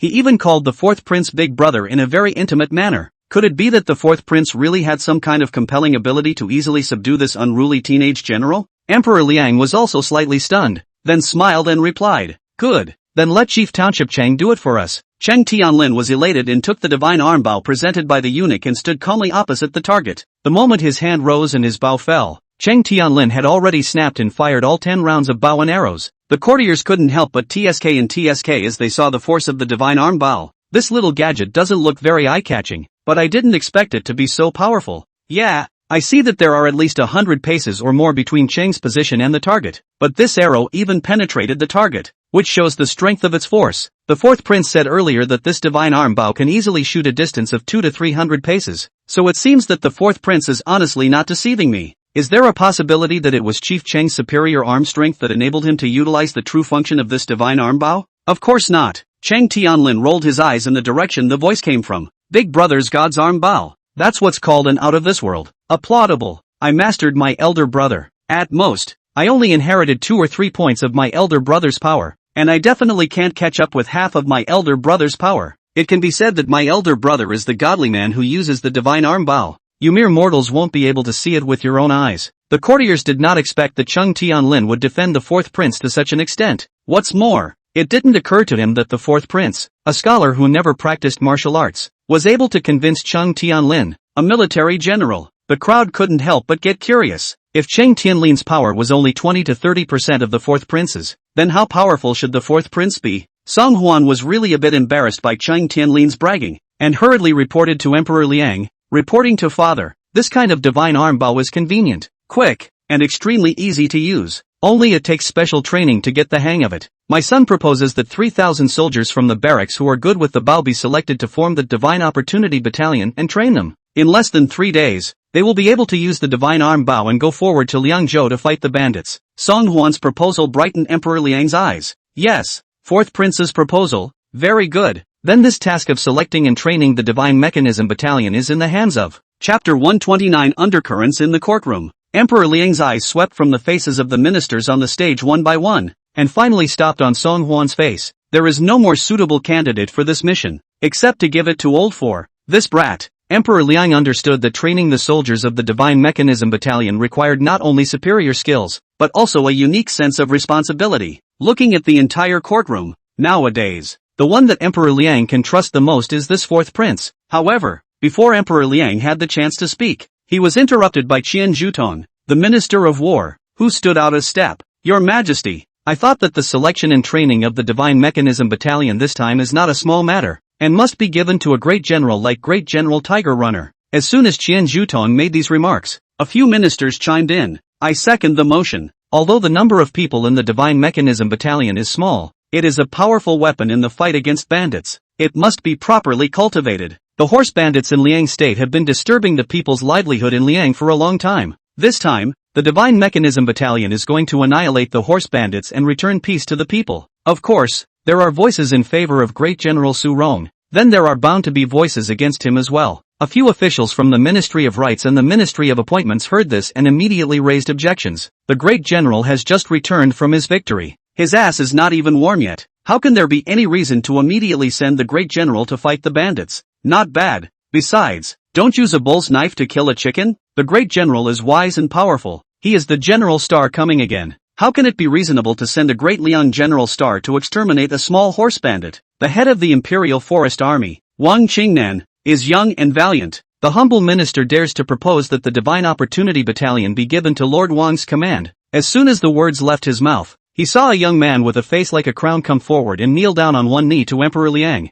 My humble servant, Wang Qingnan, is willing to serve your majesty. Looking at this wonderful scene in front of the temple, Song Huan sneered in his heart. The Divine Mechanism Battalion is only 3,000 people, and even if you become the commander of the Divine Mechanism Battalion, you will at most be a 4th-grade military general. However, it was such a modest official position that instantly caused a fight between the two factions of the Imperial Masters Party and the Great Generals Party, because although this Shinji battalion was small in number, it had the task of going to Liangzhou to pacify the horse bandits. If he was successful in fighting the bandits and returned victorious, it would be more than just a simple matter of being a 4th-ranked military general. Song Huan raised his eyes to gaze at Wang Qingnan, who was kneeling in front of the temple. This young man, Song Huan was not too impressed. It was only known that this man was the head of the Imperial Guard, but Song Huan rarely saw him show his face. The reason for this was probably because Emperor Liang trusted his own shadow guards that he had personally cultivated more. Looking at the crowd of courtiers in front of the temple who were going all out and were in their element,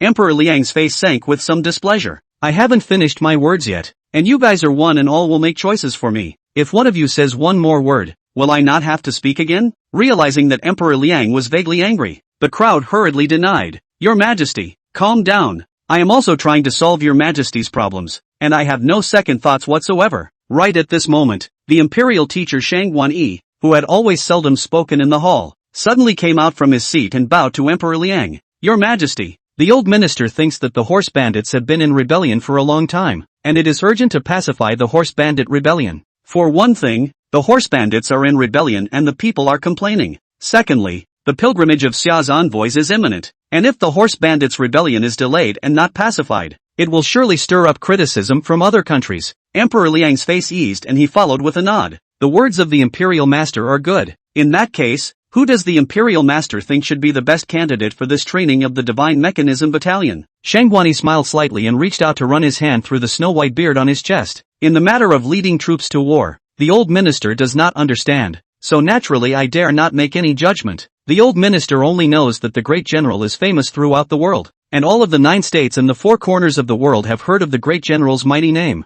But, Liangzhou is only a mere 2,000 horse bandits. If this needs to alarm the great general, in case it reaches the ears of the Xia envoys, won't they laugh at the fact that there is no one left to succeed me in Great Liang? After saying that, Shang Guanyi did not forget to face the direction where Su Rong was and faintly nodded. The great general is wise and powerful. It's really hard work. After watching this performance of Shang Guanyi, Song Huan could not help but clap his hands in his heart. This old fox, although people hate a little bit, but speak and do things, that is seamless. No cracks. He neither says who is competent nor who is not. He just listed the stakes to Emperor Liang, and even moved the Xia envoys out, ruthlessly holding Emperor Liang's good-faced mentality. In a few words, he completely cut off Su Rong's back. Once Shang Guanyi said this, Su Rong, who was originally victorious, was instantly unsettled. No matter how hard the ministers in front of the temple argued, but Su Rong still had a cloudy smile on his face, because he knew that this time, when he went to Liangzhou to fight against the bandits, in the end, he must still be the one to do it himself. Right now, the summer country's envoy is approaching, and if the horse bandits' chaos is not quelled, he will certainly be sneered at and ridiculed by the summer country's envoy. According to Emperor Liang's good face character, he would not allow such a phenomenon to happen. When he returned from his own banditry victory, it would be 2 consecutive victories. At that time, if Emperor Liang does not give himself a title, I am afraid that the people of the world will not agree. Su Rong's plan was as loud as the sky, but he overlooked the fact that his biggest stumbling block, Shang Guanyi, was still sitting on the stage. As expected, after hearing Shang Guanyi's analysis, Emperor Liang nodded thoughtfully. What the Imperial Master said is good, and I do have this intention. It's just a small little horse bandit, so we don't need to bother the great general to go out. The great general fought a long battle with Northern Yuan, and now that he's back in the capital, let's take a good rest. Emperor Liang was worried that he didn't know how to reject Su Rong, and coincidentally Shang Guanyi made a suggestion, so Emperor Liang went along with it. Su Rong's face was green for a while, his expression indescribably embarrassed. Thank you, Your Majesty, for your concern. Lord Taisher, you truly have the people of Diliang at heart. A bunch of trivial matters at home are left unattended,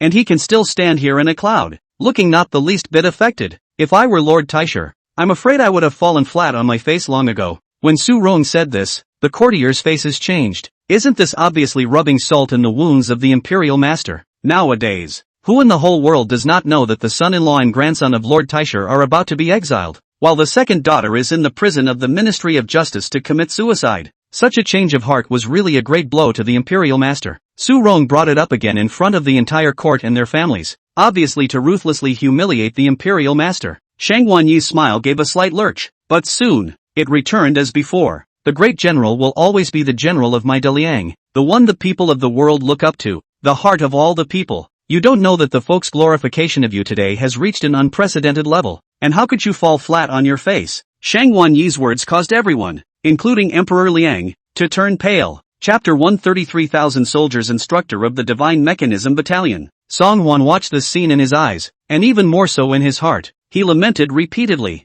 The battle in the courtroom is as horrible as it gets. Shang Wanyi did not open his mouth, but once he opened his mouth, this is to put Su Rong to death. It is well known that a military general who has made 2 bright achievements is bound to be scorned by the king. It's only because of 4 words, meritocracy, with military power in hand. That's a good thing. If we then have the people singing their praises and following them, then we have word of mouth again. Both bottom line and word of mouth. It's easy as pie to want to rebel. Su Rong naturally realized this and immediately stood up from his seat and knelt down with his face towards Emperor Liang. I am willing to sacrifice my life for your majesty. As a military general of Great Liang, charging into battle for his majesty, that is the duty of my humble servant. Su Rong groveled and laid his head on the ground, cold sweat permeating the back of his shirt. This old thief, Shang Wanyi, is simply tongue-tied, singing praises of his own great achievements in front of Emperor Liang. Isn't this an intentional attempt to make Emperor Liang suspicious of himself? 1 second, 2 seconds, 3 seconds. As time passed by,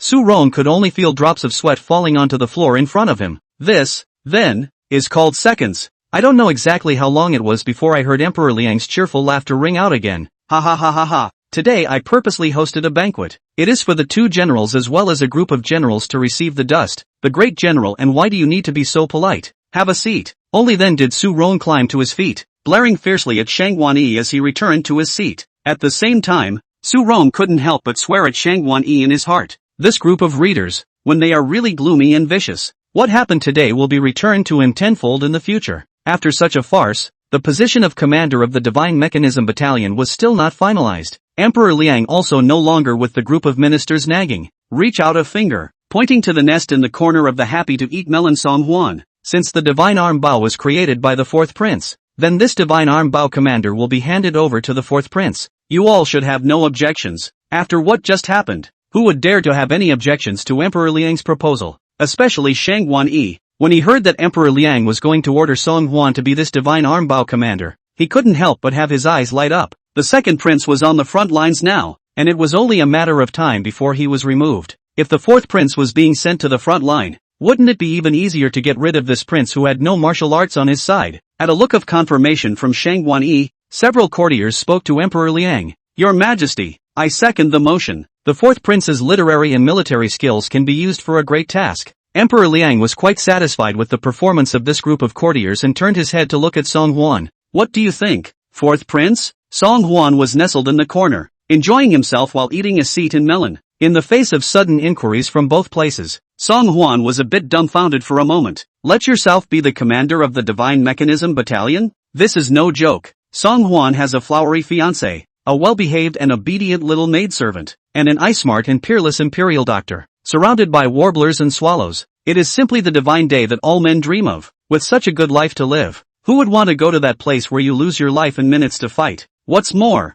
although Song Hwan's divine arm bow was well used, it didn't mean that when it came to the battlefield, Song Hwan would still be able to shoot 100 times and fire 100 bullets. At that time, even if they don't lose their lives, if they are missing an arm, a leg or an eye, it would be worse than death. Faced with Emperor Liang's extremely eager gaze, Song Hwan's first reaction was to try to open his mouth to refuse, but on second thought, this emperor father of his own wanted to save face the most. If he rejected him in front of 100 officials, there was no telling if he would hold a grudge. Song Hwan thought briefly and quickly stood up and bowed to Emperor Liang. My son thanks father for his trust and love. Although this divine arm bow was created by my son, I still have a measure of my martial arts. My son is able to assure my father that he will train the 3,000 elite soldiers of the Divine Mechanism Battalion, so that each of them will be able to penetrate through 100 paces and fire a bullet without fail. It's just that this leading an army into battle isn't child's play. It's a big deal about people's livelihoods. Therefore, my son is willing to take up the position of head instructor of the Divine Mechanism Battalion. As for the commander of the Divine Mechanism Battalion, with a sweep of his gaze, Song Hwan saw Chung Tianlin, who was staring at him eagerly in the distance. My son believes that Great General Chang is already very familiar with the operation of the Divine Arm Bow, and is the right person to be the commander of the Divine Machine Battalion. Besides, although General Chang has also just returned to the capital from the war in the northwest, he is, after all, a young general, a teenage general. Letting General Chang lead his troops forward to Liangzhou to fight the bandits is not exactly killing a chicken with a bull's knife. When Song Hwan said this, the courtiers looked at each other. Could it be that the fourth prince thinks that the position of commander of the Divine Mechanism Battalion is too small? Now it seems to be a little small, but once the bandits in Liangzhou merited, after returning to the capital, is a great honor and wealth. This was a position that many military generals wanted to compete for, and even the great general had shown interest in this position. The fourth prince was good. Arching his hand to him, he even had the reason to push it out. Everyone expressed their disbelief, except for Emperor Liang, who looked at this son with full of praise.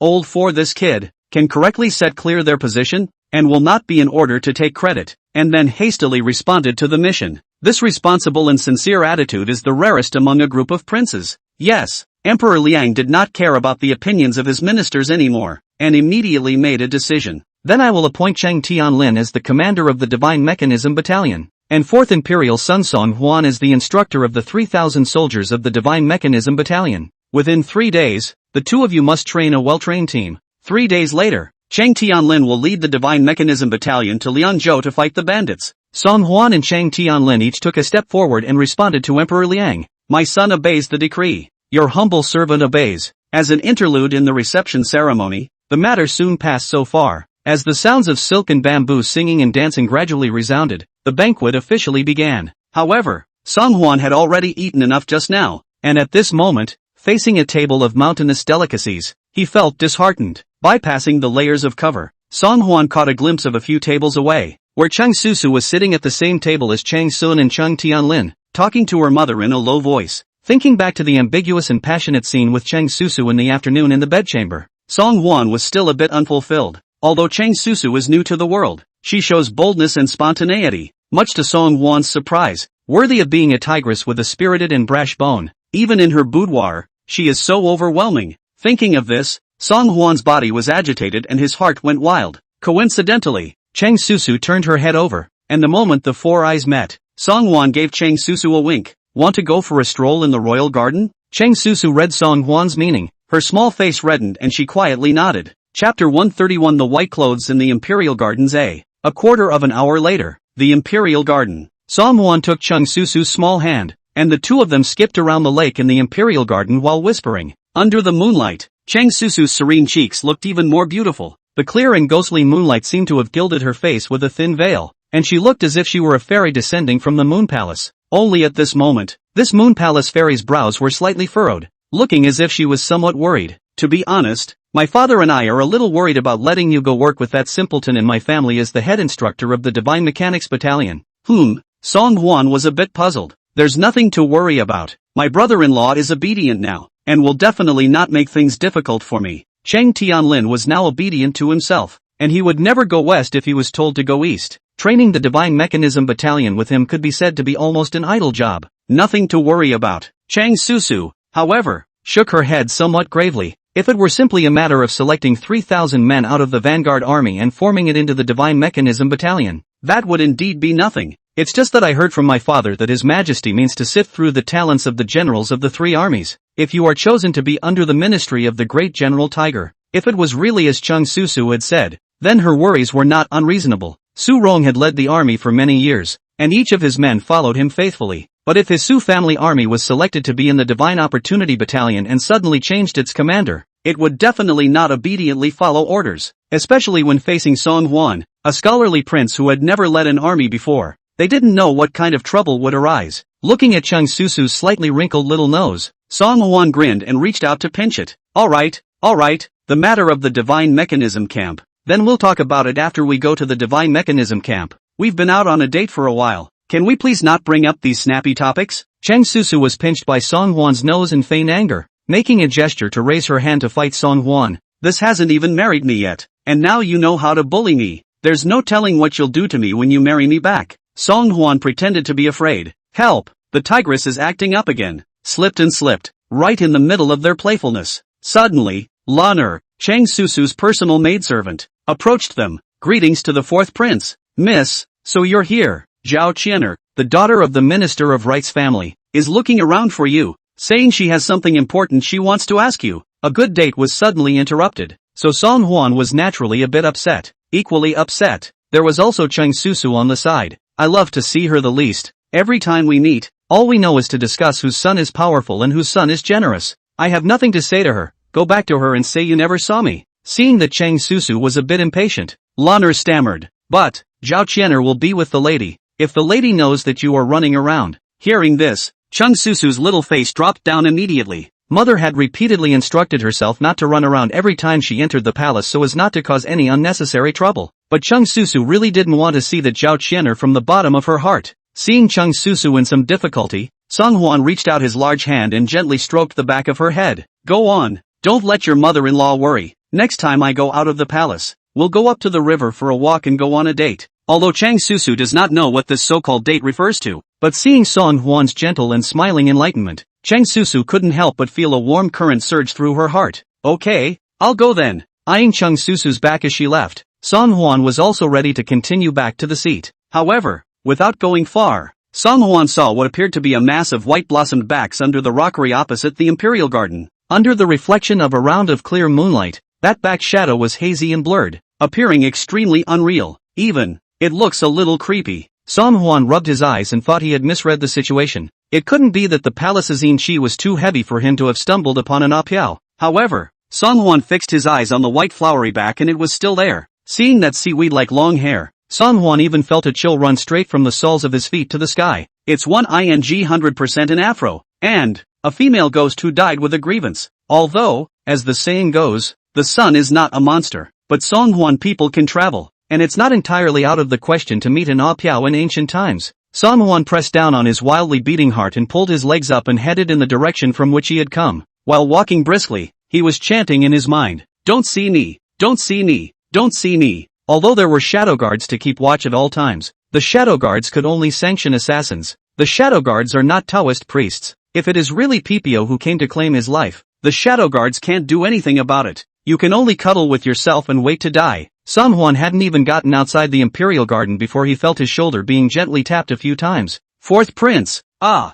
Startled, Song Hwan subconsciously twisted his head around and stretched out his sandbag-sized fist to slam it into the face of the thing behind him. Ah! A woman's delicate exclamation of surprise sounded behind him, and Song Hwan hurriedly stopped his movements. It was only after a closer look that he realized that it was not a white-clothed arabesque, but a young woman in a white palace dress. Moreover, Song Hwan realized that not only was this not an apiao, but it was also a woman who was born extremely beautiful. The woman was nearly 30 years old, and on her standardized melon face, a pair of danfang eyes were seductive and extremely seductive. Under the high nose, a pair of slightly thick reddish-red lips were very plump and exuded fatal seduction. She was dressed in a white sari, the draping texture of which outlined her luscious figure perfectly. Unlike Chang Susu's untainted worldly simplicity, the woman in front of her exuded a thick carnal desire that was like having countless fingers that scratched violently at one's heart. Looking at the two large proud masses in front of him, Song Hwan couldn't help but swallow his saliva even more. No man should be able to say no to such an earthly beauty. Song Hwan felt that the woman in front of him looked very familiar, but at the moment his attention was attracted by the woman's proud figure, and for a moment he couldn't remember who this person in front of him was. Seeing Song Hwan's reaction, the woman was obviously very satisfied. The seats are most lively at this moment. Why is the fourth prince here alone? Can it be that the fourth prince knows that the concubine has been admiring you? The woman said this while sticking herself towards Song Hwan's body. Her sheer body fit tightly against Song Hwan's, not even bothering to leave a single gap. She stretched out her arms and hugged Song Hwan's waist tightly. Then he stood on his tiptoes again, lightly opened his shell teeth, and bit Song Hwan's earlobe. Fourth prince, concubine is so cold. Please have mercy on. Chapter 132 Nyang Yang. You don't mess with this king, okay? Feel free to say. In the face of such a foxy woman with deadly seductive power, it was simply impossible for any man to refuse. Song Hwan only felt that the woman's body was so hot that he didn't know whether he had drunk too much wine or had developed some kind of nerve, because that woman was not only full of seductive words, she had even started to move her hands, picking up Song Hwan's clothes. If it were an ordinary man, he would not be able to hold on to the woman, and would immediately put her on the spot, or carry the woman back to her chambers with a spring in her step.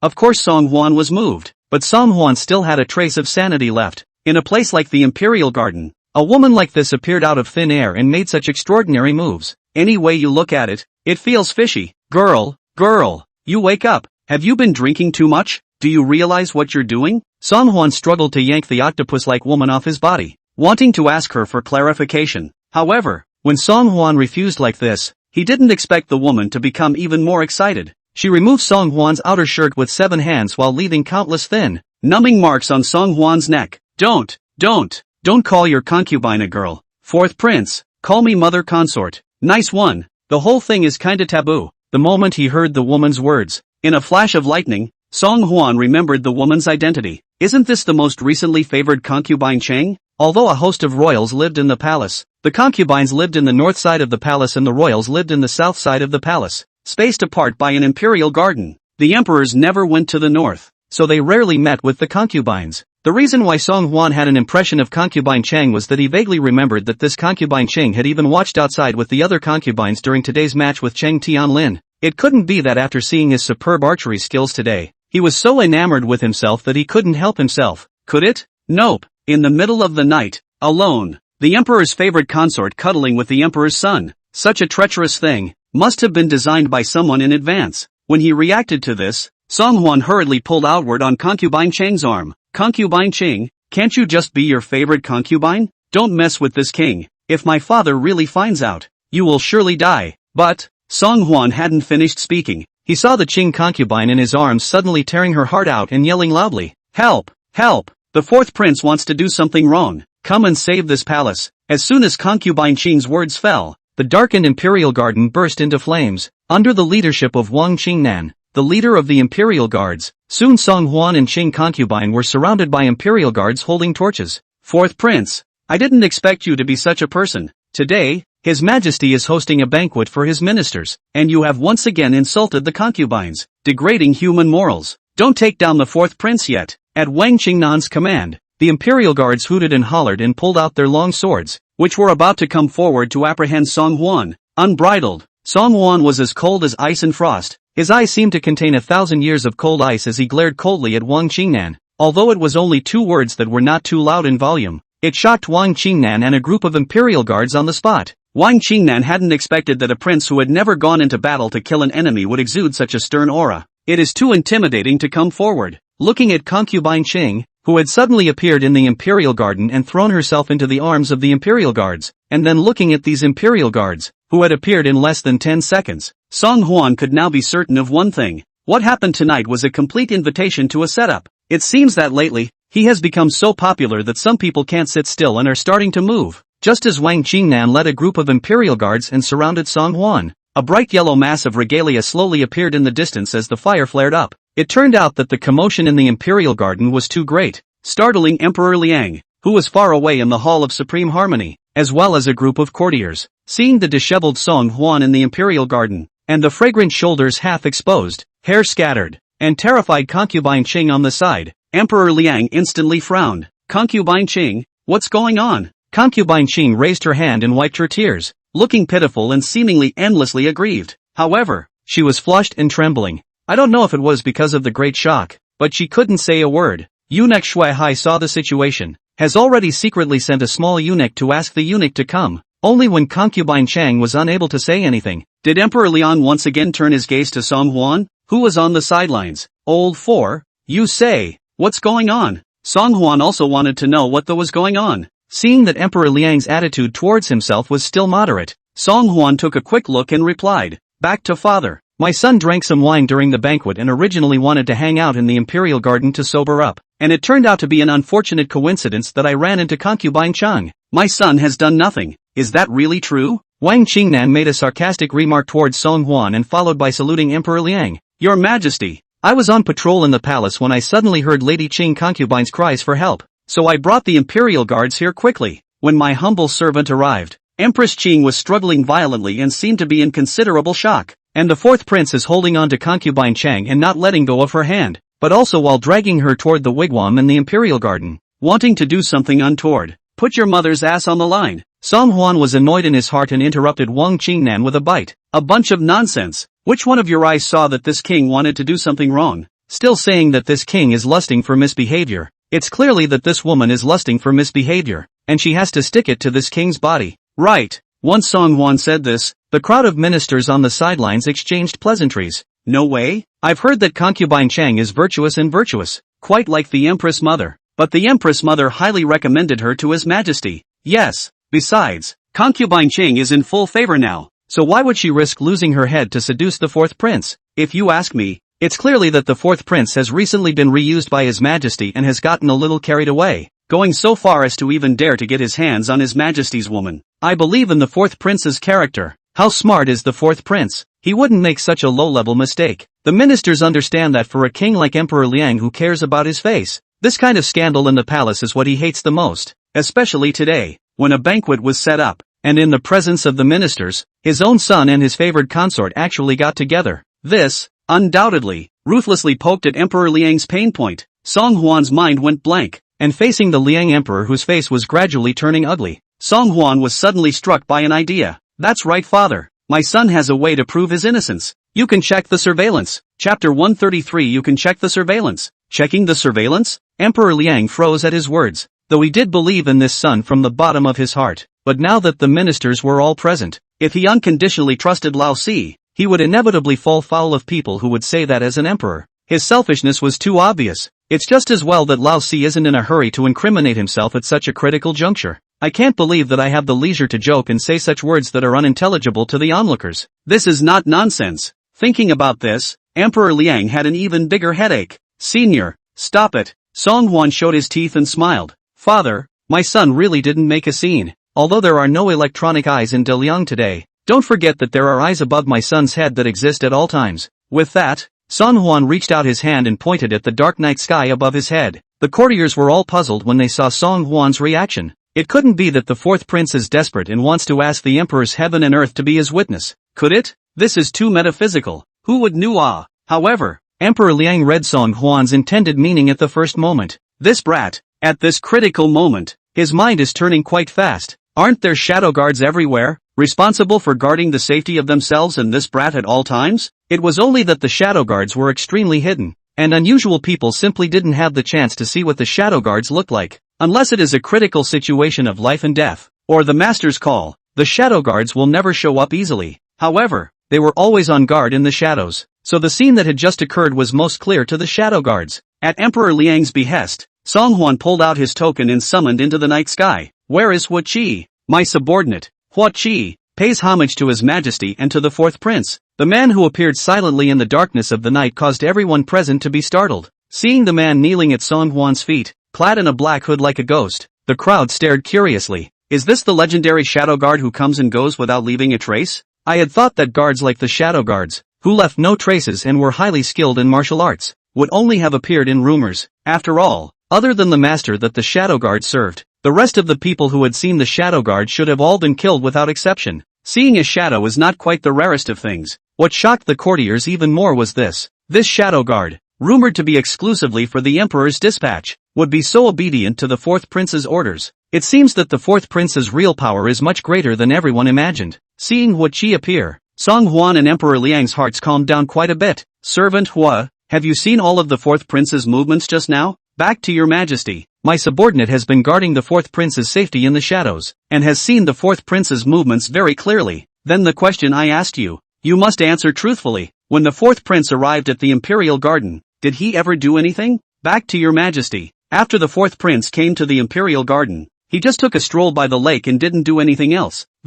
It was concubine Chang who suddenly rushed out and hugged the fourth prince with great excitement, saying that she had adored the fourth prince for a long time. The crowd was shocked at these words. Almost everyone was not optimistic about Song Huan, believing that he had recently been taken seriously by Emperor Liang and his mind had gradually drifted. But what I didn't expect was that today's events would be a sign of goodwill from concubine Chang on her own initiative. Receiving Hua Qi's affirmative reply, Emperor Liang heaved a sigh of relief with it. Very well, Lao Si, the son, he really wasn't wrong. It's a tried and true man. Just a moment after Hua Qi answered Emperor Liang's question, Lu Qianxue had already led a few imperial physicians to arrive and check up on concubine Chang. only seeing Lu Qianxue's serious face. She still pulled out the acupuncture pouch she carried close to her body and drew out 2 silver needles from it. Inserting the thin silver needle towards the unconscious concubine Qing's forehead, 2 streams of dirty blood flowed out of her nostrils under the twisting of her jade onion-like fingers. This, seeing concubine Qing's change of heart, the ministers around her were startled.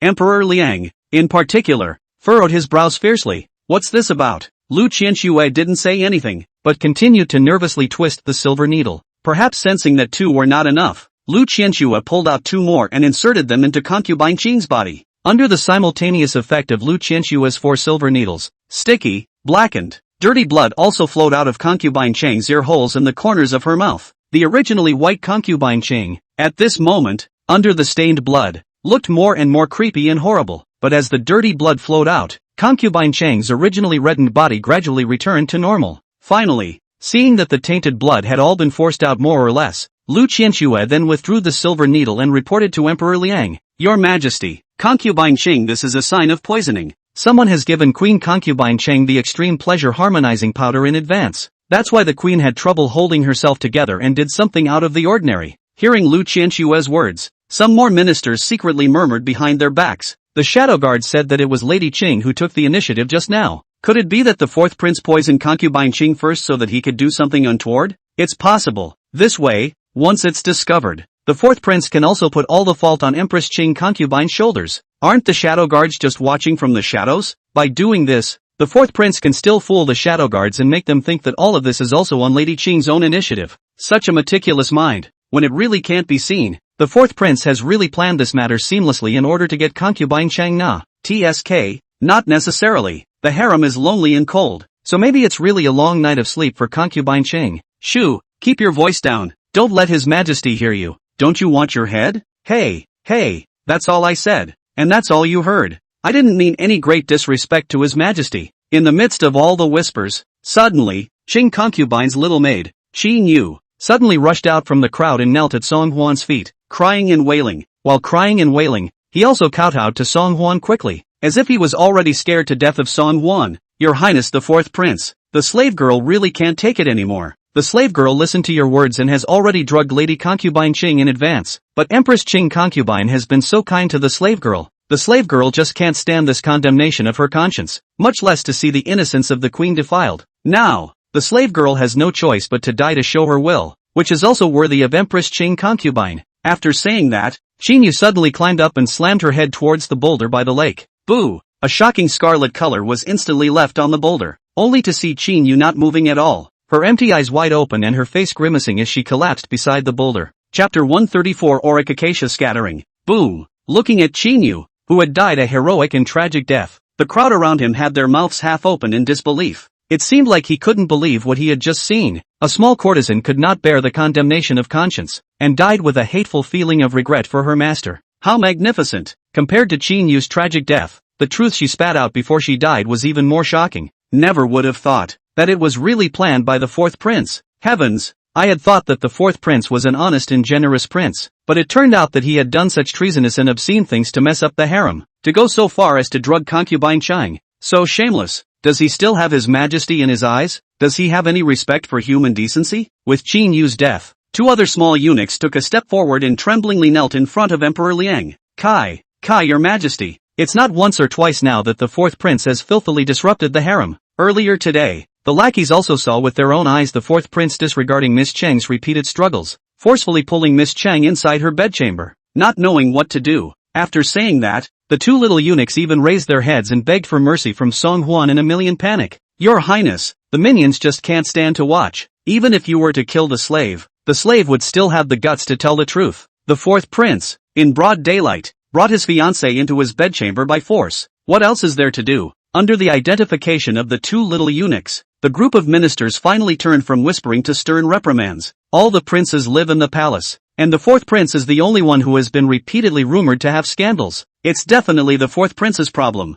I request that Your Majesty severely punish the 4th prince and purge the palace. The 4th prince is misbehaving. This person must not be retained. Please punish him severely. Your Majesty. For a while, there were endless words of condemnation for Song Huan. This matter involved Chung Susu, and Chang Sun stepped forward to plead with Emperor Liang. Your Majesty, my people in De Liang are open-minded. and it's only human for men and women with marriage contracts to get closer. Su came to the palace to visit your highness. I am aware of it. I don't believe that the fourth prince would be the one to foul up the harem. With Chang Sun's understanding of Song Huan, he was by no means the type of person who would indulge in female sex and lose his mind to lust. As soon as Chang Sun said this, some of the remaining ministers retorted to Chang Sun, Lord Prime Minister, you can't really think that the fourth prince is some kind of virtuous son-in-law. The fourth prince has done such things that bring shame to his majesty, and yet you still speak in favor of the fourth prince? Could it be that he's been bribed by the fourth prince? Chang Sun was a man of integrity and really did not want to say much in the face of other people's nonsense. Anyway, I believe in the fourth prince's character. He would never do such underhanded things.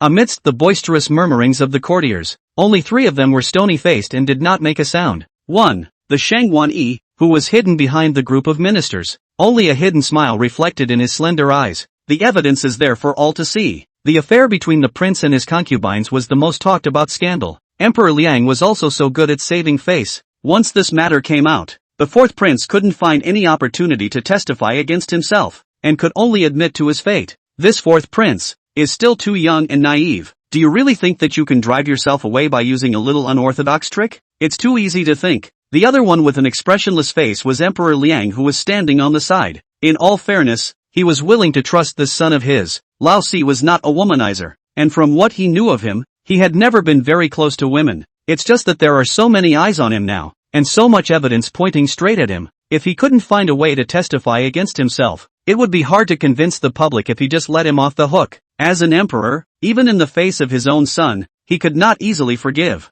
This, then, is the passivity and helplessness of being an emperor. And the last one with a furrowed brow and a blank brain was, of course, Song Huan himself. Originally, he thought that with Hua Qi testifying on his behalf, he would be able to easily clear his name with this matter. I didn't realize that the person behind the design was insidious and cunning to such an extent. Even the details of the drugging have been planned. In that case, even if there were witnesses, one would have no defense. You should know that messing with the harem is a felony. Not to mention the fact that the son wants to sleep with the old man's woman and cuckold him, and it was also seen by all the civil and military officials. That's treasonous. Facing the pointing crowd, as well as the solemn-faced Liang Emperor, Song Huan kept telling himself in his head, be calm, be calm. Taking a deep breath, Song Huan's gaze turned and saw Lu Qianxue, who was still on the sidelines treating concubine Cheng. Suddenly, Song Huan came up with a completely new thought. Dr. Lu, may I ask how long does it take for this blah blah blah harmony scatter to work? Lu Qianxue lifted her calm little face.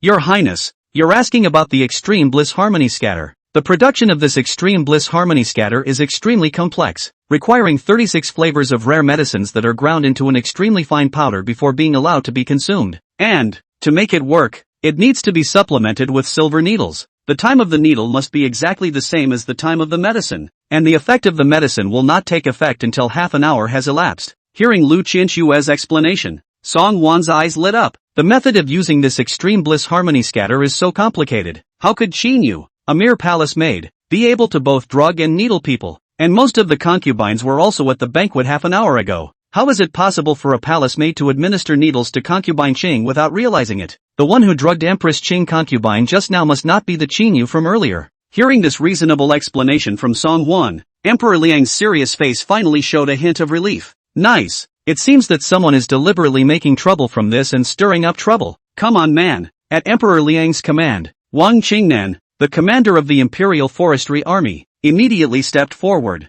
I am here. Emperor Liang coldly glanced at Wang Qingnan. I didn't call you. Seeing that Emperor Liang had summoned the shadow guards that were actually guarding the shadows, Wang Qingnan's face was so embarrassed that he could only snappily dodge away. Shadow guard Hua Qi came forward and knelt down on one knee in front of Emperor Liang. Belonging. Go. Immediately send someone to gather all the eunuchs and palace maidens at the banquet. Immediately seal off the palace. Watch every corner of the palace, and don't let a single one slip through the cracks. Find out which eunuchs or courtesans dressed as eunuchs have silver needles hidden on their bodies. I'd like to see which one of them has the audacity to drug the concubines and frame the emperor's son. Yes, Hua Qi answered with a low voice, and with a turn, he disappeared into the endless night sky. Seeing the hidden veins on Emperor Liang's forehead, the crowd closed their mouths, too scared to utter a single breath. They understood that this time, Emperor Liang was truly angered. Chapter 135. If you can't get it, then destroy it. Half an hour later, the courtiers followed Emperor Liang back to the outside of the Hall of Supreme Harmony, and faced with a table full of delicacies, Each of them had long been unable to raise half an appetite. Seeing the scene in front of her, Su Rong was even more upset and wanted to get up and leave several times. Today was supposed to be a ceremony to receive him, a time for him to shine and be honored alone. But it's just as well that the imagined edition doesn't exist. The whole receiving ceremony also suddenly turned into this human drama in the palace. Su Rong was irritated to the extreme, but seeing that Emperor Liang's face was really a bit less than favorable, he could only forcefully suppress the words he wanted to leave. Not long after, he saw Shadow Guard Hua Qi reappear in front of the main hall. The difference was that Hua Qi didn't appear alone this time, only to see him single-handedly slipping a skinny eunuch, just like an eagle catching a chicken, striding to the front of the temple. "Your Majesty, my subordinates found this person outside the cold palace. A packet of silver needles was recovered from this man." With that, Hua Qi pulled out a silver needle and laid him out in the open space in front of the temple. The ministers had stretched their heads to see, only to see that the package was densely packed with silver needles of different sizes and thicknesses. At a glance, it was very similar to the silver needles that Lu Qianxue didn't leave her side on a regular basis. Emperor Liang asked Lu Qianxue, who was standing at the side, "Dr. Lu, come and take a look. Is this silver needle the one used for questioning?" Lu Qianxue stepped forward to take a look, then bowed her head to Emperor Liang and said, "Back to your Majesty. It is indeed a silver needle used for questioning." When these words came out, everyone was shocked. "I didn't expect to really let the fourth prince be right. The one who really drugged concubine Cheng was really someone else." Looking at the little eunuch who was lying on the ground and trembling slightly, Emperor Liang snapped, "Speak, who ordered you to do this?" The little eunuch was startled by this voice of questioning from Emperor Liang, and his body shook violently. He raised his head shakily and stole a glance at Song Huan standing in the corner. Fourth prince, you don't recognize the slave? The slave is the little sixth son of the Department of Deliberative Justice. Ah, put your mother's fart. Song Huan couldn't help but curse out angrily. "You mother asterisk.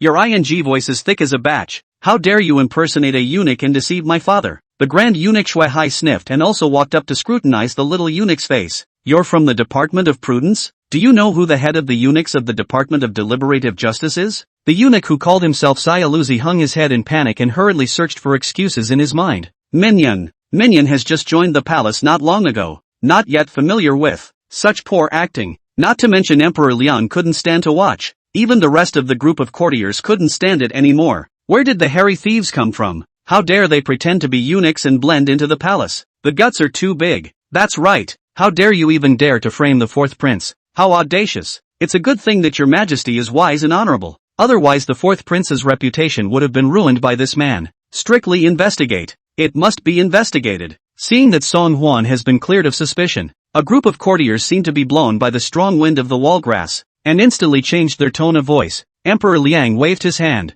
signaling Hua Qi to drag this man down. Take him down and make sure he spits out the truth. The shadow guards had great tactics, and torture was a piece of cake for them. Hua Qi replied with a low yes, and then disappeared into the night outside the hall with his men. A farce ended so hastily. In the face of Song Huan, who got rid of the suspicion, a group of courtiers could not help but be a little embarrassed. Ahem, I said it a long time ago. The fourth prince is a man of integrity. It is impossible for him to do such degrading things. Yes, how could such a treacherous act be done by the fourth prince? The traitor behind this frame-up is also too detestable. Be sure to find out who the black hand behind this is and return justice to the fourth prince. For the courtiers to see the face of the rudder, Song Huan has long seen the strange, lazy to bother with them. Father, after this twist and turn, I'm sure you're tired, so take an early rest. Emperor Liang nodded. After tossing and turning for so long, he did feel a little tired. I'm tired. If you all haven't enjoyed yourselves yet, then help yourselves. Other matters will be discussed in the morning court tomorrow.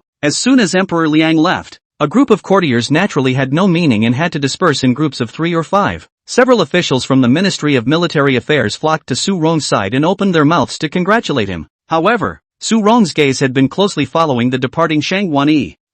But after not seeing you for a few years, Lord Taisher's mind is even more delicate than before. Talk the talk and walk the walk. Does he really think that the entire court is under his control? Seeing Su Rong with a sneer on his face, Qian Zhutong, the Minister of War on the side, took the initiative to say, Great General, you haven't been back to the capital for many years, so I'm afraid you don't know it yet. Now that the Crown Prince is grounded and the second prince went to Liangzhou to quell the chaos, the fourth prince seized this opportunity to take advantage of the situation. It's all the rage right now. Hearing Qian Zhutong's words, Su Rong smiled. I know about the prince being grounded. But even if the crown prince was grounded and Daer went to Liangzhou, it wouldn't be this fourth prince's turn to make a name for himself here. This bastard was a straw man when he was a child, and now he's just hitched a ride on the prime minister's daughter. Does he also want to take advantage of this east wind to rise up? Daydreaming. Seeing that Su Rong did not take Song Huan to heart, Qian Zhutong was a bit worried and urged, "Great General, the fourth prince is not quite the same as before these days. You must be careful of him. Look, didn't the emperor just hand over the position of the head instructor of the Divine Mechanism Battalion to the fourth prince? And the position of commander of the Divine Opportunity Battalion was also given to the fourth prince's brother-in-law, Chang Tianlin. The fourth prince now has the full support of the prime minister, and there are some civil officials in the courtroom who are beginning to favor him. If we let him get his hands on the military again." Speaking of this, Qian Zhutong looked worried. Su Rong smiled coldly, his face filled with arrogance and disdain. "Put your hand in the army? Joke, big joke. I haven't even died on the battlefield yet, and someone is trying to put their hands on the barracks? Do you really think I'm a poser? As for the shenanigans, each and every one of my Su family army is loyal and valiant. Even if they go to that what's-her-name Shinji camp, they will not be bought off. What's more, the Divine Opportunity Battalion is only a small battalion of 3,000 men, so what's the big deal?" Although it was true that Su Rong did not regard the Divine Mechanism Battalion in his eyes, he was also unwilling to just hand over the position of Divine Mechanism Battalion commander. If you can't get it, then you have to destroy it. Su Rong was confident in his Sujia army. In less than 3 days, the Divine Mechanism Battalion would definitely be like a scattered sand, and would not be able to be formed successfully at all. Not to mention going forward to Liangzhou to fight bandits. He wanted the Liang Emperor to actively bow down to himself, to actively open his mouth and beg for his presence. He wanted to let the whole world know who was the well-deserved war god of Diliang. Chapter 136, a farce that can only be left unsettled. Woohoo! Woohoo! Your Highness, the scene that happened at today's grand ceremony was just too thrilling, the slave girl thought. Ooh! Inside the bedchamber, looking at Sueme, who couldn't stop crying on the side. Song Huan had a bit of a headache. Obviously the person who was just falsely accused was himself, right? Why is this girl crying like she's personally aggrieved? Your Highness the fourth prince, Imperial Dr. Lu has arrived. Xiaolingzi brought Lu Qianxue up, which interrupted Cui Mei's crying. Seeing that it was Lu Qianxue who had arrived, Cui Mei hurriedly dried her tears and walked out to close the door of the room. You bullied someone's little courtesan? For some reason, Song Huan actually felt that the expression on Lu Qianxue's face was somewhat gloating. This king didn't bully her. Song Huan flatly denied it. You don't think that what happened today was done by this king? That's certainly not true. Lu Qianxue smiled and shook her head. I believe in the fourth prince's character. This kind of despicable and underhanded thing would never be done by the fourth prince. What's more, that extreme bliss harmony scatter is a strange and obscene secret formula left over from the ancient times, which is disliked by the world's medical practitioners and has not appeared for a long time. As far as I know, there will never be more than 3 healers in the entire capital who understand this secret formula. Song Huan nodded thoughtfully. That is why the king invited you here late at night. Nowadays, looking at the entire court, I'm afraid that there are not a few people who want to put this king to death. This little eunuch who was caught tonight would be a good candidate to cover for someone else. This king can guarantee that even if the shadow guards take action, I'm afraid they won't be able to find out anything. Hearing this, Lu Qianxue pondered. If the shadow guard can't even ask the person behind the curtain, what can I do for your highness? Song Huan said, you said earlier that in order to make this harmony scatter, you need to use 36 extremely rare medicines, and it's still a secret recipe left over from ancient times. Not many people know about it. That's why this king wants you to secretly check to see if there is any healer inside or outside of the capital who can produce this medicine. When we find out the healer, the person behind the accusation will naturally surface. Although Song Huan was able to guess that the person who would strike at him would 80% be the imperial master Shang Guanyi, but that's just speculation on its own, with no substantial evidence. If he could find out the clues, then he would have another strong piece of evidence to take down Shang Guanyi later. Lu Qianxue sniffed and solemnly nodded to Song Huan. Although I seldom went into the city before, it is not difficult to investigate this matter, but it is only a matter of time. Please don't worry, your highness, I will definitely help your highness find out what's going on. Seeing Lu Qianxue agree so crisply, Song Huan was moved in his heart and couldn't help but reach out and pat the other party's shoulder. Dr. Lu, thank you so much. If you hadn't made it clear in time how this medicine is poisoned, this king would have really jumped into the Yellow River and wouldn't have been able to wash himself. Feeling the warmth coming from Song Huan's thick palm, Lu Qianxue's fair face flushed slightly, instantly turning a nice pink color. It's late at night, so I won't disturb your highness rest. After saying that, Lu Qianxue hurriedly left with the medicine box. After Lu Qianxue left, Song Hwan had wanted to summon Hua Chi again and ask him for some details about tonight, but when I think about it, at this time, Hua Chi should still be interrogating that little eunuch he caught outside the cold palace. It's just a matter of waiting until tomorrow morning's morning court to know all the details. Early morning, on the Hall of Supreme Harmony. There was still some time before the morning court,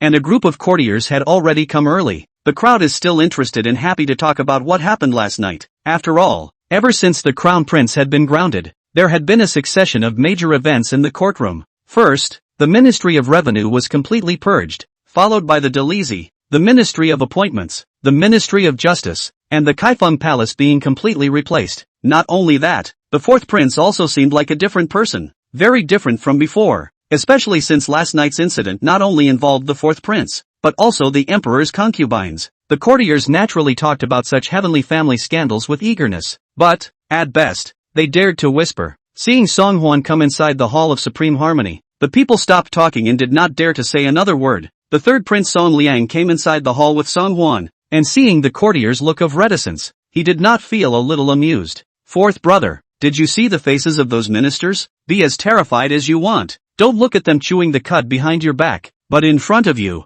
they're afraid you'll hear half a word about you. Crap! Song Hwan had twice punished courtiers who spoke out of turn. Anyone who still dared to mouth off in front of him or her would really not want to live. Moreover, last night's incident is related to Liang Emperor's face. If these courtiers' big mouths let Liang Emperor listen to them, then they will surely lose their heads. These courtiers are just gossiping, not so much that they don't care about their heads. It wasn't long before Emperor Liang took a seat on the dragon chair amidst the eunuchs pass-through. The Shadow Guard has already informed me of last night's events. The eunuch who was caught last night was impersonated by a beggar on the street, but the beggar died of poison before he could say exactly who he was instructed by. The person who planned this last night obviously made a foolproof plan long ago to divert attention with a beggar who had been poisoned in advance. Speaking here, Emperor Liang's gaze coldly swept across the room. I will never give up on continuing to pursue this matter, and if I find out who started it, I will punish them severely. Also, take this opportunity for me to tell certain people who have bad intentions. If you want to alienate the relationship between me and my prince, then you're thinking too simply. Nowadays, the dynastic hall of De Liang is not something you can get away with just because you want to turn your hand to the clouds and your hand to the rain. While speaking, Emperor Liang glanced in the direction where Shang Wanyi was. Although last night's incident, Emperor Liang also suspected that it was Shang Wanyi's doing, but he didn't find any evidence. He could only order Hua Chi to continue to pursue the matter and report back to himself immediately after he found any clues. Upon hearing Emperor Liang's words, a group of courtiers who were good at sneaking around had long since prostrated themselves on the ground and expressed their loyalty to Emperor Liang. Now that my great Liang is in full bloom and at peace, whoever dares to make waves in the courtroom will be showing great disrespect to His Majesty and being irresponsible to all the people of the world. Your Majesty is wise and mighty. If this person is caught, it is necessary to punish this person severely as a warning to others. Amidst the impassioned crusades of the ministers, Shang Wanyi was expressionless, as if this matter really had nothing to do with him. In his mind, however, he was not without any ripples. He did not expect that his own seamless plan would be easily cracked by a district fourth prince. But no matter, this is just the beginning. One had plenty of ways to deal with this fourth prince properly. Chapter 137 The Su family army who took the initiative to pick a fight. After the morning court, Cheng Tianlin came forward with a warm face and a silly grin towards Song Hwan. Big brother, I've already picked out 3,000 outstanding ones from the archers who are good at archery and selected them into the Divine Opportunity Battalion. Now 3,000 men are in the northern suburb of the barracks, just waiting for Big Brother to go and teach them. Song Hwan was a bit surprised. You picked it out so quickly? Originally, Song Hwan thought that even if these 3,000 people were roughly selected, they would have to be selected for a few hours. Cheng Tianlin grinned. Nowadays, there aren't many archers in Daliang, so I'll just take them all in with one brain. Nothing but. Speaking of this, Cheng Tianlin's smile gradually disappeared, looking a little headachy. Song Hwan was puzzled. What's wrong? Cheng Tianlin looked around to make sure there were no outsiders around him before he lowered his voice to Song Hwan. But many of these bowmen are Great General Su's old men. They've been following Great General Su for many years, and this time they've suddenly been chosen to join the Divine Mechanism Battalion. So I'm afraid they're not easy to discipline worthy of being Cheng Susu's own brother. Cheng Tianlin also showed the same concern as his sister. In the face of Cheng Tianlin's concerns, Song Hwan didn't put too much stock in them. After following the Great General for many years, that's all veterans, right? As a veteran, if you don't even know how to follow orders, then don't hang around in the barracks. Song Hwan thought briefly and spoke to Cheng Tianlin. Pick out another 1,000 men from your vanguard and stand by at the Divine Opportunity Battalion barracks in the north of the city. The king will go back to fetch something, and then he will come. Though I didn't know exactly what Song Hwan was planning to do, or what he was in a hurry to go back for. However, in the face of Song Hwan's command, Chang Tianlin did not voice any questioning, but simply replied, "Yes, got it, big brother." 1 hour later, when Song Hwan rushed to the barracks of the Divine Opportunity Battalion on the northern outskirts of the city, 4,000 bowmen had already been waiting for a long time. Seeing that it was Song Hwan who had arrived, Chang Tianlin gleefully gathered around. "Big brother, you're here." Then, Chang Tianlin snapped at the group of soldiers. "Why don't you all quickly pay your respects to the fourth prince?" "No, that's nearly half of your soldiers are Chang Tianlin's men." Seeing Chang Tianlin treating Song Hwan with such respect, naturally his men were all respectful as well, kneeling down in unison towards Song Hwan and saying, "Greetings, Chief Instructor." However, there were many more soldiers in the crowd who simply did not cooperate. Timing is everything. We were given orders to assemble at 1:45 this morning to begin training. As the head of the teaching staff, it is inappropriate to come at 3 minutes past 6 o'clock, isn't it? There was even someone who rushed at Song Hwan and Chang Tianlin and said unconvincingly, "We are all soldiers who have been born and died with the great general, and the great general is brave and skilled in battle and has unparalleled martial arts skills, so naturally, he deserves our allegiance and followers." But Great General Chang has only participated in a few raiding battles, and the fourth prince has never led troops. I'm afraid that I'm simply unable to take charge of this vital divine mechanism battalion. This statement immediately caused a group of soldiers to agree with each other in a chorus. "Nice. How can you make us follow you faithfully when you are the chief instructor but you cannot convince the people? The chief instructor's martial arts should be able to crush the crowd. I wonder if the fourth prince has such overpowering skills. If the fourth prince can't hold the position of chief instructor, it would be better for him to report to His Majesty earlier and take the initiative to resign." These people were the Su family army that had followed Su Rong for many years. They were not even afraid of being born into death, so naturally they had nothing to fear when facing Song Hwan, a mere prince. Hearing these soldiers' statements, Chang Tianlin's face revealed a ferocious glint as he drew the saber on his waist and pointed it at the crowd. "Against you all. Is it your first day of training in the military camp? How dare you even disrespect the instructor? Believe it or not, I'll chop off your heads immediately." Chang Tianlin's temperament is reckless, and he has always been fearless, seeking only a clear conscience. He was far from just talking when he said he was going to cut down the soldiers who were picking fights. There's no way around it. Anyone who dares to speak out against Big Brother is speaking out against himself. Who cares if it's the Su family's army, the Wang family's army, the Li family's army, all of them deserve to die. However, Chang Tianlin felt a hand gently placed on his sheath. "Why are you always so impulsive and adventurous? That's Great General Su Rong's Su family army. If you do cut down a few of them, how will you turn around and tell the Great General?" Chang Tianlin turned back in dismay, only to see Song Hwan behind himself with a calm face. "Big brother, you are not angry?" Regardless of what army these people were previously in, since they've joined our Shinji battalion, they're soldiers of our Shinji battalion. How dare these soldiers disregard you as their instructor? And how lawless they are. "No, I'm going to stand up for you, big brother, no matter what I say today." Song Hwan, however, shook his head. No. Although soldiers need to be disciplined for their mistakes, but as the commander of the Divine Mechanism Battalion, you can't just cut down anyone who doesn't listen. What if we cut down all of Great General Su's men by then? What will the king take to father? If your father knew, he wouldn't know how to chastise you. Chang Tianlin led troops to the front line at only 17 years old, naturally a man of the sky, and has never been afraid of anything in his life. Before meeting Song Hwan,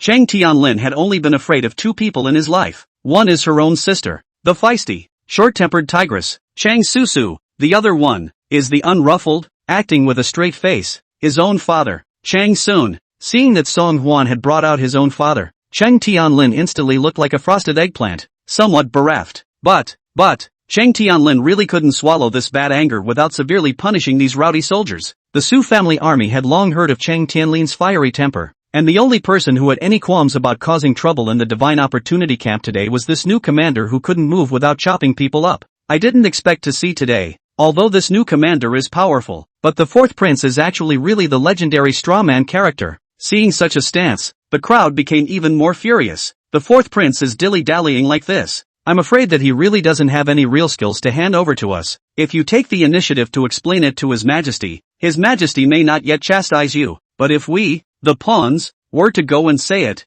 I'm afraid it would break your face. This Divine Mechanism Battalion was formed to eliminate horse bandits. If the fourth prince delays the elimination of the bandits, and His Majesty blames us later, Don't blame us for telling the truth and not giving the fourth prince face. In the face of the crowd's intensified mockery, Song Won, instead of panicking, a layer of smirk appeared on his face, and even more surprisingly, he turned around and walked away. Chapter 138. Is the head hard enough? Or is the sword hard enough?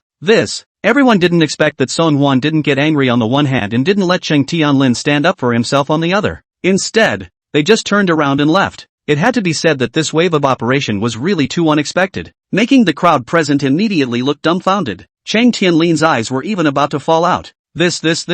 Oh big brother, why did you say you were leaving? You can't really be leaving this mess for little brother me to clean up alone. It's fine to let little brother me train ordinary soldiers, but this divine arm bao, little brother I really can't teach it. However, Cheng Tianlin didn't have much time to panic and be dismayed, for soon Song Won turned back again, and this time when he reappeared, he had a thick and exquisite sword in his arms. Seeing Song Won reappear, Cheng Tianlin heaved a sigh of relief. Oh big brother, you scared me to death. I thought you really quit. If you quit, I'll immediately make it known to His Majesty that I'm quitting too. Song Won smiled faintly. What a joke. How could this king not do it? Isn't this king going to find you a weapon that is handy? With that, Song Huan handed the sword to Cheng Tianlin who was beside him. Go on. Anyone who speaks out of turn again. Just cut. Looking at the beautifully sharp sword in his hand, Cheng Tianlin was a bit puzzled. Big brother, did you forget? Didn't you just say that these are the Su family troops that follow the great general, and they can't just be cut down easily? And that if they were cut down,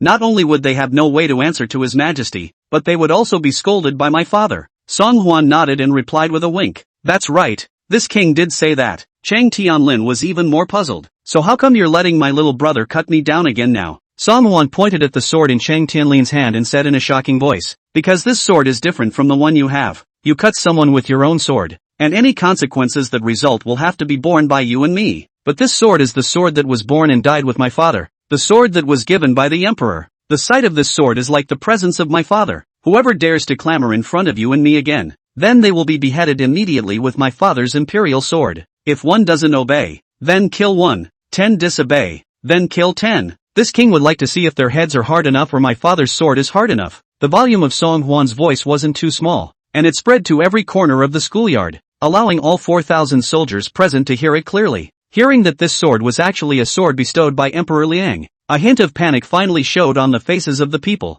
and they immediately knelt down respectfully towards Song Huan. Although Cheng Tianlin was also taken aback, but more than that, he was delighted and surprised. Big brother, that's really something. With His Majesty's imperial sword in hand, let's see who in the Su clan's army dares to make a move. If you flaunt your sword in front of the sword, it would be a great disrespect to His Majesty. Who among you is still responsible for losing the face of great General Su? The Su family army that was originally still clamoring for help did not know such reasoning, and now each one of them was kneeling on the ground, having long since lost half of the rampage that they had just had. Song Huan understood that since he couldn't make these people truly respect him in a short period of time, he could only make them fear him first. Fear, always the best management tool. Seeing that none of the people dared to raise any more objections, Song Huan ordered the soldiers to be divided into small groups to make it easier to teach. The production of the divine arm bao was slightly complicated. The Ministry of Industry rushed the whole night. Hundreds of craftsmen worked tirelessly, but only barely managed to build 100 of them. The professor's first step was to conduct a demonstration for these soldiers. The schoolyard in the northern suburb was very wide, with a distance of less than 300 paces from south to north.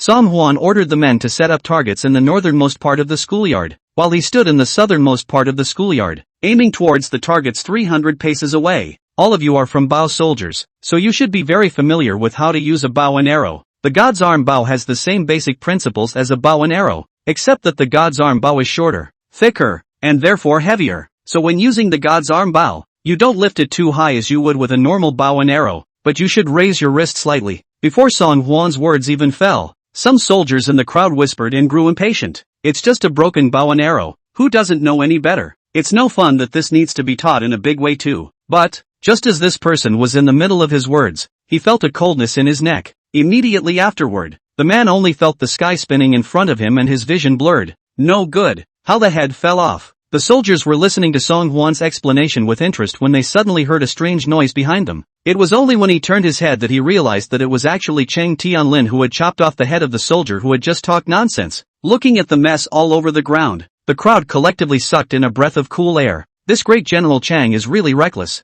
For those who don't listen, he really cuts. Moreover, This bastard chopped people as if they were vegetables, and instead of having half an emotional ups and downs, he even grinned at the fourth prince. Big brother, His Majesty's imperial sword is indeed good, blowback and sharp. Don't worry big brother, you speak well in front. I'll help you keep an eye on them. Whoever dares to mouth off to you again, the slightest disrespect to you, I will never let go. Seeing Cheng Tianlin in this killing and resolute manner, and seeing that he obeyed Song Huan's orders, the hearts of the group of soldiers were greatly shocked. They didn't expect that this fourth prince, who looked unassuming, would be able to make the notoriously bad-tempered great General Cheng so submissive. Some of these soldiers were shocked and some were afraid. Facing Song Huan's demonstration, he no longer dared to say a single word more. Even if you have opinions in your mind, you can only put up a good fight and listen carefully first. Song Huan was very satisfied with Cheng Tianlin's reaction and nodded lightly. Watch yourselves, the king is going to shoot an arrow. Snap, snap, snap.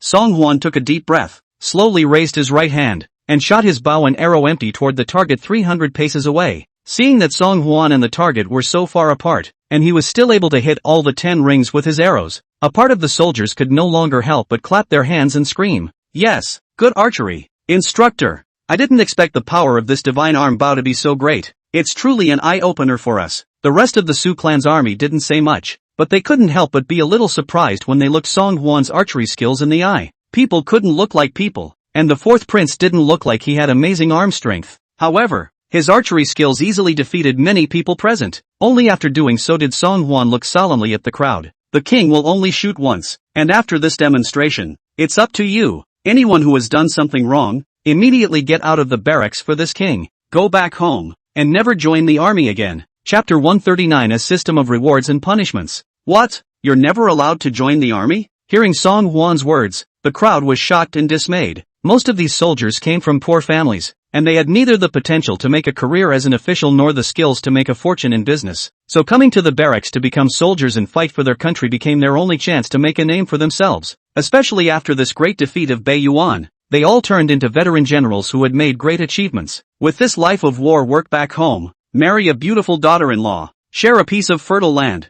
simply from then on to the peak of life. But what they didn't expect was this. Song Huan went so far as to give the order that anyone who did not meet the standard would be immediately dismissed from the military. Being discharged from the military can really be something that is not considered honorable, though unlike deserters, who are immediately hanged. But a man who has been discharged from the army must mean that he has committed a great transgression in the army. People who are full of stains like this will also be looked down upon wherever they are. By that time, let's not talk about pretty daughters-in-law and fertile land. Just trying to eke out a living that you can make ends meet is a difficult task. These soldiers had thought that after being selected to join the Divine Mechanism Battalion this time, they would be rewarded handsomely as long as they were able to make meritorious achievements in fighting bandits in Liangzhou. But they didn't expect that the fourth prince, the chief instructor, would be so strict. No wonder the Shinji Battalion, which originally only needed 3,000 men, had now gone in to recruit 4,000 men. It turned out that the extra 1,000 people were actually alternates. After Song Huan's order was given,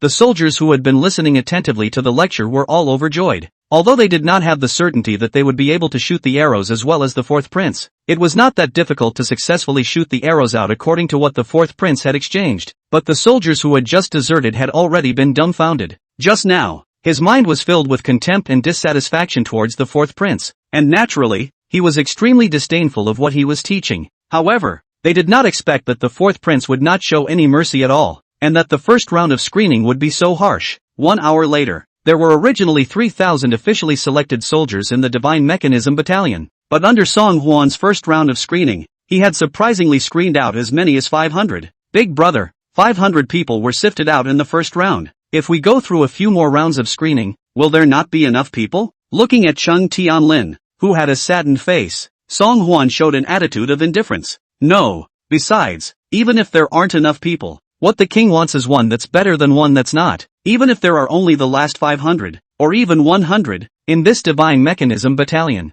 the king also needs their absolute obedience. Today, the king will only train the elite. The rest of the stinking fish and shrimp, even if they are found on the pole, this king does not want them. Facing the 500 people left behind after the initial sifting, Song Huan waved his hand and opened his mouth to them. This king has always been clear in his rewards and punishments. Although you are still far from meeting the king's requirements, you have at least managed to learn how to use the divine arm bow. In the area of carrying out orders, you have done an impeccable job. Therefore, For those who obey orders, the king will not only grant impunity, but also bestow praise. As soon as Song Huan's words fell, he saw several small eunuchs driving 2 carriages and walking up. By order of the 4th prince, each person is entitled to 1 or 2 pieces of silver. The little eunuch's words caused the soldiers to quickly explode. They had been fighting for their country for many years, and only those who had made extremely notable war achievements were able to receive rewards. And 9 times out of 10, these bounties are eaten back by one's superiors, so they get their hands on far fewer gifts.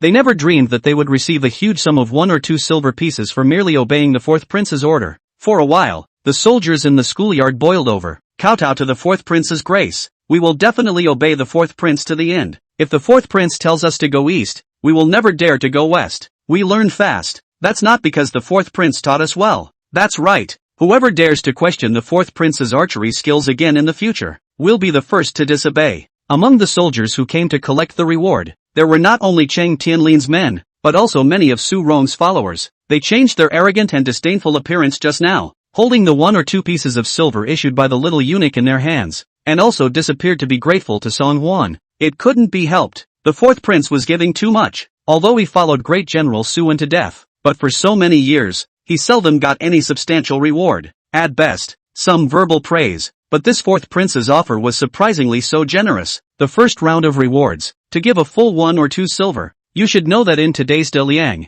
1 tael of silver can be used to build a small yard in the suburbs, or even buy another cow. Even if the Su family army had followed Su Rong for a longer period of time, there was no way to be completely unmoved in the face of monetary temptation. Looking at the soldiers who came one by one to line up to receive the silver, and seeing every one of them with a smile on their face and a look of gratitude, Cheng Tianlin's jaw dropped. Big brother, how did you come up with this move? You're being too generous. If these soldiers don't swear to follow you to the death, they'll be sorry for your 2,500 taels of silver. But big brother, you're offering 2,500 taels in one go. You really don't feel any pain at all? Crap. It's not like Song Huan is a fool with a lot of money, who can look at these 2,502 points of silver distributed like running water, clattering out, and who can look at it and not be heartbroken. But compared to the silver, Song Huan cared more about the training results of the Divine Mechanism Battalion. This was the first unit he had trained, and if it was well trained, it would give him a great deal of success in battle. And in the second place, it would give him an elite armed force. The most crucial thing was that Emperor Liang had already made a promise in front of a kind of courtiers. Once he had been credited with eliminating the horse bandits,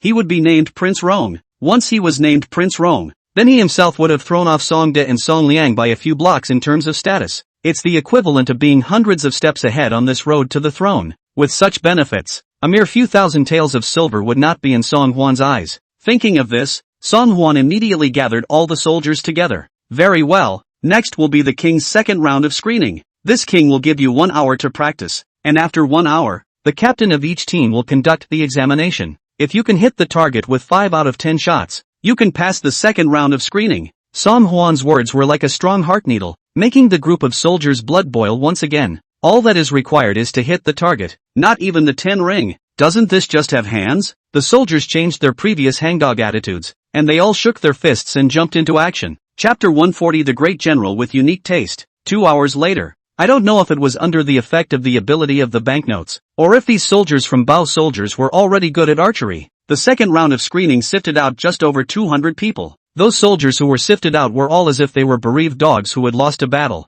hanging their heads in shame and chagrin. They couldn't figure out why so many people were able to pass the second screening, but not themselves. Of course, the main reason for their chagrin was, naturally, the fact that they didn't get the 1 or 2 silver pieces. At this moment, they only hated themselves for being less skilled and inferior to others. And the soldiers who passed 2 successive screenings not only received a generous reward of 2 taels of silver each, but their hearts were also filled with great satisfaction and pride, because passing 2 screenings in a row meant that they were more elite than the others, more qualified than the others, to enter the Divine Mechanism Battalion. At this moment, the Divine Mechanism Battalion was not just a brand new type of soldier to them. More than that, it's a place where they can realize their self-worth. Seeing the heartfelt smiles on the faces of the soldiers, Song Huan realized that he had made the right bet. He was betting on more than just the physical fitness of these soldiers. It's more about the psychological quality of these soldiers. They were no longer those forced to screen out talents, and being able to enter the Divine Mechanism Battalion had become a pressing desire for them.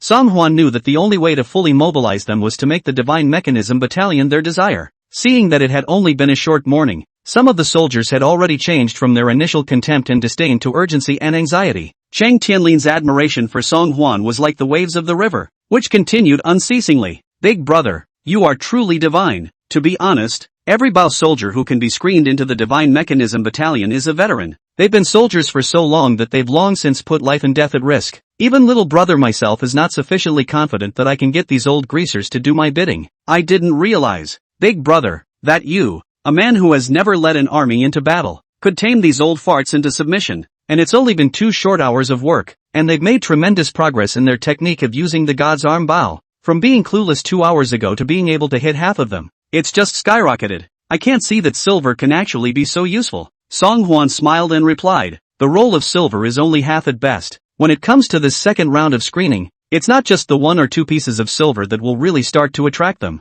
Rather, it's a man's damn desire to win. A man's damn desire to win? Chang Tianlin repeated Song Huan's words, expressing some confusion. As a young and ambitious vanguard general, Chang Tianlin was an existence that boasted in the value of force. Looking at the entire Great Liang, there was almost no one who could compare Chang Tianlin in terms of martial arts. It's not unusual that he doesn't know what the desire to win is. This, then, is invincible loneliness. The reason why he was able to convince Song Huan was also because of the mentality of Muqian that arose when he was competing with the divine arm Bao. To put it bluntly, it's also a desire to win or lose in disguise. However, Song Huan was too lazy to explain that much to him. Compared to Chang Susu's icy intelligence, Chang Tianlin, the simpleton, was much more reckless. Song Huan even wondered if this guy had put all of his talent in force value. Reckless is reckless, as long as this brother-in-law is willing to listen to his own words. Alright, quickly gather these soldiers and proceed to the 3rd round of screening right away. Yes, big brother. Near the eastern outskirts of the city is a mansion quite out of place in the remoteness of the suburbs. 2 huge stone lions were at the entrance, looking particularly grand. A huge plaque hung over the vermilion door. It is engraved with 3 large gilded characters in dragon and phoenix. The general's house. This is the residence of Tiger General Su Rong. Once when the great general was leading a crusade against the northern Yuan,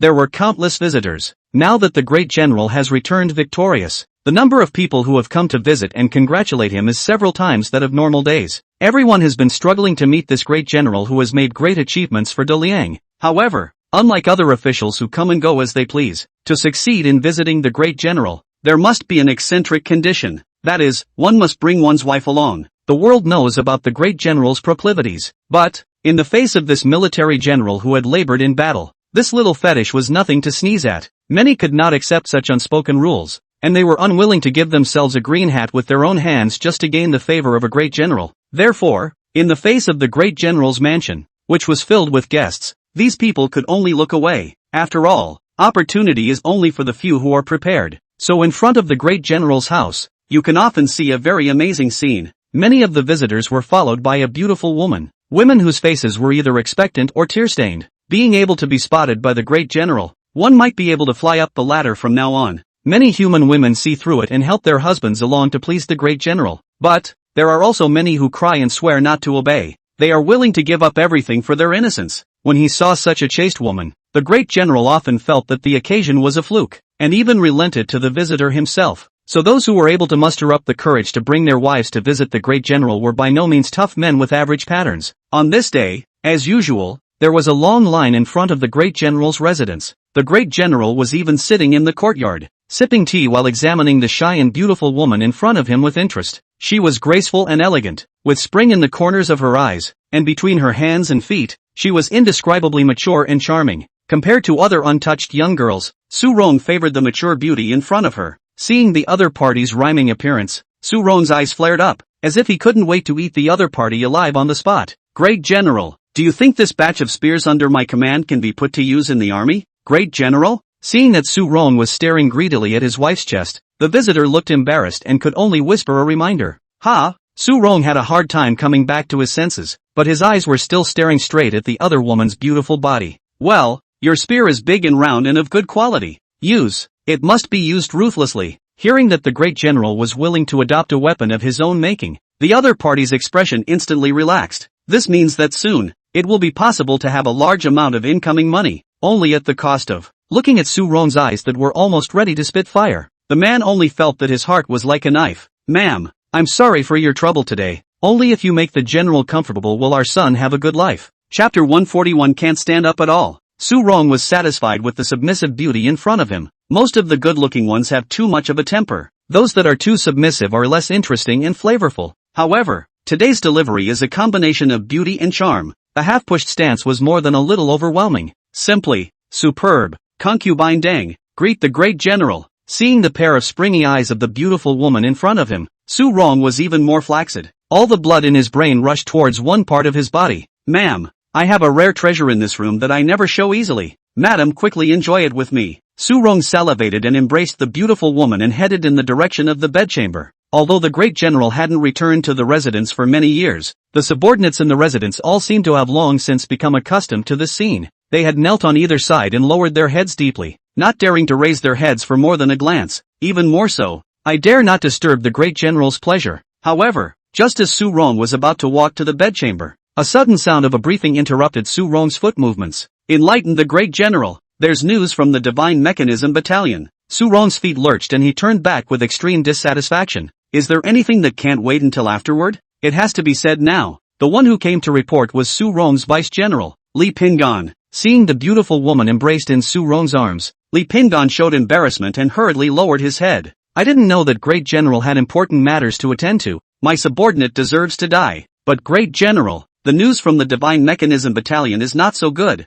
That's why my subordinate came to report to you immediately. Looking at the rather serious face Li Pingan, Su Rong could not help but snort. The district's Shinji Battalion is just that, only to be taken over by two brats with no hair on their heads. What heavenly waves can be made? Have a fart. Seeing that Su Rong had given himself a chance to speak, Li Pingan sighed in relief. Reporting to the great general, it is said that in just one morning's time, the soldiers selected to join the Divine Mechanism Battalion were highly demoralized and scrambling to practice. Our Su family army. Su Jiajun also. Hearing Su Jiajun, Su Rong's brows frowned slightly. What happened to Su Jiajun? Li Pingan summoned up his courage. It is said that our Su family army has also been taken in by the fourth prince. And one by one, they are being proactive. How can this be? Pingan Li's words caused Su Rong's face to sink. Can it be that the fourth prince killed the chicken to make an example of me and killed my Su clan's army to set an example? If that's the case, I'll immediately meet with his majesty and rebuke the fourth prince for treating human life like grass. How can you be the chief instructor of the Divine Mechanism Battalion if you don't treat the lives of your soldiers as your lives? But Pingan Li shook his head. No, on the contrary, instead of going around killing people to establish his authority, the fourth prince even pulled two large carriages and wagons to hand out silver to the soldiers on the spot. He set up a heavy test, and any soldier who can pass a layer of the test will be rewarded with 1 or 2 silver pieces by the fourth prince. And so on. With the reward, the soldiers will naturally be extra active. Hearing this, Su Rong's face completely changed. He could never have imagined that the fourth prince would find another way to use the banknote ability. It's not ing martial at all. Money, it's not like you don't have it yourself. But Su Rong had never thought of imposing rewards on soldiers who performed well. His grandma, all a bunch of poor people who see money. When they followed Lao Zi, was it Lao Zi who kept them from getting enough to eat? Or did Lao Zi make them suffer? It's just a few taels of silver, and they're looking at it. Let me ask you, what is the monthly salary of an ordinary soldier again? Looking at Su Rong's furious face, Li Pingan's voice was as small as a mosquito. Back to the great general. The monthly salary of an ordinary soldier is,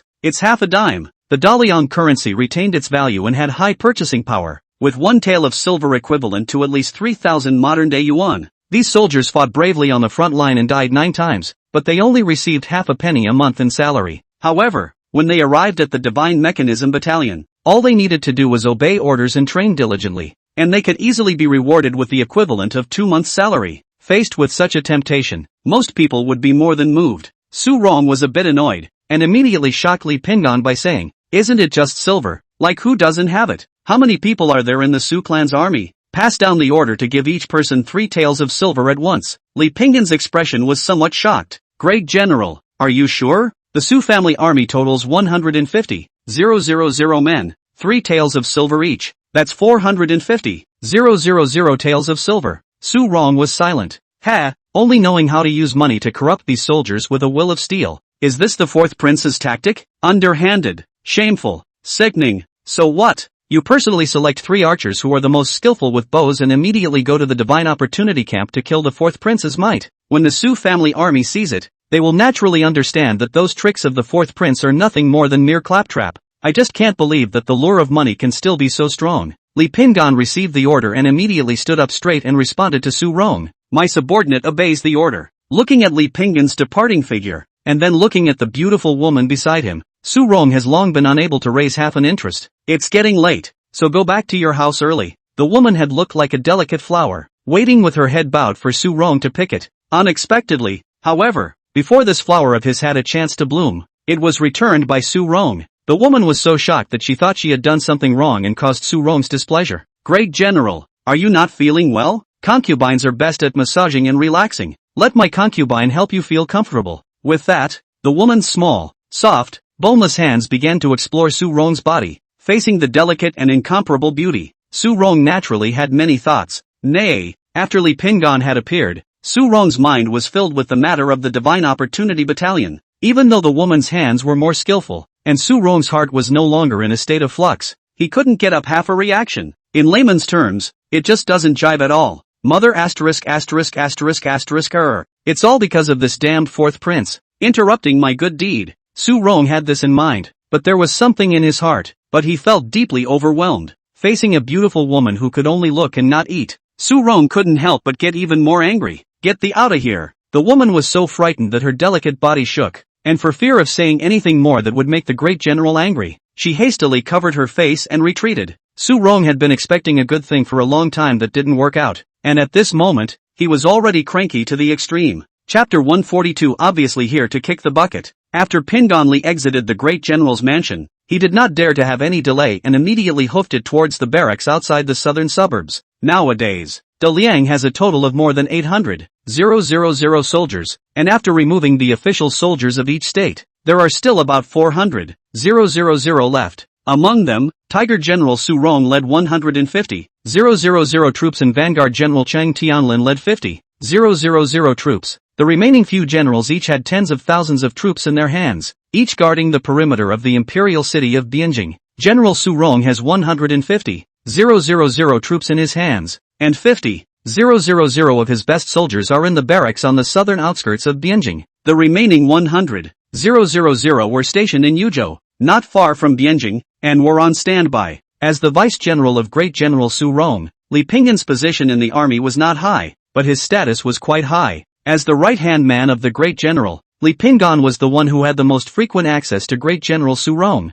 bar none. Therefore, even veterans with 20 years of military service, or the generals of Su Rong's commandos, when they saw Li Pingan appear, they had to respectfully address each other as Vice-General Li. Seeing Su Rong appear in the barracks, the crowd of soldiers gathered around as if they had seen the Great General himself appear. Vice-General Li, you're here. I don't know, but what instructions does the Great General have? Pingan Li put his hands behind his back and strutted around the barracks. He doesn't answer the question, just picks out a few soldiers for himself. You, and you guys come with me. Pingan Li purposely selected a few elites among the Bao soldiers. These people are all divine archers with long arms and good shooting, and when they arrive at the barracks in the northern suburb, they will be able to hit a wave of the fourth prince's face hard. Screw the God's Arm Bao and the God's Machine Battalion. In front of the several divine archers under the Great General, all of them are just small and insignificant skills. With 5 tall and slender divine archers in tow, Li Pingan came in force and arrived at the Divine Mechanism Battalion barracks on the northern outskirts. But as soon as he stepped into the schoolyard of the Divine Mechanism Battalion, Li Pingan was somewhat stunned, only to see that the 3,000 soldiers present had already been divided into small groups of 30 people, neatly and regularly arranged on top of the school field. Each squad had a target in front of them,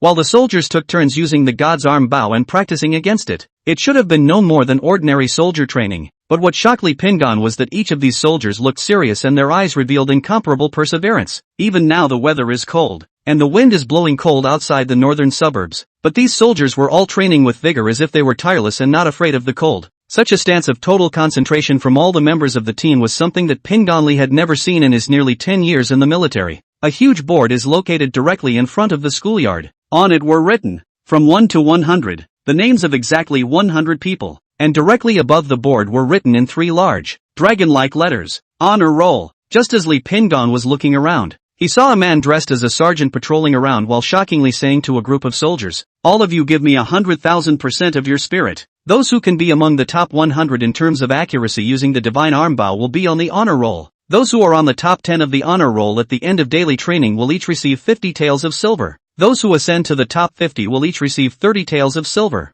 Those who ascend to the top 100 will each receive 10 taels of silver. I ask you, do you have faith? Yes. The soldiers' unanimous replies were extremely imposing and rushed up to the clouds, even to the point of shattering Li Pinggan's eardrums. This was the first time Pinggan Li had seen such a stance. His eyes cast toward the high platform at the very front of the schoolyard, wanting to see what Song Hwan, who was the chief instructor, was doing. I didn't realize it was a no-brainer. Song Hwan, the chief instructor who was supposed to be guiding the soldiers in their training, was at this moment leisurely lying on a recliner, his eyes closed in fake sleep. At his side, there were even two small maidservants pinching his shoulders and pounding his legs to move his muscles. It's not like he's here to be chief instructor. It's like he's here on vacation. Yo, if it isn't Vice General Li. Vice Admiral Li is in a great mood today. Why are you free to come to our Shinji camp? Upon hearing the sound of voices behind him, Li Pinggan looked back and saw Feng Duo, the vice general beside Chung Tianlin, looking at him with hostility. Li Pinggan's mouth grinned, revealing a rather disdainful and mocking smile. What kind of person are you to be talking to me? Where is your master? Feng Duo's face changed. I'm an adjutant general beside the great general, just like you. Why am I not worthy to speak to you? Just by you? The contempt in Pinggan Li's eyes cried out. Although they are both vice generals, I am the vice general of the great general Tiger's Rune, and you are merely the vice general of the great general Vanguard. A miss is a miss. According to your position in the army, you should kneel down and kowtow to me. When Pinggan Li said this, the group of archers following behind him could not help but snort out a laugh. Ha, you don't look at what status you have, and you dare to come and sit on an equal footing with Vice Admiral Li, and don't look at himself to see if he's worthy. Feng Duo was honest and mute, and in the face of the humiliation of a few people, he did not realize that his face reddened. You guys, do you all mean that a vice general of the general town of Kaifeng is not worthy to speak to you? Song Hwan's ghostly voice rang out from the sidelines, causing Li Pinggan's few people to jump. Chief instructor, this Kaifengfu general town. Li Pinggan still wanted to open his mouth to retort, but was interrupted by Song Hwan's stern voice. Are these the men that great General Su has trained? You don't even salute when you see this king. So unruly. If you go out and act like this, you're not afraid of spoiling the great general's reputation. Song Hwan had already given Su wrong face by not chopping off Li Pinggan's head with a sword. At the moment Chung Tianlin went to the Ministry of Industry to hand over. If he was here, he would certainly not be able to say anything. First cut Li Pinggan a meal before. Li Pinggan's face was stunned, probably having overlooked the fact that Song Hwan had the identity of the fourth prince in addition to being the chief instructor. He had no choice but to kneel down on one knee and open his mouth towards Song Hwan with extreme reluctance. Greetings to the fourth prince. Song Hwan, however, did not have the slightest intention of excusing him. Just now you spoke out of turn and insulted Feng Duo, who was also a vice general. In reason, you should also apologize to Feng Duo. Apologize? Who's to apologize? In terms of status and seniority, it should be Feng Duo who sees himself kneeling. Pinggan Li had endless complaints in his heart. Nay, today there is no great general to support. Facing the very oppressive Song Hwan, Li Pinggan can only barely squeeze out a few words from his teeth. I'm sorry Vice General Feng. It was me who spoke out of turn just now. Chapter 143 teaching you a lesson on behalf of the great general. Having received Li Pinggan's apology, Feng Duo looked at Song Hwan with gratitude. This was not the first time Feng Duo had been humiliated by Pinggan Li. Once upon a time, when he was on the Northwest Station, whenever Chang Tianlin was not around, Pinggan Li would always make verbal taunts at Feng Duo. Feng Duo is a loyal person, and knows that Chang Tianlin has a hot temper, and is not willing to bring him right and wrong, so every time, he can only choose to swallow his anger. I didn't realize that I had held back so many times. Finally, with the help of the fourth prince, he was able to ruthlessly take out this bad breath. Feng Duo was grateful in his heart, and at this moment he finally understood why Great General Chang was so dead set against the fourth prince. Seeing that Pinggan Li obediently apologized to Feng Duo, Song Hwan then let the other party go. Remove your bow and level off. You didn't bring people to find my divine mechanism battalion just to humiliate Vice Admiral Feng to his face. Of course not. Today,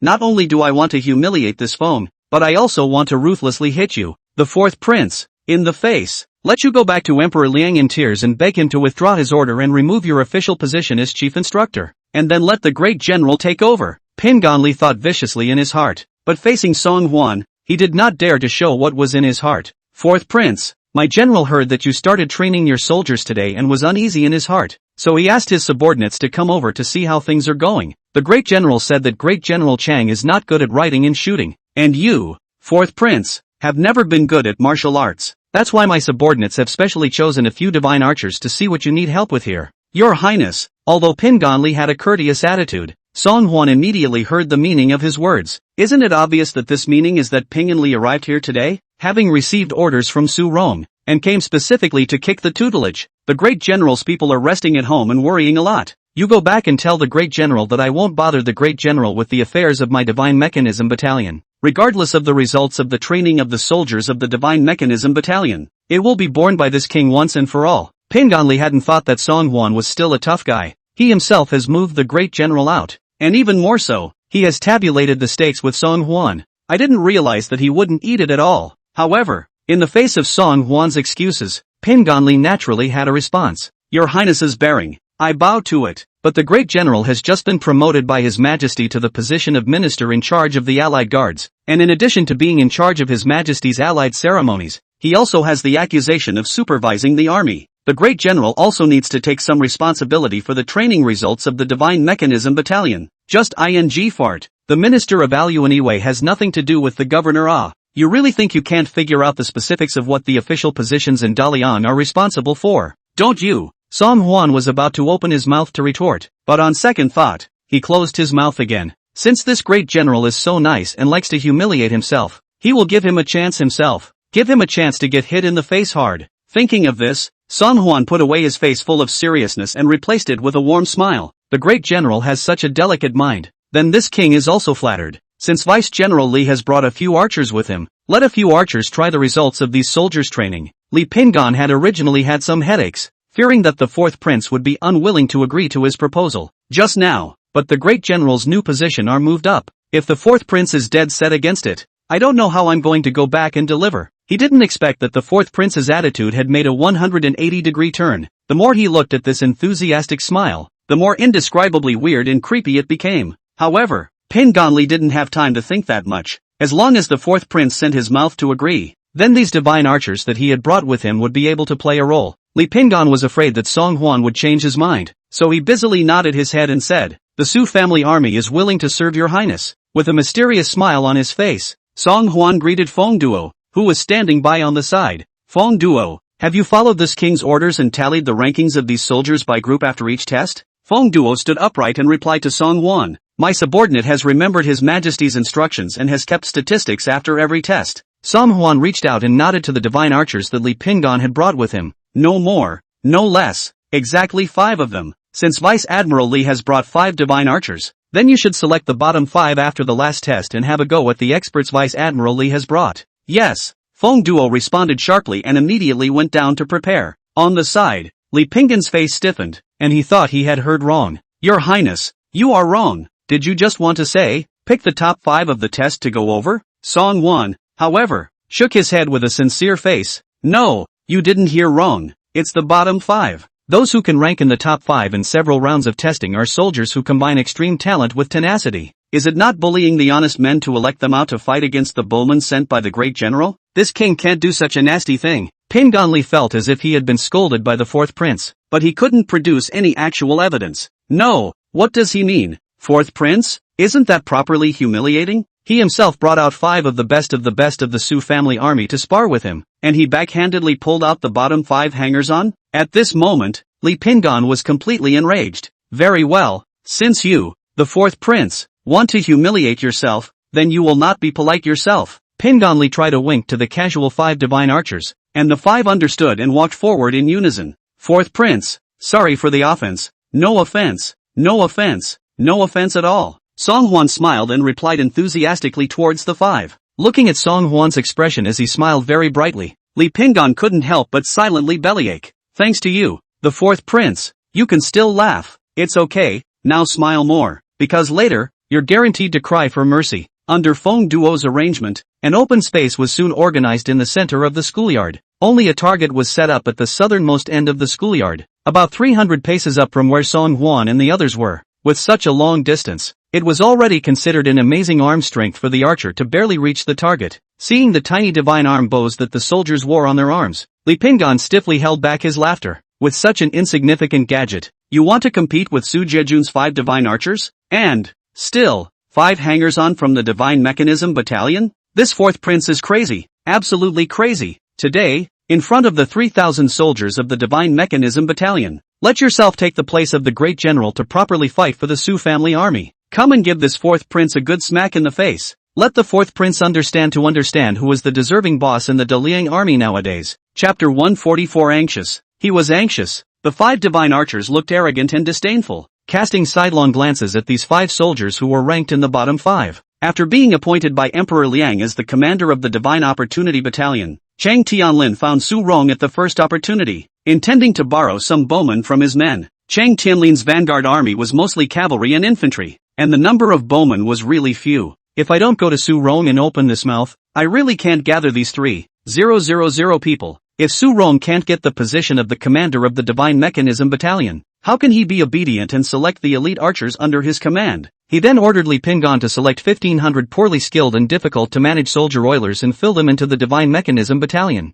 In order to do so, naturally, is to turn the Divine Mechanism camp upside down, so that Song Huan can't get off the stage. Soldiers who ranked in the bottom 5 of the Divine Mechanism Battalion had also been notoriously conspicuous packs in the Su family's army. Not only were they penalized for repeated mistakes, they were on the verge of being fired at any time. The famous names of these 5 people are quite famous in the entire Su family army. Seeing that the ones who had come to compete with them were these 5 infamous guys, the impatience on the faces of the 5 divine archers became more and more obvious. Get it started quickly. The battle between ordinary bows and arrows and divine arm bows had officially kicked off. The contest is naturally very simple. Whoever shoots accurately wins. However, after the first round of competition, the smiles on the faces of the 5 divine archers had disappeared. It was because they had never dreamed that as the best in the Su clan's army in terms of hitching a bow and shooting arrows, they couldn't even compete with these 5 pieces of trash, facing the target far to the south of the southernmost part of the schoolyard. Even though they had drawn the longbows in their hands to their fullest,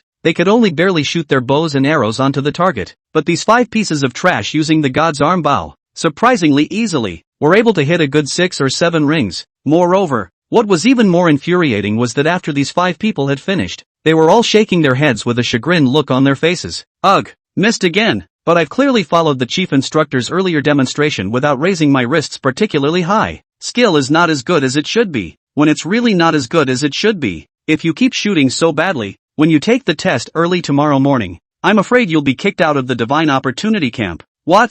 With such a distance from the target, these people can hit 6 or 7 rings, which is already impressive. In contrast to their previous unimpressive appearance, today's performance was a sudden leap forward, not what it used to be. And yet, with such a bright performance, they're still not satisfied? And you're saying you're not as skilled? Then wouldn't the performance of these 5 divine archers be even worse than garbage? The content of these people's speech reached Li Pingon's ears, causing Li Pingon to resist clenching his fists fiercely. Oh, the first round doesn't count. Again. Pingon Li really didn't believe that these 5 no-goods could really outperform 5 divine archers who had shot 100 times and pierced 100 paces? Big joke in the sky. Song Huan had been leisurely lying on the side with his eyes closed, and when he heard Li Pingon's somewhat exasperated voice, he did not feel very amused. Anxious. He was anxious. As the right-hand man of the Hallowed Tiger General, this guy is so indolent. Not a big shot. Since he's unconvinced, let him compete. Suddenly, Song Huan had a flash of light and summoned Feng Duo over and whispered a few words. After hearing this, Feng Duo immediately vibrated his voice toward the crowd. The chief instructor has an order.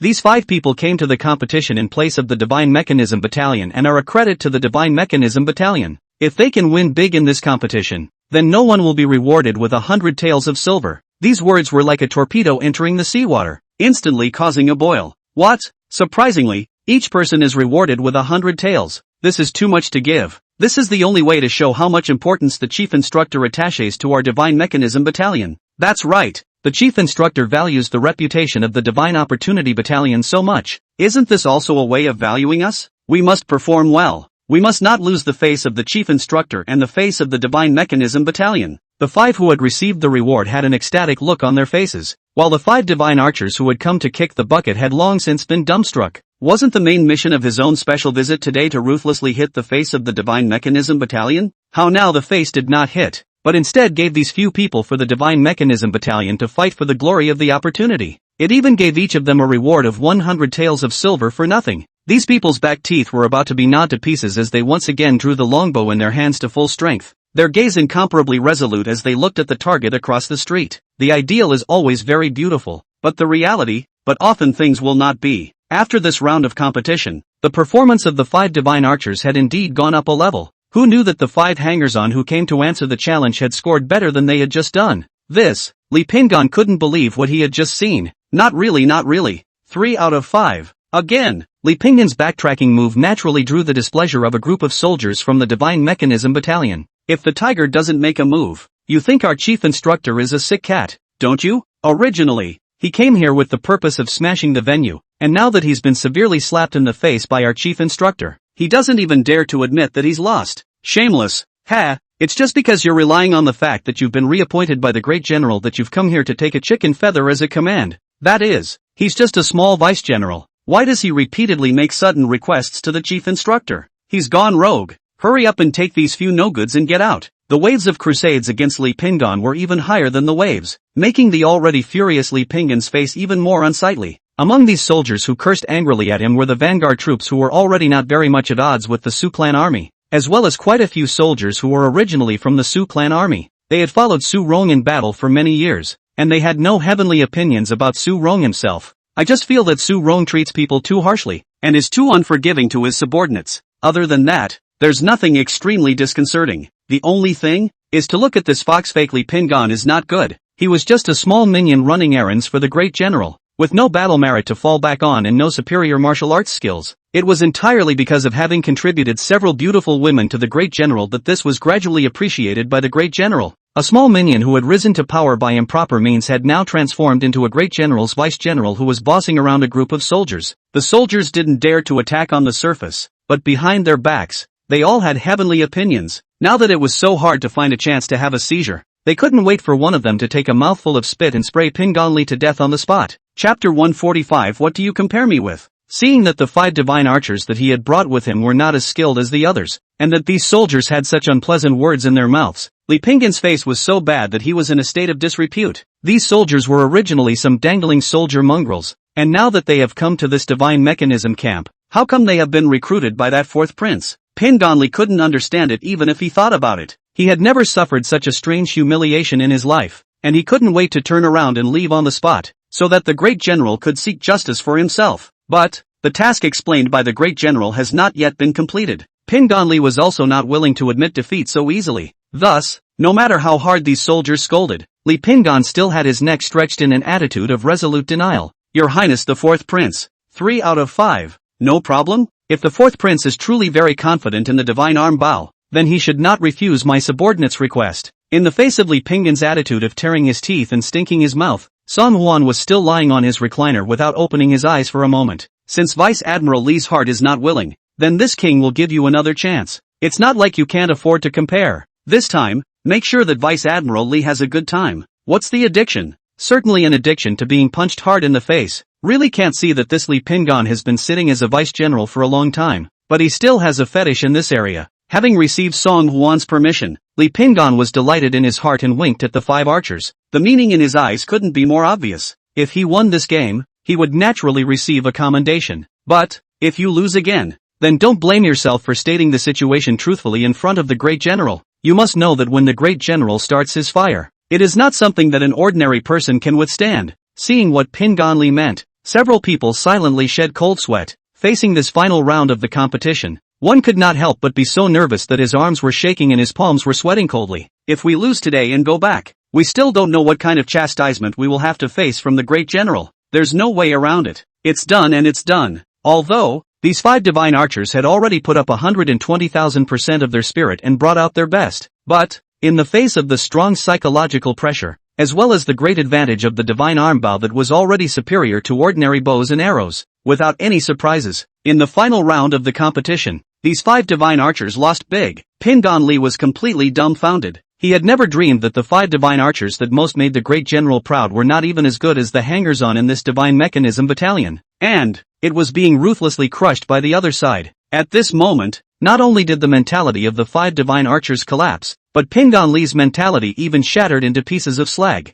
His pupils clenched, as if he refused to accept what he was seeing. Finally, Song Huan opened his eyes and stood up from the recliner. Well, Vice General Li, do you still want to continue the competition? Even if you compare it 100 times more, you'll only be hung by lousy. It's no exaggeration to say that even the soldiers at the bottom of my old man's barracks can hang on to your elites. Then, what are you comparing to the old man? It's self-defeating any way you compare it. In the face of Song Hwan's sneer-filled smile, Li Pinggan's lips trembled slightly, like a lost dog in a fight. That's naturally no longer possible. This fourth prince is too arrogant. He is so crazy behavior. After going back, he must report to the general, and for all the humiliation suffered here today, one must also ask the great general to give himself an account. Thinking of this, Pinganli let out a cold snort and gave a hasty hug toward Song Hwan. The fourth prince has trained well. I dare not compare again. Rant. Hastily dropping these two words, Li Pinggan left without looking back, fleeing as if he had fled. Looking at Li Pinggan's fleeing back, a mountain of jeers erupted from the divine mechanism camp.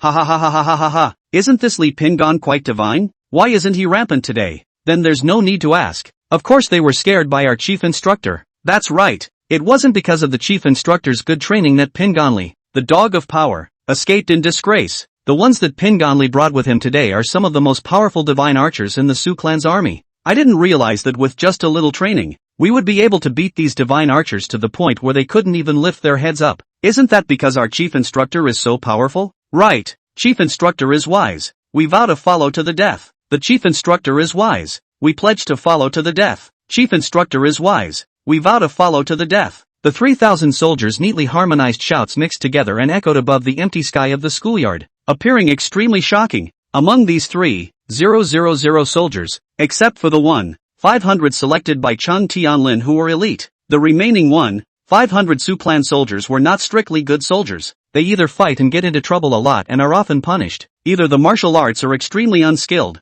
and they are not valued by the great general at all. But today, in the fourth prince's haunted clock divine opportunity camp, they had their first taste of being taken seriously. They have been in the military for many years and finally feel what it means to realize their self-worth. The immense satisfaction this gave them was not something that could be realized with a few taels of silver. Looking at the impassioned appearance of the 3,000 soldiers in front of him, Song Hwan could not help but feel his heart surge. No wonder that throughout the ages, good men have been willing to go to war, wanting to be the general who leads soldiers into battle and conquers the four corners of the world. Because as the commander-in-chief, not only can you experience the bloodshed of fighting for your country and killing the enemy, but you can also enjoy the feeling of being praised and worshipped by millions of people. At this moment, Song Hwan was greatly satisfied within. The mute and honest Vice General Feng Duo stood on the side, and seeing this exciting scene in front of him, he couldn't help but grin and giggle as well. Chief Instructor, I'm afraid you don't know anything about it. Just now, when Pinganli left with his men, 2 divine archers even found my subordinates and asked if I could accommodate you. They want to be in the Divine Mechanism Battalion too. Feng Duo's words caused the group of soldiers to let out a loud laugh once again. Where is the great general sending people to kick the tutelage? It's simply here to deliver talent. Right. What a great, ecumenical spirit this is. It's so moving. As he was talking, he saw Cheng Tianlin rushing back with a confused look on his face. Big brother, what's the situation? Are these soldiers flipping out again? Why aren't they training yet? Also, I just saw Pinganli at the door, and saw that this guy's face was ugly as hell, like he had been viciously punched in the face. What happened to him? Song Hwan smiled without saying anything, but instead asked Cheng Tianlin rhetorically, has the Ministry of Public Works side finished? Cheng Tianlin slapped his head. Oh yeah, I almost forgot about the main event. The Ministry of Labor's 3,000 God's arm bows have been completed, and I have sent men to bring them all back. Good. Song Hwan clapped his hands. Feng Duo, gather the soldiers and continue training. Yes. Chapter 146 Mysterious Little Black Pill. Eastern Suburb, Great General's Mansion.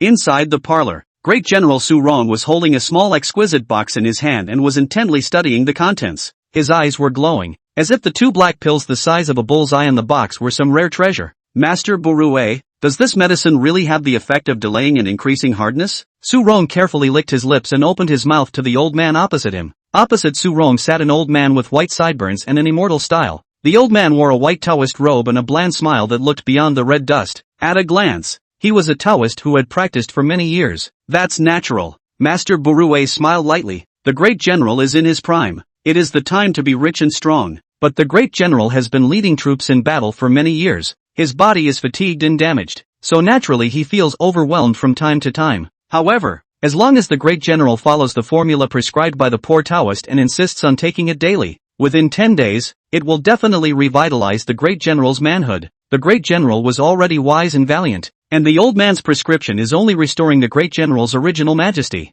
Looking at Master Burue's smiling appearance, Su Rong's heart was unusually pleased. Every time he acted in the last 2 years, Su Rong always felt a bit overwhelmed. Thus, These two words of Master Burue instantly doubled Su Rong's confidence. His own body and bones are hard. It's just that he has been traveling east and west for many years. That's why he gets tired once in a while. These medicines also only play a supporting role. The really powerful, or their own body bones itself. Su Rong was very receptive to Master Burue's words, and immediately waved his hand and greeted the butler who was behind the door. Why don't you quickly fetch the silver for the master? Yes, the butler didn't dare to delay, and with a trot, he hurriedly went to fetch a thick pile of silver tickets over. Master Burue, here is the entire 100,000 taels of silver for 10 pairs of medicines. Please take a look. Master Burue, however, did not even look at the 100,000 taels of silver bills delivered to his eyes, but only performed a Taoist arching salute with both hands, his mouth faintly saying, "Immeasurable Heavenly Father." The poor Taoist has been practicing for many years, and has long since looked down on all earthly matters related to the world.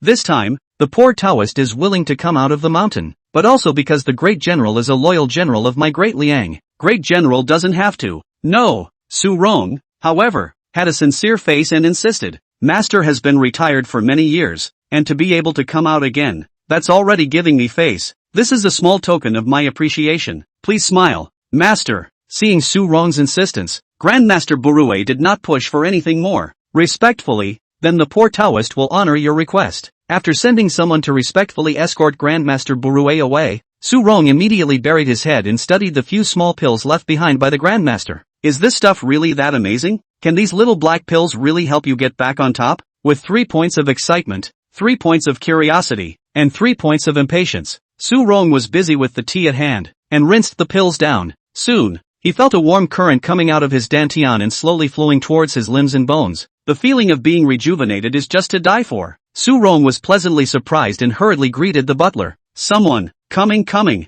The butler Su Timfu ran in at the sound, and said with an eager face, "What are the great general's orders?" Su Rong only felt that his body was hot and dry, and it seemed that there was an urgent need for the heat to break through the barrier of his body until it completely erupted and cathartically released. Quick, bring me that whoever. The who? Timothy Su was a bit puzzled. Su Rong was annoyed to the core. His grandmother, after following Lao Zi for so many years, you still don't know what Lao Zi means? That's who. Seeing Su Rong's impatient expression, Su Tianfu came to a realization and tapped his head. It's the slave's stupidity. Great general, slave will go and bring you the people. Seeing the great general's rosy cheeks, slightly sweating, and energetic appearance, it was clear at a glance that the great general wanted the beautiful woman that he had sent away yesterday. However, seeing that the great general is in excellent condition today, after that beautiful woman is brought in, there will inevitably be a great battle. Su Tianfu's brain brainstormed some images that couldn't make it to the stage, and he couldn't help but cover his mouth and snicker. But before he could walk out of the door of the mansion, he came face to face with a furious Li Pingan. Butler Su, is the great general available in the study? Seeing Li Pingan's aggressive appearance, Su Timfu hurriedly said, Vice General Li, what is it that you are looking for from the great general? That's naturally a matter of great urgency. Pingan Li glanced impatiently at Timothy Su. It's just a lackey in the great general's residence, and he dares to cross-examine his own affairs. I respect the general and give him face, so I call him Housekeeper Su. If not, who the hell cares about this old slave? Su Tianfu lost his smile on his face. Master Barui just came by. The great general used the master's tonic medicine, and is now urgently asking his old slave to find the Chun family's daughter-in-law to come. You say, this great general's elegance, we cannot give spoiled ah. Su Tianfu's words caused Li Pingan to frown deeply. He naturally understood what Su Tianfu meant by what he said, but the humiliation he had just received in the Divine Mechanism camp had to be reported to the great general immediately, because it was not just a matter of being humiliated by himself alone, it was a matter of the entire Su Jejun being humiliated. That fourth prince humiliating himself is humiliating the Su family army, is humiliating the great general. Such a strange shame cannot be tolerated at all. Thinking of this, the anger in Li Pingan's heart burned even more. Just tell me where the great general is. This is a matter of great urgency. Neither you nor I can afford to delay. See, no matter how to persuade this Li Pingan but not the slightest listen to it, Su Tianfu can only helplessly sigh. Vice General Li, the great general is in the parlor. Before Su Tianfu could finish his words, he saw Li Pingan running wildly towards the place of the meeting hall like a gust of wind. Great general, something big has happened to the Divine Opportunity Battalion. Su Rong was sitting in the parlor, waiting to renew his relationship with the beautiful woman. I didn't expect to be waiting for the anxious Li Pingan with his fingers crossed and waiting left and right. Su Rong immediately pulled a face. Can't anything wait until tomorrow? Can't you see I'm busy? Li Pingan was in pain. Great General, tell me, there are people who are all over you and don't take you seriously. Can my subordinate hold his tongue on this matter and wait until tomorrow to report it to you? This man is also too wild. Su Rong was already in a bad mood when her good deed was disturbed. After hearing this incendiary description of Li Pingan, he was even more instantly ignited with rage. The person you're talking about is the fourth prince? What's going on in the Shinji camp again? Chapter 147. A very underhanded tactic. Li Pingan nodded vigorously and added to what had happened just now within the Divine Opportunity Camp, reporting to Su Rong in a brainwave. Great General, I'm afraid you didn't see the fourth prince's villainous face just now. Simply arrogant to the extreme. Not taking you, the Great General of the Tiger Runner, into account at all. He also said that you are too old to fight. In the future, you will stay in the capital to enjoy your old age peacefully. This kind of charging matter, let him and Chang Tianlin such young people to do. Su Rong early 50s this year, although it is also considered to be the prime of life, but over the years fell large and small injuries, so that he felt more and more overwhelmed. He was most jealous of people saying that he was old and useless, and he couldn't help but get furious whenever he heard such remarks. The fourth prince, he really said that?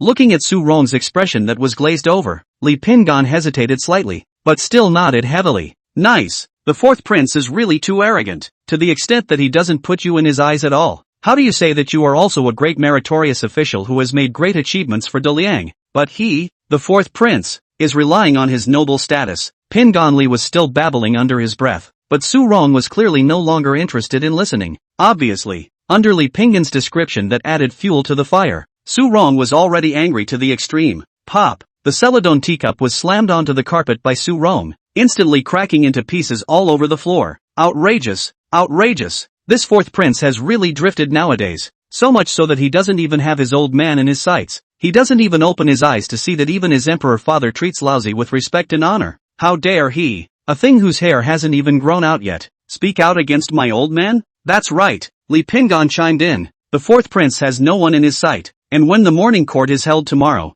the great general will have to make a good case to the emperor. He must not be allowed to take over the Divine Mechanism Battalion just like that. If the Divine Mechanism Battalion is successful in fighting bandits again in the future, won't the fourth prince have to climb on top of you in front of the whole world? Su Rong was already furious to the extreme, and when he heard these last words from Pingan Li, he was even more vain in an instant, squeezing his palms into two large sandbags of death. Tomorrow morning? Damn it, I'm going to enter the palace now to face the saint, and report his words and actions just now to the emperor as they are. With such a high-mindedness, the soldiers taught are not exactly down-to-earth soldiers. This fourth prince has spoiled his own good deed twice in a row, not to mention that the domineering attitude is even more hateful to climb to his own head to and piss. If we don't let the emperor properly sanction him, he is afraid that he still thinks he is a soft persimmon to be slaughtered. Hearing that Su Rong even this is going to enter the palace to face the saint, Li Pingan fiercely startled. There was indeed some free play in the words he had just relayed to the great general. If the emperor immediately summoned himself to the palace for a confrontation,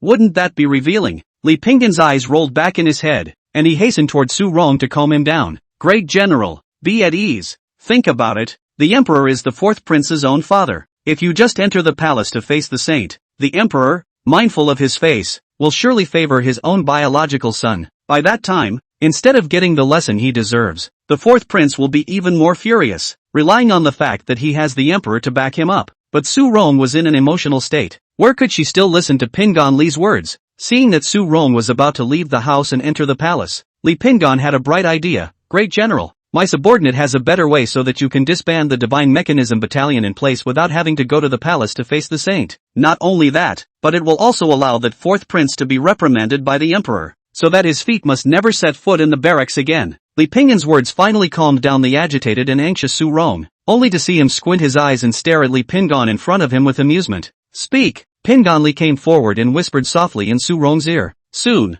a very satisfied expression appeared on Su Rong's face. You, boy, do know how to scheme. Very good, everything will be done as you say. Seeing that Su Rong had agreed to his suggestion, Li Pingan was overjoyed in his heart. Yes, my subordinate will do it now. Into the night, after spending a day in the Divine Mechanism camp, although most of the time was spent in a recliner, Song Huan was still slightly tired. Mainly, it's still a tired heart. After all, he was responsible for the training of more than 3,000 soldiers, and the slightest mistake would cause chaos in the entire Divine Mechanism Battalion. Luckily, though, the soldiers were kind of giving themselves face, especially after experiencing the fiasco of Li Pingan going to the kickboxing center. This group of soldiers from the Divine Mechanism Battalion trained more actively instead. All of them look like they're pumped up and very energetic. However, Song Hwan understood that Li Pingan had suffered a defeat today and would definitely not just let it go. With his vindictive personality, he might even get himself into some trouble. Your Highness, you're back. Su Weimei stood guard at the palace entrance with a lamp,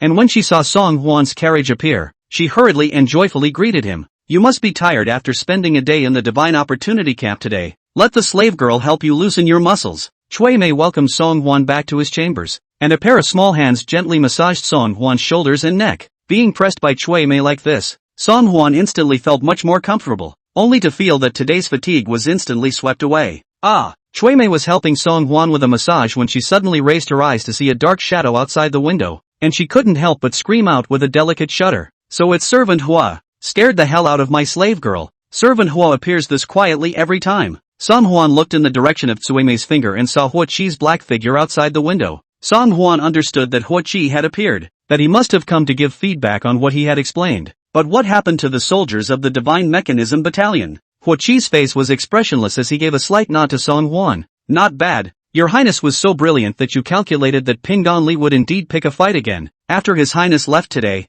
there were a few soldiers who came all the way from the southern suburb to the northern suburb, taking advantage of the soldiers on duty and secretly summoning away a few soldiers from the Divine Mechanism Battalion. These few from the Divine Mechanism Battalion are notorious soldier jerks, and are usually dishonest in the barracks. The soldiers from the southern suburbs took these soldier mongrels and went straight to Huixianya Pavilion after entering the city, and they haven't come out until now. Your Highness, what are you going to do about it? Song Hwan guessed that Li Pingan would definitely make a move, but he just didn't expect that this guy would be able to think of such underhanded means. De Liang wasn't really strict on its soldiers, and when they were usually stationed in the barracks, the soldiers could do whatever they wanted during the day as long as they stayed in the camp at night. However, if a soldier is in the training stage, or in a state of war readiness, he can never enter or leave the barracks at will without making a report. Once discovered, not only would these soldiers be severely punished, but the head of the entire barracks would also be held liable by association. Obviously, Pingan Li had taken advantage of the somewhat inflated psyche of some of the soldiers to take advantage of the situation. Chapter 148. First remove the name, then kill. In the face of Hua Chi's questioning, Song Hwan didn't blink and only spat out one word from his mouth. Kill. Hua Chi was shocked at Song Hwan's determination to kill, and couldn't help but open his mouth to ask, Your Highness, will you only kill the soldiers who escaped from the Divine Opportunity Battalion? Or along with the ones in the southern suburbs of the barracks, kill them all? Naturally, kill them all. A fierce light appeared in Song Hwan's eyes, revealing an endless killing intent that even Hua Chi couldn't help but be energized by. For Pingan Li to attempt to use these despicable and underhanded means to discredit this king and discredit the Divine Mechanism Battalion. One can only say that he is still thinking too simply. Do you really think that the king is a little cutie who doesn't know how to think at all? Do you? Right. Those people from the Divine Mechanism Battalion. Remove them first before killing them, lest I ruin the reputation of my Shinji Battalion generals. With that, Song Hwan asked Hua Chi, by the way, when Song De went to Liangzhou to fight the bandits, when you set out, the king asked you to send a shadow guard to blend in with the army.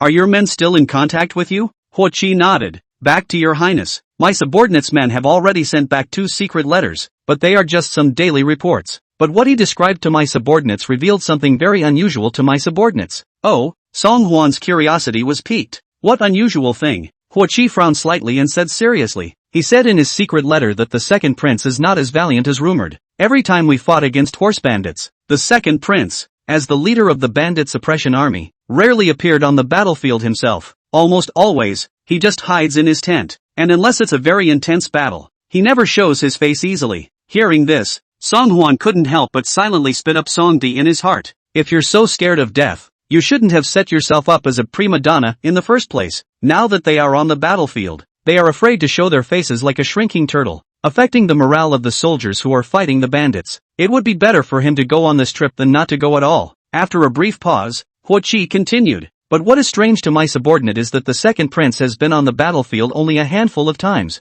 yet several times he has fallen into dangerous situations. Several times the second prince was nearly injured, but fortunately he ran fast enough, which is why he remains unharmed to this day. What I don't understand is that as a general, the second prince must be well protected, and he's not a bad martial artist himself, and he's a fast runner. Why is it that on the few occasions that I have been in battle, I have always been in danger? Hua Chi's doubts were not unreasonable. As the commander-in-chief, Even if Song De personally went to the front line, he must have a deputy general to protect him at all times. What's more, just like Huo Qi said, this guy was running so fast that he should be farther away from the danger. How could he possibly put himself in danger in such a situation? Song Huan couldn't figure out why, so he ordered Huo Qi, have your men continue to keep an eye on Song Di, as well as the people who are often around him. If you find anything out of place, report back. Huo Qi arched his hand and replied, yes. The next morning, when Song Huan woke up, he only felt as if his entire body had been hammered hard. This body has been pampered for many years, and has never done any hard work, but it was just supervising the army at the Divine Mechanism camp, and he felt his body aching to death. It seemed very necessary to have Cheng Tianlin teach himself a move and use it to move his muscles. Under the service of Cui Mei, Song Huan bared his teeth and changed his clothes, rushing to the Hall of Supreme Harmony to attend the morning court. Inside the Hall of Supreme Harmony, a group of courtiers had already arrived. Seeing that it was fourth Prince Song Huan who had come, there were quite a few ministers who took the initiative to come forward and climbed into conversation with Song Huan. Your Highness the fourth Prince, you're here. I heard that the first day of training for the Divine Mechanism Battalion was a great success. Thousands of soldiers are all heart and soul to you. Yes. I didn't realize that if the fourth prince doesn't make a move, once he does, it's the chosen general. Several ministers did not mince words of praise from their mouths and could not stop patting Song Huan on the back. It is no wonder that they are accustomed to see the wind at the helm. Looking at today's Daliang dynastic hall, who do not know that the fourth prince is the emperor of Liang's side of the most hot prince? Even though these ministers were all self-proclaimed neutrals, they couldn't help but come forward to pay their compliments in the face of this rising star. Humph, a little thing whose hair hasn't even grown back, and when others tout a few words, they think they're so powerful that they've gone to heaven? Seeing a few ministers surrounding Song Huan in the center like stars cupping the moon and praising him, Su Rong couldn't help but show disdain. When these words came out, the crowd dared not make a sound and looked at Su Rong with some shock. Although the great general's style has always been brash, but to dare to insult the emperor's son in public in the imperial court is a great disrespect to the heavenly family. No matter how great a general you are, if you dare to speak out of turn like this, you will lose your head. Realizing that he was momentarily straight-talking and said the wrong thing, Su Rong hurriedly coughed twice. Ahem, I was just talking about the two new parrots in the house. What are you all looking at me for? The courtiers closed their mouths and lowered their heads in some embarrassment. Even a little cutie could all hear and understand that the great general's intentions were so obvious just now that he was clearly attacking the fourth prince. But he changed his words in time, and even if the fourth prince was upset in his heart, he couldn't snap on the spot. The crowd turned their gazes to Song Huan in unison, wondering how the fourth prince would react. Unexpectedly, the fourth prince still had a faint smile on his face, as if he did not take Su Rong's words seriously at all. A scarred old dog, brainless, ill-tempered and impulsive, with little else but indiscriminate barking. Don't pay attention to the great general. This king is just talking about the old dogs that watch over the palace. Dogs get old and can't do anything but woof a few times to annoy people. When Song Huan said this, Su Rong instantly reddened her face, and her neck was thickened several times by anger. Fourth prince, what do you mean? I am His Majesty's personally appointed Tiger Talisman Great General. You insult me like this. You really have no one in your sight. Song Huan,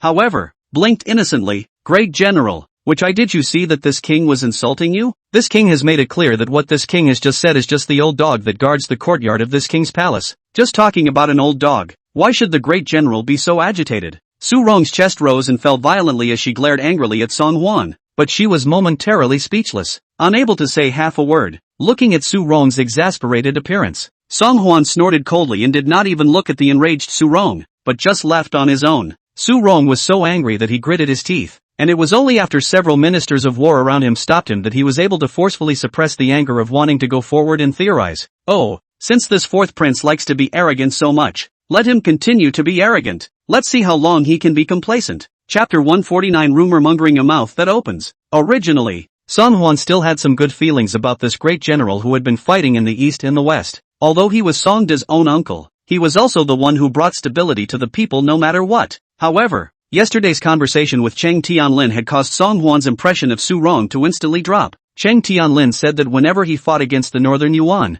Su Rong would use his status as a tiger general to suppress him, ordering him to lead the vanguard to fight the first battle. Isn't this a clear indication that Cheng Tianlin will lead his men to their deaths? Fortunately, Cheng Tianlin's men are all brave and good at fighting, and Cheng Tianlin has his own unique insights into the formation of troops, so as long as the vanguard strikes, the Northern Yuan is bound to be beaten to death.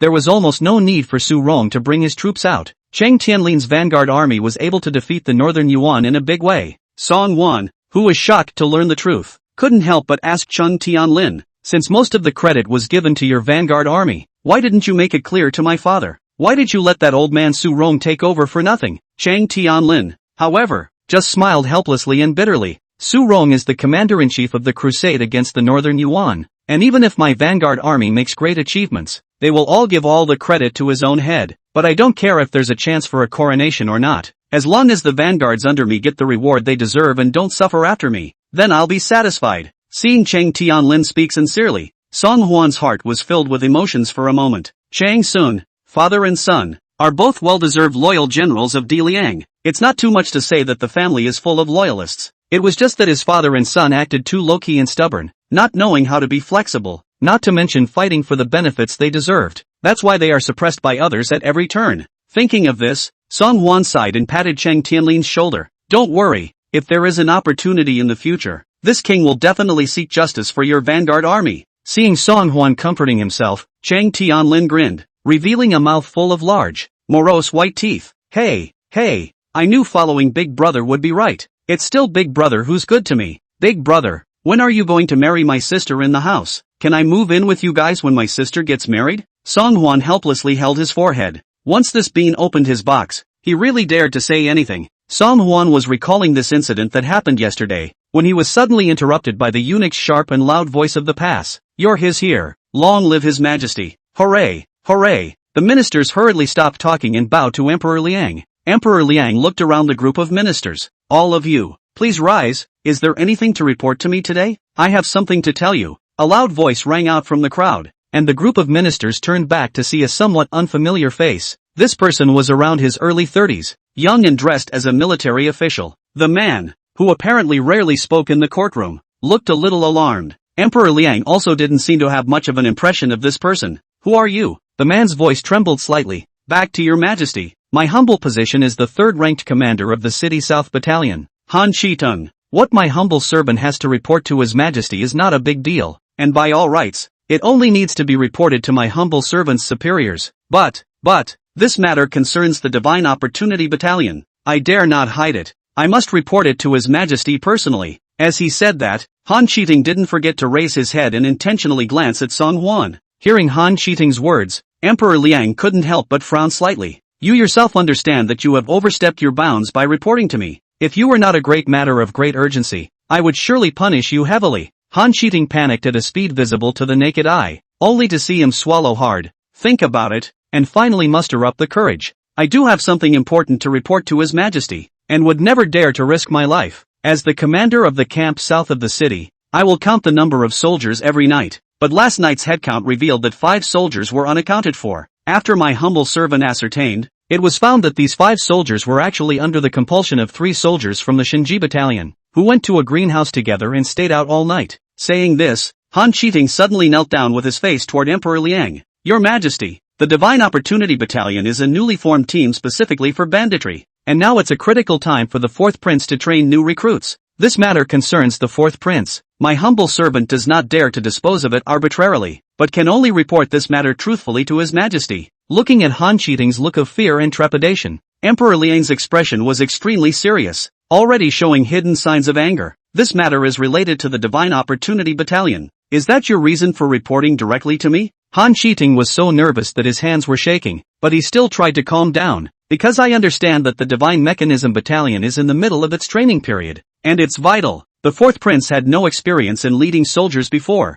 and probably didn't know how serious the consequences would be if his soldiers went out privately during training. Nonsense! Before Han Shiting could finish his sentence, he was interrupted by an exasperated Chang Tianlin. Who says that the 4th Prince's lack of experience in leading soldiers makes the soldiers he brings out bad? As the chief instructor of the Divine Mechanism Battalion, yesterday was but a day's time, and all 3,000 soldiers were able to become proficient. Would it have worked if it had been the rest of you? And furthermore, how do you know exactly where the soldiers under your command go when they go out in private? And how do we know who they are under the spell of? What a rumor-mongering mouth! Open and shut! Being reprimanded by Chang Tianlin like this, Han Shiting's face went white and red and white, looking embarrassed to the core. I, naturally received the report, so I came to report truthfully to His Majesty. General Chang, as the commander of the Divine Mechanism Battalion. Now that the Divine Mechanism Battalion is in trouble, you can't escape the blame. Cheng Tianlin was originally a hot-tempered person who exploded at the slightest point. Stimulated by Han Qiting's 3 words, he was even more instantly emotional. You're the commander of the Southern Battalion, yet you're targeting the Divine Opportunity Battalion at every turn. Since you're claiming that there's something wrong with the soldiers of the Divine Mechanism Battalion, where's the proof? Asked about the evidence, Han Qiting was instead calm and relaxed. Since General Chang doesn't see the coffin and must ask me to produce substantial evidence, then I'll give General Chang and the 4th Prince a proof. Last night, several soldiers from the southern camp have all been captured and returned to the camp. They have given a full account of the truth. If General Chang doesn't believe me, I can immediately send someone to tie up these soldiers and interrogate them again in front of His Majesty. Chapter 150. Drag him down and dispose of him according to military law. Seeing Han Qiting speak with such conviction, the courtiers immediately whispered, "No way? Didn't I hear that the 4th Prince trained the Divine Mechanism Battalion extremely well? How could such a scandal occur? Hey, it's just doing all the superficial work. The 4th Prince has never set foot in a military camp, and when those soldiers see that the 4th Prince looks like a scholar, they will naturally be unconvinced. But even if they don't obey the 4th Prince, they have to obey General Chang's discipline, right? Can't you see? Although General Chang is the nominal commander of the Divine Mechanism Battalion, the real person in charge of the Divine Mechanism Battalion should be the 4th Prince. So if anything goes wrong, it should be the 4th Prince who should take the blame. TSK, if that's really the case, then the responsibility that the 4th Prince has to bear this time is not small. If it is to be disposed of according to military law, then the 4th Prince should immediately step down from his position as chief instructor and then be punished with 50 large planks. 50 lashes? The 4th Prince's skin is so delicate, he won't be able to handle it. It seems that the 4th Prince still lacks experience and can't control his men. Once this matter is over, perhaps the great general will really have to come out and preside over the situation. Hearing the whispers around her, Su Rong couldn't help but straighten her back. Isn't the 4th Prince quite proud of himself? Isn't that wild? Isn't that swell? Today, in front of Emperor Liang, he came to teach him a good lesson himself. Let's see how much more arrogant he can be. Emperor Liang didn't say anything more when he heard this, but only turned his head to look at Song Wan. 4th Prince, do you have anything to say? To everyone's surprise, Song Wan neither expressed surprise or panic, nor did he anxiously beg for forgiveness from Emperor Liang. Quite the contrary, he always had an airy, bland smile on his face. Back to father. What happened last night? My son knows. Only what Commander Han said is only barely right about the other half. Those few soldiers from the Divine Mechanism Battalion are soldiers who failed the test and were dismissed by my son long ago. The names of these men are no longer among the 3,000 soldiers of the Divine Mechanism Battalion today. The roster of Shinji soldiers is here. Please father. As Song Wan spoke, he pulled out a roster from his pocket and presented it to Emperor Liang with both hands. Seeing Song Wan pull out this roster like a trick, Emperor Liang could not help but be a little surprised. Do you carry this roster with you at all times? Song Wan arched his hands. Back to father. Ever since I assumed the position of chief instructor of the Divine Opportunity Battalion, I've been extraordinarily concerned about the training of these soldiers. So keep the roster of these soldiers with you day after day,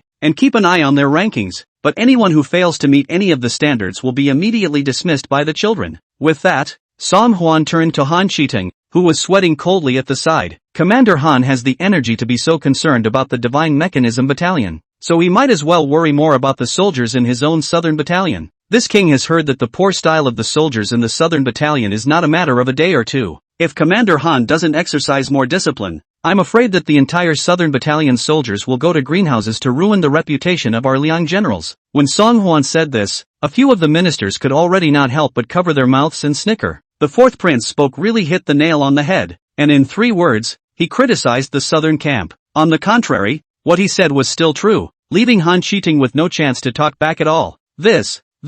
Seeing that his words were no longer convincing, Han Qiting clenched his teeth and didn't intend to admit defeat so easily. Your Majesty, several of the soldiers in my southern camp who were compelled can testify to this. Last night, those few soldiers of the Divine Mechanism Battalion stole out from the Divine Mechanism Battalion. Even the women of the greenhouse can testify to that. Please, Your Majesty, give your humble servant a chance to summon this man here and restore the truth of the matter. Emperor Liang was already somewhat impatient, but in front of a crowd of courtiers, he could not blatantly favor Song Huan. There was nothing for it but to hastily raise his hand. Quick pass. Yes. Han Qiting was in high spirits and immediately sent eunuchs outside the palace to summon a few soldiers from the southern camp. However, after a long half hour, the news that came back from the little eunuch, caused Han Shiting to be completely dumbfounded. Your Majesty, news from the southern camp. At some point this morning, those soldiers knew they were ashamed of the south camp, and hastily left a few lines of last words before committing suicide in the south camp dungeon. Upon hearing such news, Han Shiting instantly softened his knees and fell to the ground.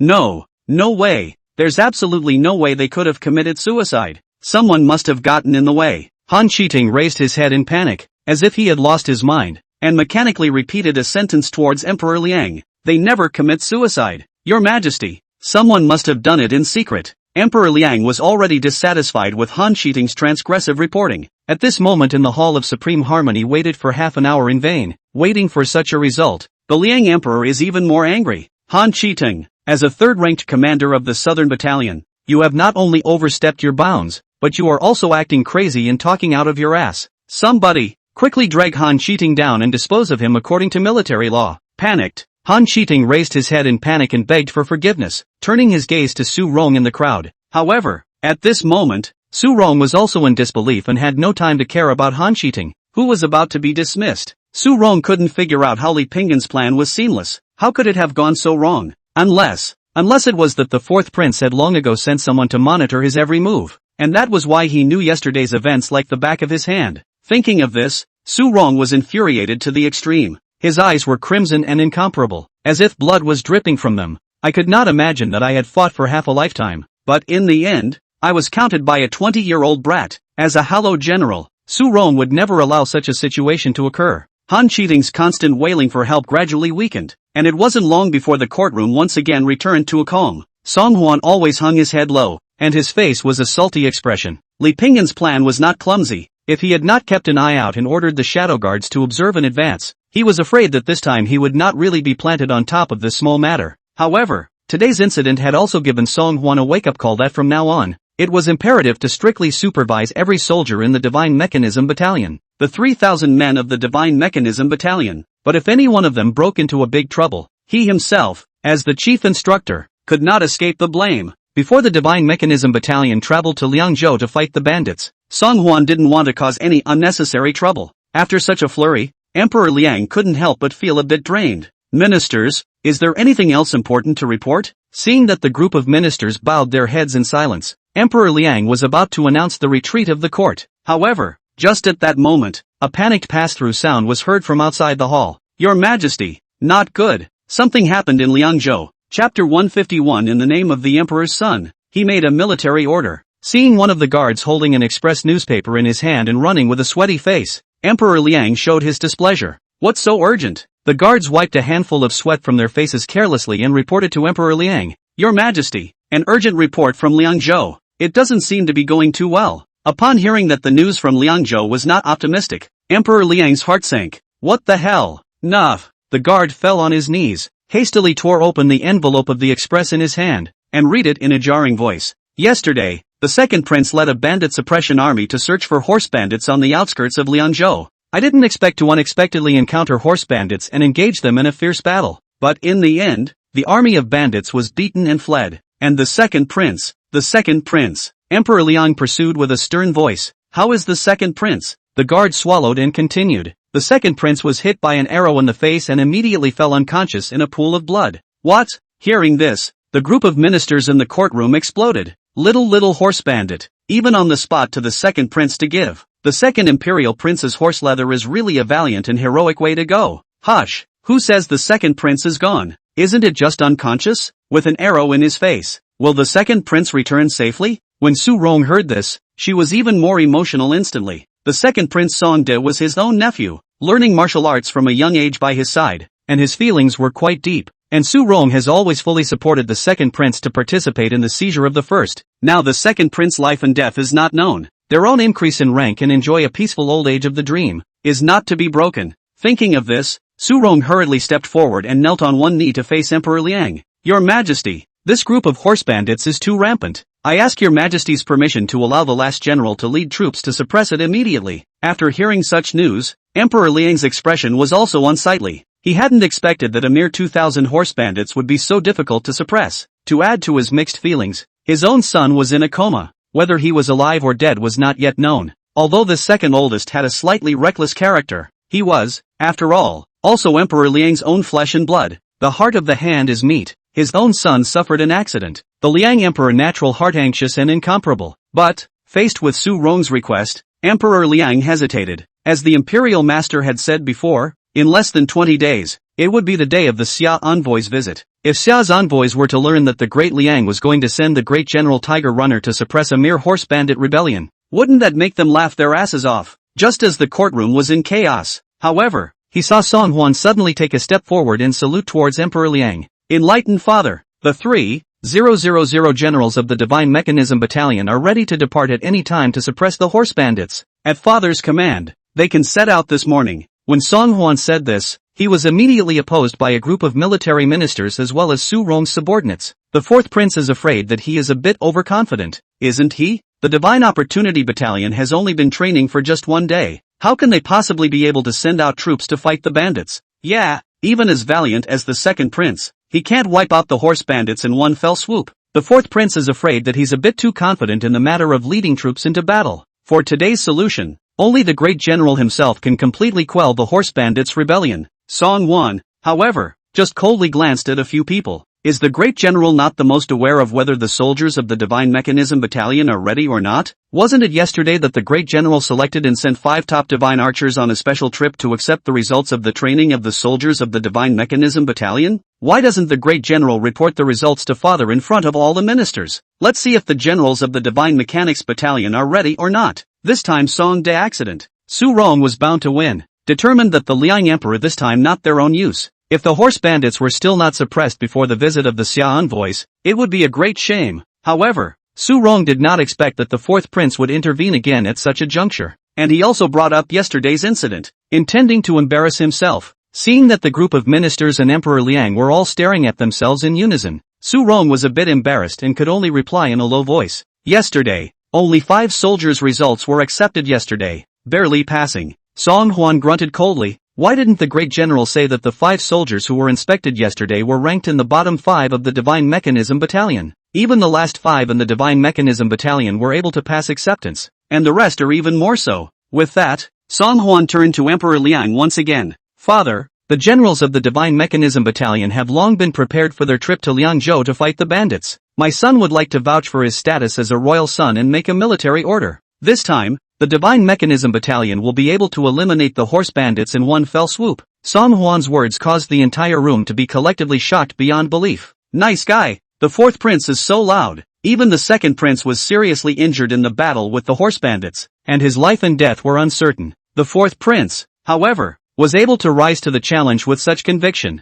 It must have been so confident in the Divine Opportunity Battalion that he would vouch for it with the identity of a royal prince. Song Huan was so insistent, but of course he had his own selfishness. For one thing, Emperor Liang had promised himself that if he was successful in fighting the bandits, he would immediately make himself Prince Rong. Secondly, Song Huan had made a bet with Qian Zhutong of the Ministry of Military Affairs that if the Shinji Battalion succeeded in fighting the bandits, Qian Zhutong would have to take the initiative to resign and leave the court. Thirdly, at such a critical juncture, Su Rong must not be allowed to lead his troops to make a mark again. Song Huan now has already made a liang with Su Rong. The more the other party makes more achievements and higher status, the more unfavorable it will be for himself to seize the throne in the future. So no matter what, the one who goes to Liangzhou to fight the bandits this time must and can only be the Shinji Battalion. Seeing how sincere and urgent Song Huan's words were, Cheng Tianlin also hurriedly stepped forward and knelt in front of Emperor Liang. Your Majesty, my lord is also ready. Under the fourth prince's training, the Divine Mechanism Battalion generals have already made rapid progress. My lord is confident that the horse bandits will be suppressed in one fell swoop.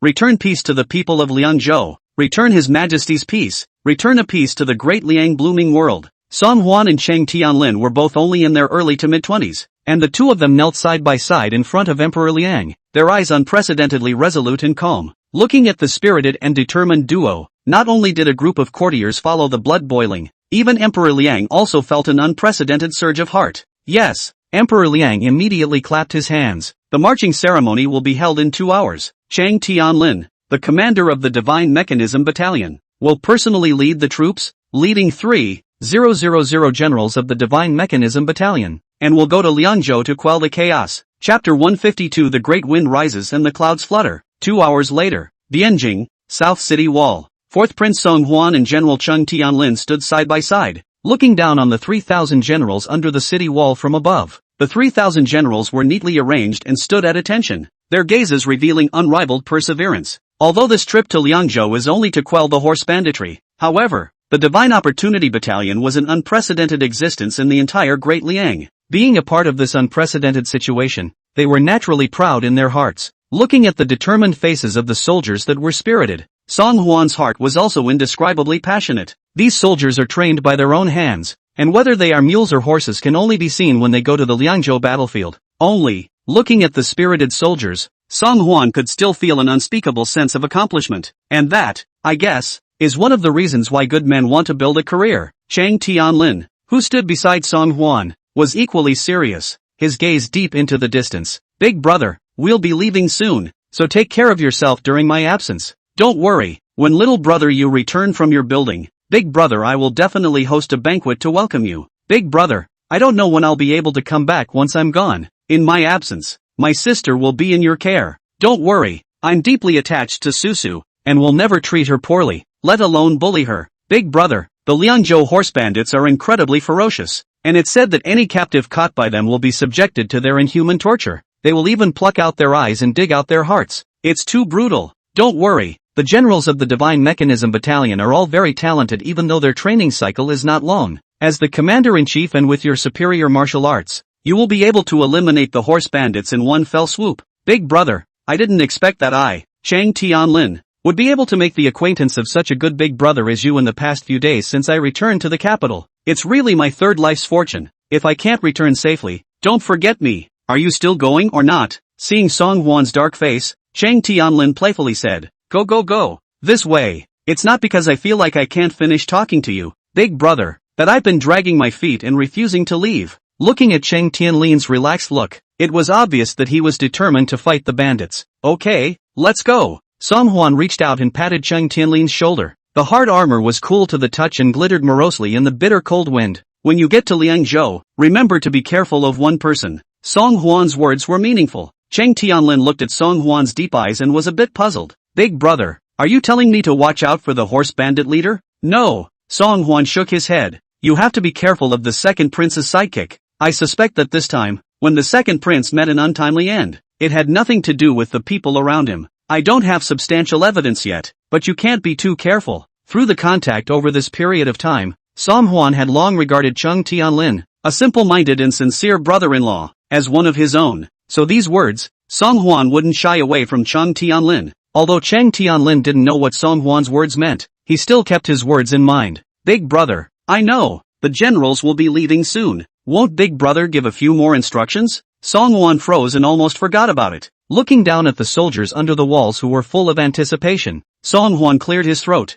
Ahem, a great wind rises and the clouds fly, and a fierce warrior walks in all directions. Horse bandits, whenever they must be eliminated, not without suppression. That departs. Song Huan's words instantly elicited a warm response from the soldiers. Yes, well said, worthy of being the fourth prince. Speaking with substance, Chang Tianlin also had a silly grin on his face. Big brother, this beautiful name of the first literary hero should be given to you. Just send it here. I'm off. Song Huan stood on top of the city wall and watched as Chang Tianlin, dressed in his metaphysical armor, rode his horse to the front of the group. Standing on the city wall and looking down, the 3,000 soldiers were so small. Their figures grew farther and farther away until they disappeared into the distant skyline, leaving behind only a myriad of small, indistinct black dots. A great battle is coming. How is it, Great General? Eastern Suburb, Great General's Mansion. Li Pingan waited left and right, and finally waited back for the Great General who returned from the court. Only the Great General's brow was furrowed and his face looked as if he was not in a particularly good mood. Even, somewhat worse, Li Pingan's heart thumped and a hint of bad premonition rose, as he expected, only to see Su Rong bang sound, heavy official hat on the side of the desk. His grandmother, old me, I've had a lifetime of fame. But I didn't expect to be fooled by a vertical child whose hair hasn't even grown. Outrageous. Li Pingan was startled and hurriedly stepped forward to inquire. What is the reason for this, Great General? What the hell is going on? Thinking back to the scene that happened in the courtroom just now, Su Rong was still furious. What else could go wrong? Old me is being spied on by the fourth prince. I didn't realize that my every move was completely under the control of that fourth prince. He had anticipated Laozi's whereabouts, and I don't know what kind of tactics he had come up with. But he made those few soldiers in the South Battalion commit suicide in fear of their crimes. Suicide by fear of crime? Li Pingon sucked in a breath of cool air and said in shock, "This is impossible. The southern camp is as solid as gold, and the dungeon is even guarded by layers of heavy troops. Those few soldiers are subordinates a long time ago. After the matter is accomplished, but there is a large amount of silver waiting for them. How can they be afraid to commit suicide?" Li Pingon couldn't understand even if he thought about it. Obviously it was a seamless plan. How could it have such a result today? The bottom line is that no matter which part of the process went wrong,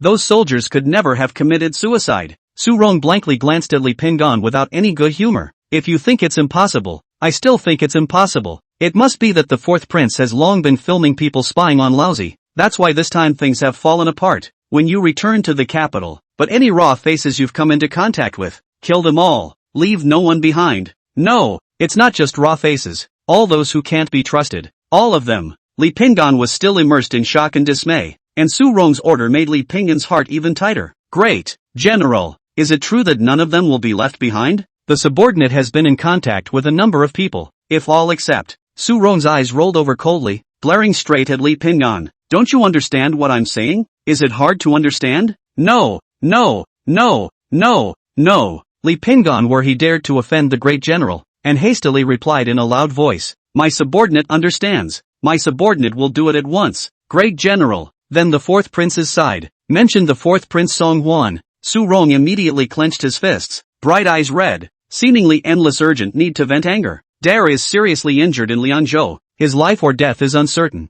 I don't have the heart to care about that fourth prince's death or life right now. In a few days Dare's injuries will stabilize. Then wait for me to think long and hard. Su Rong's idea was simple. The second prince Songda was the source of his own glory and wealth for the rest of his life. If the second prince succeeded in seizing the throne with his own assistance and became the crown prince, then it would not be a dream for him to be crowned as a marquis. But, if the penis is really unfortunate to die in battle, then there was no need for himself to be a dead ringer for this fourth prince. Who can say what will happen in the future? Everything depends on whether or not Der will return safely or not. Seeing Su Rong's very serious expression, Li Pingon did not dare to say anything more, so he nodded silently. Chapter 153 Butler John who studied under a famous doctor. John Lin, go! Bring out the old man's treasured bamboo leaf green. Old me is in a good mood today, and I intend to have a little drink. Inside the Taisher's mansion, the imperial master Shang Guanyi had just returned from the palace and couldn't wait to greet his housekeeper John Lin. John Lin sniffed and hurriedly welcomed him out. Seeing Shang Guanyi's look of a man in high spirits, John Lin could not help but be energized as well. "Didn't you hear the words of Lord Taisher? Why don't you go fetch wine for His Excellency?" "Lord Taisher, why are you in such a good mood today? But what great things happened at the morning court?" Shang Guanyi glanced at John Lin with a smile and said faintly,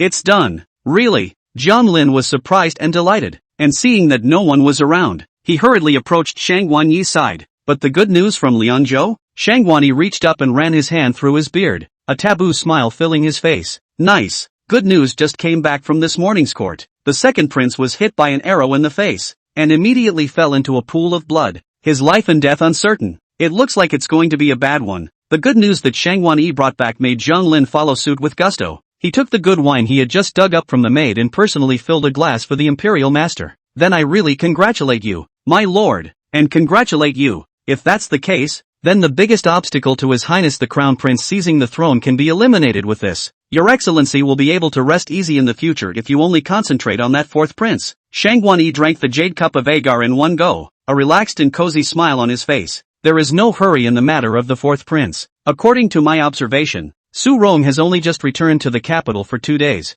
and he has formed a bond with that fourth prince. This time, the emperor did not send Su Rong to Lianzhou, but instead sent the fourth prince's Shinji battalion. So I'm afraid that it has also made Su Rong hold a grudge. With Su Rong temporarily dealing with this fourth prince, old me can also rest a little easier for a while." Zhang Lin nodded thoughtfully and thoughtfully filled the jade cup in Shang Guanyi's hand again. "Coincidentally, the tribute of the Summer Kingdom is imminent, and on the side of the Ministry of Rites, the Taishan Temple, there are still quite a few things that Your Excellency needs to work on. It's good to put the matter of the fourth prince on hold." Shang Guanyi was already in a good mood, and under Jian Lin's some small ambush, he felt even smoother. "Jian Lin, this bamboo leaf green is a good wine that the old man has treasured for many years, and has been in the Taisher's residence for longer than you have been here. Pour yourself a glass and taste it too." Jian Lin was so terrified that he hurriedly put the jade pot aside and slightly sidestepped towards Shang Guanyi. Your imperial master is trying to discount my subordinate. It would be good for my subordinate to serve Lord Taisher, and it would be a waste to reward my subordinate with such good wine. Shang Wanyi's gaze flickered slightly, and there seemed to be a flash of cold light. The old man is in a good mood. So you'll drink with him. Zhang Lin felt the coldness that flashed in Shang Wanyi's eyes, and for a moment, his cold hairs stood straight up and he was terrified to the extreme. Yes, Zhang Lin didn't dare to disobey the imperial master any longer, so he hurriedly picked up the jade pot and poured a cup of wine for himself as well. The bamboo leaf green flowed into the intestines and stomach against the throat, and a warm current wrapped in spicy breath instantly swam to the 5 viscera, 6 bowels, limbs and bones. The more Shang Wanyi drank, the more energized he became, and before long, his pale face flushed. Zhang Lin was afraid that Shang Wanyi had drunk too much and was worried that he had a head cold, but seeing that Shang Wanyi was on a roll, Zhang Lin didn't dare to open his mouth to stop him, and could only hang on with a sardonic smile of desire to speak. Half an hour later, Shang Wanyi finally put down the jade cup and reached out to hold his forehead, a slightly pained expression showing on his face. Master Taisher, are you suffering from a head cold and not feeling too well? Shall my servant go and make you a cup of sobering soup? Seeing Shang Wanyi nodding breathlessly, Zhang Lin hurriedly went to the pharmacy of the Imperial Master's residence and personally selected the herbs for the Imperial Master's sobering soup. Shang Wanyi's headwinds flared up from time to time, especially after drinking alcohol. Before Zhang Lin entered the Imperial Master's residence, he had studied medicine under a famous doctor. His original kind of sobriety soup was able to immediately alleviate the headwinds persistent illness of the Imperial Master, which could be said to be a medicine that could cure the disease. This, too, was one of the reasons why Shang Wanyi relied heavily on Zhang Lin's trust. Arriving at the pharmacy, Zhang Lin rummaged around inside and outside a few times, only to find that the sobering soup was missing a key medicine. Is there no more rhubarb? The boy in charge of the pharmacy sniffed and pondered for a long time, then suddenly slammed his head. The rhubarb just happened to run out yesterday. Butler Jiang, wait a moment. I'll go to the city to buy it right now. No need. Zhang Lin waved his hand in annoyance. If you can't handle this little thing, what else can you expect? I'll go there myself. After saying that, Zhang Lin casually found a square scarf and put it around his head, and hurried out of the Imperial Master's mansion. This one, 3 coins for Chuanxiong and 5 coins for Gorgonzola. This one, with 2 dimes of Angelica de Hurica. This one, watch the fire. Inside the Imperial Hospital, Lu Qinxue, the court minister of the Imperial Hospital, examined the medicines cooking on the stove, one by one instructing the eunuchs following behind him. The group of eunuchs held small notebooks in their hands, listening carefully to what Lu Qinxue explained and writing down what she said word for word. Only after the rambling explanation of all this did Lu Qinxue return to the room she was staying in. As the ambassador of the Imperial Hospital, Lu Qinxue lived in a hut in the courtyard of the Imperial Hospital, because it is the 4th prince introduced to the hospital ambassador. The House of Internal Affairs dare not neglect. Assigned to Lu Qianxue's hut sitting north to south, light and ventilation are excellent. Lu Qianxue also remembered Song Huan previously explained things. Today have nothing to do. Then take off the official hat. Changed into a folk, women often wear coarse hemp clothes. As soon as I opened the door to my room, I saw Zhang Binghe, who was also a doctor of imperial medicine, pacing back and forth in front of his door, not knowing what he was doing. Seeing Lu Qianxue's sudden appearance, Zhang Binghe was obviously startled and almost bounced off the ground. Dr. Lu, why did you suddenly come out? Lu Qianxue slightly furrowed her eyebrows and did not intend to answer Zhang Binghe's question. What are you doing in front of my room? Zhang Binghe obviously rarely had the opportunity to be alone with Lu Qianxue, and now that he had climbed a few sentences with Lu Qianxue, his face had already reddened to the root of his neck. Dr. Lu, are you going out of the palace? Lu Qianxue gave a faint I'm going out to the palace to purchase a few medicinal herbs. I'll be right back. Seeing the opportunity to be alone with the goddess of his heart in front of him, Zhang Binghe was nervous and said, Dr. Lu, I'm not on duty at this moment either. I'll go with you. You'll be able to bring back a few more remedies with me. Lu Qianxue, this time out of the palace, is specifically for the Song Huan tracing the traces of the extreme happiness and acacia, where can take the idle people together out of the palace. There's no need. You'll stay in the palace. After saying that, Lu Qianxue did not look back and walked towards the outside of the Imperial Hospital on her own. Zhang Binghe was lost beyond measure. Looking at Lu Qianxue's departing back, he could only be secretly sad. Hey, Dr. Lu, everyone says that you were introduced by the 4th prince, so you must have an improper relationship with the 4th prince, but you're the icy goddess of my heart, so don't let me down. Chapter 154. Girl, are you following me? Bianjing City. The streets were bustling with pedestrians. Lu Qianxue former and brother Lu Zion live in the northern suburbs. Daily unusual if there is any need for goods, are by Lu Zion into the city to purchase. so Lu Qianxue into the city is not too many times. Every time he entered the city, Lu Qianxue's stunning appearance would be mobbed by many people. That's why before leaving the palace today, Lu Qianxue even purposely found a pad and covered the lower half of her face. But for all that, her curvaceous and luscious figure still attracted a lot of people to look back frequently. Yo, quickly look at that little lady. That surplus water snake waist really makes people want to stop. TSK, those big round legs, even if they are wrapped in cloth, you can still get a vague glimpse of them. I really don't know which of the great officers is cheap. How can you say this? Don't you see that woman's face is covered? Maybe she's an ugly woman who died in the light of day. I'm not in favor of it. With this stunning body, how ugly can the face be? Besides, even if it's an ugly woman I'll recognize it. What's the harm in having an ugly face when you have this extremely beautiful body? The ears were filled with the eyes of men on the street and the sound of reckless discussion. Although Lu Qianxue's heart was uncomfortable, but she still tried her best to suppress this discomfort. After all, it was still the matter explained by the fourth prince that mattered. However, Lu Qianxue started her search from the biggest 100 herb hall in Bianjing City and searched several pharmacies in a row. But she could not find the rare Chinese medicines that were used to make the ultimate harmony essence. Just when Lu Qianxue was on the verge of complete disappointment, this inconspicuous small pharmacy she finally found had a key herb that Lu Qianxue had searched all over the city and failed to find when leaders. Girl, you've come to our Chang'e Hall to look for Dang Shang.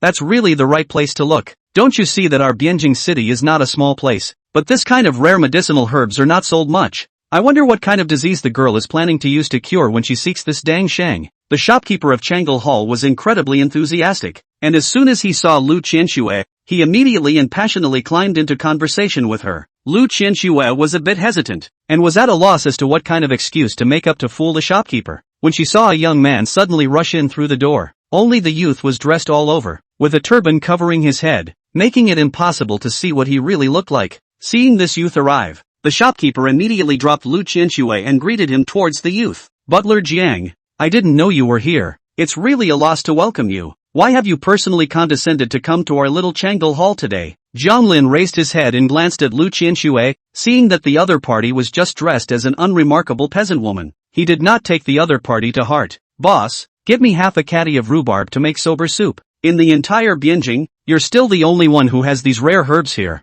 Upon hearing Zhang Lin's request, the shopkeeper immediately smiled with joy. That's right.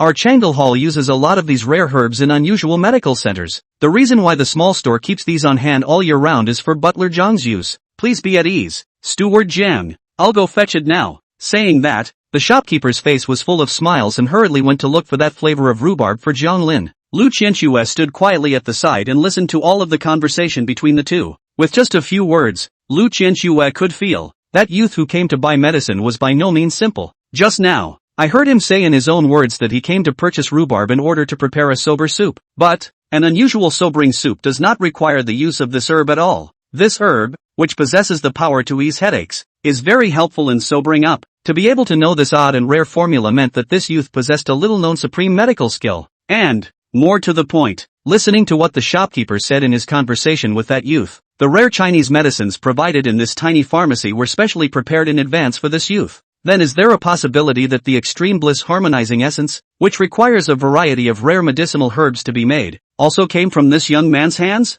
Lu Qianxue was suspicious in her heart, and seeing that the youth had already taken the rhubarb and left, she didn't even think twice about trailing the other party out of the pharmacy's door. It's dinner time, and the roadside is bustling with stalls selling snacks. Lu Qianxue's gaze followed the young man closely, fearing that she had followed the wrong person, and fearing that she had followed too closely to be discovered by the other party. The two of them just kept a certain distance, and as they got farther and farther away from the center of Bianjing City, the pedestrians around them gradually thinned out. As the sky gradually darkened a little bit, Lu Qianxue's eyes gradually grew tired. She didn't realize that without realizing it, she had followed her to the middle of an alley. Not good. Lu Qianxue detected some weird aura and wanted to draw away, but realized that it was too late. It was only when he looked back that he saw that the youth had silently circled around behind him. Dark clouds covered the moon, and the alley was already dimly lit. The young man covered his head with a scarf, so Lu Qianxue couldn't see his appearance, much less the expression on his face at this moment. Are you following me, girl? Zhang Lin sized up the woman in front of him with interest. This was the first time he had ever been followed by a woman. Only, he didn't remember messing with such a village woman. Hearing Zhang Lin's question, Lu Qianxue's heart missed half a beat and the cold hairs on her body instantly stood upright. Turns out, He knew, always knew. Lu Qianxue was immediately disoriented and stammered, looking for excuses. I'm not stalking you. Lu Qianxue responded vaguely while quietly fumbling for the bag of silver needles she had with her. It was the Lu family's ancestral silver needle that his father had left to him, not only for consultation and treatment, but also for self-protection in times of danger. My father had said that although a healer should practice medicine and cure diseases as a guideline for standing in the world, he should first save his own life when necessary. The silver needle was there, and Lu Qianxue only slightly put her heart down. Jiang Lin stood opposite Lu Qianxue, and although Lu Qianxue's hand movements were extremely small, they were still clearly captured by Jiang Lin. The girl has been following me since Changle Hall, and looking at the action of the girl pulling out her bosom, I'm afraid she's searching for a silver needle, intending to wait for an opportunity to stab me with it, right? Say, who sent you? Jiang Lin's loud scolding caused Lu Qianxue to completely panic. She pulled her leg and ran in the opposite direction, but she was a girl. How could she outrun Jiang Lin, a man? Lu Qianxue struggled to overcome the panic in her heart and tried her best to maintain her composure, only to see her draw out 3 silver needles, each held in her fingers, and stabbing straight at Jiang Lin's face. When it was too late, in a flash of lightning, Lu Qianxue's silver needle had already stopped on both sides of Jiang Lin's temples. However, no matter how fast she moved, she didn't expect Jiang Lin to have already been prepared. Chapter 155, Request Your Highness to cure my poison. The girl is fast, a master with the needle, but after all, it's too much of a stretch for a woman. As Jiang Lin spoke, he had already reached out and held Lu Qianxue's wrist. His large hands were like pincers, embedding Lu Qianxue's white wrist, seemingly wanting to pinch Lu Qianxue's wrist off hard. Lu Qianxue's hand was in pain, and as soon as she unloaded her strength, the silver needle clamped to her fingertip instantly fell off. You let go. Lu Qianxue's face was incredibly pale. On the one hand, it was because of the sharp pain coming from his hand. On the other hand, it was because it was unknown what Jiang Lin was going to do to himself. Looking at the endless fear that flowed out of Lu Qianxue's exposed eyes, Jiang Lin gently grinned. Seemingly, it was appreciating the other's terrified state. Don't worry, I won't do anything to you. At least not now. Jiang Lin reached out and removed Lu Qianxue's mask as he spoke. When he saw Lu Qianxue's overwhelmingly beautiful face, Jiang Lin even burst into laughter. I didn't realize that the one who was sent to follow him was a beautiful woman. I don't know who the other guy really is, but he's a really nice guy. I can't believe I'm giving myself such a great gift out of my hand. Well, one can't help oneself. Looking at Jiang Lin's gradually twisted caricatured smile, Lu Qianxue's fear had reached its peak. What are you going to do? You let go. However, what was unexpected was Lu Qianxue. The other party not only didn't let go, but instead quickly grabbed a handful of medicine from his arms and stuffed a brain into Lu Qianxue's mouth. At the same time, he picked up the silver needles that had fallen on the ground and inserted them into the 3 acupoints on Lu Qianxue's body. Don't worry, girl, this medicine will be especially pleasurable after you use it. After half an hour, you'll be very grateful to me. Hearing Jiang Lin's words, Lu Qianxue's face turned ashen in a flash. She had never dreamed that the other party would carry the Extreme Bliss Harmony scatter around with her, but at least it was certain that he hadn't guessed wrong this time. The other party was the one who made the ultimate harmony scatter and tried to frame and trap the 4th prince. Lu Qianxue tried with all her might to reach out and pull off the headband Jiang Lin was wearing. However, after taking the Extreme Bliss Harmony scatter, her limbs had begun to be a bit weak, and she couldn't lift herself up at all. Seeing Lu Qianxue struggling so much, Jiang Lin, instead of getting angry, became even more excited. Girl, didn't I say so? The medicine won't kick in for another half hour, so don't be in a hurry. This place is no good. Come on, I'll take you somewhere fun. With that, Jiang Lin intended to pick up Lu Qianxue in a horizontal hug. Jiang Lin had wanted to place Lu Qianxue in a secluded place first, and then come back after he had dealt with the Taishi's headwind, which was almost exactly half an hour. Unexpectedly, the woman in her arms seemed to be upset,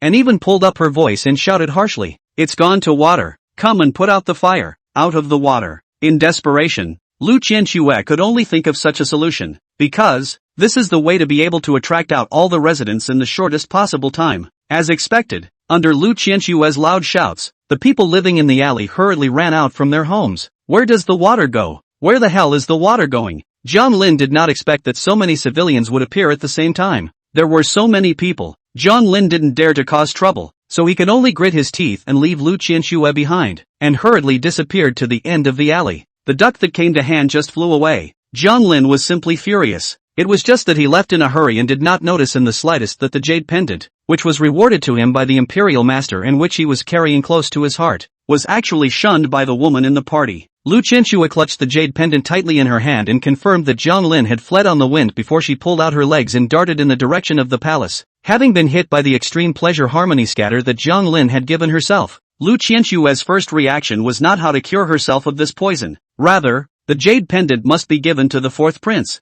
When his brother died tragically in the Eastern Palace, it was the fourth prince who helped him track down the real culprit and gave him a chance to avenge his brother's death. The fourth prince was as gracious to himself as a mountain, and no matter what, he had to repay him for this favor. As time passed, Lu Qianxue increasingly felt hot and dry, and her limbs were weak and feeble. Even though it was late fall and early winter, she was sweating profusely. There seemed to be a blazing fire in his chest, as if he was going to tear himself apart. Lu Qianxue just ran towards Song Huan's chambers without looking back, and by the time she saw Song Huan, she had gradually become somewhat delirious. After sending Cheng Tianlin and the 3,000 generals of the Divine Opportunity Battalion away, Song Huan had been locking himself up in his study, studying the next things related to the imperial examinations. Seeing Lu Qianxue in a strange attire, sweating profusely as if she had been soaked in water, Song Huan was taken aback viciously. "Dr. Lu, what's wrong with you? What happened?" Lu Qianxue couldn't even say all the words in this matter. She just unfurled her fists at Song Huan. In the palm of his hand was an exceptionally fine jade pendant.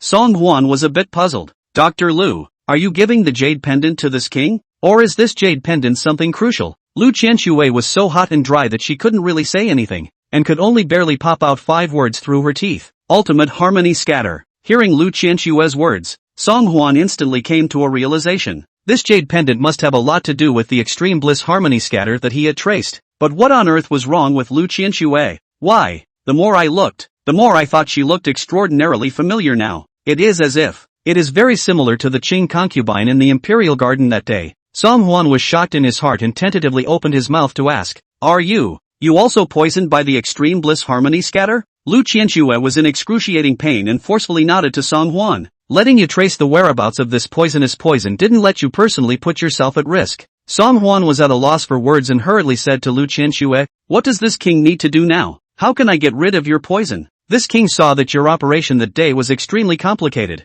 bloodletting and, before Song Huan could finish his words, he had already been hugged tightly by the hot and dry Lu Qianxue. Her body was like a burning flame, tightly wrapping up Song Huan so that Song Huan simply did not have the strength to pull out. "Your Highness, please help me. Please have mercy. Please, have mercy." Looking at Lu Qianxue's face of urgent and incomparable thirst, Song Huan hesitantly said, "Is it that if this king does this, he can help you detoxify?" Lu Qianxue nodded heavily, then couldn't wait to drop fine, dense kisses on Song Huan's neck. In the face of such an offense, where could Song Huan hold it any longer? Besides, isn't this to cure her poison? Without much ado, Song Huan instantly raised his gun and mounted his horse. For a moment, the dimly lit study was in a springtime glow. However, neither he nor Lu Qianxue noticed. At this moment outside the door of the bedchamber, there was a pair of eyes full of hatred, staring dead inside. Zhang Binghan never dreamed of it. The unique goddess in one's heart, as if the fairy palace goddess Lu Qianxue.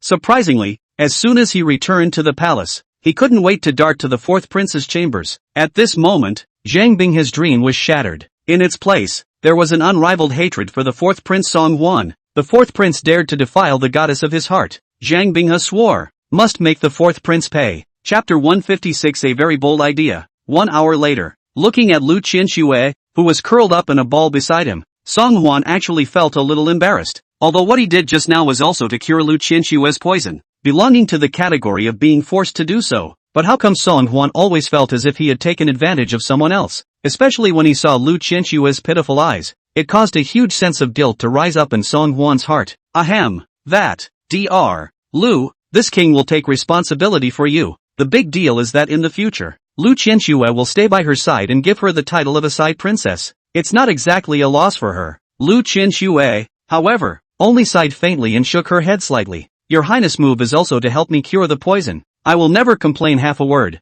Recalling the blush-inducing scene that had just occurred, Lu Qianxue couldn't help but blush. She was new to the world and had absolutely no knowledge of the affairs of men and women. But the fourth prince's movements were gentle, and he didn't have the slightest intention of taking advantage of himself at all. This made Lu Qianxue feel much more favorable towards him. Just as Lu Qianxue lowered her head to reminisce, she was interrupted by Song Huan's voice from the side. Dr. Lu, when you came back just now, you were already a little less lucid, but you were still holding this jade pendant tightly in your hand. Is this something important? As if it has something to do with the ultimate harmony scatter? Lu Qianxue retrieved her thoughts, and only then did she recall what happened just before. Recalling the scene that happened earlier in the alley, Lu Qianxue still couldn't help but shiver. If it is not just now, their own emergency shouting go water, I am afraid that the man will be captured to go. I wonder what kind of treatment I will suffer at that time. I don't even know if I'll come back alive. Thinking about this, Lu Qianxue was even more shocked and broke out into a cold sweat.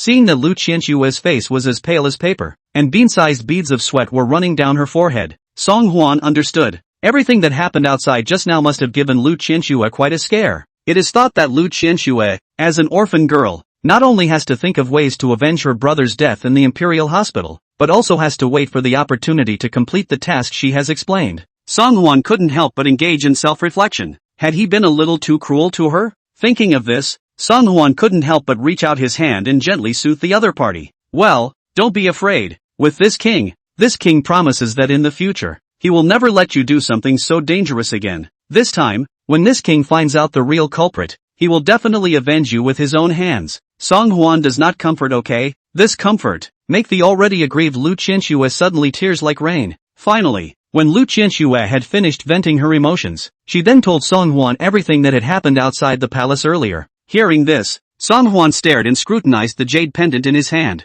This jade pendant looked glistening and delicate, and it was obvious at a glance that it was of top quality. It was even more advanced than the rewards that some concubines in the palace received. Those who can wear this item must not be mediocre. Although I do not know who the owner of this object is, but it must be difficult to defeat the omnipotent Shadow Guard. After settling Lu Qianxue, Song Huan was sleepless and summoned Hua Qi. What are your instructions, Your Highness? Song Huan handed the jade pendant to Hua Qi and commanded, Servant Hua, help this king find out what kind of material this jade pendant is made of and who its owner is. And again, you go immediately to a pharmacy named Changle Hall. Bring the king his shopkeeper. Yes, every time, no matter how excessive or even impossible a task Song Huan proposed, Hua Qi would never open his mouth to refuse. This time, it's no different. Less than half an hour later, Hua Qi returned once more. Enlighten Your Highness, this jade pendant is made of fine Haitian jade. This grade of Haitian jade is the most precious and is exclusively supplied by the northern border. That is to say, such material is not something that can be bought with money. Aside from the royal family, the only people who have a chance of obtaining this material are only 3 people. It's Lord Prime Minister, Lord Imperial Master, and the Great General, respectively. Hearing Hua Qi's words, Song Huan instantly frowned and fell into deep thought. Apart from the Prime Minister, Shang Guanyi and Su Rong both had the possibility of framing themselves. And the incident happened during Emperor Liang's ceremony to receive Su Rong. Su Rong had just returned to the capital, and it was unlikely that he would directly target himself, a previously unremarkable prince. The only possibility, this matter must be the work of Shang Guanyi. Since it was certain that Shang Guanyi was behind it, things would be much easier. Song Huan continued to speak and asked, what about the shopkeeper of Changle Hall? Asked about this, Hua Qi suddenly looked guilty and knelt down on one knee towards Song Huan. Your servant is incompetent. Please forgive me. Your Highness, when my subordinate just arrived at Changle Hall, it had already been seized. My subordinate pried open the door lock and slipped inside, but the inside was long gone. My subordinate is a step late. Song Huan personally helped Hua Qi, who had a guilty look on his face. Not your problem. It's just that the other party knew that the matter had been exposed and was afraid of being investigated by this king, so they immediately ran away. But what this king didn't expect was that the other party was much more alert than this king had imagined. Thinking about this, Song Huan couldn't help but be extremely interested in the other party. Being able to make even the big-name Shadow Guard pounce, the opponent's reaction speed was indeed fast. Right. Hua Qi suddenly molded his pocket and found a secret letter and handed it to Song Huan. Your Highness, this is a secret letter from my subordinate's men in Liangzhou. Please, Your Highness. Song Huan tore open the oil seal of the secret letter and read the contents of the secret letter back and forth several times. Suddenly, he couldn't help but burst out laughing. Ha ha ha ha ha. So it is. This king was wondering earlier how Shang Guanyi could suddenly have a change of temperament and forcefully recommend Song De to go to Liangzhou to fight the bandits and give him this opportunity to make a mark. So it's the same as what this king thought. There really is something fishy about this matter. The contents of the secret letter were not written by Hua Qi's men. Instead, it was a secret letter he intercepted. In the letter, it was detailed whether the plan of the imperial master Shang Guanyi was progressing well or not, and the current situation of the second prince Song De. It turned out that Sung Tak was only blinded in one right eye, and that life and death did not matter. I wonder if telling Shang Guanyi such news would disappoint him to the core. I wonder if the contents of this secret letter would immediately launch a retaliation against the Imperial Master if the great General Su Rong knew about it? Thinking of this, Song Huan suddenly came up with a bold idea full of bad taste. He immediately wrote a secret letter and handed it to Hua Qi. Send this letter to the third prince overnight. After he reads it, he will naturally know what to do. Yes. Chapter 157. What is the Hongmen banquet? On the second day, after the morning court, since the second prince was seriously injured in the bandit attack, the Liang Emperor was not in a good mood these 2 days. Therefore, during the whole morning court, the ministers were scared, and did not dare to breathe a single breath, not to mention not daring to speak casually, lest he said something wrong and then caused Emperor Liang's displeasure or even rage. It was hard to get through the morning court time. The ministers were relieved and just wanted to leave quickly, clearly different from the other courtiers' light footsteps. Third Prince Song Liang had a sad face and a very heavy gait. I really don't know what that old 4 kid is suddenly pumping. Surprisingly, he ordered the shadow guards to send a message in the middle of the night, causing Song Liang to have nightmares for a whole night. And the contents of the letter made Song Xian feel even more apprehensive. I don't know what exactly old 4 was thinking, but he actually wanted himself to step in and organize a game, inviting all of the imperial masters and great generals to Changchun Square to share lunch. Song Liang thought that he had misread the letter and read the secret letter several times over and over again before he was sure that he hadn't blinked. Nowadays, in the dynastic hall of Diliang, those who really hold real power in their hands, this meal accounted for 2. Prime Minister Chang Sun comes from a famous family and is the most trusted minister of Emperor Liang nowadays. Although Taisher Shangwan Yi does not ask about politics, his disciples are all over the dynastic hall of Diliang, and he is the big man behind the real power. And great General Su Rong, holding the tiger talisman in his hand, had just defeated Bei Yuan on the northwest battlefield, and was a great meritocracy praised in the mouths of the people of Diliang. It's definitely not easy to get these 2 together and organize a meal, but Lao Si insisted on doing so, and even said that this was some kind of Hongmen banquet. Song Liang thought through his head and couldn't understand. Had to bring these 2 big men together. What exactly did this kid Lao Si want to do? Of course, there was also the point that Song Liang couldn't figure out the most. What's the Hongmen banquet? I've never heard of this stuff even though I've read a lot of books, but spit is spit. Song Liang dared not disobey what Lao Si had explained. Thinking of this, Song Liang took a few quick steps to catch up with Great General Su Rong who was walking ahead. Great General, please stay. Su Rong turned back at the sound of the voice, and the 2 huge black circles under her face startled Song Liang. Great General, what's wrong with you? I have heard that the Great General goes to bed early and rises early every day, and that he also practices for half an hour every morning. How is it that when I look at it today, I look like I'm completely unrested? Su Rong was dumbfounded, and when he saw that the person across from him was Song Liang, he spoke breathlessly. Is there anything the third prince can do for you? Since obtaining Master Burui's divine medicine, Su Rong could be said to be like a tiger with wings and a spring in his step. Nightly defense of 3 women is not a problem. That's why there are these 2 extremely large black eyes. Su Rong knew that his nephew Songde had always been friendly with the third prince. So when the third prince came to find himself, Su Rong didn't set any guard. It was only then that Song Liang remembered the main event and hurriedly opened his mouth to Su Rong and said, "By the way, great general, today the king is hosting a banquet at Changchun Square for a few courtiers. I've come to invite the great general to come along." Su Rong didn't even think about it and nodded. "Yes, I know." Although Su Rong called himself a minister in front of the third prince, his tone did not show any of the respect and humility of a minister. After all, he was the second Prince Songde's own uncle, and he was even a great general who had built a great career. In front of Song Liang, who had always climbed up to the second prince,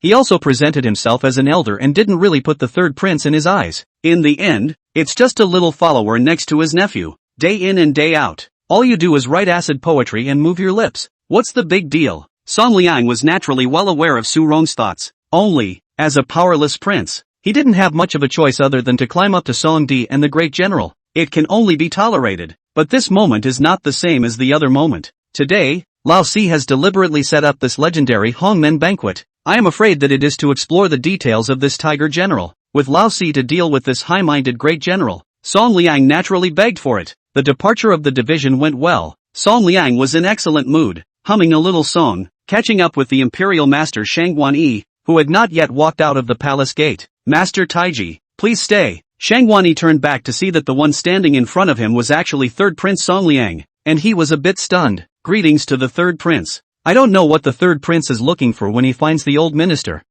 Seeing Song Liang suddenly come to find himself, Shangguan Yi was a bit shocked. After all, the last human wax incident has not long passed. The third prince is not a little cute. He must have known that this matter was his own doing. he was in a different camp with the second prince. And after this incident, he was in a state of flames with the third prince. How is it that the third prince has now, as if he has forgotten the previous events, found himself as if nothing had happened? Looking at Shang Guanyi, who was respectful and had done all the superficial work, Song Liang only felt a surge of anger go straight to the sky. In the beginning, if it wasn't for this old shade's secret deception, it wouldn't have allowed himself to dissolve all the disciples he had cultivated for a long time for nothing. Much less would he have landed old for such a big favor that he would have to look up to him and work for him from now on. Thinking about all of this, Song Lian's conscience was already furious, and he couldn't wait to stab this Buddha-mouthed, snake-hearted old eunuch to death. However, even the most vicious thoughts, Song Liang could only think about them on his own. Facing the handful of imperial masters, he himself could not do much even if he was an imperial prince. One can only hope for the oldest four. Thinking of this, Song Liang organized his emotions and tried to look as if nothing had happened.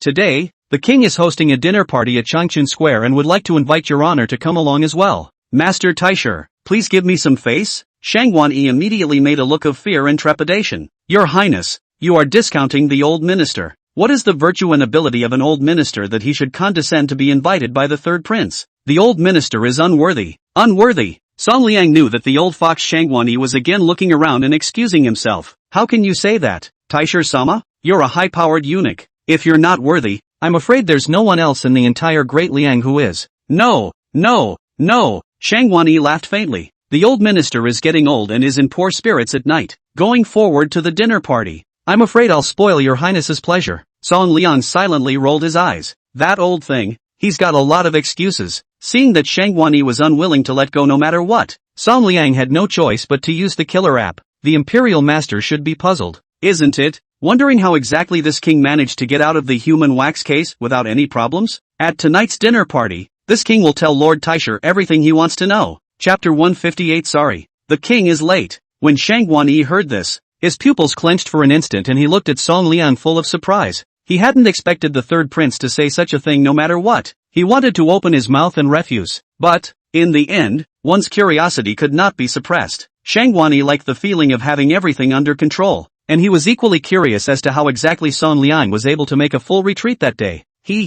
Since your highness has strongly invited, where is the reason for the old minister to refuse again? Tonight, the old minister will live up to your highness's invitation and go to the banquet on time. Shang Guanyi wanted to see what intriguing things were going to happen at this evening's dinner. A quarter of an hour at the 11th hour, the Changchun Square, which was usually crowded in full before mealtime, was surprisingly quiet and empty tonight. It's not that business is bad at the smoothie, it's just that the owner of the smoothie sent out a special notice. Tonight's Changchun place is booked, so no outside guests will be admitted. The customers who came to dine were all a bit puzzled, because this Changchunfang was the most upscale restaurant in the entire capital city, and even in Daliang. I've seen rich gentlemen who threw away thousands of dollars on weekdays and packed all the private rooms on the entire third floor. I've also seen courtiers who pack a box for a long period of time just to avoid the shrews in their families and hide their concubines. But it is unheard of to be so rich and generous and to pack the entire Changchunfang with large sums of money. A combination of factors stacked together made those guests who were turned away curious to the core. Just what kind of guest could make the owner of the Smooth Spring Place agree to charter the venue?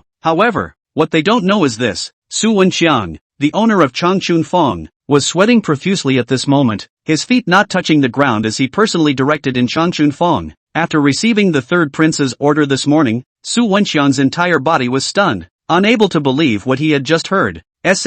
What? Your Highness, what you just said is, Lord Shang Guanyi, the imperial master of the dynasty, and General Su Rong, the Tiger's Rune, are both coming to have their evening meal in the Changchun Square tonight? Song Liang nodded lightly. Don't forget, there's still the fourth prince. Hearing this, Su Wenqiang's face immediately turned ashen. He had never dreamed that this small Changchun Fong of his would be able to gather all these bigwigs at the same time. Just take out a single one. That can be able to make the great Liang dynasty tremble 3 times the existence of awe. He understood that if he was not greeted well tonight, it was not just a matter of whether Changchun Fong could be saved or not. It's not even known if you can save your own head. Thinking of this, Su Wenqiang couldn't help but shiver. Why are you all so fidgety? Be careful. Be sure to be on top of your game tonight. No slacking off. Yes. 3 minutes past the hour. A low-profile but not too gorgeous carriage creaked and drove all the way down the stone road, stopping right outside the main gate of Changchun Fong. My lord, it's here. The curtain of the car lifted, and an old man in a green robe slowly walked down. The old man had silver hair and a white beard, and although he was only wearing a simple coarse cloth robe, he revealed an air of unruffled authority. Su Wenqiang,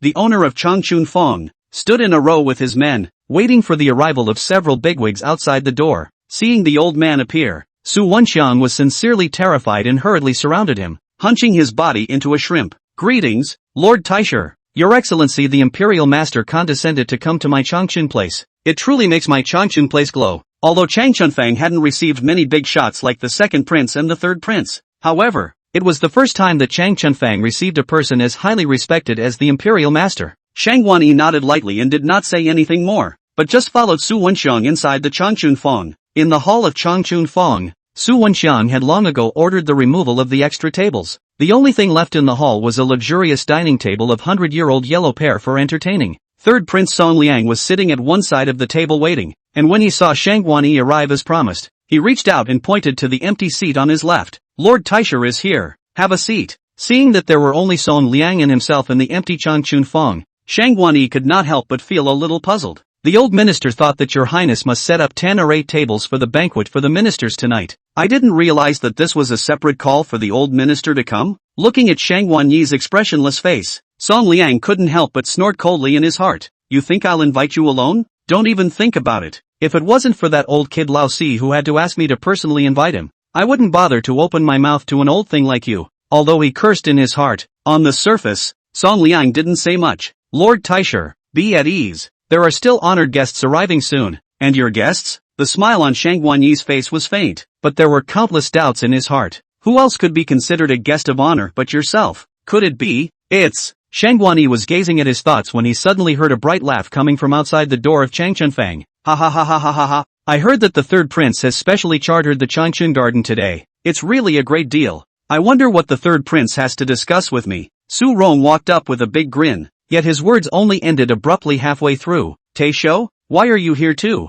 The smile hanging on Su Rong's face instantly chilled. Originally hearing that the third prince had chartered Changchun Square just to invite himself for a late dinner, Su Rong's vanity was greatly satisfied at that moment. So what if he's the son of the emperor? In front of himself, a great general, he still has to grovel and be careful to flatter at every turn. However, after seeing the Taisher sitting beside Song Liang, Su Rong's expression instantly became stiff. When Shang Guanyi saw Su Rong, a trace of dismay also flashed across his face. The court knows that Su Rong and himself have always been incompatible. Usually do not speak at all. Every time we speak, it's tit for tat, and we don't give in. The third prince knew this and invited himself along with Su Rong. Isn't this just a case of lest all the world be in chaos? Shang Guanyi immediately pulled a face. "What? The great general can come, but I can't? I have come here specifically to attend the banquet today, so if great general still has important matters to attend to, there is no need to delay here." The anger in Su Rong's heart flared up. What does the old man mean? "You're kicking me out, aren't you? On the basis of what?"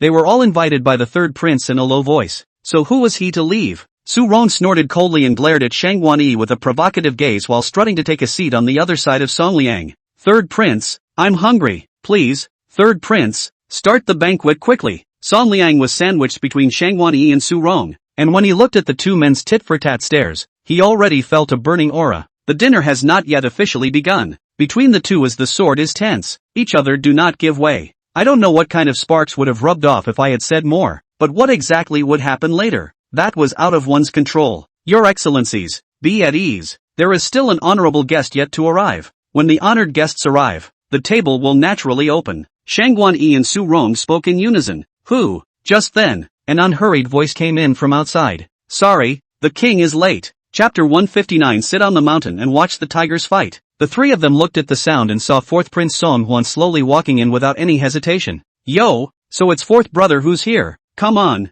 have a seat, have a seat." Song Liang smiled brightly and hurriedly went forward to welcome Song Huan to the main seat. He lowered his voice and inquired in a whisper beside Song Huan. "How is it, fourth brother? I did okay with the task you gave me, didn't I?" Song Huan nodded slightly, indicating that he was still satisfied with Song Liang's behavior. "Good, you can go now." The situation in front of him was so scorching. How could Song Liang dare to linger any longer? Hearing Song Huan's words, Song Liang was as if he had been pardoned and fled as if he had left this earthly cultivation ground. Shang Guanyi and Su Rong were not cuties. Seeing the scene in front of them, naturally understood everything. "Your Highness the fourth prince, did you ask the third prince to invite me here? I just remembered that there are still a bunch of political affairs that I haven't had time to take care of. I will take my leave in advance." Su Rong frowned. and when he finished speaking, he was about to get up and leave on his own. Having just been put on the spot by this fourth prince a few days ago, Su Rong didn't have half the patience to stay and dine with him. Maybe this whole thing he's orchestrating is just a setup. San Huan had long anticipated that this guy Su Rong would be incredibly irritable and would definitely turn his head and leave when he saw himself appear. In that case,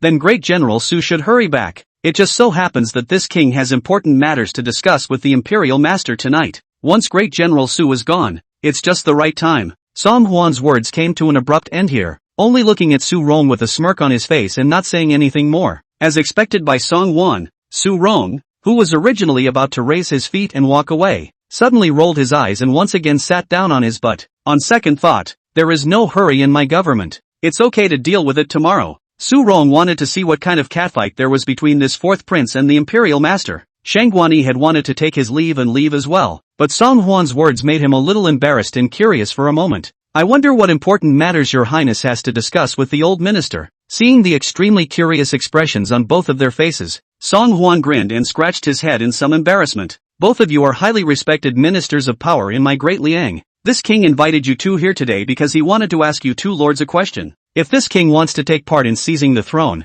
I wonder how many chances of victory he can have. Put. As soon as Song Huan's words fell, the mouthful of tea that Su Rong had just put into his mouth spewed out in full. Cough, cough. Fourth prince, you're kidding, right? Su Rong cried and laughed, not expecting the fourth prince to drop such a bombastic question as soon as he came up. Indeed, no matter which prince had the ambition to compete for the throne of the crown prince, but neither prince, by any means, could, by any means, bring this question plainly to the table to talk about it, unless the man is out of his mind. Crazy. Shang Guanyi was obviously shocked by Song Huan's question as well. Fourth prince, you're joking, nowadays. Although the crown prince is under house arrest by his majesty, but, after all, he is still the crown prince of the Eastern Palace. The crown prince has not yet been deposed, so how can the rest of the imperial princes have any more ill intentions? Shang Guanyi's words caused the smile on Song Huan's face to widen. Yes, waiting for that. The imperial master is truly discerning, seeing my king's joke at a glance. This king is not seeing that both of you are a bit nervous, so this is why he told a joke to ease the awkward atmosphere.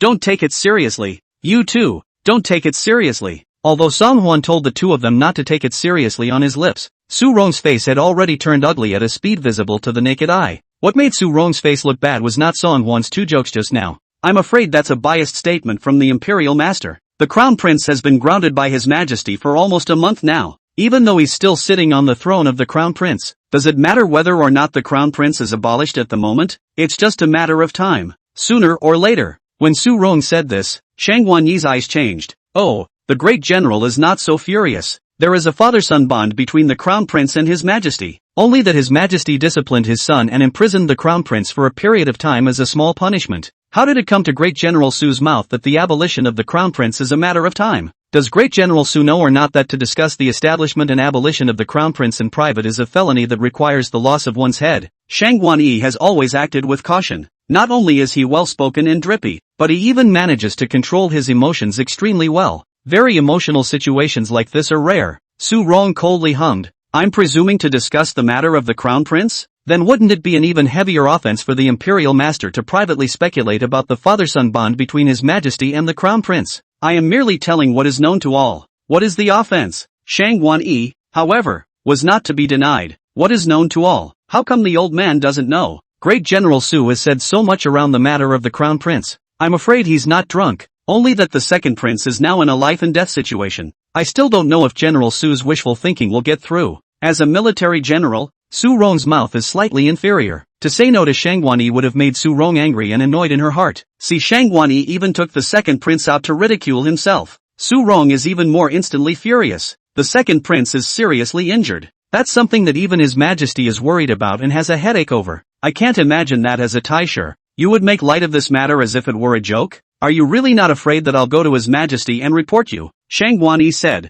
Good. General Su can go and take the case against me. I can just take this opportunity to give his majesty a good lecture on how great General Su is presumptuously discussing the establishment of the crown prince behind his back. The two of them had their swords drawn, each of them not giving way, and each of them seemed to have countless sharp knives in their eyes, which were pointing straight at each other. And throughout the entire process, Song Huan always had a smile on his face and remained silent, quietly watching the two of them go toe-to-toe. Song Huan understood that both the Crown Prince's party and the Second Prince's party were deeply rooted and difficult to shake. Instead of going through the trouble of eradicating them one by one, why don't we just sit back and watch the tigers fight and see the two parties kill each other? At the end of the day, it's just the right time to sit back and enjoy the ride. Now that Song Yu has been grounded, the Second Prince's party, which is supported by Su Rong, will naturally not let go of this great opportunity. However, the Second Prince Song De's life and death were uncertain. So at this moment, it was the time when Su Rong was most anxious emotionally. Just by pouring so little hot oil on himself, the anger in Su Rong's heart could blaze up. Chapter 160. Didn't you see my king eating happily? Apparently, Song Huan's approach worked. Before this dinner had even officially begun, the hatred between Shang Guanyi and Su Rong had risen to a new and unprecedented level. Song Huan had reason to believe that at this moment, the two people were afraid that they couldn't wait to strangle each other alive on the spot.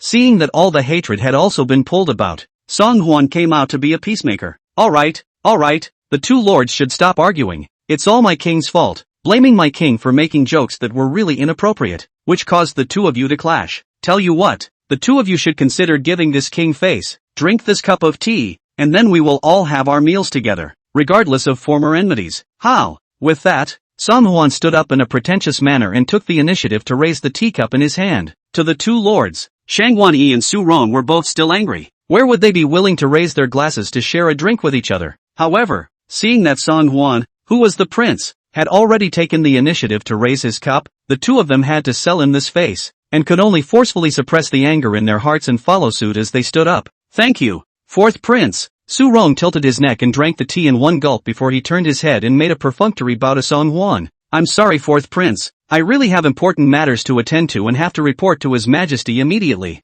I can only take my leave first. After saying that, Su Rong viciously gouged out Shang Guanyi and turned away without looking back. Shang Guanyi's eyes ejected endless sneers and icy coldness. What's the point of having something important on your mind? Aren't you just in a hurry to go to the palace to complain to the emperor? Do you really think you have nothing to say in front of the emperor? Seeing Su Rong's wickedness, Shang Guanyi naturally could not sit still. Thank you for your highness's kindness in hosting the banquet. The old minister has something to do, so I will also leave first. With that, Shang Guanyi then stood up as well and quickly walked outside. However, just as he turned to go, a jade pendant hanging on Song Huan's belt suddenly attracted Shang Guanyi's attention. This jade pendant was more than familiar to Shang Guanyi. 10 years ago, the Northern Territory paid tribute to Emperor Liang with a batch of fine Hatian jade, and at that time, Emperor Liang had rewarded the jade to 3 powerful ministers at the same time. Shang Guanyi rewarded his steward Zhang Lin by creating a jade pendant with this material and presented it to him. Since then, Zhang Lin has worn the jade on his body day after day, never leaving his body. But now, how did this jade pendant appear on the body of the fourth prince? Seeing Shang Guanyi noticing the jade pendant, Song Huan smiled and spoke. Does Lord Taisher also like this kind of jade pendant? This jade pendant was given to this king by one of his close friends. If Lord Taisher likes it, I will just give it to Lord Taisher as well. Shang Guanyi raised his head, his torchlight gaze scrutinizing Song Huan's eyes.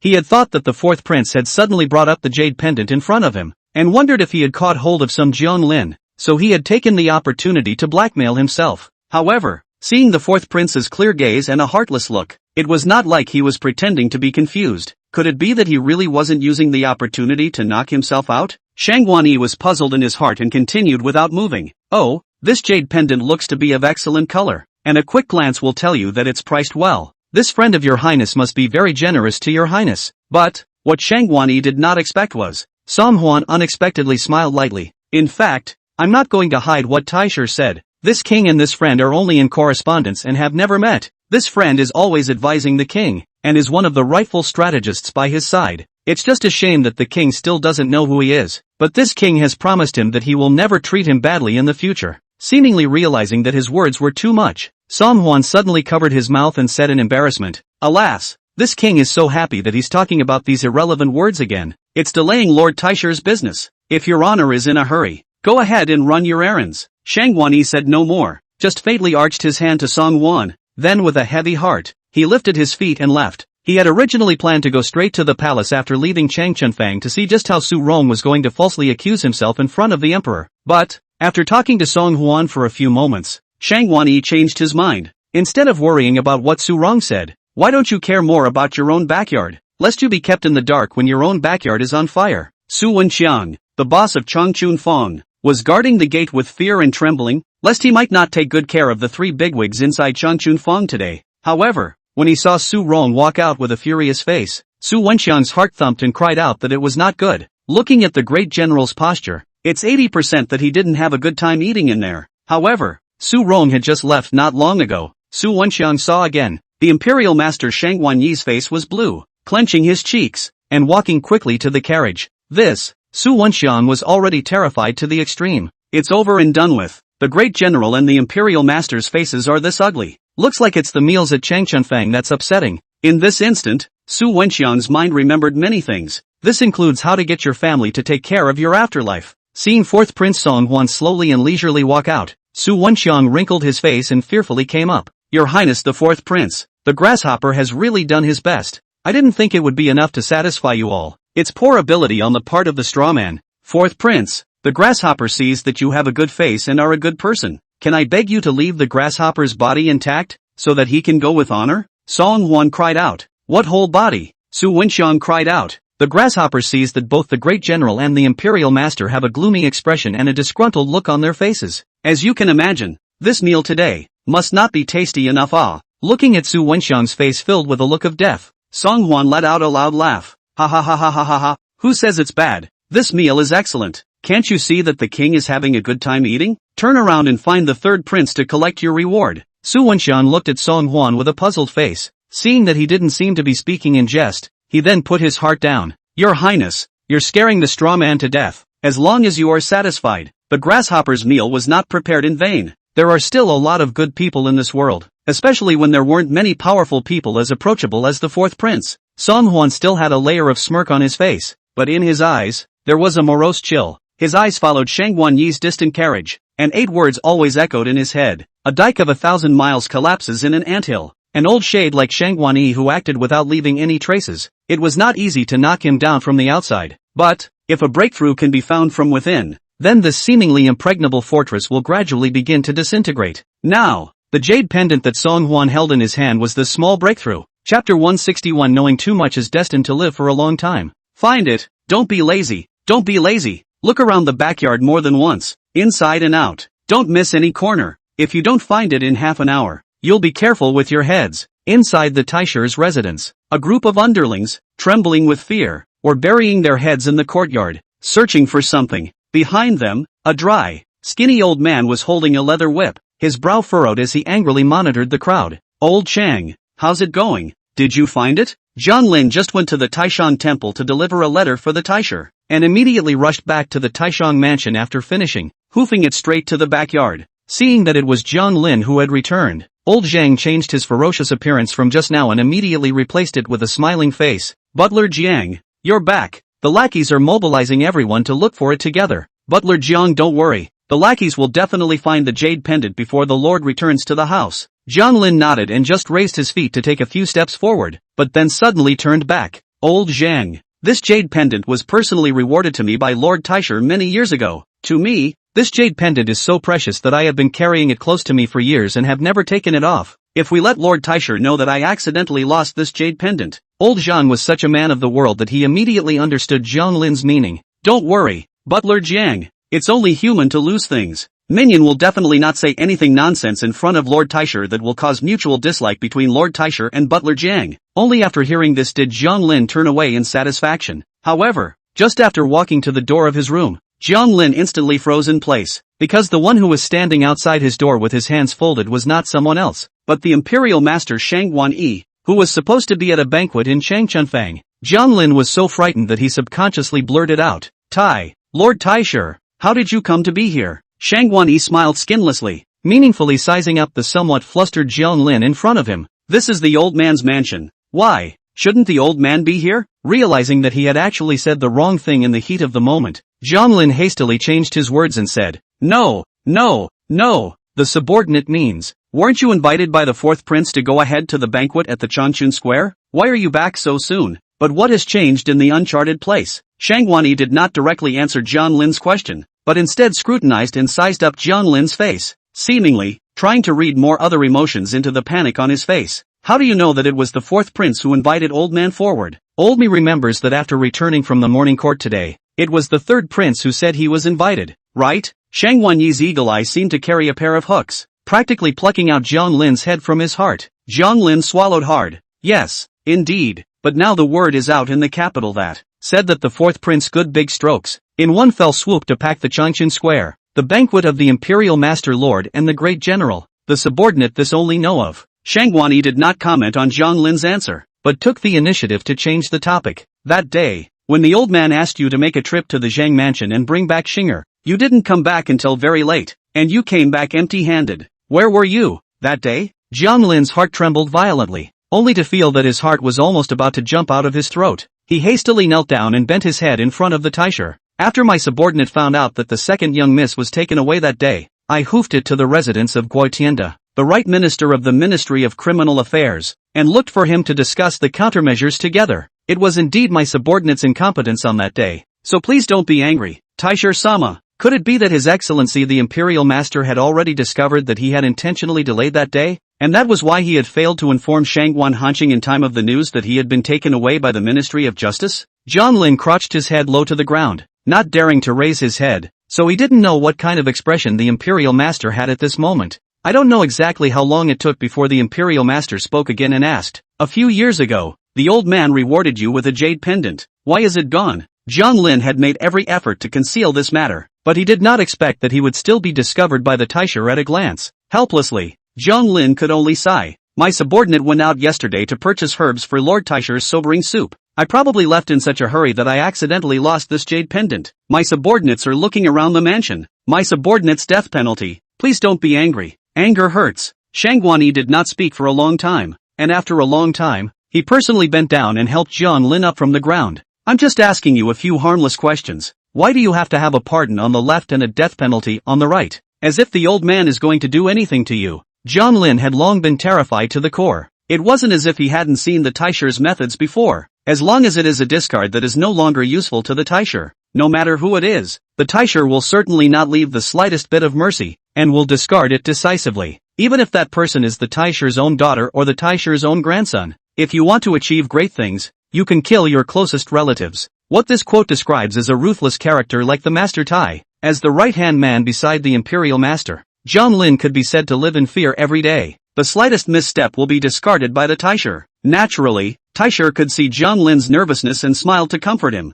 It's just a jade pendant. If it's lost, it's lost. After a while, I'll give you a better one. The old man is usually a bit harsh on you, but it's all for your own good. That day when I broke one of your fingers, you won't blame me for being cold-blooded and heartless. Jiang Lin subconsciously looked toward his left hand. They were hands that had held a pencil for years, hands so delicate that they didn't even look like a man's. It's just the vacancy at the pinky position that adds an extra touch of weirdness and creepiness to the hand. Of course not. It's all because of my subordinate's incompetence. Your Excellency's chastisement. It's well deserved. My subordinate would like to swear to follow Your Excellency for the rest of my life, and would never dare to complain. Jiang Lin's reaction made Shangguan nod in satisfaction. It's getting late. Take an early night. Yes. Seeing Shangguan finally turn to leave, Jiang Lin then heaved a sigh of relief. Although it was already a late fall evening with a northerly wind, the shirt on Jiang Lin's back was already completely soaked with sweat. Accompanying a king is like accompanying a tiger. So that's what it feels like. Jiang Lin reached up and wiped the sweat from his forehead,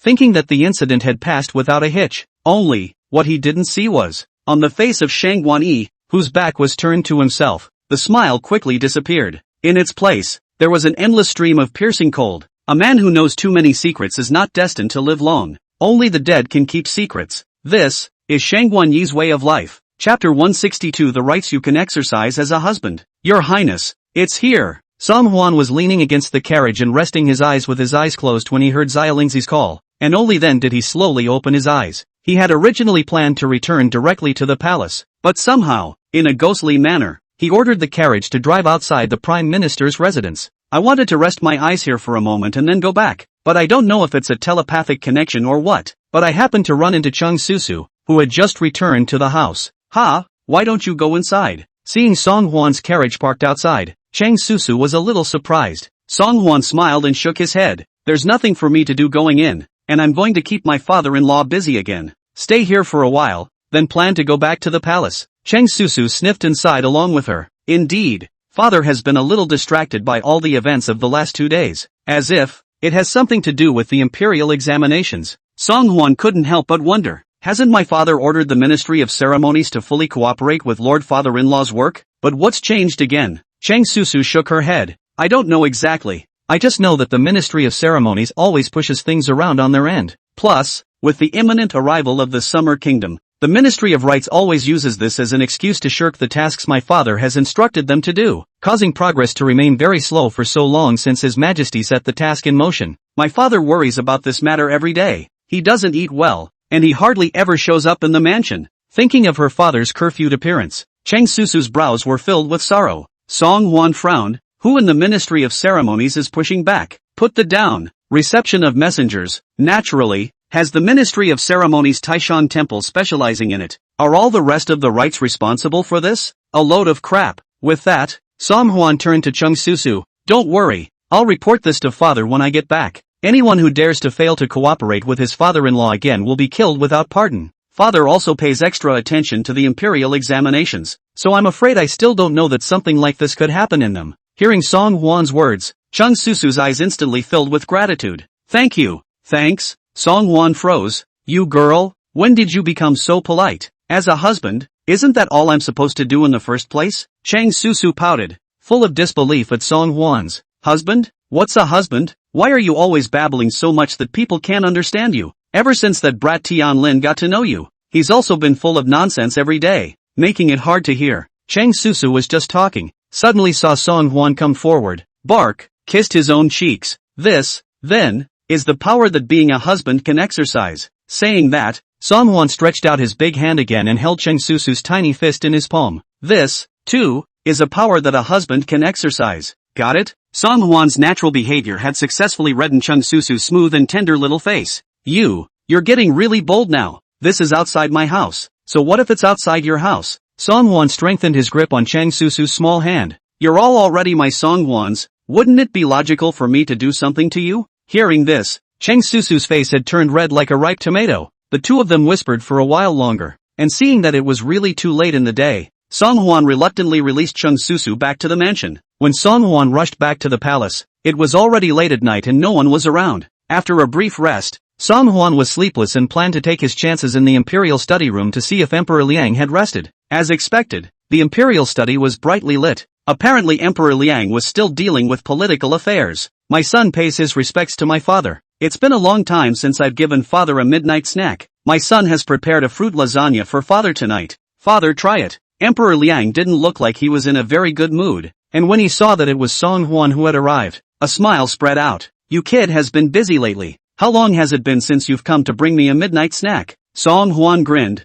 Is it bad for my son to be busy? If my son is a bit busier, he will be able to help you share some more of your political affairs. Father, when I came in just now, I saw that father was frowning and didn't seem to be in a good mood. But did something happen? Recalling what had just happened, Emperor Liang instantly had two heads in one. This Su Rong, on the strength of his achievements outside, is simply lawless. It's really against him. At night he didn't know what kind of madness he was having. Just as soon as he saw me, he yelled that he had to impeach the imperial master. Why wouldn't I want to? But is it that simple? Courageous, piker behavior. Emperor Liang was obviously infuriated by Su Rong, and when he mentioned him, he simply had endless words to spit out. Song Hwan urged in a loud voice, Father, calm your anger. This great general Tiger Runner has been on the warpath for many years, and his heart has been wild for a long time. In the army, he's the great general that everyone looks up to and deserves to be the boss. But now that he has returned to the capital, he can only submit to the Son of Heaven and be an honest and honorable human minister. Do you think, with his temper, with his ambition, that he will be honest and rest on his laurels?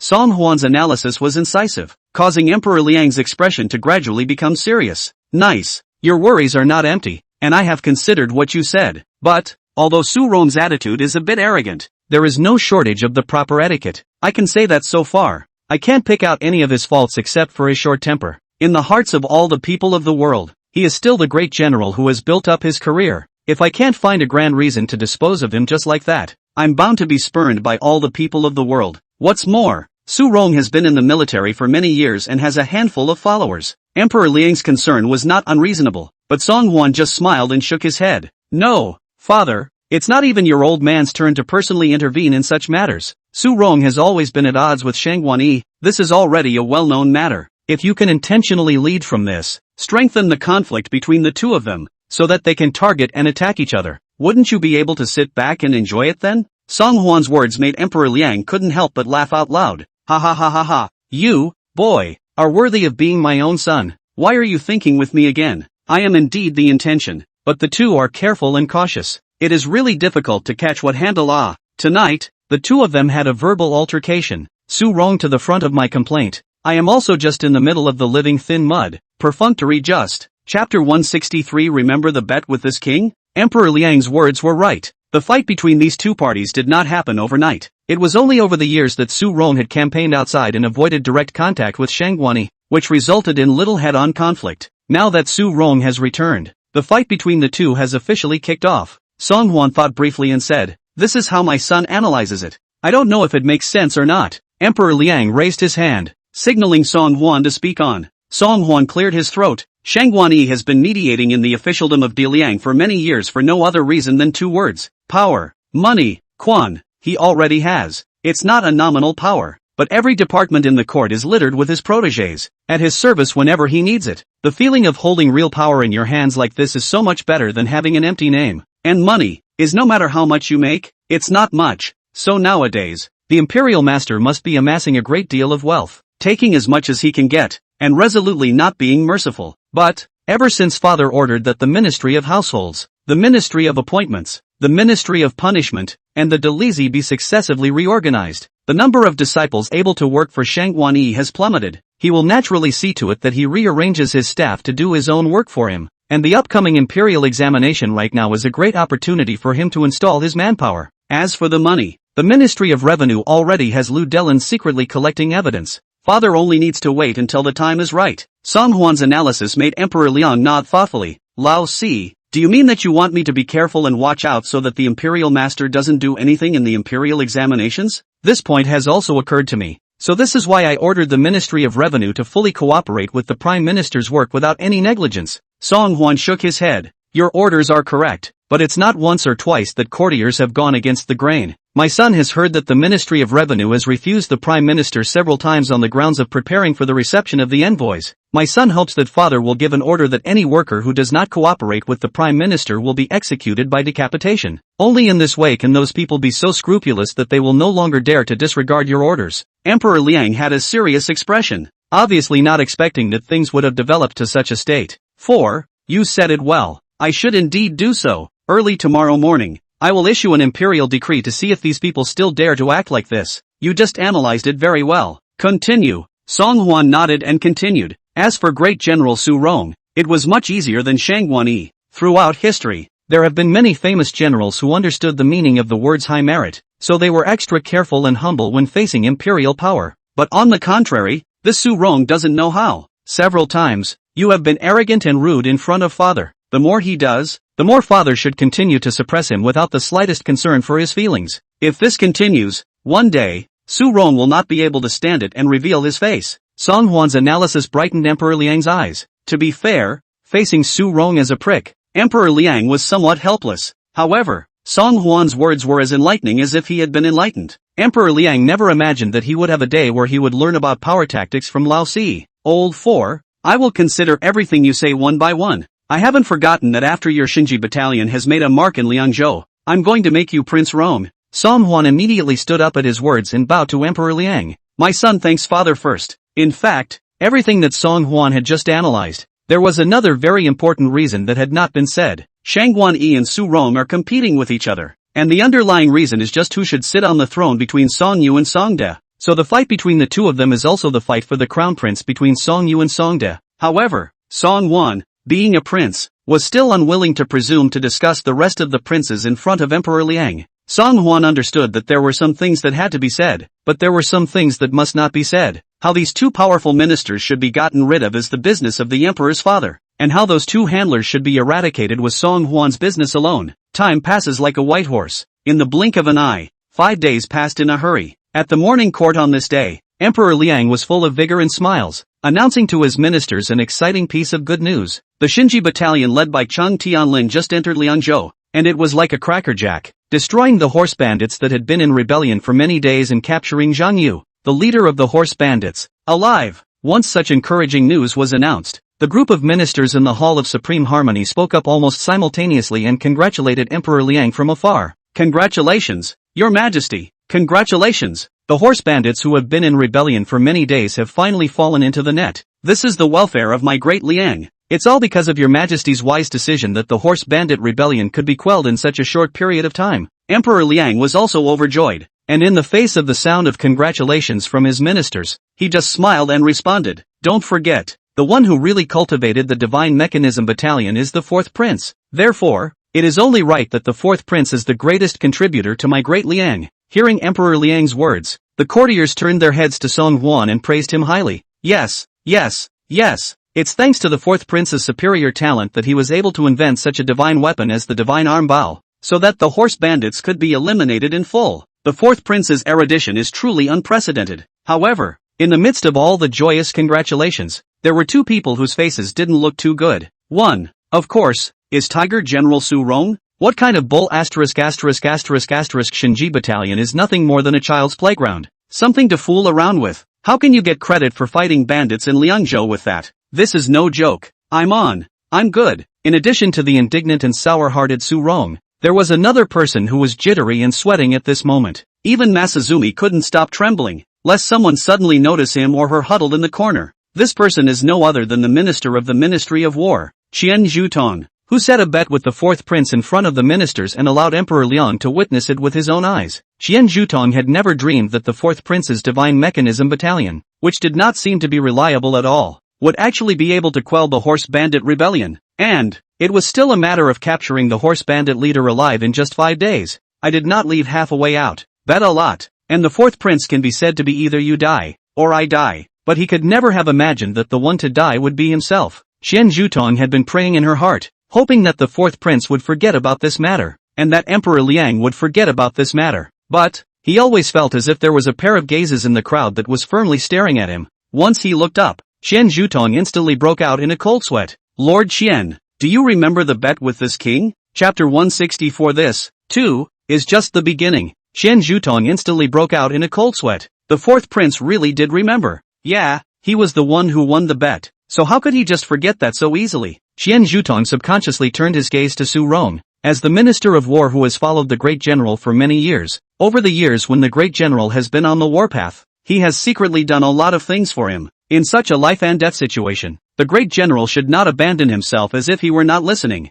However, seeing that the great general was staring down with a lowered brow, not knowing what he was thinking about, Qian Zhutong's heart instantly went half cold. Looking at that stance of the great general, it was obvious that he did not intend to care about his own life or death. The only way to save yourself right now is to save yourself. Wasn't the fourth prince just trying to prove that he was stronger and more powerful than himself? Since he wants to save face, it's just a matter of giving him face himself. It's not too shabby to keep your job on your knees. Thinking of this, Qian Zhutong immediately softened her knees and slid down towards Song Huan. Fourth prince has a great deal of generosity. Don't be so general with the microcosmic minister. The micro-minister made a bet with the fourth prince that day, and it was also because of the annoyance in his heart over the horse bandit infestation in Liangzhou that he acted that way. It was a momentary confusion on the part of the humble servant. I hope the fourth prince will forgive me. Qian Zhutong apologized profusely while clanging and kowtowing several times to Song Huan. Although his head was bumping on the floor, Qian Zhutong didn't dare to feel any resentment in his heart. At this time,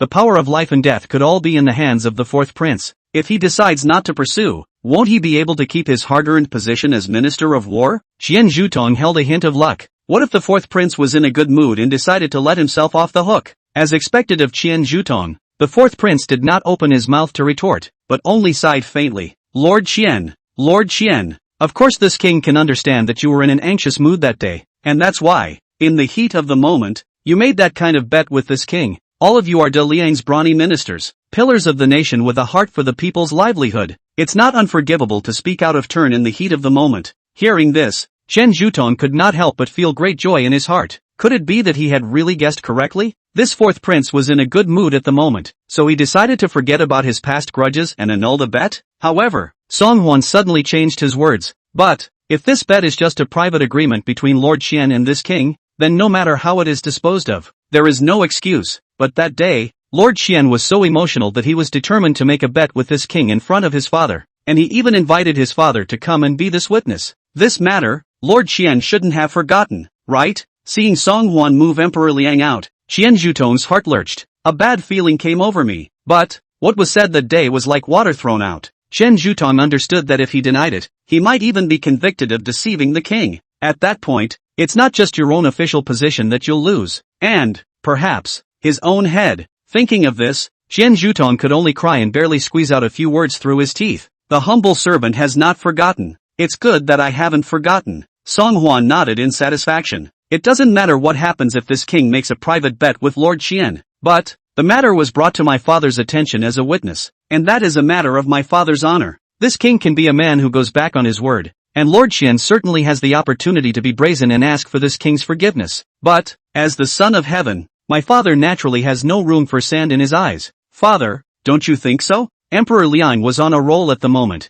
and when Song Huan suddenly brought it up, he couldn't help but curse in his heart. Little brat, why did you even bring yourself out as a shield? Cursing in his heart, Emperor Liang still looked serious and opened his mouth to Qian Zhutong. Not bad. What happened that day is still fresh in my mind. When a great man stands between heaven and earth, he should rule the world with integrity. I believe that if the one who wins the bet today is not the fourth prince, but you, Qian Zhutong, you are afraid that you won't take it lightly and let the fourth prince go, right? Emperor Liang's words instantly rendered Qian Zhutong speechless. He understood that he would not be able to keep this official position today no matter what. Although he had understood it all, he was still upset and turned his gaze to the great general one last time. That was his last straw. With the great general's current position, as long as the great general could speak a few words of favor for himself, he might be able to bring Emperor Liang back to his senses. But the great general was a look of unconcern, not even, at all, making a big deal out of it all. At this moment, Qian Zhutong's heart was like ashes.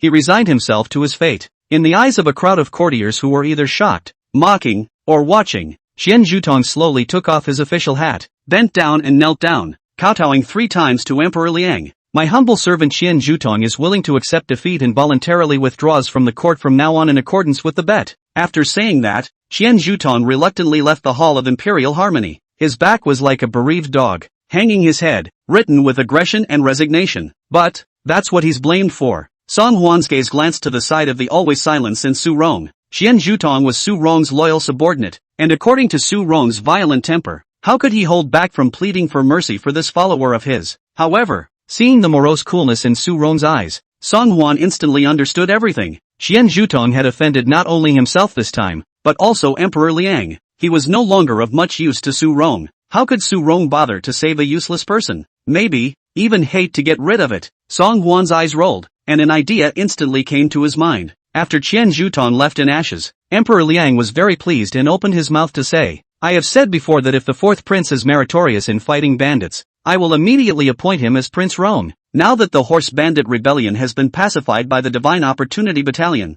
the Ministry of Ceremonies can also begin to prepare for the ceremony to crown the prince. Once these words came out, the crowd of courtiers once again gathered around Song Huan to congratulate him. Congratulations to Prince Rong. Congratulations to Prince Rong. Prince Rong is the first prince of the dynasty. Such a great joyous event really makes me feel happy from the bottom of my heart. Looking around at the faces of eager congratulations, Song Huan only felt unusually mocked. A month or so ago, most of the people here viewed themselves as straw men losers and said they were a puddle of slime that couldn't hold up a wall. But who would have thought that now, more than a month later, everyone was gathered around him or her, either genuinely or falsely, to congratulate him or her on being crowned the first prince. In this era of wallflowers everywhere and walls falling down, Song Huan deeply understood a truth. As long as one is strong enough, there will naturally be a steady stream of followers, and the Prince of Honor, that's just the beginning. However, in the midst of the crowd of congratulations, a grating voice emerged. Your Majesty, please postpone the matter of crowning a prince for a little longer. Chapter 165 Fourth Prince.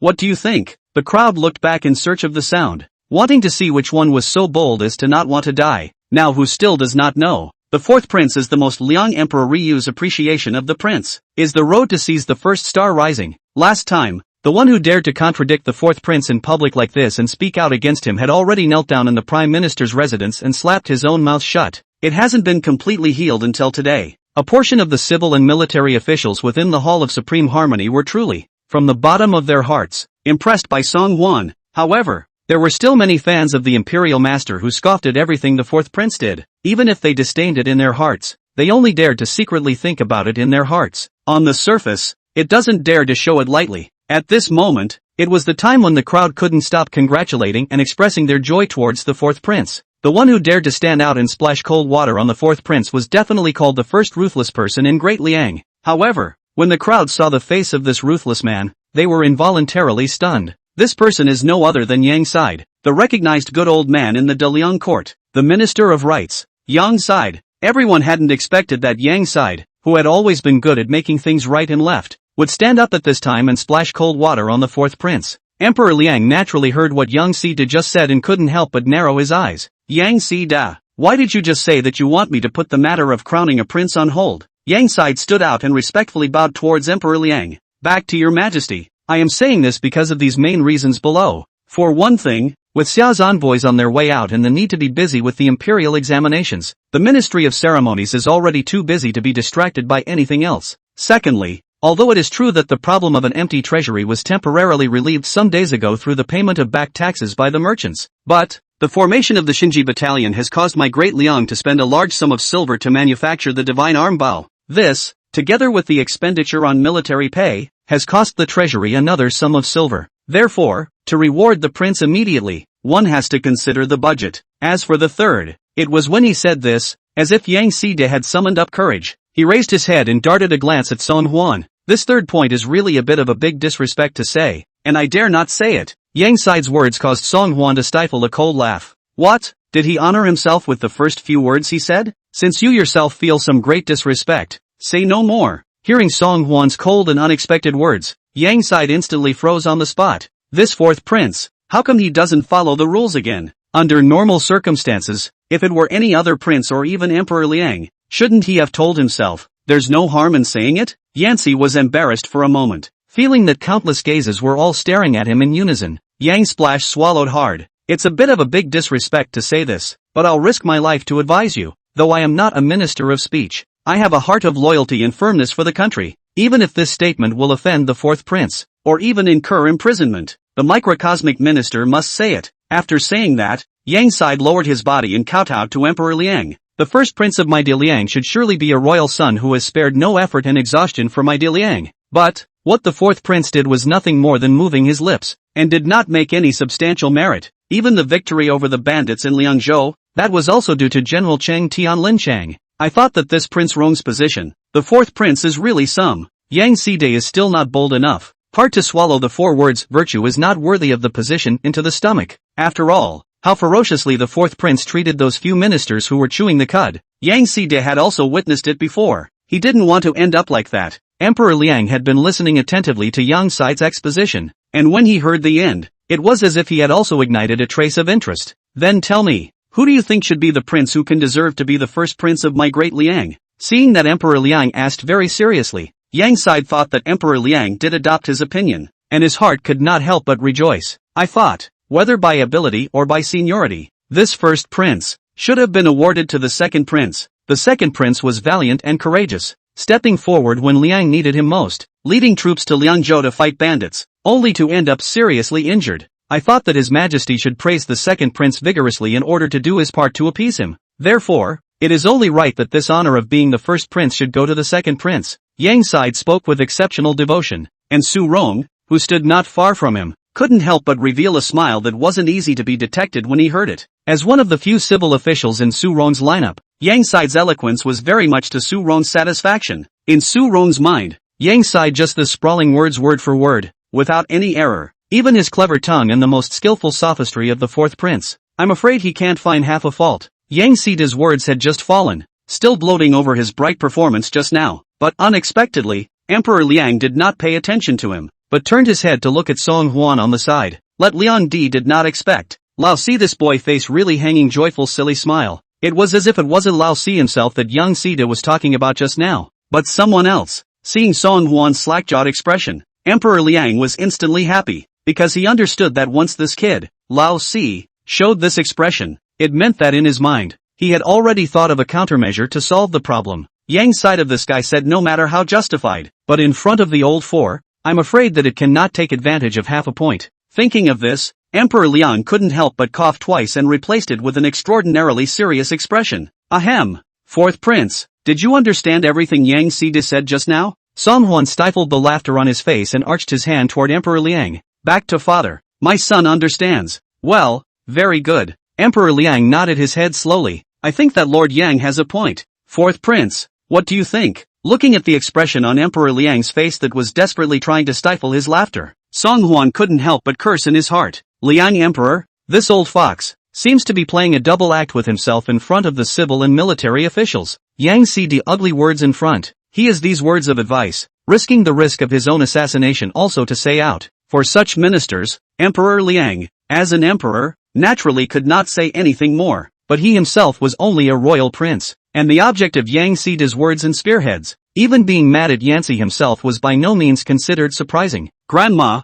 this old man, Emperor Liang, even pits his own son. Chapter 166. Is it even remotely related to this king? Belabored to belabored. It wasn't like Song Huan only had the solution of getting angry and fuming. He sized up the young CD in front of him with an air of calmness, and his face was filled with a meaningful, teasing expression that made young CD feel extremely uncomfortable. Fourth prince, the micro-minister's words are not pleasant to listen to, all because of loyal words. You mustn't take it seriously. But, if you are truly angered and want to punish the micro-minister has no complaints. Song Huan finally couldn't help himself and let out a pft of laughter. Lord Yang, if you say a few more words, the words loyal words against the ear are about to be spoiled by you. Do you really think the king is a little cutie? If this king really did something to you, wouldn't it just validate the delusional comment you just made to this king? Virtue is not worthy of a position? Are you testing the king's intelligence? In the face of Song Huan's series of questions, Yang sighed thud, swallowed hard. In this instant he suddenly understood why 2 university scholars in a row had shown decadence in their arguments with the fourth prince. The fourth prince's death pursuit. Ask how many people can withstand it. Without giving Yang Sai any chance to react, Song Huan continued to speak. You just listed 1, 2, 3 points, although it was organized and logical. But, unfortunately, all 3 points you mentioned have nothing to do with this king. When Song Huan said this, the ministers couldn't help but look at each other with their heads full of question marks. Just now, Yang Sida's words were extremely targeted, with the spearhead pointing directly at the fourth prince. So many excuses were made just to delay the matter of rewarding the prince to a later date, even replacing the candidate of the rewarded prince. How come when it comes to the fourth prince, every sentence has nothing to do with him? Yang Sida was also puzzled. Your Highness, do you know what you are saying? Thanks to himself, he had just felt that the fourth prince's speech was full of aggression, making it impossible to resist. Now that I look at it, it's not obvious that I'm messing with myself. No. Song Huan suddenly stared solemnly at Yang's side. Does Lord Yang know what he's saying? One of the things you just said. The Xia envoys coming to the court is imminent, along with the introduction of the imperial examinations, has left the Ministry of Rites with no time to spare. This matter boils down to your Ministry of Ceremonies' poor work and lack of ability. You have more than 100 officials of the Ministry of Rites and Ceremonies, each receiving a handsome salary, but you are a corpse and do not seek your office. But it's just these 3 things that have caused your Ministry of Rites to be so busy that you have no time to spare? Not to mention that the reception of Xia's envoys is still the exclusive responsibility of the Taishan Temple. This king can't help but want to ask Lord Yang, as the Minister of Rites, what is Lord Yang busy with every day? The entire Ministry of Ceremonies uses the reception of ambassadors as an excuse for repeatedly refusing to cooperate with Lord Prime Minister. What are they busy with every day? But hosting a small, bullet-ridden country has left your Ministry of Rites with its hands full to such an extent. There's not half the hegemonic demeanor of my great Liang heavenly kingdom. Is it the king's problem that you are not capable enough to be in your positions but not in your jobs? Does that have one iota to do with this king? When Song Huan said this, not only was Yang Sai dumbfounded, even the rest of the courtiers were shocked. None of them had expected that the fourth prince would find such a tricky angle to strike, leaving Yang Sida with no chance to fight. Endless horror flowed from Yang Sida's eyes. Never in his wildest dreams did he realize that the argument that had just made him complacent had now turned into a monologue of his own admission of guilt. Micronauts.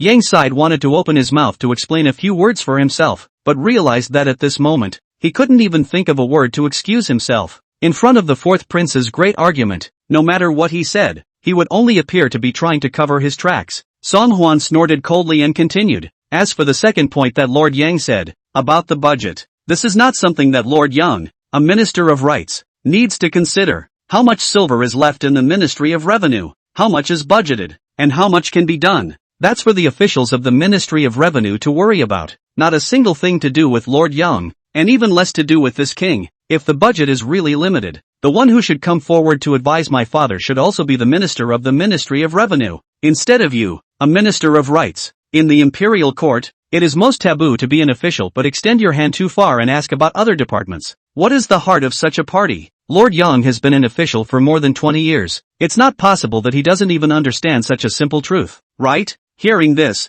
Yang Sida's cold sweat instantly flowed down. He knew that Emperor Liang was most wary of officials walking too closely with each other and forming parties with each other. Therefore, during the court meetings, courtiers from various departments would often only report truthfully on matters related to themselves, and would never stretch their hands too far to interfere in the affairs of other departments. Yang Sida just now only focused on finding a few more reasons to delay the matter of rewarding the prince to a later date, but he had been so dense that he had forgotten such a major taboo of such importance. Microcosm. The micro-minister is also just concerned about the majesty of the great Liang society. That's why, Yancy reluctantly explained, but realized that the words of his explanation were as pale as they could be. At this moment, he only hated that he had just said too much, that he had spoken too much. Song Huan didn't intend to give the other party much of a chance to explain. As for the last point made by Lord Young, since Lord Young thinks that the second prince is more suitable than this king, he can fix up a memorial and give my father a straight advice. Any of the lords present who feel that the remaining two princes are more qualified than this king can also speak out. My father is a fair and just and bright ruler, and will never turn a blind eye to your advances. As soon as Song Huan said this, Song Liang, who was standing beside him, hurriedly took a step forward. As a prince, this king must also stand up and say a fair word. This time, General Chang was able to fight the bandits in Liangzhou with success, and the root of the problem is still because fourth brother invented the divine arm bow and trained those generals of the divine mechanism battalion. If this doesn't count as having made a war achievement, then this king can't really think of any other behavior that can be considered a merit. Other than the fourth prince, there is no other prince worthy of being the first prince of the dynasty. The courtiers were shocked beyond belief. All of them did not think that the third prince, who was known as the first literary hero of Great Liang, would rush to kiss the fourth prince's ass. His words seemed to be pertinent, but every sentence, every word, was trying to curry favor with the fourth prince. The crowd couldn't help but wonder what kind of ability the fourth prince had, just to make the third prince, who was the number one literary figure in Great Liang, bow down and submit completely. Chapter 167. Let's see if he has the life to be a prince. Sure. The most surprised and disturbed among this group of courtiers was Yang Side, who had just been counterattacked to the bone by Song Huan. The original Liang Emperor's attitude towards him had already given him the illusion that his suggestions would be adopted by the Liang Emperor. Even, he was ready to accept the praises and rewards of the great general. He never expected that things would take a sharp turn in a direction that he had not expected at all. Just as Yang Sida trembled with fear and trembling, he could not wait to find a crack in the ground to drill into. However, he saw Emperor Liang on the dragon chair slowly speak. The third prince is also a prince, and also believes that the first prince of the dynasty should be none other than the fourth prince. Yancy, is there anything else you'd like to say? How could Yang Sai dare to say anything else? He could only kowtow to Emperor Liang. The humble servant has nothing to say. Yes, Emperor Liang clapped his hands amongst them. Since there is no objection from any of them, let's set the Prince Rong's reward ceremony on the day when the Divine Mechanism Battalion returns from its tour of duty. And, speaking here, Emperor Liang's words changed. As the fourth prince said just now, Yang Side, as the Minister of Rights, pushes back with his straight talk and is simply not capable of holding this position.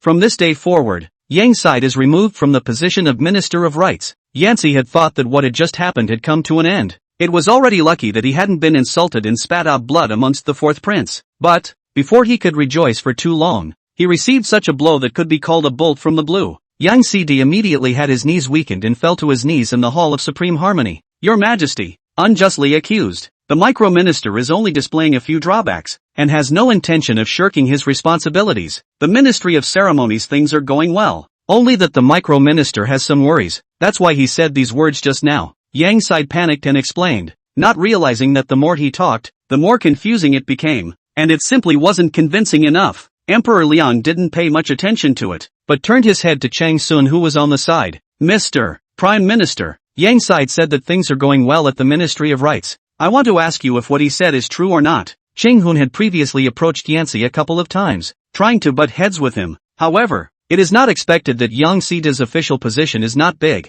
but the official authority is very big. Open mouth is the Ministry of Rights. All things are messy. The imperial examinations of things to be put back a little. It is because of him that the matter of the imperial examinations is progressing so slowly. Just because Chang Sun was loyal, it didn't mean he'd be a brainless harboring cutie. Back to your Majesty. Lord Yang has refused to work with me on the imperial examinations several times on the pretext that he is busy with government affairs. Chang Sun's words made Yang Sidi instantly turn ashen. Your Majesty forgive me. Your Majesty forgive me. I will never dare to do so again in the future. Emperor Liang's face was sinister, and when the eunuch Shuai saw this, he ordered his guards to drag away Yang's side. From now on, if there are any who do not cooperate with the Prime Minister's cooperation in the imperial examinations, they will be executed by decapitation. If there are any more like Yang Sida who do not do anything for the government, get the hell out of here at once. Have I made myself clear enough? Understood. I understand. The crowd of courtiers nodded their heads like chickens pecking at rice, fearing that if they didn't show enough positivity, they would be singled out again by Emperor Liang or the fourth prince. But in just half an hour of the court meeting, 2 attendants were dismissed one after another,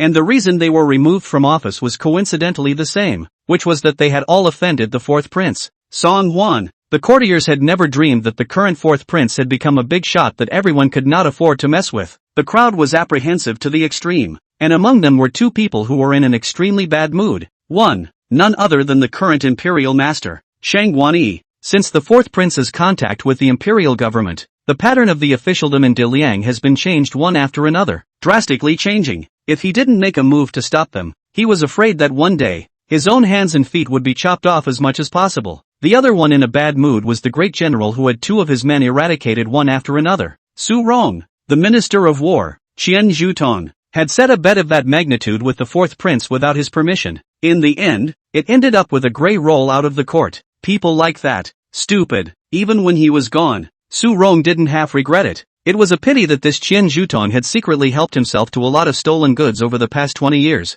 Such a person cannot be kept. As for Yang Sida, Su Rong was still more or less sorry. Most of his men were of reckless military origin, and there were only a few magistrates, who were secretly working for themselves. And this Yang Sida is his only eye in the Ministry of Rights. Now that the only eyes and ears had been eradicated by the fourth prince, how could Su Rong not raise his head? He returned to his residence in anger, and when Su Timfu, the housekeeper of the great general's residence, saw this, he knew that something must have changed in the morning court this morning. Great general, you look like you are in a bad mood. Do you want the slave to go and summon someone at once? As an old dog that Su Rong had kept by her side for more than 30 years, Su Timfu understood that the only thing that could make Su Rong's brow smile was only one thing: woman. However, there was something strange about the great general today. Upon hearing his offer, instead of raising an eyebrow, he couldn't even muster half an interest. Go, bring me Pinganli. Su Tianfu didn't dare to disobey and quickly said yes. After burning incense, Vice General Li Pinggan was brought to the great general's residence. My subordinates have met the great general. Great general, you are not in a good mood. But did something change in the morning court? Seeing that the great general looked furious, Li Pinggan secretly said that it was not good. When a great general loses his temper,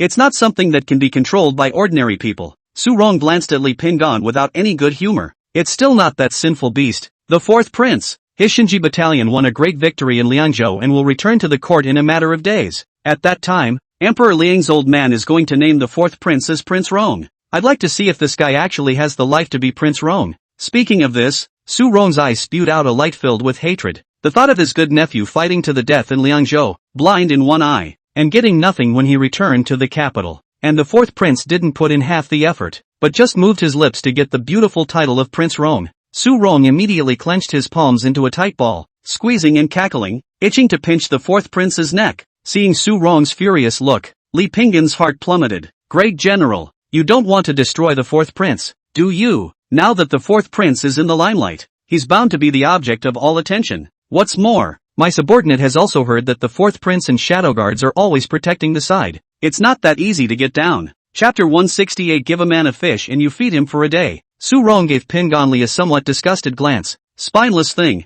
but a mere fourth prince of the district. Am I still afraid of him? So what if there are shadow guards? Is assassination the only way to put him to death? After learning that Songda's injuries were not serious, Su Rong made an important decision in his mind. The fourth prince must die. If he doesn't die, when Dare returns, I'm afraid that it will be difficult to have the same status as before. So, whatever the method, whatever the cost, the fourth prince is all but certain to die. Seeing Su Rong look so determined, Li Pinggan tentatively asked, then, does Great General already have a way to execute the fourth prince? I have a solution. A nameless fire rose in Su Rong's heart. If I had a solution, why would I keep you idlers? Li Pinggan was startled and hurriedly stood up and bent down to Su Rong. Rest in peace, Great General. My subordinate will go and think of a way. Please don't be angry. Great General. Su Rong let out a cold snort. which seemed to satisfy Li Pingan slightly. One more thing, that Qian Zhutong guy made a fool of himself and had to make a bet with the fourth prince. As a result, this guy lost the bet, and has now asked himself to leave the dynastic hall of Diliang and return to his hometown according to the bet. Su Rong's news caused Li Pingan to be shocked. Before Qian Zhutong became the minister of the Ministry of War, he had been a deputy general beside the great general Su Rong for many years, counting. He was also considered his senior. Now that his predecessor had left the court in such an absurd manner, Li Pingan was naturally shocked in his heart. That, great general, should we think of a way to put in a good word for Lord Qian and beg His Majesty to let him stay? After all, it's just a small bet, the dynastic event, and how can it be so easy and rash? Li Pingan regarded Qian Zhutong as a senior, and when he heard that he had ended up so bleakly, he could not help but feel a little saddened. But he didn't expect that his sudden softness of heart would finally bring Su Rong's dissatisfaction to the extreme. Stay? Do you think that Liang Emperor's old man is really obedient to Laozi? He can do whatever the old man tells him to do? This time it's his own death. What can I do? Is it hard for me to go with him and give a burial? Li Pingan's liver and gallbladder went cold, and he hurriedly knelt down with his face facing Su Rong. It was my subordinate who spoke out of turn, so don't be offended. Great general, no matter what the great general asks my subordinate to do, my subordinate shouldn't have a second thought about it. Humph, Su Rong said coldly, Qian Zhutong knows too much. I can't let someone who knows so many secrets walk out of the court and out of the capital. Understand? Li Pingan heart-shocked, that is so many years,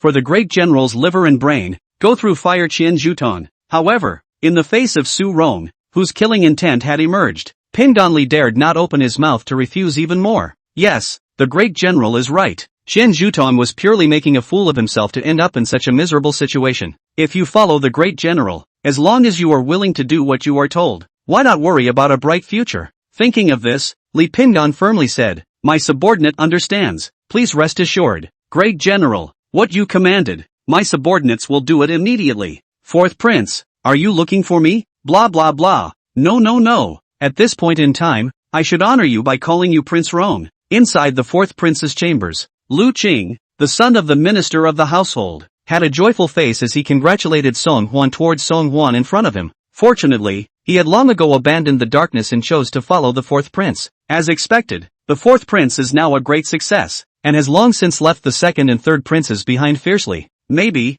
one day, he will really be made the crown prince by Emperor Liang. It's not known. Looking at the oily Lu Qing, Song Huan rolled his eyes without any good humor. Okay, where did you kid get all that crap? The reward ceremony hasn't passed yet. This king is still just the fourth prince now. Yes. Lu Qing's face was full of smiles. I wonder if your highness has anything important to command by suddenly summoning my little one? Song Huan came in with all the things to do, in addition to going to the state prison for classes every day. It is true that he seldom sees Lu Qing again. I can't imagine that just a short more than half a month have not seen. Today take a closer look. This fat boy and rounded a lot. It seems to be a good time and a big heart. Looks like you've been having a good time lately. Come, tell the king. How many wife books has your father accumulated for you again after not seeing you for a while? As soon as he heard this, Lu Qing immediately cried out of face. Your highness, you are wronging my father and my Lu family. Since the last time you hammered my father is now transformed into a clean-cut official that my mother wouldn't even recognize. He is still secretly collecting evidence day after day, in order to be able to pull down the Taisha in one fell swoop. Song Huan narrowed his eyes and sized up Lu Qing with interest. Is that true? That's right, it's true. Lu Qing's little fat face squeezed hard into a ball. Ever since the last time there was a huge change in the household department, Dad has been like a different person.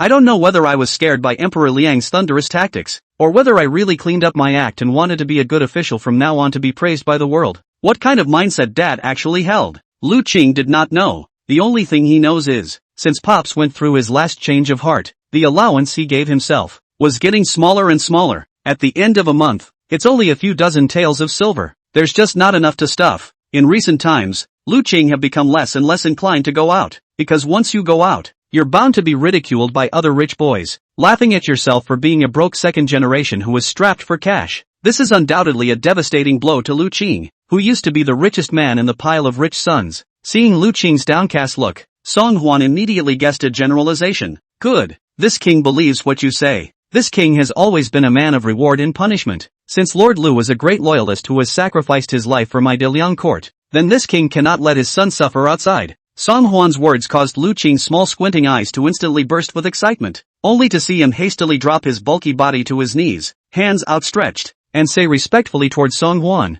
"Thank you, fourth prince, for your generous reward. I knew it, the fourth prince is a man of great affection. Surely you won't forget me." Song Hwan burst into tears and laughed. This guy's begging speed was really fast. "Don't be in a hurry. The king knows you're in a hurry. But hold your horses. Have you heard the saying? It is better to teach a man to fish than to teach him to fish." Chapter 169. This king will make books available to everyone in Daliang. Lu Qing's little fat brain sprouted countless question marks in an instant. What fish? Lu Qing had lived for 20-something years and was only interested in money in his life. As for the rest of it, it was all over the place, and I couldn't understand any of it, especially since the fourth prince had just used the word fish so many times in these two short sentences. Lu Qing felt like he was going to be wound up just listening to it. Song Hwan patiently explained, "If this king were to directly reward you with silver, wouldn't that be equivalent to treating you as this king's lackey? Instead of giving you a sum of silver that will be spent sooner or later, I'll teach you the way to make money. After mastering the way to make money, a steady stream of silver will naturally appear. When the time comes,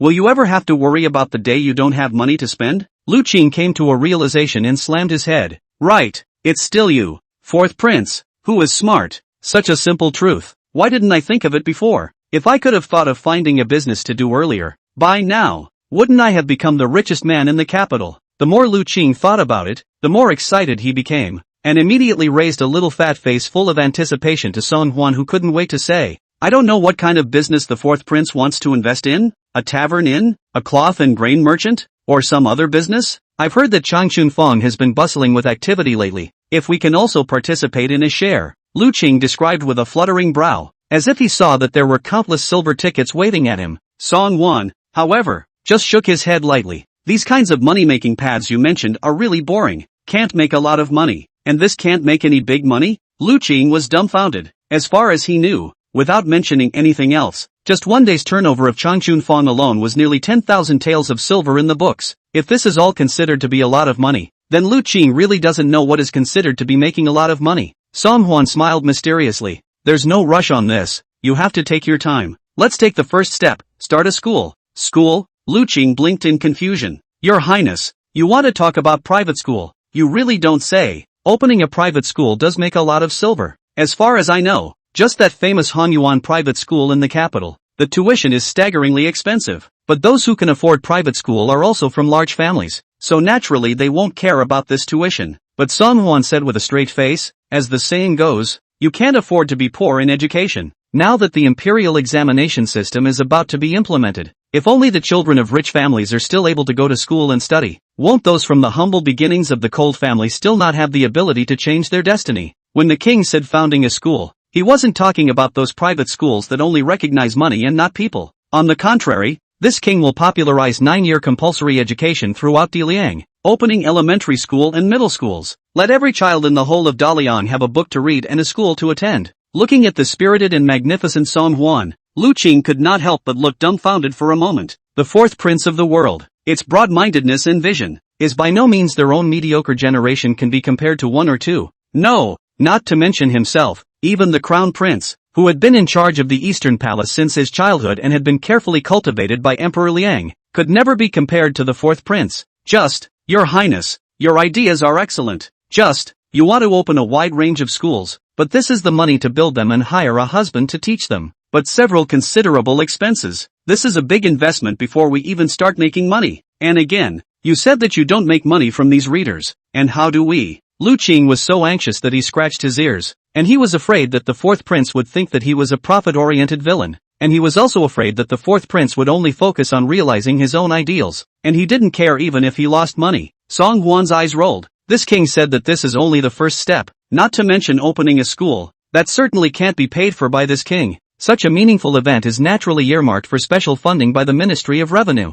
Not that he needs a point more, but more than that, he doesn't need a point less. After every primary and secondary school in Dalian begins to be put into construction, our program will be considered to have officially begun. This analysis by Song Hwan caused Lu Qing to completely fall into doubt. It's amazing that a bureau as big as STEP hasn't gotten to the top of the official topic yet. Lu Qing couldn't help but be puzzled to the extreme. What kind of a way to make a lot of money is this fourth prince's idea of making money? Seeing how curious Lu Qing was, Song Huan sipped his tea to moisten his throat and continued. My king will propose to father to site these primary and secondary schools as close to the wide city outskirts as possible. This makes it easier for children who come from poor backgrounds to study. Second coming. We can speculate on school district housing and make a big profit while we can. School district housing? Lu Qing felt like his head was on the verge of turning to mush. The fourth prince was indeed no mortal. His mind filled with strange ideas and terms. What is this so-called school district housing? Lu Qing has never heard of. Your Highness the fourth prince. What exactly is this school district house you speak of? I've really never heard of it. Song Huan couldn't help but spit in his mind. If you could have heard of this thing, it would be a hell of a thing. It doesn't matter. The fact that you haven't heard of it proves that no one has discovered the business opportunity until now. The term school district housing, as it is called, refers to houses near primary and secondary schools. Do you know why the king intends to build the middle school and elementary school along the outskirts of the city? Lu Qing did not understand. Tried to say, is it to facilitate the study of cold scholars? Stupid. Song Huan bounced Lu Qing on the side of his head. That's just one of the reasons. There's a deeper reason. Built near the outskirts of the city, then it's only natural that those rich kids will have to walk a long way to school every day. This is bound to be very inconvenient. So, Lu Qing's eyes finally lit up. So your highness can sell the houses near the school at a high price to those rich people, so that they can easily go to school and get off every day. It's like called the school district. Song Huan nodded. Right. The development of towns and cities in Dalian was not at all comparable to contemporary first-tier cities, but, similar to affluent towns like Bianjing, Liangzhou, Yangzhou, and so on, the footprint of a city is still large. If you wanted to take a carriage from the center of the city to the outskirts of the city, it would take at least half an hour upwards. Those pampered rich kids will surely be willing to buy a school district house even if they are asked to throw thousands of dollars at it in order to sleep for this extra half hour. Chapter 170 Turnkey. School district housing. Lu Qing was greatly excited, and had long been unable to resist rubbing his fists and jumping up. Dalian has a total of 18 states, and even more towns and cities of all sizes. If 2 school buildings were built around each school, 2 buildings per school? Song Huan raised an eyebrow. You're also underestimating this king. If we're going to build, we'll build a neighborhood near each school, starting with 10 suites, 2 houses. Enough for who? Not only that, this school district house, this king will also make it into a well-decorated house. Let them turn in their bags. Naturally, there is a monthly property fee. Song Huan wiggled his fingers and counted with a fluttering brow, as if he had already seen the image of white silver pouring into his pockets. How much I hated the evil developers once upon a time, and how much I admire their cunning minds nowadays. In the face of Song Huan's eloquence, although Lu Qing could not understand half of the sentence, he also knew that Song Huan was talking about making a lot of money. Even if he didn't understand a bit of it, Lu Qing was giggling along. Yes, Your Highness, you're right about everything. I don't know much about it yet, but don't worry, I'm a great learner, especially for the money-making aspect. You can rest assured to leave it to me at that time. I'll definitely get this done properly. Seeing Lu Qing's look of conviction, he seemed to be truly determined to get this done. Song Huan, of course, also saw Lu Qing's ghostly business acumen, which is why he asked him to step in and help himself to this matter. Well, the reason why this king has asked you to handle this matter is naturally because he also sees your potential in this area. Only the king may have to make an appointment with you in advance. Before you do anything, be sure to check with the king one by one before you act. Everything must be reported. There must never be any unauthorized action. Lu Qing nodded his head as if he were pounding garlic. Naturally, this is natural. I would never dare to act without your permission. Your Highness, if you tell me to go east, I will never dare to go west. Your Highness, so this first step we're taking now, are we going to roughly identify the first towns where schoolhouses will be built and circle the approximate locations? Song Huan nodded appreciatively. Not bad, you're a fast learner. Lu Qing, this guy's brain, is indeed peculiar, usually acting like a dilettante and not knowing a thing, but whenever the topic is related to silver, this guy's head spins faster than anyone else. A natural business wizard. Having received Song Huan's praise, Lu Qing embarrassedly touched his head with a hefty smile. As fast as I can learn, it's not because you guided me well. Your Highness, I'll go back, dig out the map of Dalian, and study it overnight first. After saying that, Lu Qing hurriedly bowed to Song Huan and left the palace at a trot. He was not willing to have the slightest delay in making money. After Lu Qing left, Song Huan heard a very light footstep from the courtyard. Light, like the sound of a feather falling to the ground. Such a soft sound must have been inaudible to an ordinary person. However, Song Huan recognized it as the sound of Shadowguard Huichi gently landing in the courtyard from the beams of the room. And he wasn't alone, because when he landed alone, It was impossible to make even half a sound. As expected, within 3 seconds, Huaqi's low voice sounded outside the hall. Shadow Guard Huaqi, seeking an audience with His Highness the Fourth Prince. Come in. Huaqi sniffed and pushed his way in, coming straight to kneel in front of Song Huan. Your Highness, you're truly a marvelous planner. You instructed my subordinate to follow Qian Zhutong at all times, saying that he would surely be assassinated. As expected, Qian Zhutong with her family had just left the boundaries of the capital when she was approached by assassins. By now, Huaqi had long admired the fourth prince in front of him to the core, for no other reason than the fact that on a couple of occasions, he was able to guess ahead of time where things were going to go. This was a fascinating attraction for Huaqi, who had always only followed orders and was not good at independent thinking. Song Huan nodded his head in satisfaction.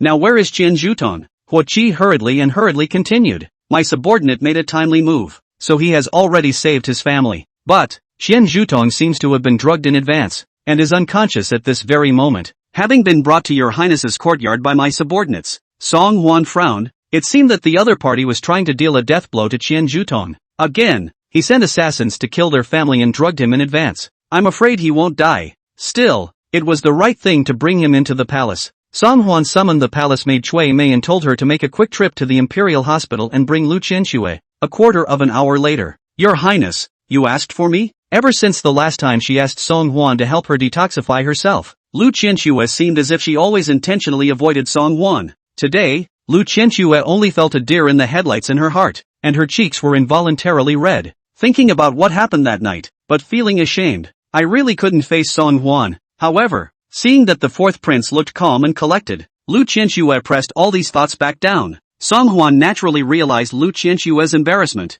but he called her over today to heal the sick and save the people, so he naturally couldn't care less. Imperial Dr. Lu, take a look at what kind of poison that person lying in the courtyard is suffering from. Is there an antidote for the poison? Hearing that someone had been poisoned, Lu Qianxue's eyebrows furrowed slightly, and her expression instantly became serious and earnest. She followed Song Huan to the backyard, peeled open Qian Zhutong's eyes to look at them, and grabbed his wrist to take his pulse. Your Highness, the poison this man is suffering from isn't fatal, it's just slightly more complicated, but this kind of poison will leave after effects, and after it is cured, the person will never be able to speak again. It seems that the purpose of the other party's poisoning was to block Qian Zhutong's mouth, so that he could not say another word. Good, the king knows, you can heal as much as you want, even if it's mute, as long as people can regain their sanity. Lu Qianxue nodded and immediately wrote down a prescription, urging Cui Mei to quickly decoct the medicine. Half an hour later, Lu Qianxue poured medicine into Qian Zhutong, and then took out the silver needles that she carried close to her body, and checked several needles in Qian Zhutong's forehead, behind the ears, neck, and other acupoints. Soon, 2 lines of dirty blood flowed out along Qian Zhutong's ear. Only his eyes flickered a few times before they finally reluctantly opened. Seeing that the person in front of her was actually Song Huan, Qian Zhutong instantly woke up. His eyes revealed endless fear, and he worked his mouth up to what seemed like a piercing scream. But, the creepiest part is, no matter how wide he grew his mouth, there was silence and no sound around him. Chapter 171. How could there be such a Mengda's goodness? Qian Zhutong also seemed to realize that something was wrong with her. But, at this moment, panic had filled his entire brain. It left him with no ability to think or react at all. He was seen on his hands and knees, lumbering up from the ground, wanting to try and make a mad dash for the exit to the backyard. But, his legs had long since gone as soft as spaghetti, couldn't get up at all. Seeing Qian Zhutong's frightened to the bone appearance, Song Huan was somewhat helpless. This Qian Zhutong, I'm afraid he mistook himself for someone who wanted to put him to death. Song Huan asked towards Lu Qianxue on the side. Although he can't speak anymore, he should still be able to hear, right? Lu Qianxue nodded. Those who take this poison only have a bad throat, nothing else has any effect. Song Huan sniffed and passed a wink toward Huaqi. Huaqi understood and took 3 or 2 steps forward, yanking up Qian Zhutong, who was constantly struggling on the ground. Don't move, open your eyes and see who I am. Although Qian Zhutong is a military general, but has not been on the battlefield for many years, naturally, he is also negligent of martial arts. Now that his hands were already powerless, he looked so small and powerless in front of Huaqi, who was like a god of war descending from the earth. Huaqi possessed profound internal strength, and his voice entered Qian Zhutong's ears, seemingly shattering his eardrums. Only then did Qian Zhutong stop struggling and turn her head to look at Huaqi behind her, seemingly recognizing that Huaqi was the savior who saved his family just now. Qian Zhutong immediately burst into tears and kowtowed towards Huaqi. His eyes looked eagerly at Huaqi, as if he wanted to pry any news about his family from him. Don't worry, Huaqi reads Qian Jutong's intentions. I've already sent your family to a safe place outside of the city as His Highness the Fourth Prince ordered. If it wasn't for His Highness the Fourth Prince anticipating things like God and sending me to secretly follow you early in the morning, the lives of you and your family of 6 would have long been gone. Hearing this, Qian Jutong realized that it was the Fourth Prince who had saved him. He walked on his knees to Song Huan's front, not caring about his wretched appearance, and couldn't help but kowtow to Song Huan. Song Huan ordered Suimei to bring paper and a pen and set them in front of Qian Jutong. Do you know what's out to get you? Shui Mei moved the taisher chair, and Song Huan just sat in front of Qian Jutong, looking down on the other party from above. Qian Jutong lowered his head and pondered for a moment. In the end, he wrote nothing on the paper and just shook his head blankly. He thought he had mediated the officialdom for double 10 years, and was the vice-general brought out by the great general himself. There were quite a few people who honored him in the entire court, but not too many who hated him, and the one who hates to put his whole family to death will never be. Qian Jutong thought through his head, but couldn't figure out who actually regretted himself to the bone and hated him to such an extent. Song Huan raised his hand slightly toward Huaqi, who understood and stepped forward, placing a secret order in front of Qian Jutong. Qian Jutong opened the secret order suspiciously and read the contents on it back and forth a few times. Soon, his hands trembled madly, and his eyes were instantly filled with incredulity. No, it can't be. Never. The great general he has followed for years and sworn to serve. How is it possible to be so cruel? To break off a friendship like that? Not only do they want to put themselves to death, but they also want to exterminate their own Qian's entire family. Qian Jutong didn't want to believe it. But, the secret letter is black and white and clearly states, kill. It's only a simple word though, but Qian Jutong was simply too familiar with the handwriting on it. For 20 years he had acted in accordance with the contents of the secret order. This, he knew, was none other than the authentic handwriting of the great general himself. It's also the way he's always acted. No one else can imitate it, only, he never expected it. This killing and decisive and stern means, even one day, will come to their own head. Looking at Qian Jutong who instantly froze on the spot, Song Huan's heart gave birth to infinite sighs. Although this guy is a nasty person, but as a subordinate, he can be said to be loyal and never have any second thoughts. He died to the end of the fear that did not expect. He has always respected the trust of the great general, but would want to take the life of his whole family. After waiting for a long time, Qian Jutong's emotions finally calmed down a little, only to see that his eyes had long since transformed from the despairing emptiness of the party into a full-blown rage. He grabbed the quill pen that was laying on the floor and angrily wrote a crooked line on the paper. I'm going to kill Su Rong. Song Huan shook his head. You're a ruined official who has just been expelled from the court, and you've been poisoned and mute by Su Rong. How do you plan to kill him? If you just get up there, aren't you volunteering to go up there and give away your head? Unless, Qian Jutong naturally understood what Song Huan was trying to convey, and hurriedly continued to write. What does your highness need me to do? As long as I can bring death to Su Rong, I'm willing to do whatever it takes. It was obvious that Qian Jutong, at this moment, already hated Su Rong to the bone. The king doesn't need you to go out of your way either. You just have to shake out all the dirty deeds you've done for Su Rong, and this king guarantees that he can avenge you. Not only that, this king also promises to keep your family safe. Song Huan looked down at Qian Jutong with a look of disdain that made Qian Jutong's heart and mind tremble. At this moment, he finally understood why that once unassuming fourth prince would now make the great general talk about him. For, he has long since been transformed and is not what he used to be. Qian Jutong was finally convinced that the one who could bring down the powerful Su Rong must be none other than this fourth prince. Qian Jutong bowed his head and pondered for a moment, and soon wrote on the paper. Although Su Rong has led his troops in foreign conquests over the years, none of the major events in the capital have passed through my hands. Many merchants who provide military food, weapons, and war horses are willing to give up the big part of their money-making to Su Rong in order to make astronomical profits from them, and even, of their own accord, offer their pillows with both hands. Pillow man? Song Huan almost spat out a mouthful of tea. Really know the face of the people, do not know the heart. I did not expect that Su Rong, that thick eyebrows and big eyes of the guy, actually have this kind of men. Good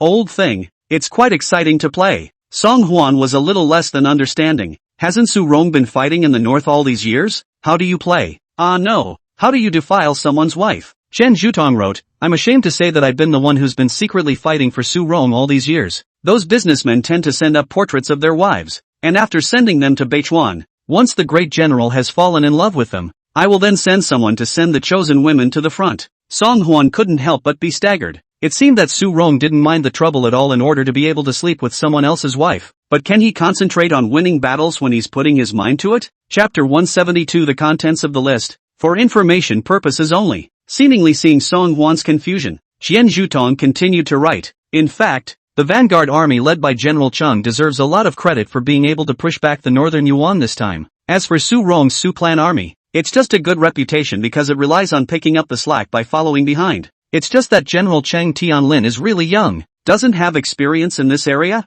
and never takes these false names seriously, which is why he never fights for something. Qian Zhuton's words coincided with what Cheng Tianlin had told himself earlier. It seems that Su Rong, this old dang, is not only greedy for money and lust, but also a hypocritical person who only likes to grab the credit, Song Huan said with a straight face. Having said so much, can you still keep the evidence of Su Rong's corruption over the years? At the mention of this matter, Qian Zhuton looked ashamed and shook his head awkwardly. Thinking about it, he used to be so loyal to Su Rong, how could he keep those evidence against Su Rong until now? However, Qian Zhuton has been poisoned and mute by Su Rong now, and if he can't produce any evidence, it is really not enough to bring Su Rong down in one fell swoop. Song Huan pondered briefly, and suddenly, a very bold thought surged into his mind. Old Qian, you don't have half a bit of evidence on hand right now. Your mouth is not enough to bring Su Rong down in one fell swoop. But, if you can write down a list of those merchants who have bribed Su Rong, this king has ways to make them talk. Is this really true? Qian Zhuton did not doubt the fourth prince's ability, but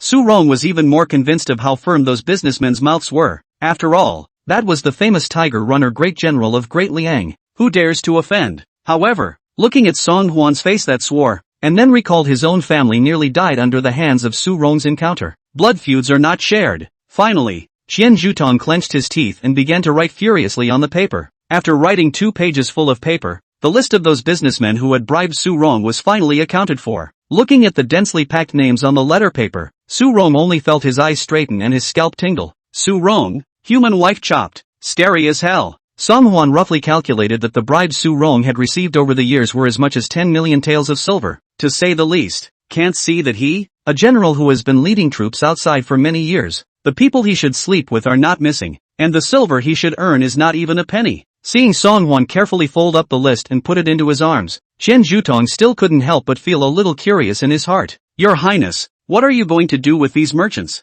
They are so tight-lipped that they will never easily give Su Rong up for fear of being tortured into confessing. Seeing Qian Zhuton's question written on the paper, Song Huan grinned. Heaven's secrets cannot be divulged. How can such important matters be told to others casually? Don't worry, this king has his own way. After the morning court on the following day, Master Taiji, please stay. Shang Guanyi was slowly walking in the direction of the palace gate, but unexpectedly a summoning sound came from far behind. Turning back to look, seeing that the visitor was actually the fourth prince, Song Huan, Shang Guanyi could not help but show a slightly puzzled expression. The old minister pays his respects to the fourth prince. I wonder if His Highness the fourth prince has any orders? Song Huan pretended to exaggerate and looked around for a few moments. Only after confirming that there was no one else around, did he become secretive and pull Shang Guanyi aside. At the morning court today, this king saw that Su Rong was very disrespectful to Lord Imperial Master, and he was really a bit angry. Lord Taisher has been loyal and fearful for many years, and is still active in my De Liang court at the age of 80 or 90, so he is really a model for the group of ministers. Even though the great general has made war achievements, but he is so disrespectful to Lord Taisher, this king really can't stand to see it. Song Huan's overly affectionate behavior naturally caused Shang Guanyi's alarm. It's okay, the old minister thanks your highness for your righteous words. It's just that great General Su was originally a military general, so it's inevitable that his temper is a bit straight. He's a latecomer.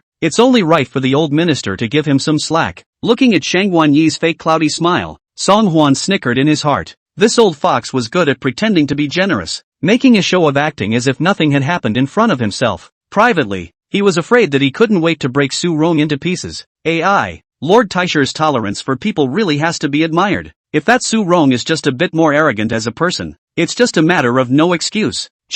Song Huan lowered his voice and slightly moved in Shang Guanyi's direction. This king has heard that the great general has been on the warpath for all these years, and he hasn't been able to reap any benefits from it. Just a comparison of the accounts of the Ministry of Works and the Ministry of War will give you a rough idea. Song Huan's words caused Shang Guanyi's eyes to jump slightly. In all fairness, over the years, Shang Guanyi had always suspected that there was something very wrong with the expenditures for the war with Northern Yuan. Every time the Ministry of War, Ministry of Industry reported to the Ministry of the bill amount is extremely large, Shang Guanyi wanted to start checking, but helpless Ministry of War, Ministry of Industry are Su Rong eyes. Shang Guanyi can only stop. Now that he had heard Song Huan's speculation, Shang Guanyi couldn't help but be slightly agitated. It seemed that his initial guess had not been wrong. Only, How did this fourth prince know? Facing Song Huan, Shang Wanyi tried his best to restrain the surprise in his heart. No way? As far as the old minister knows, Great General Su is dedicated to his duties, and he's working hard. How could one do such a treacherous thing? Impossible. Absolutely impossible. Song Huan couldn't help but curse in his heart. Shang Wanyi,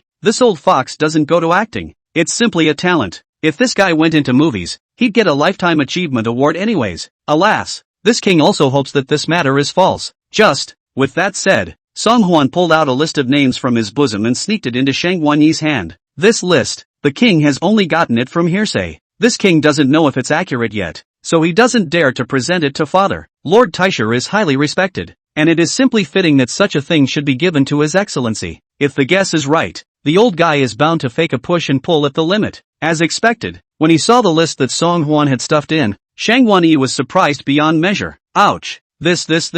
The old minister has not asked the affairs of the court for many years, thanks to your majesty's care, which has not yet retired to his hometown. Such an important thing, your highness, you gave it to the old minister. How can the old minister afford it? The old minister is unworthy. Unworthy. Match, Song Huan insisted, shoving the list to Shang Wanyi. If you're not worthy, who is? Looking at the entire Dalian court, there is no second person worthy of it other than Lord Taisha. Besides, as the king said, this list is just something that the king has heard by hearsay. Just for reference, it's good for the Taisho-sama to casually look at it that way. After saying that, Song Huan ran away as if he was wiping oil from his feet. Chapter 173, a feat no one has done before. Although Song Huan did not have much contact with Shang Wanyi, he could really understand this old fox too well. This list that he had just handed him, he could never just believe it so easily. According to his suspicious temperament, he will definitely secretly investigate all the people on the list. Shang Wanyi had cultivated so many men over the years, so how hard could it be to investigate these merchants? Once he found out about Su Rong's foul play and had such deadly evidence of Su Rong in his hands, he was bound to eliminate the dissidents immediately. In this way, the two of them would snipe at each other, and he himself could reap the benefits without having to intervene.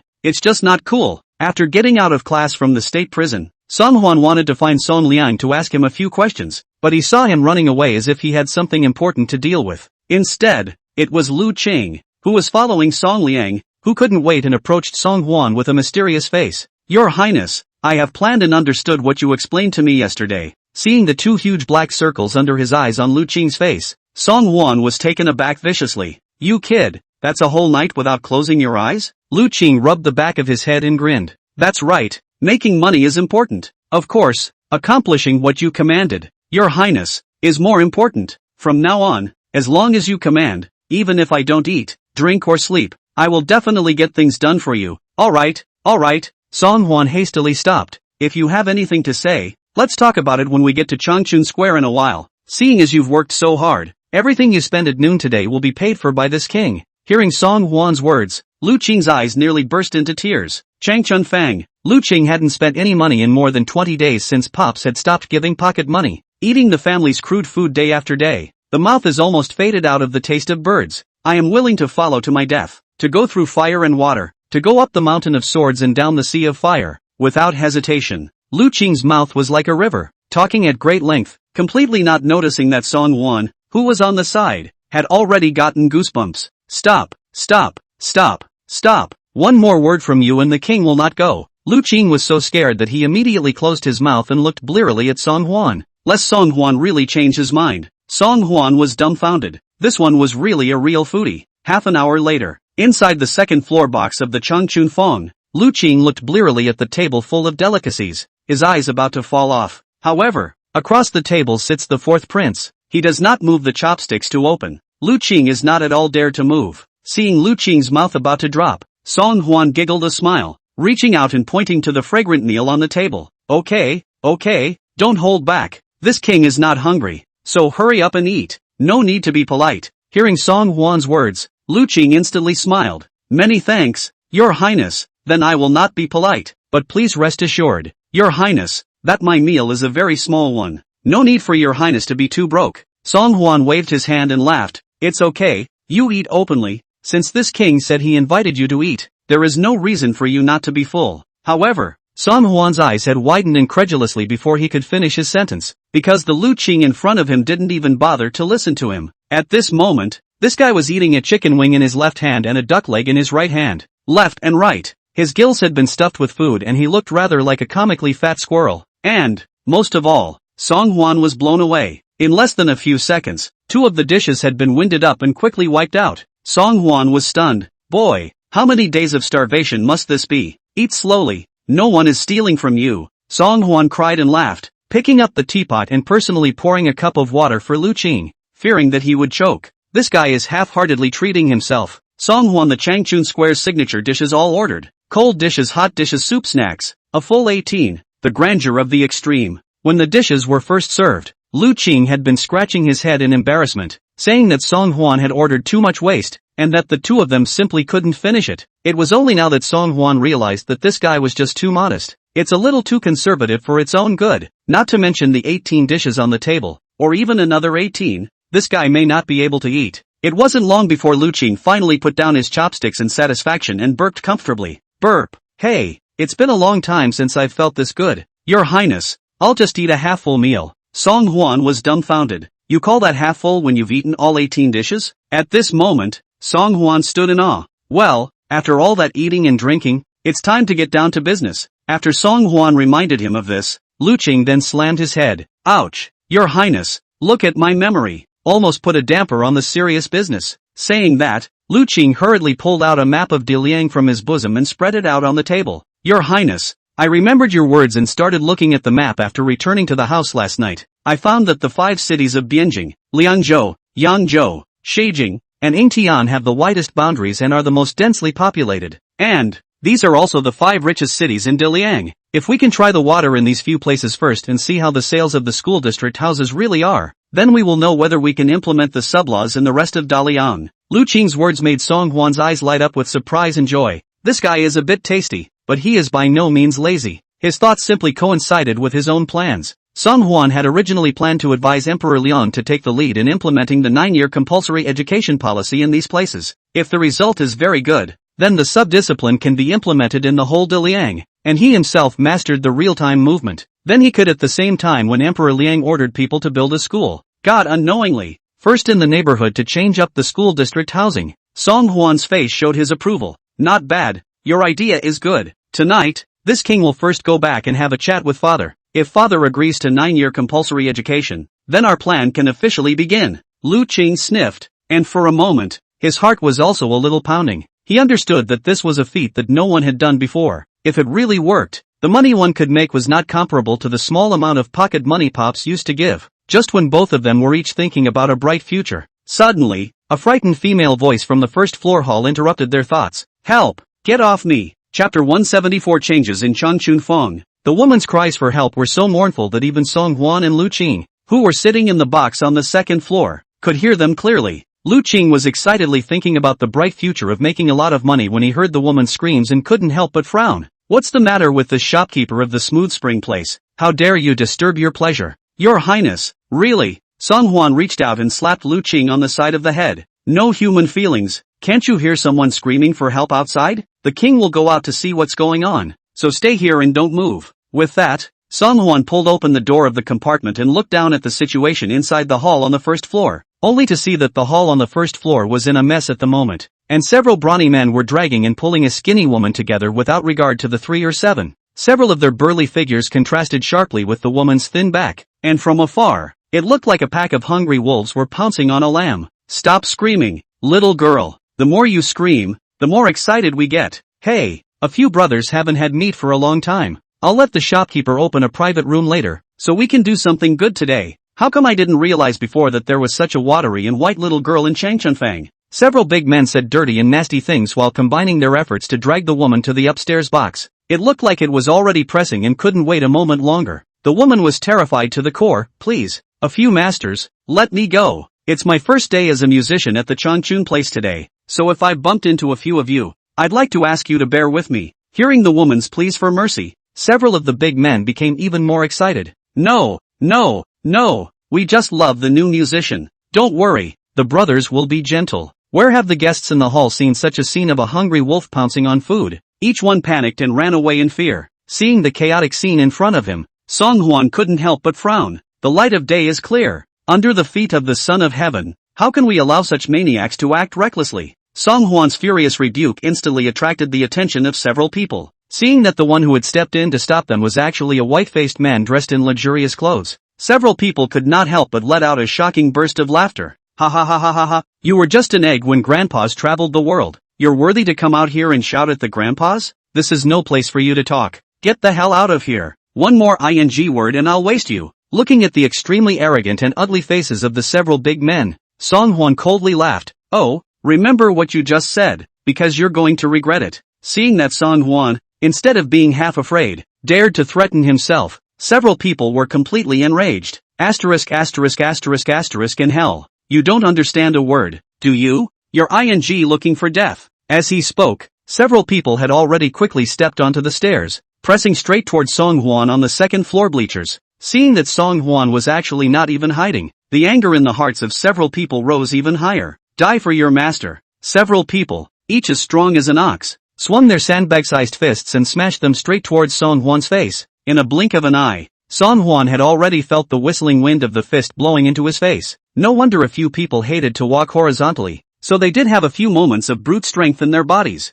If this punch had hit the face solidly, I'm afraid it wouldn't have smashed the head open in an instant. However, the next second, the scene is not just a frightening scene of plasma and brains flying together. Instead, the air around them was as if it had instantly condensed, and everyone's eyes widened incredulously, unable to believe the scene their eyes were seeing, only to see that beside that rich young man, at some point, there was an additional man covered in black robes. The man's body exuded an extremely strong fury aura around him, an aura that would only come to the fore after one didn't know how many people they would have to handily kill. One can't help but feel the hairs of sweat stand on end, and the pores of the body involuntarily well up with cold sweat. What scares a few people even more is this. With just one hand, the black-robed man easily stopped the punch that the strong man had just swung out. Several people sucked in a breath of cold air, and with it, unrivaled anger. Paralyzed, how dare you bring in help? Just two theater dogs. How dare you show off in front of Grandpa? Brothers, go! Several burly men rushed forward with strange cries, and Huo Chi quickly drew the short sword at his waist,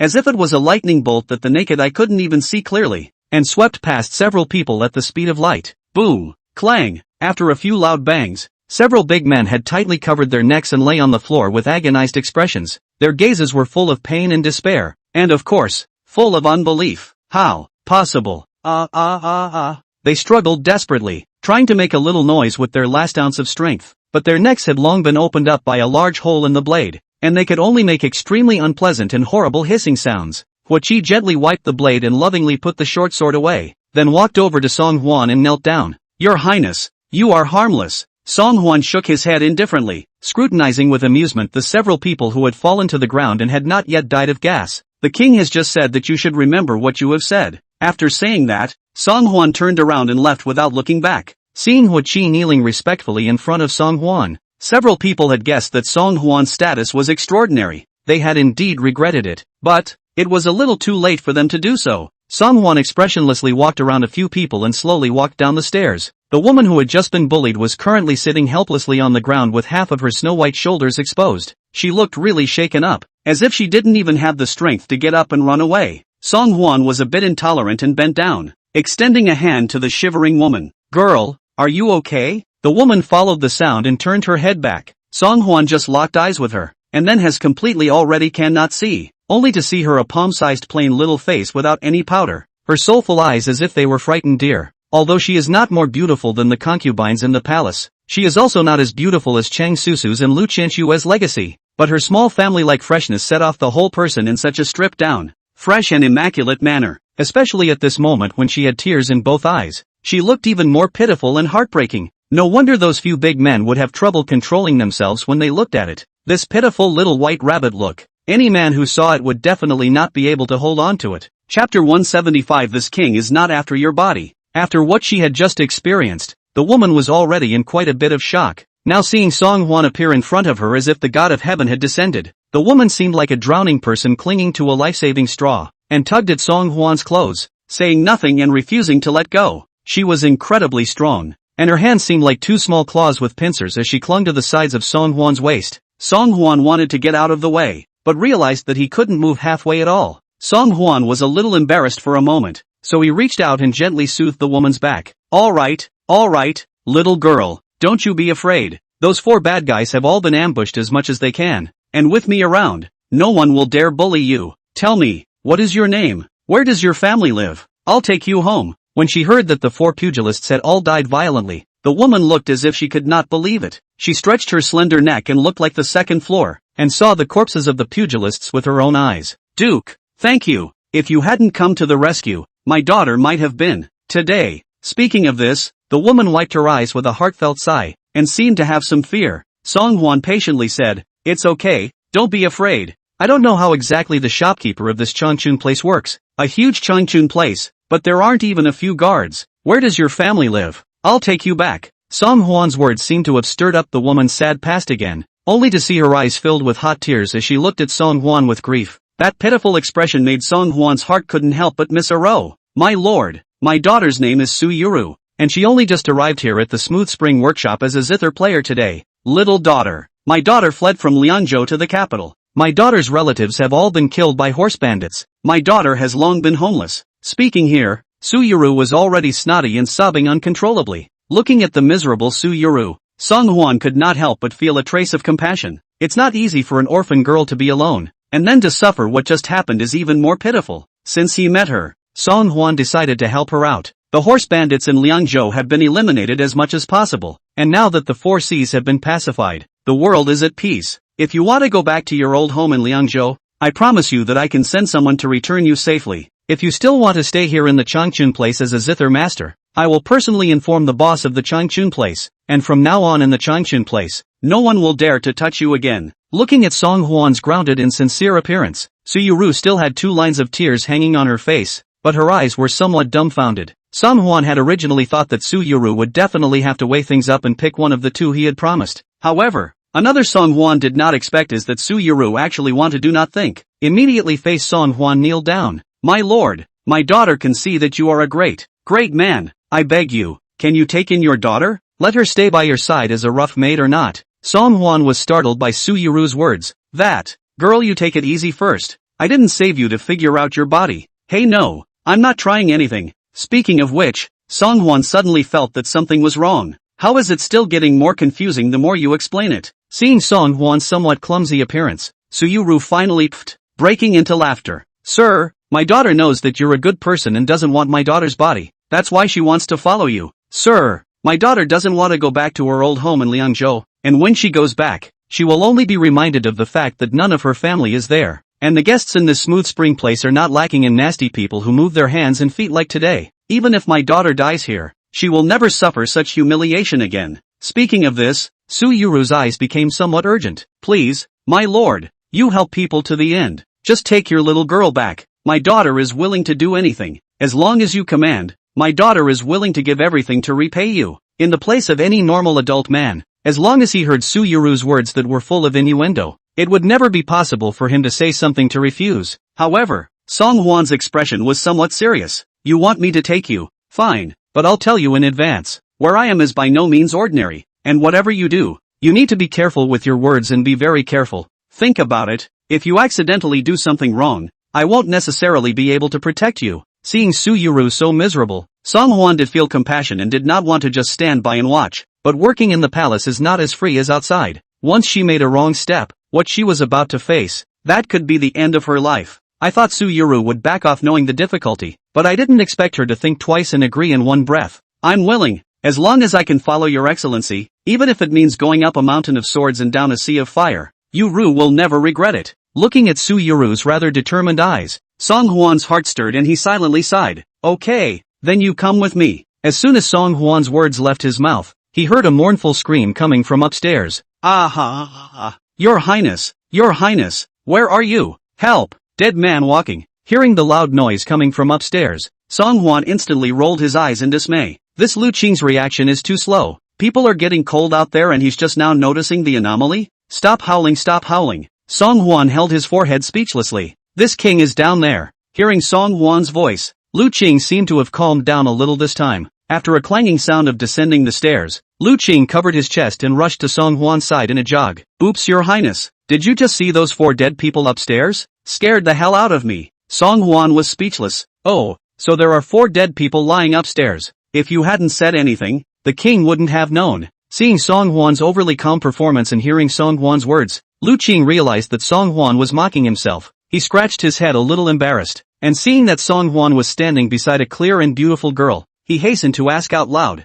"Your Highness, this girl is..." Song Hwan was about to open his mouth to introduce himself, but unexpectedly, the generous Su Yuru grabbed the lead. "Good day, sir, my daughter's name is Su Yuru, a new courtesan for this highness." Hearing Su Yuru's words, Song Hwan couldn't help but look surprised. "How did you know you were going to be a courtesan?" Su Yuru smiled brightly. "Just now, when I heard this gentleman call you your highness, I knew that you are the master of the palace. Besides, you have an extraordinary demeanor, and it's obvious at a glance that you are by no means an ordinary commoner." Chapter 176. If I say you can do it, you can do it. Lu Qing hurriedly chimed in. "That's right. Fourth prince, you look like the chosen one, the son of a true dragon. How can it be the same as us plain people? Hurry up and shut up you." Song Hwan waved his hand in a good-natured manner. "This king will take her back to the palace first. You stay behind to take care of the aftermath." "Yes." Lu Qing cheerfully watched Song Hwan and the two of them leave, and turned his head to find the shopkeeper of Changchun Fong. Several people did not notice that in an inconspicuous corner, there was a pair of eyes quietly watching all of this. South of the city, inside the Imperial Master's mansion, Butler Jiang Lin walked with a hurried gait and entered through the gate, coming straight into the study. "Greetings, Master Taiji. My subordinate has already checked the merchants on your list. As you expected, these merchants, without exception, do business that has to do with grain and pay, timber, iron, and horses. Moreover, according to my subordinate's investigation, most of these people have explicit dealings with the Ministry of Public Works." Hearing what Jiang Lin reported, Shang Wanyi's eyes lit up. "So this list is most likely evidence that Su Rong has been using his power for personal gain for years? If the fourth prince gave himself this list is really reliable, that bring down Su Rong is not as easy as a slap in the face of things." Seeing Shang Wanyi's expression grow excited, Jiang Lin's face looked a little worried. "My lord, you said earlier that this list was given to you out of the blue by the fourth prince for some unknown reason. Now that things are going so well, the subordinates are worried." Jiang Lin wanted to say something, really somewhat afraid to ruin Shang Wanyi's good mood. Shang Wanyi still had a faint smile on his face, but after hearing what Jiang Lin said, his eyes instantly went cold. "What?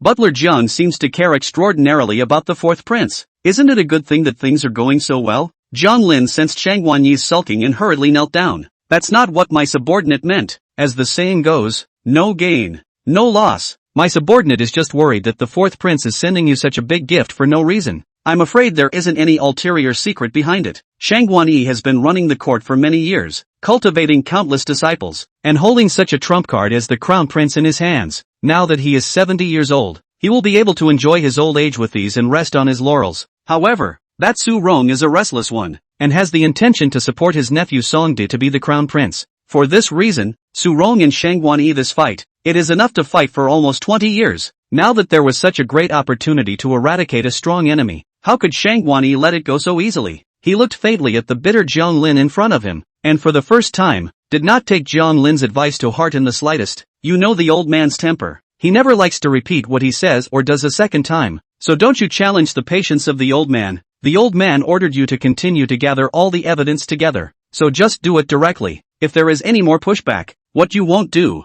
there are others who will." Jiang Lin's heart lurched with fear to the extreme. He knew that since the Imperial Master could say such a thing, it meant that he must be able to do such a thing as well. Jiang Lin had never held a single moment of doubt about the ruthless tactics of the Imperial Master Shang Wanyi. "No, no, no, I dare not. I dare not. Please, Lord Taisher, give my subordinate another chance, and I will never say another word." Although Shang Wanyi's expression was still slightly dissatisfied, he still didn't say anything more and just faintly raised his hand. Looking at Jiang Lin's hastily departing back, the scrutiny and suspicion in Shang Wanyi's eyes called out. It is Shang Wanyi's rule to act with suspicion. If Jiang Lin repeatedly offended and challenged his bottom line, Shang Wanyi would not show mercy to this subordinate who had followed him for many years. "Father, you are looking for my son?" After settling down Su Yuru, Song Hwan brought along a midnight snack and once again explored the imperial study at night. Just as soon as he saw Song Hwan appear, Emperor Liang put down the sonata in his hand and smiled with joy. "Old four, what new fancy night snacks have you changed for me today?"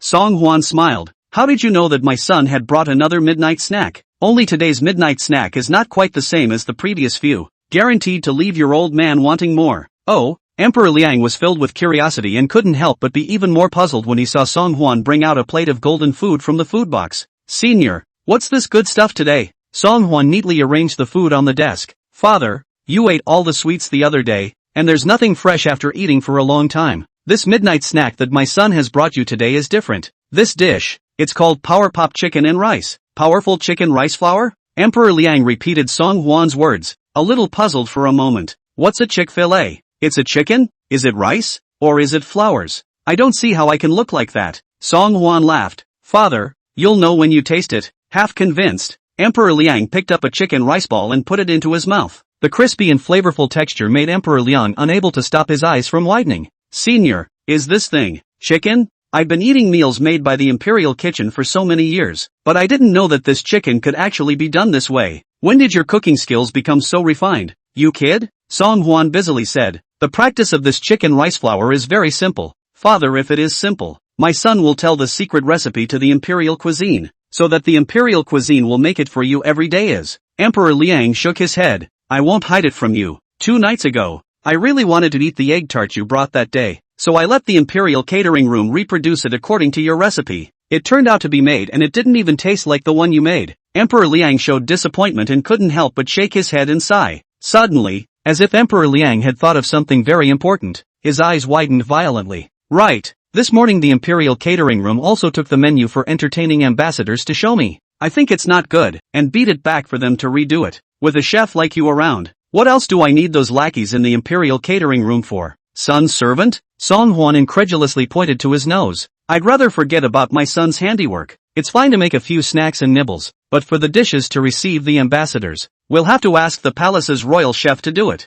Song Hwan definitely didn't say this because he was modest. His own craftsmanship is more or less the same as fooling Emperor Liang. Really, you can't receive the Xia envoys on your own. However, Emperor Liang was under the impression that Song Hwan was being modest. Insisting, he said, who said your craftsmanship is not good? If I say you can, you can. Besides, you're a royal son. It's not like I need you to personally take charge of the cooking. Just design a few eye-opening dishes for the imperial cuisine that will show off my great nation's style. Chapter 177. Let the slave girl serve you. Seeing that Emperor Liang was so insistent, Song Hwan was too embarrassed to insist on pushing, and could only agree to it in one breath. By the way, father, you summoned my son late at night. Do you have any important orders? It was only after Song Hwan reminded him of this that Emperor Liang remembered the purpose of summoning him here. Lao Si, I approved your folding handed in this morning. How some can't read What exactly do you mean by building middle schools and elementary school and introducing 9 years of compulsory education? As you mentioned above, Song Hwan patiently explained to Emperor Liang.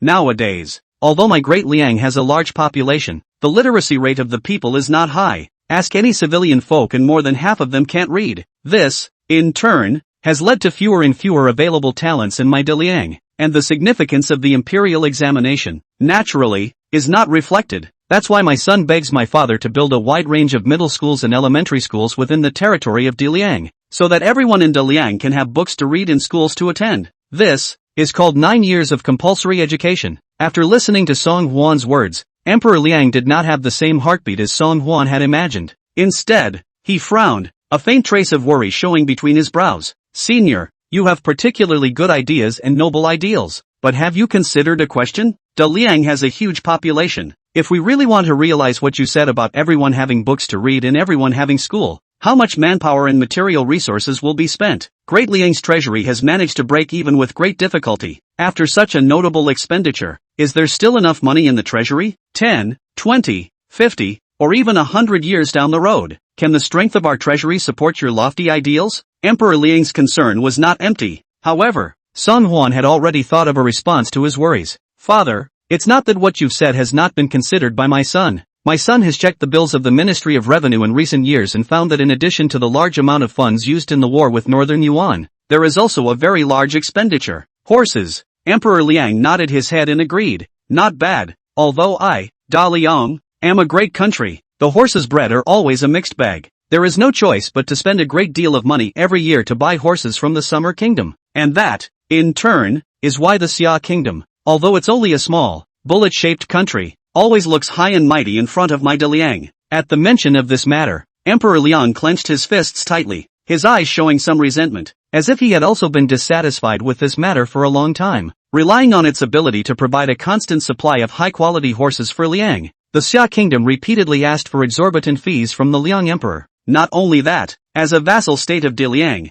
Xia has not even come to pay tribute for 3 years. With such arrogance and rudeness, it was no wonder that Emperor Liang had a grudge against him. Seeing Emperor Liang so angry, Song Huan hurriedly comforted. Father, don't be angry. My son has a brilliant idea to ensure that the Summer Kingdom will willingly give a constant supply of horses with both hands from now on. Moreover, they will no longer dare to manage to open their mouths and demand a single coin from you. Father, seeing Song Huan look like he was sure of himself, Emperor Liang couldn't help but be puzzled to the core. Lao Si, although I trust you, you must not open your mouth and talk nonsense just to make me happy. It's been the rule for these 100 years that I, Daliang, buy horses from Xia. The horses are expensive, but the quality of the Xia BMW does deserve the price. My Daliang is a great country. We can't fight against our subordinate country just for some silver to buy horses, right? Song Huan hurriedly waved his hands. Father, of course not. In short, you believe in my son. And after this tribute ceremony, my son will be able to have the Summer Kingdom offer the horses without spending a single penny of silver,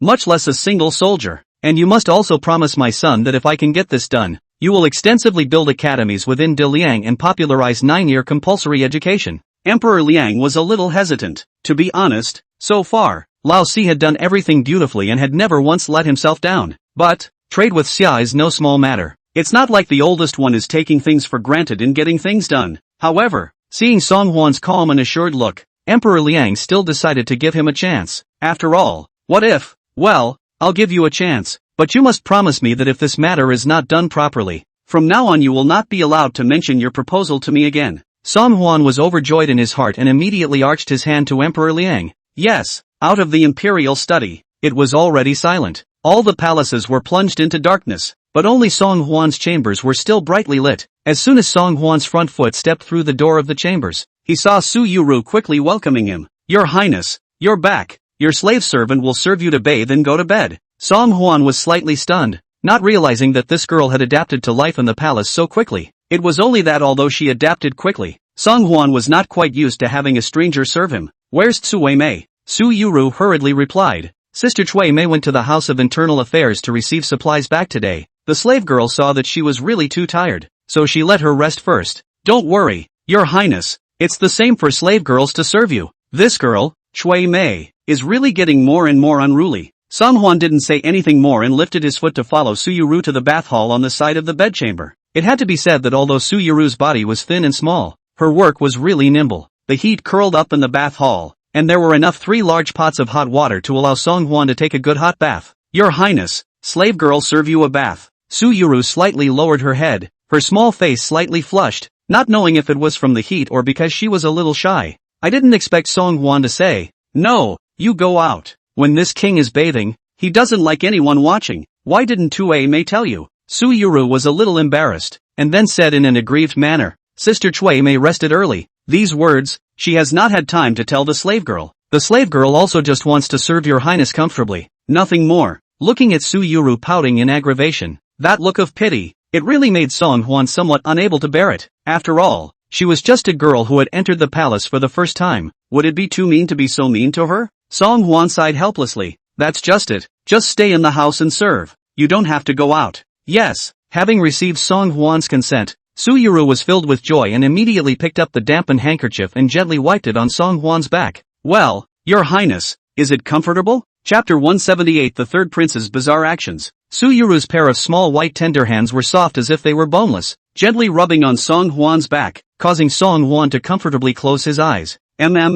Cozy. Su Yuru smiled gently. Your Highness, the slave girl can still make you more comfortable. Saying that, Su Yuru approached Song Huan's ear and gently kneaded Song Huan's earlobe. Your Highness, this is called ear collecting, and it has the effect of relaxing the body and mind and calming the mind. You must be very tired after your day's labor? Slave girl relaxes and unwinds for you. Su Yuru poured out her breath like orchids, and her warm breath sprayed on Song Huan's ear, causing Song Huan to feel a little apathetic. To be fair, as a grown man, it is natural to react to such a move. Song Huan had never prided himself on being any kind of decent man, and in the face of Su Yuru's blatant seduction, he certainly couldn't manage to sit still. Whoa dash! Accompanied by a sound of water flopping, Song Huan took hold of Su Yuru's delicate white wrist and pulled her into the wide wooden basin. Ah! Su Yuru let out a cry and firmly hugged Song Huan's neck, somewhat shyly burying her head on Song Huan's shoulder. The light pink sari she wore was instantly soaked, clinging to her skin and outlining her proud figure. Against the backdrop of that pair of proudly erect, the wasp waist and fat buttocks brought an extremely strong visual impact, especially that round and tight long legs. It was like a water snake, tightly wrapped around Song Hwan's waist. Boy, never thought that Su Yuru had such a mesmerizing devil body under this clean appearance, especially after being thoroughly wet by water. It is full of seduction and gives people infinite reverie. Feeling the sheer softness of Su Yuru's closely fitting body, Song Hwan couldn't help but stretch out a pair of large hands and clamp down on the other party's slender waist. Didn't you say you wanted to make the king more comfortable? Let this king see what else you're capable of. Su Yuru's pair of dexterous hands groped all the way down, but her eyes remained ignorant and clear, a stark contrast to her bold behavior. Your Highness, the slave girl will clean you up, okay? Yeah, of course it's good. Just as Song Hwan closed his eyes and prepared to enjoy himself, suddenly, an urgent voice rang out from outside the bathhouse. Your Highness, the fourth prince. Your Highness, slave is a eunuch in the third prince's palace. His Highness the third prince is not feeling well at the moment and would like to ask you to come. A good thing was so suddenly interrupted. Song Hwan's heart was naturally annoyed beyond measure. Go to the eunuch if you are not feeling well. What do you want with the king? It's not like the king knows how to see a doctor. The little eunuch eagerly said. The third prince said that the imperial hospital's court minister is your Highness' close confidant. Today's incident was sudden. The third prince didn't want this matter to be known by the bystanders, so he had to ask for help from you. Your Highness, Song Hwan was enjoying the blessings of a man of all people. Where else would he have the leisure to care about Song Liang's crap? However, once he thought of Song Liang's recent strange behavior, Song Hwan still couldn't help but feel a hint of curiosity. I wonder what the hell this guy has been up to lately. Eventually, intense curiosity took over. You go to the Imperial Hospital and bring Dr. Liu. Just say that this king wants to see her now. Seeing that Song Hwan had calmed down, Su Yuru's face was instantly filled with disappointment, and a little bit of intent. Your Highness, it's so late. Will all the eunuchs be resting? Besides, you're working so hard. Do you have to make the trip yourself? Song Hwan insisted. But it's only the hour of the night. This king isn't sleepy yet. Alright then. Su Yuru was very lost, but still immediately climbed out of the barrel. Half a quarter of an hour later, inside the study. Your Highness, you asked for me? Lu Qinxue, dressed in white, made a low bow to Song Hwan. Song Hwan nodded. You accompany this king to the third prince? Yes. As soon as the two of them stepped into Song Liang's chambers, they saw Song Liang curled up on the bed in pain, his face white and trembling. Although the coals were burning brightly in front of his bed, he seemed to be extremely cold, and his lips were blue with frost. Seeing such a scene in front of him, Song Hwan was jolted. Lu Qianxue was unhurried. Just glancing at Song Liang's face, she copied her brush and wrote down a prescription. Grab these herbs, don't decoct them, just grind them into a fine powder and wash them down with water. Be fast. The palace maids didn't dare to delay and hurriedly did as Lu Qianxue ordered. After taking the medicinal powder, Song Liang's face really recovered at a speed visible to the naked eye. The first thing Song Liang did after regaining his senses was to pull Song Hwan's hands and cry bitterly. Fourth brother, if it weren't for you, I'm afraid that third brother I would have already died. What would I do without you? Sango. Song Hwan got goosebumps and pulled his hand back in disgust. Say, what's going on? Song Liang was a bit embarrassed. Well, Song Hwan's eyes were like torches and were firmly staring at him, so he had to stammer. That, in fact, it was third brother's recent indulgence in the matter of pills and taking too many of them that caused him to become like Feng. Really? Song Hwan narrowed his eyes in skepticism. 1,000 times true. Song Liang swore with conviction. Dr. Lu can testify. Isn't that right? Dr. Lu Qianxue nodded expressionlessly. It does seem like he took the wrong medicine, and there are signs of poisoning. Not realizing that Song Liang was only in his early 20s when he began to indulge in the art of pills, Song Hwan was momentarily speechless. How old are you? Don't touch these messy things in the future. If it happens again, I'm not saving you. Song Liang hurriedly smiled playfully. Yes, don't worry. Fourth brother, I'll never touch this stuff again. Third brother, when he thought that he had actually spoiled his own good deed because of all this crap, Song Hwan's heart couldn't help but feel a little depressed. Unexpectedly, just after leaving Song Liang's chambers, Lu Qianxue opened her mouth and said, Your Highness, the third prince's situation just now was really bizarre, and was not a symptom of having taken the elixir. The two streams of true qi in his body, yin and yang, are intertwined and flowing together, and the symptoms are somewhat not quite the same as those after the poisoning as well. In short, it reveals an indescribable weirdness that I've never encountered before. Lu Qianxue's words caught Song Hwan's attention. Even Lu Qianxue, who came from a famous doctor's family, had never encountered such a situation, which was enough to prove that Song Liang wasn't some kind of after effect of taking the elixir. Everything he just said was also just a lie. Seeing the ugly expression on Song Hwan's face, Lu Qianxue hurriedly said, "But please rest assured, Your Highness, after I consult the medical books, I will definitely give Your Highness an explanation." Song Hwan did not doubt Lu Qianxue's ability. It's just that Song Liang's performance of this eating out of the palm of his hand really displeased Song Hwan's heart. Just based on his behavior today, Song Hwan made up his mind. This person cannot be used, and must not be retained for a long time in the future. Chapter 179. The palace is out of water. Seeing Song Hwan's absent-minded appearance, Lu Qianxue couldn't help but ask quietly, "Your Highness, why are you so distracted?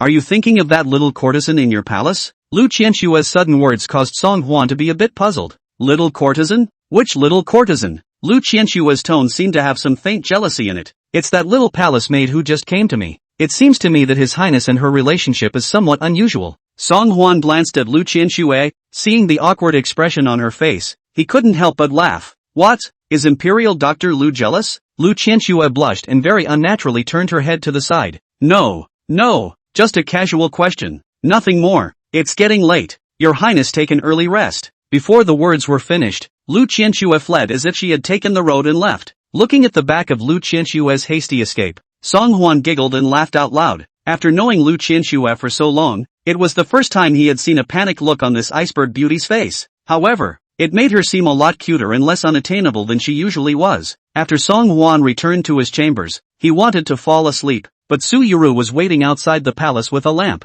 Seeing Song Hwan return, Su Yuru was somewhat elated. "Your Highness, you're back. The slave girl still keeps hot water for you. Do you want?" After experiencing such a toss from Song Liang, Song Hwan had long since lost the energy he had just had and only felt tired. "No, the king is tired and ready to sleep. There's no need to come over and disturb if there's nothing to do." After saying that, Song Hwan closed the door of the bedchamber with a bang. Song Hwan had just laid down for less than 2 seconds before falling into a deep sleep. The dream was full of light and strange content, and Song Hwan also saw, in the dream, a burning mountain of flames. Wait, that's not right. It's just a matter of seeing the flaming mountain in your dream. Why do you feel like it's getting hotter and hotter? Song Hwan can even clearly appreciate the feeling of sweating profusely. It's not like a dream at all. Nope, because it really wasn't a ing dream. Song Hwan woke up with a start and sat up from the bed. As expected, a flame had already burned in the corner of the bedchamber and was gradually spreading. "Come on man, the water's gone." Song Hwan pulled open the door to the bedchamber.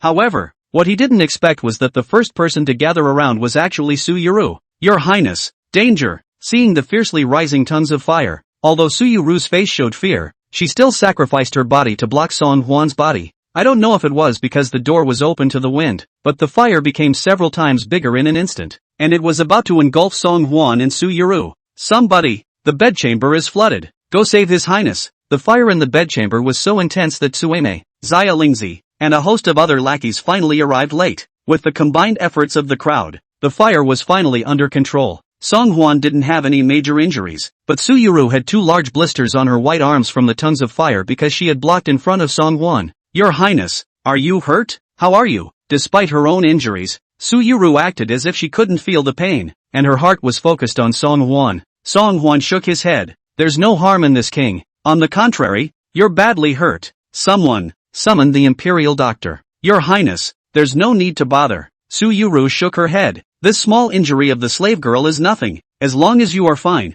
the slave girl is relieved." Seeing that such a big thing had happened in the bedchamber, a group of lackeys had been scared silly. In particular, the palace maid in charge, Su Weimei, and the eunuch in charge, Xia Lingzi, were all the more fearful in their hearts. Immediately, his knees softened and he knelt in front of Song Hwan. "Your Highness, the slave's death penalty. The lackeys are late to save the ship. Please forgive me." "Your Highness, the minions don't know exactly what's wrong with them, but they're so sleepy tonight that they fall asleep with their heads on the pillow. It's like lead in my eyes. I can't even open them." Song Hwan frowned, looking a little less than pleased. Just as he was about to open his mouth, he heard Su Yuru on the other side let out a cry.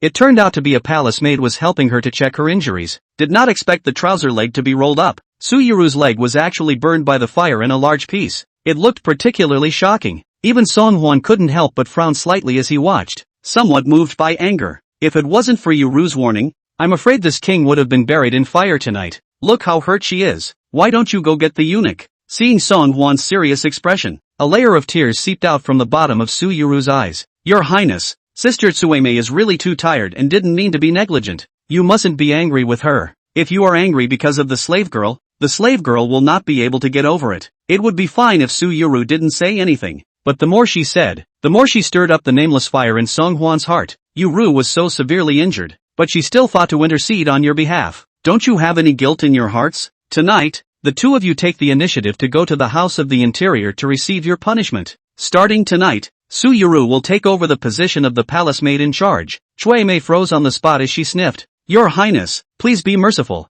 A momentary oversight on the part of the slave girl, but the slave girl will change in the future. Sui Mei burst into tears and fell to her knees helplessly, but Song Hwan had already turned his head away and stopped looking at her. Su Yuru, who was on the side, had also stopped crying a long time ago, and replaced her face with a serene smile as she bowed to Song Hwan with a flourish. Yes, what are you all waiting for? Why don't you quickly drag the troublemaking courtesan Chui Mei down? Watch this, all of you. That's what happens when you misbehave and neglect your duties in the palace. In the future, in front of the fourth prince, all of you will put on your best foot forward. With such a sudden turn of events, a group of palace maids and eunuchs had already been scared silly. Seeing Su Yuru change her previous sweet and lovely image and become thunderous, the crowd even bowed their heads and silenced their voices, not daring to say anything. After the water-walking fiasco had been going on for such a while, the palace maids hurriedly packed up a side hall out for Song Hwan to rest. After closing the door and turning out the lights, a figure gradually appeared in the darkness. Your Highness, my subordinate has already investigated Su Yuru's life according to your orders. You guessed correctly, she is not some Liangzhou person, but a native Bianjing person. The one who lured her to work as a musician at Smooth Spring Place in the first place was a cook named Shirai. And this cook is none other than Great General Su Ron's lieutenant and the cook of Li Pinggan's residence. Chapter 180. Thinking too superficially of this king, Song Hwan couldn't help but snort coldly. This Su Yuru was too purposeful and appeared to be just too desperate. When you are in a hurry, it is easier to reveal yourself, Huo Qi tentatively inquired. Your Highness, would you like my subordinate to take this woman down immediately? My subordinate has followed your instructions and will never show himself voluntarily without your summons. But just now the situation of walking through the water is really a bit dangerous. My subordinate has been watching in the dark, and my heart is really anxious. In case this woman does something unexpected again. Song Hwan faintly shook his head. No matter, this king has his own decision in mind. This king would like to see what this Su Yuru is trying to do by approaching this king with all her heart and soul, and even going so far as to stage a bitter trick to squeeze out the palace maid beside this king. It only requires you to make a run to the House of the Interior. This king is only acting, so don't let Sui Mei really get hurt for good. Huo Qi nodded. Since Song Hwan had made up his mind, it was not good for him to say anything more. It had been a long night of tossing and turning, and Song Hwan nodded off to sleep after getting into bed. When I opened my eyes again, it was already morning light. Your Highness, you're awake. You were frightened last night. The slave girl has prepared a tranquilizing soup for you. You should drink some. Song Hwan had just woken up when he heard a soft and charming female voice coming from his side. As the sound traveled into his ears, Song Hwan only felt tingly and goosebumps. When he opened his eyes, he only saw Su Yuru carrying a bowl of soup and medicine, obediently half kneeling by the bedside. Thought that Li Pinggan had some special means, but it turned out that after half a day, he was still thinking of ways to persuade himself to take medicine. However, it seemed that Pinggan Li had also put some effort into investigating himself, knowing that he had always trusted only the duo of Chui Mei and Xiao Lingzi, especially the meals and soups. It is necessary to pass through the hands of Cui Mei before one takes them. It seemed that it was precisely because of this that Su Yuru had gone to great lengths to squeeze Chui Mei away. Seeing and understanding the other party's ruse, Song Hwan felt quite relieved. He was not in a hurry to take the tonics in Su Yuru's hands, but instead playfully sized up the standard little beauty in front of him. Your Highness, what are you looking at your slave girl for? Is there something on the slave girl's face? Su Yuru shyly hung her head, looking like a little housewife and a delight to pick up. Since he was at the mercy of others, Song Hwan would naturally not refuse this great gift that was offered with both hands. He reached out and grabbed Su Yuru's wrist, pulling her up to the bedding bed with one hand. Ah, wow! Su Yuru let out a shocked cry, and without holding it steady, she dropped the soup bowl in her hand on the ground. Your Highness, the tranquilizing soup spilled. The slave girl will go and serve you another bowl. Song Hwan, however, did not pay any attention to Su Yuru's words, and only stretched out a pair of large hands, roaming back and forth over Su Yuru's exquisite body. This king doesn't need any tranquilizing soup. With you around, this king's soul is going to be hooked. What other gods need to be laid to rest? As expected, in the face of Song Hwan's active offense, Su Yuru really panicked at a speed visible to the naked eye. Her cheeks were so red that it seemed as if they were going to drip blood, but facing Song Hwan, whose entire body was pressed up against her, she didn't have the slightest bit of power to fight. Your Highness, you still have to go to the morning court. The slave girl doesn't dare to delay your business. Song Hwan sneered. Last night, he was actively throwing himself at me. And now, after he's accomplished his goal, he's starting to push back. Such poor acting. Do you really think you're a cutie? You really think you're a cutie? Song Hwan didn't give Su Yuru any chance to explain. His eyes were cold and incomparable, looking straight into the bottom of Su Yuru's eyes. What?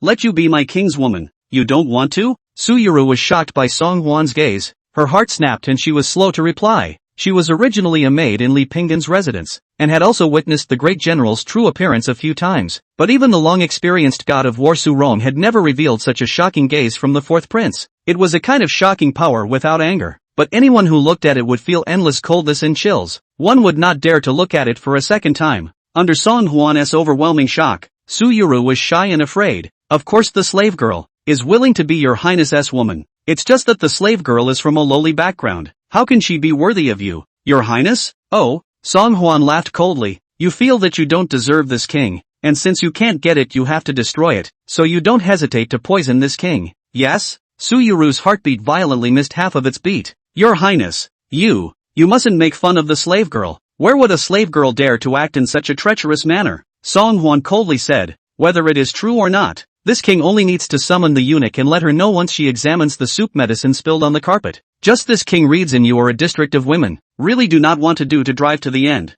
willing to give you a chance, if you can tell the truth as it is. This king promises that he can spare your life. Su Yuru's heart instantly raced to her throat. She never dreamed that she had done such a seamless job that she would be discovered so quickly by the fourth prince. Although Song Hwan pressed forward step by step, his aura was extremely powerful. However, Su Yuru still held a hint of luck and said stiffly, Your Highness, you have misunderstood the slave girl. If you hadn't come to the rescue that day, the slave girl would have been insulted by those outlaws. And how could I have lived until now? How could a slave girl be so gracious as to act with such great disrespect toward you? Su Yuru did not mention the events of that day, okay? She mentioned it. Song Hwan only felt a moment trough more mouthless.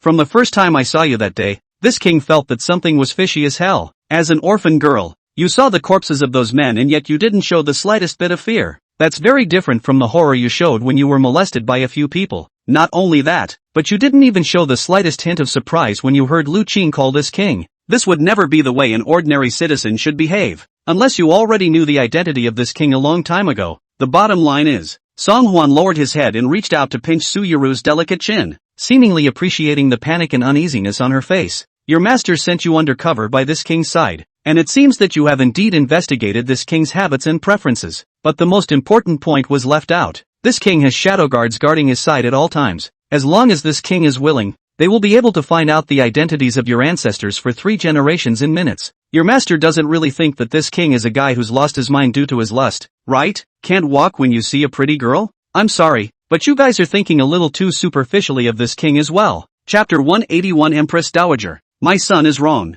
Song Hwan pressed his entire body onto Su Yuru's body, one hand still restlessly attacking the city and eating all the tofu. However, his eyes were unrivaled in their sanity and sobriety, causing Su Yuru to be unable to resist chills all over her body and her scalp tingling, although Su Yuru hadn't seen it with her own eyes. But, she really knew it too well. The look that only comes to a male lion when he is foraging for food. Just when Su Yuru thought that Song Hwan was going to do something even more frightening next, unexpectedly, Song Hwan actually propped up his hands and sat up straight. Even if you managed to drug this king, do you really think that so many guards in the palace can spare you? Your master had no intention of letting you get out alive from the start. That's all the king has to say, and he said he'd give you a chance. I hope you won't disappoint this king again after he returns from the court. Looking at Song Hwan's departing figure, Su Yuru finally let out a long breath and dropped onto the bed as if relieved. Reaching out, she realized that her cheeks were so hot. Is it because you've just been exposed by the fourth prince to his face and you're in a panic? Or was it because he had just been pressed underneath him and felt his strong manly scent coming out of his face that? And why? At the moment he got up and left, did he even seem to have a trace of loss? Was it a loss that he didn't move on to the next move? Su Yuru's heart was in turmoil and she didn't dare to think more.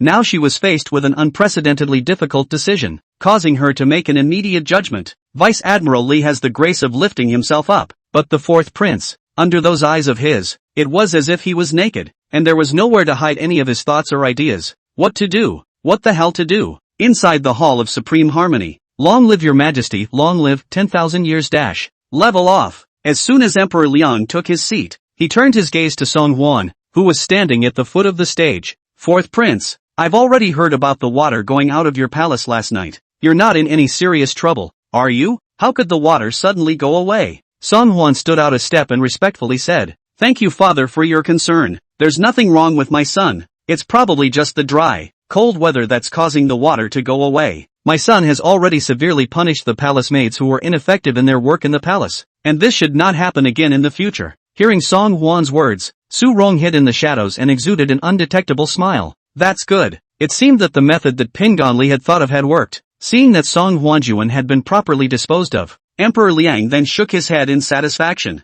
Your Majesty, Zhao Quanan, the Minister of Revenue, stepped forward and bowed to Emperor Liang. This is the budget tallied by Tang Tsong of the Taishan Temple, and it is expected that 30 million taels of grain silver will be needed to receive the emissaries of the Xia Kingdom this time. Please, Your Majesty. When Zhao Quanan said this, the courtroom was suddenly in an uproar. But the district Xia came to the court. How come I, Da Liang, still need to spend so much silver? Outrageous. I heard that the one who came to the court this time is not some ordinary envoy. It's the son of the Summer Kingdom himself. The son of the Xia Kingdom? So what if it's the prince of the Xia Kingdom? 30 million taels is just a little too much. Emperor Liang similarly frowned. 30 million taels to receive a Xia Kingdom. The budget is just a bit too high, isn't it? Seeing Emperor Liang's displeasure, Tang Tsong, the secretary of the Imperial Standing Temple, hurriedly took a step forward, smilingly arching his hand to Emperor Liang. Your Majesty, you did command earlier. This time, when the Xia emissaries come to the court, it is very different from the past days.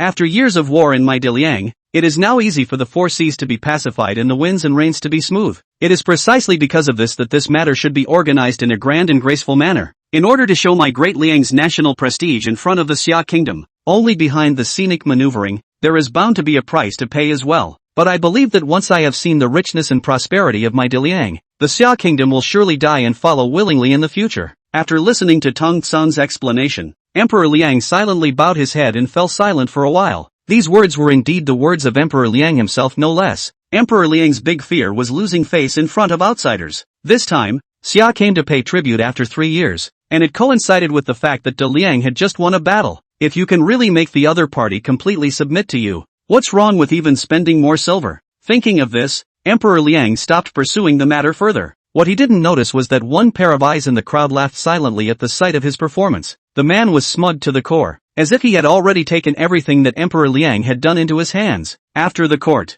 Song Huan had wanted to go back to see how well Su Yuru had considered the situation, but he didn't expect to see an unexpected face halfway down the road. Having not seen her for nearly a month, Empress Shangguan still looked just like before, looking extraordinary and incomparably arrogant. She was dressed in an exquisite fancy dress and held her head high, her slender neck setting her off like a noble swan. She looked as if she was in good spirits, as if Crown Prince Song Yu's house arrest so far hadn't bothered her much. She also didn't expect to stumble upon Song Huan in the Imperial Garden, and couldn't help but facepalm. Greetings to the Empress. Song Huan faintly bowed to the other party. After all, the number of manners that should be there is still not one less, lest the other side find any excuse to make a fuss in front of Emperor Liang again. Seeing Song Huan standing in front of her unharmed, Empress Shangguan couldn't help but see a hint of disgust in her eyes. The fourth prince has really been enjoying a happy spring lately. I've heard that your Shinji battalion has been successful in quelling the bandits in Liangzhou, so after they return to the court, His Majesty is going to make you Prince Rong. Song Huan didn't say much, just arched his hand. It's all just a fluke. A fluke. See, Song Huan is now in the ascendant,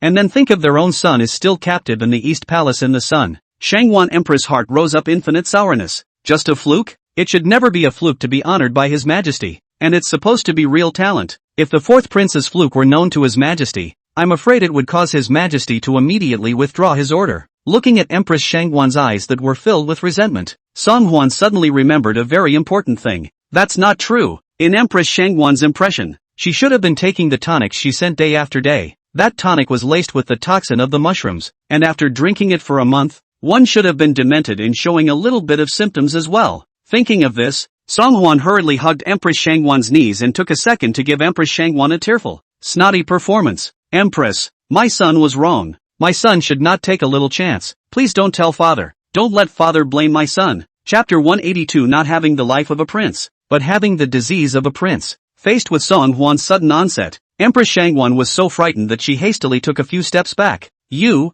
You're crazy. What are you doing? Let go. Song Hwan lifted his tear-stained cheeks and pathetically wiped his nose. My son will never dare to talk nonsense again. Please don't go before father and tell on my son. Looking at Song Hwan's dumbfounded expression, Empress Shangwan gave a start, then quickly reacted. It seemed that the poison of the mushroom was indeed good. This fourth prince seemed quite normal, but he didn't expect to become a complete madman after being slightly stimulated. This meant that the toxin from the mushrooms had completely invaded his body and was really taking effect. Thinking of this, Empress Shangwan's tightly locked brows unfurled and immediately changed into a gentle and amiable smile. Fourth prince, get up. What are you doing? This palace is not the kind of person you say it is. Empress Shangwan said as she personally helped Song Hwan up. Song Hwan wiped the tear stains on his face. Empress Dowager, is this true? That's natural. Empress Shangwan laughed. This palace is merely admonishing you for a few words. How could I go to your father without authorization and say something nonsense? Besides, you and your big brother are like brothers. And how could this palace talk nonsense in front of His Majesty and ruin the relationship between you brothers?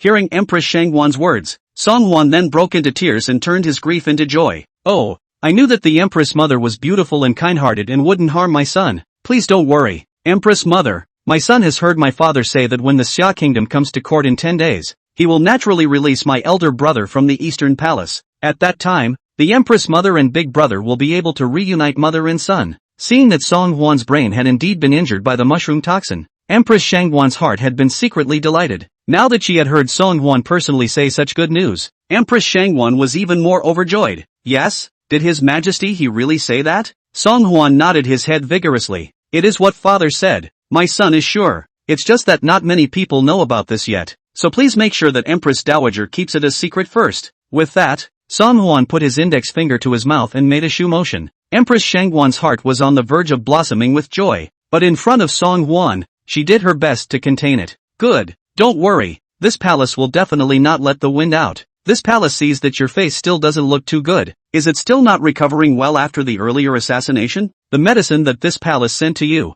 you continue to drink it daily, right? Song Hwan laughed. Of course, Empress Mother's kindness. My son will definitely not fail. My son is taking his daily tonic on time. It's much better today. Empress Mother, my son has business to attend to, so I will leave first. Good. That's good. Empress Shangwan was all smiles. Fourth prince, go and get busy. Looking at Song Hwan's back, the smile on Empress Shangwan's face gradually turned into a touch of mockery. Ha! Doesn't have the prince's life, lacks the prince's disease. He, this palace would like to see if you have the life to enjoy the title of Prince Rome. Dare to go against my son, and harm my sister and nephew. This palace wants you to die without a burial place. No, this palace wants you to live as if you were dead. Master Taisher, you're back. Inside the Taisher's residence, as soon as the housekeeper Jiang Lingfu saw Shangwan, he immediately greeted him with lowered eyebrows. Shangwan glanced faintly at Jiang Lin, stumping him, and was instantly displeased. What is it? Say. Jiang Lin always involuntarily trembled and walked on thin ice when facing Shangwan these days. He was afraid that if he did or said something wrong, he would provoke the displeasure of the imperial master. Seeing the impatience in Shangwan Yi's eyes, Jiang Lin was even more frightened and his body trembled.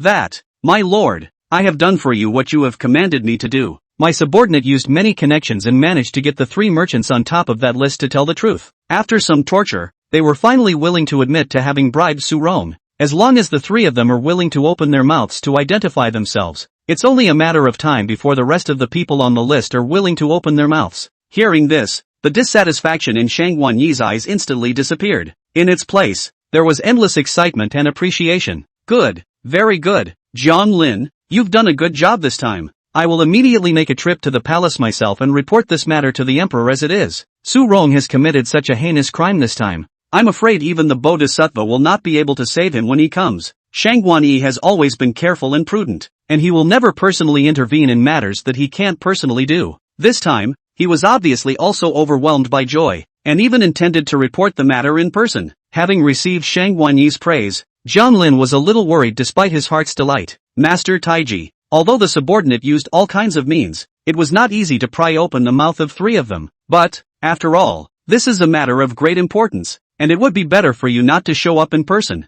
What's more, my subordinate always felt that something wasn't quite right about this. Since there is such a great opportunity to bring down Su Rong, why would the 4th prince need to go through all the trouble of purposely giving you the list, instead of choosing to do it yourself? My subordinate feels that there must be something fishy about this. Shangwan Yi's face immediately pulled down. How is it that this matter is related to the fourth prince? So you are pushing and shoving and shying at every turn? Even if there is something fishy about this matter, it would be a nail in the coffin to bring down Su Rong in one fell swoop. What the hell are you so concerned about? Facing Shang Wanyi's questioning, Zhang Lin finally realized that he had once again failed to hold back and said the wrong thing. However, even though he knew that this could not be said, Zhang Lin still had to say it. Since he has chosen to follow the Imperial Master, it is only right that he should saddle up and advise him, instead of watching him get bent out of shape and end up in a big mess. My lord, all of my subordinates' concerns are for your sake. You've always strategized and never did anything you weren't sure of, but when it comes to Su Rong, you are a bit impulsive and reckless. Old man impulsive? Shang Wanyi's face huffed to the extreme as he spoke out to interrupt Zhang Lin. This matter is obvious to the extreme. It is indeed the fourth prince who borrowed the old man's hand to eradicate Su Rong, but the evidence given by the fourth prince is all solid stuff. I will personally go to the emperor to report this matter, and it will also be more likely to attract the emperor's attention. After some weighing, this is something the old man had to do himself. How did it come to your mouth that the old man is impulsive? Could it be that the fourth prince has already colluded with you, inside and out, and agreed to put on a show together in front of Lao Fu? Chapter 183 The Right to Negotiate. Zhang Lin was completely dumbfounded. He had never dreamed that his heart of sincerity would be doubted by the Imperial Master in this way. Yet Zhang Lin didn't have much time to spend being wrongly sad. He clearly saw that in front of him, in the eyes of the Imperial Master, a touch of killing intent had been revealed. Zhang Lin was horrified, only to feel his body go limp and paralyze in front of Shang Wanyi. Lord Taisher, you've misunderstood my subordinate. My subordinate's loyalty to you can be seen by the sun and the moon. Besides, you know best the whereabouts of your subordinate. My subordinate has never met the fourth prince alone. And how could I possibly collaborate with the fourth prince inside and out to commit the act of betraying you? Looking at the tearful and terrified Zhang Lin in front of him, the irritation and clouds of doubt in Shang Wanyi's eyes finally faded away. Good. I'll trust you one more time. Su Rong's matter will wait until the second prince returns to the capital. Zhang Lin was relieved and let out a long breath. Thank you for your trust, Taisher-sama. Please don't worry, my lord. My subordinate will definitely go through fire and water to you, and I will never have any second thoughts. Zhang Lin was gushing out his loyalty, but he didn't realize that Shang Wanyi had already become impatient to the extreme and had no patience to listen. Looking at Shang Wanyi's desperate departing back, Zhang Lin sat down powerlessly on the ground, only to realize that his clothes were already drenched in sweat. His brain was spinning and his hands and feet were numb and cold. I don't know exactly how long he had been sitting down on the ground, but when Zhang Lin got up from the ground, he still felt that his brain was foggy for a while. Where is the Master Taiji? Seeing Zhang Lin's look as if he was waking up from a dream, the little maidservant timidly said,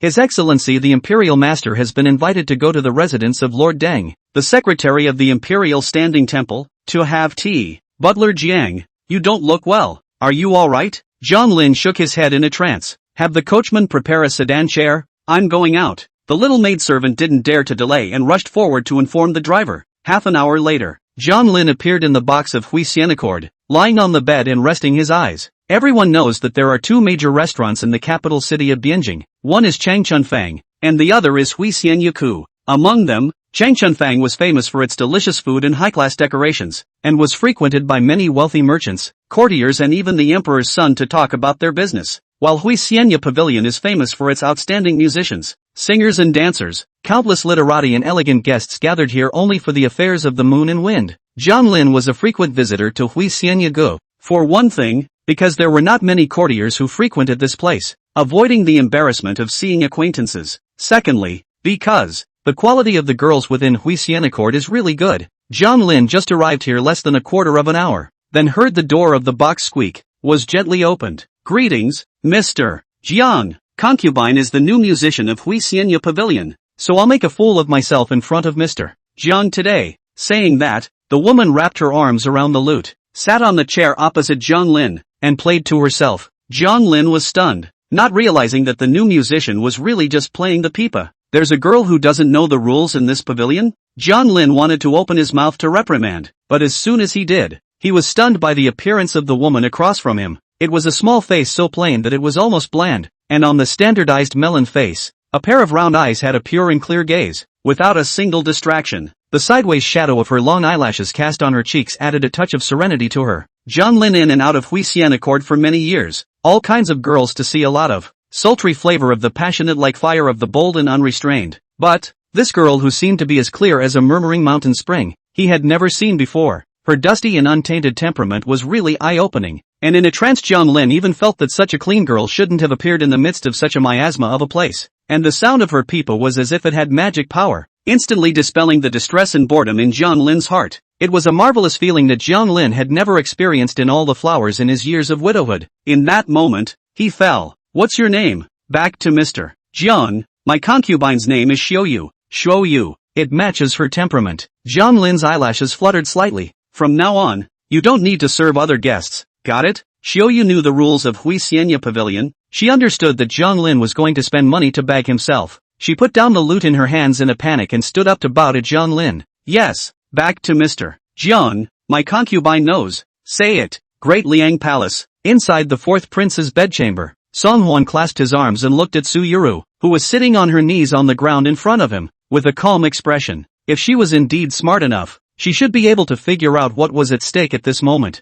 Of course, Song Huan would never be merciful if what she had explained was even remotely different from what he had learned. Su Yuru lowered her head and thought quickly, knowing that there wasn't much time left for her to be able to think. The man in front of him was honorable and held the power of his life and death in his hands. He could have killed himself without a second thought, because to him, exterminating himself was as easy as stepping on an ant. But, instead of choosing to do so, he chose to give himself the chance to survive. This made Su Yuru feel a little more favorable towards Song Huan. She raised her eyes to look into Song Huan's stern eyes, and after thinking about it, she still asked tentatively, Fourth Prince, I can tell you the truth, but, will you grant me one condition? Song Huan found it a bit funny. Is the woman in front of me crazy? Has she so far failed to figure out who is the king of size? Can't. Song Huan didn't even blink his eyes and rejected without thinking. You don't have the right to negotiate with this king. This king's promise to be willing to spare your life already falls under the category of being extrajudicial. You're still negotiating with this king? Su Yuru,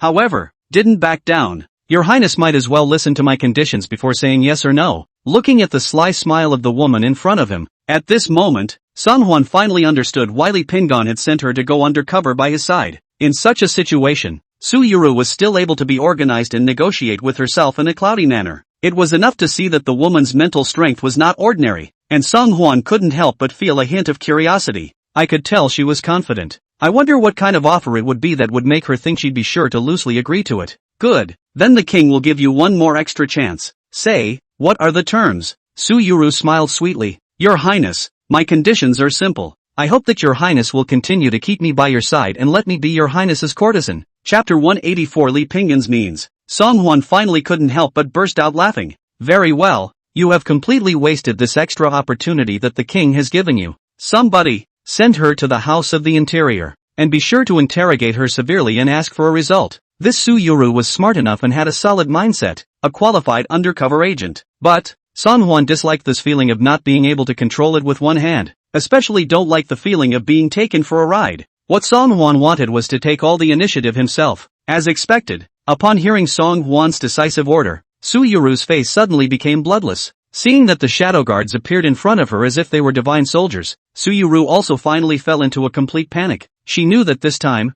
the fourth prince was by no means merely talking. Fourth prince, I say, I will never dare to negotiate with you again. Please give me this last chance. I will tell the truth about everything. Song Huan raised his hand, and only then did Huo Qi let go of the hand that had captured Su Yuru's arm. This king's time is precious, so he doesn't have that much free time to play with you. What did Pingonli ask you to stay by my king's side for? Is it to drug and poison this king to death? Su Yuru was still immersed in the horror of the party and did not expect Song Huan to ask such a straightforward question. Looking at Song Huan's serious and icy eyes, Su Yuru understood. This fourth prince simply couldn't be fooled, otherwise all that awaits one is death. Yes, Pingonli told me to find a way to get closer to His Highness' side. Preferably, it is to be able to become a personal maidservant by the side of His Highness, and there must be no hindrance from anyone. So, Song Huan scrutinized Su Yuru's face with amusement. You didn't even think that things would go so smoothly. You are overjoyed in your heart, and you really think that this king is a straw man with an unclear mind.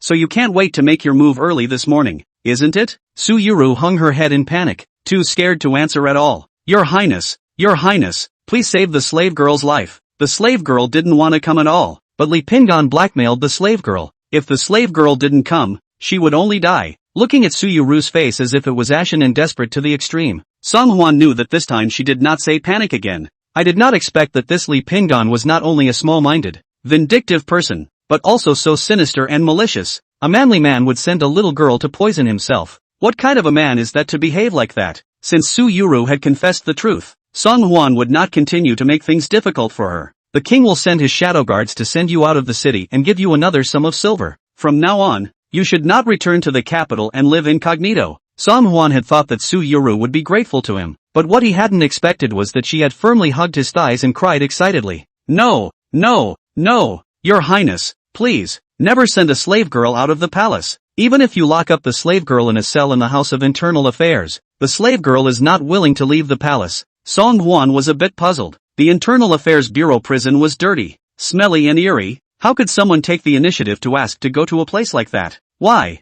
Su Yuru burst into tears. You don't know Li Pinggan's methods. He took a fancy to the slave girl's appearance, and said that Your Highness, after you see the slave girl, you will definitely have a soft heart and bring the slave girl to the palace. How would a slave girl dare to do such a thing? Of course she opened her mouth to refuse, but Li Pinggan he threatened the slave girl. If the slave girl does not obey, he will throw the slave girl to the beggar's nest on the outskirts of the capital, so that those beggars will give the slave girl to. Speaking here, Su Yuru was already sobbing uncontrollably. Song Huan frowned tightly, not expecting Li Pinggan to go down to such a point. Su Yuru wiped her tears and continued. With Li Pinggan's methods, if he sees you safe and sound, he will definitely track down the slave girl. The slave girl believes that even if the slave girl hides to the ends of the earth, he will definitely find the slave girl. So, the very first condition the slave girl wanted to talk to you about was to beg you not to send the slave girl out of the palace. Looking at Su Yuru's pitiful appearance, Song Huan finally softened his heart a little.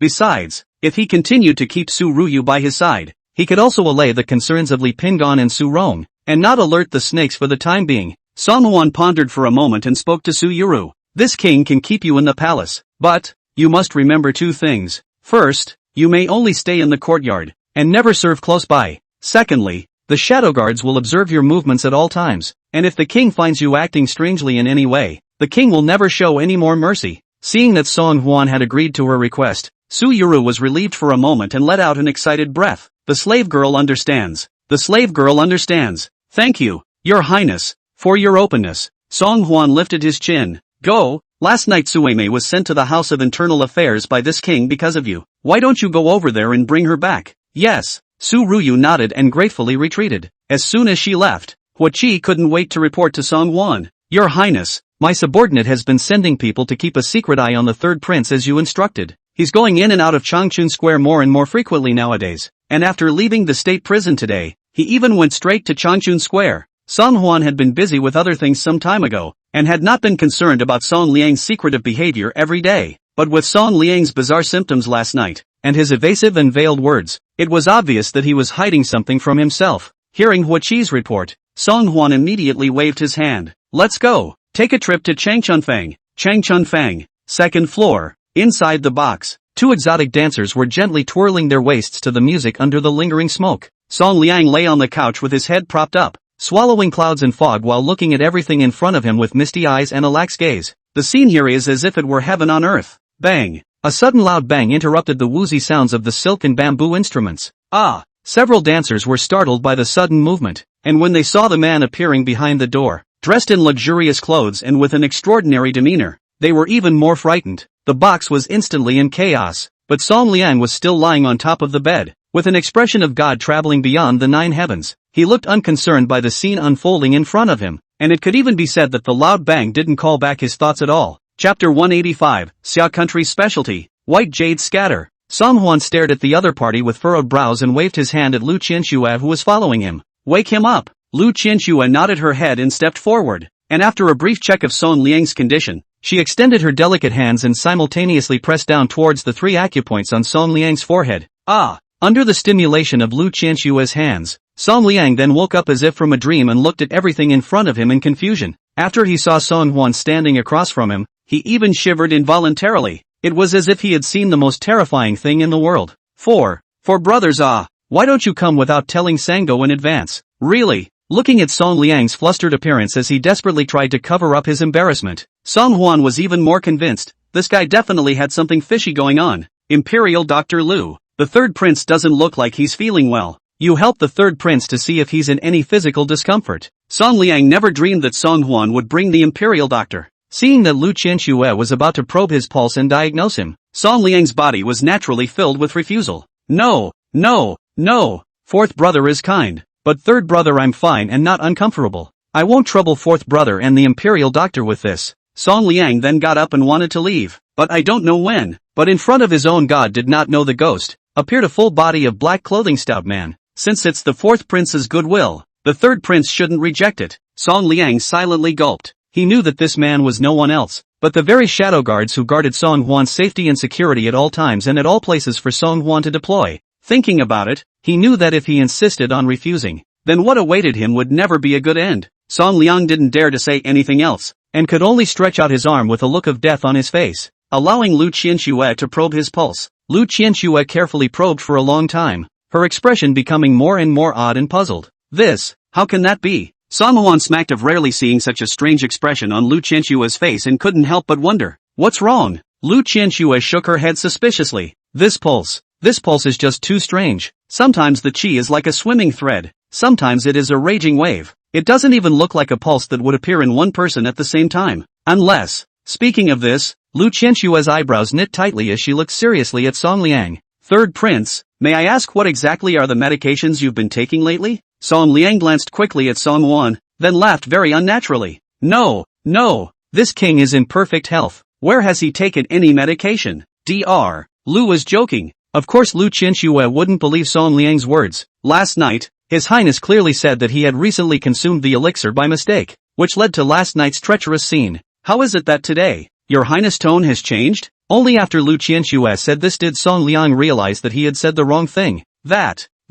Seeing Song Liang stammering and still trying to hide it, Lu Qianxue couldn't help but have the expression on her face become a few more points of gravity. Your Highness, the medicine you're taking, it can't be a white powder called white jade scatter. This white jade scatter, when taken, will immediately give one the illusion of floating in the air, but taking it for a long time will cause irreversible damage to the body. If taken in excess, it can even cause a person to die violently on the spot. So I still hope that His Highness the Third Prince will tell the truth. Hearing Lu Qianxue speak so frighteningly, Song Liang's expression changed a bit. He knew that in front of Lu Qianxue's superior medical skills, there was no place for these little secrets of his to hide. Thinking of this, Song Liang's mind crossed and he simply told the truth in his head. Oh fourth brother, since you've asked in front of third brother won't hide it from you. Dr. Lu is right. This thing is indeed called white jade scatter, and after taking it will make one comfortable as hell. Originally, in the beginning, I was going to invite you to have fun with Sango, but seeing as you're so busy with your day-to-day work, it's not good for me to always bother you,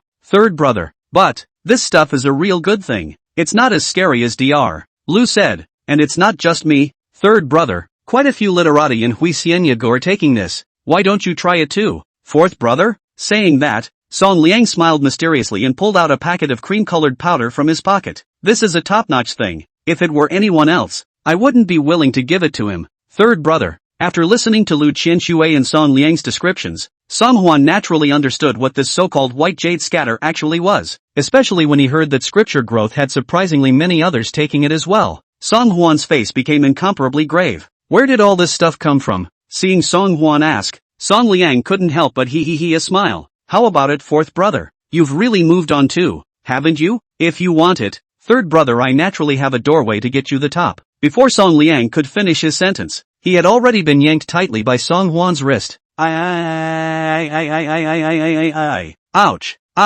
Ouch. Fourth brother. You have something to say. Don't get angry. Song Liang suffered pain in his arm, but when he saw Song Huan's extremely cold and piercing eyes, he didn't feel his heart tremble. He couldn't figure out how this lust-inducing white jade scatter could make old Four as hateful as he was. Song Huan didn't have to think much to guess just how many families and lives had been ruined by something like this. Since ancient times, such poisons have been harmful to the people and have been abhorred by the people. Now that such a thing had appeared in front of him, how could Song Huan manage to stand by and ignore it? Looking at Song Huan's horrifying eyes, Song Liang panicked. Where would he dare to hide anything? Okay, don't be mad. I'm saying it's okay. This white jade scatter was bought by my king's men from a Xia merchant. Summer merchants? Song Huan couldn't help but narrow his eyes. A person from Xia came all the way to Daliang just to secretly sell this kind of unseemly stuff? It's hard not to wonder about his motives. Bring him in. Song Liang never dreamed that a small white jade scatter would cause Song Huan to become so angry. Fine.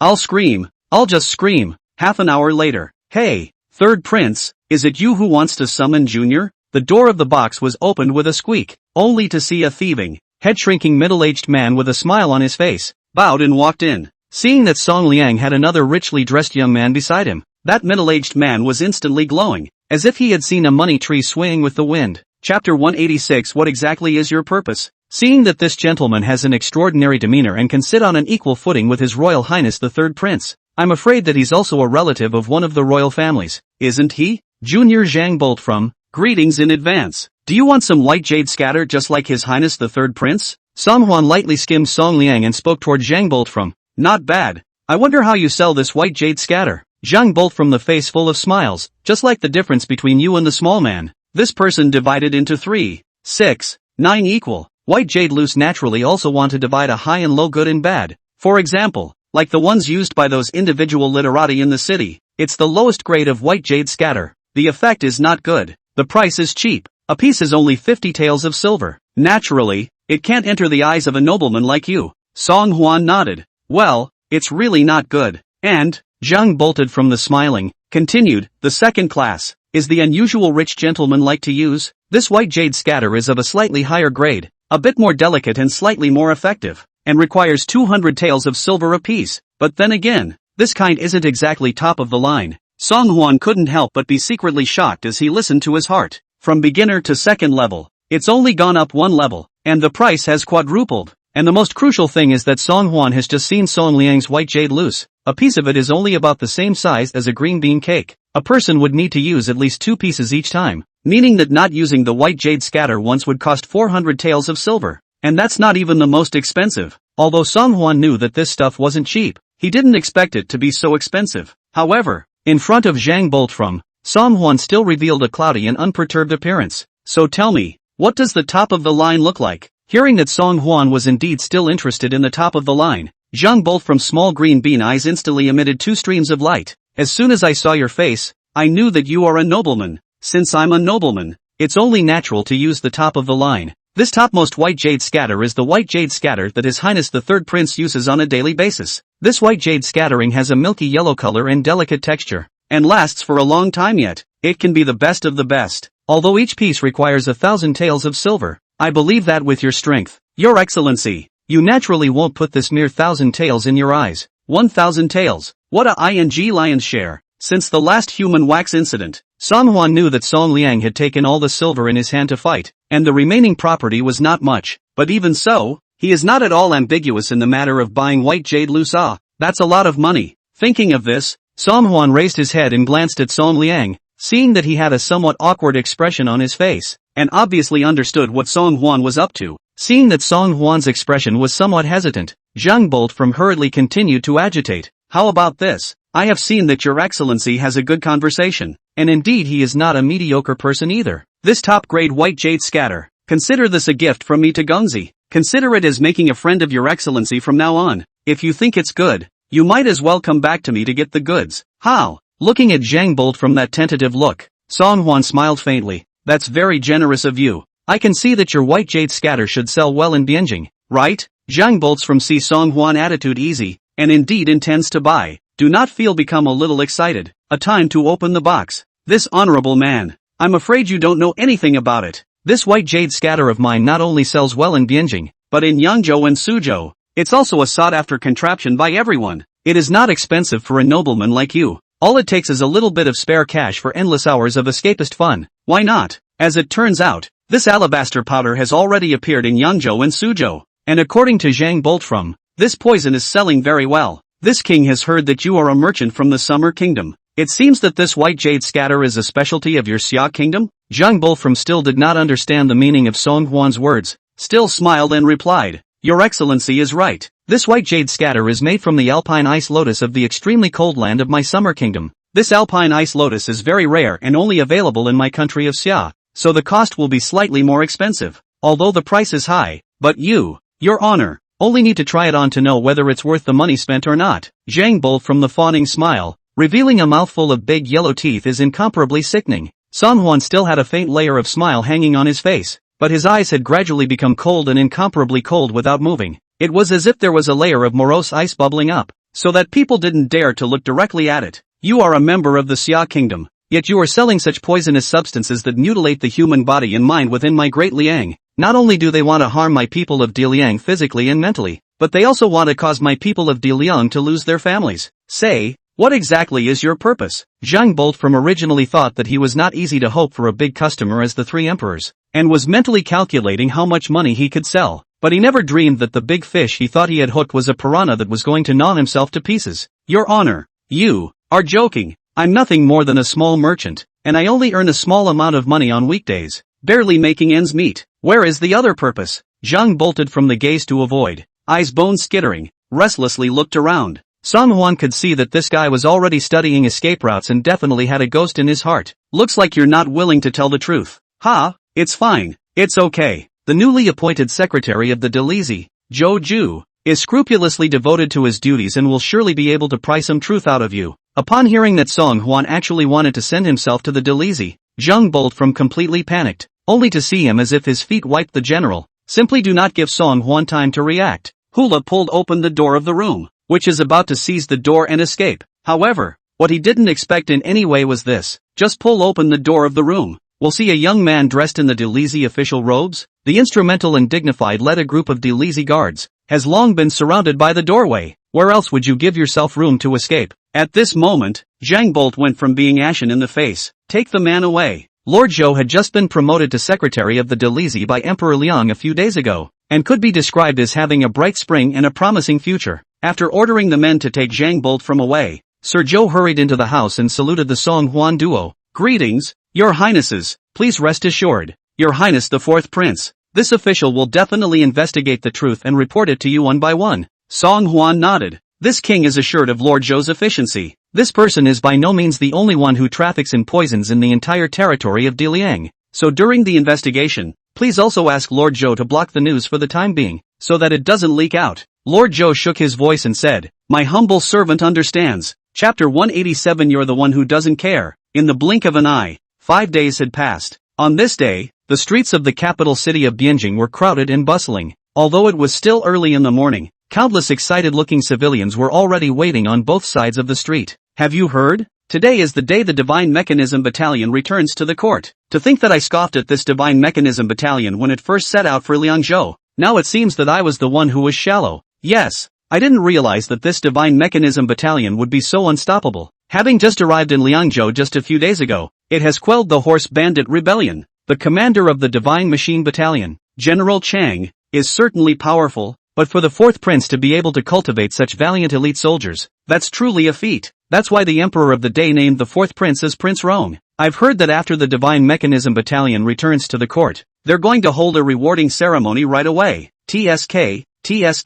I heard that not only did the second prince fail to successfully quell the rebellion, he also lost an eye. Now that the fourth prince is in the ascendancy, won't the second prince's mental gap be even greater? I'm not as skilled as others. If you fall behind, you'll be beaten. In the eager anticipation of a crowd of people, finally, the exhilarating sound of stirring war drums came from the city gates. As the sound of war drums gradually approached, a large contingent of soldiers appeared at the end of the street. They were dressed in basilisk armor and silver helmets with flags flying, all of them majestically, with angst and pride written all over their faces. At the very front of the queue, 2 men in Xian armor, one in front of the other, slowly marched forward on their horses. But the very ironic thing was that the man at the head of the group hung his head, as if he had returned halfway back from a defeat, with a resentful look on his face. There was also a white cloth wrapped around his face, covering one of his eyes. The teenager who followed behind was smiling a silly smile, his mouth grinning so much that it was about to reach the roots of his ears. Quickly look, it's General Chang.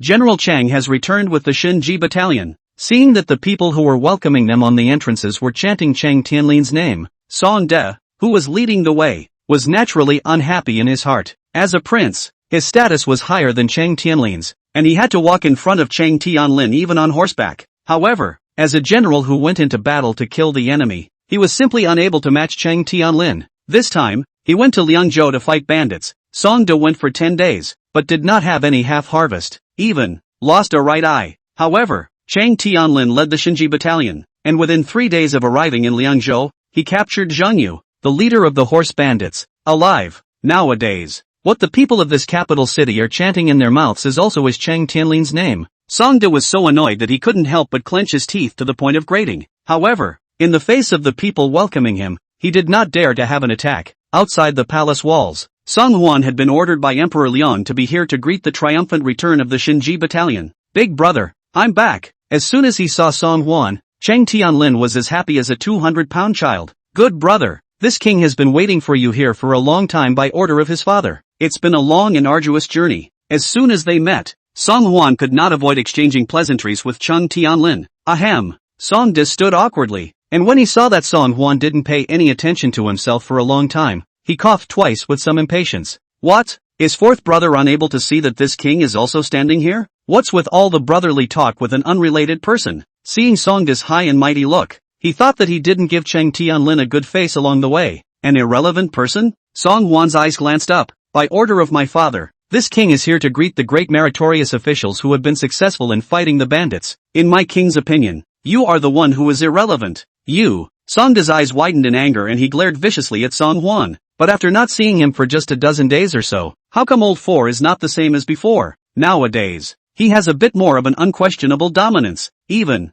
Songde could feel that the eyes of Lao Si looking at himself clearly had a lot more contempt in them. This made Sond very upset. Songde was immediately displeased. This king is the advance force that went to Liangzhou to fight the bandits. Without this king's intervention, could that Shinji battalion of yours capture Zhang alive so quickly? Delusional. When Songde said this, the surrounding civilians were instantly a little less than happy. In the way of Emperor Songde's identity, these people didn't dare to say anything more. However, the looks they threw at Songde were one more unfriendly than the other. Song Huan didn't bother with him much, just treating the other party like an heir. Hurry up and go, old brother Chang. Father has already set up a banquet in the palace, just waiting for your triumphant return. Okay. Inside the Hall of Supreme Harmony, Emperor Liang and his ministers were already waiting. Seeing Song Huan returning victorious with Songde and Cheng Tianlin, Emperor Liang was overjoyed. My son pays his respects to my father. My lord pays his respects to your majesty. Looking at the two kneeling side by side on the ground, Emperor Liang rejoiced. Get up quickly. You've had a long and hard journey. Second prince, how are your eyes? Since Cheng Tianlin had brought his troops into Liangzhou, Songde had spent the past few days in a very stifling manner. For one thing,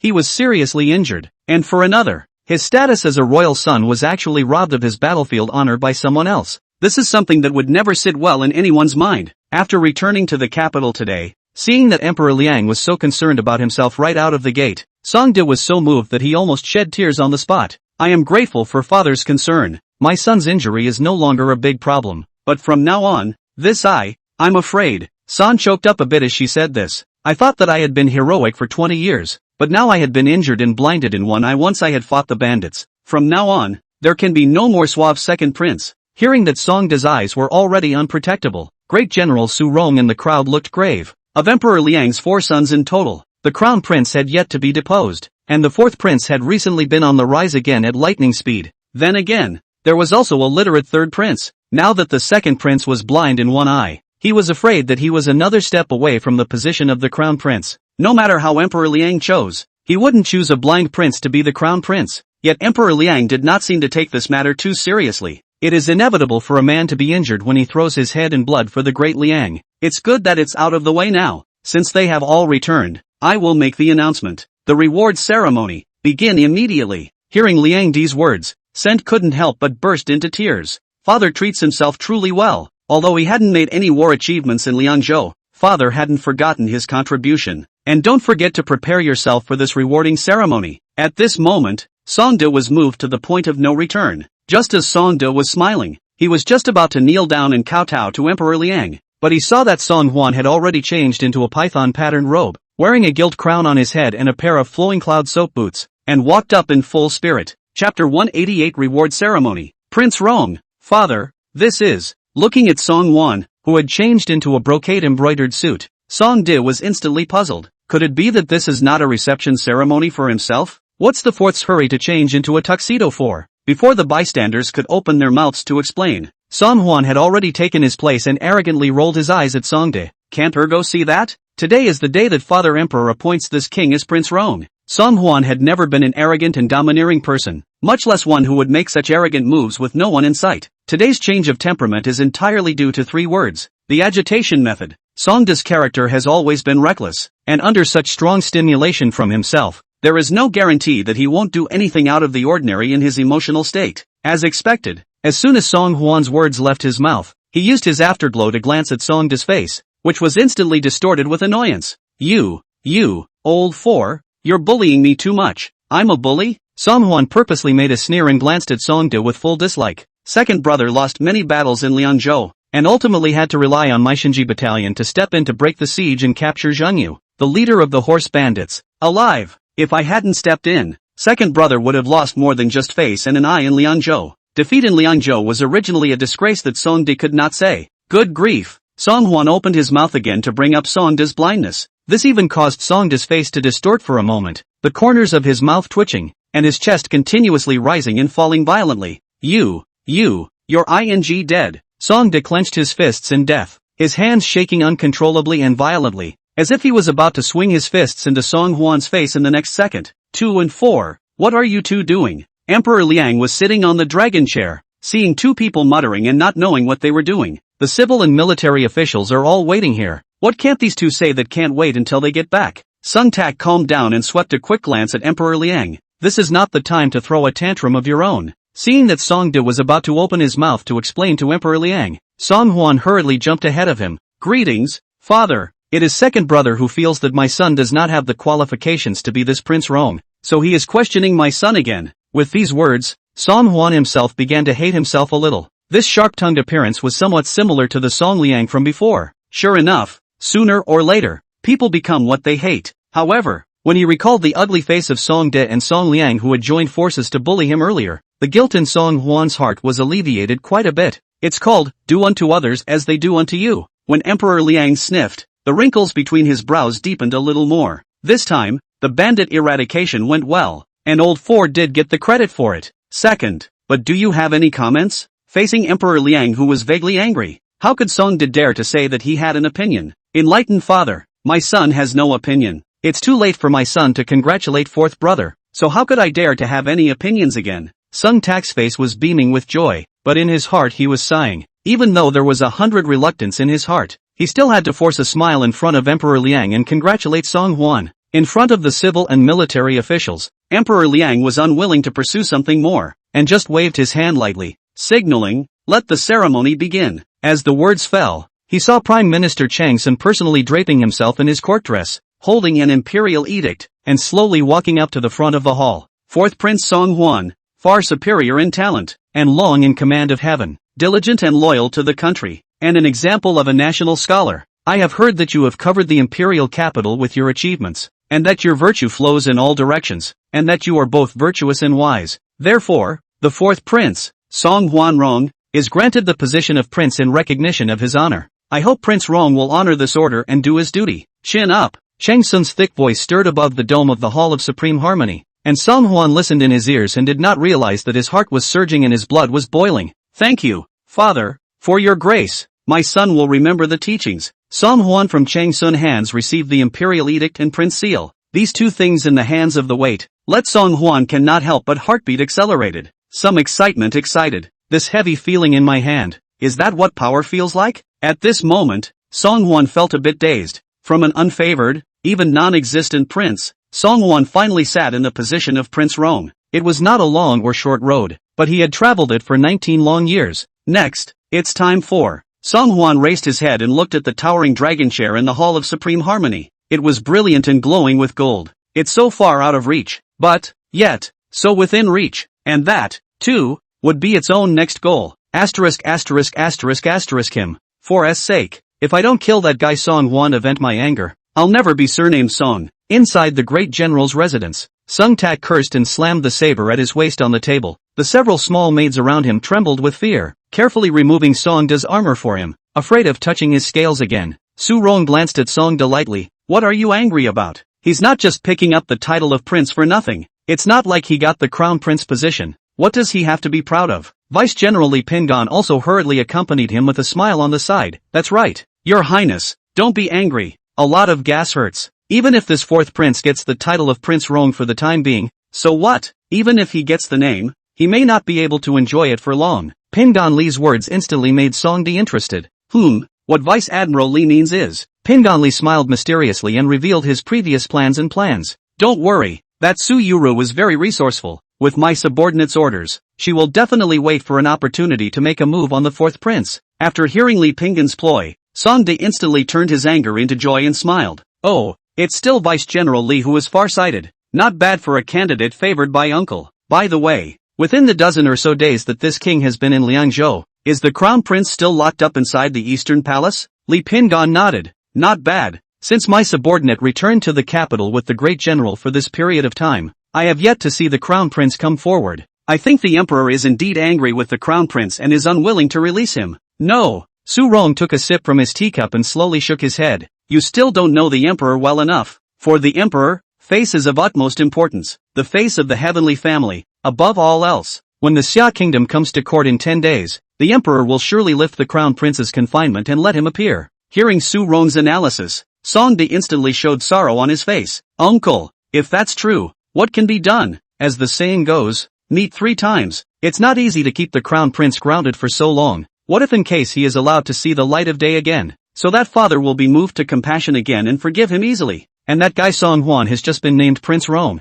So he'll definitely make a splash at this grand ceremony. If that is true, will there be no more opportunities for the king to perform? Chapter 189 Cats and Dogs Around the Second Prince. Unexpectedly, Su Rong smiled calmly and revealed a winning expression. There's no rush. No rush, Your Highness. If the Emperor is truly able to release the Crown Prince from his ban this time, it may not necessarily be a sign that the Crown Prince has regained divine favor. On the contrary, the Crown Prince will completely lose the name of the Crown Prince because of this matter. As for the fourth prince, this Prince Rong, he can't sit still. Su Rong's secretive smile made Songde instantly do a double take. May I listen to your uncle's teachings? Su Rong coldly laughed. I heard that this time, the third princess of the Summer Kingdom is also coming with the envoy to pay her respects. This third princess was born with a beautiful face, but the first beauty of the Summer Kingdom, but also the only daughter of the king of the Summer Kingdom's knee, is the pearl of his palm. Your Highness, you say, if you think of some way to make this third princess of the Xia Kingdom appear on top of the bed of the Crown Prince or the fourth prince, one of them, when the time comes and so many pairs of eyes are watching, can the Emperor not punish them heavily?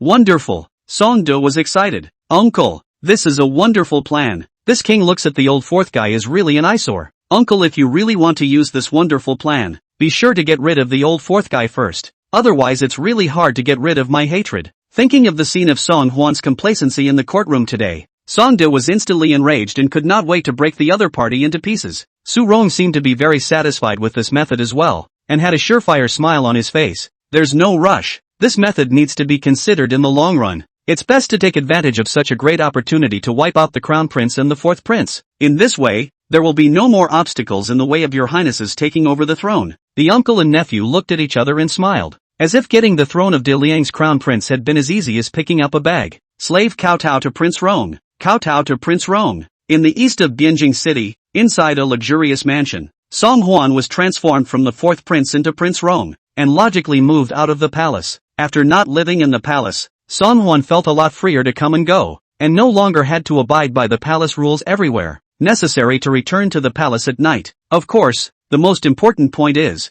after you leave the palace and open your own house, you can live a life without shame. It's really exciting to think about. After sending away a group of courtiers who helped him move, Song Huan was in a hurry and arrived in Prince Rong's bedchamber. It must be said that this time, the emperor's father was extremely generous. The reward of this royal residence is very luxurious. Its degree of extravagance, simply to be directly comparable to the Shangguanyi's master teacher's residence. It was also considered to give Song Huan enough cards as the first prince. Hula dash. As soon as Song Huan pulled open the door to the bedchamber, in the room, the delicate beauty had obviously been waiting for a long time. Isn't it just a few courtiers? What's taking so long? Cheng Susu frowned slightly, and her pouting expression appeared to make her even more beautiful and alive. Song Huan smiled hee and went up to sit beside Cheng Susu. What? You're anxious to wait? Cheng Susu's face turned red. Nonsense. What's my hurry? I was the one who came to give you a congratulatory gift in my father's name, and you had to ask me to stay for a cup of tea before I left. Good. Song Huan coaxed in a loud voice. I'm the one who wanted to keep you and made you wait so long. I'll make amends to you right here. The two of them were sitting next to each other, listening to Song Huan's words that were full of pampering. Cheng Susu couldn't help but feel a little sweet and shy. The temperature in the room continued to rise, and both of them were a bit distracted, just when everything was about to go right. Big brother, little brother, I just finished my duty report to the palace and rushed over here in a hurry. after a few days of goodbye, little brother, I have quite a lot of things in my heart that I want to say to you. Are you in there? The ambiguous atmosphere that had hardly warmed up was so ruined by this kid Chung Tianlin. Song Hwan only felt somewhat powerless to spit. Chang Susu was obviously also bummed out to the core, and holding her breath, she fiercely stood up and pulled open the door of the room with a holler. Brat, have you been back home yet? Mother and father haven't seen you these days, and you don't know to go home first to report peace to both of them. What a scandal! Chang Tianlin never dreamed that he would see his own sister within the royal residence today. When he saw Chang Susu, Chang Tianlin was like a rat seeing a cat and immediately shrunk his head. Sister, why are you here? Chang Susu didn't have any half-heartedness. Instead, she crossed her arms and was incomparably justified. How come I can't come when I came first to deliver a congratulatory gift in my father's name? On the contrary, you kid, why don't you answer the question I just asked? Looking at Chung Tianlin, an 8-foot man, being reprimanded like this by a petite woman, Song Hwan couldn't help but cover his mouth and snicker. No one can subdue a tigress when she's on the rampage. Chang Tianlin stammered.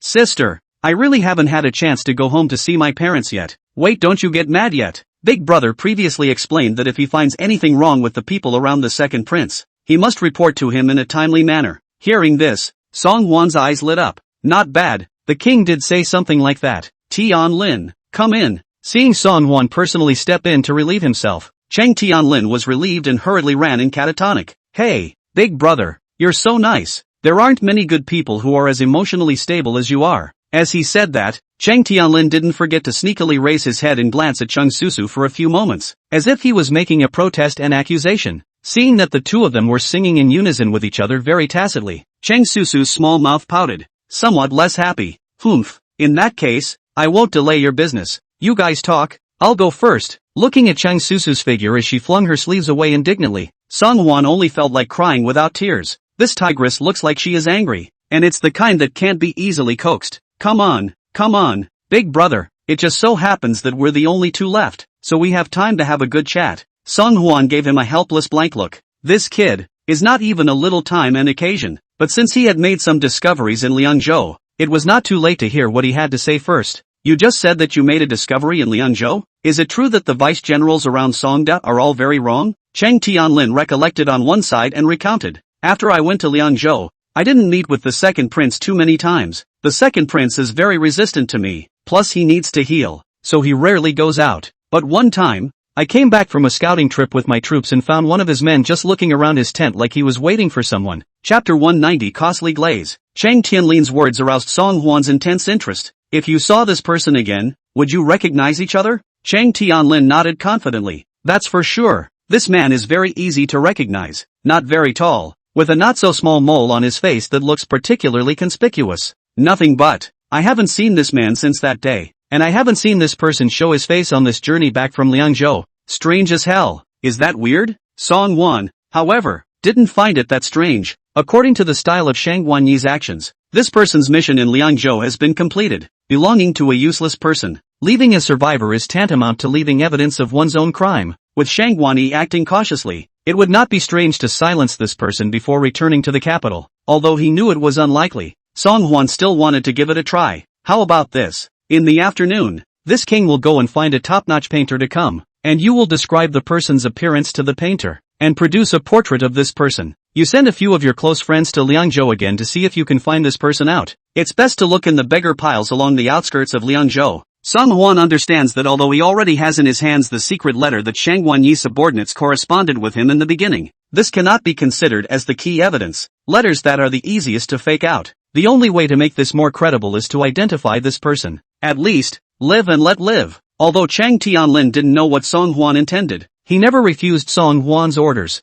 Yes, don't worry big brother, leave this matter to me. As the two were talking, they heard Cui Mei's announcement from outside the door. Your Highness, Duke Lu Qing has come to visit. Let him in. As soon as the words left his mouth, he saw Lu Qing walking up with a smile on his face, holding an exquisite wooden box in his hand. Congratulations to Prince Rong. Congratulations to Prince Rong. Junior Lu Qing, here to send you a congratulatory gift. Saying that, Lu Qing was secretive and presented the exquisite wooden box with both hands. Just come and bring something. Song Hwan grinned and reached out to pick up the wooden box. The wooden box is quite heavy in the hand. It should not be an unusual object. I didn't expect that kid Lu Qing to send himself such an expensive congratulatory gift now that he was broke. Song Huan was full of anticipation to open the wooden box, but when he saw the congratulatory gift in the wooden box, Song Huan could not help but be stunned. It was a glazed vase, and it looked dazzling and very shiny. But the production process of this glaze is not complimentary. Not only does it look like the texture is not clear enough, but instead, it is filled with a sense of shoddy workmanship. This stuff would only be worthy of being sold in a $10 store in modern times. Although Song Huan didn't value these, he couldn't imagine that the kid Lu Qing had counted on his head. Song Huan frowned and was about to ask Lu Qing why he sent such a contraption to himself, but he was not expecting to suddenly hear the sound of Cheng Tianlin,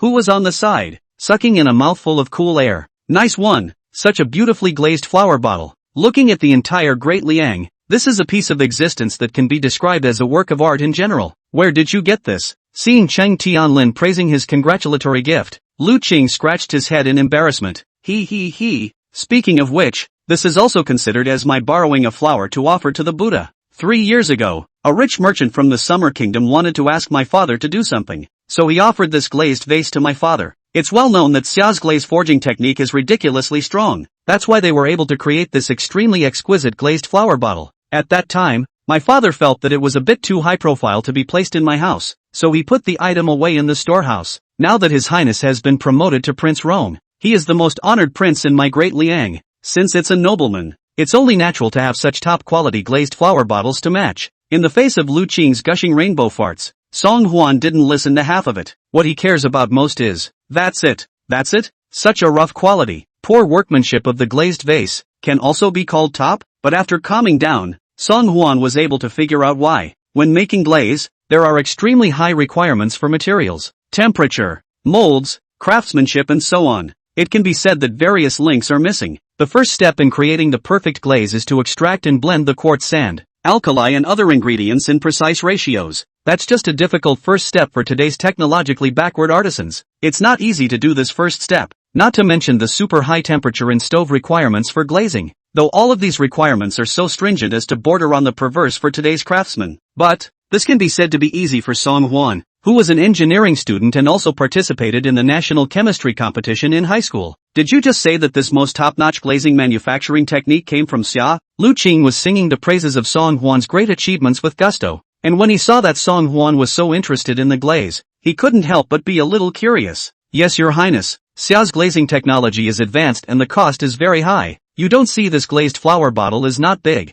Just this purity, just this shape, just this size. Get it on the market for less than that. Lu Qing stared wide-eyed in taboo, stretching out 5 fingers and waving them in front of Song Huan's eyes. Cheng Tianlin on the side couldn't help but be curious. This has to be 500 taels, right? 500 taels, can't even buy a bottom. Lu Qing glanced at Cheng Tianlin and motionlessly skimmed his lips, as if he was disliking this teenage general who came from the prime minister's residence for simply being too unseasoned. Song Huan frowned. It shouldn't be that you need 5,000 taels, right? That's right. Lu Qing clapped his hands together. That's 5,000 taels. Rare things are expensive. Xia cannot produce a lot of this level of glaze all year round, so the price, naturally, the boat rises. Cheng Tianlin staggered and shook his head. TSK, so expensive. If we in Diliang can also make glazed flower bottles of this caliber, wouldn't we no longer have to pay high prices to buy them from the Xia people? What Cheng Tianlin said also happened to be exactly what Song Huan had in mind. After the white jade scatter a few days ago, Song Huan's impression of the Xia people was already not very good. Seeing that Xia sold their specialty glaze to Diliang at such a high price, Song Huan was even more instantly furious.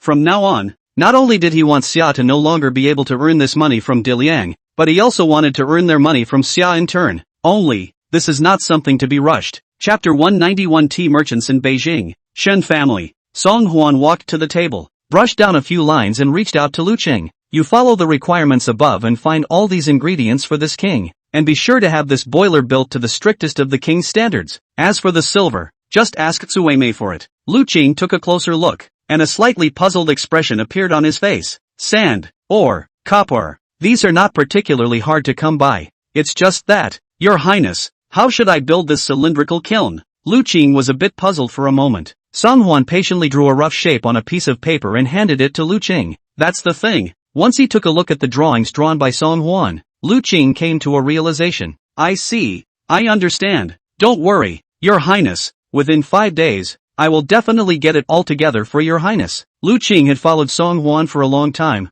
and had long understood Song Hwan's temperament of never playing by the rules. Some of the points and ideas he puts forward are radically different from, well, regular people. When confronted with his instructions, it was never necessary to ask more questions, just to do as you were told. Song Hwan nodded contentedly. Very good. By the way, have you inquired clearly about what this king asked you to inquire about 2 days ago? Bringing up business. Lu Qing snapped his head. Ouch, your highness. Look at my memory. Almost forgot the serious stuff. I have already inquired clearly for you. The tea merchant with the best quality of tea in the entire Great Liang, named Shin Wanshan, lives not far from your royal residence. This Shin family owns dozens of tea mountains in Suzhou and Hangzhou, and their family's dragon well is one of the best in the entire Great Liang, completely unrivaled. Very well. What Song Hwan wanted was a tea merchant with such popularity. Not bad. You go with this king at once. Tian Lin. Are you going? Chung Tian Lin had always only been interested in leading soldiers into battle, and for the rest, he simply couldn't raise his spirits. Just now, after listening to Song Hwan and Lu Qing discussing for half a day, Cheng Tianlin had already felt a bit tasteless, his eyelids playing up. No, big brother, I'll pass. I still have to go home and see my father and mother. When he thought that he would have to face his sister Cheng Susu, that tigress, when he went back, Cheng Tianlin couldn't help but fight a cold war. Seeing that Cheng Tianlin still had to go home, Song Hwan took Lu Qing with him and together they headed towards the Shin family, which was not far from the royal residence. Song Hwan is traveling in a low profile this time, and did not bring any maids or eunuchs except Lu Qing. After all, he was going to the Shin family to talk about cooperation, not to the Shin family to raise official positions. It's better to keep a low profile to appear a little more approachable. The carriage drove out of Prince Rong's mansion, and without walking a few streets, he saw the low-key and luxurious Shin mansion standing in the center of the street. However, what was different from the mansions of ordinary rich merchants was that the high lintel of the Shin family's door was wrapped with several layers of white cloth. It's a whiteout in the family. Although Song Hwan felt that it was a bit inappropriate to go and talk business with the Shin family at such a juncture, but when he thought about it, it was only 10 short days before Xia came to the court, and many preparations were not yet complete. If he couldn't fulfill the bet with Emperor Liang by then, wouldn't his idea of making money with the school district house be shattered? Thinking of this, Song Hwan could only harden his heart and let Lu Qing knock on the door of the Shin mansion. Knock, knock, knock. Lu Qing knocked for a long time, but the door remained motionless and no one came to answer. Anyone? Come and open the door dash. Lu Qing again shouted at the top of his voice. However, the door of the Shin residence is still tightly closed. Inside did not pass out half a bit of movement. Lu Qing flew into a glance with Song Hwan. Lean, your highness, this huge Shin mansion only hangs a white doorhead. There is no movement inside, and no one answers the door when called. Shouldn't. Thinking of the frighteningly haunted mansion that the storyteller had once described, Lu Qing broke out in a cold sweat. What are you thinking about you? Song Hwan gave Lu Qing a blank look. They must have closed their doors for the funeral, so no one came to answer the door just yet. Lu Qing reached out and wiped his cold sweat. Then, your highness, what should we do now? Of course it's to find a way to open the door. Song Hwan shrugged. Oh, Lu Qing nodded thoughtfully. Your highness, how do I open the door? Song Hwan was somewhat speechless. With a kick. Of course, kick in the door. Lu Qing became a little stuttering. Doors? It's not like he hasn't kicked them in before, but a gate as eerie as this one. Seeing that Song Hwan was staring at himself in death, Lu Qing could only bite his teeth and raise his foot to kick at the stalwart door. Boom! The gate opened in response to the sound, but strangely enough, such a big commotion froze and didn't draw out a single servant of the Shun mansion. Seeing the bizarre scene in front of him, Lu Qing became even more frightened. Your highness, why don't we go? Although the Shin family is the premier tea merchant in Daliang, but we have a large land area in Daliang, and it is not really unable to find a more suitable candidate to come. Lu Qing shrank his head, not daring to lift his feet to walk inside at all, and was only interested in hurrying to leave this place of wrongdoing. However, Song Hwan acted as if he didn't hear it, ignoring Lu Qing and walking straight in. The Shin family looked clean and tidy, and it was obvious that everyone was gathered somewhere, which was why they didn't hear the movement at the door. It was only logical that the Shin family, as the largest tea merchant in Daliang, should have befriended many merchants. How come no one came to offer gifts when there was a white wedding in their house? With all the doubts, Song Hwan walked towards the interior of the Shin mansion while looking around. Finally, in the deepest part of the Shin mansion, Song Hwan did see a spirit hall from afar. Outside the hearth, a piece of family slaves neatly knelt down, but inside the hearth, it was incredibly noisy and extremely lively. Song Hwan listened for a long time before he understood. The people inside the hearth weren't crying and mourning, they were arguing over something. Song Hwan was a little embarrassed. Even though he was a prince, he was still a little offended when he crashed into someone's family business. It seemed that Lu Qing was right. Coming today was indeed a bit out of place. Song Huan just wanted to turn his head and leave, but he was not expected to be seen by the people in the spiritual hall. What man? Don't you know that today is the big day for the funeral of my Shin mansion? I've been told that I'm thankful for some visitors today. So who the hell let this man in? Trespassing. Escort him to the Delizy. In the blink of an eye, a group of family slaves dressed in white mourning clothes had surrounded them. The spirit hall came out of a slightly fat middle-aged man of about 40, as if he was the general head of the Shin family, and his demeanor seemed very arrogant. He sized up Song Huan twice with disdain, then immediately greeted his house slave with, "Take it down." Chapter 192 Shin Wanshan's only daughter, Shun Mei. Wait. Lu Qing followed from behind and saw the scene in front of him and lost half of his 3 souls. Stop. This is the 4th prince of the dynasty, His Majesty's personally appointed Prince Rong. You will not be allowed to act recklessly here. The middle-aged man in the lead was originally looking arrogant, and thought that this was which came to join in the fun of the juniors. Upon hearing Lu Qing's words, the middle-aged man's face stiffened, and then his body went limp and he fell to his knees. I have eyes to recognize MT. Tai. I didn't even know Prince Rong was here. Many offenses. Please calm down, Prince Rong. Song Huan was only traveling in micro-clothing today, and it was originally a bit of a mistake to intrude into someone else's mansion in such a hasty manner. Seeing that the middle-aged man slid to his knees fast enough, Song Huan didn't say much. No harm done. Get up. This king is here today because there are some things he wants to talk to boss Shin Wanshan about. I wonder which one is. Listening to Lu Qing earlier described, Shin Wanshan born in poverty. Step by step the Shin family into the largest tea merchants in Daliang, is a generation of strange merchants in Daliang. The Shin family's golden brand will be bigger and stronger, so it can be said that the older you are, the stronger you are. Only Song Huan looked around the scene. See, the presence of the oldest is this middle-aged man. Did not see Shin Wanshan people where. Seeing Song Huan mention Shin Wanshan, that middle-aged man sighed heavily at once. Your Majesty, you're afraid you're a little late. I am Shin Wanshan's eldest son, Shen Shuhua. The old man left last night, and it was so sudden that it caught people off guard. Once the old master is gone, our Shin family. Alas! What?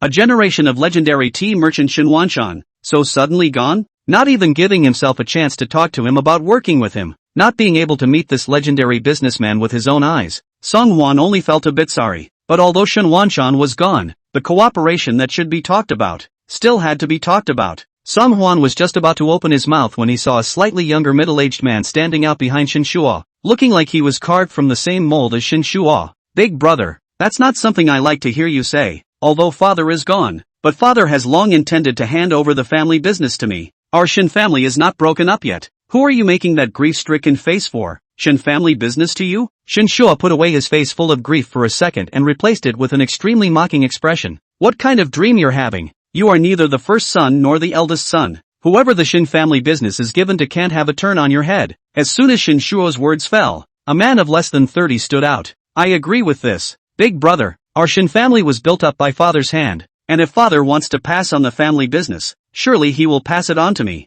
The first son? Listening to a few people arguing vehemently, Song Huan was a bit dumbfounded. No wonder just now outside heard this inside-out not small movement. Song Huan thought that these people are in mourning for who? The old man's corpse is not yet cold. These unfilial sons are anxious to fight over the family property in front of his spirit. Song Huan only felt that this scene was incomparably ironic. Ahem! Seeing these sons of Shin Wanshan making a lot of noise, Lu Qing hurriedly stood out of his body and coughed twice. Prince Rong is here. This is not the time for you to quarrel. The king has important matters to discuss with your Shin family head. Which of you 3 is talking the talk now? Lu Qing did not ask okay. This word, Shin Wanshan. These 3 sons looked at each other. Instantly in front of Song Huan 7 words scrambled. Your Majesty, I am Shin Shuo, the eldest son of Shin Wanshan, the youngest master of the Shin family, the well-deserved head of the Shin family. Your Highness, don't listen to him. My name is Shin Tong, one of my father's favorite sons during his lifetime. My father has long intended to hand over the Shin family business to me to take care of. Put your mother's ass on the line. You two don't talk nonsense in front of His Majesty.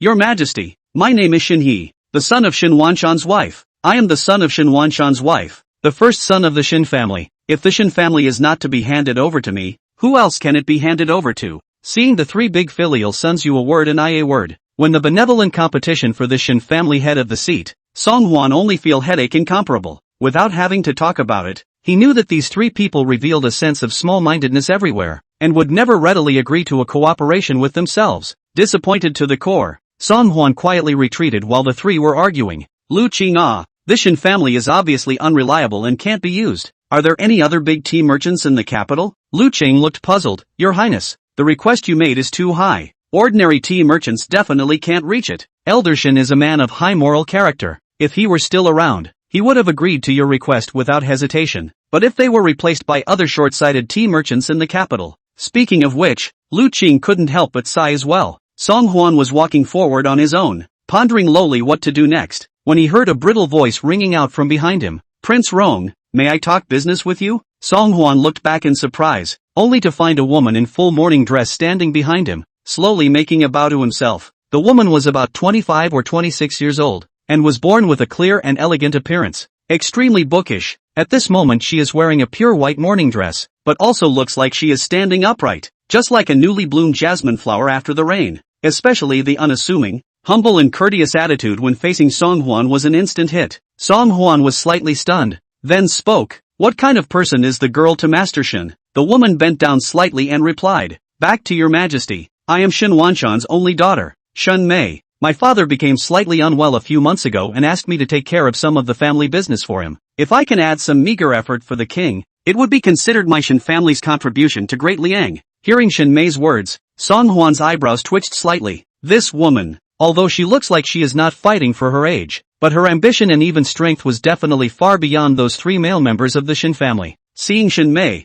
Song Huan, who had already been disappointed, once again ignited a trace of confidence. The front is the Changchun place. If Miss Shin is free, follow this king forward to the Changchun place to have a chat. At the king's service, Smooth Spring Place, second floor box. Shin Mei's beautiful eyes opened roundly, her face covered with surprise and incomprehension. Your Majesty, do you mean that you need me to gather 5,000 pounds of tea within 10 days? Song Huan nodded slightly. This king knows that this request is a bit excessive, but it happened suddenly, and I believe that with the strength of the Shin family, it shouldn't be a difficult task. Chapter 193. The dirtier the means, the happier this king will be. Shin Mei frowned slightly, her expression somewhat difficult. Now that the winter months are approaching, there are some sealed tea leaves in the tea cellar, but there are only as many as 10,000 pounds of tea leaves that want to meet Prince Rong's standards. Plus those older siblings were so competitive that they kept a close eye on the tea cellar. There were far fewer teas at Shin Mei's disposal. Song Huan saw Shin Mei's concern and opened his mouth to say, if there is any difficulty,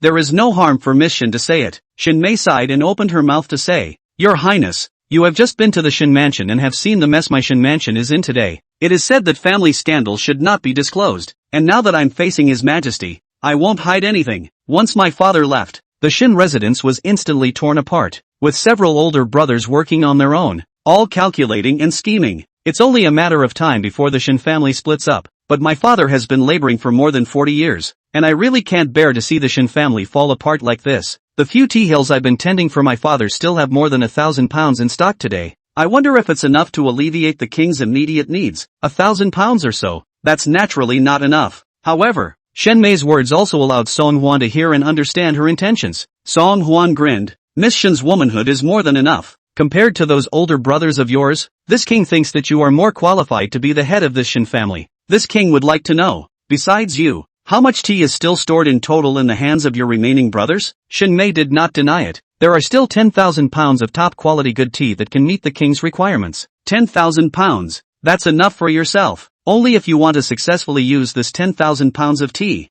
you have to help Shin Mei clean up this mess of his Shin family first. It had to be said that this girl's tact and intelligence were not generally high. Song Huan thought briefly. To Shin Mei frankly, Miss Shin does not want to see the Shin family into a scattered sand. This king needs these 5,000 pounds of good tea. Why don't Miss Shin cooperate with this king and we'll get what we need? Hearing this, Shin Mei's eyes lit up. I wish to hear more. Song Huan understood that although he was Prince Rong and had supreme power and status, but no matter how much the Shin family makes a fuss about splitting up, it's still someone's own family business. If he is so specified, let Shin Mei do Shin family head. Inevitably there will be a suspicion of opening the back door for Shin Mei. Really cannot convince the public. What's more, if one were to forcibly levy the Shin family's tea, it would inevitably leave a bad impression on the people that they were bullying others. Perhaps, it would also allow Shangguan Yi or Su Rong to seize this opportunity and take advantage of it to discredit themselves in the folklore. Song Wan, the position of Prince Rong had not yet been secured, and was really unwilling to dirty his reputation just like that.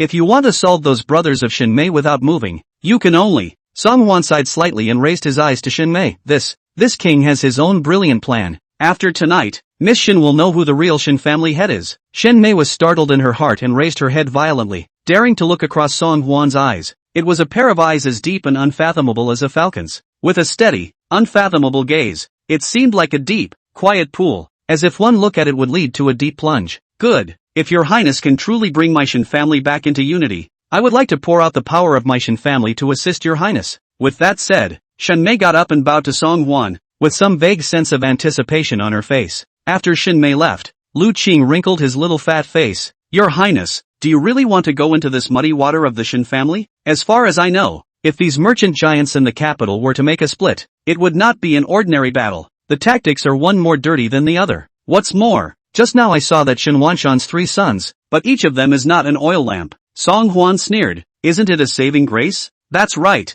the dirtier the means, the happier the king will be. This king is afraid that they'll be so regimented that this king won't be able to find a single break. Lu Qing scratched his head in uncertainty, and seeing Song Hwan's look of victory, he couldn't say anything more. How could one's own short-sightedness and rat's eye easily guess what the 4th prince was thinking? It was better to see what kind of changes would happen to the Shin family by the end of the night. Inside the Taisher's residence, Master Taiji, please, inside the main hall, Deng Tsong, the secretary of the Imperial Standing Temple, was red-faced, lifted the wine cup, and made a distant toast toward the Imperial Master Shang Wanyi. Deng Tsong's time as secretary of the Taishan Temple was not long, and he had tried to climb up the ladder with the Taisher many times. Naihai himself although is the 3rd grade officials, but some years ago to the war in Diliang, so this main division of ceremonial secretary of the Taishan Temple has been little presence. Now that Xia was coming to the court, the secretary of the Imperial Standing Temple, as the official organizing the matter, naturally became acquainted with the Imperial Master. The thought that he has now changed, also became a guest of the master teacher. Tung Tsong is unable to stop the excitement of excitement. Shang Wanyi drank a cup of tea along with Deng Tsong, with a faint smile on his face. This time, when Xia came to court, His Majesty paid extra attention. We must raise the prestige of our country in front of the envoys of the Xia Kingdom,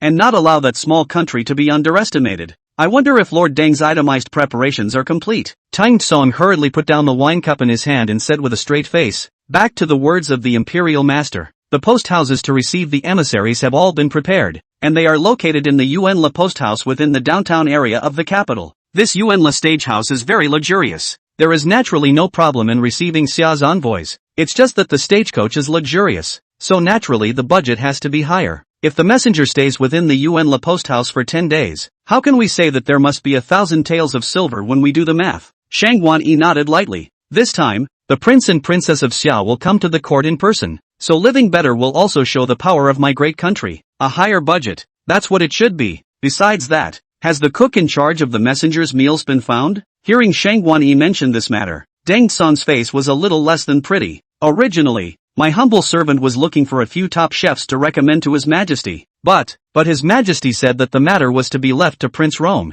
so there was no need for me to worry about it. So this budget for a chef. Deng Tsong wanted to say something, and the meaning he wanted to express could not be clearer. With one less expense, the amount of silver that can be coveted will naturally become less. If Emperor Liang gave this matter to Prince Rong, wouldn't that be the same as cutting off his own and Lord Taisher's financial path? At the mention of this matter, Deng Tsong had countless grievances. Chapter 194 Killing Indecisive. Never show any mercy. Hearing Deng Tsong's words, Shang Wanyi's brows were also slightly furrowed. Prince Rong? The 4th prince? Why is this guy everywhere? He had nothing to do with entertaining the messengers, so why would Emperor Liang entrust him with such an important matter? Shang Wanyi gently reached out and stroked his beard. After a little thought, or like Deng Tsong opened his mouth, this is a big matter. Sloppy. Prince Rong has no experience in doing things in this area, and it's inevitable that he'll make mistakes the first time he maneuvers. It's better for Lord Deng to make second-hand preparations in advance, lest he be too passive at that time and land His Majesty's grudge. Shang Wanyi's words instantly turned Deng Tsong's worries into joy. Yes, it's still Lord Taisher's thoughtfulness. My humble servant has learned. This cup, my humble servant toasts to your excellency. Recruiting cooks and organizing meals, that's bound to be another big expense. Knowing that the matter was able to proceed, Deng Tsong smiled brightly like a flower. The two of them drank and talked until the sun set. Deng Tsong only returned with pleasure. Lord Taisher, my subordinate has already sent people to send Lord Deng back in good condition. Lord Deng drank a little too much wine and spoke with some excitement and blabbering. Do you think you should? Recalling Tung Tsong's nonsense, The housekeeper Zhang Lin could not help but look worried. Although this guy is considered reliable, but suddenly reused by the master, it is inevitable that the excitement is too much. Drink two white wine will begin to speak out. The self-proclaimed master's guest of honor. When he recalled Deng Xiang's villainous face, Zhang Lin couldn't help but show contempt. Shang Guanyi was not surprised and seemed to have guessed this person's behavior. The old man was merely concerned about the great matter of Xiao's envoy and casually asked him a few questions. It's just that he's got the wrong idea.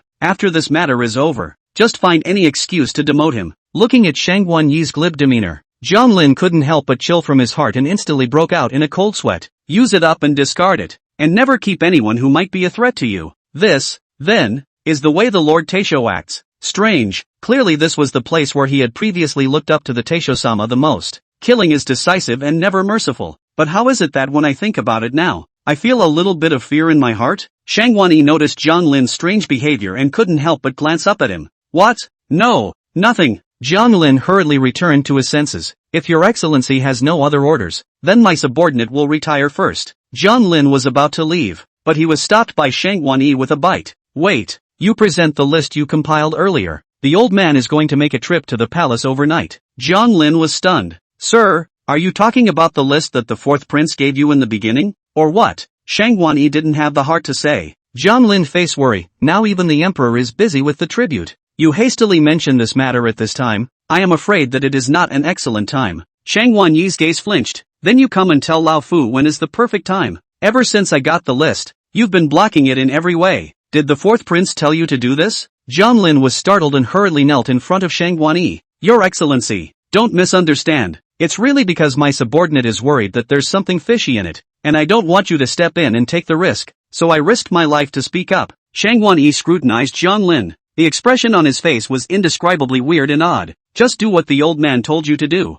No need to ask more questions. After these several reprimands from Shang Guanyi, how could Zhang Lin dare to say half a word more? One could only nod in a hurry. Yes, my subordinate obeys. After finishing everything Shang Guanyi had explained, Zhang Lin only felt physically and mentally exhausted and drained. At this moment, must quickly go to Huixian Elegant Pavilion, with Xiao Yu a heart to tell, in order to dispel the despondency of the heart. However, what he didn't know was that the moment he stepped into Huixianya Pavilion, there was a pair of eyes lurking in the dark in the distance, firmly staring at his every move. East of the city, the Shen Mansion, Shen Wanshan's several descendants all dressed in white mourning clothes, stubbornly guarded in the spirit hall, to the nightfall is not willing to leave first. The reason they do this is not because they are some great dutiful sons, rather, it was because the only one who had the responsibility of keeping vigil all night was the Shen family head. It was a crucial first night, and no one was willing to back down easily. The eldest son, Shen Shua, gently rubbed his knees that were raw from kneeling, and seeing that the rest of the crowd did not have the intention to get up and leave, he could not help but look dissatisfied. All of you retire and go rest. I'll just keep watch here. There's no need to keep so many people here. We are all father's descendants. Naturally we all have the responsibility of keeping father's spirit. The second son, Shen Tang, snorted coldly. Big brother wants to take over the power by himself. I'm afraid it's not that after we wake up from our sleep in the morning, this Shen family will be yours alone to say what's going on, right? Shen Tang's words just fell. The third son Shen he could not wait to say. All are father's descendants. That also has to be divided into a firstborn concubine. I am my father's only first son, and it is naturally incumbent upon me to honor my father's spirit. Besides, big brother and second brother are old, so I'm afraid my body and bones won't be able to cope with kneeling in this hearth for the whole night. Shinshua couldn't help but sneer, the yellow-mouthed child whose hair is not even long enough. If he is really in charge of the Shin family, I'm afraid that he is going to lose the Shin family in the blink of an eye. So what if he's the first son? Still not the youngest. Each of the three was full of gunpowder, and none of them were willing to be left behind. For empty let's say a sentence fell down. Will this Shin family head of the position surrender to go? All shut up. Father's bones are not yet cold. Are you all so impatient to compete for the family business created by his old man? I'm so ashamed of you guys. Shen Mei just couldn't watch anymore and couldn't help but interrupt the three's argument with a stern voice. All three of them were stunned. Then they couldn't help but speak out and sneer. What? Fourth sister can't help herself and wants to come out and get a piece of the pie? Don't think that just because father favored you during his lifetime and took you to talk business a few times, you have a chance to be the head of this Shin family. If that's true, wouldn't the three male members of our Shin family be laughed out of the room? For those who don't know, they really think that my Shin family really has no one, and that's why I let you, a woman, come out to take charge of the situation. In all fairness, The reason why the three of them said this was in no way because they looked down on Shun Mei as a woman. Although Shun Mei is a daughter of the body, show business acumen as well as the means to do things are not inferior to any man, and even have a few Shin Wanshan shadow. This made Shin Wanshan dote on her extremely, and even gave her part of his business to take care of after she became an adult. This, too, gave these three Shin family men an unprecedented sense of crisis. If you really let the Shin family's $10,000 fortune be handed over to a woman to take care of, then wouldn't you be particularly faceless? Just as several people were frantically mocking Shin Mei, suddenly, the door to the hearth was kicked open, only to see a group of lazy guards rushing in a flurry of wind and fire, instantly filling up the entire spiritual hall. Chapter 195 Thunder and Lightning, arresting the Shin family's defeaters.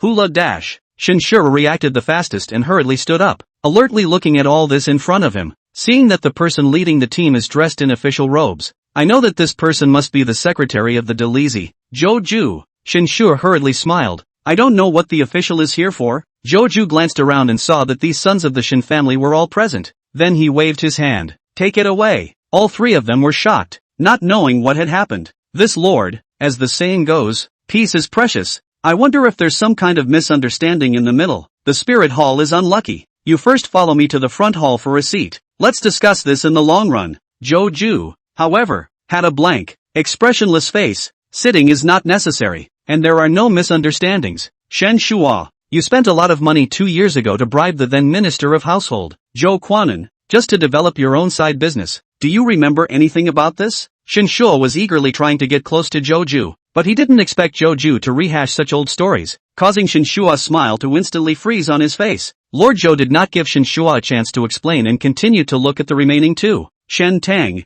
you forcibly robbed the people's girls 3 years ago, and the matter was in full swing at the time, but you bribed the then secretary of the Delizy, Bao Xing, to force the matter to be suppressed. And you, Shen He, repeatedly got drunk and made trouble, but at that time, you bought off Zhang Chaodong, the governor of Kaifeng, so you were spared jail several times. Do you have anything else to say? The three sons of the Shin family immediately stayed on the spot, not knowing why Joju would rehash old matters and suddenly turn over everything that had happened. My lord, it's a misunderstanding. It's all a misunderstanding. Yes, my lord, I am an honest person and do business honestly. How could I have done such a dirty thing as you described? Someone must have taken advantage of my old man's absence, so they took the opportunity to frame us. Lord Zhou snorted coldly. Whether it's a misunderstanding or not, you'll naturally understand if you take a trip to the Delizy. Take it away. With Lord Zhou's order, the three were instantly twisted by the Delizy guards' arms and escorted out of the spiritual hall one by one. The sound of the three people's wailing and begging for help drifted away, and Shen Mei had long been frozen on the spot, feeling extremely unbelievable at the scene that had just happened. My lord, this is... Lord Zhou raised his eyes to look at Shen Mei. Your Excellency must be Miss Shen Mei Shun. This official has come to apprehend a major criminal by order of Prince Rong. Please don't be offended if I've disturbed you more. The hall of the third grade officer was so polite to himself, Shen Mei could not help but be a little flattered.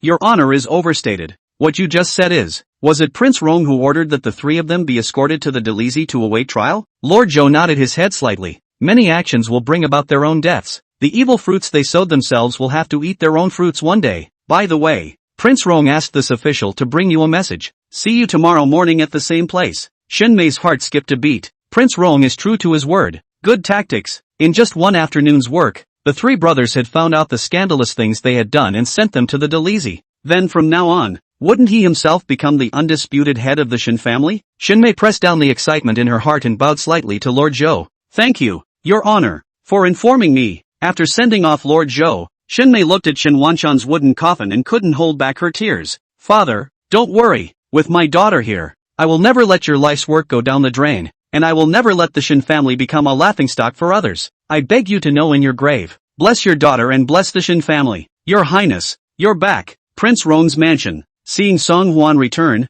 Cui Mei greeted her with joy. Song Huan nodded. How has that Su Yuru been these past 2 days? Any strange behavior? Seeing that Song Huan only knew how to ask Su Yuru as soon as he turned around, Cui Mei instantly deflated in aggravation. Your Highness, you are too biased. You are also too concerned about this Su Yuru. The slave girl dispatched her to the laundry room. There's usually no chance for her to come to the inner courtyard, so she can't do anything evil. Putting Cui Mei's somewhat jealous and petulant appearance, Song Huan reached out and scraped the bridge of her small, upturned nose. Of course this king favors you the most. Otherwise why would he feel comfortable leaving the entire royal residence to you to take care of? With you running the show, the king will have nothing to worry about. After being coaxed by Song Hwan for a few moments, Suemei's little face did turn red and she giggled out loud. Suddenly, she snapped her head, as if she had remembered something of vital importance. Oh yes, Your Highness, the slave girl almost forgot. Just now, someone from the palace sent word that His Majesty has orders for you to come into the palace when you return, saying that there are important matters to discuss with you. It seems that the emperor's old man has really gotten into the habit of looking for himself to talk at night. Even after he moved out of the palace, he still refuses to let himself go. Seeing Song Hwan frowning slightly, Cui Mei thought that Song Hwan was angry at himself for almost forgetting the main event and couldn't help but say pitifully, Your Highness, the slave girl was wrong. The slave girl won't dare to delay business next time. Seeing Cui Mei's pitiful appearance, Song Hwan couldn't help but lift his hand and lightly slap her on her rounded and plump buttocks. Next time you dare to delay business, this king will have to punish you heavily. Do you hear me? Cui Mei's small face was red, as if it was about to drip blood. Yes. After playing around with Cui Mei for a few moments, Song Hwan didn't dare to delay for too long, so he rushed to the palace without stopping and went straight to the imperial study room. Tonight, Emperor Liang didn't spend the night correcting his writings, but was leaning back on his couch and resting his eyes. Seeing Song Hwan arrive, Emperor Liang revealed a somewhat tired smile. Old Four, you're here. Song Hwan saluted. My son pays his respects to father. Father, you look as if you are tired. Emperor Liang nodded. Recently, there have been many complicated matters. I have no time to separate myself from them, and I am indeed a bit tired. But there are some people who just have to find things to do, adding to my problems and giving me a headache. Saying that, Emperor Liang flung out a piece of letter paper with great dissatisfaction. Senior, check it out. Song Hwan received the letter paper with some suspicion and took a look at it, and the content on top of the letter paper shocked him slightly. I didn't expect that Shangguan would be so indolent. Handed him the list he had given him so early in the morning. Song Hwan's original plan was to first reveal the truth about Song De's blindness to Su Rong, and then force Shangguan to hand over the list after he made a big deal out of it. But what he didn't expect was that Shangguan would be so impatient to take the initiative. It seems that he really hates Su Rong to the bone. Emperor Liang did not notice Song Hwan's odd look, but said to himself, an hour ago, Lin Shuang entered the palace and handed this list to me. He said he received an anonymous tip that all the merchants on this list had been working with Su Rong in secret. I really never expected my great Liang Hall Tiger General, even has been heartless to the extent of greedy military pay. No wonder the war with Northern Yuan has cost the treasury most of its silver over the years. This great general is at the end of the line. Chapter 196 willing to fulfill all the king's demands. At the mention of this matter, Emperor Liang was clearly furious, his entire body trembling slightly and uncontrollably. The Lin Shuang he had just mentioned was none other than Lord Zhou, who had just stepped into his position after he had been promoted to the position of Secretary of the Delizi. Song Hwan didn't expect that this Lin Shuang, who had an honest appearance, was also Shangguan Yi's henchman. It seemed that Shangguan Yi was really pervasive, not giving up any opportunity to install his own manpower. When Emperor Liang saw Song Hwan holding the list dumbly, not knowing what he was thinking about, he thought that he was also displeased with this despicable behavior of Su Rong. Old Four, I summoned you to the palace just to ask your opinion. What do you say? Should I not arrest Su Rong immediately and implicate the 9 clans of Su Rong in order to quell the public's anger? Even the military pay is greedy. Su Rong, even if he died 100 times, he would not be worthy of death. Song Hwan subconsciously spoke up. Father, you must not. With Su Rong's death, Shangguan Yi will be the sole ruler of the court. Prime Minister Chang Sun is too honest, and although he has a few followers, he is too ignorant to enlist people. If Su Rong dies, then Shangguan Yi will have no more rivals. Won't it be just what he wants? Song Hwan wasn't willing to give him that chance, not expecting Song Hwan to be so adamant about blocking it. Emperor Liang was a bit perplexed. Why not? Old Four? Song Hwan reacted subconsciously, and when asked by Emperor Liang, he hurriedly searched for a countermeasure in his mind. Because the number of people involved in Su Rong's case is too large. The number is too large. It is not something that can be completely solved in a day or two. Nowadays, the world knows that Su Rong is a great hero who pacified the Northern Yuan. If such a shocking scandal suddenly broke out, wouldn't it be the object of the people's conversation overnight? Xia's envoy is on the way. If this scandalous matter falls into their ears, I don't know how they'll mock my great Liang. Song Hwan's words caused Emperor Liang to frown deeply. But this guy Su Rong is really rampant, coveting huge sums of money for so many years and enjoying the praise and admiration of the people. Looking at him being so arrogant, I am indignant in my heart. Song Hwan continued to dissuade. But father, how you want to deal with Su Rong? That's a private matter of our great Liang kingdom. Even if you want to close the door and beat the dog, that's something we do behind closed doors in Daliang. and we mustn't let outsiders laugh at it. As a vassal state, Xia is inherently restless. If they knew how it was that De Liang had such a big scandal,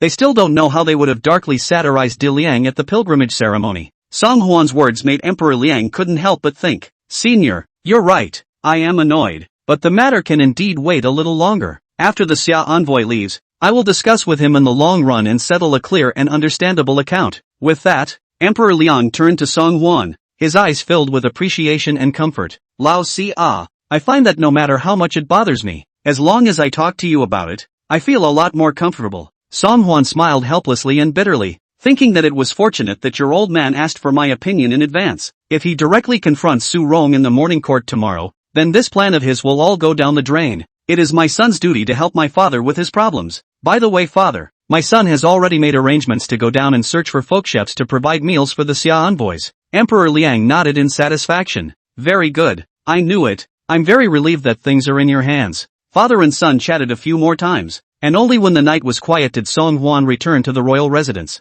The next day, the morning light is bright. With the sound of the first rooster crowing, the ministers in the Hall of Supreme Harmony were solemn and solemn. Shang Guanyi was hidden in the group of ministers, and when he saw the Liang Emperor's face, he couldn't help but feel great joy in his heart. The Emperor was afraid that he had tossed and turned all night for Su Rong's sake. It seems that this morning's court is the last day of his general career. Su Rong, however, to Shang Guanyi's surprise, throughout the morning court, Emperor Liang did not mention half a sentence about anything related to Su Rong. Seeing that Emperor Liang just left after the next court, Shang Guanyi was dismayed to the core. Could it be that last night, the Emperor didn't receive the list? No way. Lin Shuang could never disobey himself, but he didn't mention it half the time, so why is that? Shang Guanyi was puzzled, especially when he saw Su Rong smug to the core smirk. Shang Guanyi was holding a nameless fire in his heart. The great general is in a very good mood today, but what merit have the soldiers of the southern camp made again? The smile on Su Rong's face froze, not expecting Shang Guanyi to take the initiative to provoke himself. Lord Eunuch forgot to take the elixir this morning, didn't he? Speaking so impulsively. On the contrary, the Imperial Master's face does not look too good. I think it is because he misses the Crown Prince and is sick with longing. With that, Su Rong snorted coldly and swept past Shang Guanyi with an arrogant expression. Shang Guanyi rarely acted so impulsively, and at this moment, having been choreographed by Su Rong, he was so angry that he couldn't help but tremble slightly with his hands. That list given by the fourth prince, he himself had clearly asked Zhang Lin to investigate it beforehand. There is no problem. How is it that after the emperor got the list, he didn't even bother to ask Su Rong about his crimes? Could it be that there is something fishy about that list? Thinking of this, Shang Guanyi's face sank. Can't it be that Zhang Lingo really hid from himself, and the fourth prince has any ulterior motive? Shang Guanyi was infuriated in his heart, and he couldn't help but speed up his pace, only wanting to quickly return to his house to find Jiang Lin and ask him about it. The brief clash between Shang Guanyi and Su Rong just now was seen by Song Wan, who was watching all of it from the sidelines. Good, it's going to be the same thing between the two of them. Once Cheng Tianlin's subordinates were able to find Shang Guanyi's eyes in Liangzhou, the conflict drama between the two of them could officially draw the curtain. After finishing all the things in the palace, Song Wan took the car and went straight to Chang Chunfeng. Inside the box on the second floor, Xin Mei had already been waiting here for a long time. Seeing Song Wan appear, Xin Mei hurriedly stood up and knelt down facing Song Wan. "Thank you, Your Majesty, for accomplishing this and preserving my Xin family's property and the foundation created by my father. From now on, Xin Mei is willing to be at the disposal of Your Highness, and will do her utmost to assist you. But I pray that the Xin family can contribute in a small way to His Majesty." Song Wan hurriedly raised his hand. "There's no need to be polite, Miss Shen. Although this king has never met Elder Shen, he has heard Lu Qing mention his old man's entrepreneurial history, and he can't help but admire him. Of the Shen family's many offspring, you are the only one who can handle the heavy responsibility of preserving the old master's foundation. This, too, is an important reason why this king is willing to cooperate with you." Shen Mei nodded gratefully. "Your Highness, no matter what your request is, I will definitely go through fire and water and never refuse. I am willing to fulfill you in every way, as long as you ask for it yourself." Looking at Xin Mei, who had changed into a regular dress that showed more intellectual charm, Song Wan unconsciously swallowed his saliva. It's so suggestive that it's hard not to think the wrong way. Chapter 197 The Woman's Womanhood. Although Song Wan had never claimed to be any kind of righteous man, he was not a villain who would take advantage of others. Since Miss Shen has said so, then this king will not be polite. This king needs 5,000 pounds of good tea from the Shen family. No problem. Xin Mei smiled brightly. Although it's the off-season now, my Shen family still has enough stock. £5,000 without half a problem. If it comes to the peak season, not to mention £5,000, even £50,000, the Shin family will be able to get it for His Majesty. Looking at Shin Mei's brash appearance, even half a bit is not inferior to ordinary men. Seeing that people agreed so readily, Song Hwan was a little less than forthcoming. Why don't you, Miss Shin, listen to this king finish his conditions before deciding whether or not you want to agree? These £5,000 of tea have a very important role to play in the tribute of the Summer Kingdom in a few days. Only now that the Great War has just passed, the treasury is tight, and the budget is really a bit. Song Hwan spoke cryptically, but his meaning was expressed very clearly. These £5,000 of tea, as your Shin family gratuitous donation to the court. What you have done will definitely be remembered in the heart of Dalian. The reason why Song Hwan did this was not because he was too petty. When Emperor Liang first asked himself to take care of the problem of the high price of horses, he didn't give himself a bit of a budget. Shin family's tea is expensive. This £5,000 of tea if you let yourself out of pocket, afraid to save the little family all empty. Shun Mei was a smart person. Song Hwan's meaning, she could naturally understand. Only a flash of surprise and hesitation flew across her beautiful cheeks. But soon, she regained her composure once again. Your Highness, you don't have to say anything more. As a merchant of Daliang, it is incumbent upon our Shin family to contribute to Daliang. These £5,000 of tea, consider it my Shin family's meager contribution to Great Liang. Shen Mei's words were very calm, but the determination and righteousness in her eyes shook Song Hwan. Many profit-oriented businessmen, I am afraid, will have to stammer and shirk a bit. Even if you finally squirm and agree, it's still very resistant, just like losing a few pounds of meat, and you can't wait to die of heartache. But Shin Mei didn't hesitate too much, and didn't even think much before agreeing to it. Such breadth of mind and vigor is by no means the possession of an ordinary woman. When it comes down to it, it's really a woman. At this moment, Song Hwan was heartily convinced. Thank you, Miss Shen, but don't worry, Miss Shen. This king has a way to be able to let Miss Shen earn back all of the cost of these £5,000 of tea during the tribute ceremony. In the face of Song Hwan's earlier lion's share, Shun Mei did not show much surprise, but hearing Song Hwan's words, Shin Mei couldn't help but be very puzzled. This, Your Highness, don't be ridiculous. The tea provided by my Shin family are all the top tea leaves from the tea hills in Jiangnan. If these teas were sold on the market, one tael would also fetch a high price of nearly 100 taels of silver. The cost of these £5,000 of tea is not low, but Song Hwan firmly said, don't worry, this king never believes in his words and casually promises things that cannot be realized. As long as Miss Shin believes in this king and acts according to his orders at that time, this king guarantees that the Shin family will never suffer any losses. Shun Mei was still skeptical, but seeing Song Hwan speak with conviction, she had no choice but to nod her head in disbelief. Willing to do as your majesty commands. After Shin Mei left, a dark shadow moved quickly and dodged into Song Hwan's box. Your Highness, that person went to Hui Xianya Pavilion early in the morning and hasn't come out until now. He's been going more and more often these past 2 days. I'm afraid it's not the bitterness in my heart that makes me linger in this kind of fireworks place day after day. Unwilling to return, Song Hwan nodded slightly. Alright, Hua Chi, this king knows. Prepare a sedan chair for this king. This king will go there himself. A quarter of an hour later, in the box of Hui Xian Accord. Where's Su Moon? Why haven't you come yet? Jiang Lin had already waited painstakingly in the box for more than half an hour, but he had yet to see the figure of the beautiful woman. Counting the hours, the imperial master should also return to his home from the court. If he returned too late, he was afraid that he would not be chastised by the imperial master again. Jiang Lin's words just fell. Heard the door of the box finally squeak. Was opened. Why are you so late today? Jiang Lin was just halfway through his sentence, but the moment he saw the face of the person in front of him, he instantly turned pale and trembled. In this instant, Jiang Lin only felt that all the blood in his body was rushing towards his head, as if he had seen a ghost in the daytime and was generally terrified. Fourth prince. No, Prince Rong. Jiang Lin was terrified to the core and hurriedly knelt down, not knowing why he had met Song Hwan in such a place of fireworks. Song Hwan, however, had a beaming smile on his face as he crossed over to Jiang Lin and walked towards the round stools inside the box. I haven't seen you in a few days. Butler Jiang is getting more and more energetic. Why? Don't you need to help the Taisher-sama on his errands today? Jiang Lin's brain raced, desperate to quickly come up with a countermeasure. I am indeed here to help Lord Taisher on an errand, and now that it's done,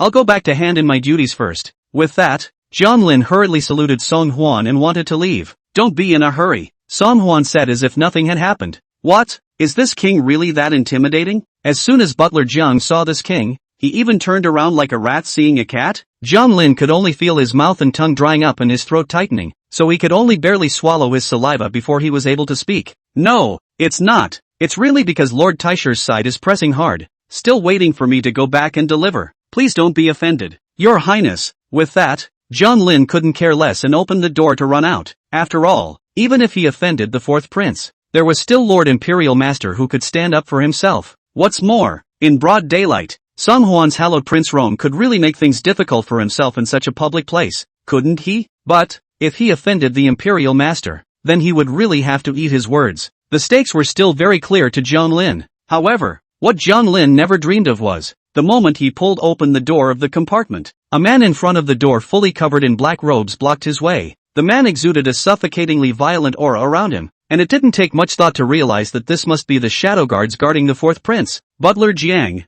don't leave in a hurry. Come in and sit down for a while before you go. Tic-tac. The cold sweat on John Lin's forehead drooped down his temples and landed on the floor of the empty, silent room with a clearly audible ticking sound. At this moment, his face was ashen, but there was no other way. Chapter 198 Returning the Jade Pendant to its original owner. Inside the Huixian elegant pavilion, it was full of guests and bustling with activity. Everywhere, there was the sound of lively conversation among the guests, as well as silk and bamboo instrumental music and the melodious singing of kabuki. Dancers twirled their slender waists to the curling sound of music, and coolly dressed women sat boldly on the laps of the guests, drinking and laughing in a debauched manner. This scene of living colors was intertwined, outlining the most lively part of the greenhouse in Dianjing City. However, in this extremely noisy Huixian accord, inside a certain private room, guests, however, are on pins and needles and can't wait to get out. Even in the face of his favorite daily patron, the musician, this guest was still not half as appreciative as he should have been. They are even on tenterhooks, lest something suddenly goes wrong.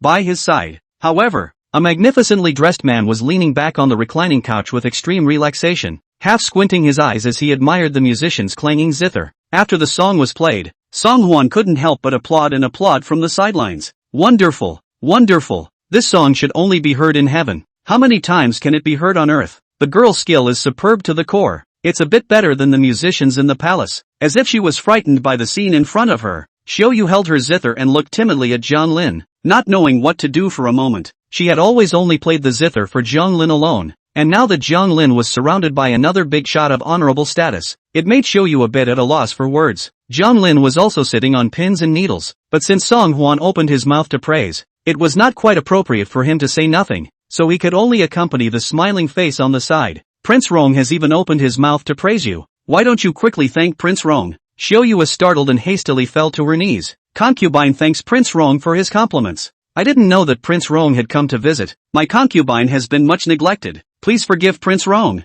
No harm, no harm. Song Huan looked a bit unfulfilled. The girl's zither sound is marvelous. This king likes it very much. Why don't you go back to the king's residence with the king, and become the musician of my Prince Rong's residence? Wouldn't it be 100 times better than lingering in such a place of fireworks? Xiao Yu abruptly widened her eyes and looked at John Lin next to her for help, as if she was seeking his help. Going to Prince Rong's residence as a musician, that would naturally be a promising future. But John Lin had the grace of lifting himself up, so where did Xiao Yu dare to agree to it so easily? John Lin's face was incredibly pale, becoming extremely ugly for a moment. That, Your Highness, Xiao Yu is just a tiny musician in a place of fireworks. She really can't be on the stage. If Your Highness wants good musicians, I am willing to serve Your Highness by finding out the top musicians in the entire capital and sending them to Your Highness's royal residence. Song Huan had a faintly playful smile on his face, but the eyes that looked at John Lin were so cold that there wasn't a trace of temperature in them. But what if the king insists on having this girl as a musician?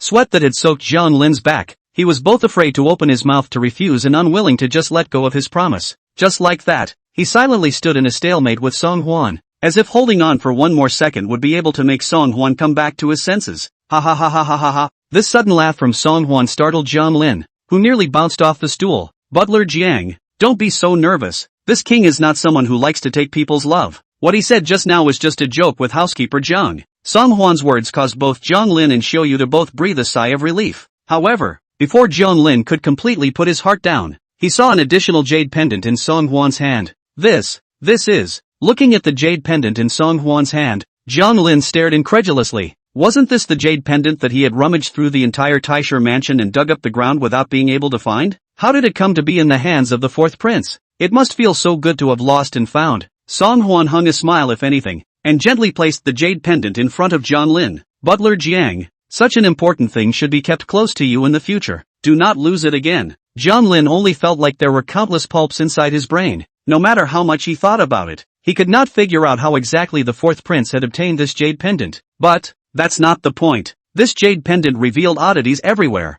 and when we got out of this gate, we had to throw this thing away in a hurry. Throw it as far as you can. Yes, your highness is right. Many thanks to your highness for helping me retrieve this jade pendant. I will definitely carry it with me and never lose it again. John Lin casually made a perfunctory remark and hastily put the jade pendant away, as if he was very reluctant to bring up the matter again. Butler Jiang, why don't you put the jade on? It's not proper to treat a piece of my king's good intentions like that, is it? While saying this, Song Hwan felt like an old cat that had played a rat in the palm of its hand. Looking at Jiang Lin's panicked reaction just now, one could imagine that Shang Guanyi was so suspicious that he must have been upset with him over this lost jade pendant. In that case, let the misunderstanding between the two come to a head. Shang Guanyi had acted in a dripping manner for many years, and all his dirty work had been taken care of for him by Jiang Lin himself. If subjected to Jiang Lin's backstabbing, I wonder how long Shang Guanyi's deep-rooted and leafy tree can bloom. Jiang Lin's expression froze, but he still hurriedly took the jade pendant back out and wore it around his waist. It is I who have been slacking off. Your highness, rest your anger. Song Hwan nodded in satisfaction. Very good. If this king were Butler Jiang, he would never remove this jade pendant again for Miss Xiao Yu's sake. Well, it's getting late, so this king will not disturb Butler Zhang's good deed. After saying these words, Song Hwan had a weird smile on his face and left the box straight away. John Lin was a smart man and should be able to understand the meaning of his words. Looking at Song Hwan's departing back, John Lin could only feel that his palms were already covered in sweat. The fourth prince's powerful aura was as terrifying as this. How come I never realized it before? And does it really matter if you wear this jade pendant or not? John Lin has been running for the Imperial Master for many years, thinking that he is well versed in human affairs and is the best at observing words and colors. However, in the face of the fourth prince's various behaviors, John Lin simply could not see through them. Simply clueless, so to speak, because the fourth prince was just too unconventional. Butler Jiang, are you okay? Seeing Jiang Lin's bloodless face and sweating profusely, Xiao Yu hurriedly expressed her concern. Jiang Lin came back to his senses and smiled helplessly and bitterly. It's just that, in any case, it's all irrelevant, so it's futile to think about it more. It's too late today, so I'll go back and resume my orders to the Imperial Master. I'll come back for you in a few days when I have time. Xiao Yu gazed at Tong Tong. Yes, Chapter 199 from the continent of Europa. Out of the Huixian elegant pavilion, Song Hwan did not go back to the royal palace, but while it was still early in the day rushed back to the palace. When he thought of what Emperor Liang had explained, Song Hwan felt helpless to the extreme. It's just a vassal state coming to court. Why all the fuss? And personally design a few brand new dishes to wow them. Pops, you've been a little too generous to these ambassadors. Although there was resentment in his heart, since Emperor Liang had already ordered the task down, Song Hwan would just do it. Greetings Prince Rong. Inside the imperial kitchen, a group of imperial chefs had long been informed of the news that Song Hwan was coming to give instructions, so they waited out early and didn't dare to be the slightest bit slow. Chowan, the head of the imperial catering room, is full of smiles, knowing that Song Hwan is now a hot red man beside Emperor Liang, afraid of offending the other side. Aye, your highness, your precious body of 1,000 gold, and you still have to personally visit this place full of grease and smoke in our imperial cuisine. But if we have your guidance, the skills of the lackeys, that must be to soar na. Chowan did not mince words of praise in his mouth, flattering extremely loud, causing Song Hwan not to feel goosebumps. Stop, Chief Chow. I heard from father that you have already compiled the menu for entertaining the ambassadors of the Xia kingdom. Chowan bowed his head and said, yes, His Majesty ordered this a long time ago, and the lackeys didn't dare to be negligent, so they prepared the menu a long time ago. Please, your highness. Song Hwan took a glance at the list handed over by Chowan and immediately stared in surprise. Buddha jumps over the wall, steamed gold and silver, hibiscus crab roe, braised bear's paw, pearl and jade white jade soup, any dish singled out. That can be a famous and exquisite luxury imperial meals. Emperor Liang couldn't even look at such exquisite dishes, and he was still going to let himself give these imperial chefs some pointers? Isn't this to make a fool of yourself and make a fool of yourself? Looking at the eager eyes of the group of imperial chefs filled with anticipation, Song Hwan could only hide these thoughts for the time being. You can't let these royal chefs look at your own jokes. Looking at the long list of menus in his hands, Song Hwan's eyes suddenly lit up. Although you can't cook yourself, you can be creative. Although this group of these sons and princesses from the Xia kingdom lived a life of fine clothes and food every day, these few dishes that he had thought of were guaranteed to be something that they had never seen before in their long life. Thinking of this, Song Huan couldn't help but double his confidence and spoke with a bit of confidence. "Ah, Chief Chow, these dishes are good, but the dishes are too old. I'm tired of eating the same thing over and over again. Here, the king will say a few new dishes, so you can memorize them." Hearing that Song Huan, the prince, was actually quite knowledgeable about meals, Chowan and the group of imperial chefs' expressions were all a bit surprised. "May I hear your highness' instructions?" Song Huan cleared his throat and said calmly, "Wellington steak, French foie gras, pasta with black truffle, shrimp baked rice, Portuguese egg tart." This series of Western food dish names were reported out, and all the imperial chefs were instantly dumbfounded collectively. The Prince of Honor said this. All the names of the dishes? Even as Song Huan reported the names of more dishes, the more these imperial chefs began to doubt life. "I think I grew up learning from a teacher. Sichuan, Lu, Guangdong, Huaiyang, Fujian, Zhejiang, Hunan and Benjamin. There is no dish that I am not proficient in." Later on, it was even more than 5 passes through 6 generals into this demanding harem, for the current saint as well as a number of consorts and princes to do the imperial food. No matter what, he was considered to be the top existence in this De Liang cooking world, right? But now, in the face of Prince Rong said this many dishes, but they have not heard of one. At this moment, they felt so insular. "Well, let's prepare this much first." Song Huan said the names of 20 to 30 Western dishes in one breath before he stopped with great interest. All of these Western dishes are dishes that can find their ingredients within the territory of Daliang. Although Western food is certainly nothing compared to Chinese food, there is no comparison at all. But there was still nothing wrong with letting the summer envoys light up their eyes and experience a brand new feeling that they had never experienced before. Chowan's entire body had been dumbfounded, stuttering as he replied, Your Highness, these dozens of dishes that you are talking about, I've never heard of them before. Please forgive the lackeys for their ignorance, but we still have to ask Your Highness to personally give us a few pointers so that the lackeys can perfectly restore these dishes. Song Huan naturally wouldn't make things difficult for these imperial chefs. It's fine. Most of these dishes have been passed down from the continent of Europa. It's only natural that you haven't heard of it. The king will order the specific method to be written down and sent to him, so that all the royal chefs can make improvements as they please. 3 days later, this king will come back to inspect the results. Although they didn't know what exactly was this Europa continent that Prince Rong was talking about. Once they heard that these dishes weren't something that had ever appeared in the territory of Diliang, the group of imperial chefs finally let out a breath of relief. Chowan even regained a bright smile on his face and arched his hand toward Song Huan. Please rest assured, Your Highness. 3 days later, the lackeys will definitely give Your Highness a perfect explanation. Out of the imperial kitchen, Song Huan actually could not help but come to the vicinity of the imperial hospital. Since moving out of the palace, the tonic medicine sent by Empress Shangguan has continued to be on time. But these 2 days do not see Lu Qianxue please peace pulse. Song Huan actually feel a little empty in the heart. After all, when Lu Qianxue entered the palace, it was still his own intention to make it happen. Now that he had just moved out of the palace and left Lu Qianxue alone in the palace, it was still a bit unorthodox to think about it. Your Highness, what brings you here? Song Huan was in the middle of his thoughts when he suddenly heard an extremely familiar call. Raising his head, he met Lu Qianxue's eyes that were filled with surprise. In her eyes, there seemed to be a hint of surprise in addition to surprise. It seemed that seeing Song Huan made her happy. Song Huan froze and quickly opened his mouth to explain. This king went to the imperial kitchen to do some business, and was just about to leave the palace at this moment. Lu Qianxue nodded, somewhat lost. So Your Highness, you are just passing through here? Is she, a little disappointed? Seeing Lu Qianxue's face emerge with a hint of despondency, Song Huan busily said, Then if this king says, this king is not just passing by from here? Song Huan's reply made Lu Qianxue feel a little elated and blush in her heart, especially when he thought of the bits and pieces that had once developed realistically between the two of them. Lu Qianxue's face silently flew up in 2 blushes. Cough cough. Lu Qianxue was a bit embarrassed and hastily changed the topic.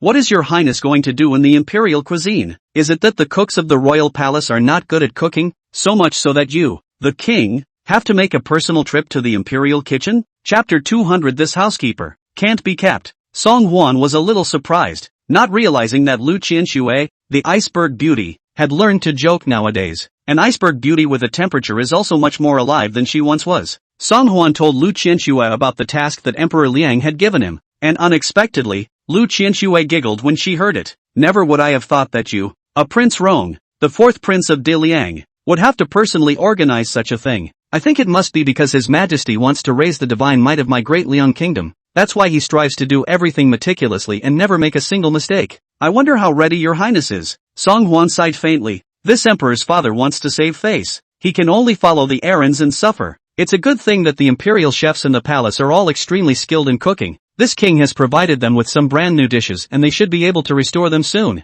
Hearing Song Hwan's words, Lu Qianxue couldn't help but feel a hint of curiosity. Brand new dishes? What's it all about? Song Hwan didn't expect that after not seeing him for a few days, Lu Qianxue was like a curious baby who had countless questions to ask. There's steak, pasta, pizza, tarts. Some dishes also use a rare ingredient called black truffle, but I, De Liang, have a large landmass, so it shouldn't be too difficult to find these things. Lu Qianxue listened to Song Hwan's narration with great interest, and couldn't help but say, Your Highness, you know so much. These are things I've never heard of before. Looking at Lu Qianxue's yearning face, Song Hwan's heart stirred. If there is an opportunity in the future, this king can personally make it for you to eat. This king is especially delicious down there. You'll know when you try it. It was as if some soft and sensitive corner of Lu Qianxue's heart had been struck, only to see her hastily lower her head, desperately trying to hide the sound of her dear's heartbeat. Good, then I'll wait for that day to come. Although the two did not say anything more, but the mutual understanding between each other has long been worth 1,000 words.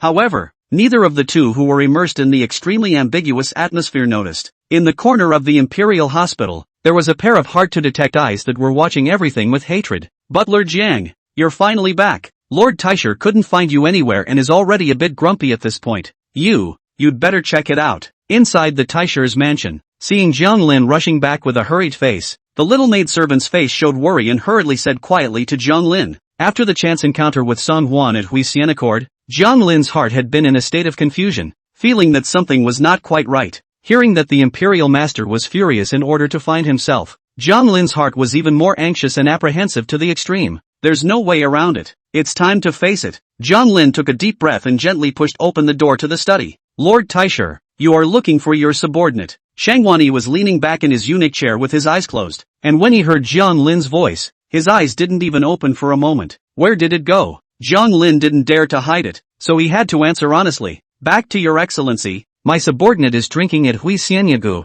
I accidentally drank a little too much, and I can't believe I slept until now. I beg your pardon for delaying your lordship's business. Shangwani still had his eyes faintly closed. Oh, old me remembers that Butler Jiang never gets drunk from 1,000 cups, a sea of them. Shangwani's words caused Jiang Lin to break out into a cold sweat in an instant. Genus. Jiang Lin stammered, completely at a loss for words. Just then, Shangwani finally slowly opened his eyes. He was about to continue to chastise Jiang Lin, but abruptly, Shangwani saw the jade pendant that Jiang Lin had hung on his waist. Shangwani narrowed his eyes meaningfully. Jiang Lin, you've been following old man for more than 10 years? Jiang Lin didn't know why Shangwani suddenly changed the topic, so he could only reply stiffly. Back to your excellency, this year is already the 17th year. Shangwani nodded. The old man treats you. Can he be considered harsh? Jiang Lin's heart clenched violently. Why does Lord Taisher always ask these strange questions today? Something's not right. Jiang Lin would rather the Taisher be furious with himself than have him ask these many strange questions that struck fear in his heart. But facing Shangwani's torch-like gaze,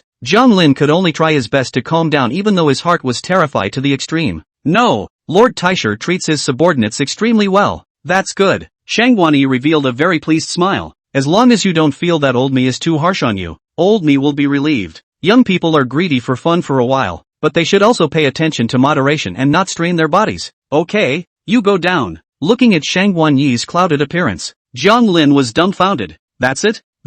Lord Taisher was looking around for himself just to exhort him to be temperate? Intuition told Jiang Lin that this was very wrong. What else? If it's alright, go ahead and retire. Shangwani smiled and raised her eyes to Jiang Lin who was kneeling in front of her. Although his face was full of smiles, the moment he saw the jade pendant on Jiang Lin's waist, he had already made up his mind. Sure enough, there was indeed something fishy between Jiang Lin and the fourth prince behind his back. No wonder the second daughter's family will die in the prison of the Ministry of Justice. No wonder the Ministry of Households and the Ministry of Justice will be the Emperor's thunderous rectification. No wonder the list handed up will not be heard back for a long time. It turned out that all of this was a collaboration between Jiang Lin and the fourth prince. Shangwani's heart set off shockwaves, but on the surface, it remained unperturbed. I didn't think that the arm I had nurtured for years would turn out to be the hand that bit back. Seeing Jiang Lin turn to leave, the killing intent in Shangwani's eyes was bound to appear. This man cannot be kept. But Now is not the time to get rid of him. I still don't know how much he has revealed to the fourth prince. If I get rid of him just like that and enrage the fourth prince, wouldn't I be equivalent to cutting my own throat? Shang Wanyi was gazing at his brows in thought when he saw Zhang Lin turn back again. My lord, there is an imperial doctor who is seeking an audience outside. Imperial doctor? Shang Wanyi was puzzled. What kind of eunuch doctor? What's he here for? The entire imperial hospital has been out of Shang Wanyi's control for a long time. Ever since Imperial Doctor Lu Santon was forced out of the palace. For no reason at all. What could a eunuch doctor do when he found himself? Zhang Lin likewise looked puzzled. This imperial doctor, my subordinate has never seen before. He said his name was Zhang Binghe, and that he came to seek an audience with Lord Imperial Master today because of something he overheard the fourth prince say. He said that these words might be helpful to the Master Taiji. Chapter 201 Mixing into Prince Rong's mansion. Shang Wanyi's eyebrows raised slightly. Let him in. Not long after, he saw Zhang Lin bring a young man in his early 30s into the study. The youth is thin and tall, keeping a short goatee, and there are two large pieces of uvula under his eyes, as if he can't wake up from sleep all night. Seeing Shang Wanyi, the youth instantly sucked in a mouthful of cold air and trembled as he knelt to the ground. My humble servant, Zhang Binghe, pays his respects to Lord Taisher. Shang Wanyi had a cordial smile on his face and raised his hand towards the other party. Why is Dr. Zhang so polite? Please rise quickly. The old man is most fond of talents, especially young and talented young talents like Lord Zhang. There's no need for Dr. Zhang to be so formal. Someone, give a seat. Zhang Binghe was flattered and carefully sat on the round stool moved by the maid, not forgetting to secretly look around inside Shang Wanyi's study. Cough cough. Zhang Lin coughed twice and reminded somewhat unhappily. Didn't Dr. Zhang just say that there are important matters that require an interview with Lord Imperial Master? It seems to be related to something about the fourth prince? Being reminded by Zhang Lin, Zhang Binghe then woke up like a dream. Right. With this memory, my humble servant almost forgot about this important business. Just now, the next official was outside the Imperial Hospital. Zhang Binghe had just said half of the words, was leaning on the Taisher chair. Shang Wanyi opened his mouth to interrupt. Zhang Lin, you go out first. Zhang Lin's pupils tightened. Once upon a time, Lord Taisher never avoided himself when he talked about things, and there were even a lot of important things that he did instead of his lord. How is it that when you meet with a small doctor today, the Imperial Master wants to avoid him? Zhang Lin's cold sweat instantly ran down his face. Seeing Zhang Lin standing in place like a log, Shang Wanyi's face showed a touch of displeasure. Go on. Shang Wanyi's tone wasn't really harsh, and the volume wasn't even considered loud, but to Zhang Lin's ears, it had an unquestionable majesty. Zhang Lin didn't dare to stay long, so he answered in a low voice. Yes. Seeing Zhang Lin turn around and close the door of the study, Shang Wanyi then said to Zhang Binghe in a kind and pleasant manner, Dr. Zhang, you continue to speak. Zhang Binghe has long heard of the majesty of the great master. Today came to see, originally with some apprehension, and see just Shang Wanyi on Zhang Lin so harsh. Zhang Binghe is even more terrified. A moment did not dare to squeak. Shang Wanyi was not half impatient, but patiently said, don't worry, since you have found Lao Fu, it is naturally a great matter of 100,000 urgency. If it were not so, you, as an imperial doctor, would not have made a special trip out of the palace to find Lao Fu. After Shang Wanyi so reminded, Zhang Binghe again remembered. Just now Song Huan and Lu Qianxue between the intimate ambiguous appearance. Thinking of this, he couldn't help but clench his back teeth and finally summoned up the courage to say to Shang Wanyi, Your Excellency, my humble servant just overheard some words spoken by the fourth prince. The fourth prince seems to have prepared some rare ingredients that he wants to use to entertain the Xia emissaries. Shang Wanyi smiled faintly with interest. So, Zhang Binghe hurriedly said, my humble servant was thinking that these ingredients are so rare that I'm afraid the head of the imperial catering house hadn't heard much about them before. You say, if anything goes wrong with these ingredients and delays the tribute ceremony, will His Majesty demote the fourth prince? Zhang Binghe's words caused Shang Wanyi's eyes to light up slightly. Only when facing Zhang Binghe, Shang Wanyi did not show much joy. What makes you say that, Dr. Zhang? I have no enmity or grudge against His Highness the fourth prince. Why would I do such things as framing the fourth prince? Besides, His Majesty attaches extreme importance to this tribute ceremony. In case something does go wrong, it won't be my De Liang's face that is lost in the end? Zhang Binghe was slightly stunned, not expecting Shang Wanyi to say such righteous words. Taisher-sama. Nowadays, the fourth prince is in full swing and has just been named Prince Rong, but he is the biggest rival of His Highness the Crown Prince. Aren't you going to do anything to stop the fourth prince? Zhang Binghe has said such treacherous words, already spent a huge amount of courage, but he really hated Song Huan to the bone, and hated that he could not instantly pull Song Huan down from the position of Prince Rong. or even the fourth prince. Why should he be able to capture Lu Qianshue's heart with one kiss? But that towering iceberg beauty doesn't even look at herself on weekdays. The reason for this was not because of Song Hwan's status as a prince. If Song Hwan was just like himself, just a silent and nameless common doctor, would he still be able to get Lu Qianshue's favor? Never. Looking at the righteously indignant Zhang Binghe, Shang Wanyi instantly revealed a meaningful smile. Dr. Zhang, you need to know, if I were to report what you just said to His Majesty, this would be enough of a charge to implicate all 9 of your clans. If I were to go and tell the fourth prince directly, the fourth prince would surely break you into pieces as well. Zhang Binghe's heart had long been fearful to the extreme, but as the saying goes, there's no turning back. Since he chose to tell everything to the imperial master, he naturally did not prepare any retreat for himself, only to see that he suddenly got up and knelt down to Shang Wanyi, his face instead even more sincere and firm than before. If Lord Taisha really wants this, I,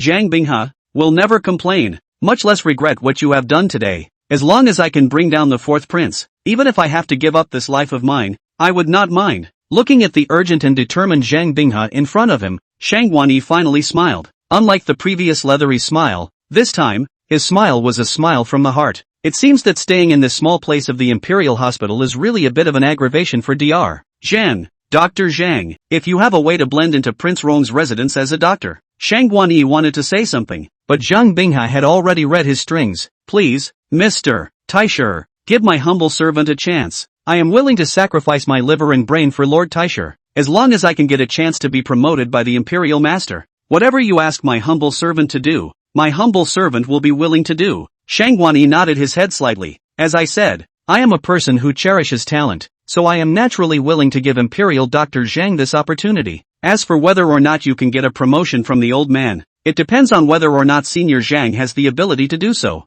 Yes. Zhang Binghe was ecstatic and hurriedly kowtowed a few times to Shang Wanyi. Originally today just wanted to borrow Shang Wanyi's hand to bring down the fourth prince, but even Zhang Binghe did not think that he would accidentally become a person under the Imperial Master. The Taisha's methods were evident to the entire Dalian court. If the Imperial Master really intended to lay hands on the fourth prince, then wouldn't it be just around the corner for the fourth prince to fall? Thinking of this, Zhang Binghe could not help but be overwhelmed. Immediately rushed back to the palace without stopping. Chapter 202 Descendants of the Hoshizhan clan. Dr. Lu. Inside the Imperial Hospital, Lu Qianshue was sitting in her room reading a medical book when she suddenly heard an urgent call from the courtyard. She thought there was some kind of emergency and rushed out of the room. What's going on? Seeing that there was only one Imperial doctor in the courtyard, Lu Qianshue frowned slightly, not knowing what had happened. The person in front of him looked somewhat familiar. Lu Qianshue had seen him many times within the Imperial doctor's courtyard. It was just that this person was usually honest and low-key excessively, and although Lu Qianshue had seen him a few times, he had never spoken to the other party. Didn't even remember what the other guy's name was. I wonder if something important and significant has happened with him suddenly chanting his name? Zhang Binghe out of the master teacher's residence, full of the master teacher's mission, then regardless of the 3-7, non-stop hoof to find Lu Qianshue. But, when he actually saw the goddess he had been coveting for so long, he was somewhat afraid to open his mouth instead. Seeing Zhang Binghe's face reddened and his head lowered, not being able to say a word, Lu Qianshue's heart was filled with doubts. What the hell is going on? Why don't you say something? After asking several times, Zhang Binghe never dared to open his mouth to talk. Lu Qianshue finally began to lose patience. Seeing Lu Qianshue turn to leave, Zhang Binghe finally summoned up enough courage to open his mouth and said, Dr. Lu, my name is Zhang Binghe, and I would like to ask you for something. Lu Qianshue stopped and turned around to ask, what is it you want? Looking at Lu Qianshue's cheeks that looked like heavenly fairies, Zhang Binghe only felt his heart beating so fast that he almost forgot what he was going to say again. After trying to calm down, Zhang Binghe stammered, I hope that Dr. Lu can introduce me to Prince Rong, so that I can work as an eunuch in Prince Rong's residence. After coming out of the Master-at-Arms residence, Zhang Binghe began to think hard about a problem. What exactly was the way to smoothly blend into Prince Rong's residence and get close to Song Hwan? Thinking about it, Zhang Binghe can only think of a most prudent way. That was to rely on Lu Qianshue's introduction. Prince Rong's mansion had just been built not long ago. Lu Qianshue as the court ambassador of the Imperial Hospital was bound to pull out a few Imperial physicians to go forward to the royal mansion to wait for orders.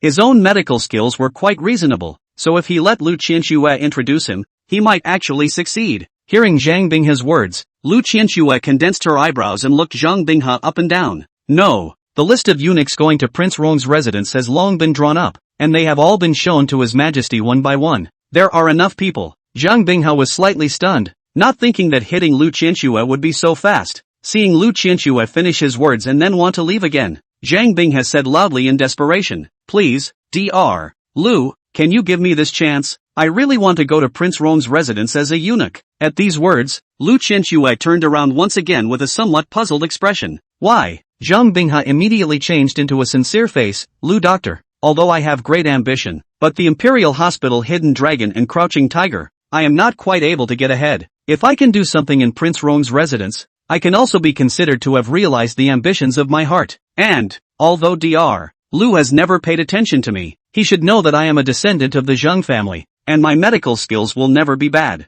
After saying that, Zhang Binghe nervously rubbed his hands together and waited for Lu Qianxue's reaction. Descendants of the Zhang family. Lu Qianxue pondered for a moment and raised her eyes to gaze at Zhang Binghe. "You are the descendant of the Heshi Zhang clan?" Delight flowed from Zhang Binghe's eyes and he nodded his head hastily. "Not bad. The Heshi Zhang clan has been practicing medicine for 5 generations, and although they are not considered top-notch healers in Daliang, they are still considered to be a little famous. Although my medical skills are not considered to be among the best in the Imperial Hospital, I am still confident that I can take charge of Prince Rong's precious body's well-being." Dr. Lu, look at. Hearing this, Lu Qianxue couldn't help but slowly nod her head. "Not bad. Your Highness's precious body is important, and it does need a healer with excellent medical skills to be in close charge of it. I see that your medical skills are quite good, and you are usually low-key, but I didn't expect that you would have such a career mindset and know how to fight for a good future for yourself." Hearing that Lu Qianxue was thinking of Song Huan in every word, Zhang Binghe's eyes went cold for a second.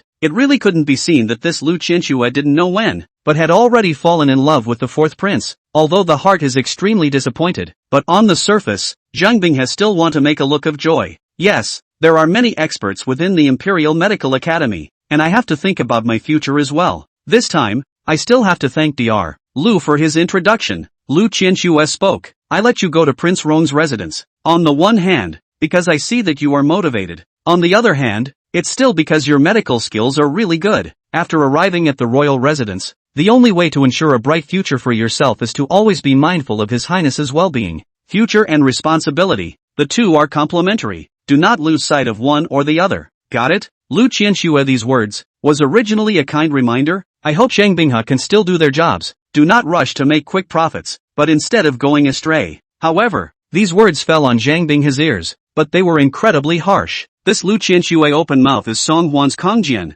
Look at her worthless appearance. Really hate to immediately give Song Huan upside down kneeling. I didn't expect that the goddess of my heart in the past would be attentive to the 4th prince to such an extent. Zhang Binghe heart lost to the extreme at the same time. Cannot help but evil to the gallbladder? His mind popped up an extremely evil idea. On the day when he and Taisher teamed up to bring down Song Huan, he must forcefully take the goddess for himself in front of him. Isn't one of you fond of kneeling and the other very proud of his status as a prince? At that time, let's see if the two of you can still laugh or not. Looking at Lu Qianxue's clear eyes, this time, Zhang Binghe laughed from the bottom of his heart. Dr. Lu, I know. Without wind or waves, another 3 days passed. On this day, Song Huan went out of the Imperial College and was about to go to the Imperial catering room to see how things were going, but he unexpectedly ran into Chang Tianlin, who had been waiting for a long time, outside the Imperial College. "Big brother, you're finally out of class. I've been standing outside for a whole hour. Isn't it boring to attend classes at this state prison?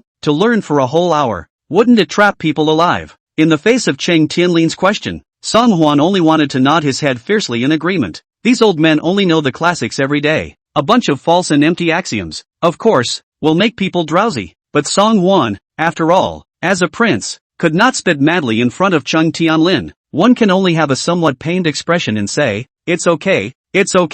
By the way, you've been waiting here for so long, but is there something important? Chapter 203 Witnesses Found. Oh yeah. Chang Tianlin slapped his head and hurriedly and mysteriously pulled Song Huan aside. Seeing that no one was around, Chang Tianlin then lowered his voice and said to Song Huan, "Big brother, didn't you ask me last time to send someone back to Liangzhou to look for that oddly traveling henchman beside the second prince? I didn't expect that they really made a discovery around Liangzhou. I'll go." "So soon? Chang Tianlin, these henchmen are eating rockets, aren't they? They're so efficient." Song Huan was surprised in his heart. How so? When it came to this matter, Chang Tianlin was so pleased with Song Huan that he was in awe of him. "Big brother, your brain is too good. How do you know that the probability is that this person can be found in the beggar's nest on the outskirts of Liangzhou?" When my men arrived in Liangzhou, they went straight to the generation west of the city, the poorest in Liangzhou. As expected, it was next to a dog kennel that this man was found. He's got a leg wound. He's penniless. He's starving to the bone, and he's going to die soon.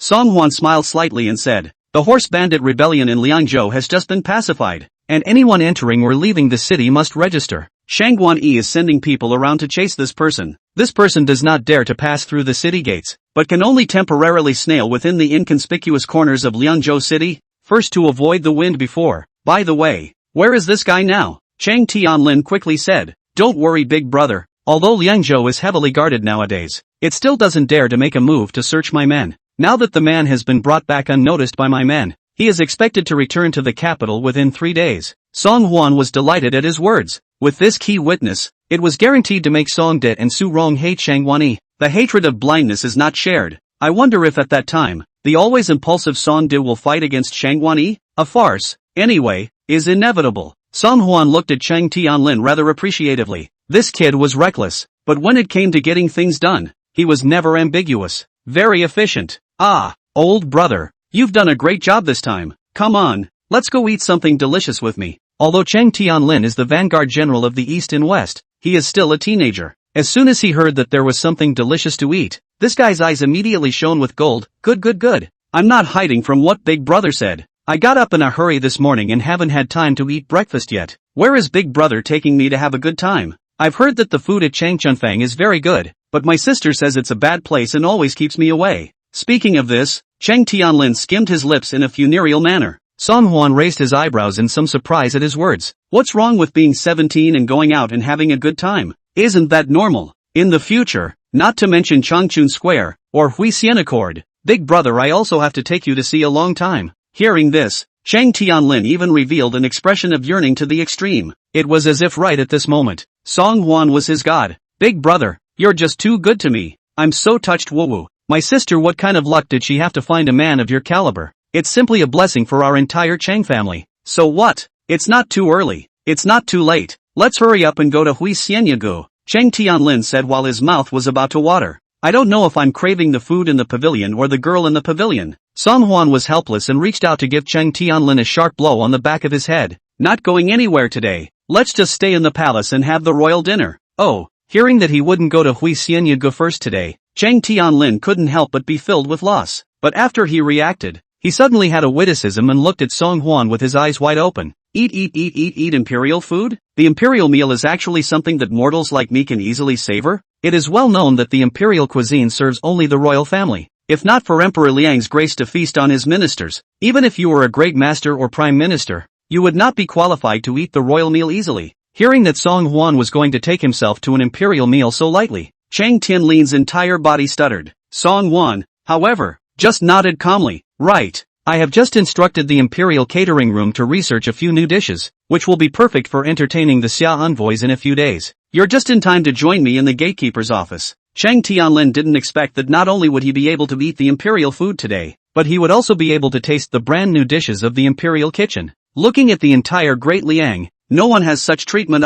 Thinking of this, Chang Tianlin's admiration for Song Huan once again reached a whole new, unprecedented level. "If it weren't for knowing you, Big Brother, where would I have been able to easily taste the imperial food? It's best to follow Big Brother." "Follow Big Brother? There's meat to eat." Song Huan had a bit of a headache. "Stop nagging and hurry up." The two of them, one after the other, arrived at the imperial kitchen when all the imperial chefs were working feverishly. Seeing that it was Song Huan who had arrived, Chowan, the head of the imperial catering room, hurriedly wiped his hands on his apron and ran all the way to welcome him. "My slave pays his respects to Prince Rong. Greetings, Great General Chang. Your Highness, you've come at the right time. Since your last assignment, in the past 3 days, the lackeys have been working overtime to delve into new dishes whenever they have the time. It'll be out in no time at all." Song Huan nodded slightly. "Thank you, General Manager Chow. This time, if the imperial cuisine is able to brighten up the eyes of the envoys of the Summer Kingdom, I believe that Father will also be pleased with his dragon's face and reward you all generously." Hearing Song Huan's words, Chowan's already smiling face smiled even wider. "Where are these words from Your Highness?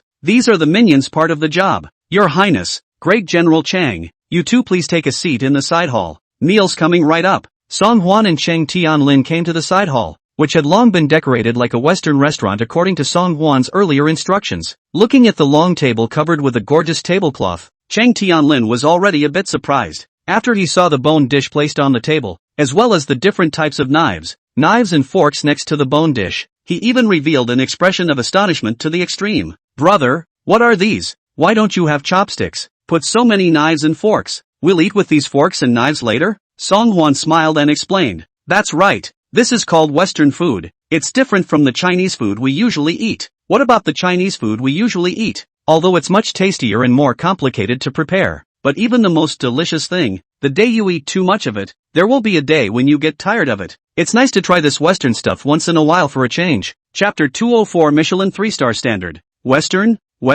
Chang Tianlin was listening in a daze. And after hearing these words from Song Hwan's mouth that he hadn't even heard before, the whole person was going to be dumbfounded. "Big brother, what's all this you're talking about? Where is the Western Ocean? Have you ever been?" Song Hwan froze, not realizing that De Liang hadn't explored the western side of the planet yet. "It's okay. It's not a bad thing if you've never been. Doesn't that just give you the opportunity to do it yourself? I've been there, but I haven't been there either. But sooner or later, we'll all get a chance to go. At that time, I want the entire Eurasian continent to prostrate themselves at the feet of my great Liang and bow down." Although Chang Tianlin still couldn't understand what Song Hwan was saying, he couldn't help but follow his bloodshed when he saw his spirited and heroic demeanor. "In short, I'll fight wherever Big Brother points. Never hesitate. When that time comes, I'll have to go to the West to taste for myself how different the food they eat with knives and forks is from the food we eat with chopsticks." After saying that, the two of them looked at each other and smiled, only to feel an unspeakable agitation and grandeur in their hearts. While he was talking, several small eunuchs had already entered with dish trays in their hands. "Here's the dish." Chang Tianlin's eyes lit up, looking inside the plate with anticipation, wanting to see what exactly was a Western dish. But when the silver plate was lifted off the scene, Chang Tianlin was stunned. That's quite a dish. It's full of greens, and they're all raw. This stuff is edible? And it's such a small amount, enough for whoever wants to eat it. Song Hwan opened his mouth and explained. "This is called a salad, an appetizer. Look closely, there's more than just greens leaves in there." Chang Tianlin sniffed and peeled inside the salad for a few moments, and sure enough, he saw chicken, shrimp, as well as eggs and so on. Why is the inside of this salad slimy? What is it? That's called salad dressing. Song Hwan laughed. That's the essence of what's in a salad. You taste it. Chang Tianlin was suspicious in his heart. A dish is a dish. Whatever sauce you put on it, it's still a dish. What's the point of flipping a switch? With a skeptical attitude, Chang Tianlin followed Song Hwan's example and used his fork to roll up a bite of salad and put it in his mouth. Well, so weird. Chang Tianlin's eyes were filled with surprise and doubt. It's not a bad flavor, to say the least. I'd say it was tasty, but I didn't think it was all that tasty. To summarize, it just tastes a little weird, but it was indeed very refreshing, mouth-watering and appetizing. What's even stranger is that after one bite, one can't help but want to go on for a second and third. Seeing Chang Tianlin's odd expression, Song Hwan couldn't help but laugh. This salad is supposed to be an appetizer, a formal Western meal, and it hasn't even started yet. Song Hwan's words caused Chang Tianlin to rekindle his interest. I told you, if Big Brother invented Western food, it surely won't taste so mediocre. One thing though, this lettuce leaf has a mediocre flavor, but the salad dressing tastes. It's kinda catchy, though, it's not really tasty, but the more you eat it, the more you want to eat it.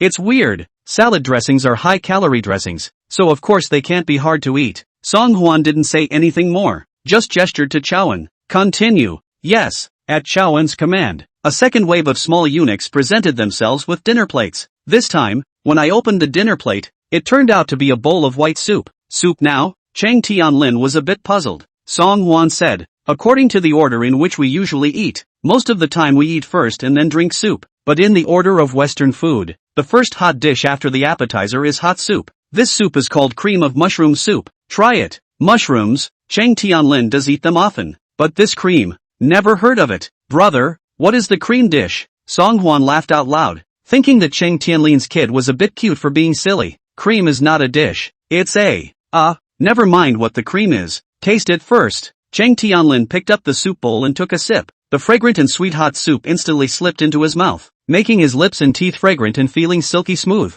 Well, is it good? In the face of Song Hwan's question, Chang Tianlin took several more sips in a row as if he hadn't tasted the flavor in one sip. Weird. Very weird. I can't say it's very good, but it just makes you feel like you can't get enough of it. Weird? Odd is right. It's meant to be a showstopper, and you can't stop thinking about it. Once the appetizers and soups are on the table, it's time to move on to the actual main course. Your Highness and Great General, today, the lackeys have prepared a total of 3 main courses. First entree, Wellington steak. This time, the dinner plate had just been placed on the table when Chang Tianlin could smell a tantalizing aroma of sizzling beef. With the moment the plate was lifted, a golden piece of food came into view. Ha, big brother, I clearly smelled beef just now, but what is this?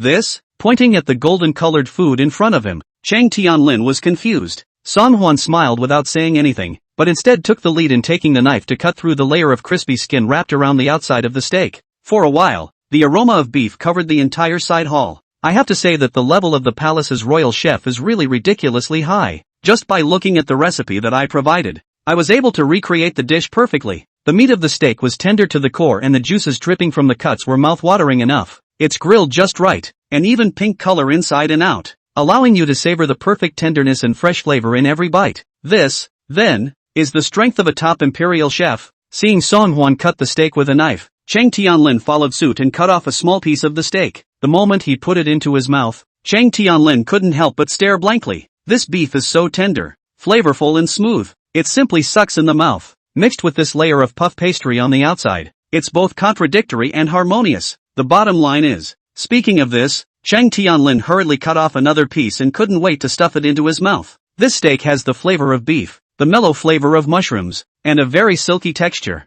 These 3 flavors are intertwined, echoing and mirroring each other. It's really evocative. Big brother, what is the other extremely unique flavor? It's butter. Compared to Chang Tianlin's excitement, Song Huan was much more calm. I specially wrote down the recipe for making butter and had the imperial chef add butter to it. The craftsmanship of the imperial cuisine is truly top-notch, which would be a Michelin 3-star level if it were put into the present day. Chapter 205 Can't get enough of it. Can't get enough of it at all. Seeing Chang Tianlin devouring his food and describing this steak as so delicious, even the small eunuchs of the imperial catering room, who were accustomed to seeing delicacies, were intensely curious about this steak, which they had never heard of before. He could only desperately hold back his saliva as he watched Chang Tianlin wind up and finish off a whole chunk of steak in a few bites. Yummy, yummy. It's not the same flavor at all compared to the beef you usually eat. Instead, it's refreshing. Big brother, is there any more? I want another piece. Chang Tianlin ate with his mouth full of oil, but he still couldn't get enough. He simply didn't eat enough. Song Huan laughed. Don't be in a hurry.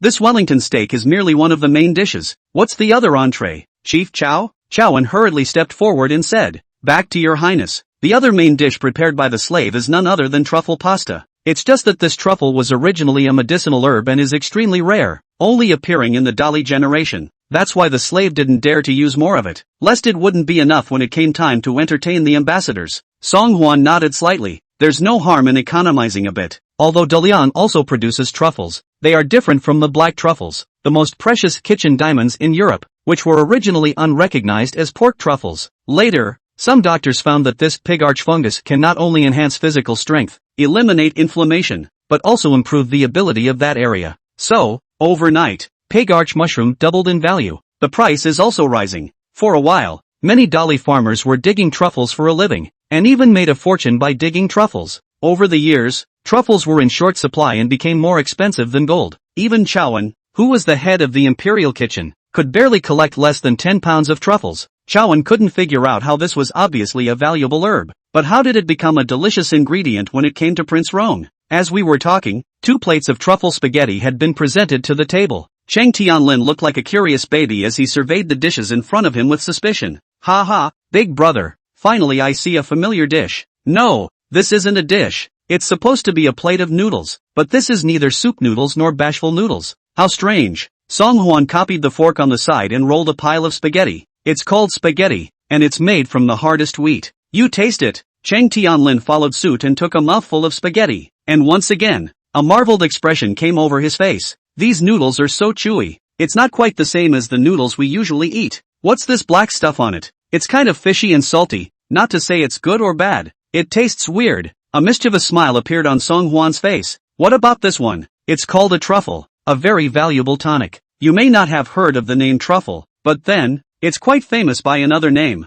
What name? Chang Tianlin bared the flowers of his teeth and blinked his big curious eyes. Another name for it? It's called pig arch mushroom. Chang Tianlin was raised with dignity. and in recent years he has been on the warpath. So naturally he has never heard of what this pig archfungus is. But as soon as he heard the not-so-good name of this thing, Chang Tianfei's face was as ugly as if he had eaten a fly. Blah blah blah. Big brother. Ah, how can you move this pig's arch to the imperial kitchen, and use it as a dish for entertaining summer envoys? This isn't quite right. Song Wan, however, was not annoyed, but only lowered his voice and came closer to Chang Tianlin's ear. Oh virtuous brother, this is something you are afraid you don't know. This pig arch mushroom, though its name is hardly elegant, is a great tonic, especially in the area of revitalizing a man's virility. It's extremely effective. If you want to go to Huixian go to see the world in a few days, it certainly won't hurt to make up for it in advance. Hearing this, Chang Tianlin's eyes lit up. So it's Big Brother who has good intentions. I misunderstood Big Brother. Big Brother, you really don't say. This pig archfungus name is ugly. The flavor is quite a head-turning. Chang Tianlin couldn't wait to pull the spaghetti into his mouth before he finished speaking. The flavor was a little odd,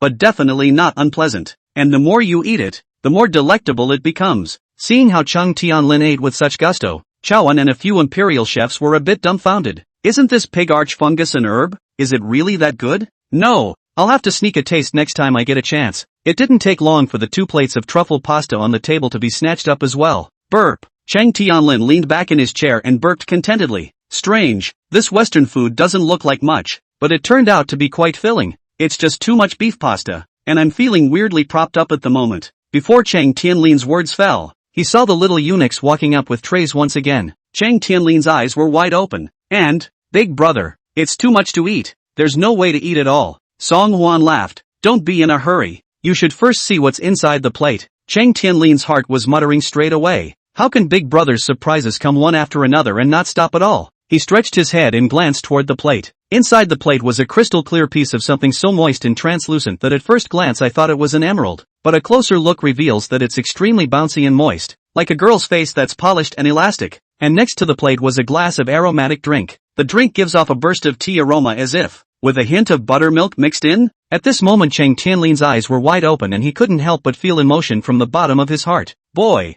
I'm from a famous family though, and I pride myself on having eaten a lot of rare and good food since I was a kid. But the food is even more famous and expensive. But it's not as broad as what Big Brother has seen in the imperial cuisine today though. If this is taken to entertain the ambassadors of the Summer Kingdom, won't it shock them out of their wits? Big Brother, how do you know everything? It's so awesome. Song Huan secretly laughed in his heart. Even the most top-notch delicacies would indeed get tired of eating them one day. Occasionally, you come to change this Western food with very different flavors, and it will be a refreshing change of pace. Alright, don't talk about this nonsense. This is Jello and this is milk tea. Both are used to give relief after a meal. As soon as Song Huan's words fell, Chang Tianlin could not wait to taste it. After tasting it, you can't help but to blow up at another one. Chapter 206. This king has an idea. Seeing that Song Huan and Chang Tianlin had finished their meal, Chowan cautiously inquired from the sidelines. Your Highness, how do you feel? Does this meal meet your requirements? Worthy of the craftsmanship of a large number of top chefs, that naturally met Song Huan's requirements. Even, it had far exceeded Song Huan's expected level. Song Huan was very satisfied in his heart. Not bad. Chief Chow has excellent cooking skills. This king is very satisfied. I believe that when it comes to the tribute ceremony, Chief Chow's culinary skills will surely amaze the ambassadors of the Xia Kingdom.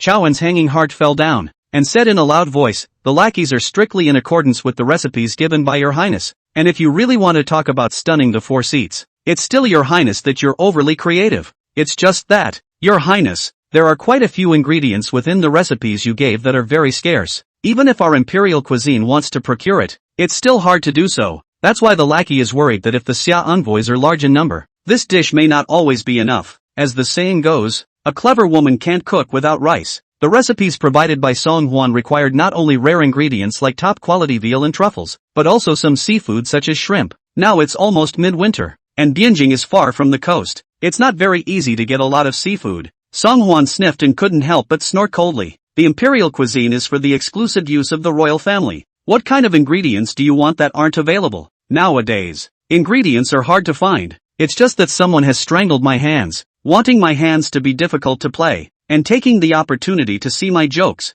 Thinking about it, I know that only Shang Guanyi's mind can be so meticulous, tripping himself up at every turn, wanting to see himself make a fool of himself. It was a pity that although his mind was delicate, he had underestimated himself a little too much. Hearing Song Hwan's words, Chowan was shocked. Your Highness, unjustly accused. These ingredients can be. The slave personally ran several times to the Internal Affairs Office, repeatedly reiterating the importance of the ingredients, so that the Internal Affairs Office must purchase all of them. Ha! The Internal Affairs Bureau. Song Hwan sneered. The problem naturally lies in the Internal Affairs Bureau. He's got his hands full, and it's no surprise that there are minions of his in the House of the Interior. Chief Chow doesn't need to worry about the shortage of ingredients. This king has a solution. Seeing Song Hwan's accomplished look, Chowan didn't dare to say much and could only cowardly nod his head. After leaving the imperial kitchen, Chang Tianlin ate and drank his fill, intending to go back and take a nap. Song Hwan, however, did not return directly to the royal residence, but came to the Shin family in the east of the city, not far from Prince Rong's residence. On the plaque in front of the Shin residence, white elegiac flowers are still hanging to pay tribute to the recently departed Shin Wanshan. But this time when he came to the Shin mansion, Song Hwan could clearly feel a very different aura from the last time.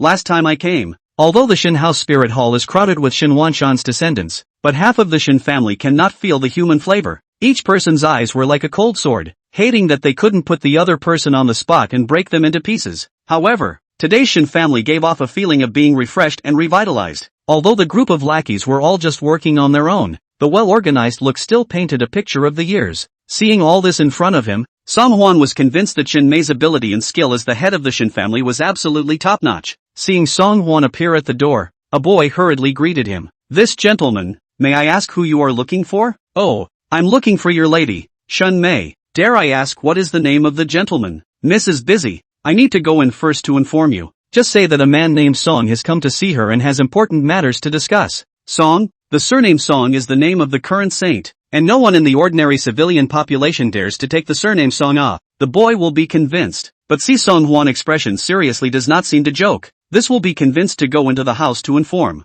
When she heard that there was a young gentleman surnamed Song seeking an audience outside, Shin Mei's heart became a little puzzled. Isn't Song the royal name of today? The young gentleman surnamed Song. Could it be? Shin Mei didn't dare to delay and hurriedly put down the work at hand to go out to check. In less than 2 minutes, he saw Shan Mei in a hurry, walking out with the boy. The moment she saw Song Hwan, Shen Mei was shocked. My daughter, Shin Mei, pays her respects to Prince Rong. I didn't know that your highness had come to visit, so please don't be offended if I've missed your welcome. Miss Shin doesn't need to be polite. Song Hwan helped Shin Mei up. This king is on a slight patrol. Miss Shin only treats this king as an ordinary person. Being helped to stand up by Song Hwan, Shin Mei couldn't help but have red cheeks and nodded gently. Your highness, please move with my daughter to the study. What His Majesty explained last time. My daughter is already ordering people to do it. It's just that 5,000 pounds of tea is not a small amount, and it will take a few days to arrive in the capital. Song Hwan hurriedly waved his hands and said, No,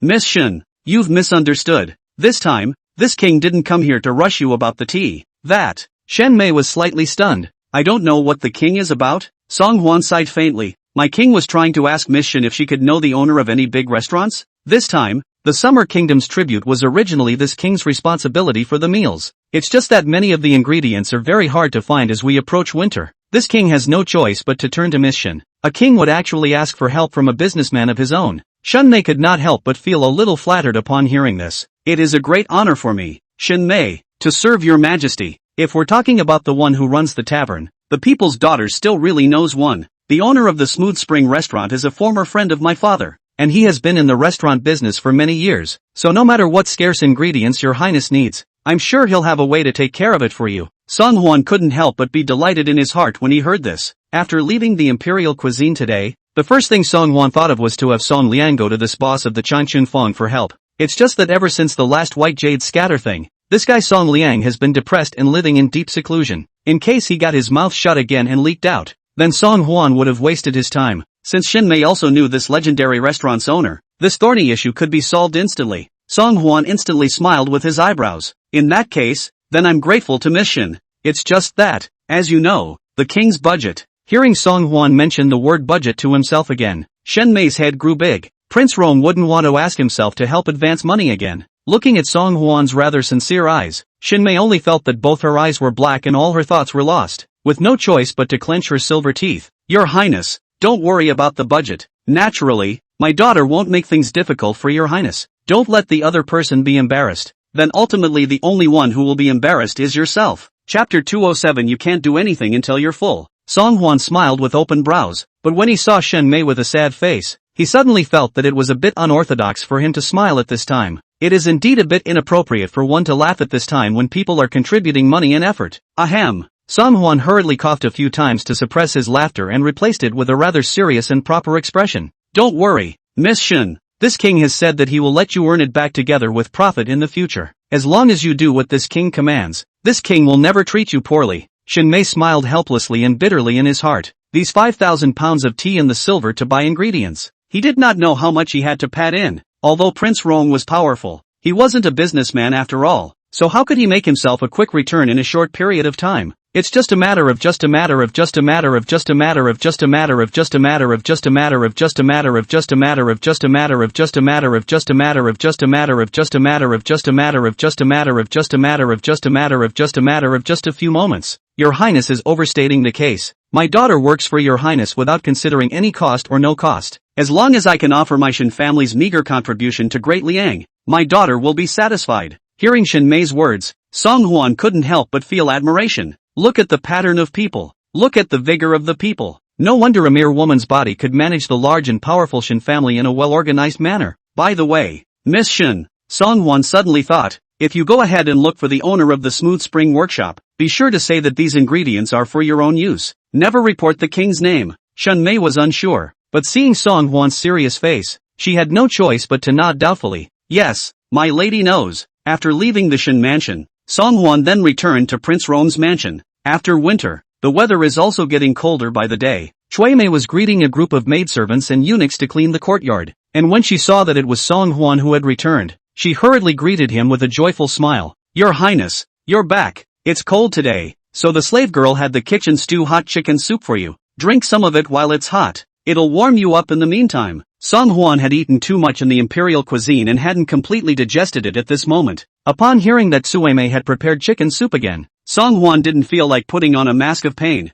This king is not hungry, so let's stop drinking for now. How can that be? Cui Mei raised her eyebrows. You went to court in the morning and left in a hurry. You didn't even have time to eat. If you don't drink some chicken soup at this moment, what if you starve your body? Song Hwan knows the temperament of this little girl Cui Mei, although not very old, but like an old mother who loves to worry. It couldn't be helped, and it was my fault that I had never treated her as a lackey, but as a little sister who took care of her life and living, and that was why this girl was getting more and more powerful. Song Hwan pretended to be dissatisfied and changed his expression to a fierce one. Daring, if this king says he won't drink it, he won't drink it. You little tiny girl, how dare you force this king? Let's see if the king doesn't open your ass up. Saying that, Song Hwan raised his hand and made a gesture to slap above Cui Mei's small arse. Your Highness, the slave girl was wrong. Cui Mei let out a delicate cry and playfully dodged Song Hwan's clutches. Even if you want to punish your slave girl, you have to drink your fill of hot chicken soup before you do it. Where else would you get the strength? The master and servant were playing around when they suddenly heard a small eunuch timidly come to inform outside the door. Your Highness,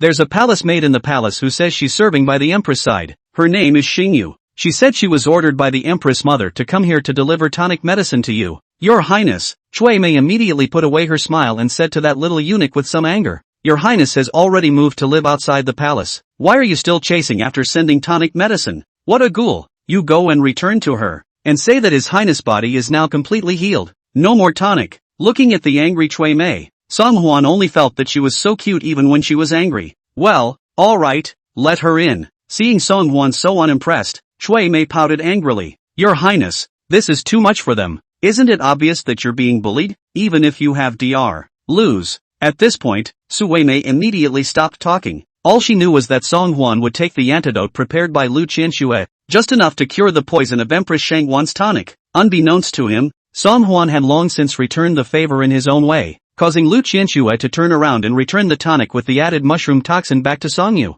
In 5 days, Songyu would be released from the Eastern Palace by Emperor Liang to participate in the tribute ceremony. Before that, Song Hwan only wanted to stabilize Empress Shangwan for the time being, unwilling to startle the snake and cause the other party to become alert. There's no harm in it. Empress Shangwan's tonic is good for the body, and this king loves it. Let her in. Yes, the little eunuch immediately answered and hurriedly went out to inform. Not long after, they saw Empress Shangwan's personal courtesan, Xingyu, walking in with a food box in hand and a smile on her face. Greetings, Your Highness the Fourth Prince. Oh no, I should honor you with the title Prince Rong. Prince Rong, it's time to drink your medicine. Although there was a smile on Star Moon's face, there was a faint layer of contempt hidden in her eyes, even as Prince Rong. So what? Still not crushed by the Crown Prince, plus with Empress Shanghuan's tonic. Sooner or later this Prince Rong would turn into a little cutie. Of course Song Huan saw the smug smile on Xingyu's face, but he didn't care. It's just a small man's ambition. What's there to care? Oh,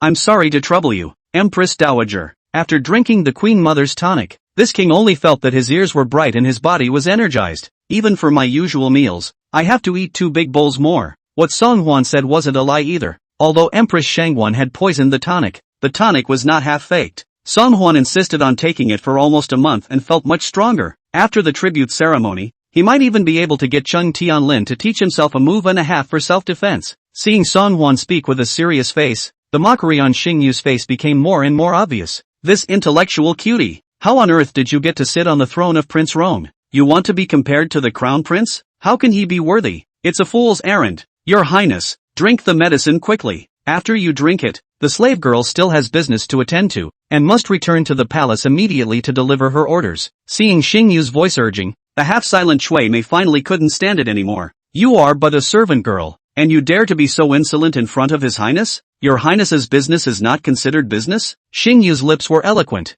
her eyes glanced, and she immediately voiced out a taunt to Shui Mei. I'm a maidservant, and that's a maidservant beside the Empress Dowager. It's you. Why? After following Prince Rong for such a long time, haven't you learned half the rules? It's true that for every master there is a slave. Chapter 208 The New Imperial Doctor. Before Star Moon could finish a sentence, the right half of her face had already received a solid and resounding slap. She only felt pain on her face, and then, half of her pretty cheeks were already red and swollen. Your Highness, you. Xingyu covered the right side of her face incredulously. She never dreamed that this naive and demented fourth prince would dare to make a move on herself. She was the personal palace maid beside Empress Shanghuan, and even some concubines in the harem had to be courteous when they saw her. But this fourth prince, he dared.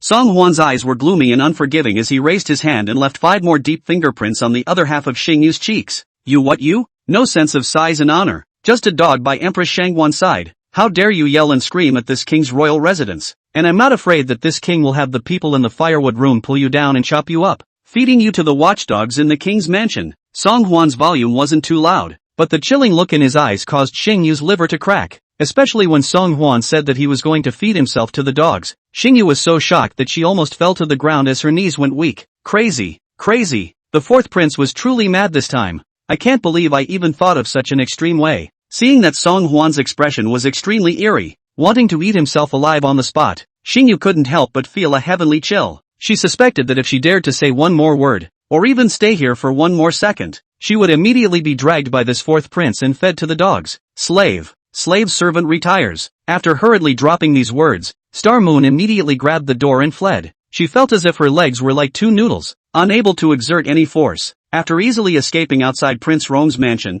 Xingyu twisted her head around and looked back at this royal mansion full of hatred. Very well, it seems that the fourth prince has gone quite completely mad. This will go back to the Empress Mother to deliver. In a few days on the pilgrimage ceremony, must make this fourth prince pay the price. However, what Stars and Moons didn't realize was this. After she left, Song Huan and Sui Mei inside the royal residence glanced at each other and then burst out laughing. Ha. It's ridiculous. Your Highness, did you just see that look in Star Moon's eyes? The slave girl feels that she's going to cry out next. What a relief. Humph. If the tiger doesn't show its strength, does she really think we're sick cats? But Your Highness, the slave girl originally thought you were going to bide your time. What just made you act like that all of a sudden? Only very relieving is all. He. Song Huan coldly hummed. How arrogant she is towards this king. This king will just pretend that she doesn't exist is all. But she dared to speak out against someone close to this king. This king must not tolerate it. What? Do you really think that this king is a soft persimmon? If you dare to let this king's people suffer,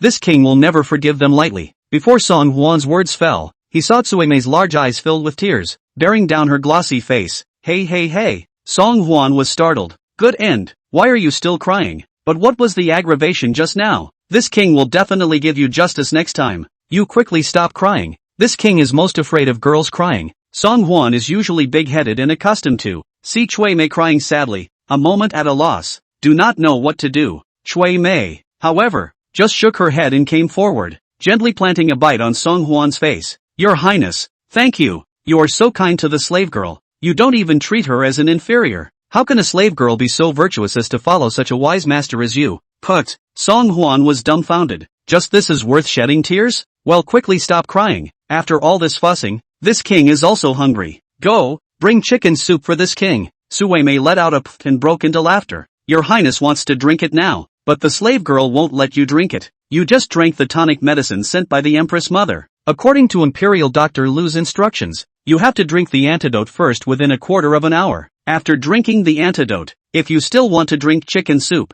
the slave girl will go and serve it to you again. Oh yes. Song Hwan slapped his head. Look at this king's memory. Then drink the tonic first. Yes, Shui Mei said, walking into the inner room and taking out a small porcelain jar, and pouring out some more powder from it. Even Song Hwan himself didn't know that Sui Mei had put the antidote prepared by Lu Qinshui in his bedroom. What's this thing doing here? Shui Mei smiled wryly. You just moved to the royal residence. There are many more lackeys. There are so many people. And this kind of confidential stuff, of course, should be hidden. The antidote has been mixed. Your Highness, you should drink it while it's hot. Song Hwan took the antidote that Sui Mei had prepared, and was just about to drink it all, when he heard the door creak and then a man in a green shirt walked in. My name is Zhang Binghe. I was introduced by Dr. Lu to come to the king's residence to be the imperial doctor. Greetings, Prince Rong. Shui Mei's eyebrows twisted. The new eunuch. Just go directly to the side hall and wait. Who told you to come right in? Zhang Binghe's face froze, and he quickly kneeled down in fear. It's my ignorance of the rules that has alarmed your majesty. I still ask for your majesty's chastisement. Your Highness, are you drinking tonic medicine? But what's wrong? Would you like me to take your pulse? Sui Mei impatiently interrupted Zhang Binghe. Where did you get so much nonsense? His Majesty will naturally pass you on when he needs you. Why don't you get going? Seeing Zhang Binghe that pitiful appearance, Song Hwan laughed. It's just that. You little ninny fierce. Don't give this new eunuch a fright. Since it was introduced by Dr. Lu, his medical skills are naturally extraordinary. You can go to the side hall first. Lingzi will take you to the medical room. Yes. Zhang Binghe responded respectfully and hurriedly retreated. His face was covered with a humble smile, and no one saw him turn around and his face instantly returned to ice. His hands were tightly clenched into two fists, and he couldn't feel the slightest bit of pain even when his nails were viciously embedded in his flesh. This was the first time he had ever spoken to Song Hwan, and Zhang Binghe's body trembled in the face of this man he hated so much. He secretly swore inwardly that one day, he would make this high and mighty fourth prince lose everything. He would make the fourth prince kneel before him and lick the mud off his boots for himself. He swore. Chapter 209, requesting second brother to run for me. Great Liang Palace. Inside the imperial son's bedchamber, Songde returned to the capital for 2 days, only to feel bored, or almost idle out of a bird. After staying in Liangzhou for a few days, Songde felt like he was suffocating, truly bored and itchy. Songde stormed out of the door and wended his way to Song Liang's palace. Lao San, what have you been avoiding me for the past few days since I've been back? Quickly, accompany me to the Smooth Spring place to relieve my boredom. Songde didn't care, as he pushed open the door to Song Liang's chambers, but after seeing Song Liang lying on the bed, Songde was instantly dumbfounded, only to see Song Liang, his body pale and his lips blue, was wrapped in 3 quilts, lying on the bed and shivering. Even though 2 pots of roaring fire had been built in the room, it still didn't help. Song Liang's entire body felt as if he was lying in an ice cellar, and it felt as if he would be frozen alive in the next second. What dazzled Sond even more was this. Song Liang was originally still considered to be a handsome and elegant flamboyant gentleman. Nowadays he, surprisingly, has a yellowish face, sunken eye sockets, living like a thin beggar who has been starving for several months. What was even more horrifying was that the 2 auburns under his eyes were very severe and frightening. It made him look as if he had been drained of his essence by a female ghost. Even if Songde was barely a person who had been to war, he couldn't help but suck in a breath of cool air when he saw this miserable state of Song Liang.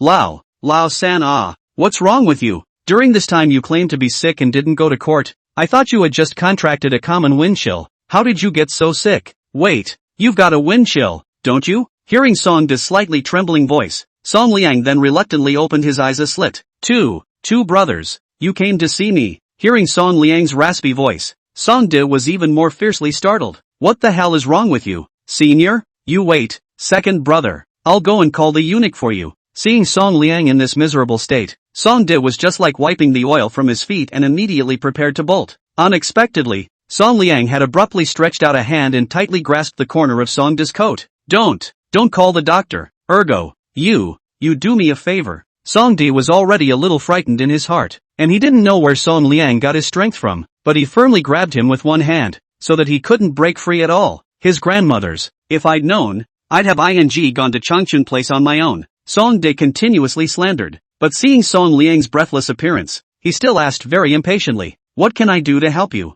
Nowadays, father only pays attention to the old fourth guy, so I can't do anything, trying to get me to do you a big favor, but there's nothing I can do. Song Liang hurriedly said, No, not a big favor. I only ask that second brother can make a trip to Huisianyage, find a person called Chin Air, and buy some white jade scatter back for third brother. Hearing Song Liang's words, Song De frowned. White jade scatter? What was that? Besides, it's just a matter of buying something. Wouldn't it be better to have your palace eunuchs make a run for it? Sung Tak's attitude was impatient to the extreme, just wanting to leave this place of wrongdoing quickly. It would be bad if Lao San, the kid, got some kind of plague and infected himself. Who knows that Song Liang has no intention of letting go. Second brother, you help me. Eunuchs are searched on entry and exit. It's just not very convenient to buy this back. Ergo, please. San's eyebrows twitched. This kid, Lao San, never seemed to have begged himself for anything yet. Okay, then I'll run this for you. You owe me a huge favor this time. When you get better, you'll have to think about how you're going to repay me. Seeing Song De finally relent and agree, Song Liang was instantly grateful.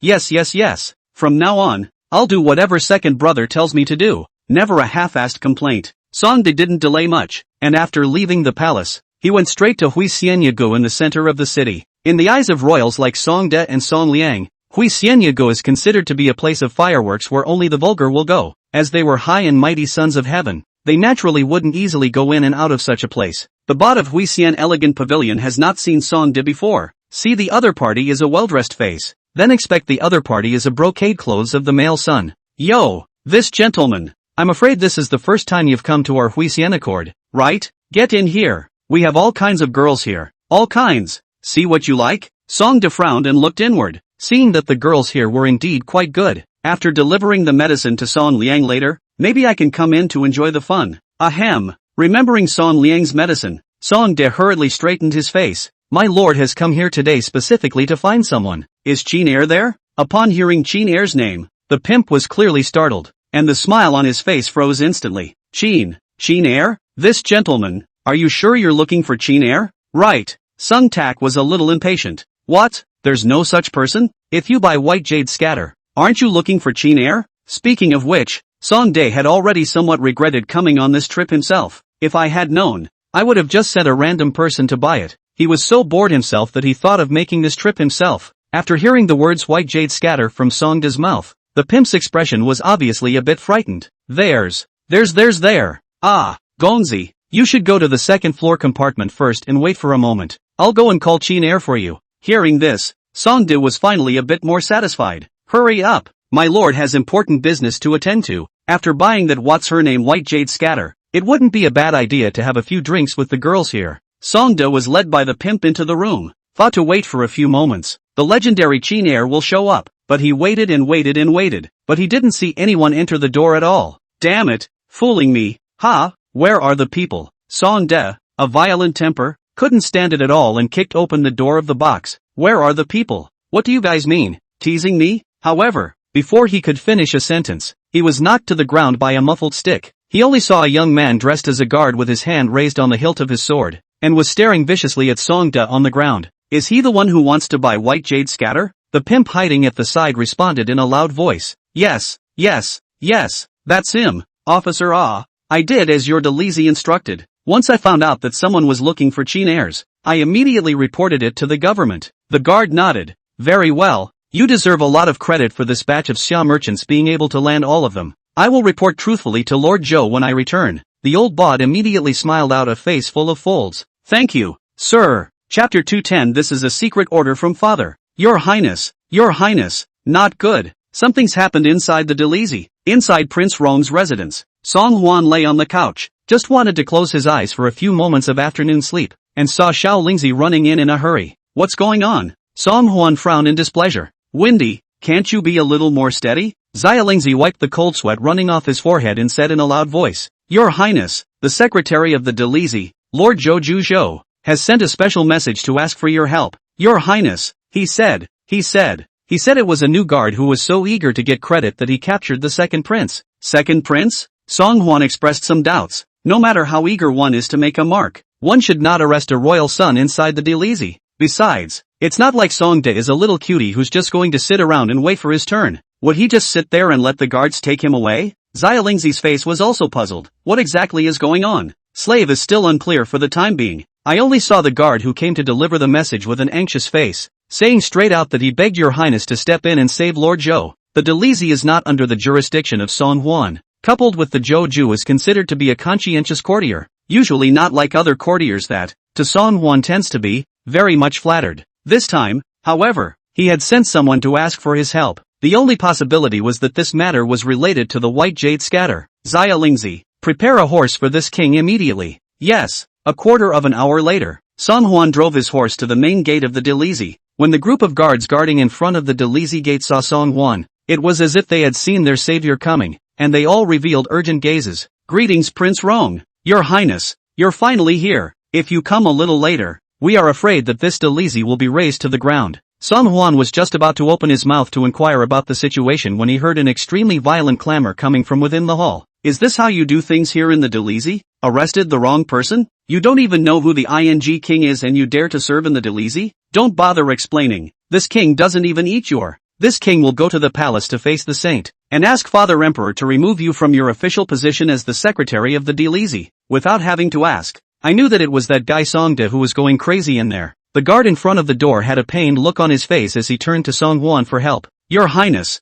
think of a way to go in and persuade the second prince. Ever since that Xia merchant Zhang Bolt, who sold white jade scatter, was brought into the Delizy 2 days ago, Lord Zhou has been interrogating him day and night. But this guy's so tight-lipped he won't say anything. Or Lord Zhou is wise. Long ago to the city's various greenhouses and restaurants commanded down. If there is to come to buy white jade loose, immediately captured them into the Delizy prison. And just like that, we've captured another Xia businessman who's one step above Zhang Bolt. Qin Air. Song Huan nodded rather approvingly. Isn't this good? Then this Songde. Ah no. Then this second prince. What is going on? The guards were worried. The second prince, for some reason, came to Hui Xianyu Pavilion today, naming Qin Air to see him. That old pimp didn't dare not act according to Lord Zhou's orders, and naturally, he notified the Delizy at the first opportunity to go and get the man. It just so happens that the guard who went to get the man today is a newcomer, which has caused this mess. Now the second prince is inside and won't let go, saying straight out that he wants to go before his majesty to sue Lord Zhou. Before coming,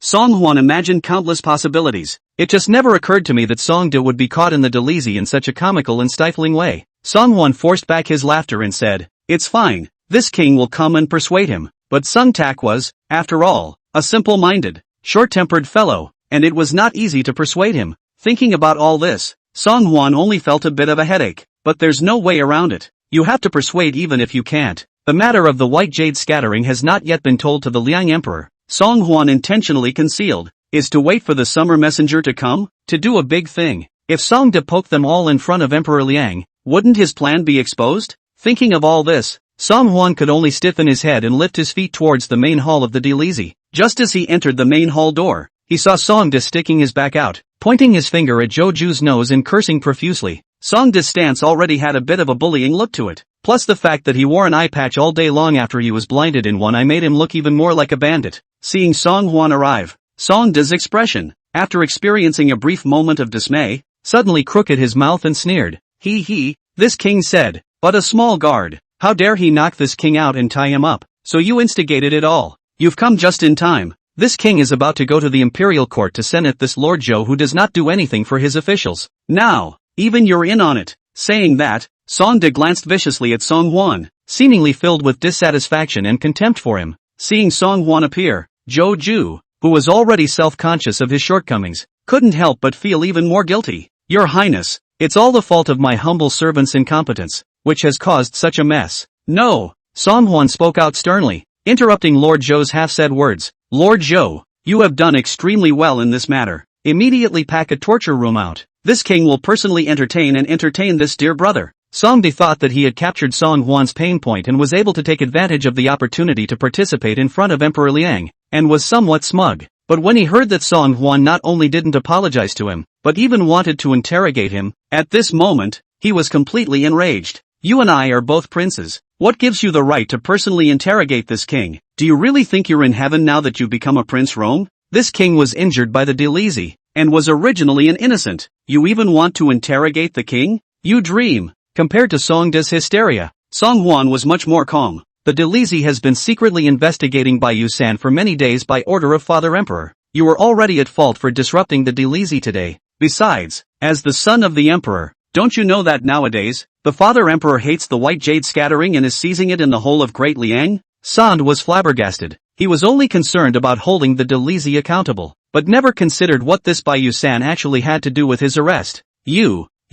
Songda was dumbfounded by Songhwan's words, and in desperation, he had to make a random excuse. Even if you want to interrogate this king, that's not your turn. You're not an official of the Delezy, so why should you be the one to step in? This king is a royal relative. If you want to interrogate this king, it will have to come from the patriarchate. Songhwan grunted coldly. Fine. You're not convinced, are you? If you don't want to be convinced, you can go to Father himself to argue your case. Let's see if Father recognizes what you say. As a royal son, yet you dare to take the lead in ignoring Father's imperial decree. You are unfilial. For an unfaithful and unfilial person like you, do you really think that Father can be merciful and lenient to you? Dream on. Chapter 211. What you say will be used against you in a court of law. Once Songhwan said this, the entire Delezy was instantly silent. A needle could be heard. Before Songhwan had arrived, everyone, including Delezy secretary Joju, was overwhelmed with fear in their hearts. They recognized that they had done something wrong and were somewhat unjustified, and were afraid that the second prince would sue the Liang emperor, causing them to lose their official positions and even their heads. However, everyone did not expect that Prince Rong was just a few short words, but he had actually bluffed the second prince. The situation was reversed in an instant. Songda's chest rose and fell violently, but when he saw the candor and fearlessness in Songhwan's eyes,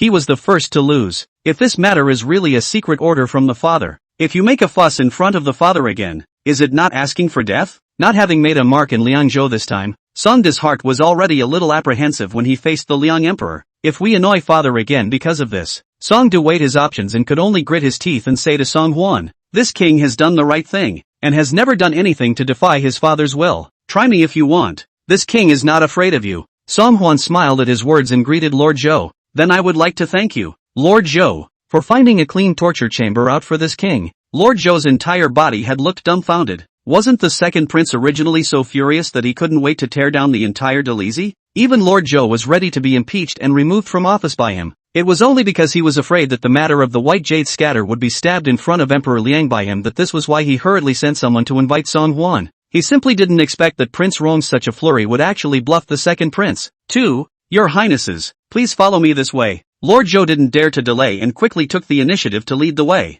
bringing the two of them outside a clean compartment. Where could an ordinary torture room be used to greet two emperors? Joju was busy ordering people to prepare the pen, ink, paper and inkstone, and when everything was properly arranged, then he closed the door and left. Songhwan sat behind the bookcase, sizing up Songde across from him with a cold face. In all fairness, this snub to Songde just now was entirely Song Heng's reaction in the heat of the moment. As long as this guy didn't stab the matter in front of Emperor Liang, it would be fine either way, but now that he really wanted to interrogate the other party, Songhwan was a blank. There is no way to start a trial. But looking at Songde's suspicious eyes across the room, Songhwan still couldn't help but clear his throat. You can't let the other side see what's going on. What to do? Just go ahead and try it. Songhwan looked seriously at Songde and opened his mouth to ask, what you say will be used as evidence in a court of law, so you'd better think clearly before answering. Name? Songde thought he had heard wrong and was puzzled. Ha? You are what ah? Songhwan followed the pattern of interrogating a prisoner that he had seen before, inside a criminal investigation movie, and impatiently knocked on the table.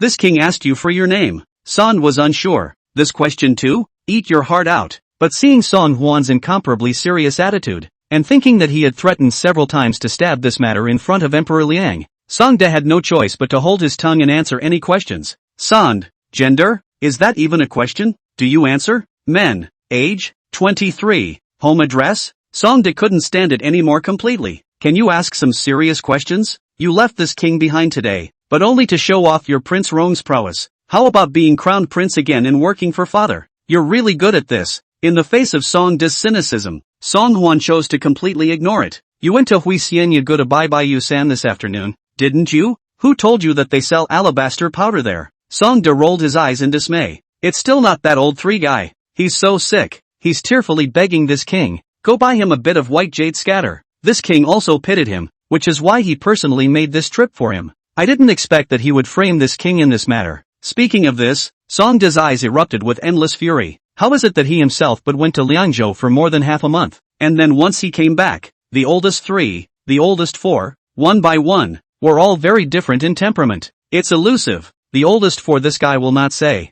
I guess the early morning did not have any good intentions. Once upon a time, he was being obsequious, but it turns out he was pretending to be a pig in a poke the whole time. What was most unexpected to Songde was naturally Song Liang's transformation. Lao San, this guy, used to flatter himself so much that he didn't just personally choose his gatekeepers for himself, but also offered himself advice everywhere. Not being able to be the crown prince himself, Lao San simply felt worse than anyone else. How come after returning from Liangzhou, this guy seems to have changed like a person? No more half of the appearance of the first genius of Liang? Not only that, but they had the nerve to set themselves up. Songde secretly made up his mind. When he is out of this Delizy, he will definitely go to find Lao San to ask for an understanding. Hearing Songde's reply, Song Huan instantly frowned. Songde's words, of course he believed them. The reason for the furrowed brow was Song Huan's rebuke to himself in his mind. He blamed himself for how he hadn't thought of the side effects that came with such a thing when he discovered the white jade scatter in the first place. Using something like this is bound to create a deep dependency after once or twice. If it stops suddenly, it will be painful and very hard to bear. Perhaps, it will also cause permanent trauma and damage. If I had thought of this earlier and asked Lu Qianxue if she could make an antidote, I'm afraid I wouldn't have let so many people suffer so much. Putting Song Huan's head down and not answering, Songde thought it was because he was skeptical of what he was saying. You don't think you're doubting what the king said, do you? This king acts properly, but since returning from Liangzhou, he has rarely even left the palace gates, not to mention where to get in touch with this what's-his-name alabaster scattering. As for that Qin heir, this king has never even seen or heard of him. If you really have doubts about this king, the big deal is to go with this king to meet Lao San and let him testify for this king. Songde said this much in one breath. It seems that he is really a little worried that Song Huan will stab himself in front of his father in this matter. However, Song Huan's mind has long been off of him, regardless of what he says or does. As long as he doesn't mention this in front of Emperor Liang, that's all. Alright, what you said. This king has taken note of it. You can go now. Not expecting Song Huan to release himself so quickly, Songde was still a bit stunned and surprised. That's it? That's it? Old four? You're not going to devise another scheme to trap this king, are you? Song Huan, however, was full of indifference, with a hint of impatience. If you don't want to leave, it doesn't matter if you stay in the Delizy for one more night. The king has no problem with that. Chapter 212. My patience is limited. Song Huan's words had reached this point, so of course Songde couldn't possibly stay any longer. Humph. Don't think that this king doesn't know what your brat is thinking. Is it a big deal to be the prince of honor? You'd better be careful. Don't let this king catch you in the act. However, Song Huan simply ignored him, but straight out of the Delizy, only want to quickly find Lu Qianxue. For an ordinary bone setter, it might be difficult to find an antidote for white jade scatter. However, for a divine doctor of Lu Qianxue's level, creating a prescription to alleviate the addiction to white jade scatter might not be considered a difficult task. Inside the Imperial Hospital, Lu Qianxue had just finished invoking the peace pulse for Emperor Liang and was writing something. Hearing that it was Song Huan who had come to look for him, Lu Qianxue was a little surprised and hurriedly put down her quill and quickly ran out. Your Highness, you're here. Song Huan nodded. This king has specially come to find you today. Upon hearing that Song Huan had even entered the palace specifically to look for himself, Lu Qianxue's cheeks couldn't help but fly up with a touch of redness. Your Highness, but what's the matter? Song Huan said seriously. Dr. Lu still remembers the white jade scatter that you saw in Changchun Square last time? This king knows that this white jade scatter, if taken for a long period of time, will damage one's body and will also make it difficult to extricate oneself. This king is trying to ask you if there is any way to alleviate the dependence on this white jade scatter? Seeing that Song Huan had opened the door and explained his intentions to himself, Lu Qianxue couldn't help but feel a little disappointed. Still, she carefully pondered Song Huan's question and replied, there is a way, but it can only provide some relief and cannot completely cut off this dependency. And the bottom line is, this method requires the use of a rare medicinal herb, and as far as I know, the price of this medicine is extremely high, and it can be described as hard to find for thousands of dollars. Your Highness, do you really want to make this antidote? Although the people who took the white jade scatter were also considered to be to blame, most of them were instigated and hoodwinked by these Xia merchants, and did not realize the dangers involved. Song Huan pondered for a moment and said, you can make this antidote first. As for this herb, this king will just figure it out. Seeing that Song Huan's eyes were very firm, Lu Qianxue could only nod her head in reply. By the way, Your Highness, Lu Qianxue still had something to say, but when she saw Song Huan's hurriedly departing back, she could only shut her mouth forlornly. Your Highness, am I just a eunuch in your mind? Still, even Lu Qianxue herself didn't know that she didn't know when she started, but the fourth prince occupied such an important position in her heart. But, even if it's just an eunuch, she's willing. His grandmother, old 3, how dare you set me up? This is something that father has expressly forbidden, and is now being scrutinized throughout Great Liang, don't you know? Inside the third prince's chambers, Sung Tak's voice was the first to come in before he arrived. Hearing Song De's extremely grumpy voice, Song Liang became even more desperate. It's over. It seems that this time, even Lao Air failed to bring back this white jade scatter. But how did this matter even reach father's ears and make a big fuss? While Song Liang was pondering, Song De had already stormed in. Lao San, what exactly are you planning to do? To be fair, I've always treated you well, haven't I? I didn't expect you to frame me with this matter, and let that guy Song Huan take advantage of the opportunity to take me down. What exactly is your intention? Song Liang hadn't used the white jade scatter for a few days, and his body was already weak. Now was Song De grabbed the collar a shake. More feel all the bones of the body as if to be shaken apart. Ahem. Second brother. Misunderstanding.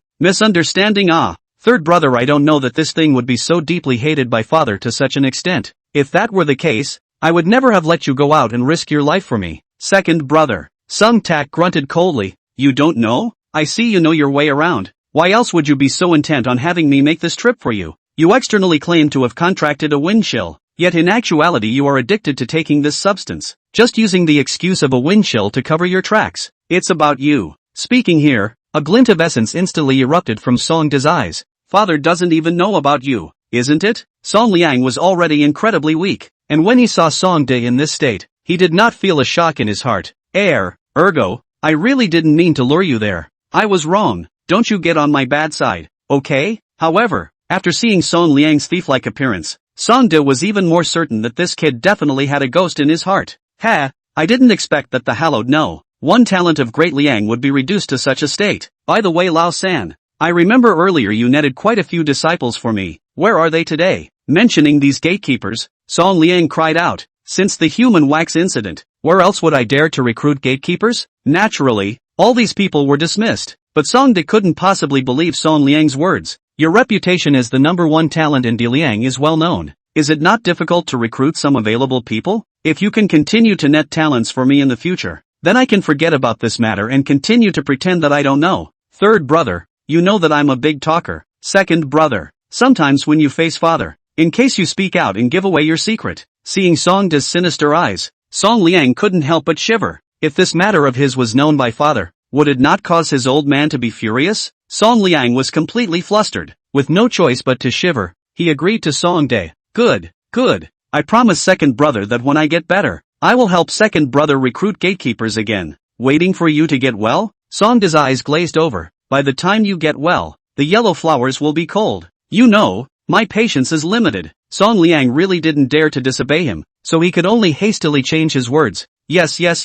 Today, it starts today. I will definitely live up to second brother's expectations. Cough. Seeing Song Liang's full promise, Song De then finally nodded with satisfaction. He had just gotten up and left Song Liang's chambers, but he didn't want to run into Song Huan, who had hurried here. Yo, if it isn't the titular Prince Rong. What? After the trial of this king, this hoofed it to confront Lao San? Looks like you're addicted to interrogation. Chapter 213. This, then, is called a will-o'-the-wisp. Song Huan, however, only glanced lightly, his eyes revealing boundless coldness and disdain. No matter how sour you are, this king is also the Prince Rong, who was personally appointed by Father Emperor. You can say more if you fight. This king would like to see if your mouth is still so hard when you get in front of father. Song De knew that he was at a disadvantage, and in the face of Song Huan's mockery, he could only choose to silently shut up.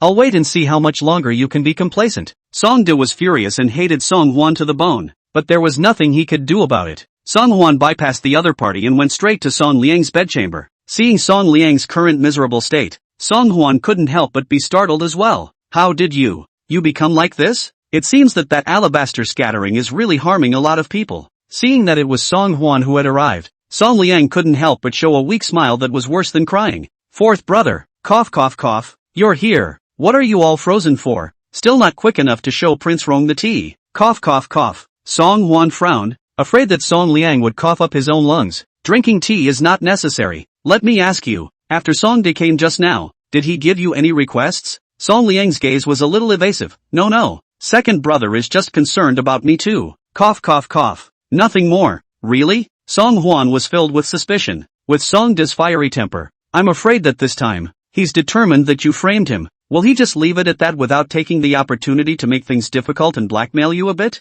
I don't believe it. Seeing that Song Liang's expression seemed to have loosened up a bit, Song Huan continued. I'm only going to give you this one chance, so think carefully. Song Liang was finally spoken to and couldn't help but lament. Ugh, it's true that nothing can be hidden from your eyes. Fourth brother, the second. He took the opportunity to blackmail me. If I don't continue to recruit gatekeepers for him, he will denounce me to father. I didn't realize that the matter of the white jade scattering would be a big deal, all the way to father's old man. If I had known this, I would not have dabbled in this. At the mention of this object, Song Liang could not catch up with it, and it seemed that he felt remorse from the bottom of his heart. Song Huan thought in his heart that the words he had just said were nothing more than a haphazardly concocted excuse to prevent Song De from making a scene in front of Emperor Liang. I didn't realize that both Song De and Song Liang were convinced by their own fabricated words. More or less. It's a bit crooked. Song Huan cleared his throat and immediately transformed into a PUA master. Now you finally see Song De's true colors, right? I'm the only one who's genuinely trying to pull you through at this critical juncture today. As for the others, they are either thinking of how to fall on their sword, or they are planning to take advantage of your greatest embarrassment to blackmail you. What kind of blood brother is that? Song Liang was convinced of what Song Huan had said, and immediately burst into tears, nodding his head in a panic and saying, yes.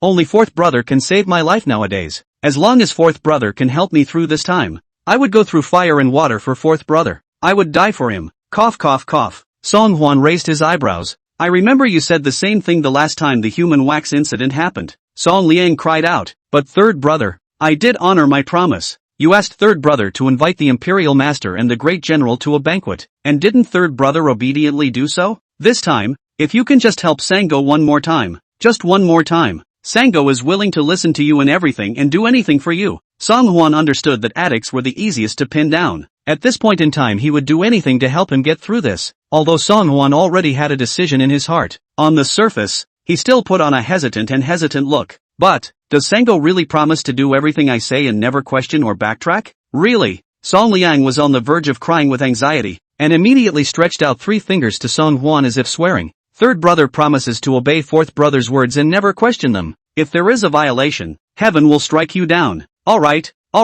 Song Huan hastily stopped. We are 2 brothers. Let's not talk about this. The next 2 conditions I'm going to say, you have to think carefully before you agree. If you can do that, I can guarantee you peace. If you can't do it, you can pretend I never mentioned it. Song Liang had long been impatient. As long as it's a condition put forth by fourth brother, I will definitely be able to do it even if I put my best foot forward. Good. Song Huan nodded. Then I won't hide anything from you. I now have a way to get rid of the effects of the white jade scatter.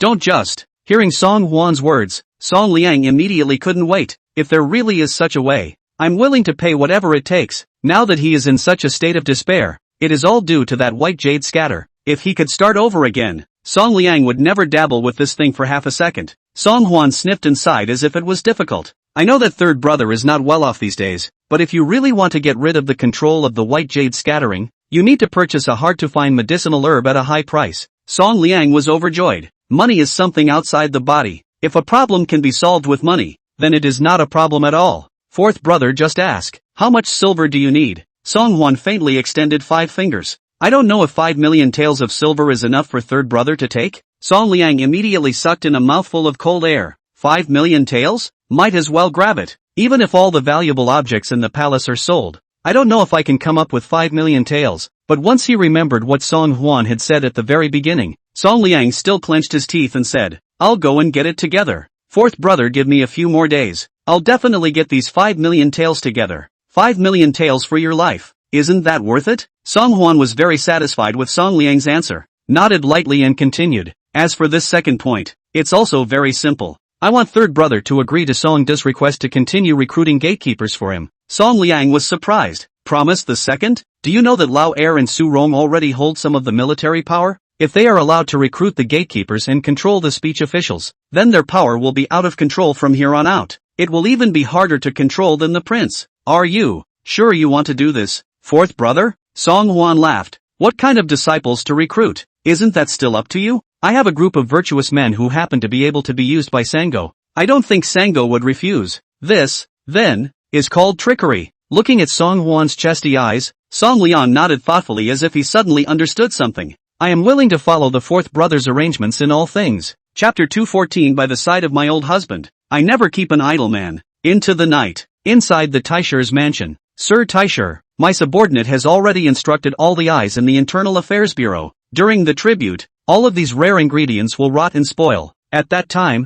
even if the fourth prince wanted to perform at the tribute hall, he wouldn't be able to have that opportunity. Shangguani leaned back in his eunuch chair and was resting with his eyes closed, listening to Jiang Lin's report. During this period of time, Shangguani had not been in a hurry to dispose of Jiang Lin. He's waiting. If Jiang Lin could still get things done, it would prove that he had indeed misunderstood him earlier. But, if Jiang Lin lets him down again, then this time, he will show no mercy at all. And Jiang Lin, who was bowing and standing opposite him, had already been apprehensive in his heart and was sweating profusely. He didn't understand why the Imperial Master was suddenly suspicious of himself. Nowadays, in front of Lord Taisher, when he spoke and did things, he was as careful as if he was walking on thin ice, afraid of saying something badly or saying something incorrectly, and incurring another killing for himself. Shangguani seemed to see Jiang Lin's uneasiness and lightly laughed. What? Is it possible that you are still afraid that the old man will blame you? The emperor cares about face. If the fourth prince makes him lose face, I'm afraid he'll suffer a severe chastisement. If the prince can shine.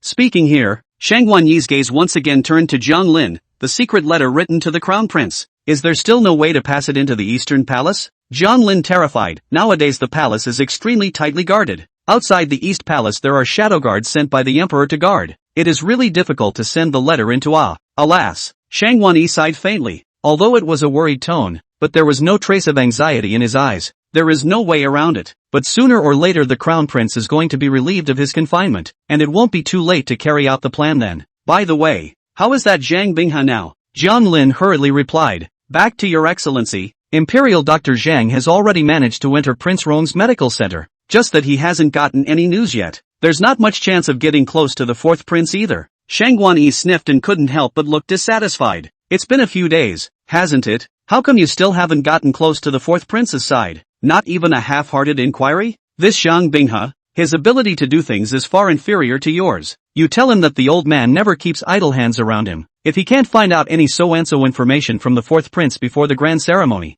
then don't blame me for being impatient. Yes, seeing that Shangguani even praised himself out of his mouth, Jiang Lin was somewhat flattered for a moment. My lord, it's getting late. You should rest early as well. The subordinates have arranged it all for you. Jiang Lin's words caused a trace of surprise to flash through Shangguani's eyes. Still, you've done a good job, and you're deep in the old man's heart. Jiang Lin humbly lowered his head. Your Excellency the Great Master is too kind. These are all things that my subordinates should do. At this moment, lying in Shangguani's bedchamber, that beautiful virgin. But Jiang Lin searched the whole city to find one that meets the standards of the Imperial Master. Jiang Lin knew that Shangguani was most fond of a tree of pear blossoms pressing down on begonias. 14 or 15 years of budding age was his favorite. Jiang Lin knew how to throw his weight around the most. If not, he would not have been able to serve by Shangguani's side for so many years. Seeing Shangguani go to her bedchamber in contentment, Jiang Lin finally breathed a sigh of relief. He understood that he could only have a good life if he served his master well.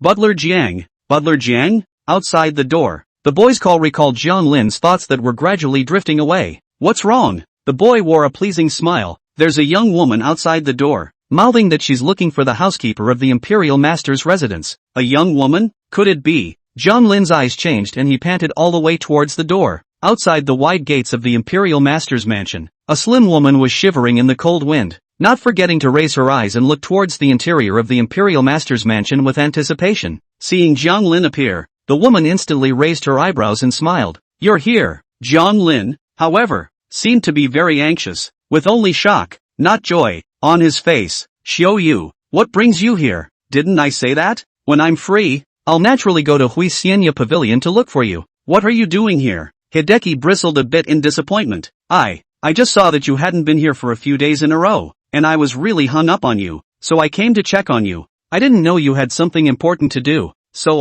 I'll just go ahead. Looking at Xiao Yu's overwhelmed back, Jiang Lin's heart softened for a second and he couldn't help but sigh. You don't realize that it's just not safe for you to be here. If you're being, I'll go back to Huixianya Pavilion with you tonight, and next time you're not allowed to come back to the Taisher mansion to look for me. Do you hear me? Suyuki immediately revealed a sweet smile like a small child who had gotten candy. Yes, I know, Your Highness. It's getting late. You should rest early too. Tomorrow morning, you still have to go to the court. Seeing that Song Huan was still ambling around so late in the evening, Suweime's heart ached and she couldn't help but raise her voice to remind him. After Suweime reminded him of this, Song Huan realized that it was already nearing the midnight hour. So it's all so late. Song Huan unfolded his arms and stretched. Come on, concubine, sleep with this king. Suweime pouted and lowered her head. Your Highness, if you keep poking fun at the slave girl will ignore you. It's been cold for the past 2 days. The slave girl went to find that fur shawl. You'll wear it on the way to court tomorrow morning, lest you catch a cold. You rest first. Suweime spoke while gently closing the door to Song Huan's bedchamber. As soon as he stepped outside, he saw a shadow flash quickly across the yard, as if he had just been lying down in front of the door to eavesdrop. Who? Suweime was alert and chased after him, and saw that this person was actually the new imperial Dr. Zhang Binghe. Suweime was not surprised. Dr. Zhang? What are you doing here at this late hour if you're not going to rest? Zhang Binghe was caught by Suweime, momentarily speechless, so he stammered and replied, I saw that Your Highness hadn't rested yet and wanted to ask for a peace pulse for Your Highness. Suweime naturally couldn't possibly believe Zhang Binghe's words. Since you came to ask for a peaceful pulse, what are you rushing about for? Zhang Binghe really do not know how to answer, so he had to make a hasty idea. I see that Your Highness is going to rest, so I thought it would be better for me to come back tomorrow, so as not to disturb Your Highness to rest. Suweime, how smart. See Zhang Binghe pre-sentence, and a look of stuttering, then immediately noticed the difference. Chapter 215 Blaze Workshop.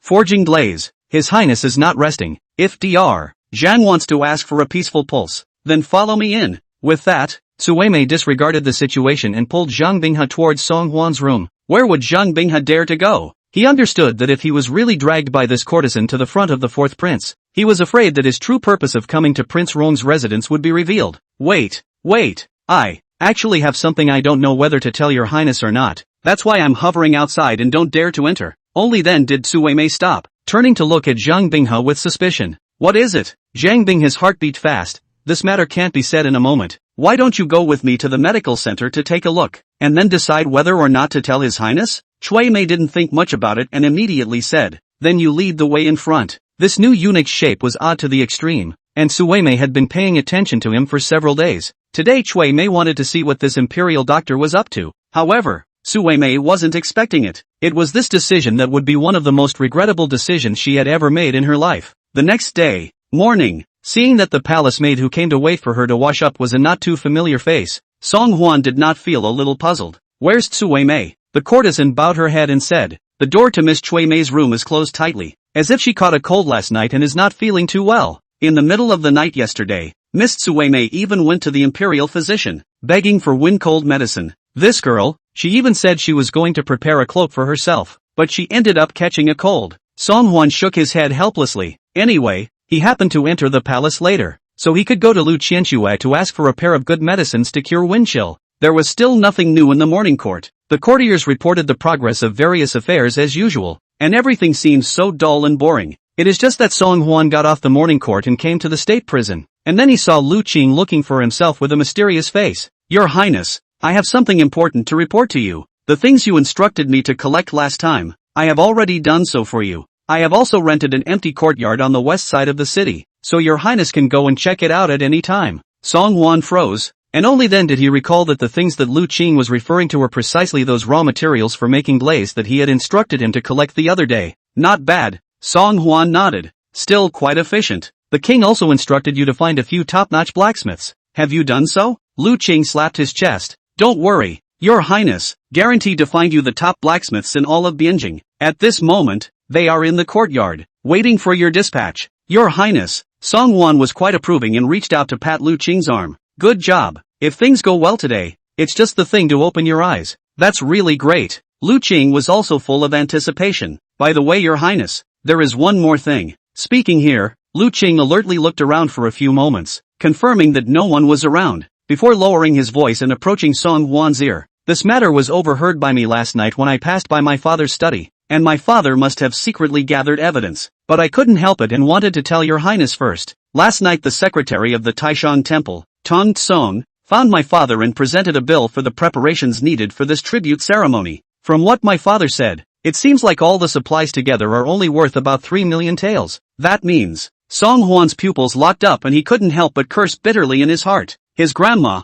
it's so dark, but 3 million taels of things, Shangwan Yi this old thief even dared to Leonize, up to ask for 30 million taels. He's really daring. It can be imagined that over the decades, he colluded with the Ministry of Revenue, Ministry of Ceremonies and other departments, a total of how much silver he coveted. Greedy for so much silver, he was afraid he wouldn't be able to spend it all in his next life. Song Hwan furrowed his brows. Did your father gather all the evidence? That's for sure, Lu Qing said evenly. Just waiting for an order from your highness. My father will present all the evidence together. With many evidences in hand, that old thief Shangwan Yi is afraid that he won't be able to turn back again. Song Hwan understands that for the old fox Shangwan Yi, who has been mixing with the officialdom for many years, he must have left himself a good way back long ago. 1 or 2 pieces of evidence alone are not enough to completely screw him over. To bring him down for good, one more crucial piece of evidence is needed. A witness who knows him best and is familiar with him. Song Hwan thoughts. It was not easy to wait until the state prison after the class went to the Imperial Hospital, and only then with Lu Qing hurriedly out of the palace door. The two of them ran all the way to the north of the city until they were about to leave the western city gate of Bianjing, and only then did they see the courtyard that Lu Qing had rented. In the yard, boilers, raw materials, and fuel were piled up, all kinds and everything. Seeing the scene in front of him, Song Hwan couldn't help but be dumbfounded. You kid, you're looking all over the place, Lu Qing asked tentatively. Your Highness, are there any that meet your standards? Song Hwan picked left and right, and finally barely managed to pick a few usable ones from the pile of ingredients. After these ingredients have been cleaned, crushed and sifted, they are ready to be put into the furnace for melting and extraction. Song Hwan gathered the several blacksmiths in the courtyard and told them one by one about the specific ways of making glaze. Looking at Song Hwan's organized and headstrong appearance, the crowd of blacksmiths had been stunned. Who the hell is this young male? Looks like a white-faced scholar, talking about these production processes, but so professional. Surprisingly, he is more experienced than the old blacksmith. Lu Qing, who was on the side, was even more dumbfounded long ago.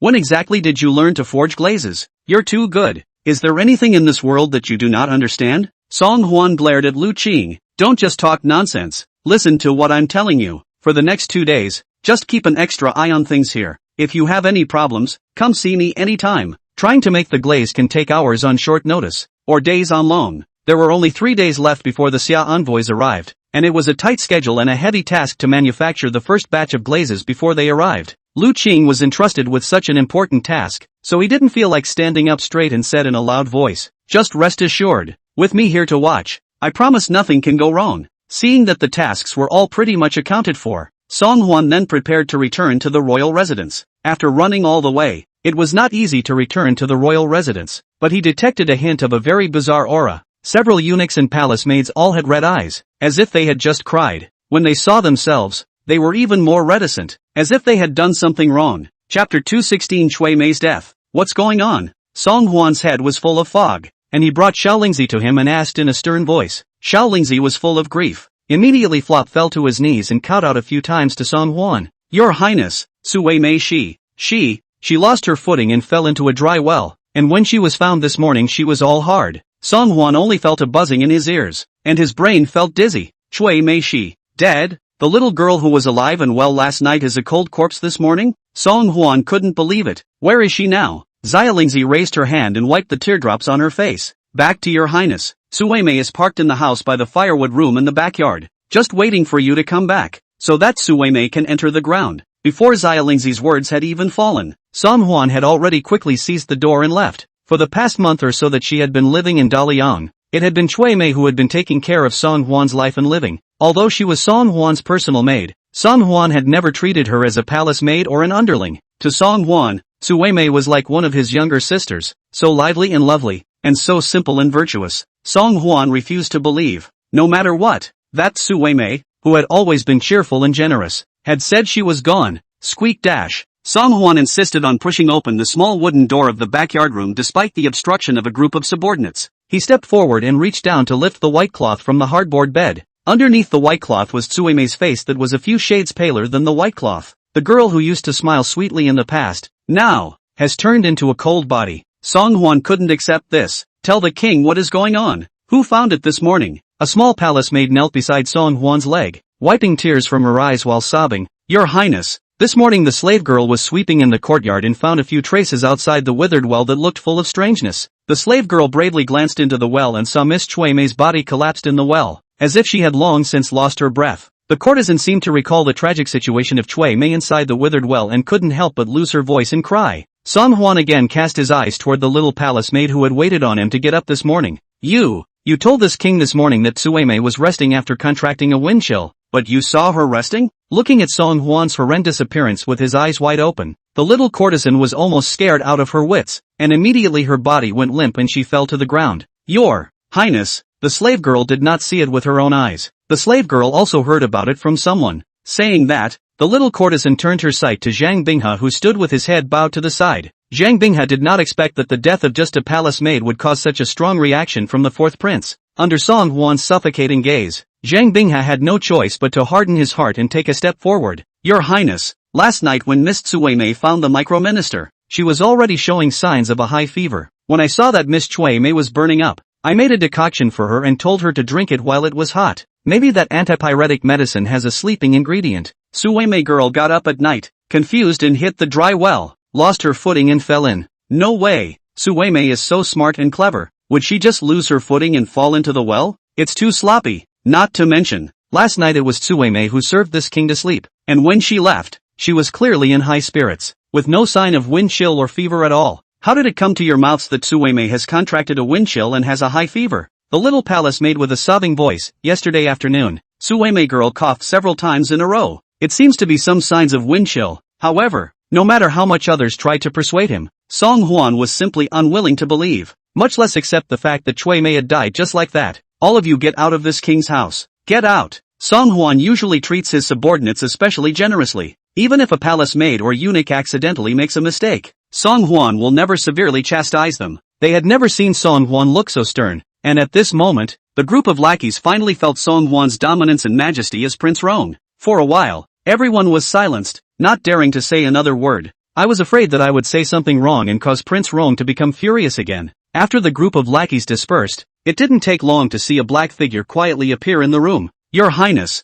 one can't live after death. I'm sorry for your loss." It was only after Huo Qi reminded him of this that Song Hwan realized that his eyes were filled with tears. Song Hwan is a person who emphasizes feelings, not to mention that he has a vague feeling that the death of Cui Mei is extraordinarily strange. If it wasn't for following her own master, who was hated by many, perhaps Cui Mei wouldn't have died. Perhaps she would wait until she was released from the palace when she was old enough to find a good man and live happily ever after. Perhaps she would be taken in as a concubine by the master she served, clothed in fine clothes and living a peaceful and carefree life. Maybe. But now, not so much maybe. Song Hwan snapped back to his senses, his eyes revealing a bit of sadness. "Where did Cui Mei go last night after she left my king's chambers?" Huo Qi said. "My subordinate did see that Miss Cui Mei followed that eunuch to the medical center, and it seems that she did drink the medicine as well. As for what the two actually said, my subordinate was simply too far away and did not hear clearly. Please redeem yourself." "Your Highness," Song Hwan shook his head. "You are only responsible for this king's safety. Cui Mei was far away and you can't be blamed for not noticing." "Huo Qi, everyone says it's just a courtesan who died. It's just a courtesan. There's no need for this king to care, much less hang on to it." "But Huo Qi, she's a living person beside this king, a living life. Can the king really do nothing and not care? If that were true, would the king still be considered a human with feelings?" Looking at Song Hwan, who was somewhat hurt, Huo Qi Dao was quite shocked in his heart. As a shadow guard, he was more like a cold and emotionless killing machine than a guard. As long as the master gave the order, no matter what people's lives or what impossible task, he himself would accomplish it even if he had to put everything he had into it. After so many years, in Huo Qi Dao's life, there are only two words: obey. For the first time, he understood what it meant to be a human with feelings in the body of the fourth prince. He looked straight at Song Hwan, and the ice in his heart seemed to have begun to melt. Finally, he made up his mind and spoke to Song Hwan. "Your Highness, there is actually something my subordinate would like to tell you." Chapter 217 Caesarean Section. Examination of Injuries. Does that mean that's all there is to it? Song Hwan,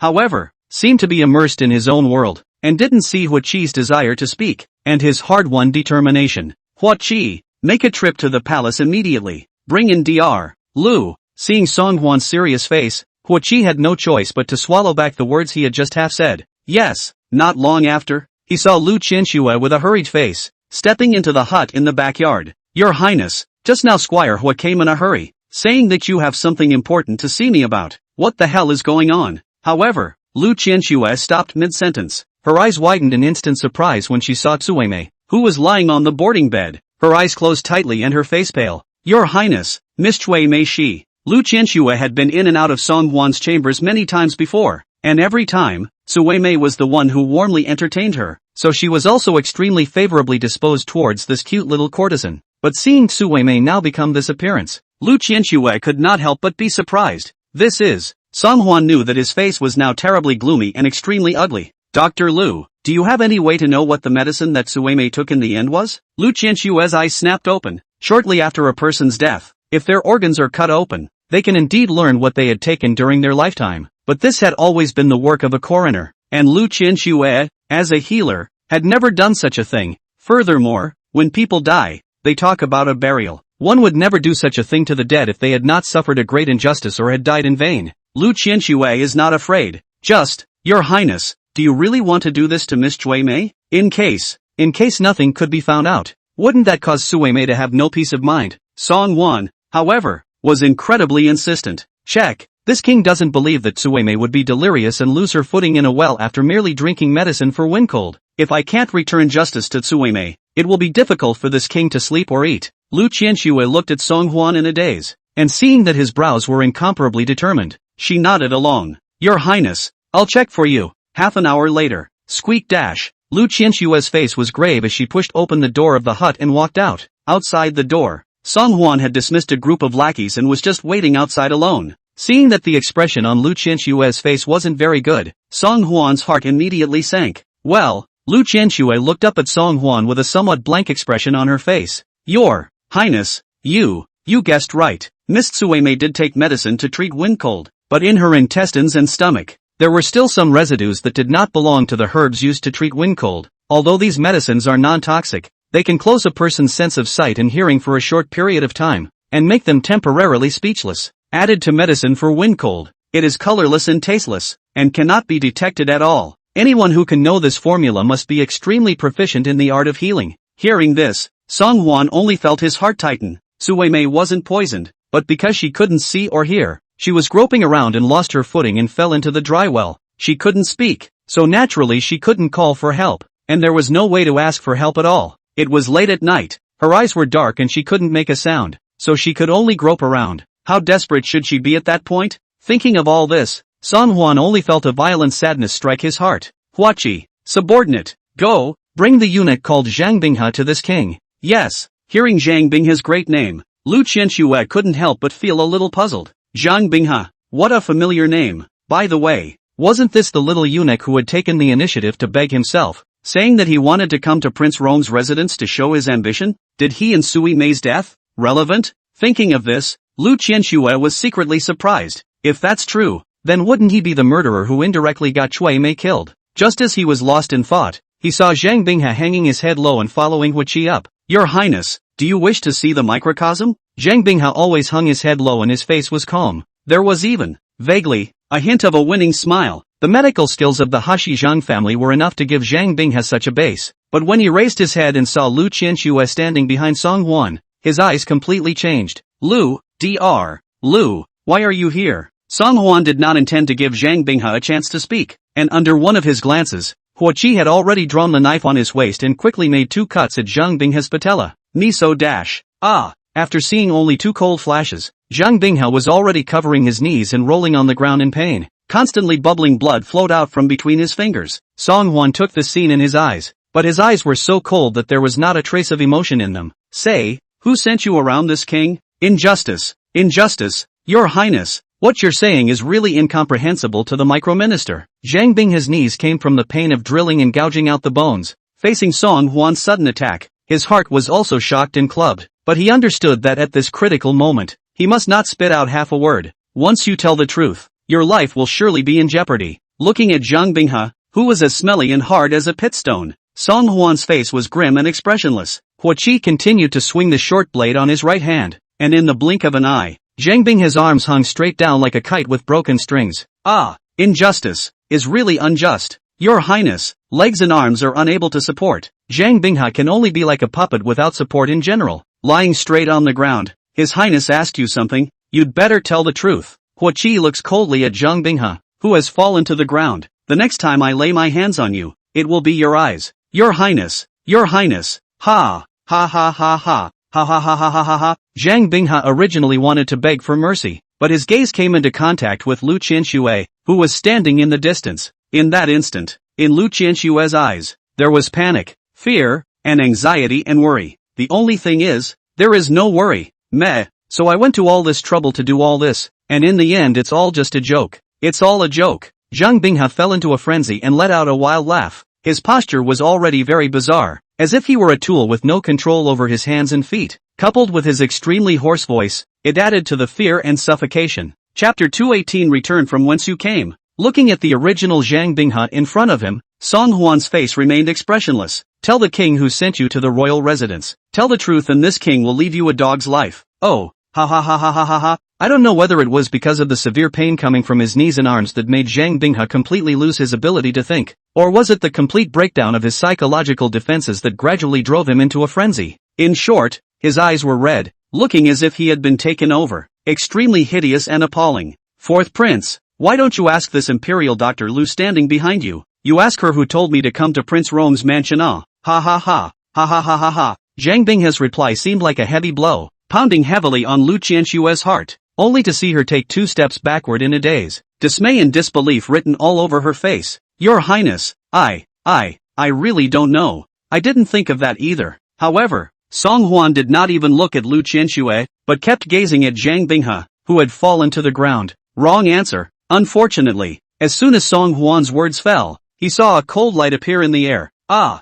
my eyes. Huo Qi knife up and down. The next second, is Zhang Binghe face full of blood, painfully lying on the ground rolling. Shangguan Yi or Su Rong, who is it? The king doesn't want to hear the wrong answer again. I say. Zhang Binghe was completely plunged into a darkness. The severe pain coming from all parts of his body was such that he no longer dared to do anything. Yes, it's Imperial Master Shangguan Yi. It was he who instructed me to find a way to get close to His Highness's side and maim him. It was all Shangguan Yi's idea. Your Highness, I have told the truth. Please let me live. Your Highness, Zhang Binghe understands that the fourth prince in front of him is not a person who is only full of empty talk and intimidation. He is decisive and unforgiving, and will do anything. Broken arms and legs, even blind, and still barely surviving. But if he really offended this fourth prince, his own life would definitely be in jeopardy. Zhang Binghe's answer allowed the anger in Song Huan's heart to finally find an outlet. Shangguan Yi, it really is Shangguan Yi. Doing whatever it takes to get what he wants is indeed his modus operandi. It is a pity that in order to collect all the evidence of Shangguan Yi's massive enrichment, we had to wait until after the tribute ceremony to take action against him. If not, Su Weimei wouldn't be dead. Seeing Song Huan's face intertwined with 2 complex emotions, anger and sadness, Huo Qi inquired in a low voice. Your Highness, should we kill this man? No, please, Your Highness, spare my life. Upon hearing that Huo Qi wanted to kill himself, Zhang Binghe had been terrified to the core. Abruptly, there was a fishy, foul odor in the air. It turned out that Zhang Binghe was so scared that he was scared to pee his pants. Song Huan stood tall and looked at the inhuman and ghostly Zhang Binghe, gently shaking his head. The king said, tell the truth and the king will spare his dog's life from death. Didn't Shangguan Yi send him? From whence it came, then return it. Let's just send him to the door of Shangguan Yi's mansion and see if Shangguan Yi will still come to his rescue. Yes, Huo Qi responded, dragging Zhang Binghe like he was picking up a broken garbage bag before disappearing into the air. Lu Qianxue seemed to have been stunned by everything that had just happened, and at the moment, she was stumbling to the ground in a daze, her eyes staring blankly ahead, as if she had been greatly shocked. Your Highness, I really didn't know that Zhang Binghe was sent by Shangguan Yi. If I hadn't agreed to him so easily, Miss Cui Mei wouldn't have died. I'm the one who indirectly killed Su Weimei. Although Song Huan's heart was also quite sad, he still comforted Lu Qianxue. You were also used by him, so how can you be considered to have killed Cui Mei? If it wasn't for you, Su Weimei's death, I'm afraid, would have been in vain. It's done. It's better to put Su Weimei in the ground, into the night. It's dry, so be careful with fire and candles. 3 minutes to midnight. 2. The streets of Bianjing were silent, with occasional winds blowing through, rolling up the remaining fallen leaves on the ground and emitting gusts of rustling sounds. The former prosperous and lively Taisher house, which had a constant stream of gatekeepers, had also finally returned to a silence. Inside the Taisher residence, the housekeeper Jiang Lin was making his usual rounds everywhere. The boy guarding the gate stood straight, and when he saw Jiang Lin making his rounds to the gate, he immediately stood up straight and shouted in a neutral tone, "Butler Jiang, keep your voice down." Jiang Lin frowned in dissatisfaction. "Why are you yelling so loud? Lord Taisher has just gone to sleep. Are you trying to get his old man up again?" The boy immediately shut his mouth and shook his head awkwardly. Jiang Lin didn't have the heart to say, "Do a good night watch. Don't be lazy. There's nothing going on, is there?" The boy shook his head. "Don't worry, Butler Jiang. It's calm out there. No movement at all. If there is anything, I will be sure to convey it to you at the first opportunity." The boy's words had only just fallen, when a breathless murmur could be heard coming from outside the gate. "Lord Taisher, help, my lord, help." Jiang Lin listened with his side ear for a long time before he heard a burst of movement coming from outside, but he still didn't dare to be sure, and confirmed to the boy beside him, "Did you hear any movement outside?" The boy listened sideways for a long time. "No, Butler Jiang, no." Jiang Lin looked serious. "Listen carefully." The boy pressed his ear against the door, and sure enough, he heard the gurgling sound if nothing else. This hoarse and low voice, together with a cold wind that passed through the doorway, was like a voice from hell, making the boy unable to resist the chills that rose from his heart and goosebumps. Isn't it haunted outside, Butler Jiang? Why does it sound so much like an invocation to me?" Hearing this, the boy once again couldn't help but shiver. Jiang Lin glared at the boy. "Recruiting what soul? Open the door." The boy's two legs were shaking, but did not dare to disobey Jiang Lin's intention, so he had to be brave and went to open the gate a crack. What came into view was a figure lying straight on the ground. To be exact, the figure did not look like a proper human being, but rather more like a worm crawling in the shadows on the ground. Although he had hands and feet, it was as if his hands and feet were out of his own control, and he could only rely on the strength of his body, barely surging forward. And most gruesome of all, his face was covered in dried, dirty blood and grime, where there should have been eyes. At this moment, there were two big empty bloody holes. The thing twisted forward while still muttering under its breath, "Master Taisher, help me, help me." Chapter 219. In your next life, be a good human being. Seeing the scene in front of him, which was like hell on earth, the boy had long since rolled his eyes and fell straight backward onto the ground. Although Jiang Lin has dealt with a lot of dirty things, but like this disgusting scene in front of him, he still saw it for the first time. He fought back the nausea and glanced toward the man surging on the ground. Soon, the disgust on Jiang Lin's face changed to surprise. You are Dr. Zhang Binghe Zhang?" Although he had only had a one-sided relationship, Jiang Lin had read countless people and was naturally able to memorize the looks of each and every one of them. Zhang Binghe eyes dark, all by survival instincts, but also left a breath shouting for help. Although he didn't know who the other party was, Zhang Binghe felt a wave of ecstasy when he saw that the other party had called out his name. Yeah, it's me, Lord Taisher, please save me." Jiang Lin was baffled, but seeing Zhang Binghe's current miserable state, he knew that he must have been tortured by Song Huan to this point. "Dr. Zhang, what are you?" Noticing the hesitation in Jiang Lin's tone, Zhang Binghe panicked and said, "I have already killed the fourth prince's personal palace maid. As long as you give me another chance, I will definitely have a way to get close to the fourth prince. This time, I will definitely take his dog's life." "No, it is not even enough to take his dog's life. I, the Hershi Zhang clan, am well versed in 72 flavors of strange poisons that can torment people to the point of pain. I'm going to make his life worse than death, lying on the ground begging me to forgive him. Just like that handmaiden of his. Ha ha ha." Jiang Lin sucked in a breath of cool air. In my memory, although Zhang Binghe is not a Confucian scholar, but also considered a courteous scholar, how is it that when I see it now, it has become this way? It was hard to imagine what kind of stimulus he had been subjected to that had turned him into the demeanor he was today. This is a very big matter. Jiang Lin alone cannot decide to stay or go. Zhang Binghe, but Lord Taisher had already gone to bed, and tonight, he was accompanied by two wonderful people, in case it disturbs the dreams of the Imperial Master. Seeing that the other party was slow to give a response, Zhang Binghe was anxious. "Lord Taisher, save me. At first, you promised me that as long as I could successfully blend into the Imperial Prince's residence, you would let me work for you. Now that I'm in trouble, you can't just stand by and watch." Jiang Lin already had an extremely bad impression of Zhang Binghe as a person, and when he heard these two words from him, Jiang Lin couldn't help but outline a cold smile. If a person is determined to seek death, the bystanders are afraid that they can't stop them. "You would like to request an audience with the Master Taiji, would you not?" Zhang Binghe nodded his head vigorously, a smile finally appearing on his face. "I want to see Lord Taiji." "Very good." Jiang Lin waved his hand and got a few bold boys from afar. "Go, bring Dr. Zhang to the door of Lord Taisher's room. The boys looked at each other for a few moments, somewhat puzzled. But Taisho-sama has already rested. Wouldn't bringing such an inhuman, ghostly thing over there frighten His Excellency? However, Zhang Lin's attitude was clear, and several people did not dare to question it, so they could only go forward and drag Zhang Binghe over. When they arrived outside Shang Guanyi's bedchamber, Zhang Lin waved his hand and several people hurriedly put Zhang Binghe down. Enlighten my lord, Dr. Zhang Binghe Zhang, the imperial doctor, seeks an audience late at night. Zhang Lin shouted several times towards the room, and finally, the door to the bedchamber was quietly opened a crack by a wonderful woman. His Excellency has gone to bed, so if there is anything, let's talk about it tomorrow. Upon hearing the woman's words, Zhang Binghe was not pleased. He had exerted the last bit of strength in his body, and it was with great difficulty that he was able to get a chance to meet with the Imperial Master. It wasn't just a chance to see the Imperial Master, it was his only hope for survival. How could he let go so easily? My lord, Lord Taisher, my name is Zhang Binghe, and I have something of particular importance that I need to report to Lord Taisher. Finally, the door to the bedchamber hula sound was completely opened, only to see Shang Guanyi appear behind the door of the room, clad in robes and with a displeased look on his face. Zhang Lin, is this how you do your job? Zhang Lin naturally prepared himself ahead of time and responded, my subordinate has told Imperial Dr. Zhang that you have already rested, so if there's anything, we'll talk about it tomorrow. But Dr. Zhang is so anxious that he says he won't leave the Imperial Master's mansion until he sees you tonight. Hearing Shang Guanyi's voice, Zhang Binghe, as if he had grabbed a life-saving straw, hurriedly said, Lord Taisher save me. Shang Guanyi then noticed that this inhuman-shaped thing lying on the ground could be Zhang Binghe.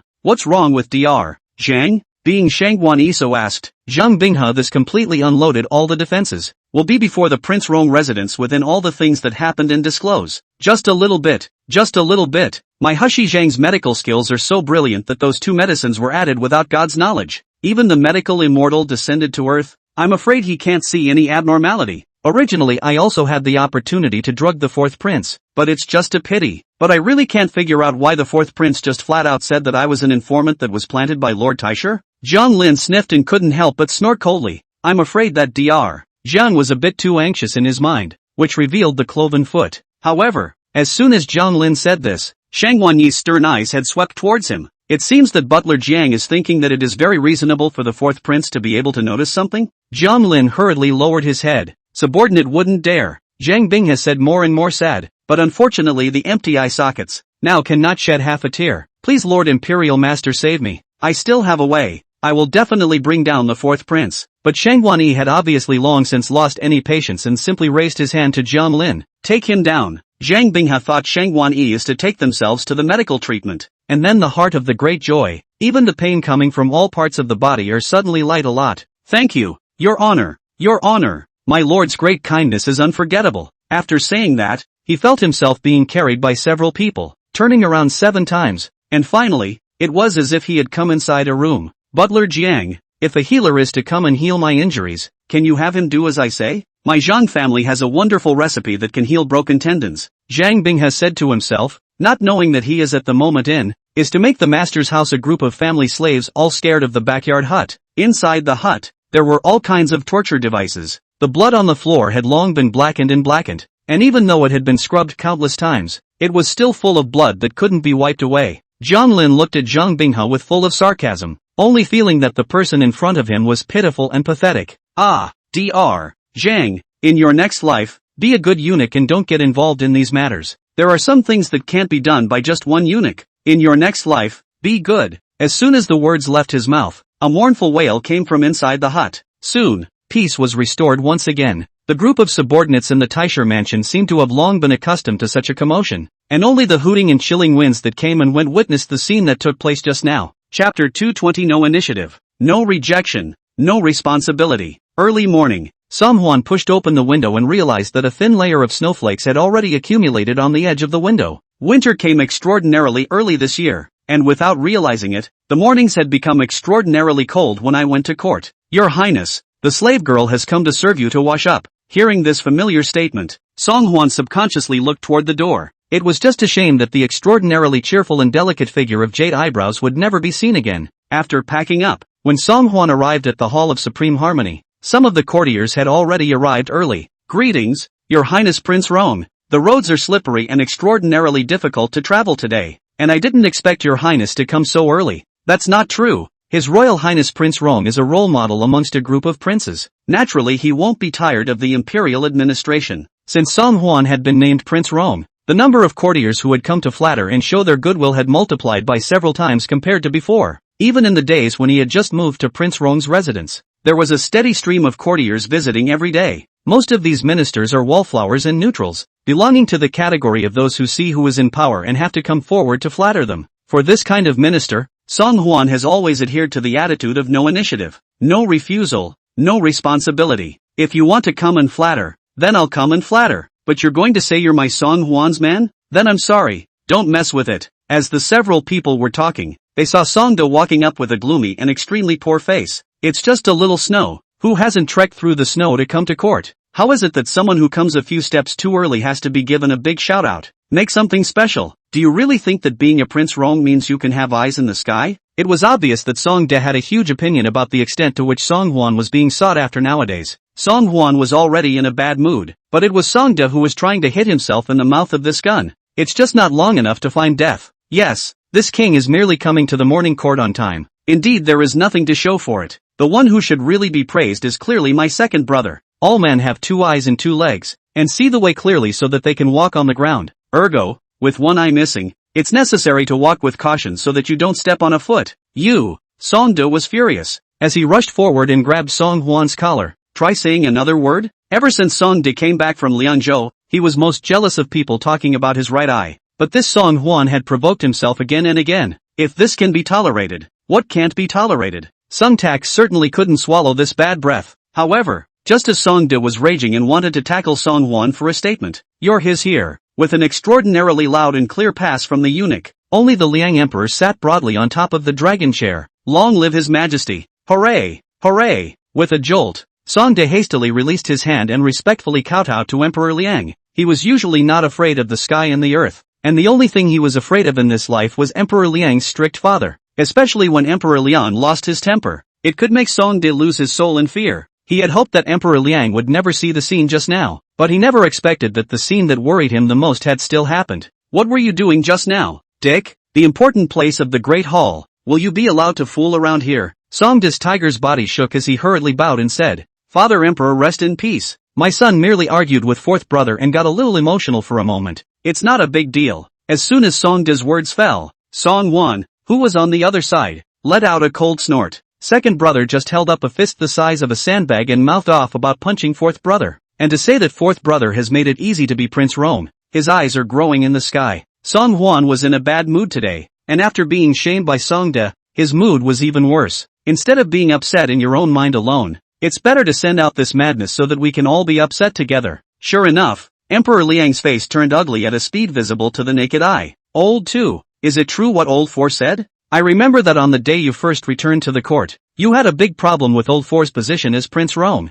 How is it that to this day, the matter is still being held up? Lao Si is your own brother. Are you so unable to see him as good? Songda was deflated, but did not dare to force his words in front of Emperor Liang, and could only kneel down in fear. Father, my son has no such intention whatsoever. I beg you to be clear. My son just saw that it was snowing heavily outside and casually said a few words. There's really nothing else to it. Songda had always been dumb, and at this moment, facing the somewhat enraged Liang Emperor, he was even too scared to say a complete sentence. Emperor Liang's eyes glanced faintly. Alright, from now on, I don't want to see you imperial sons bickering and fighting and disrespecting each other's friendship. There's no little bit of biological brotherhood. If you are still this noisy in the tribute hall in a few days, and it falls into the eyes of the Xia people, I still don't know what they will say about my De Liang royal family. Songda understood that for Emperor Liang, face was everything. As long as you don't do anything that will damage Emperor Liang's face, the rest, all good. Yes, my son complies. Shortly after Songda's words fell, he saw Grand Maester Huang Deng take a step forward. Since your majesty has brought up the matter of tribute, then forgive me for daring to say more.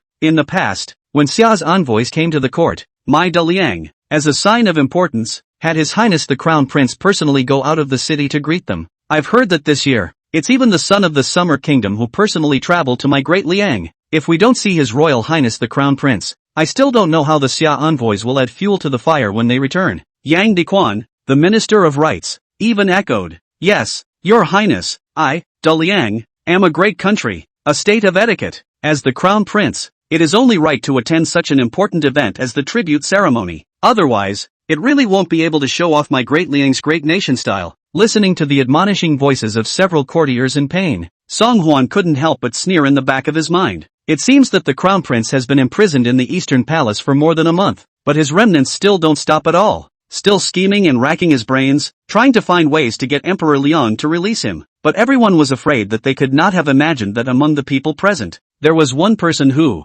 more than anyone else, desperately wished to see Crown Prince Song Yu see the light of day again. And that person is none other than the current fourth prince, Song Huan. Song Huan was curious to know just what kind of madness Song Yu could become after taking this month's poison of mushrooms. There's no telling what jokes he'll make when it comes to the tribute ceremony.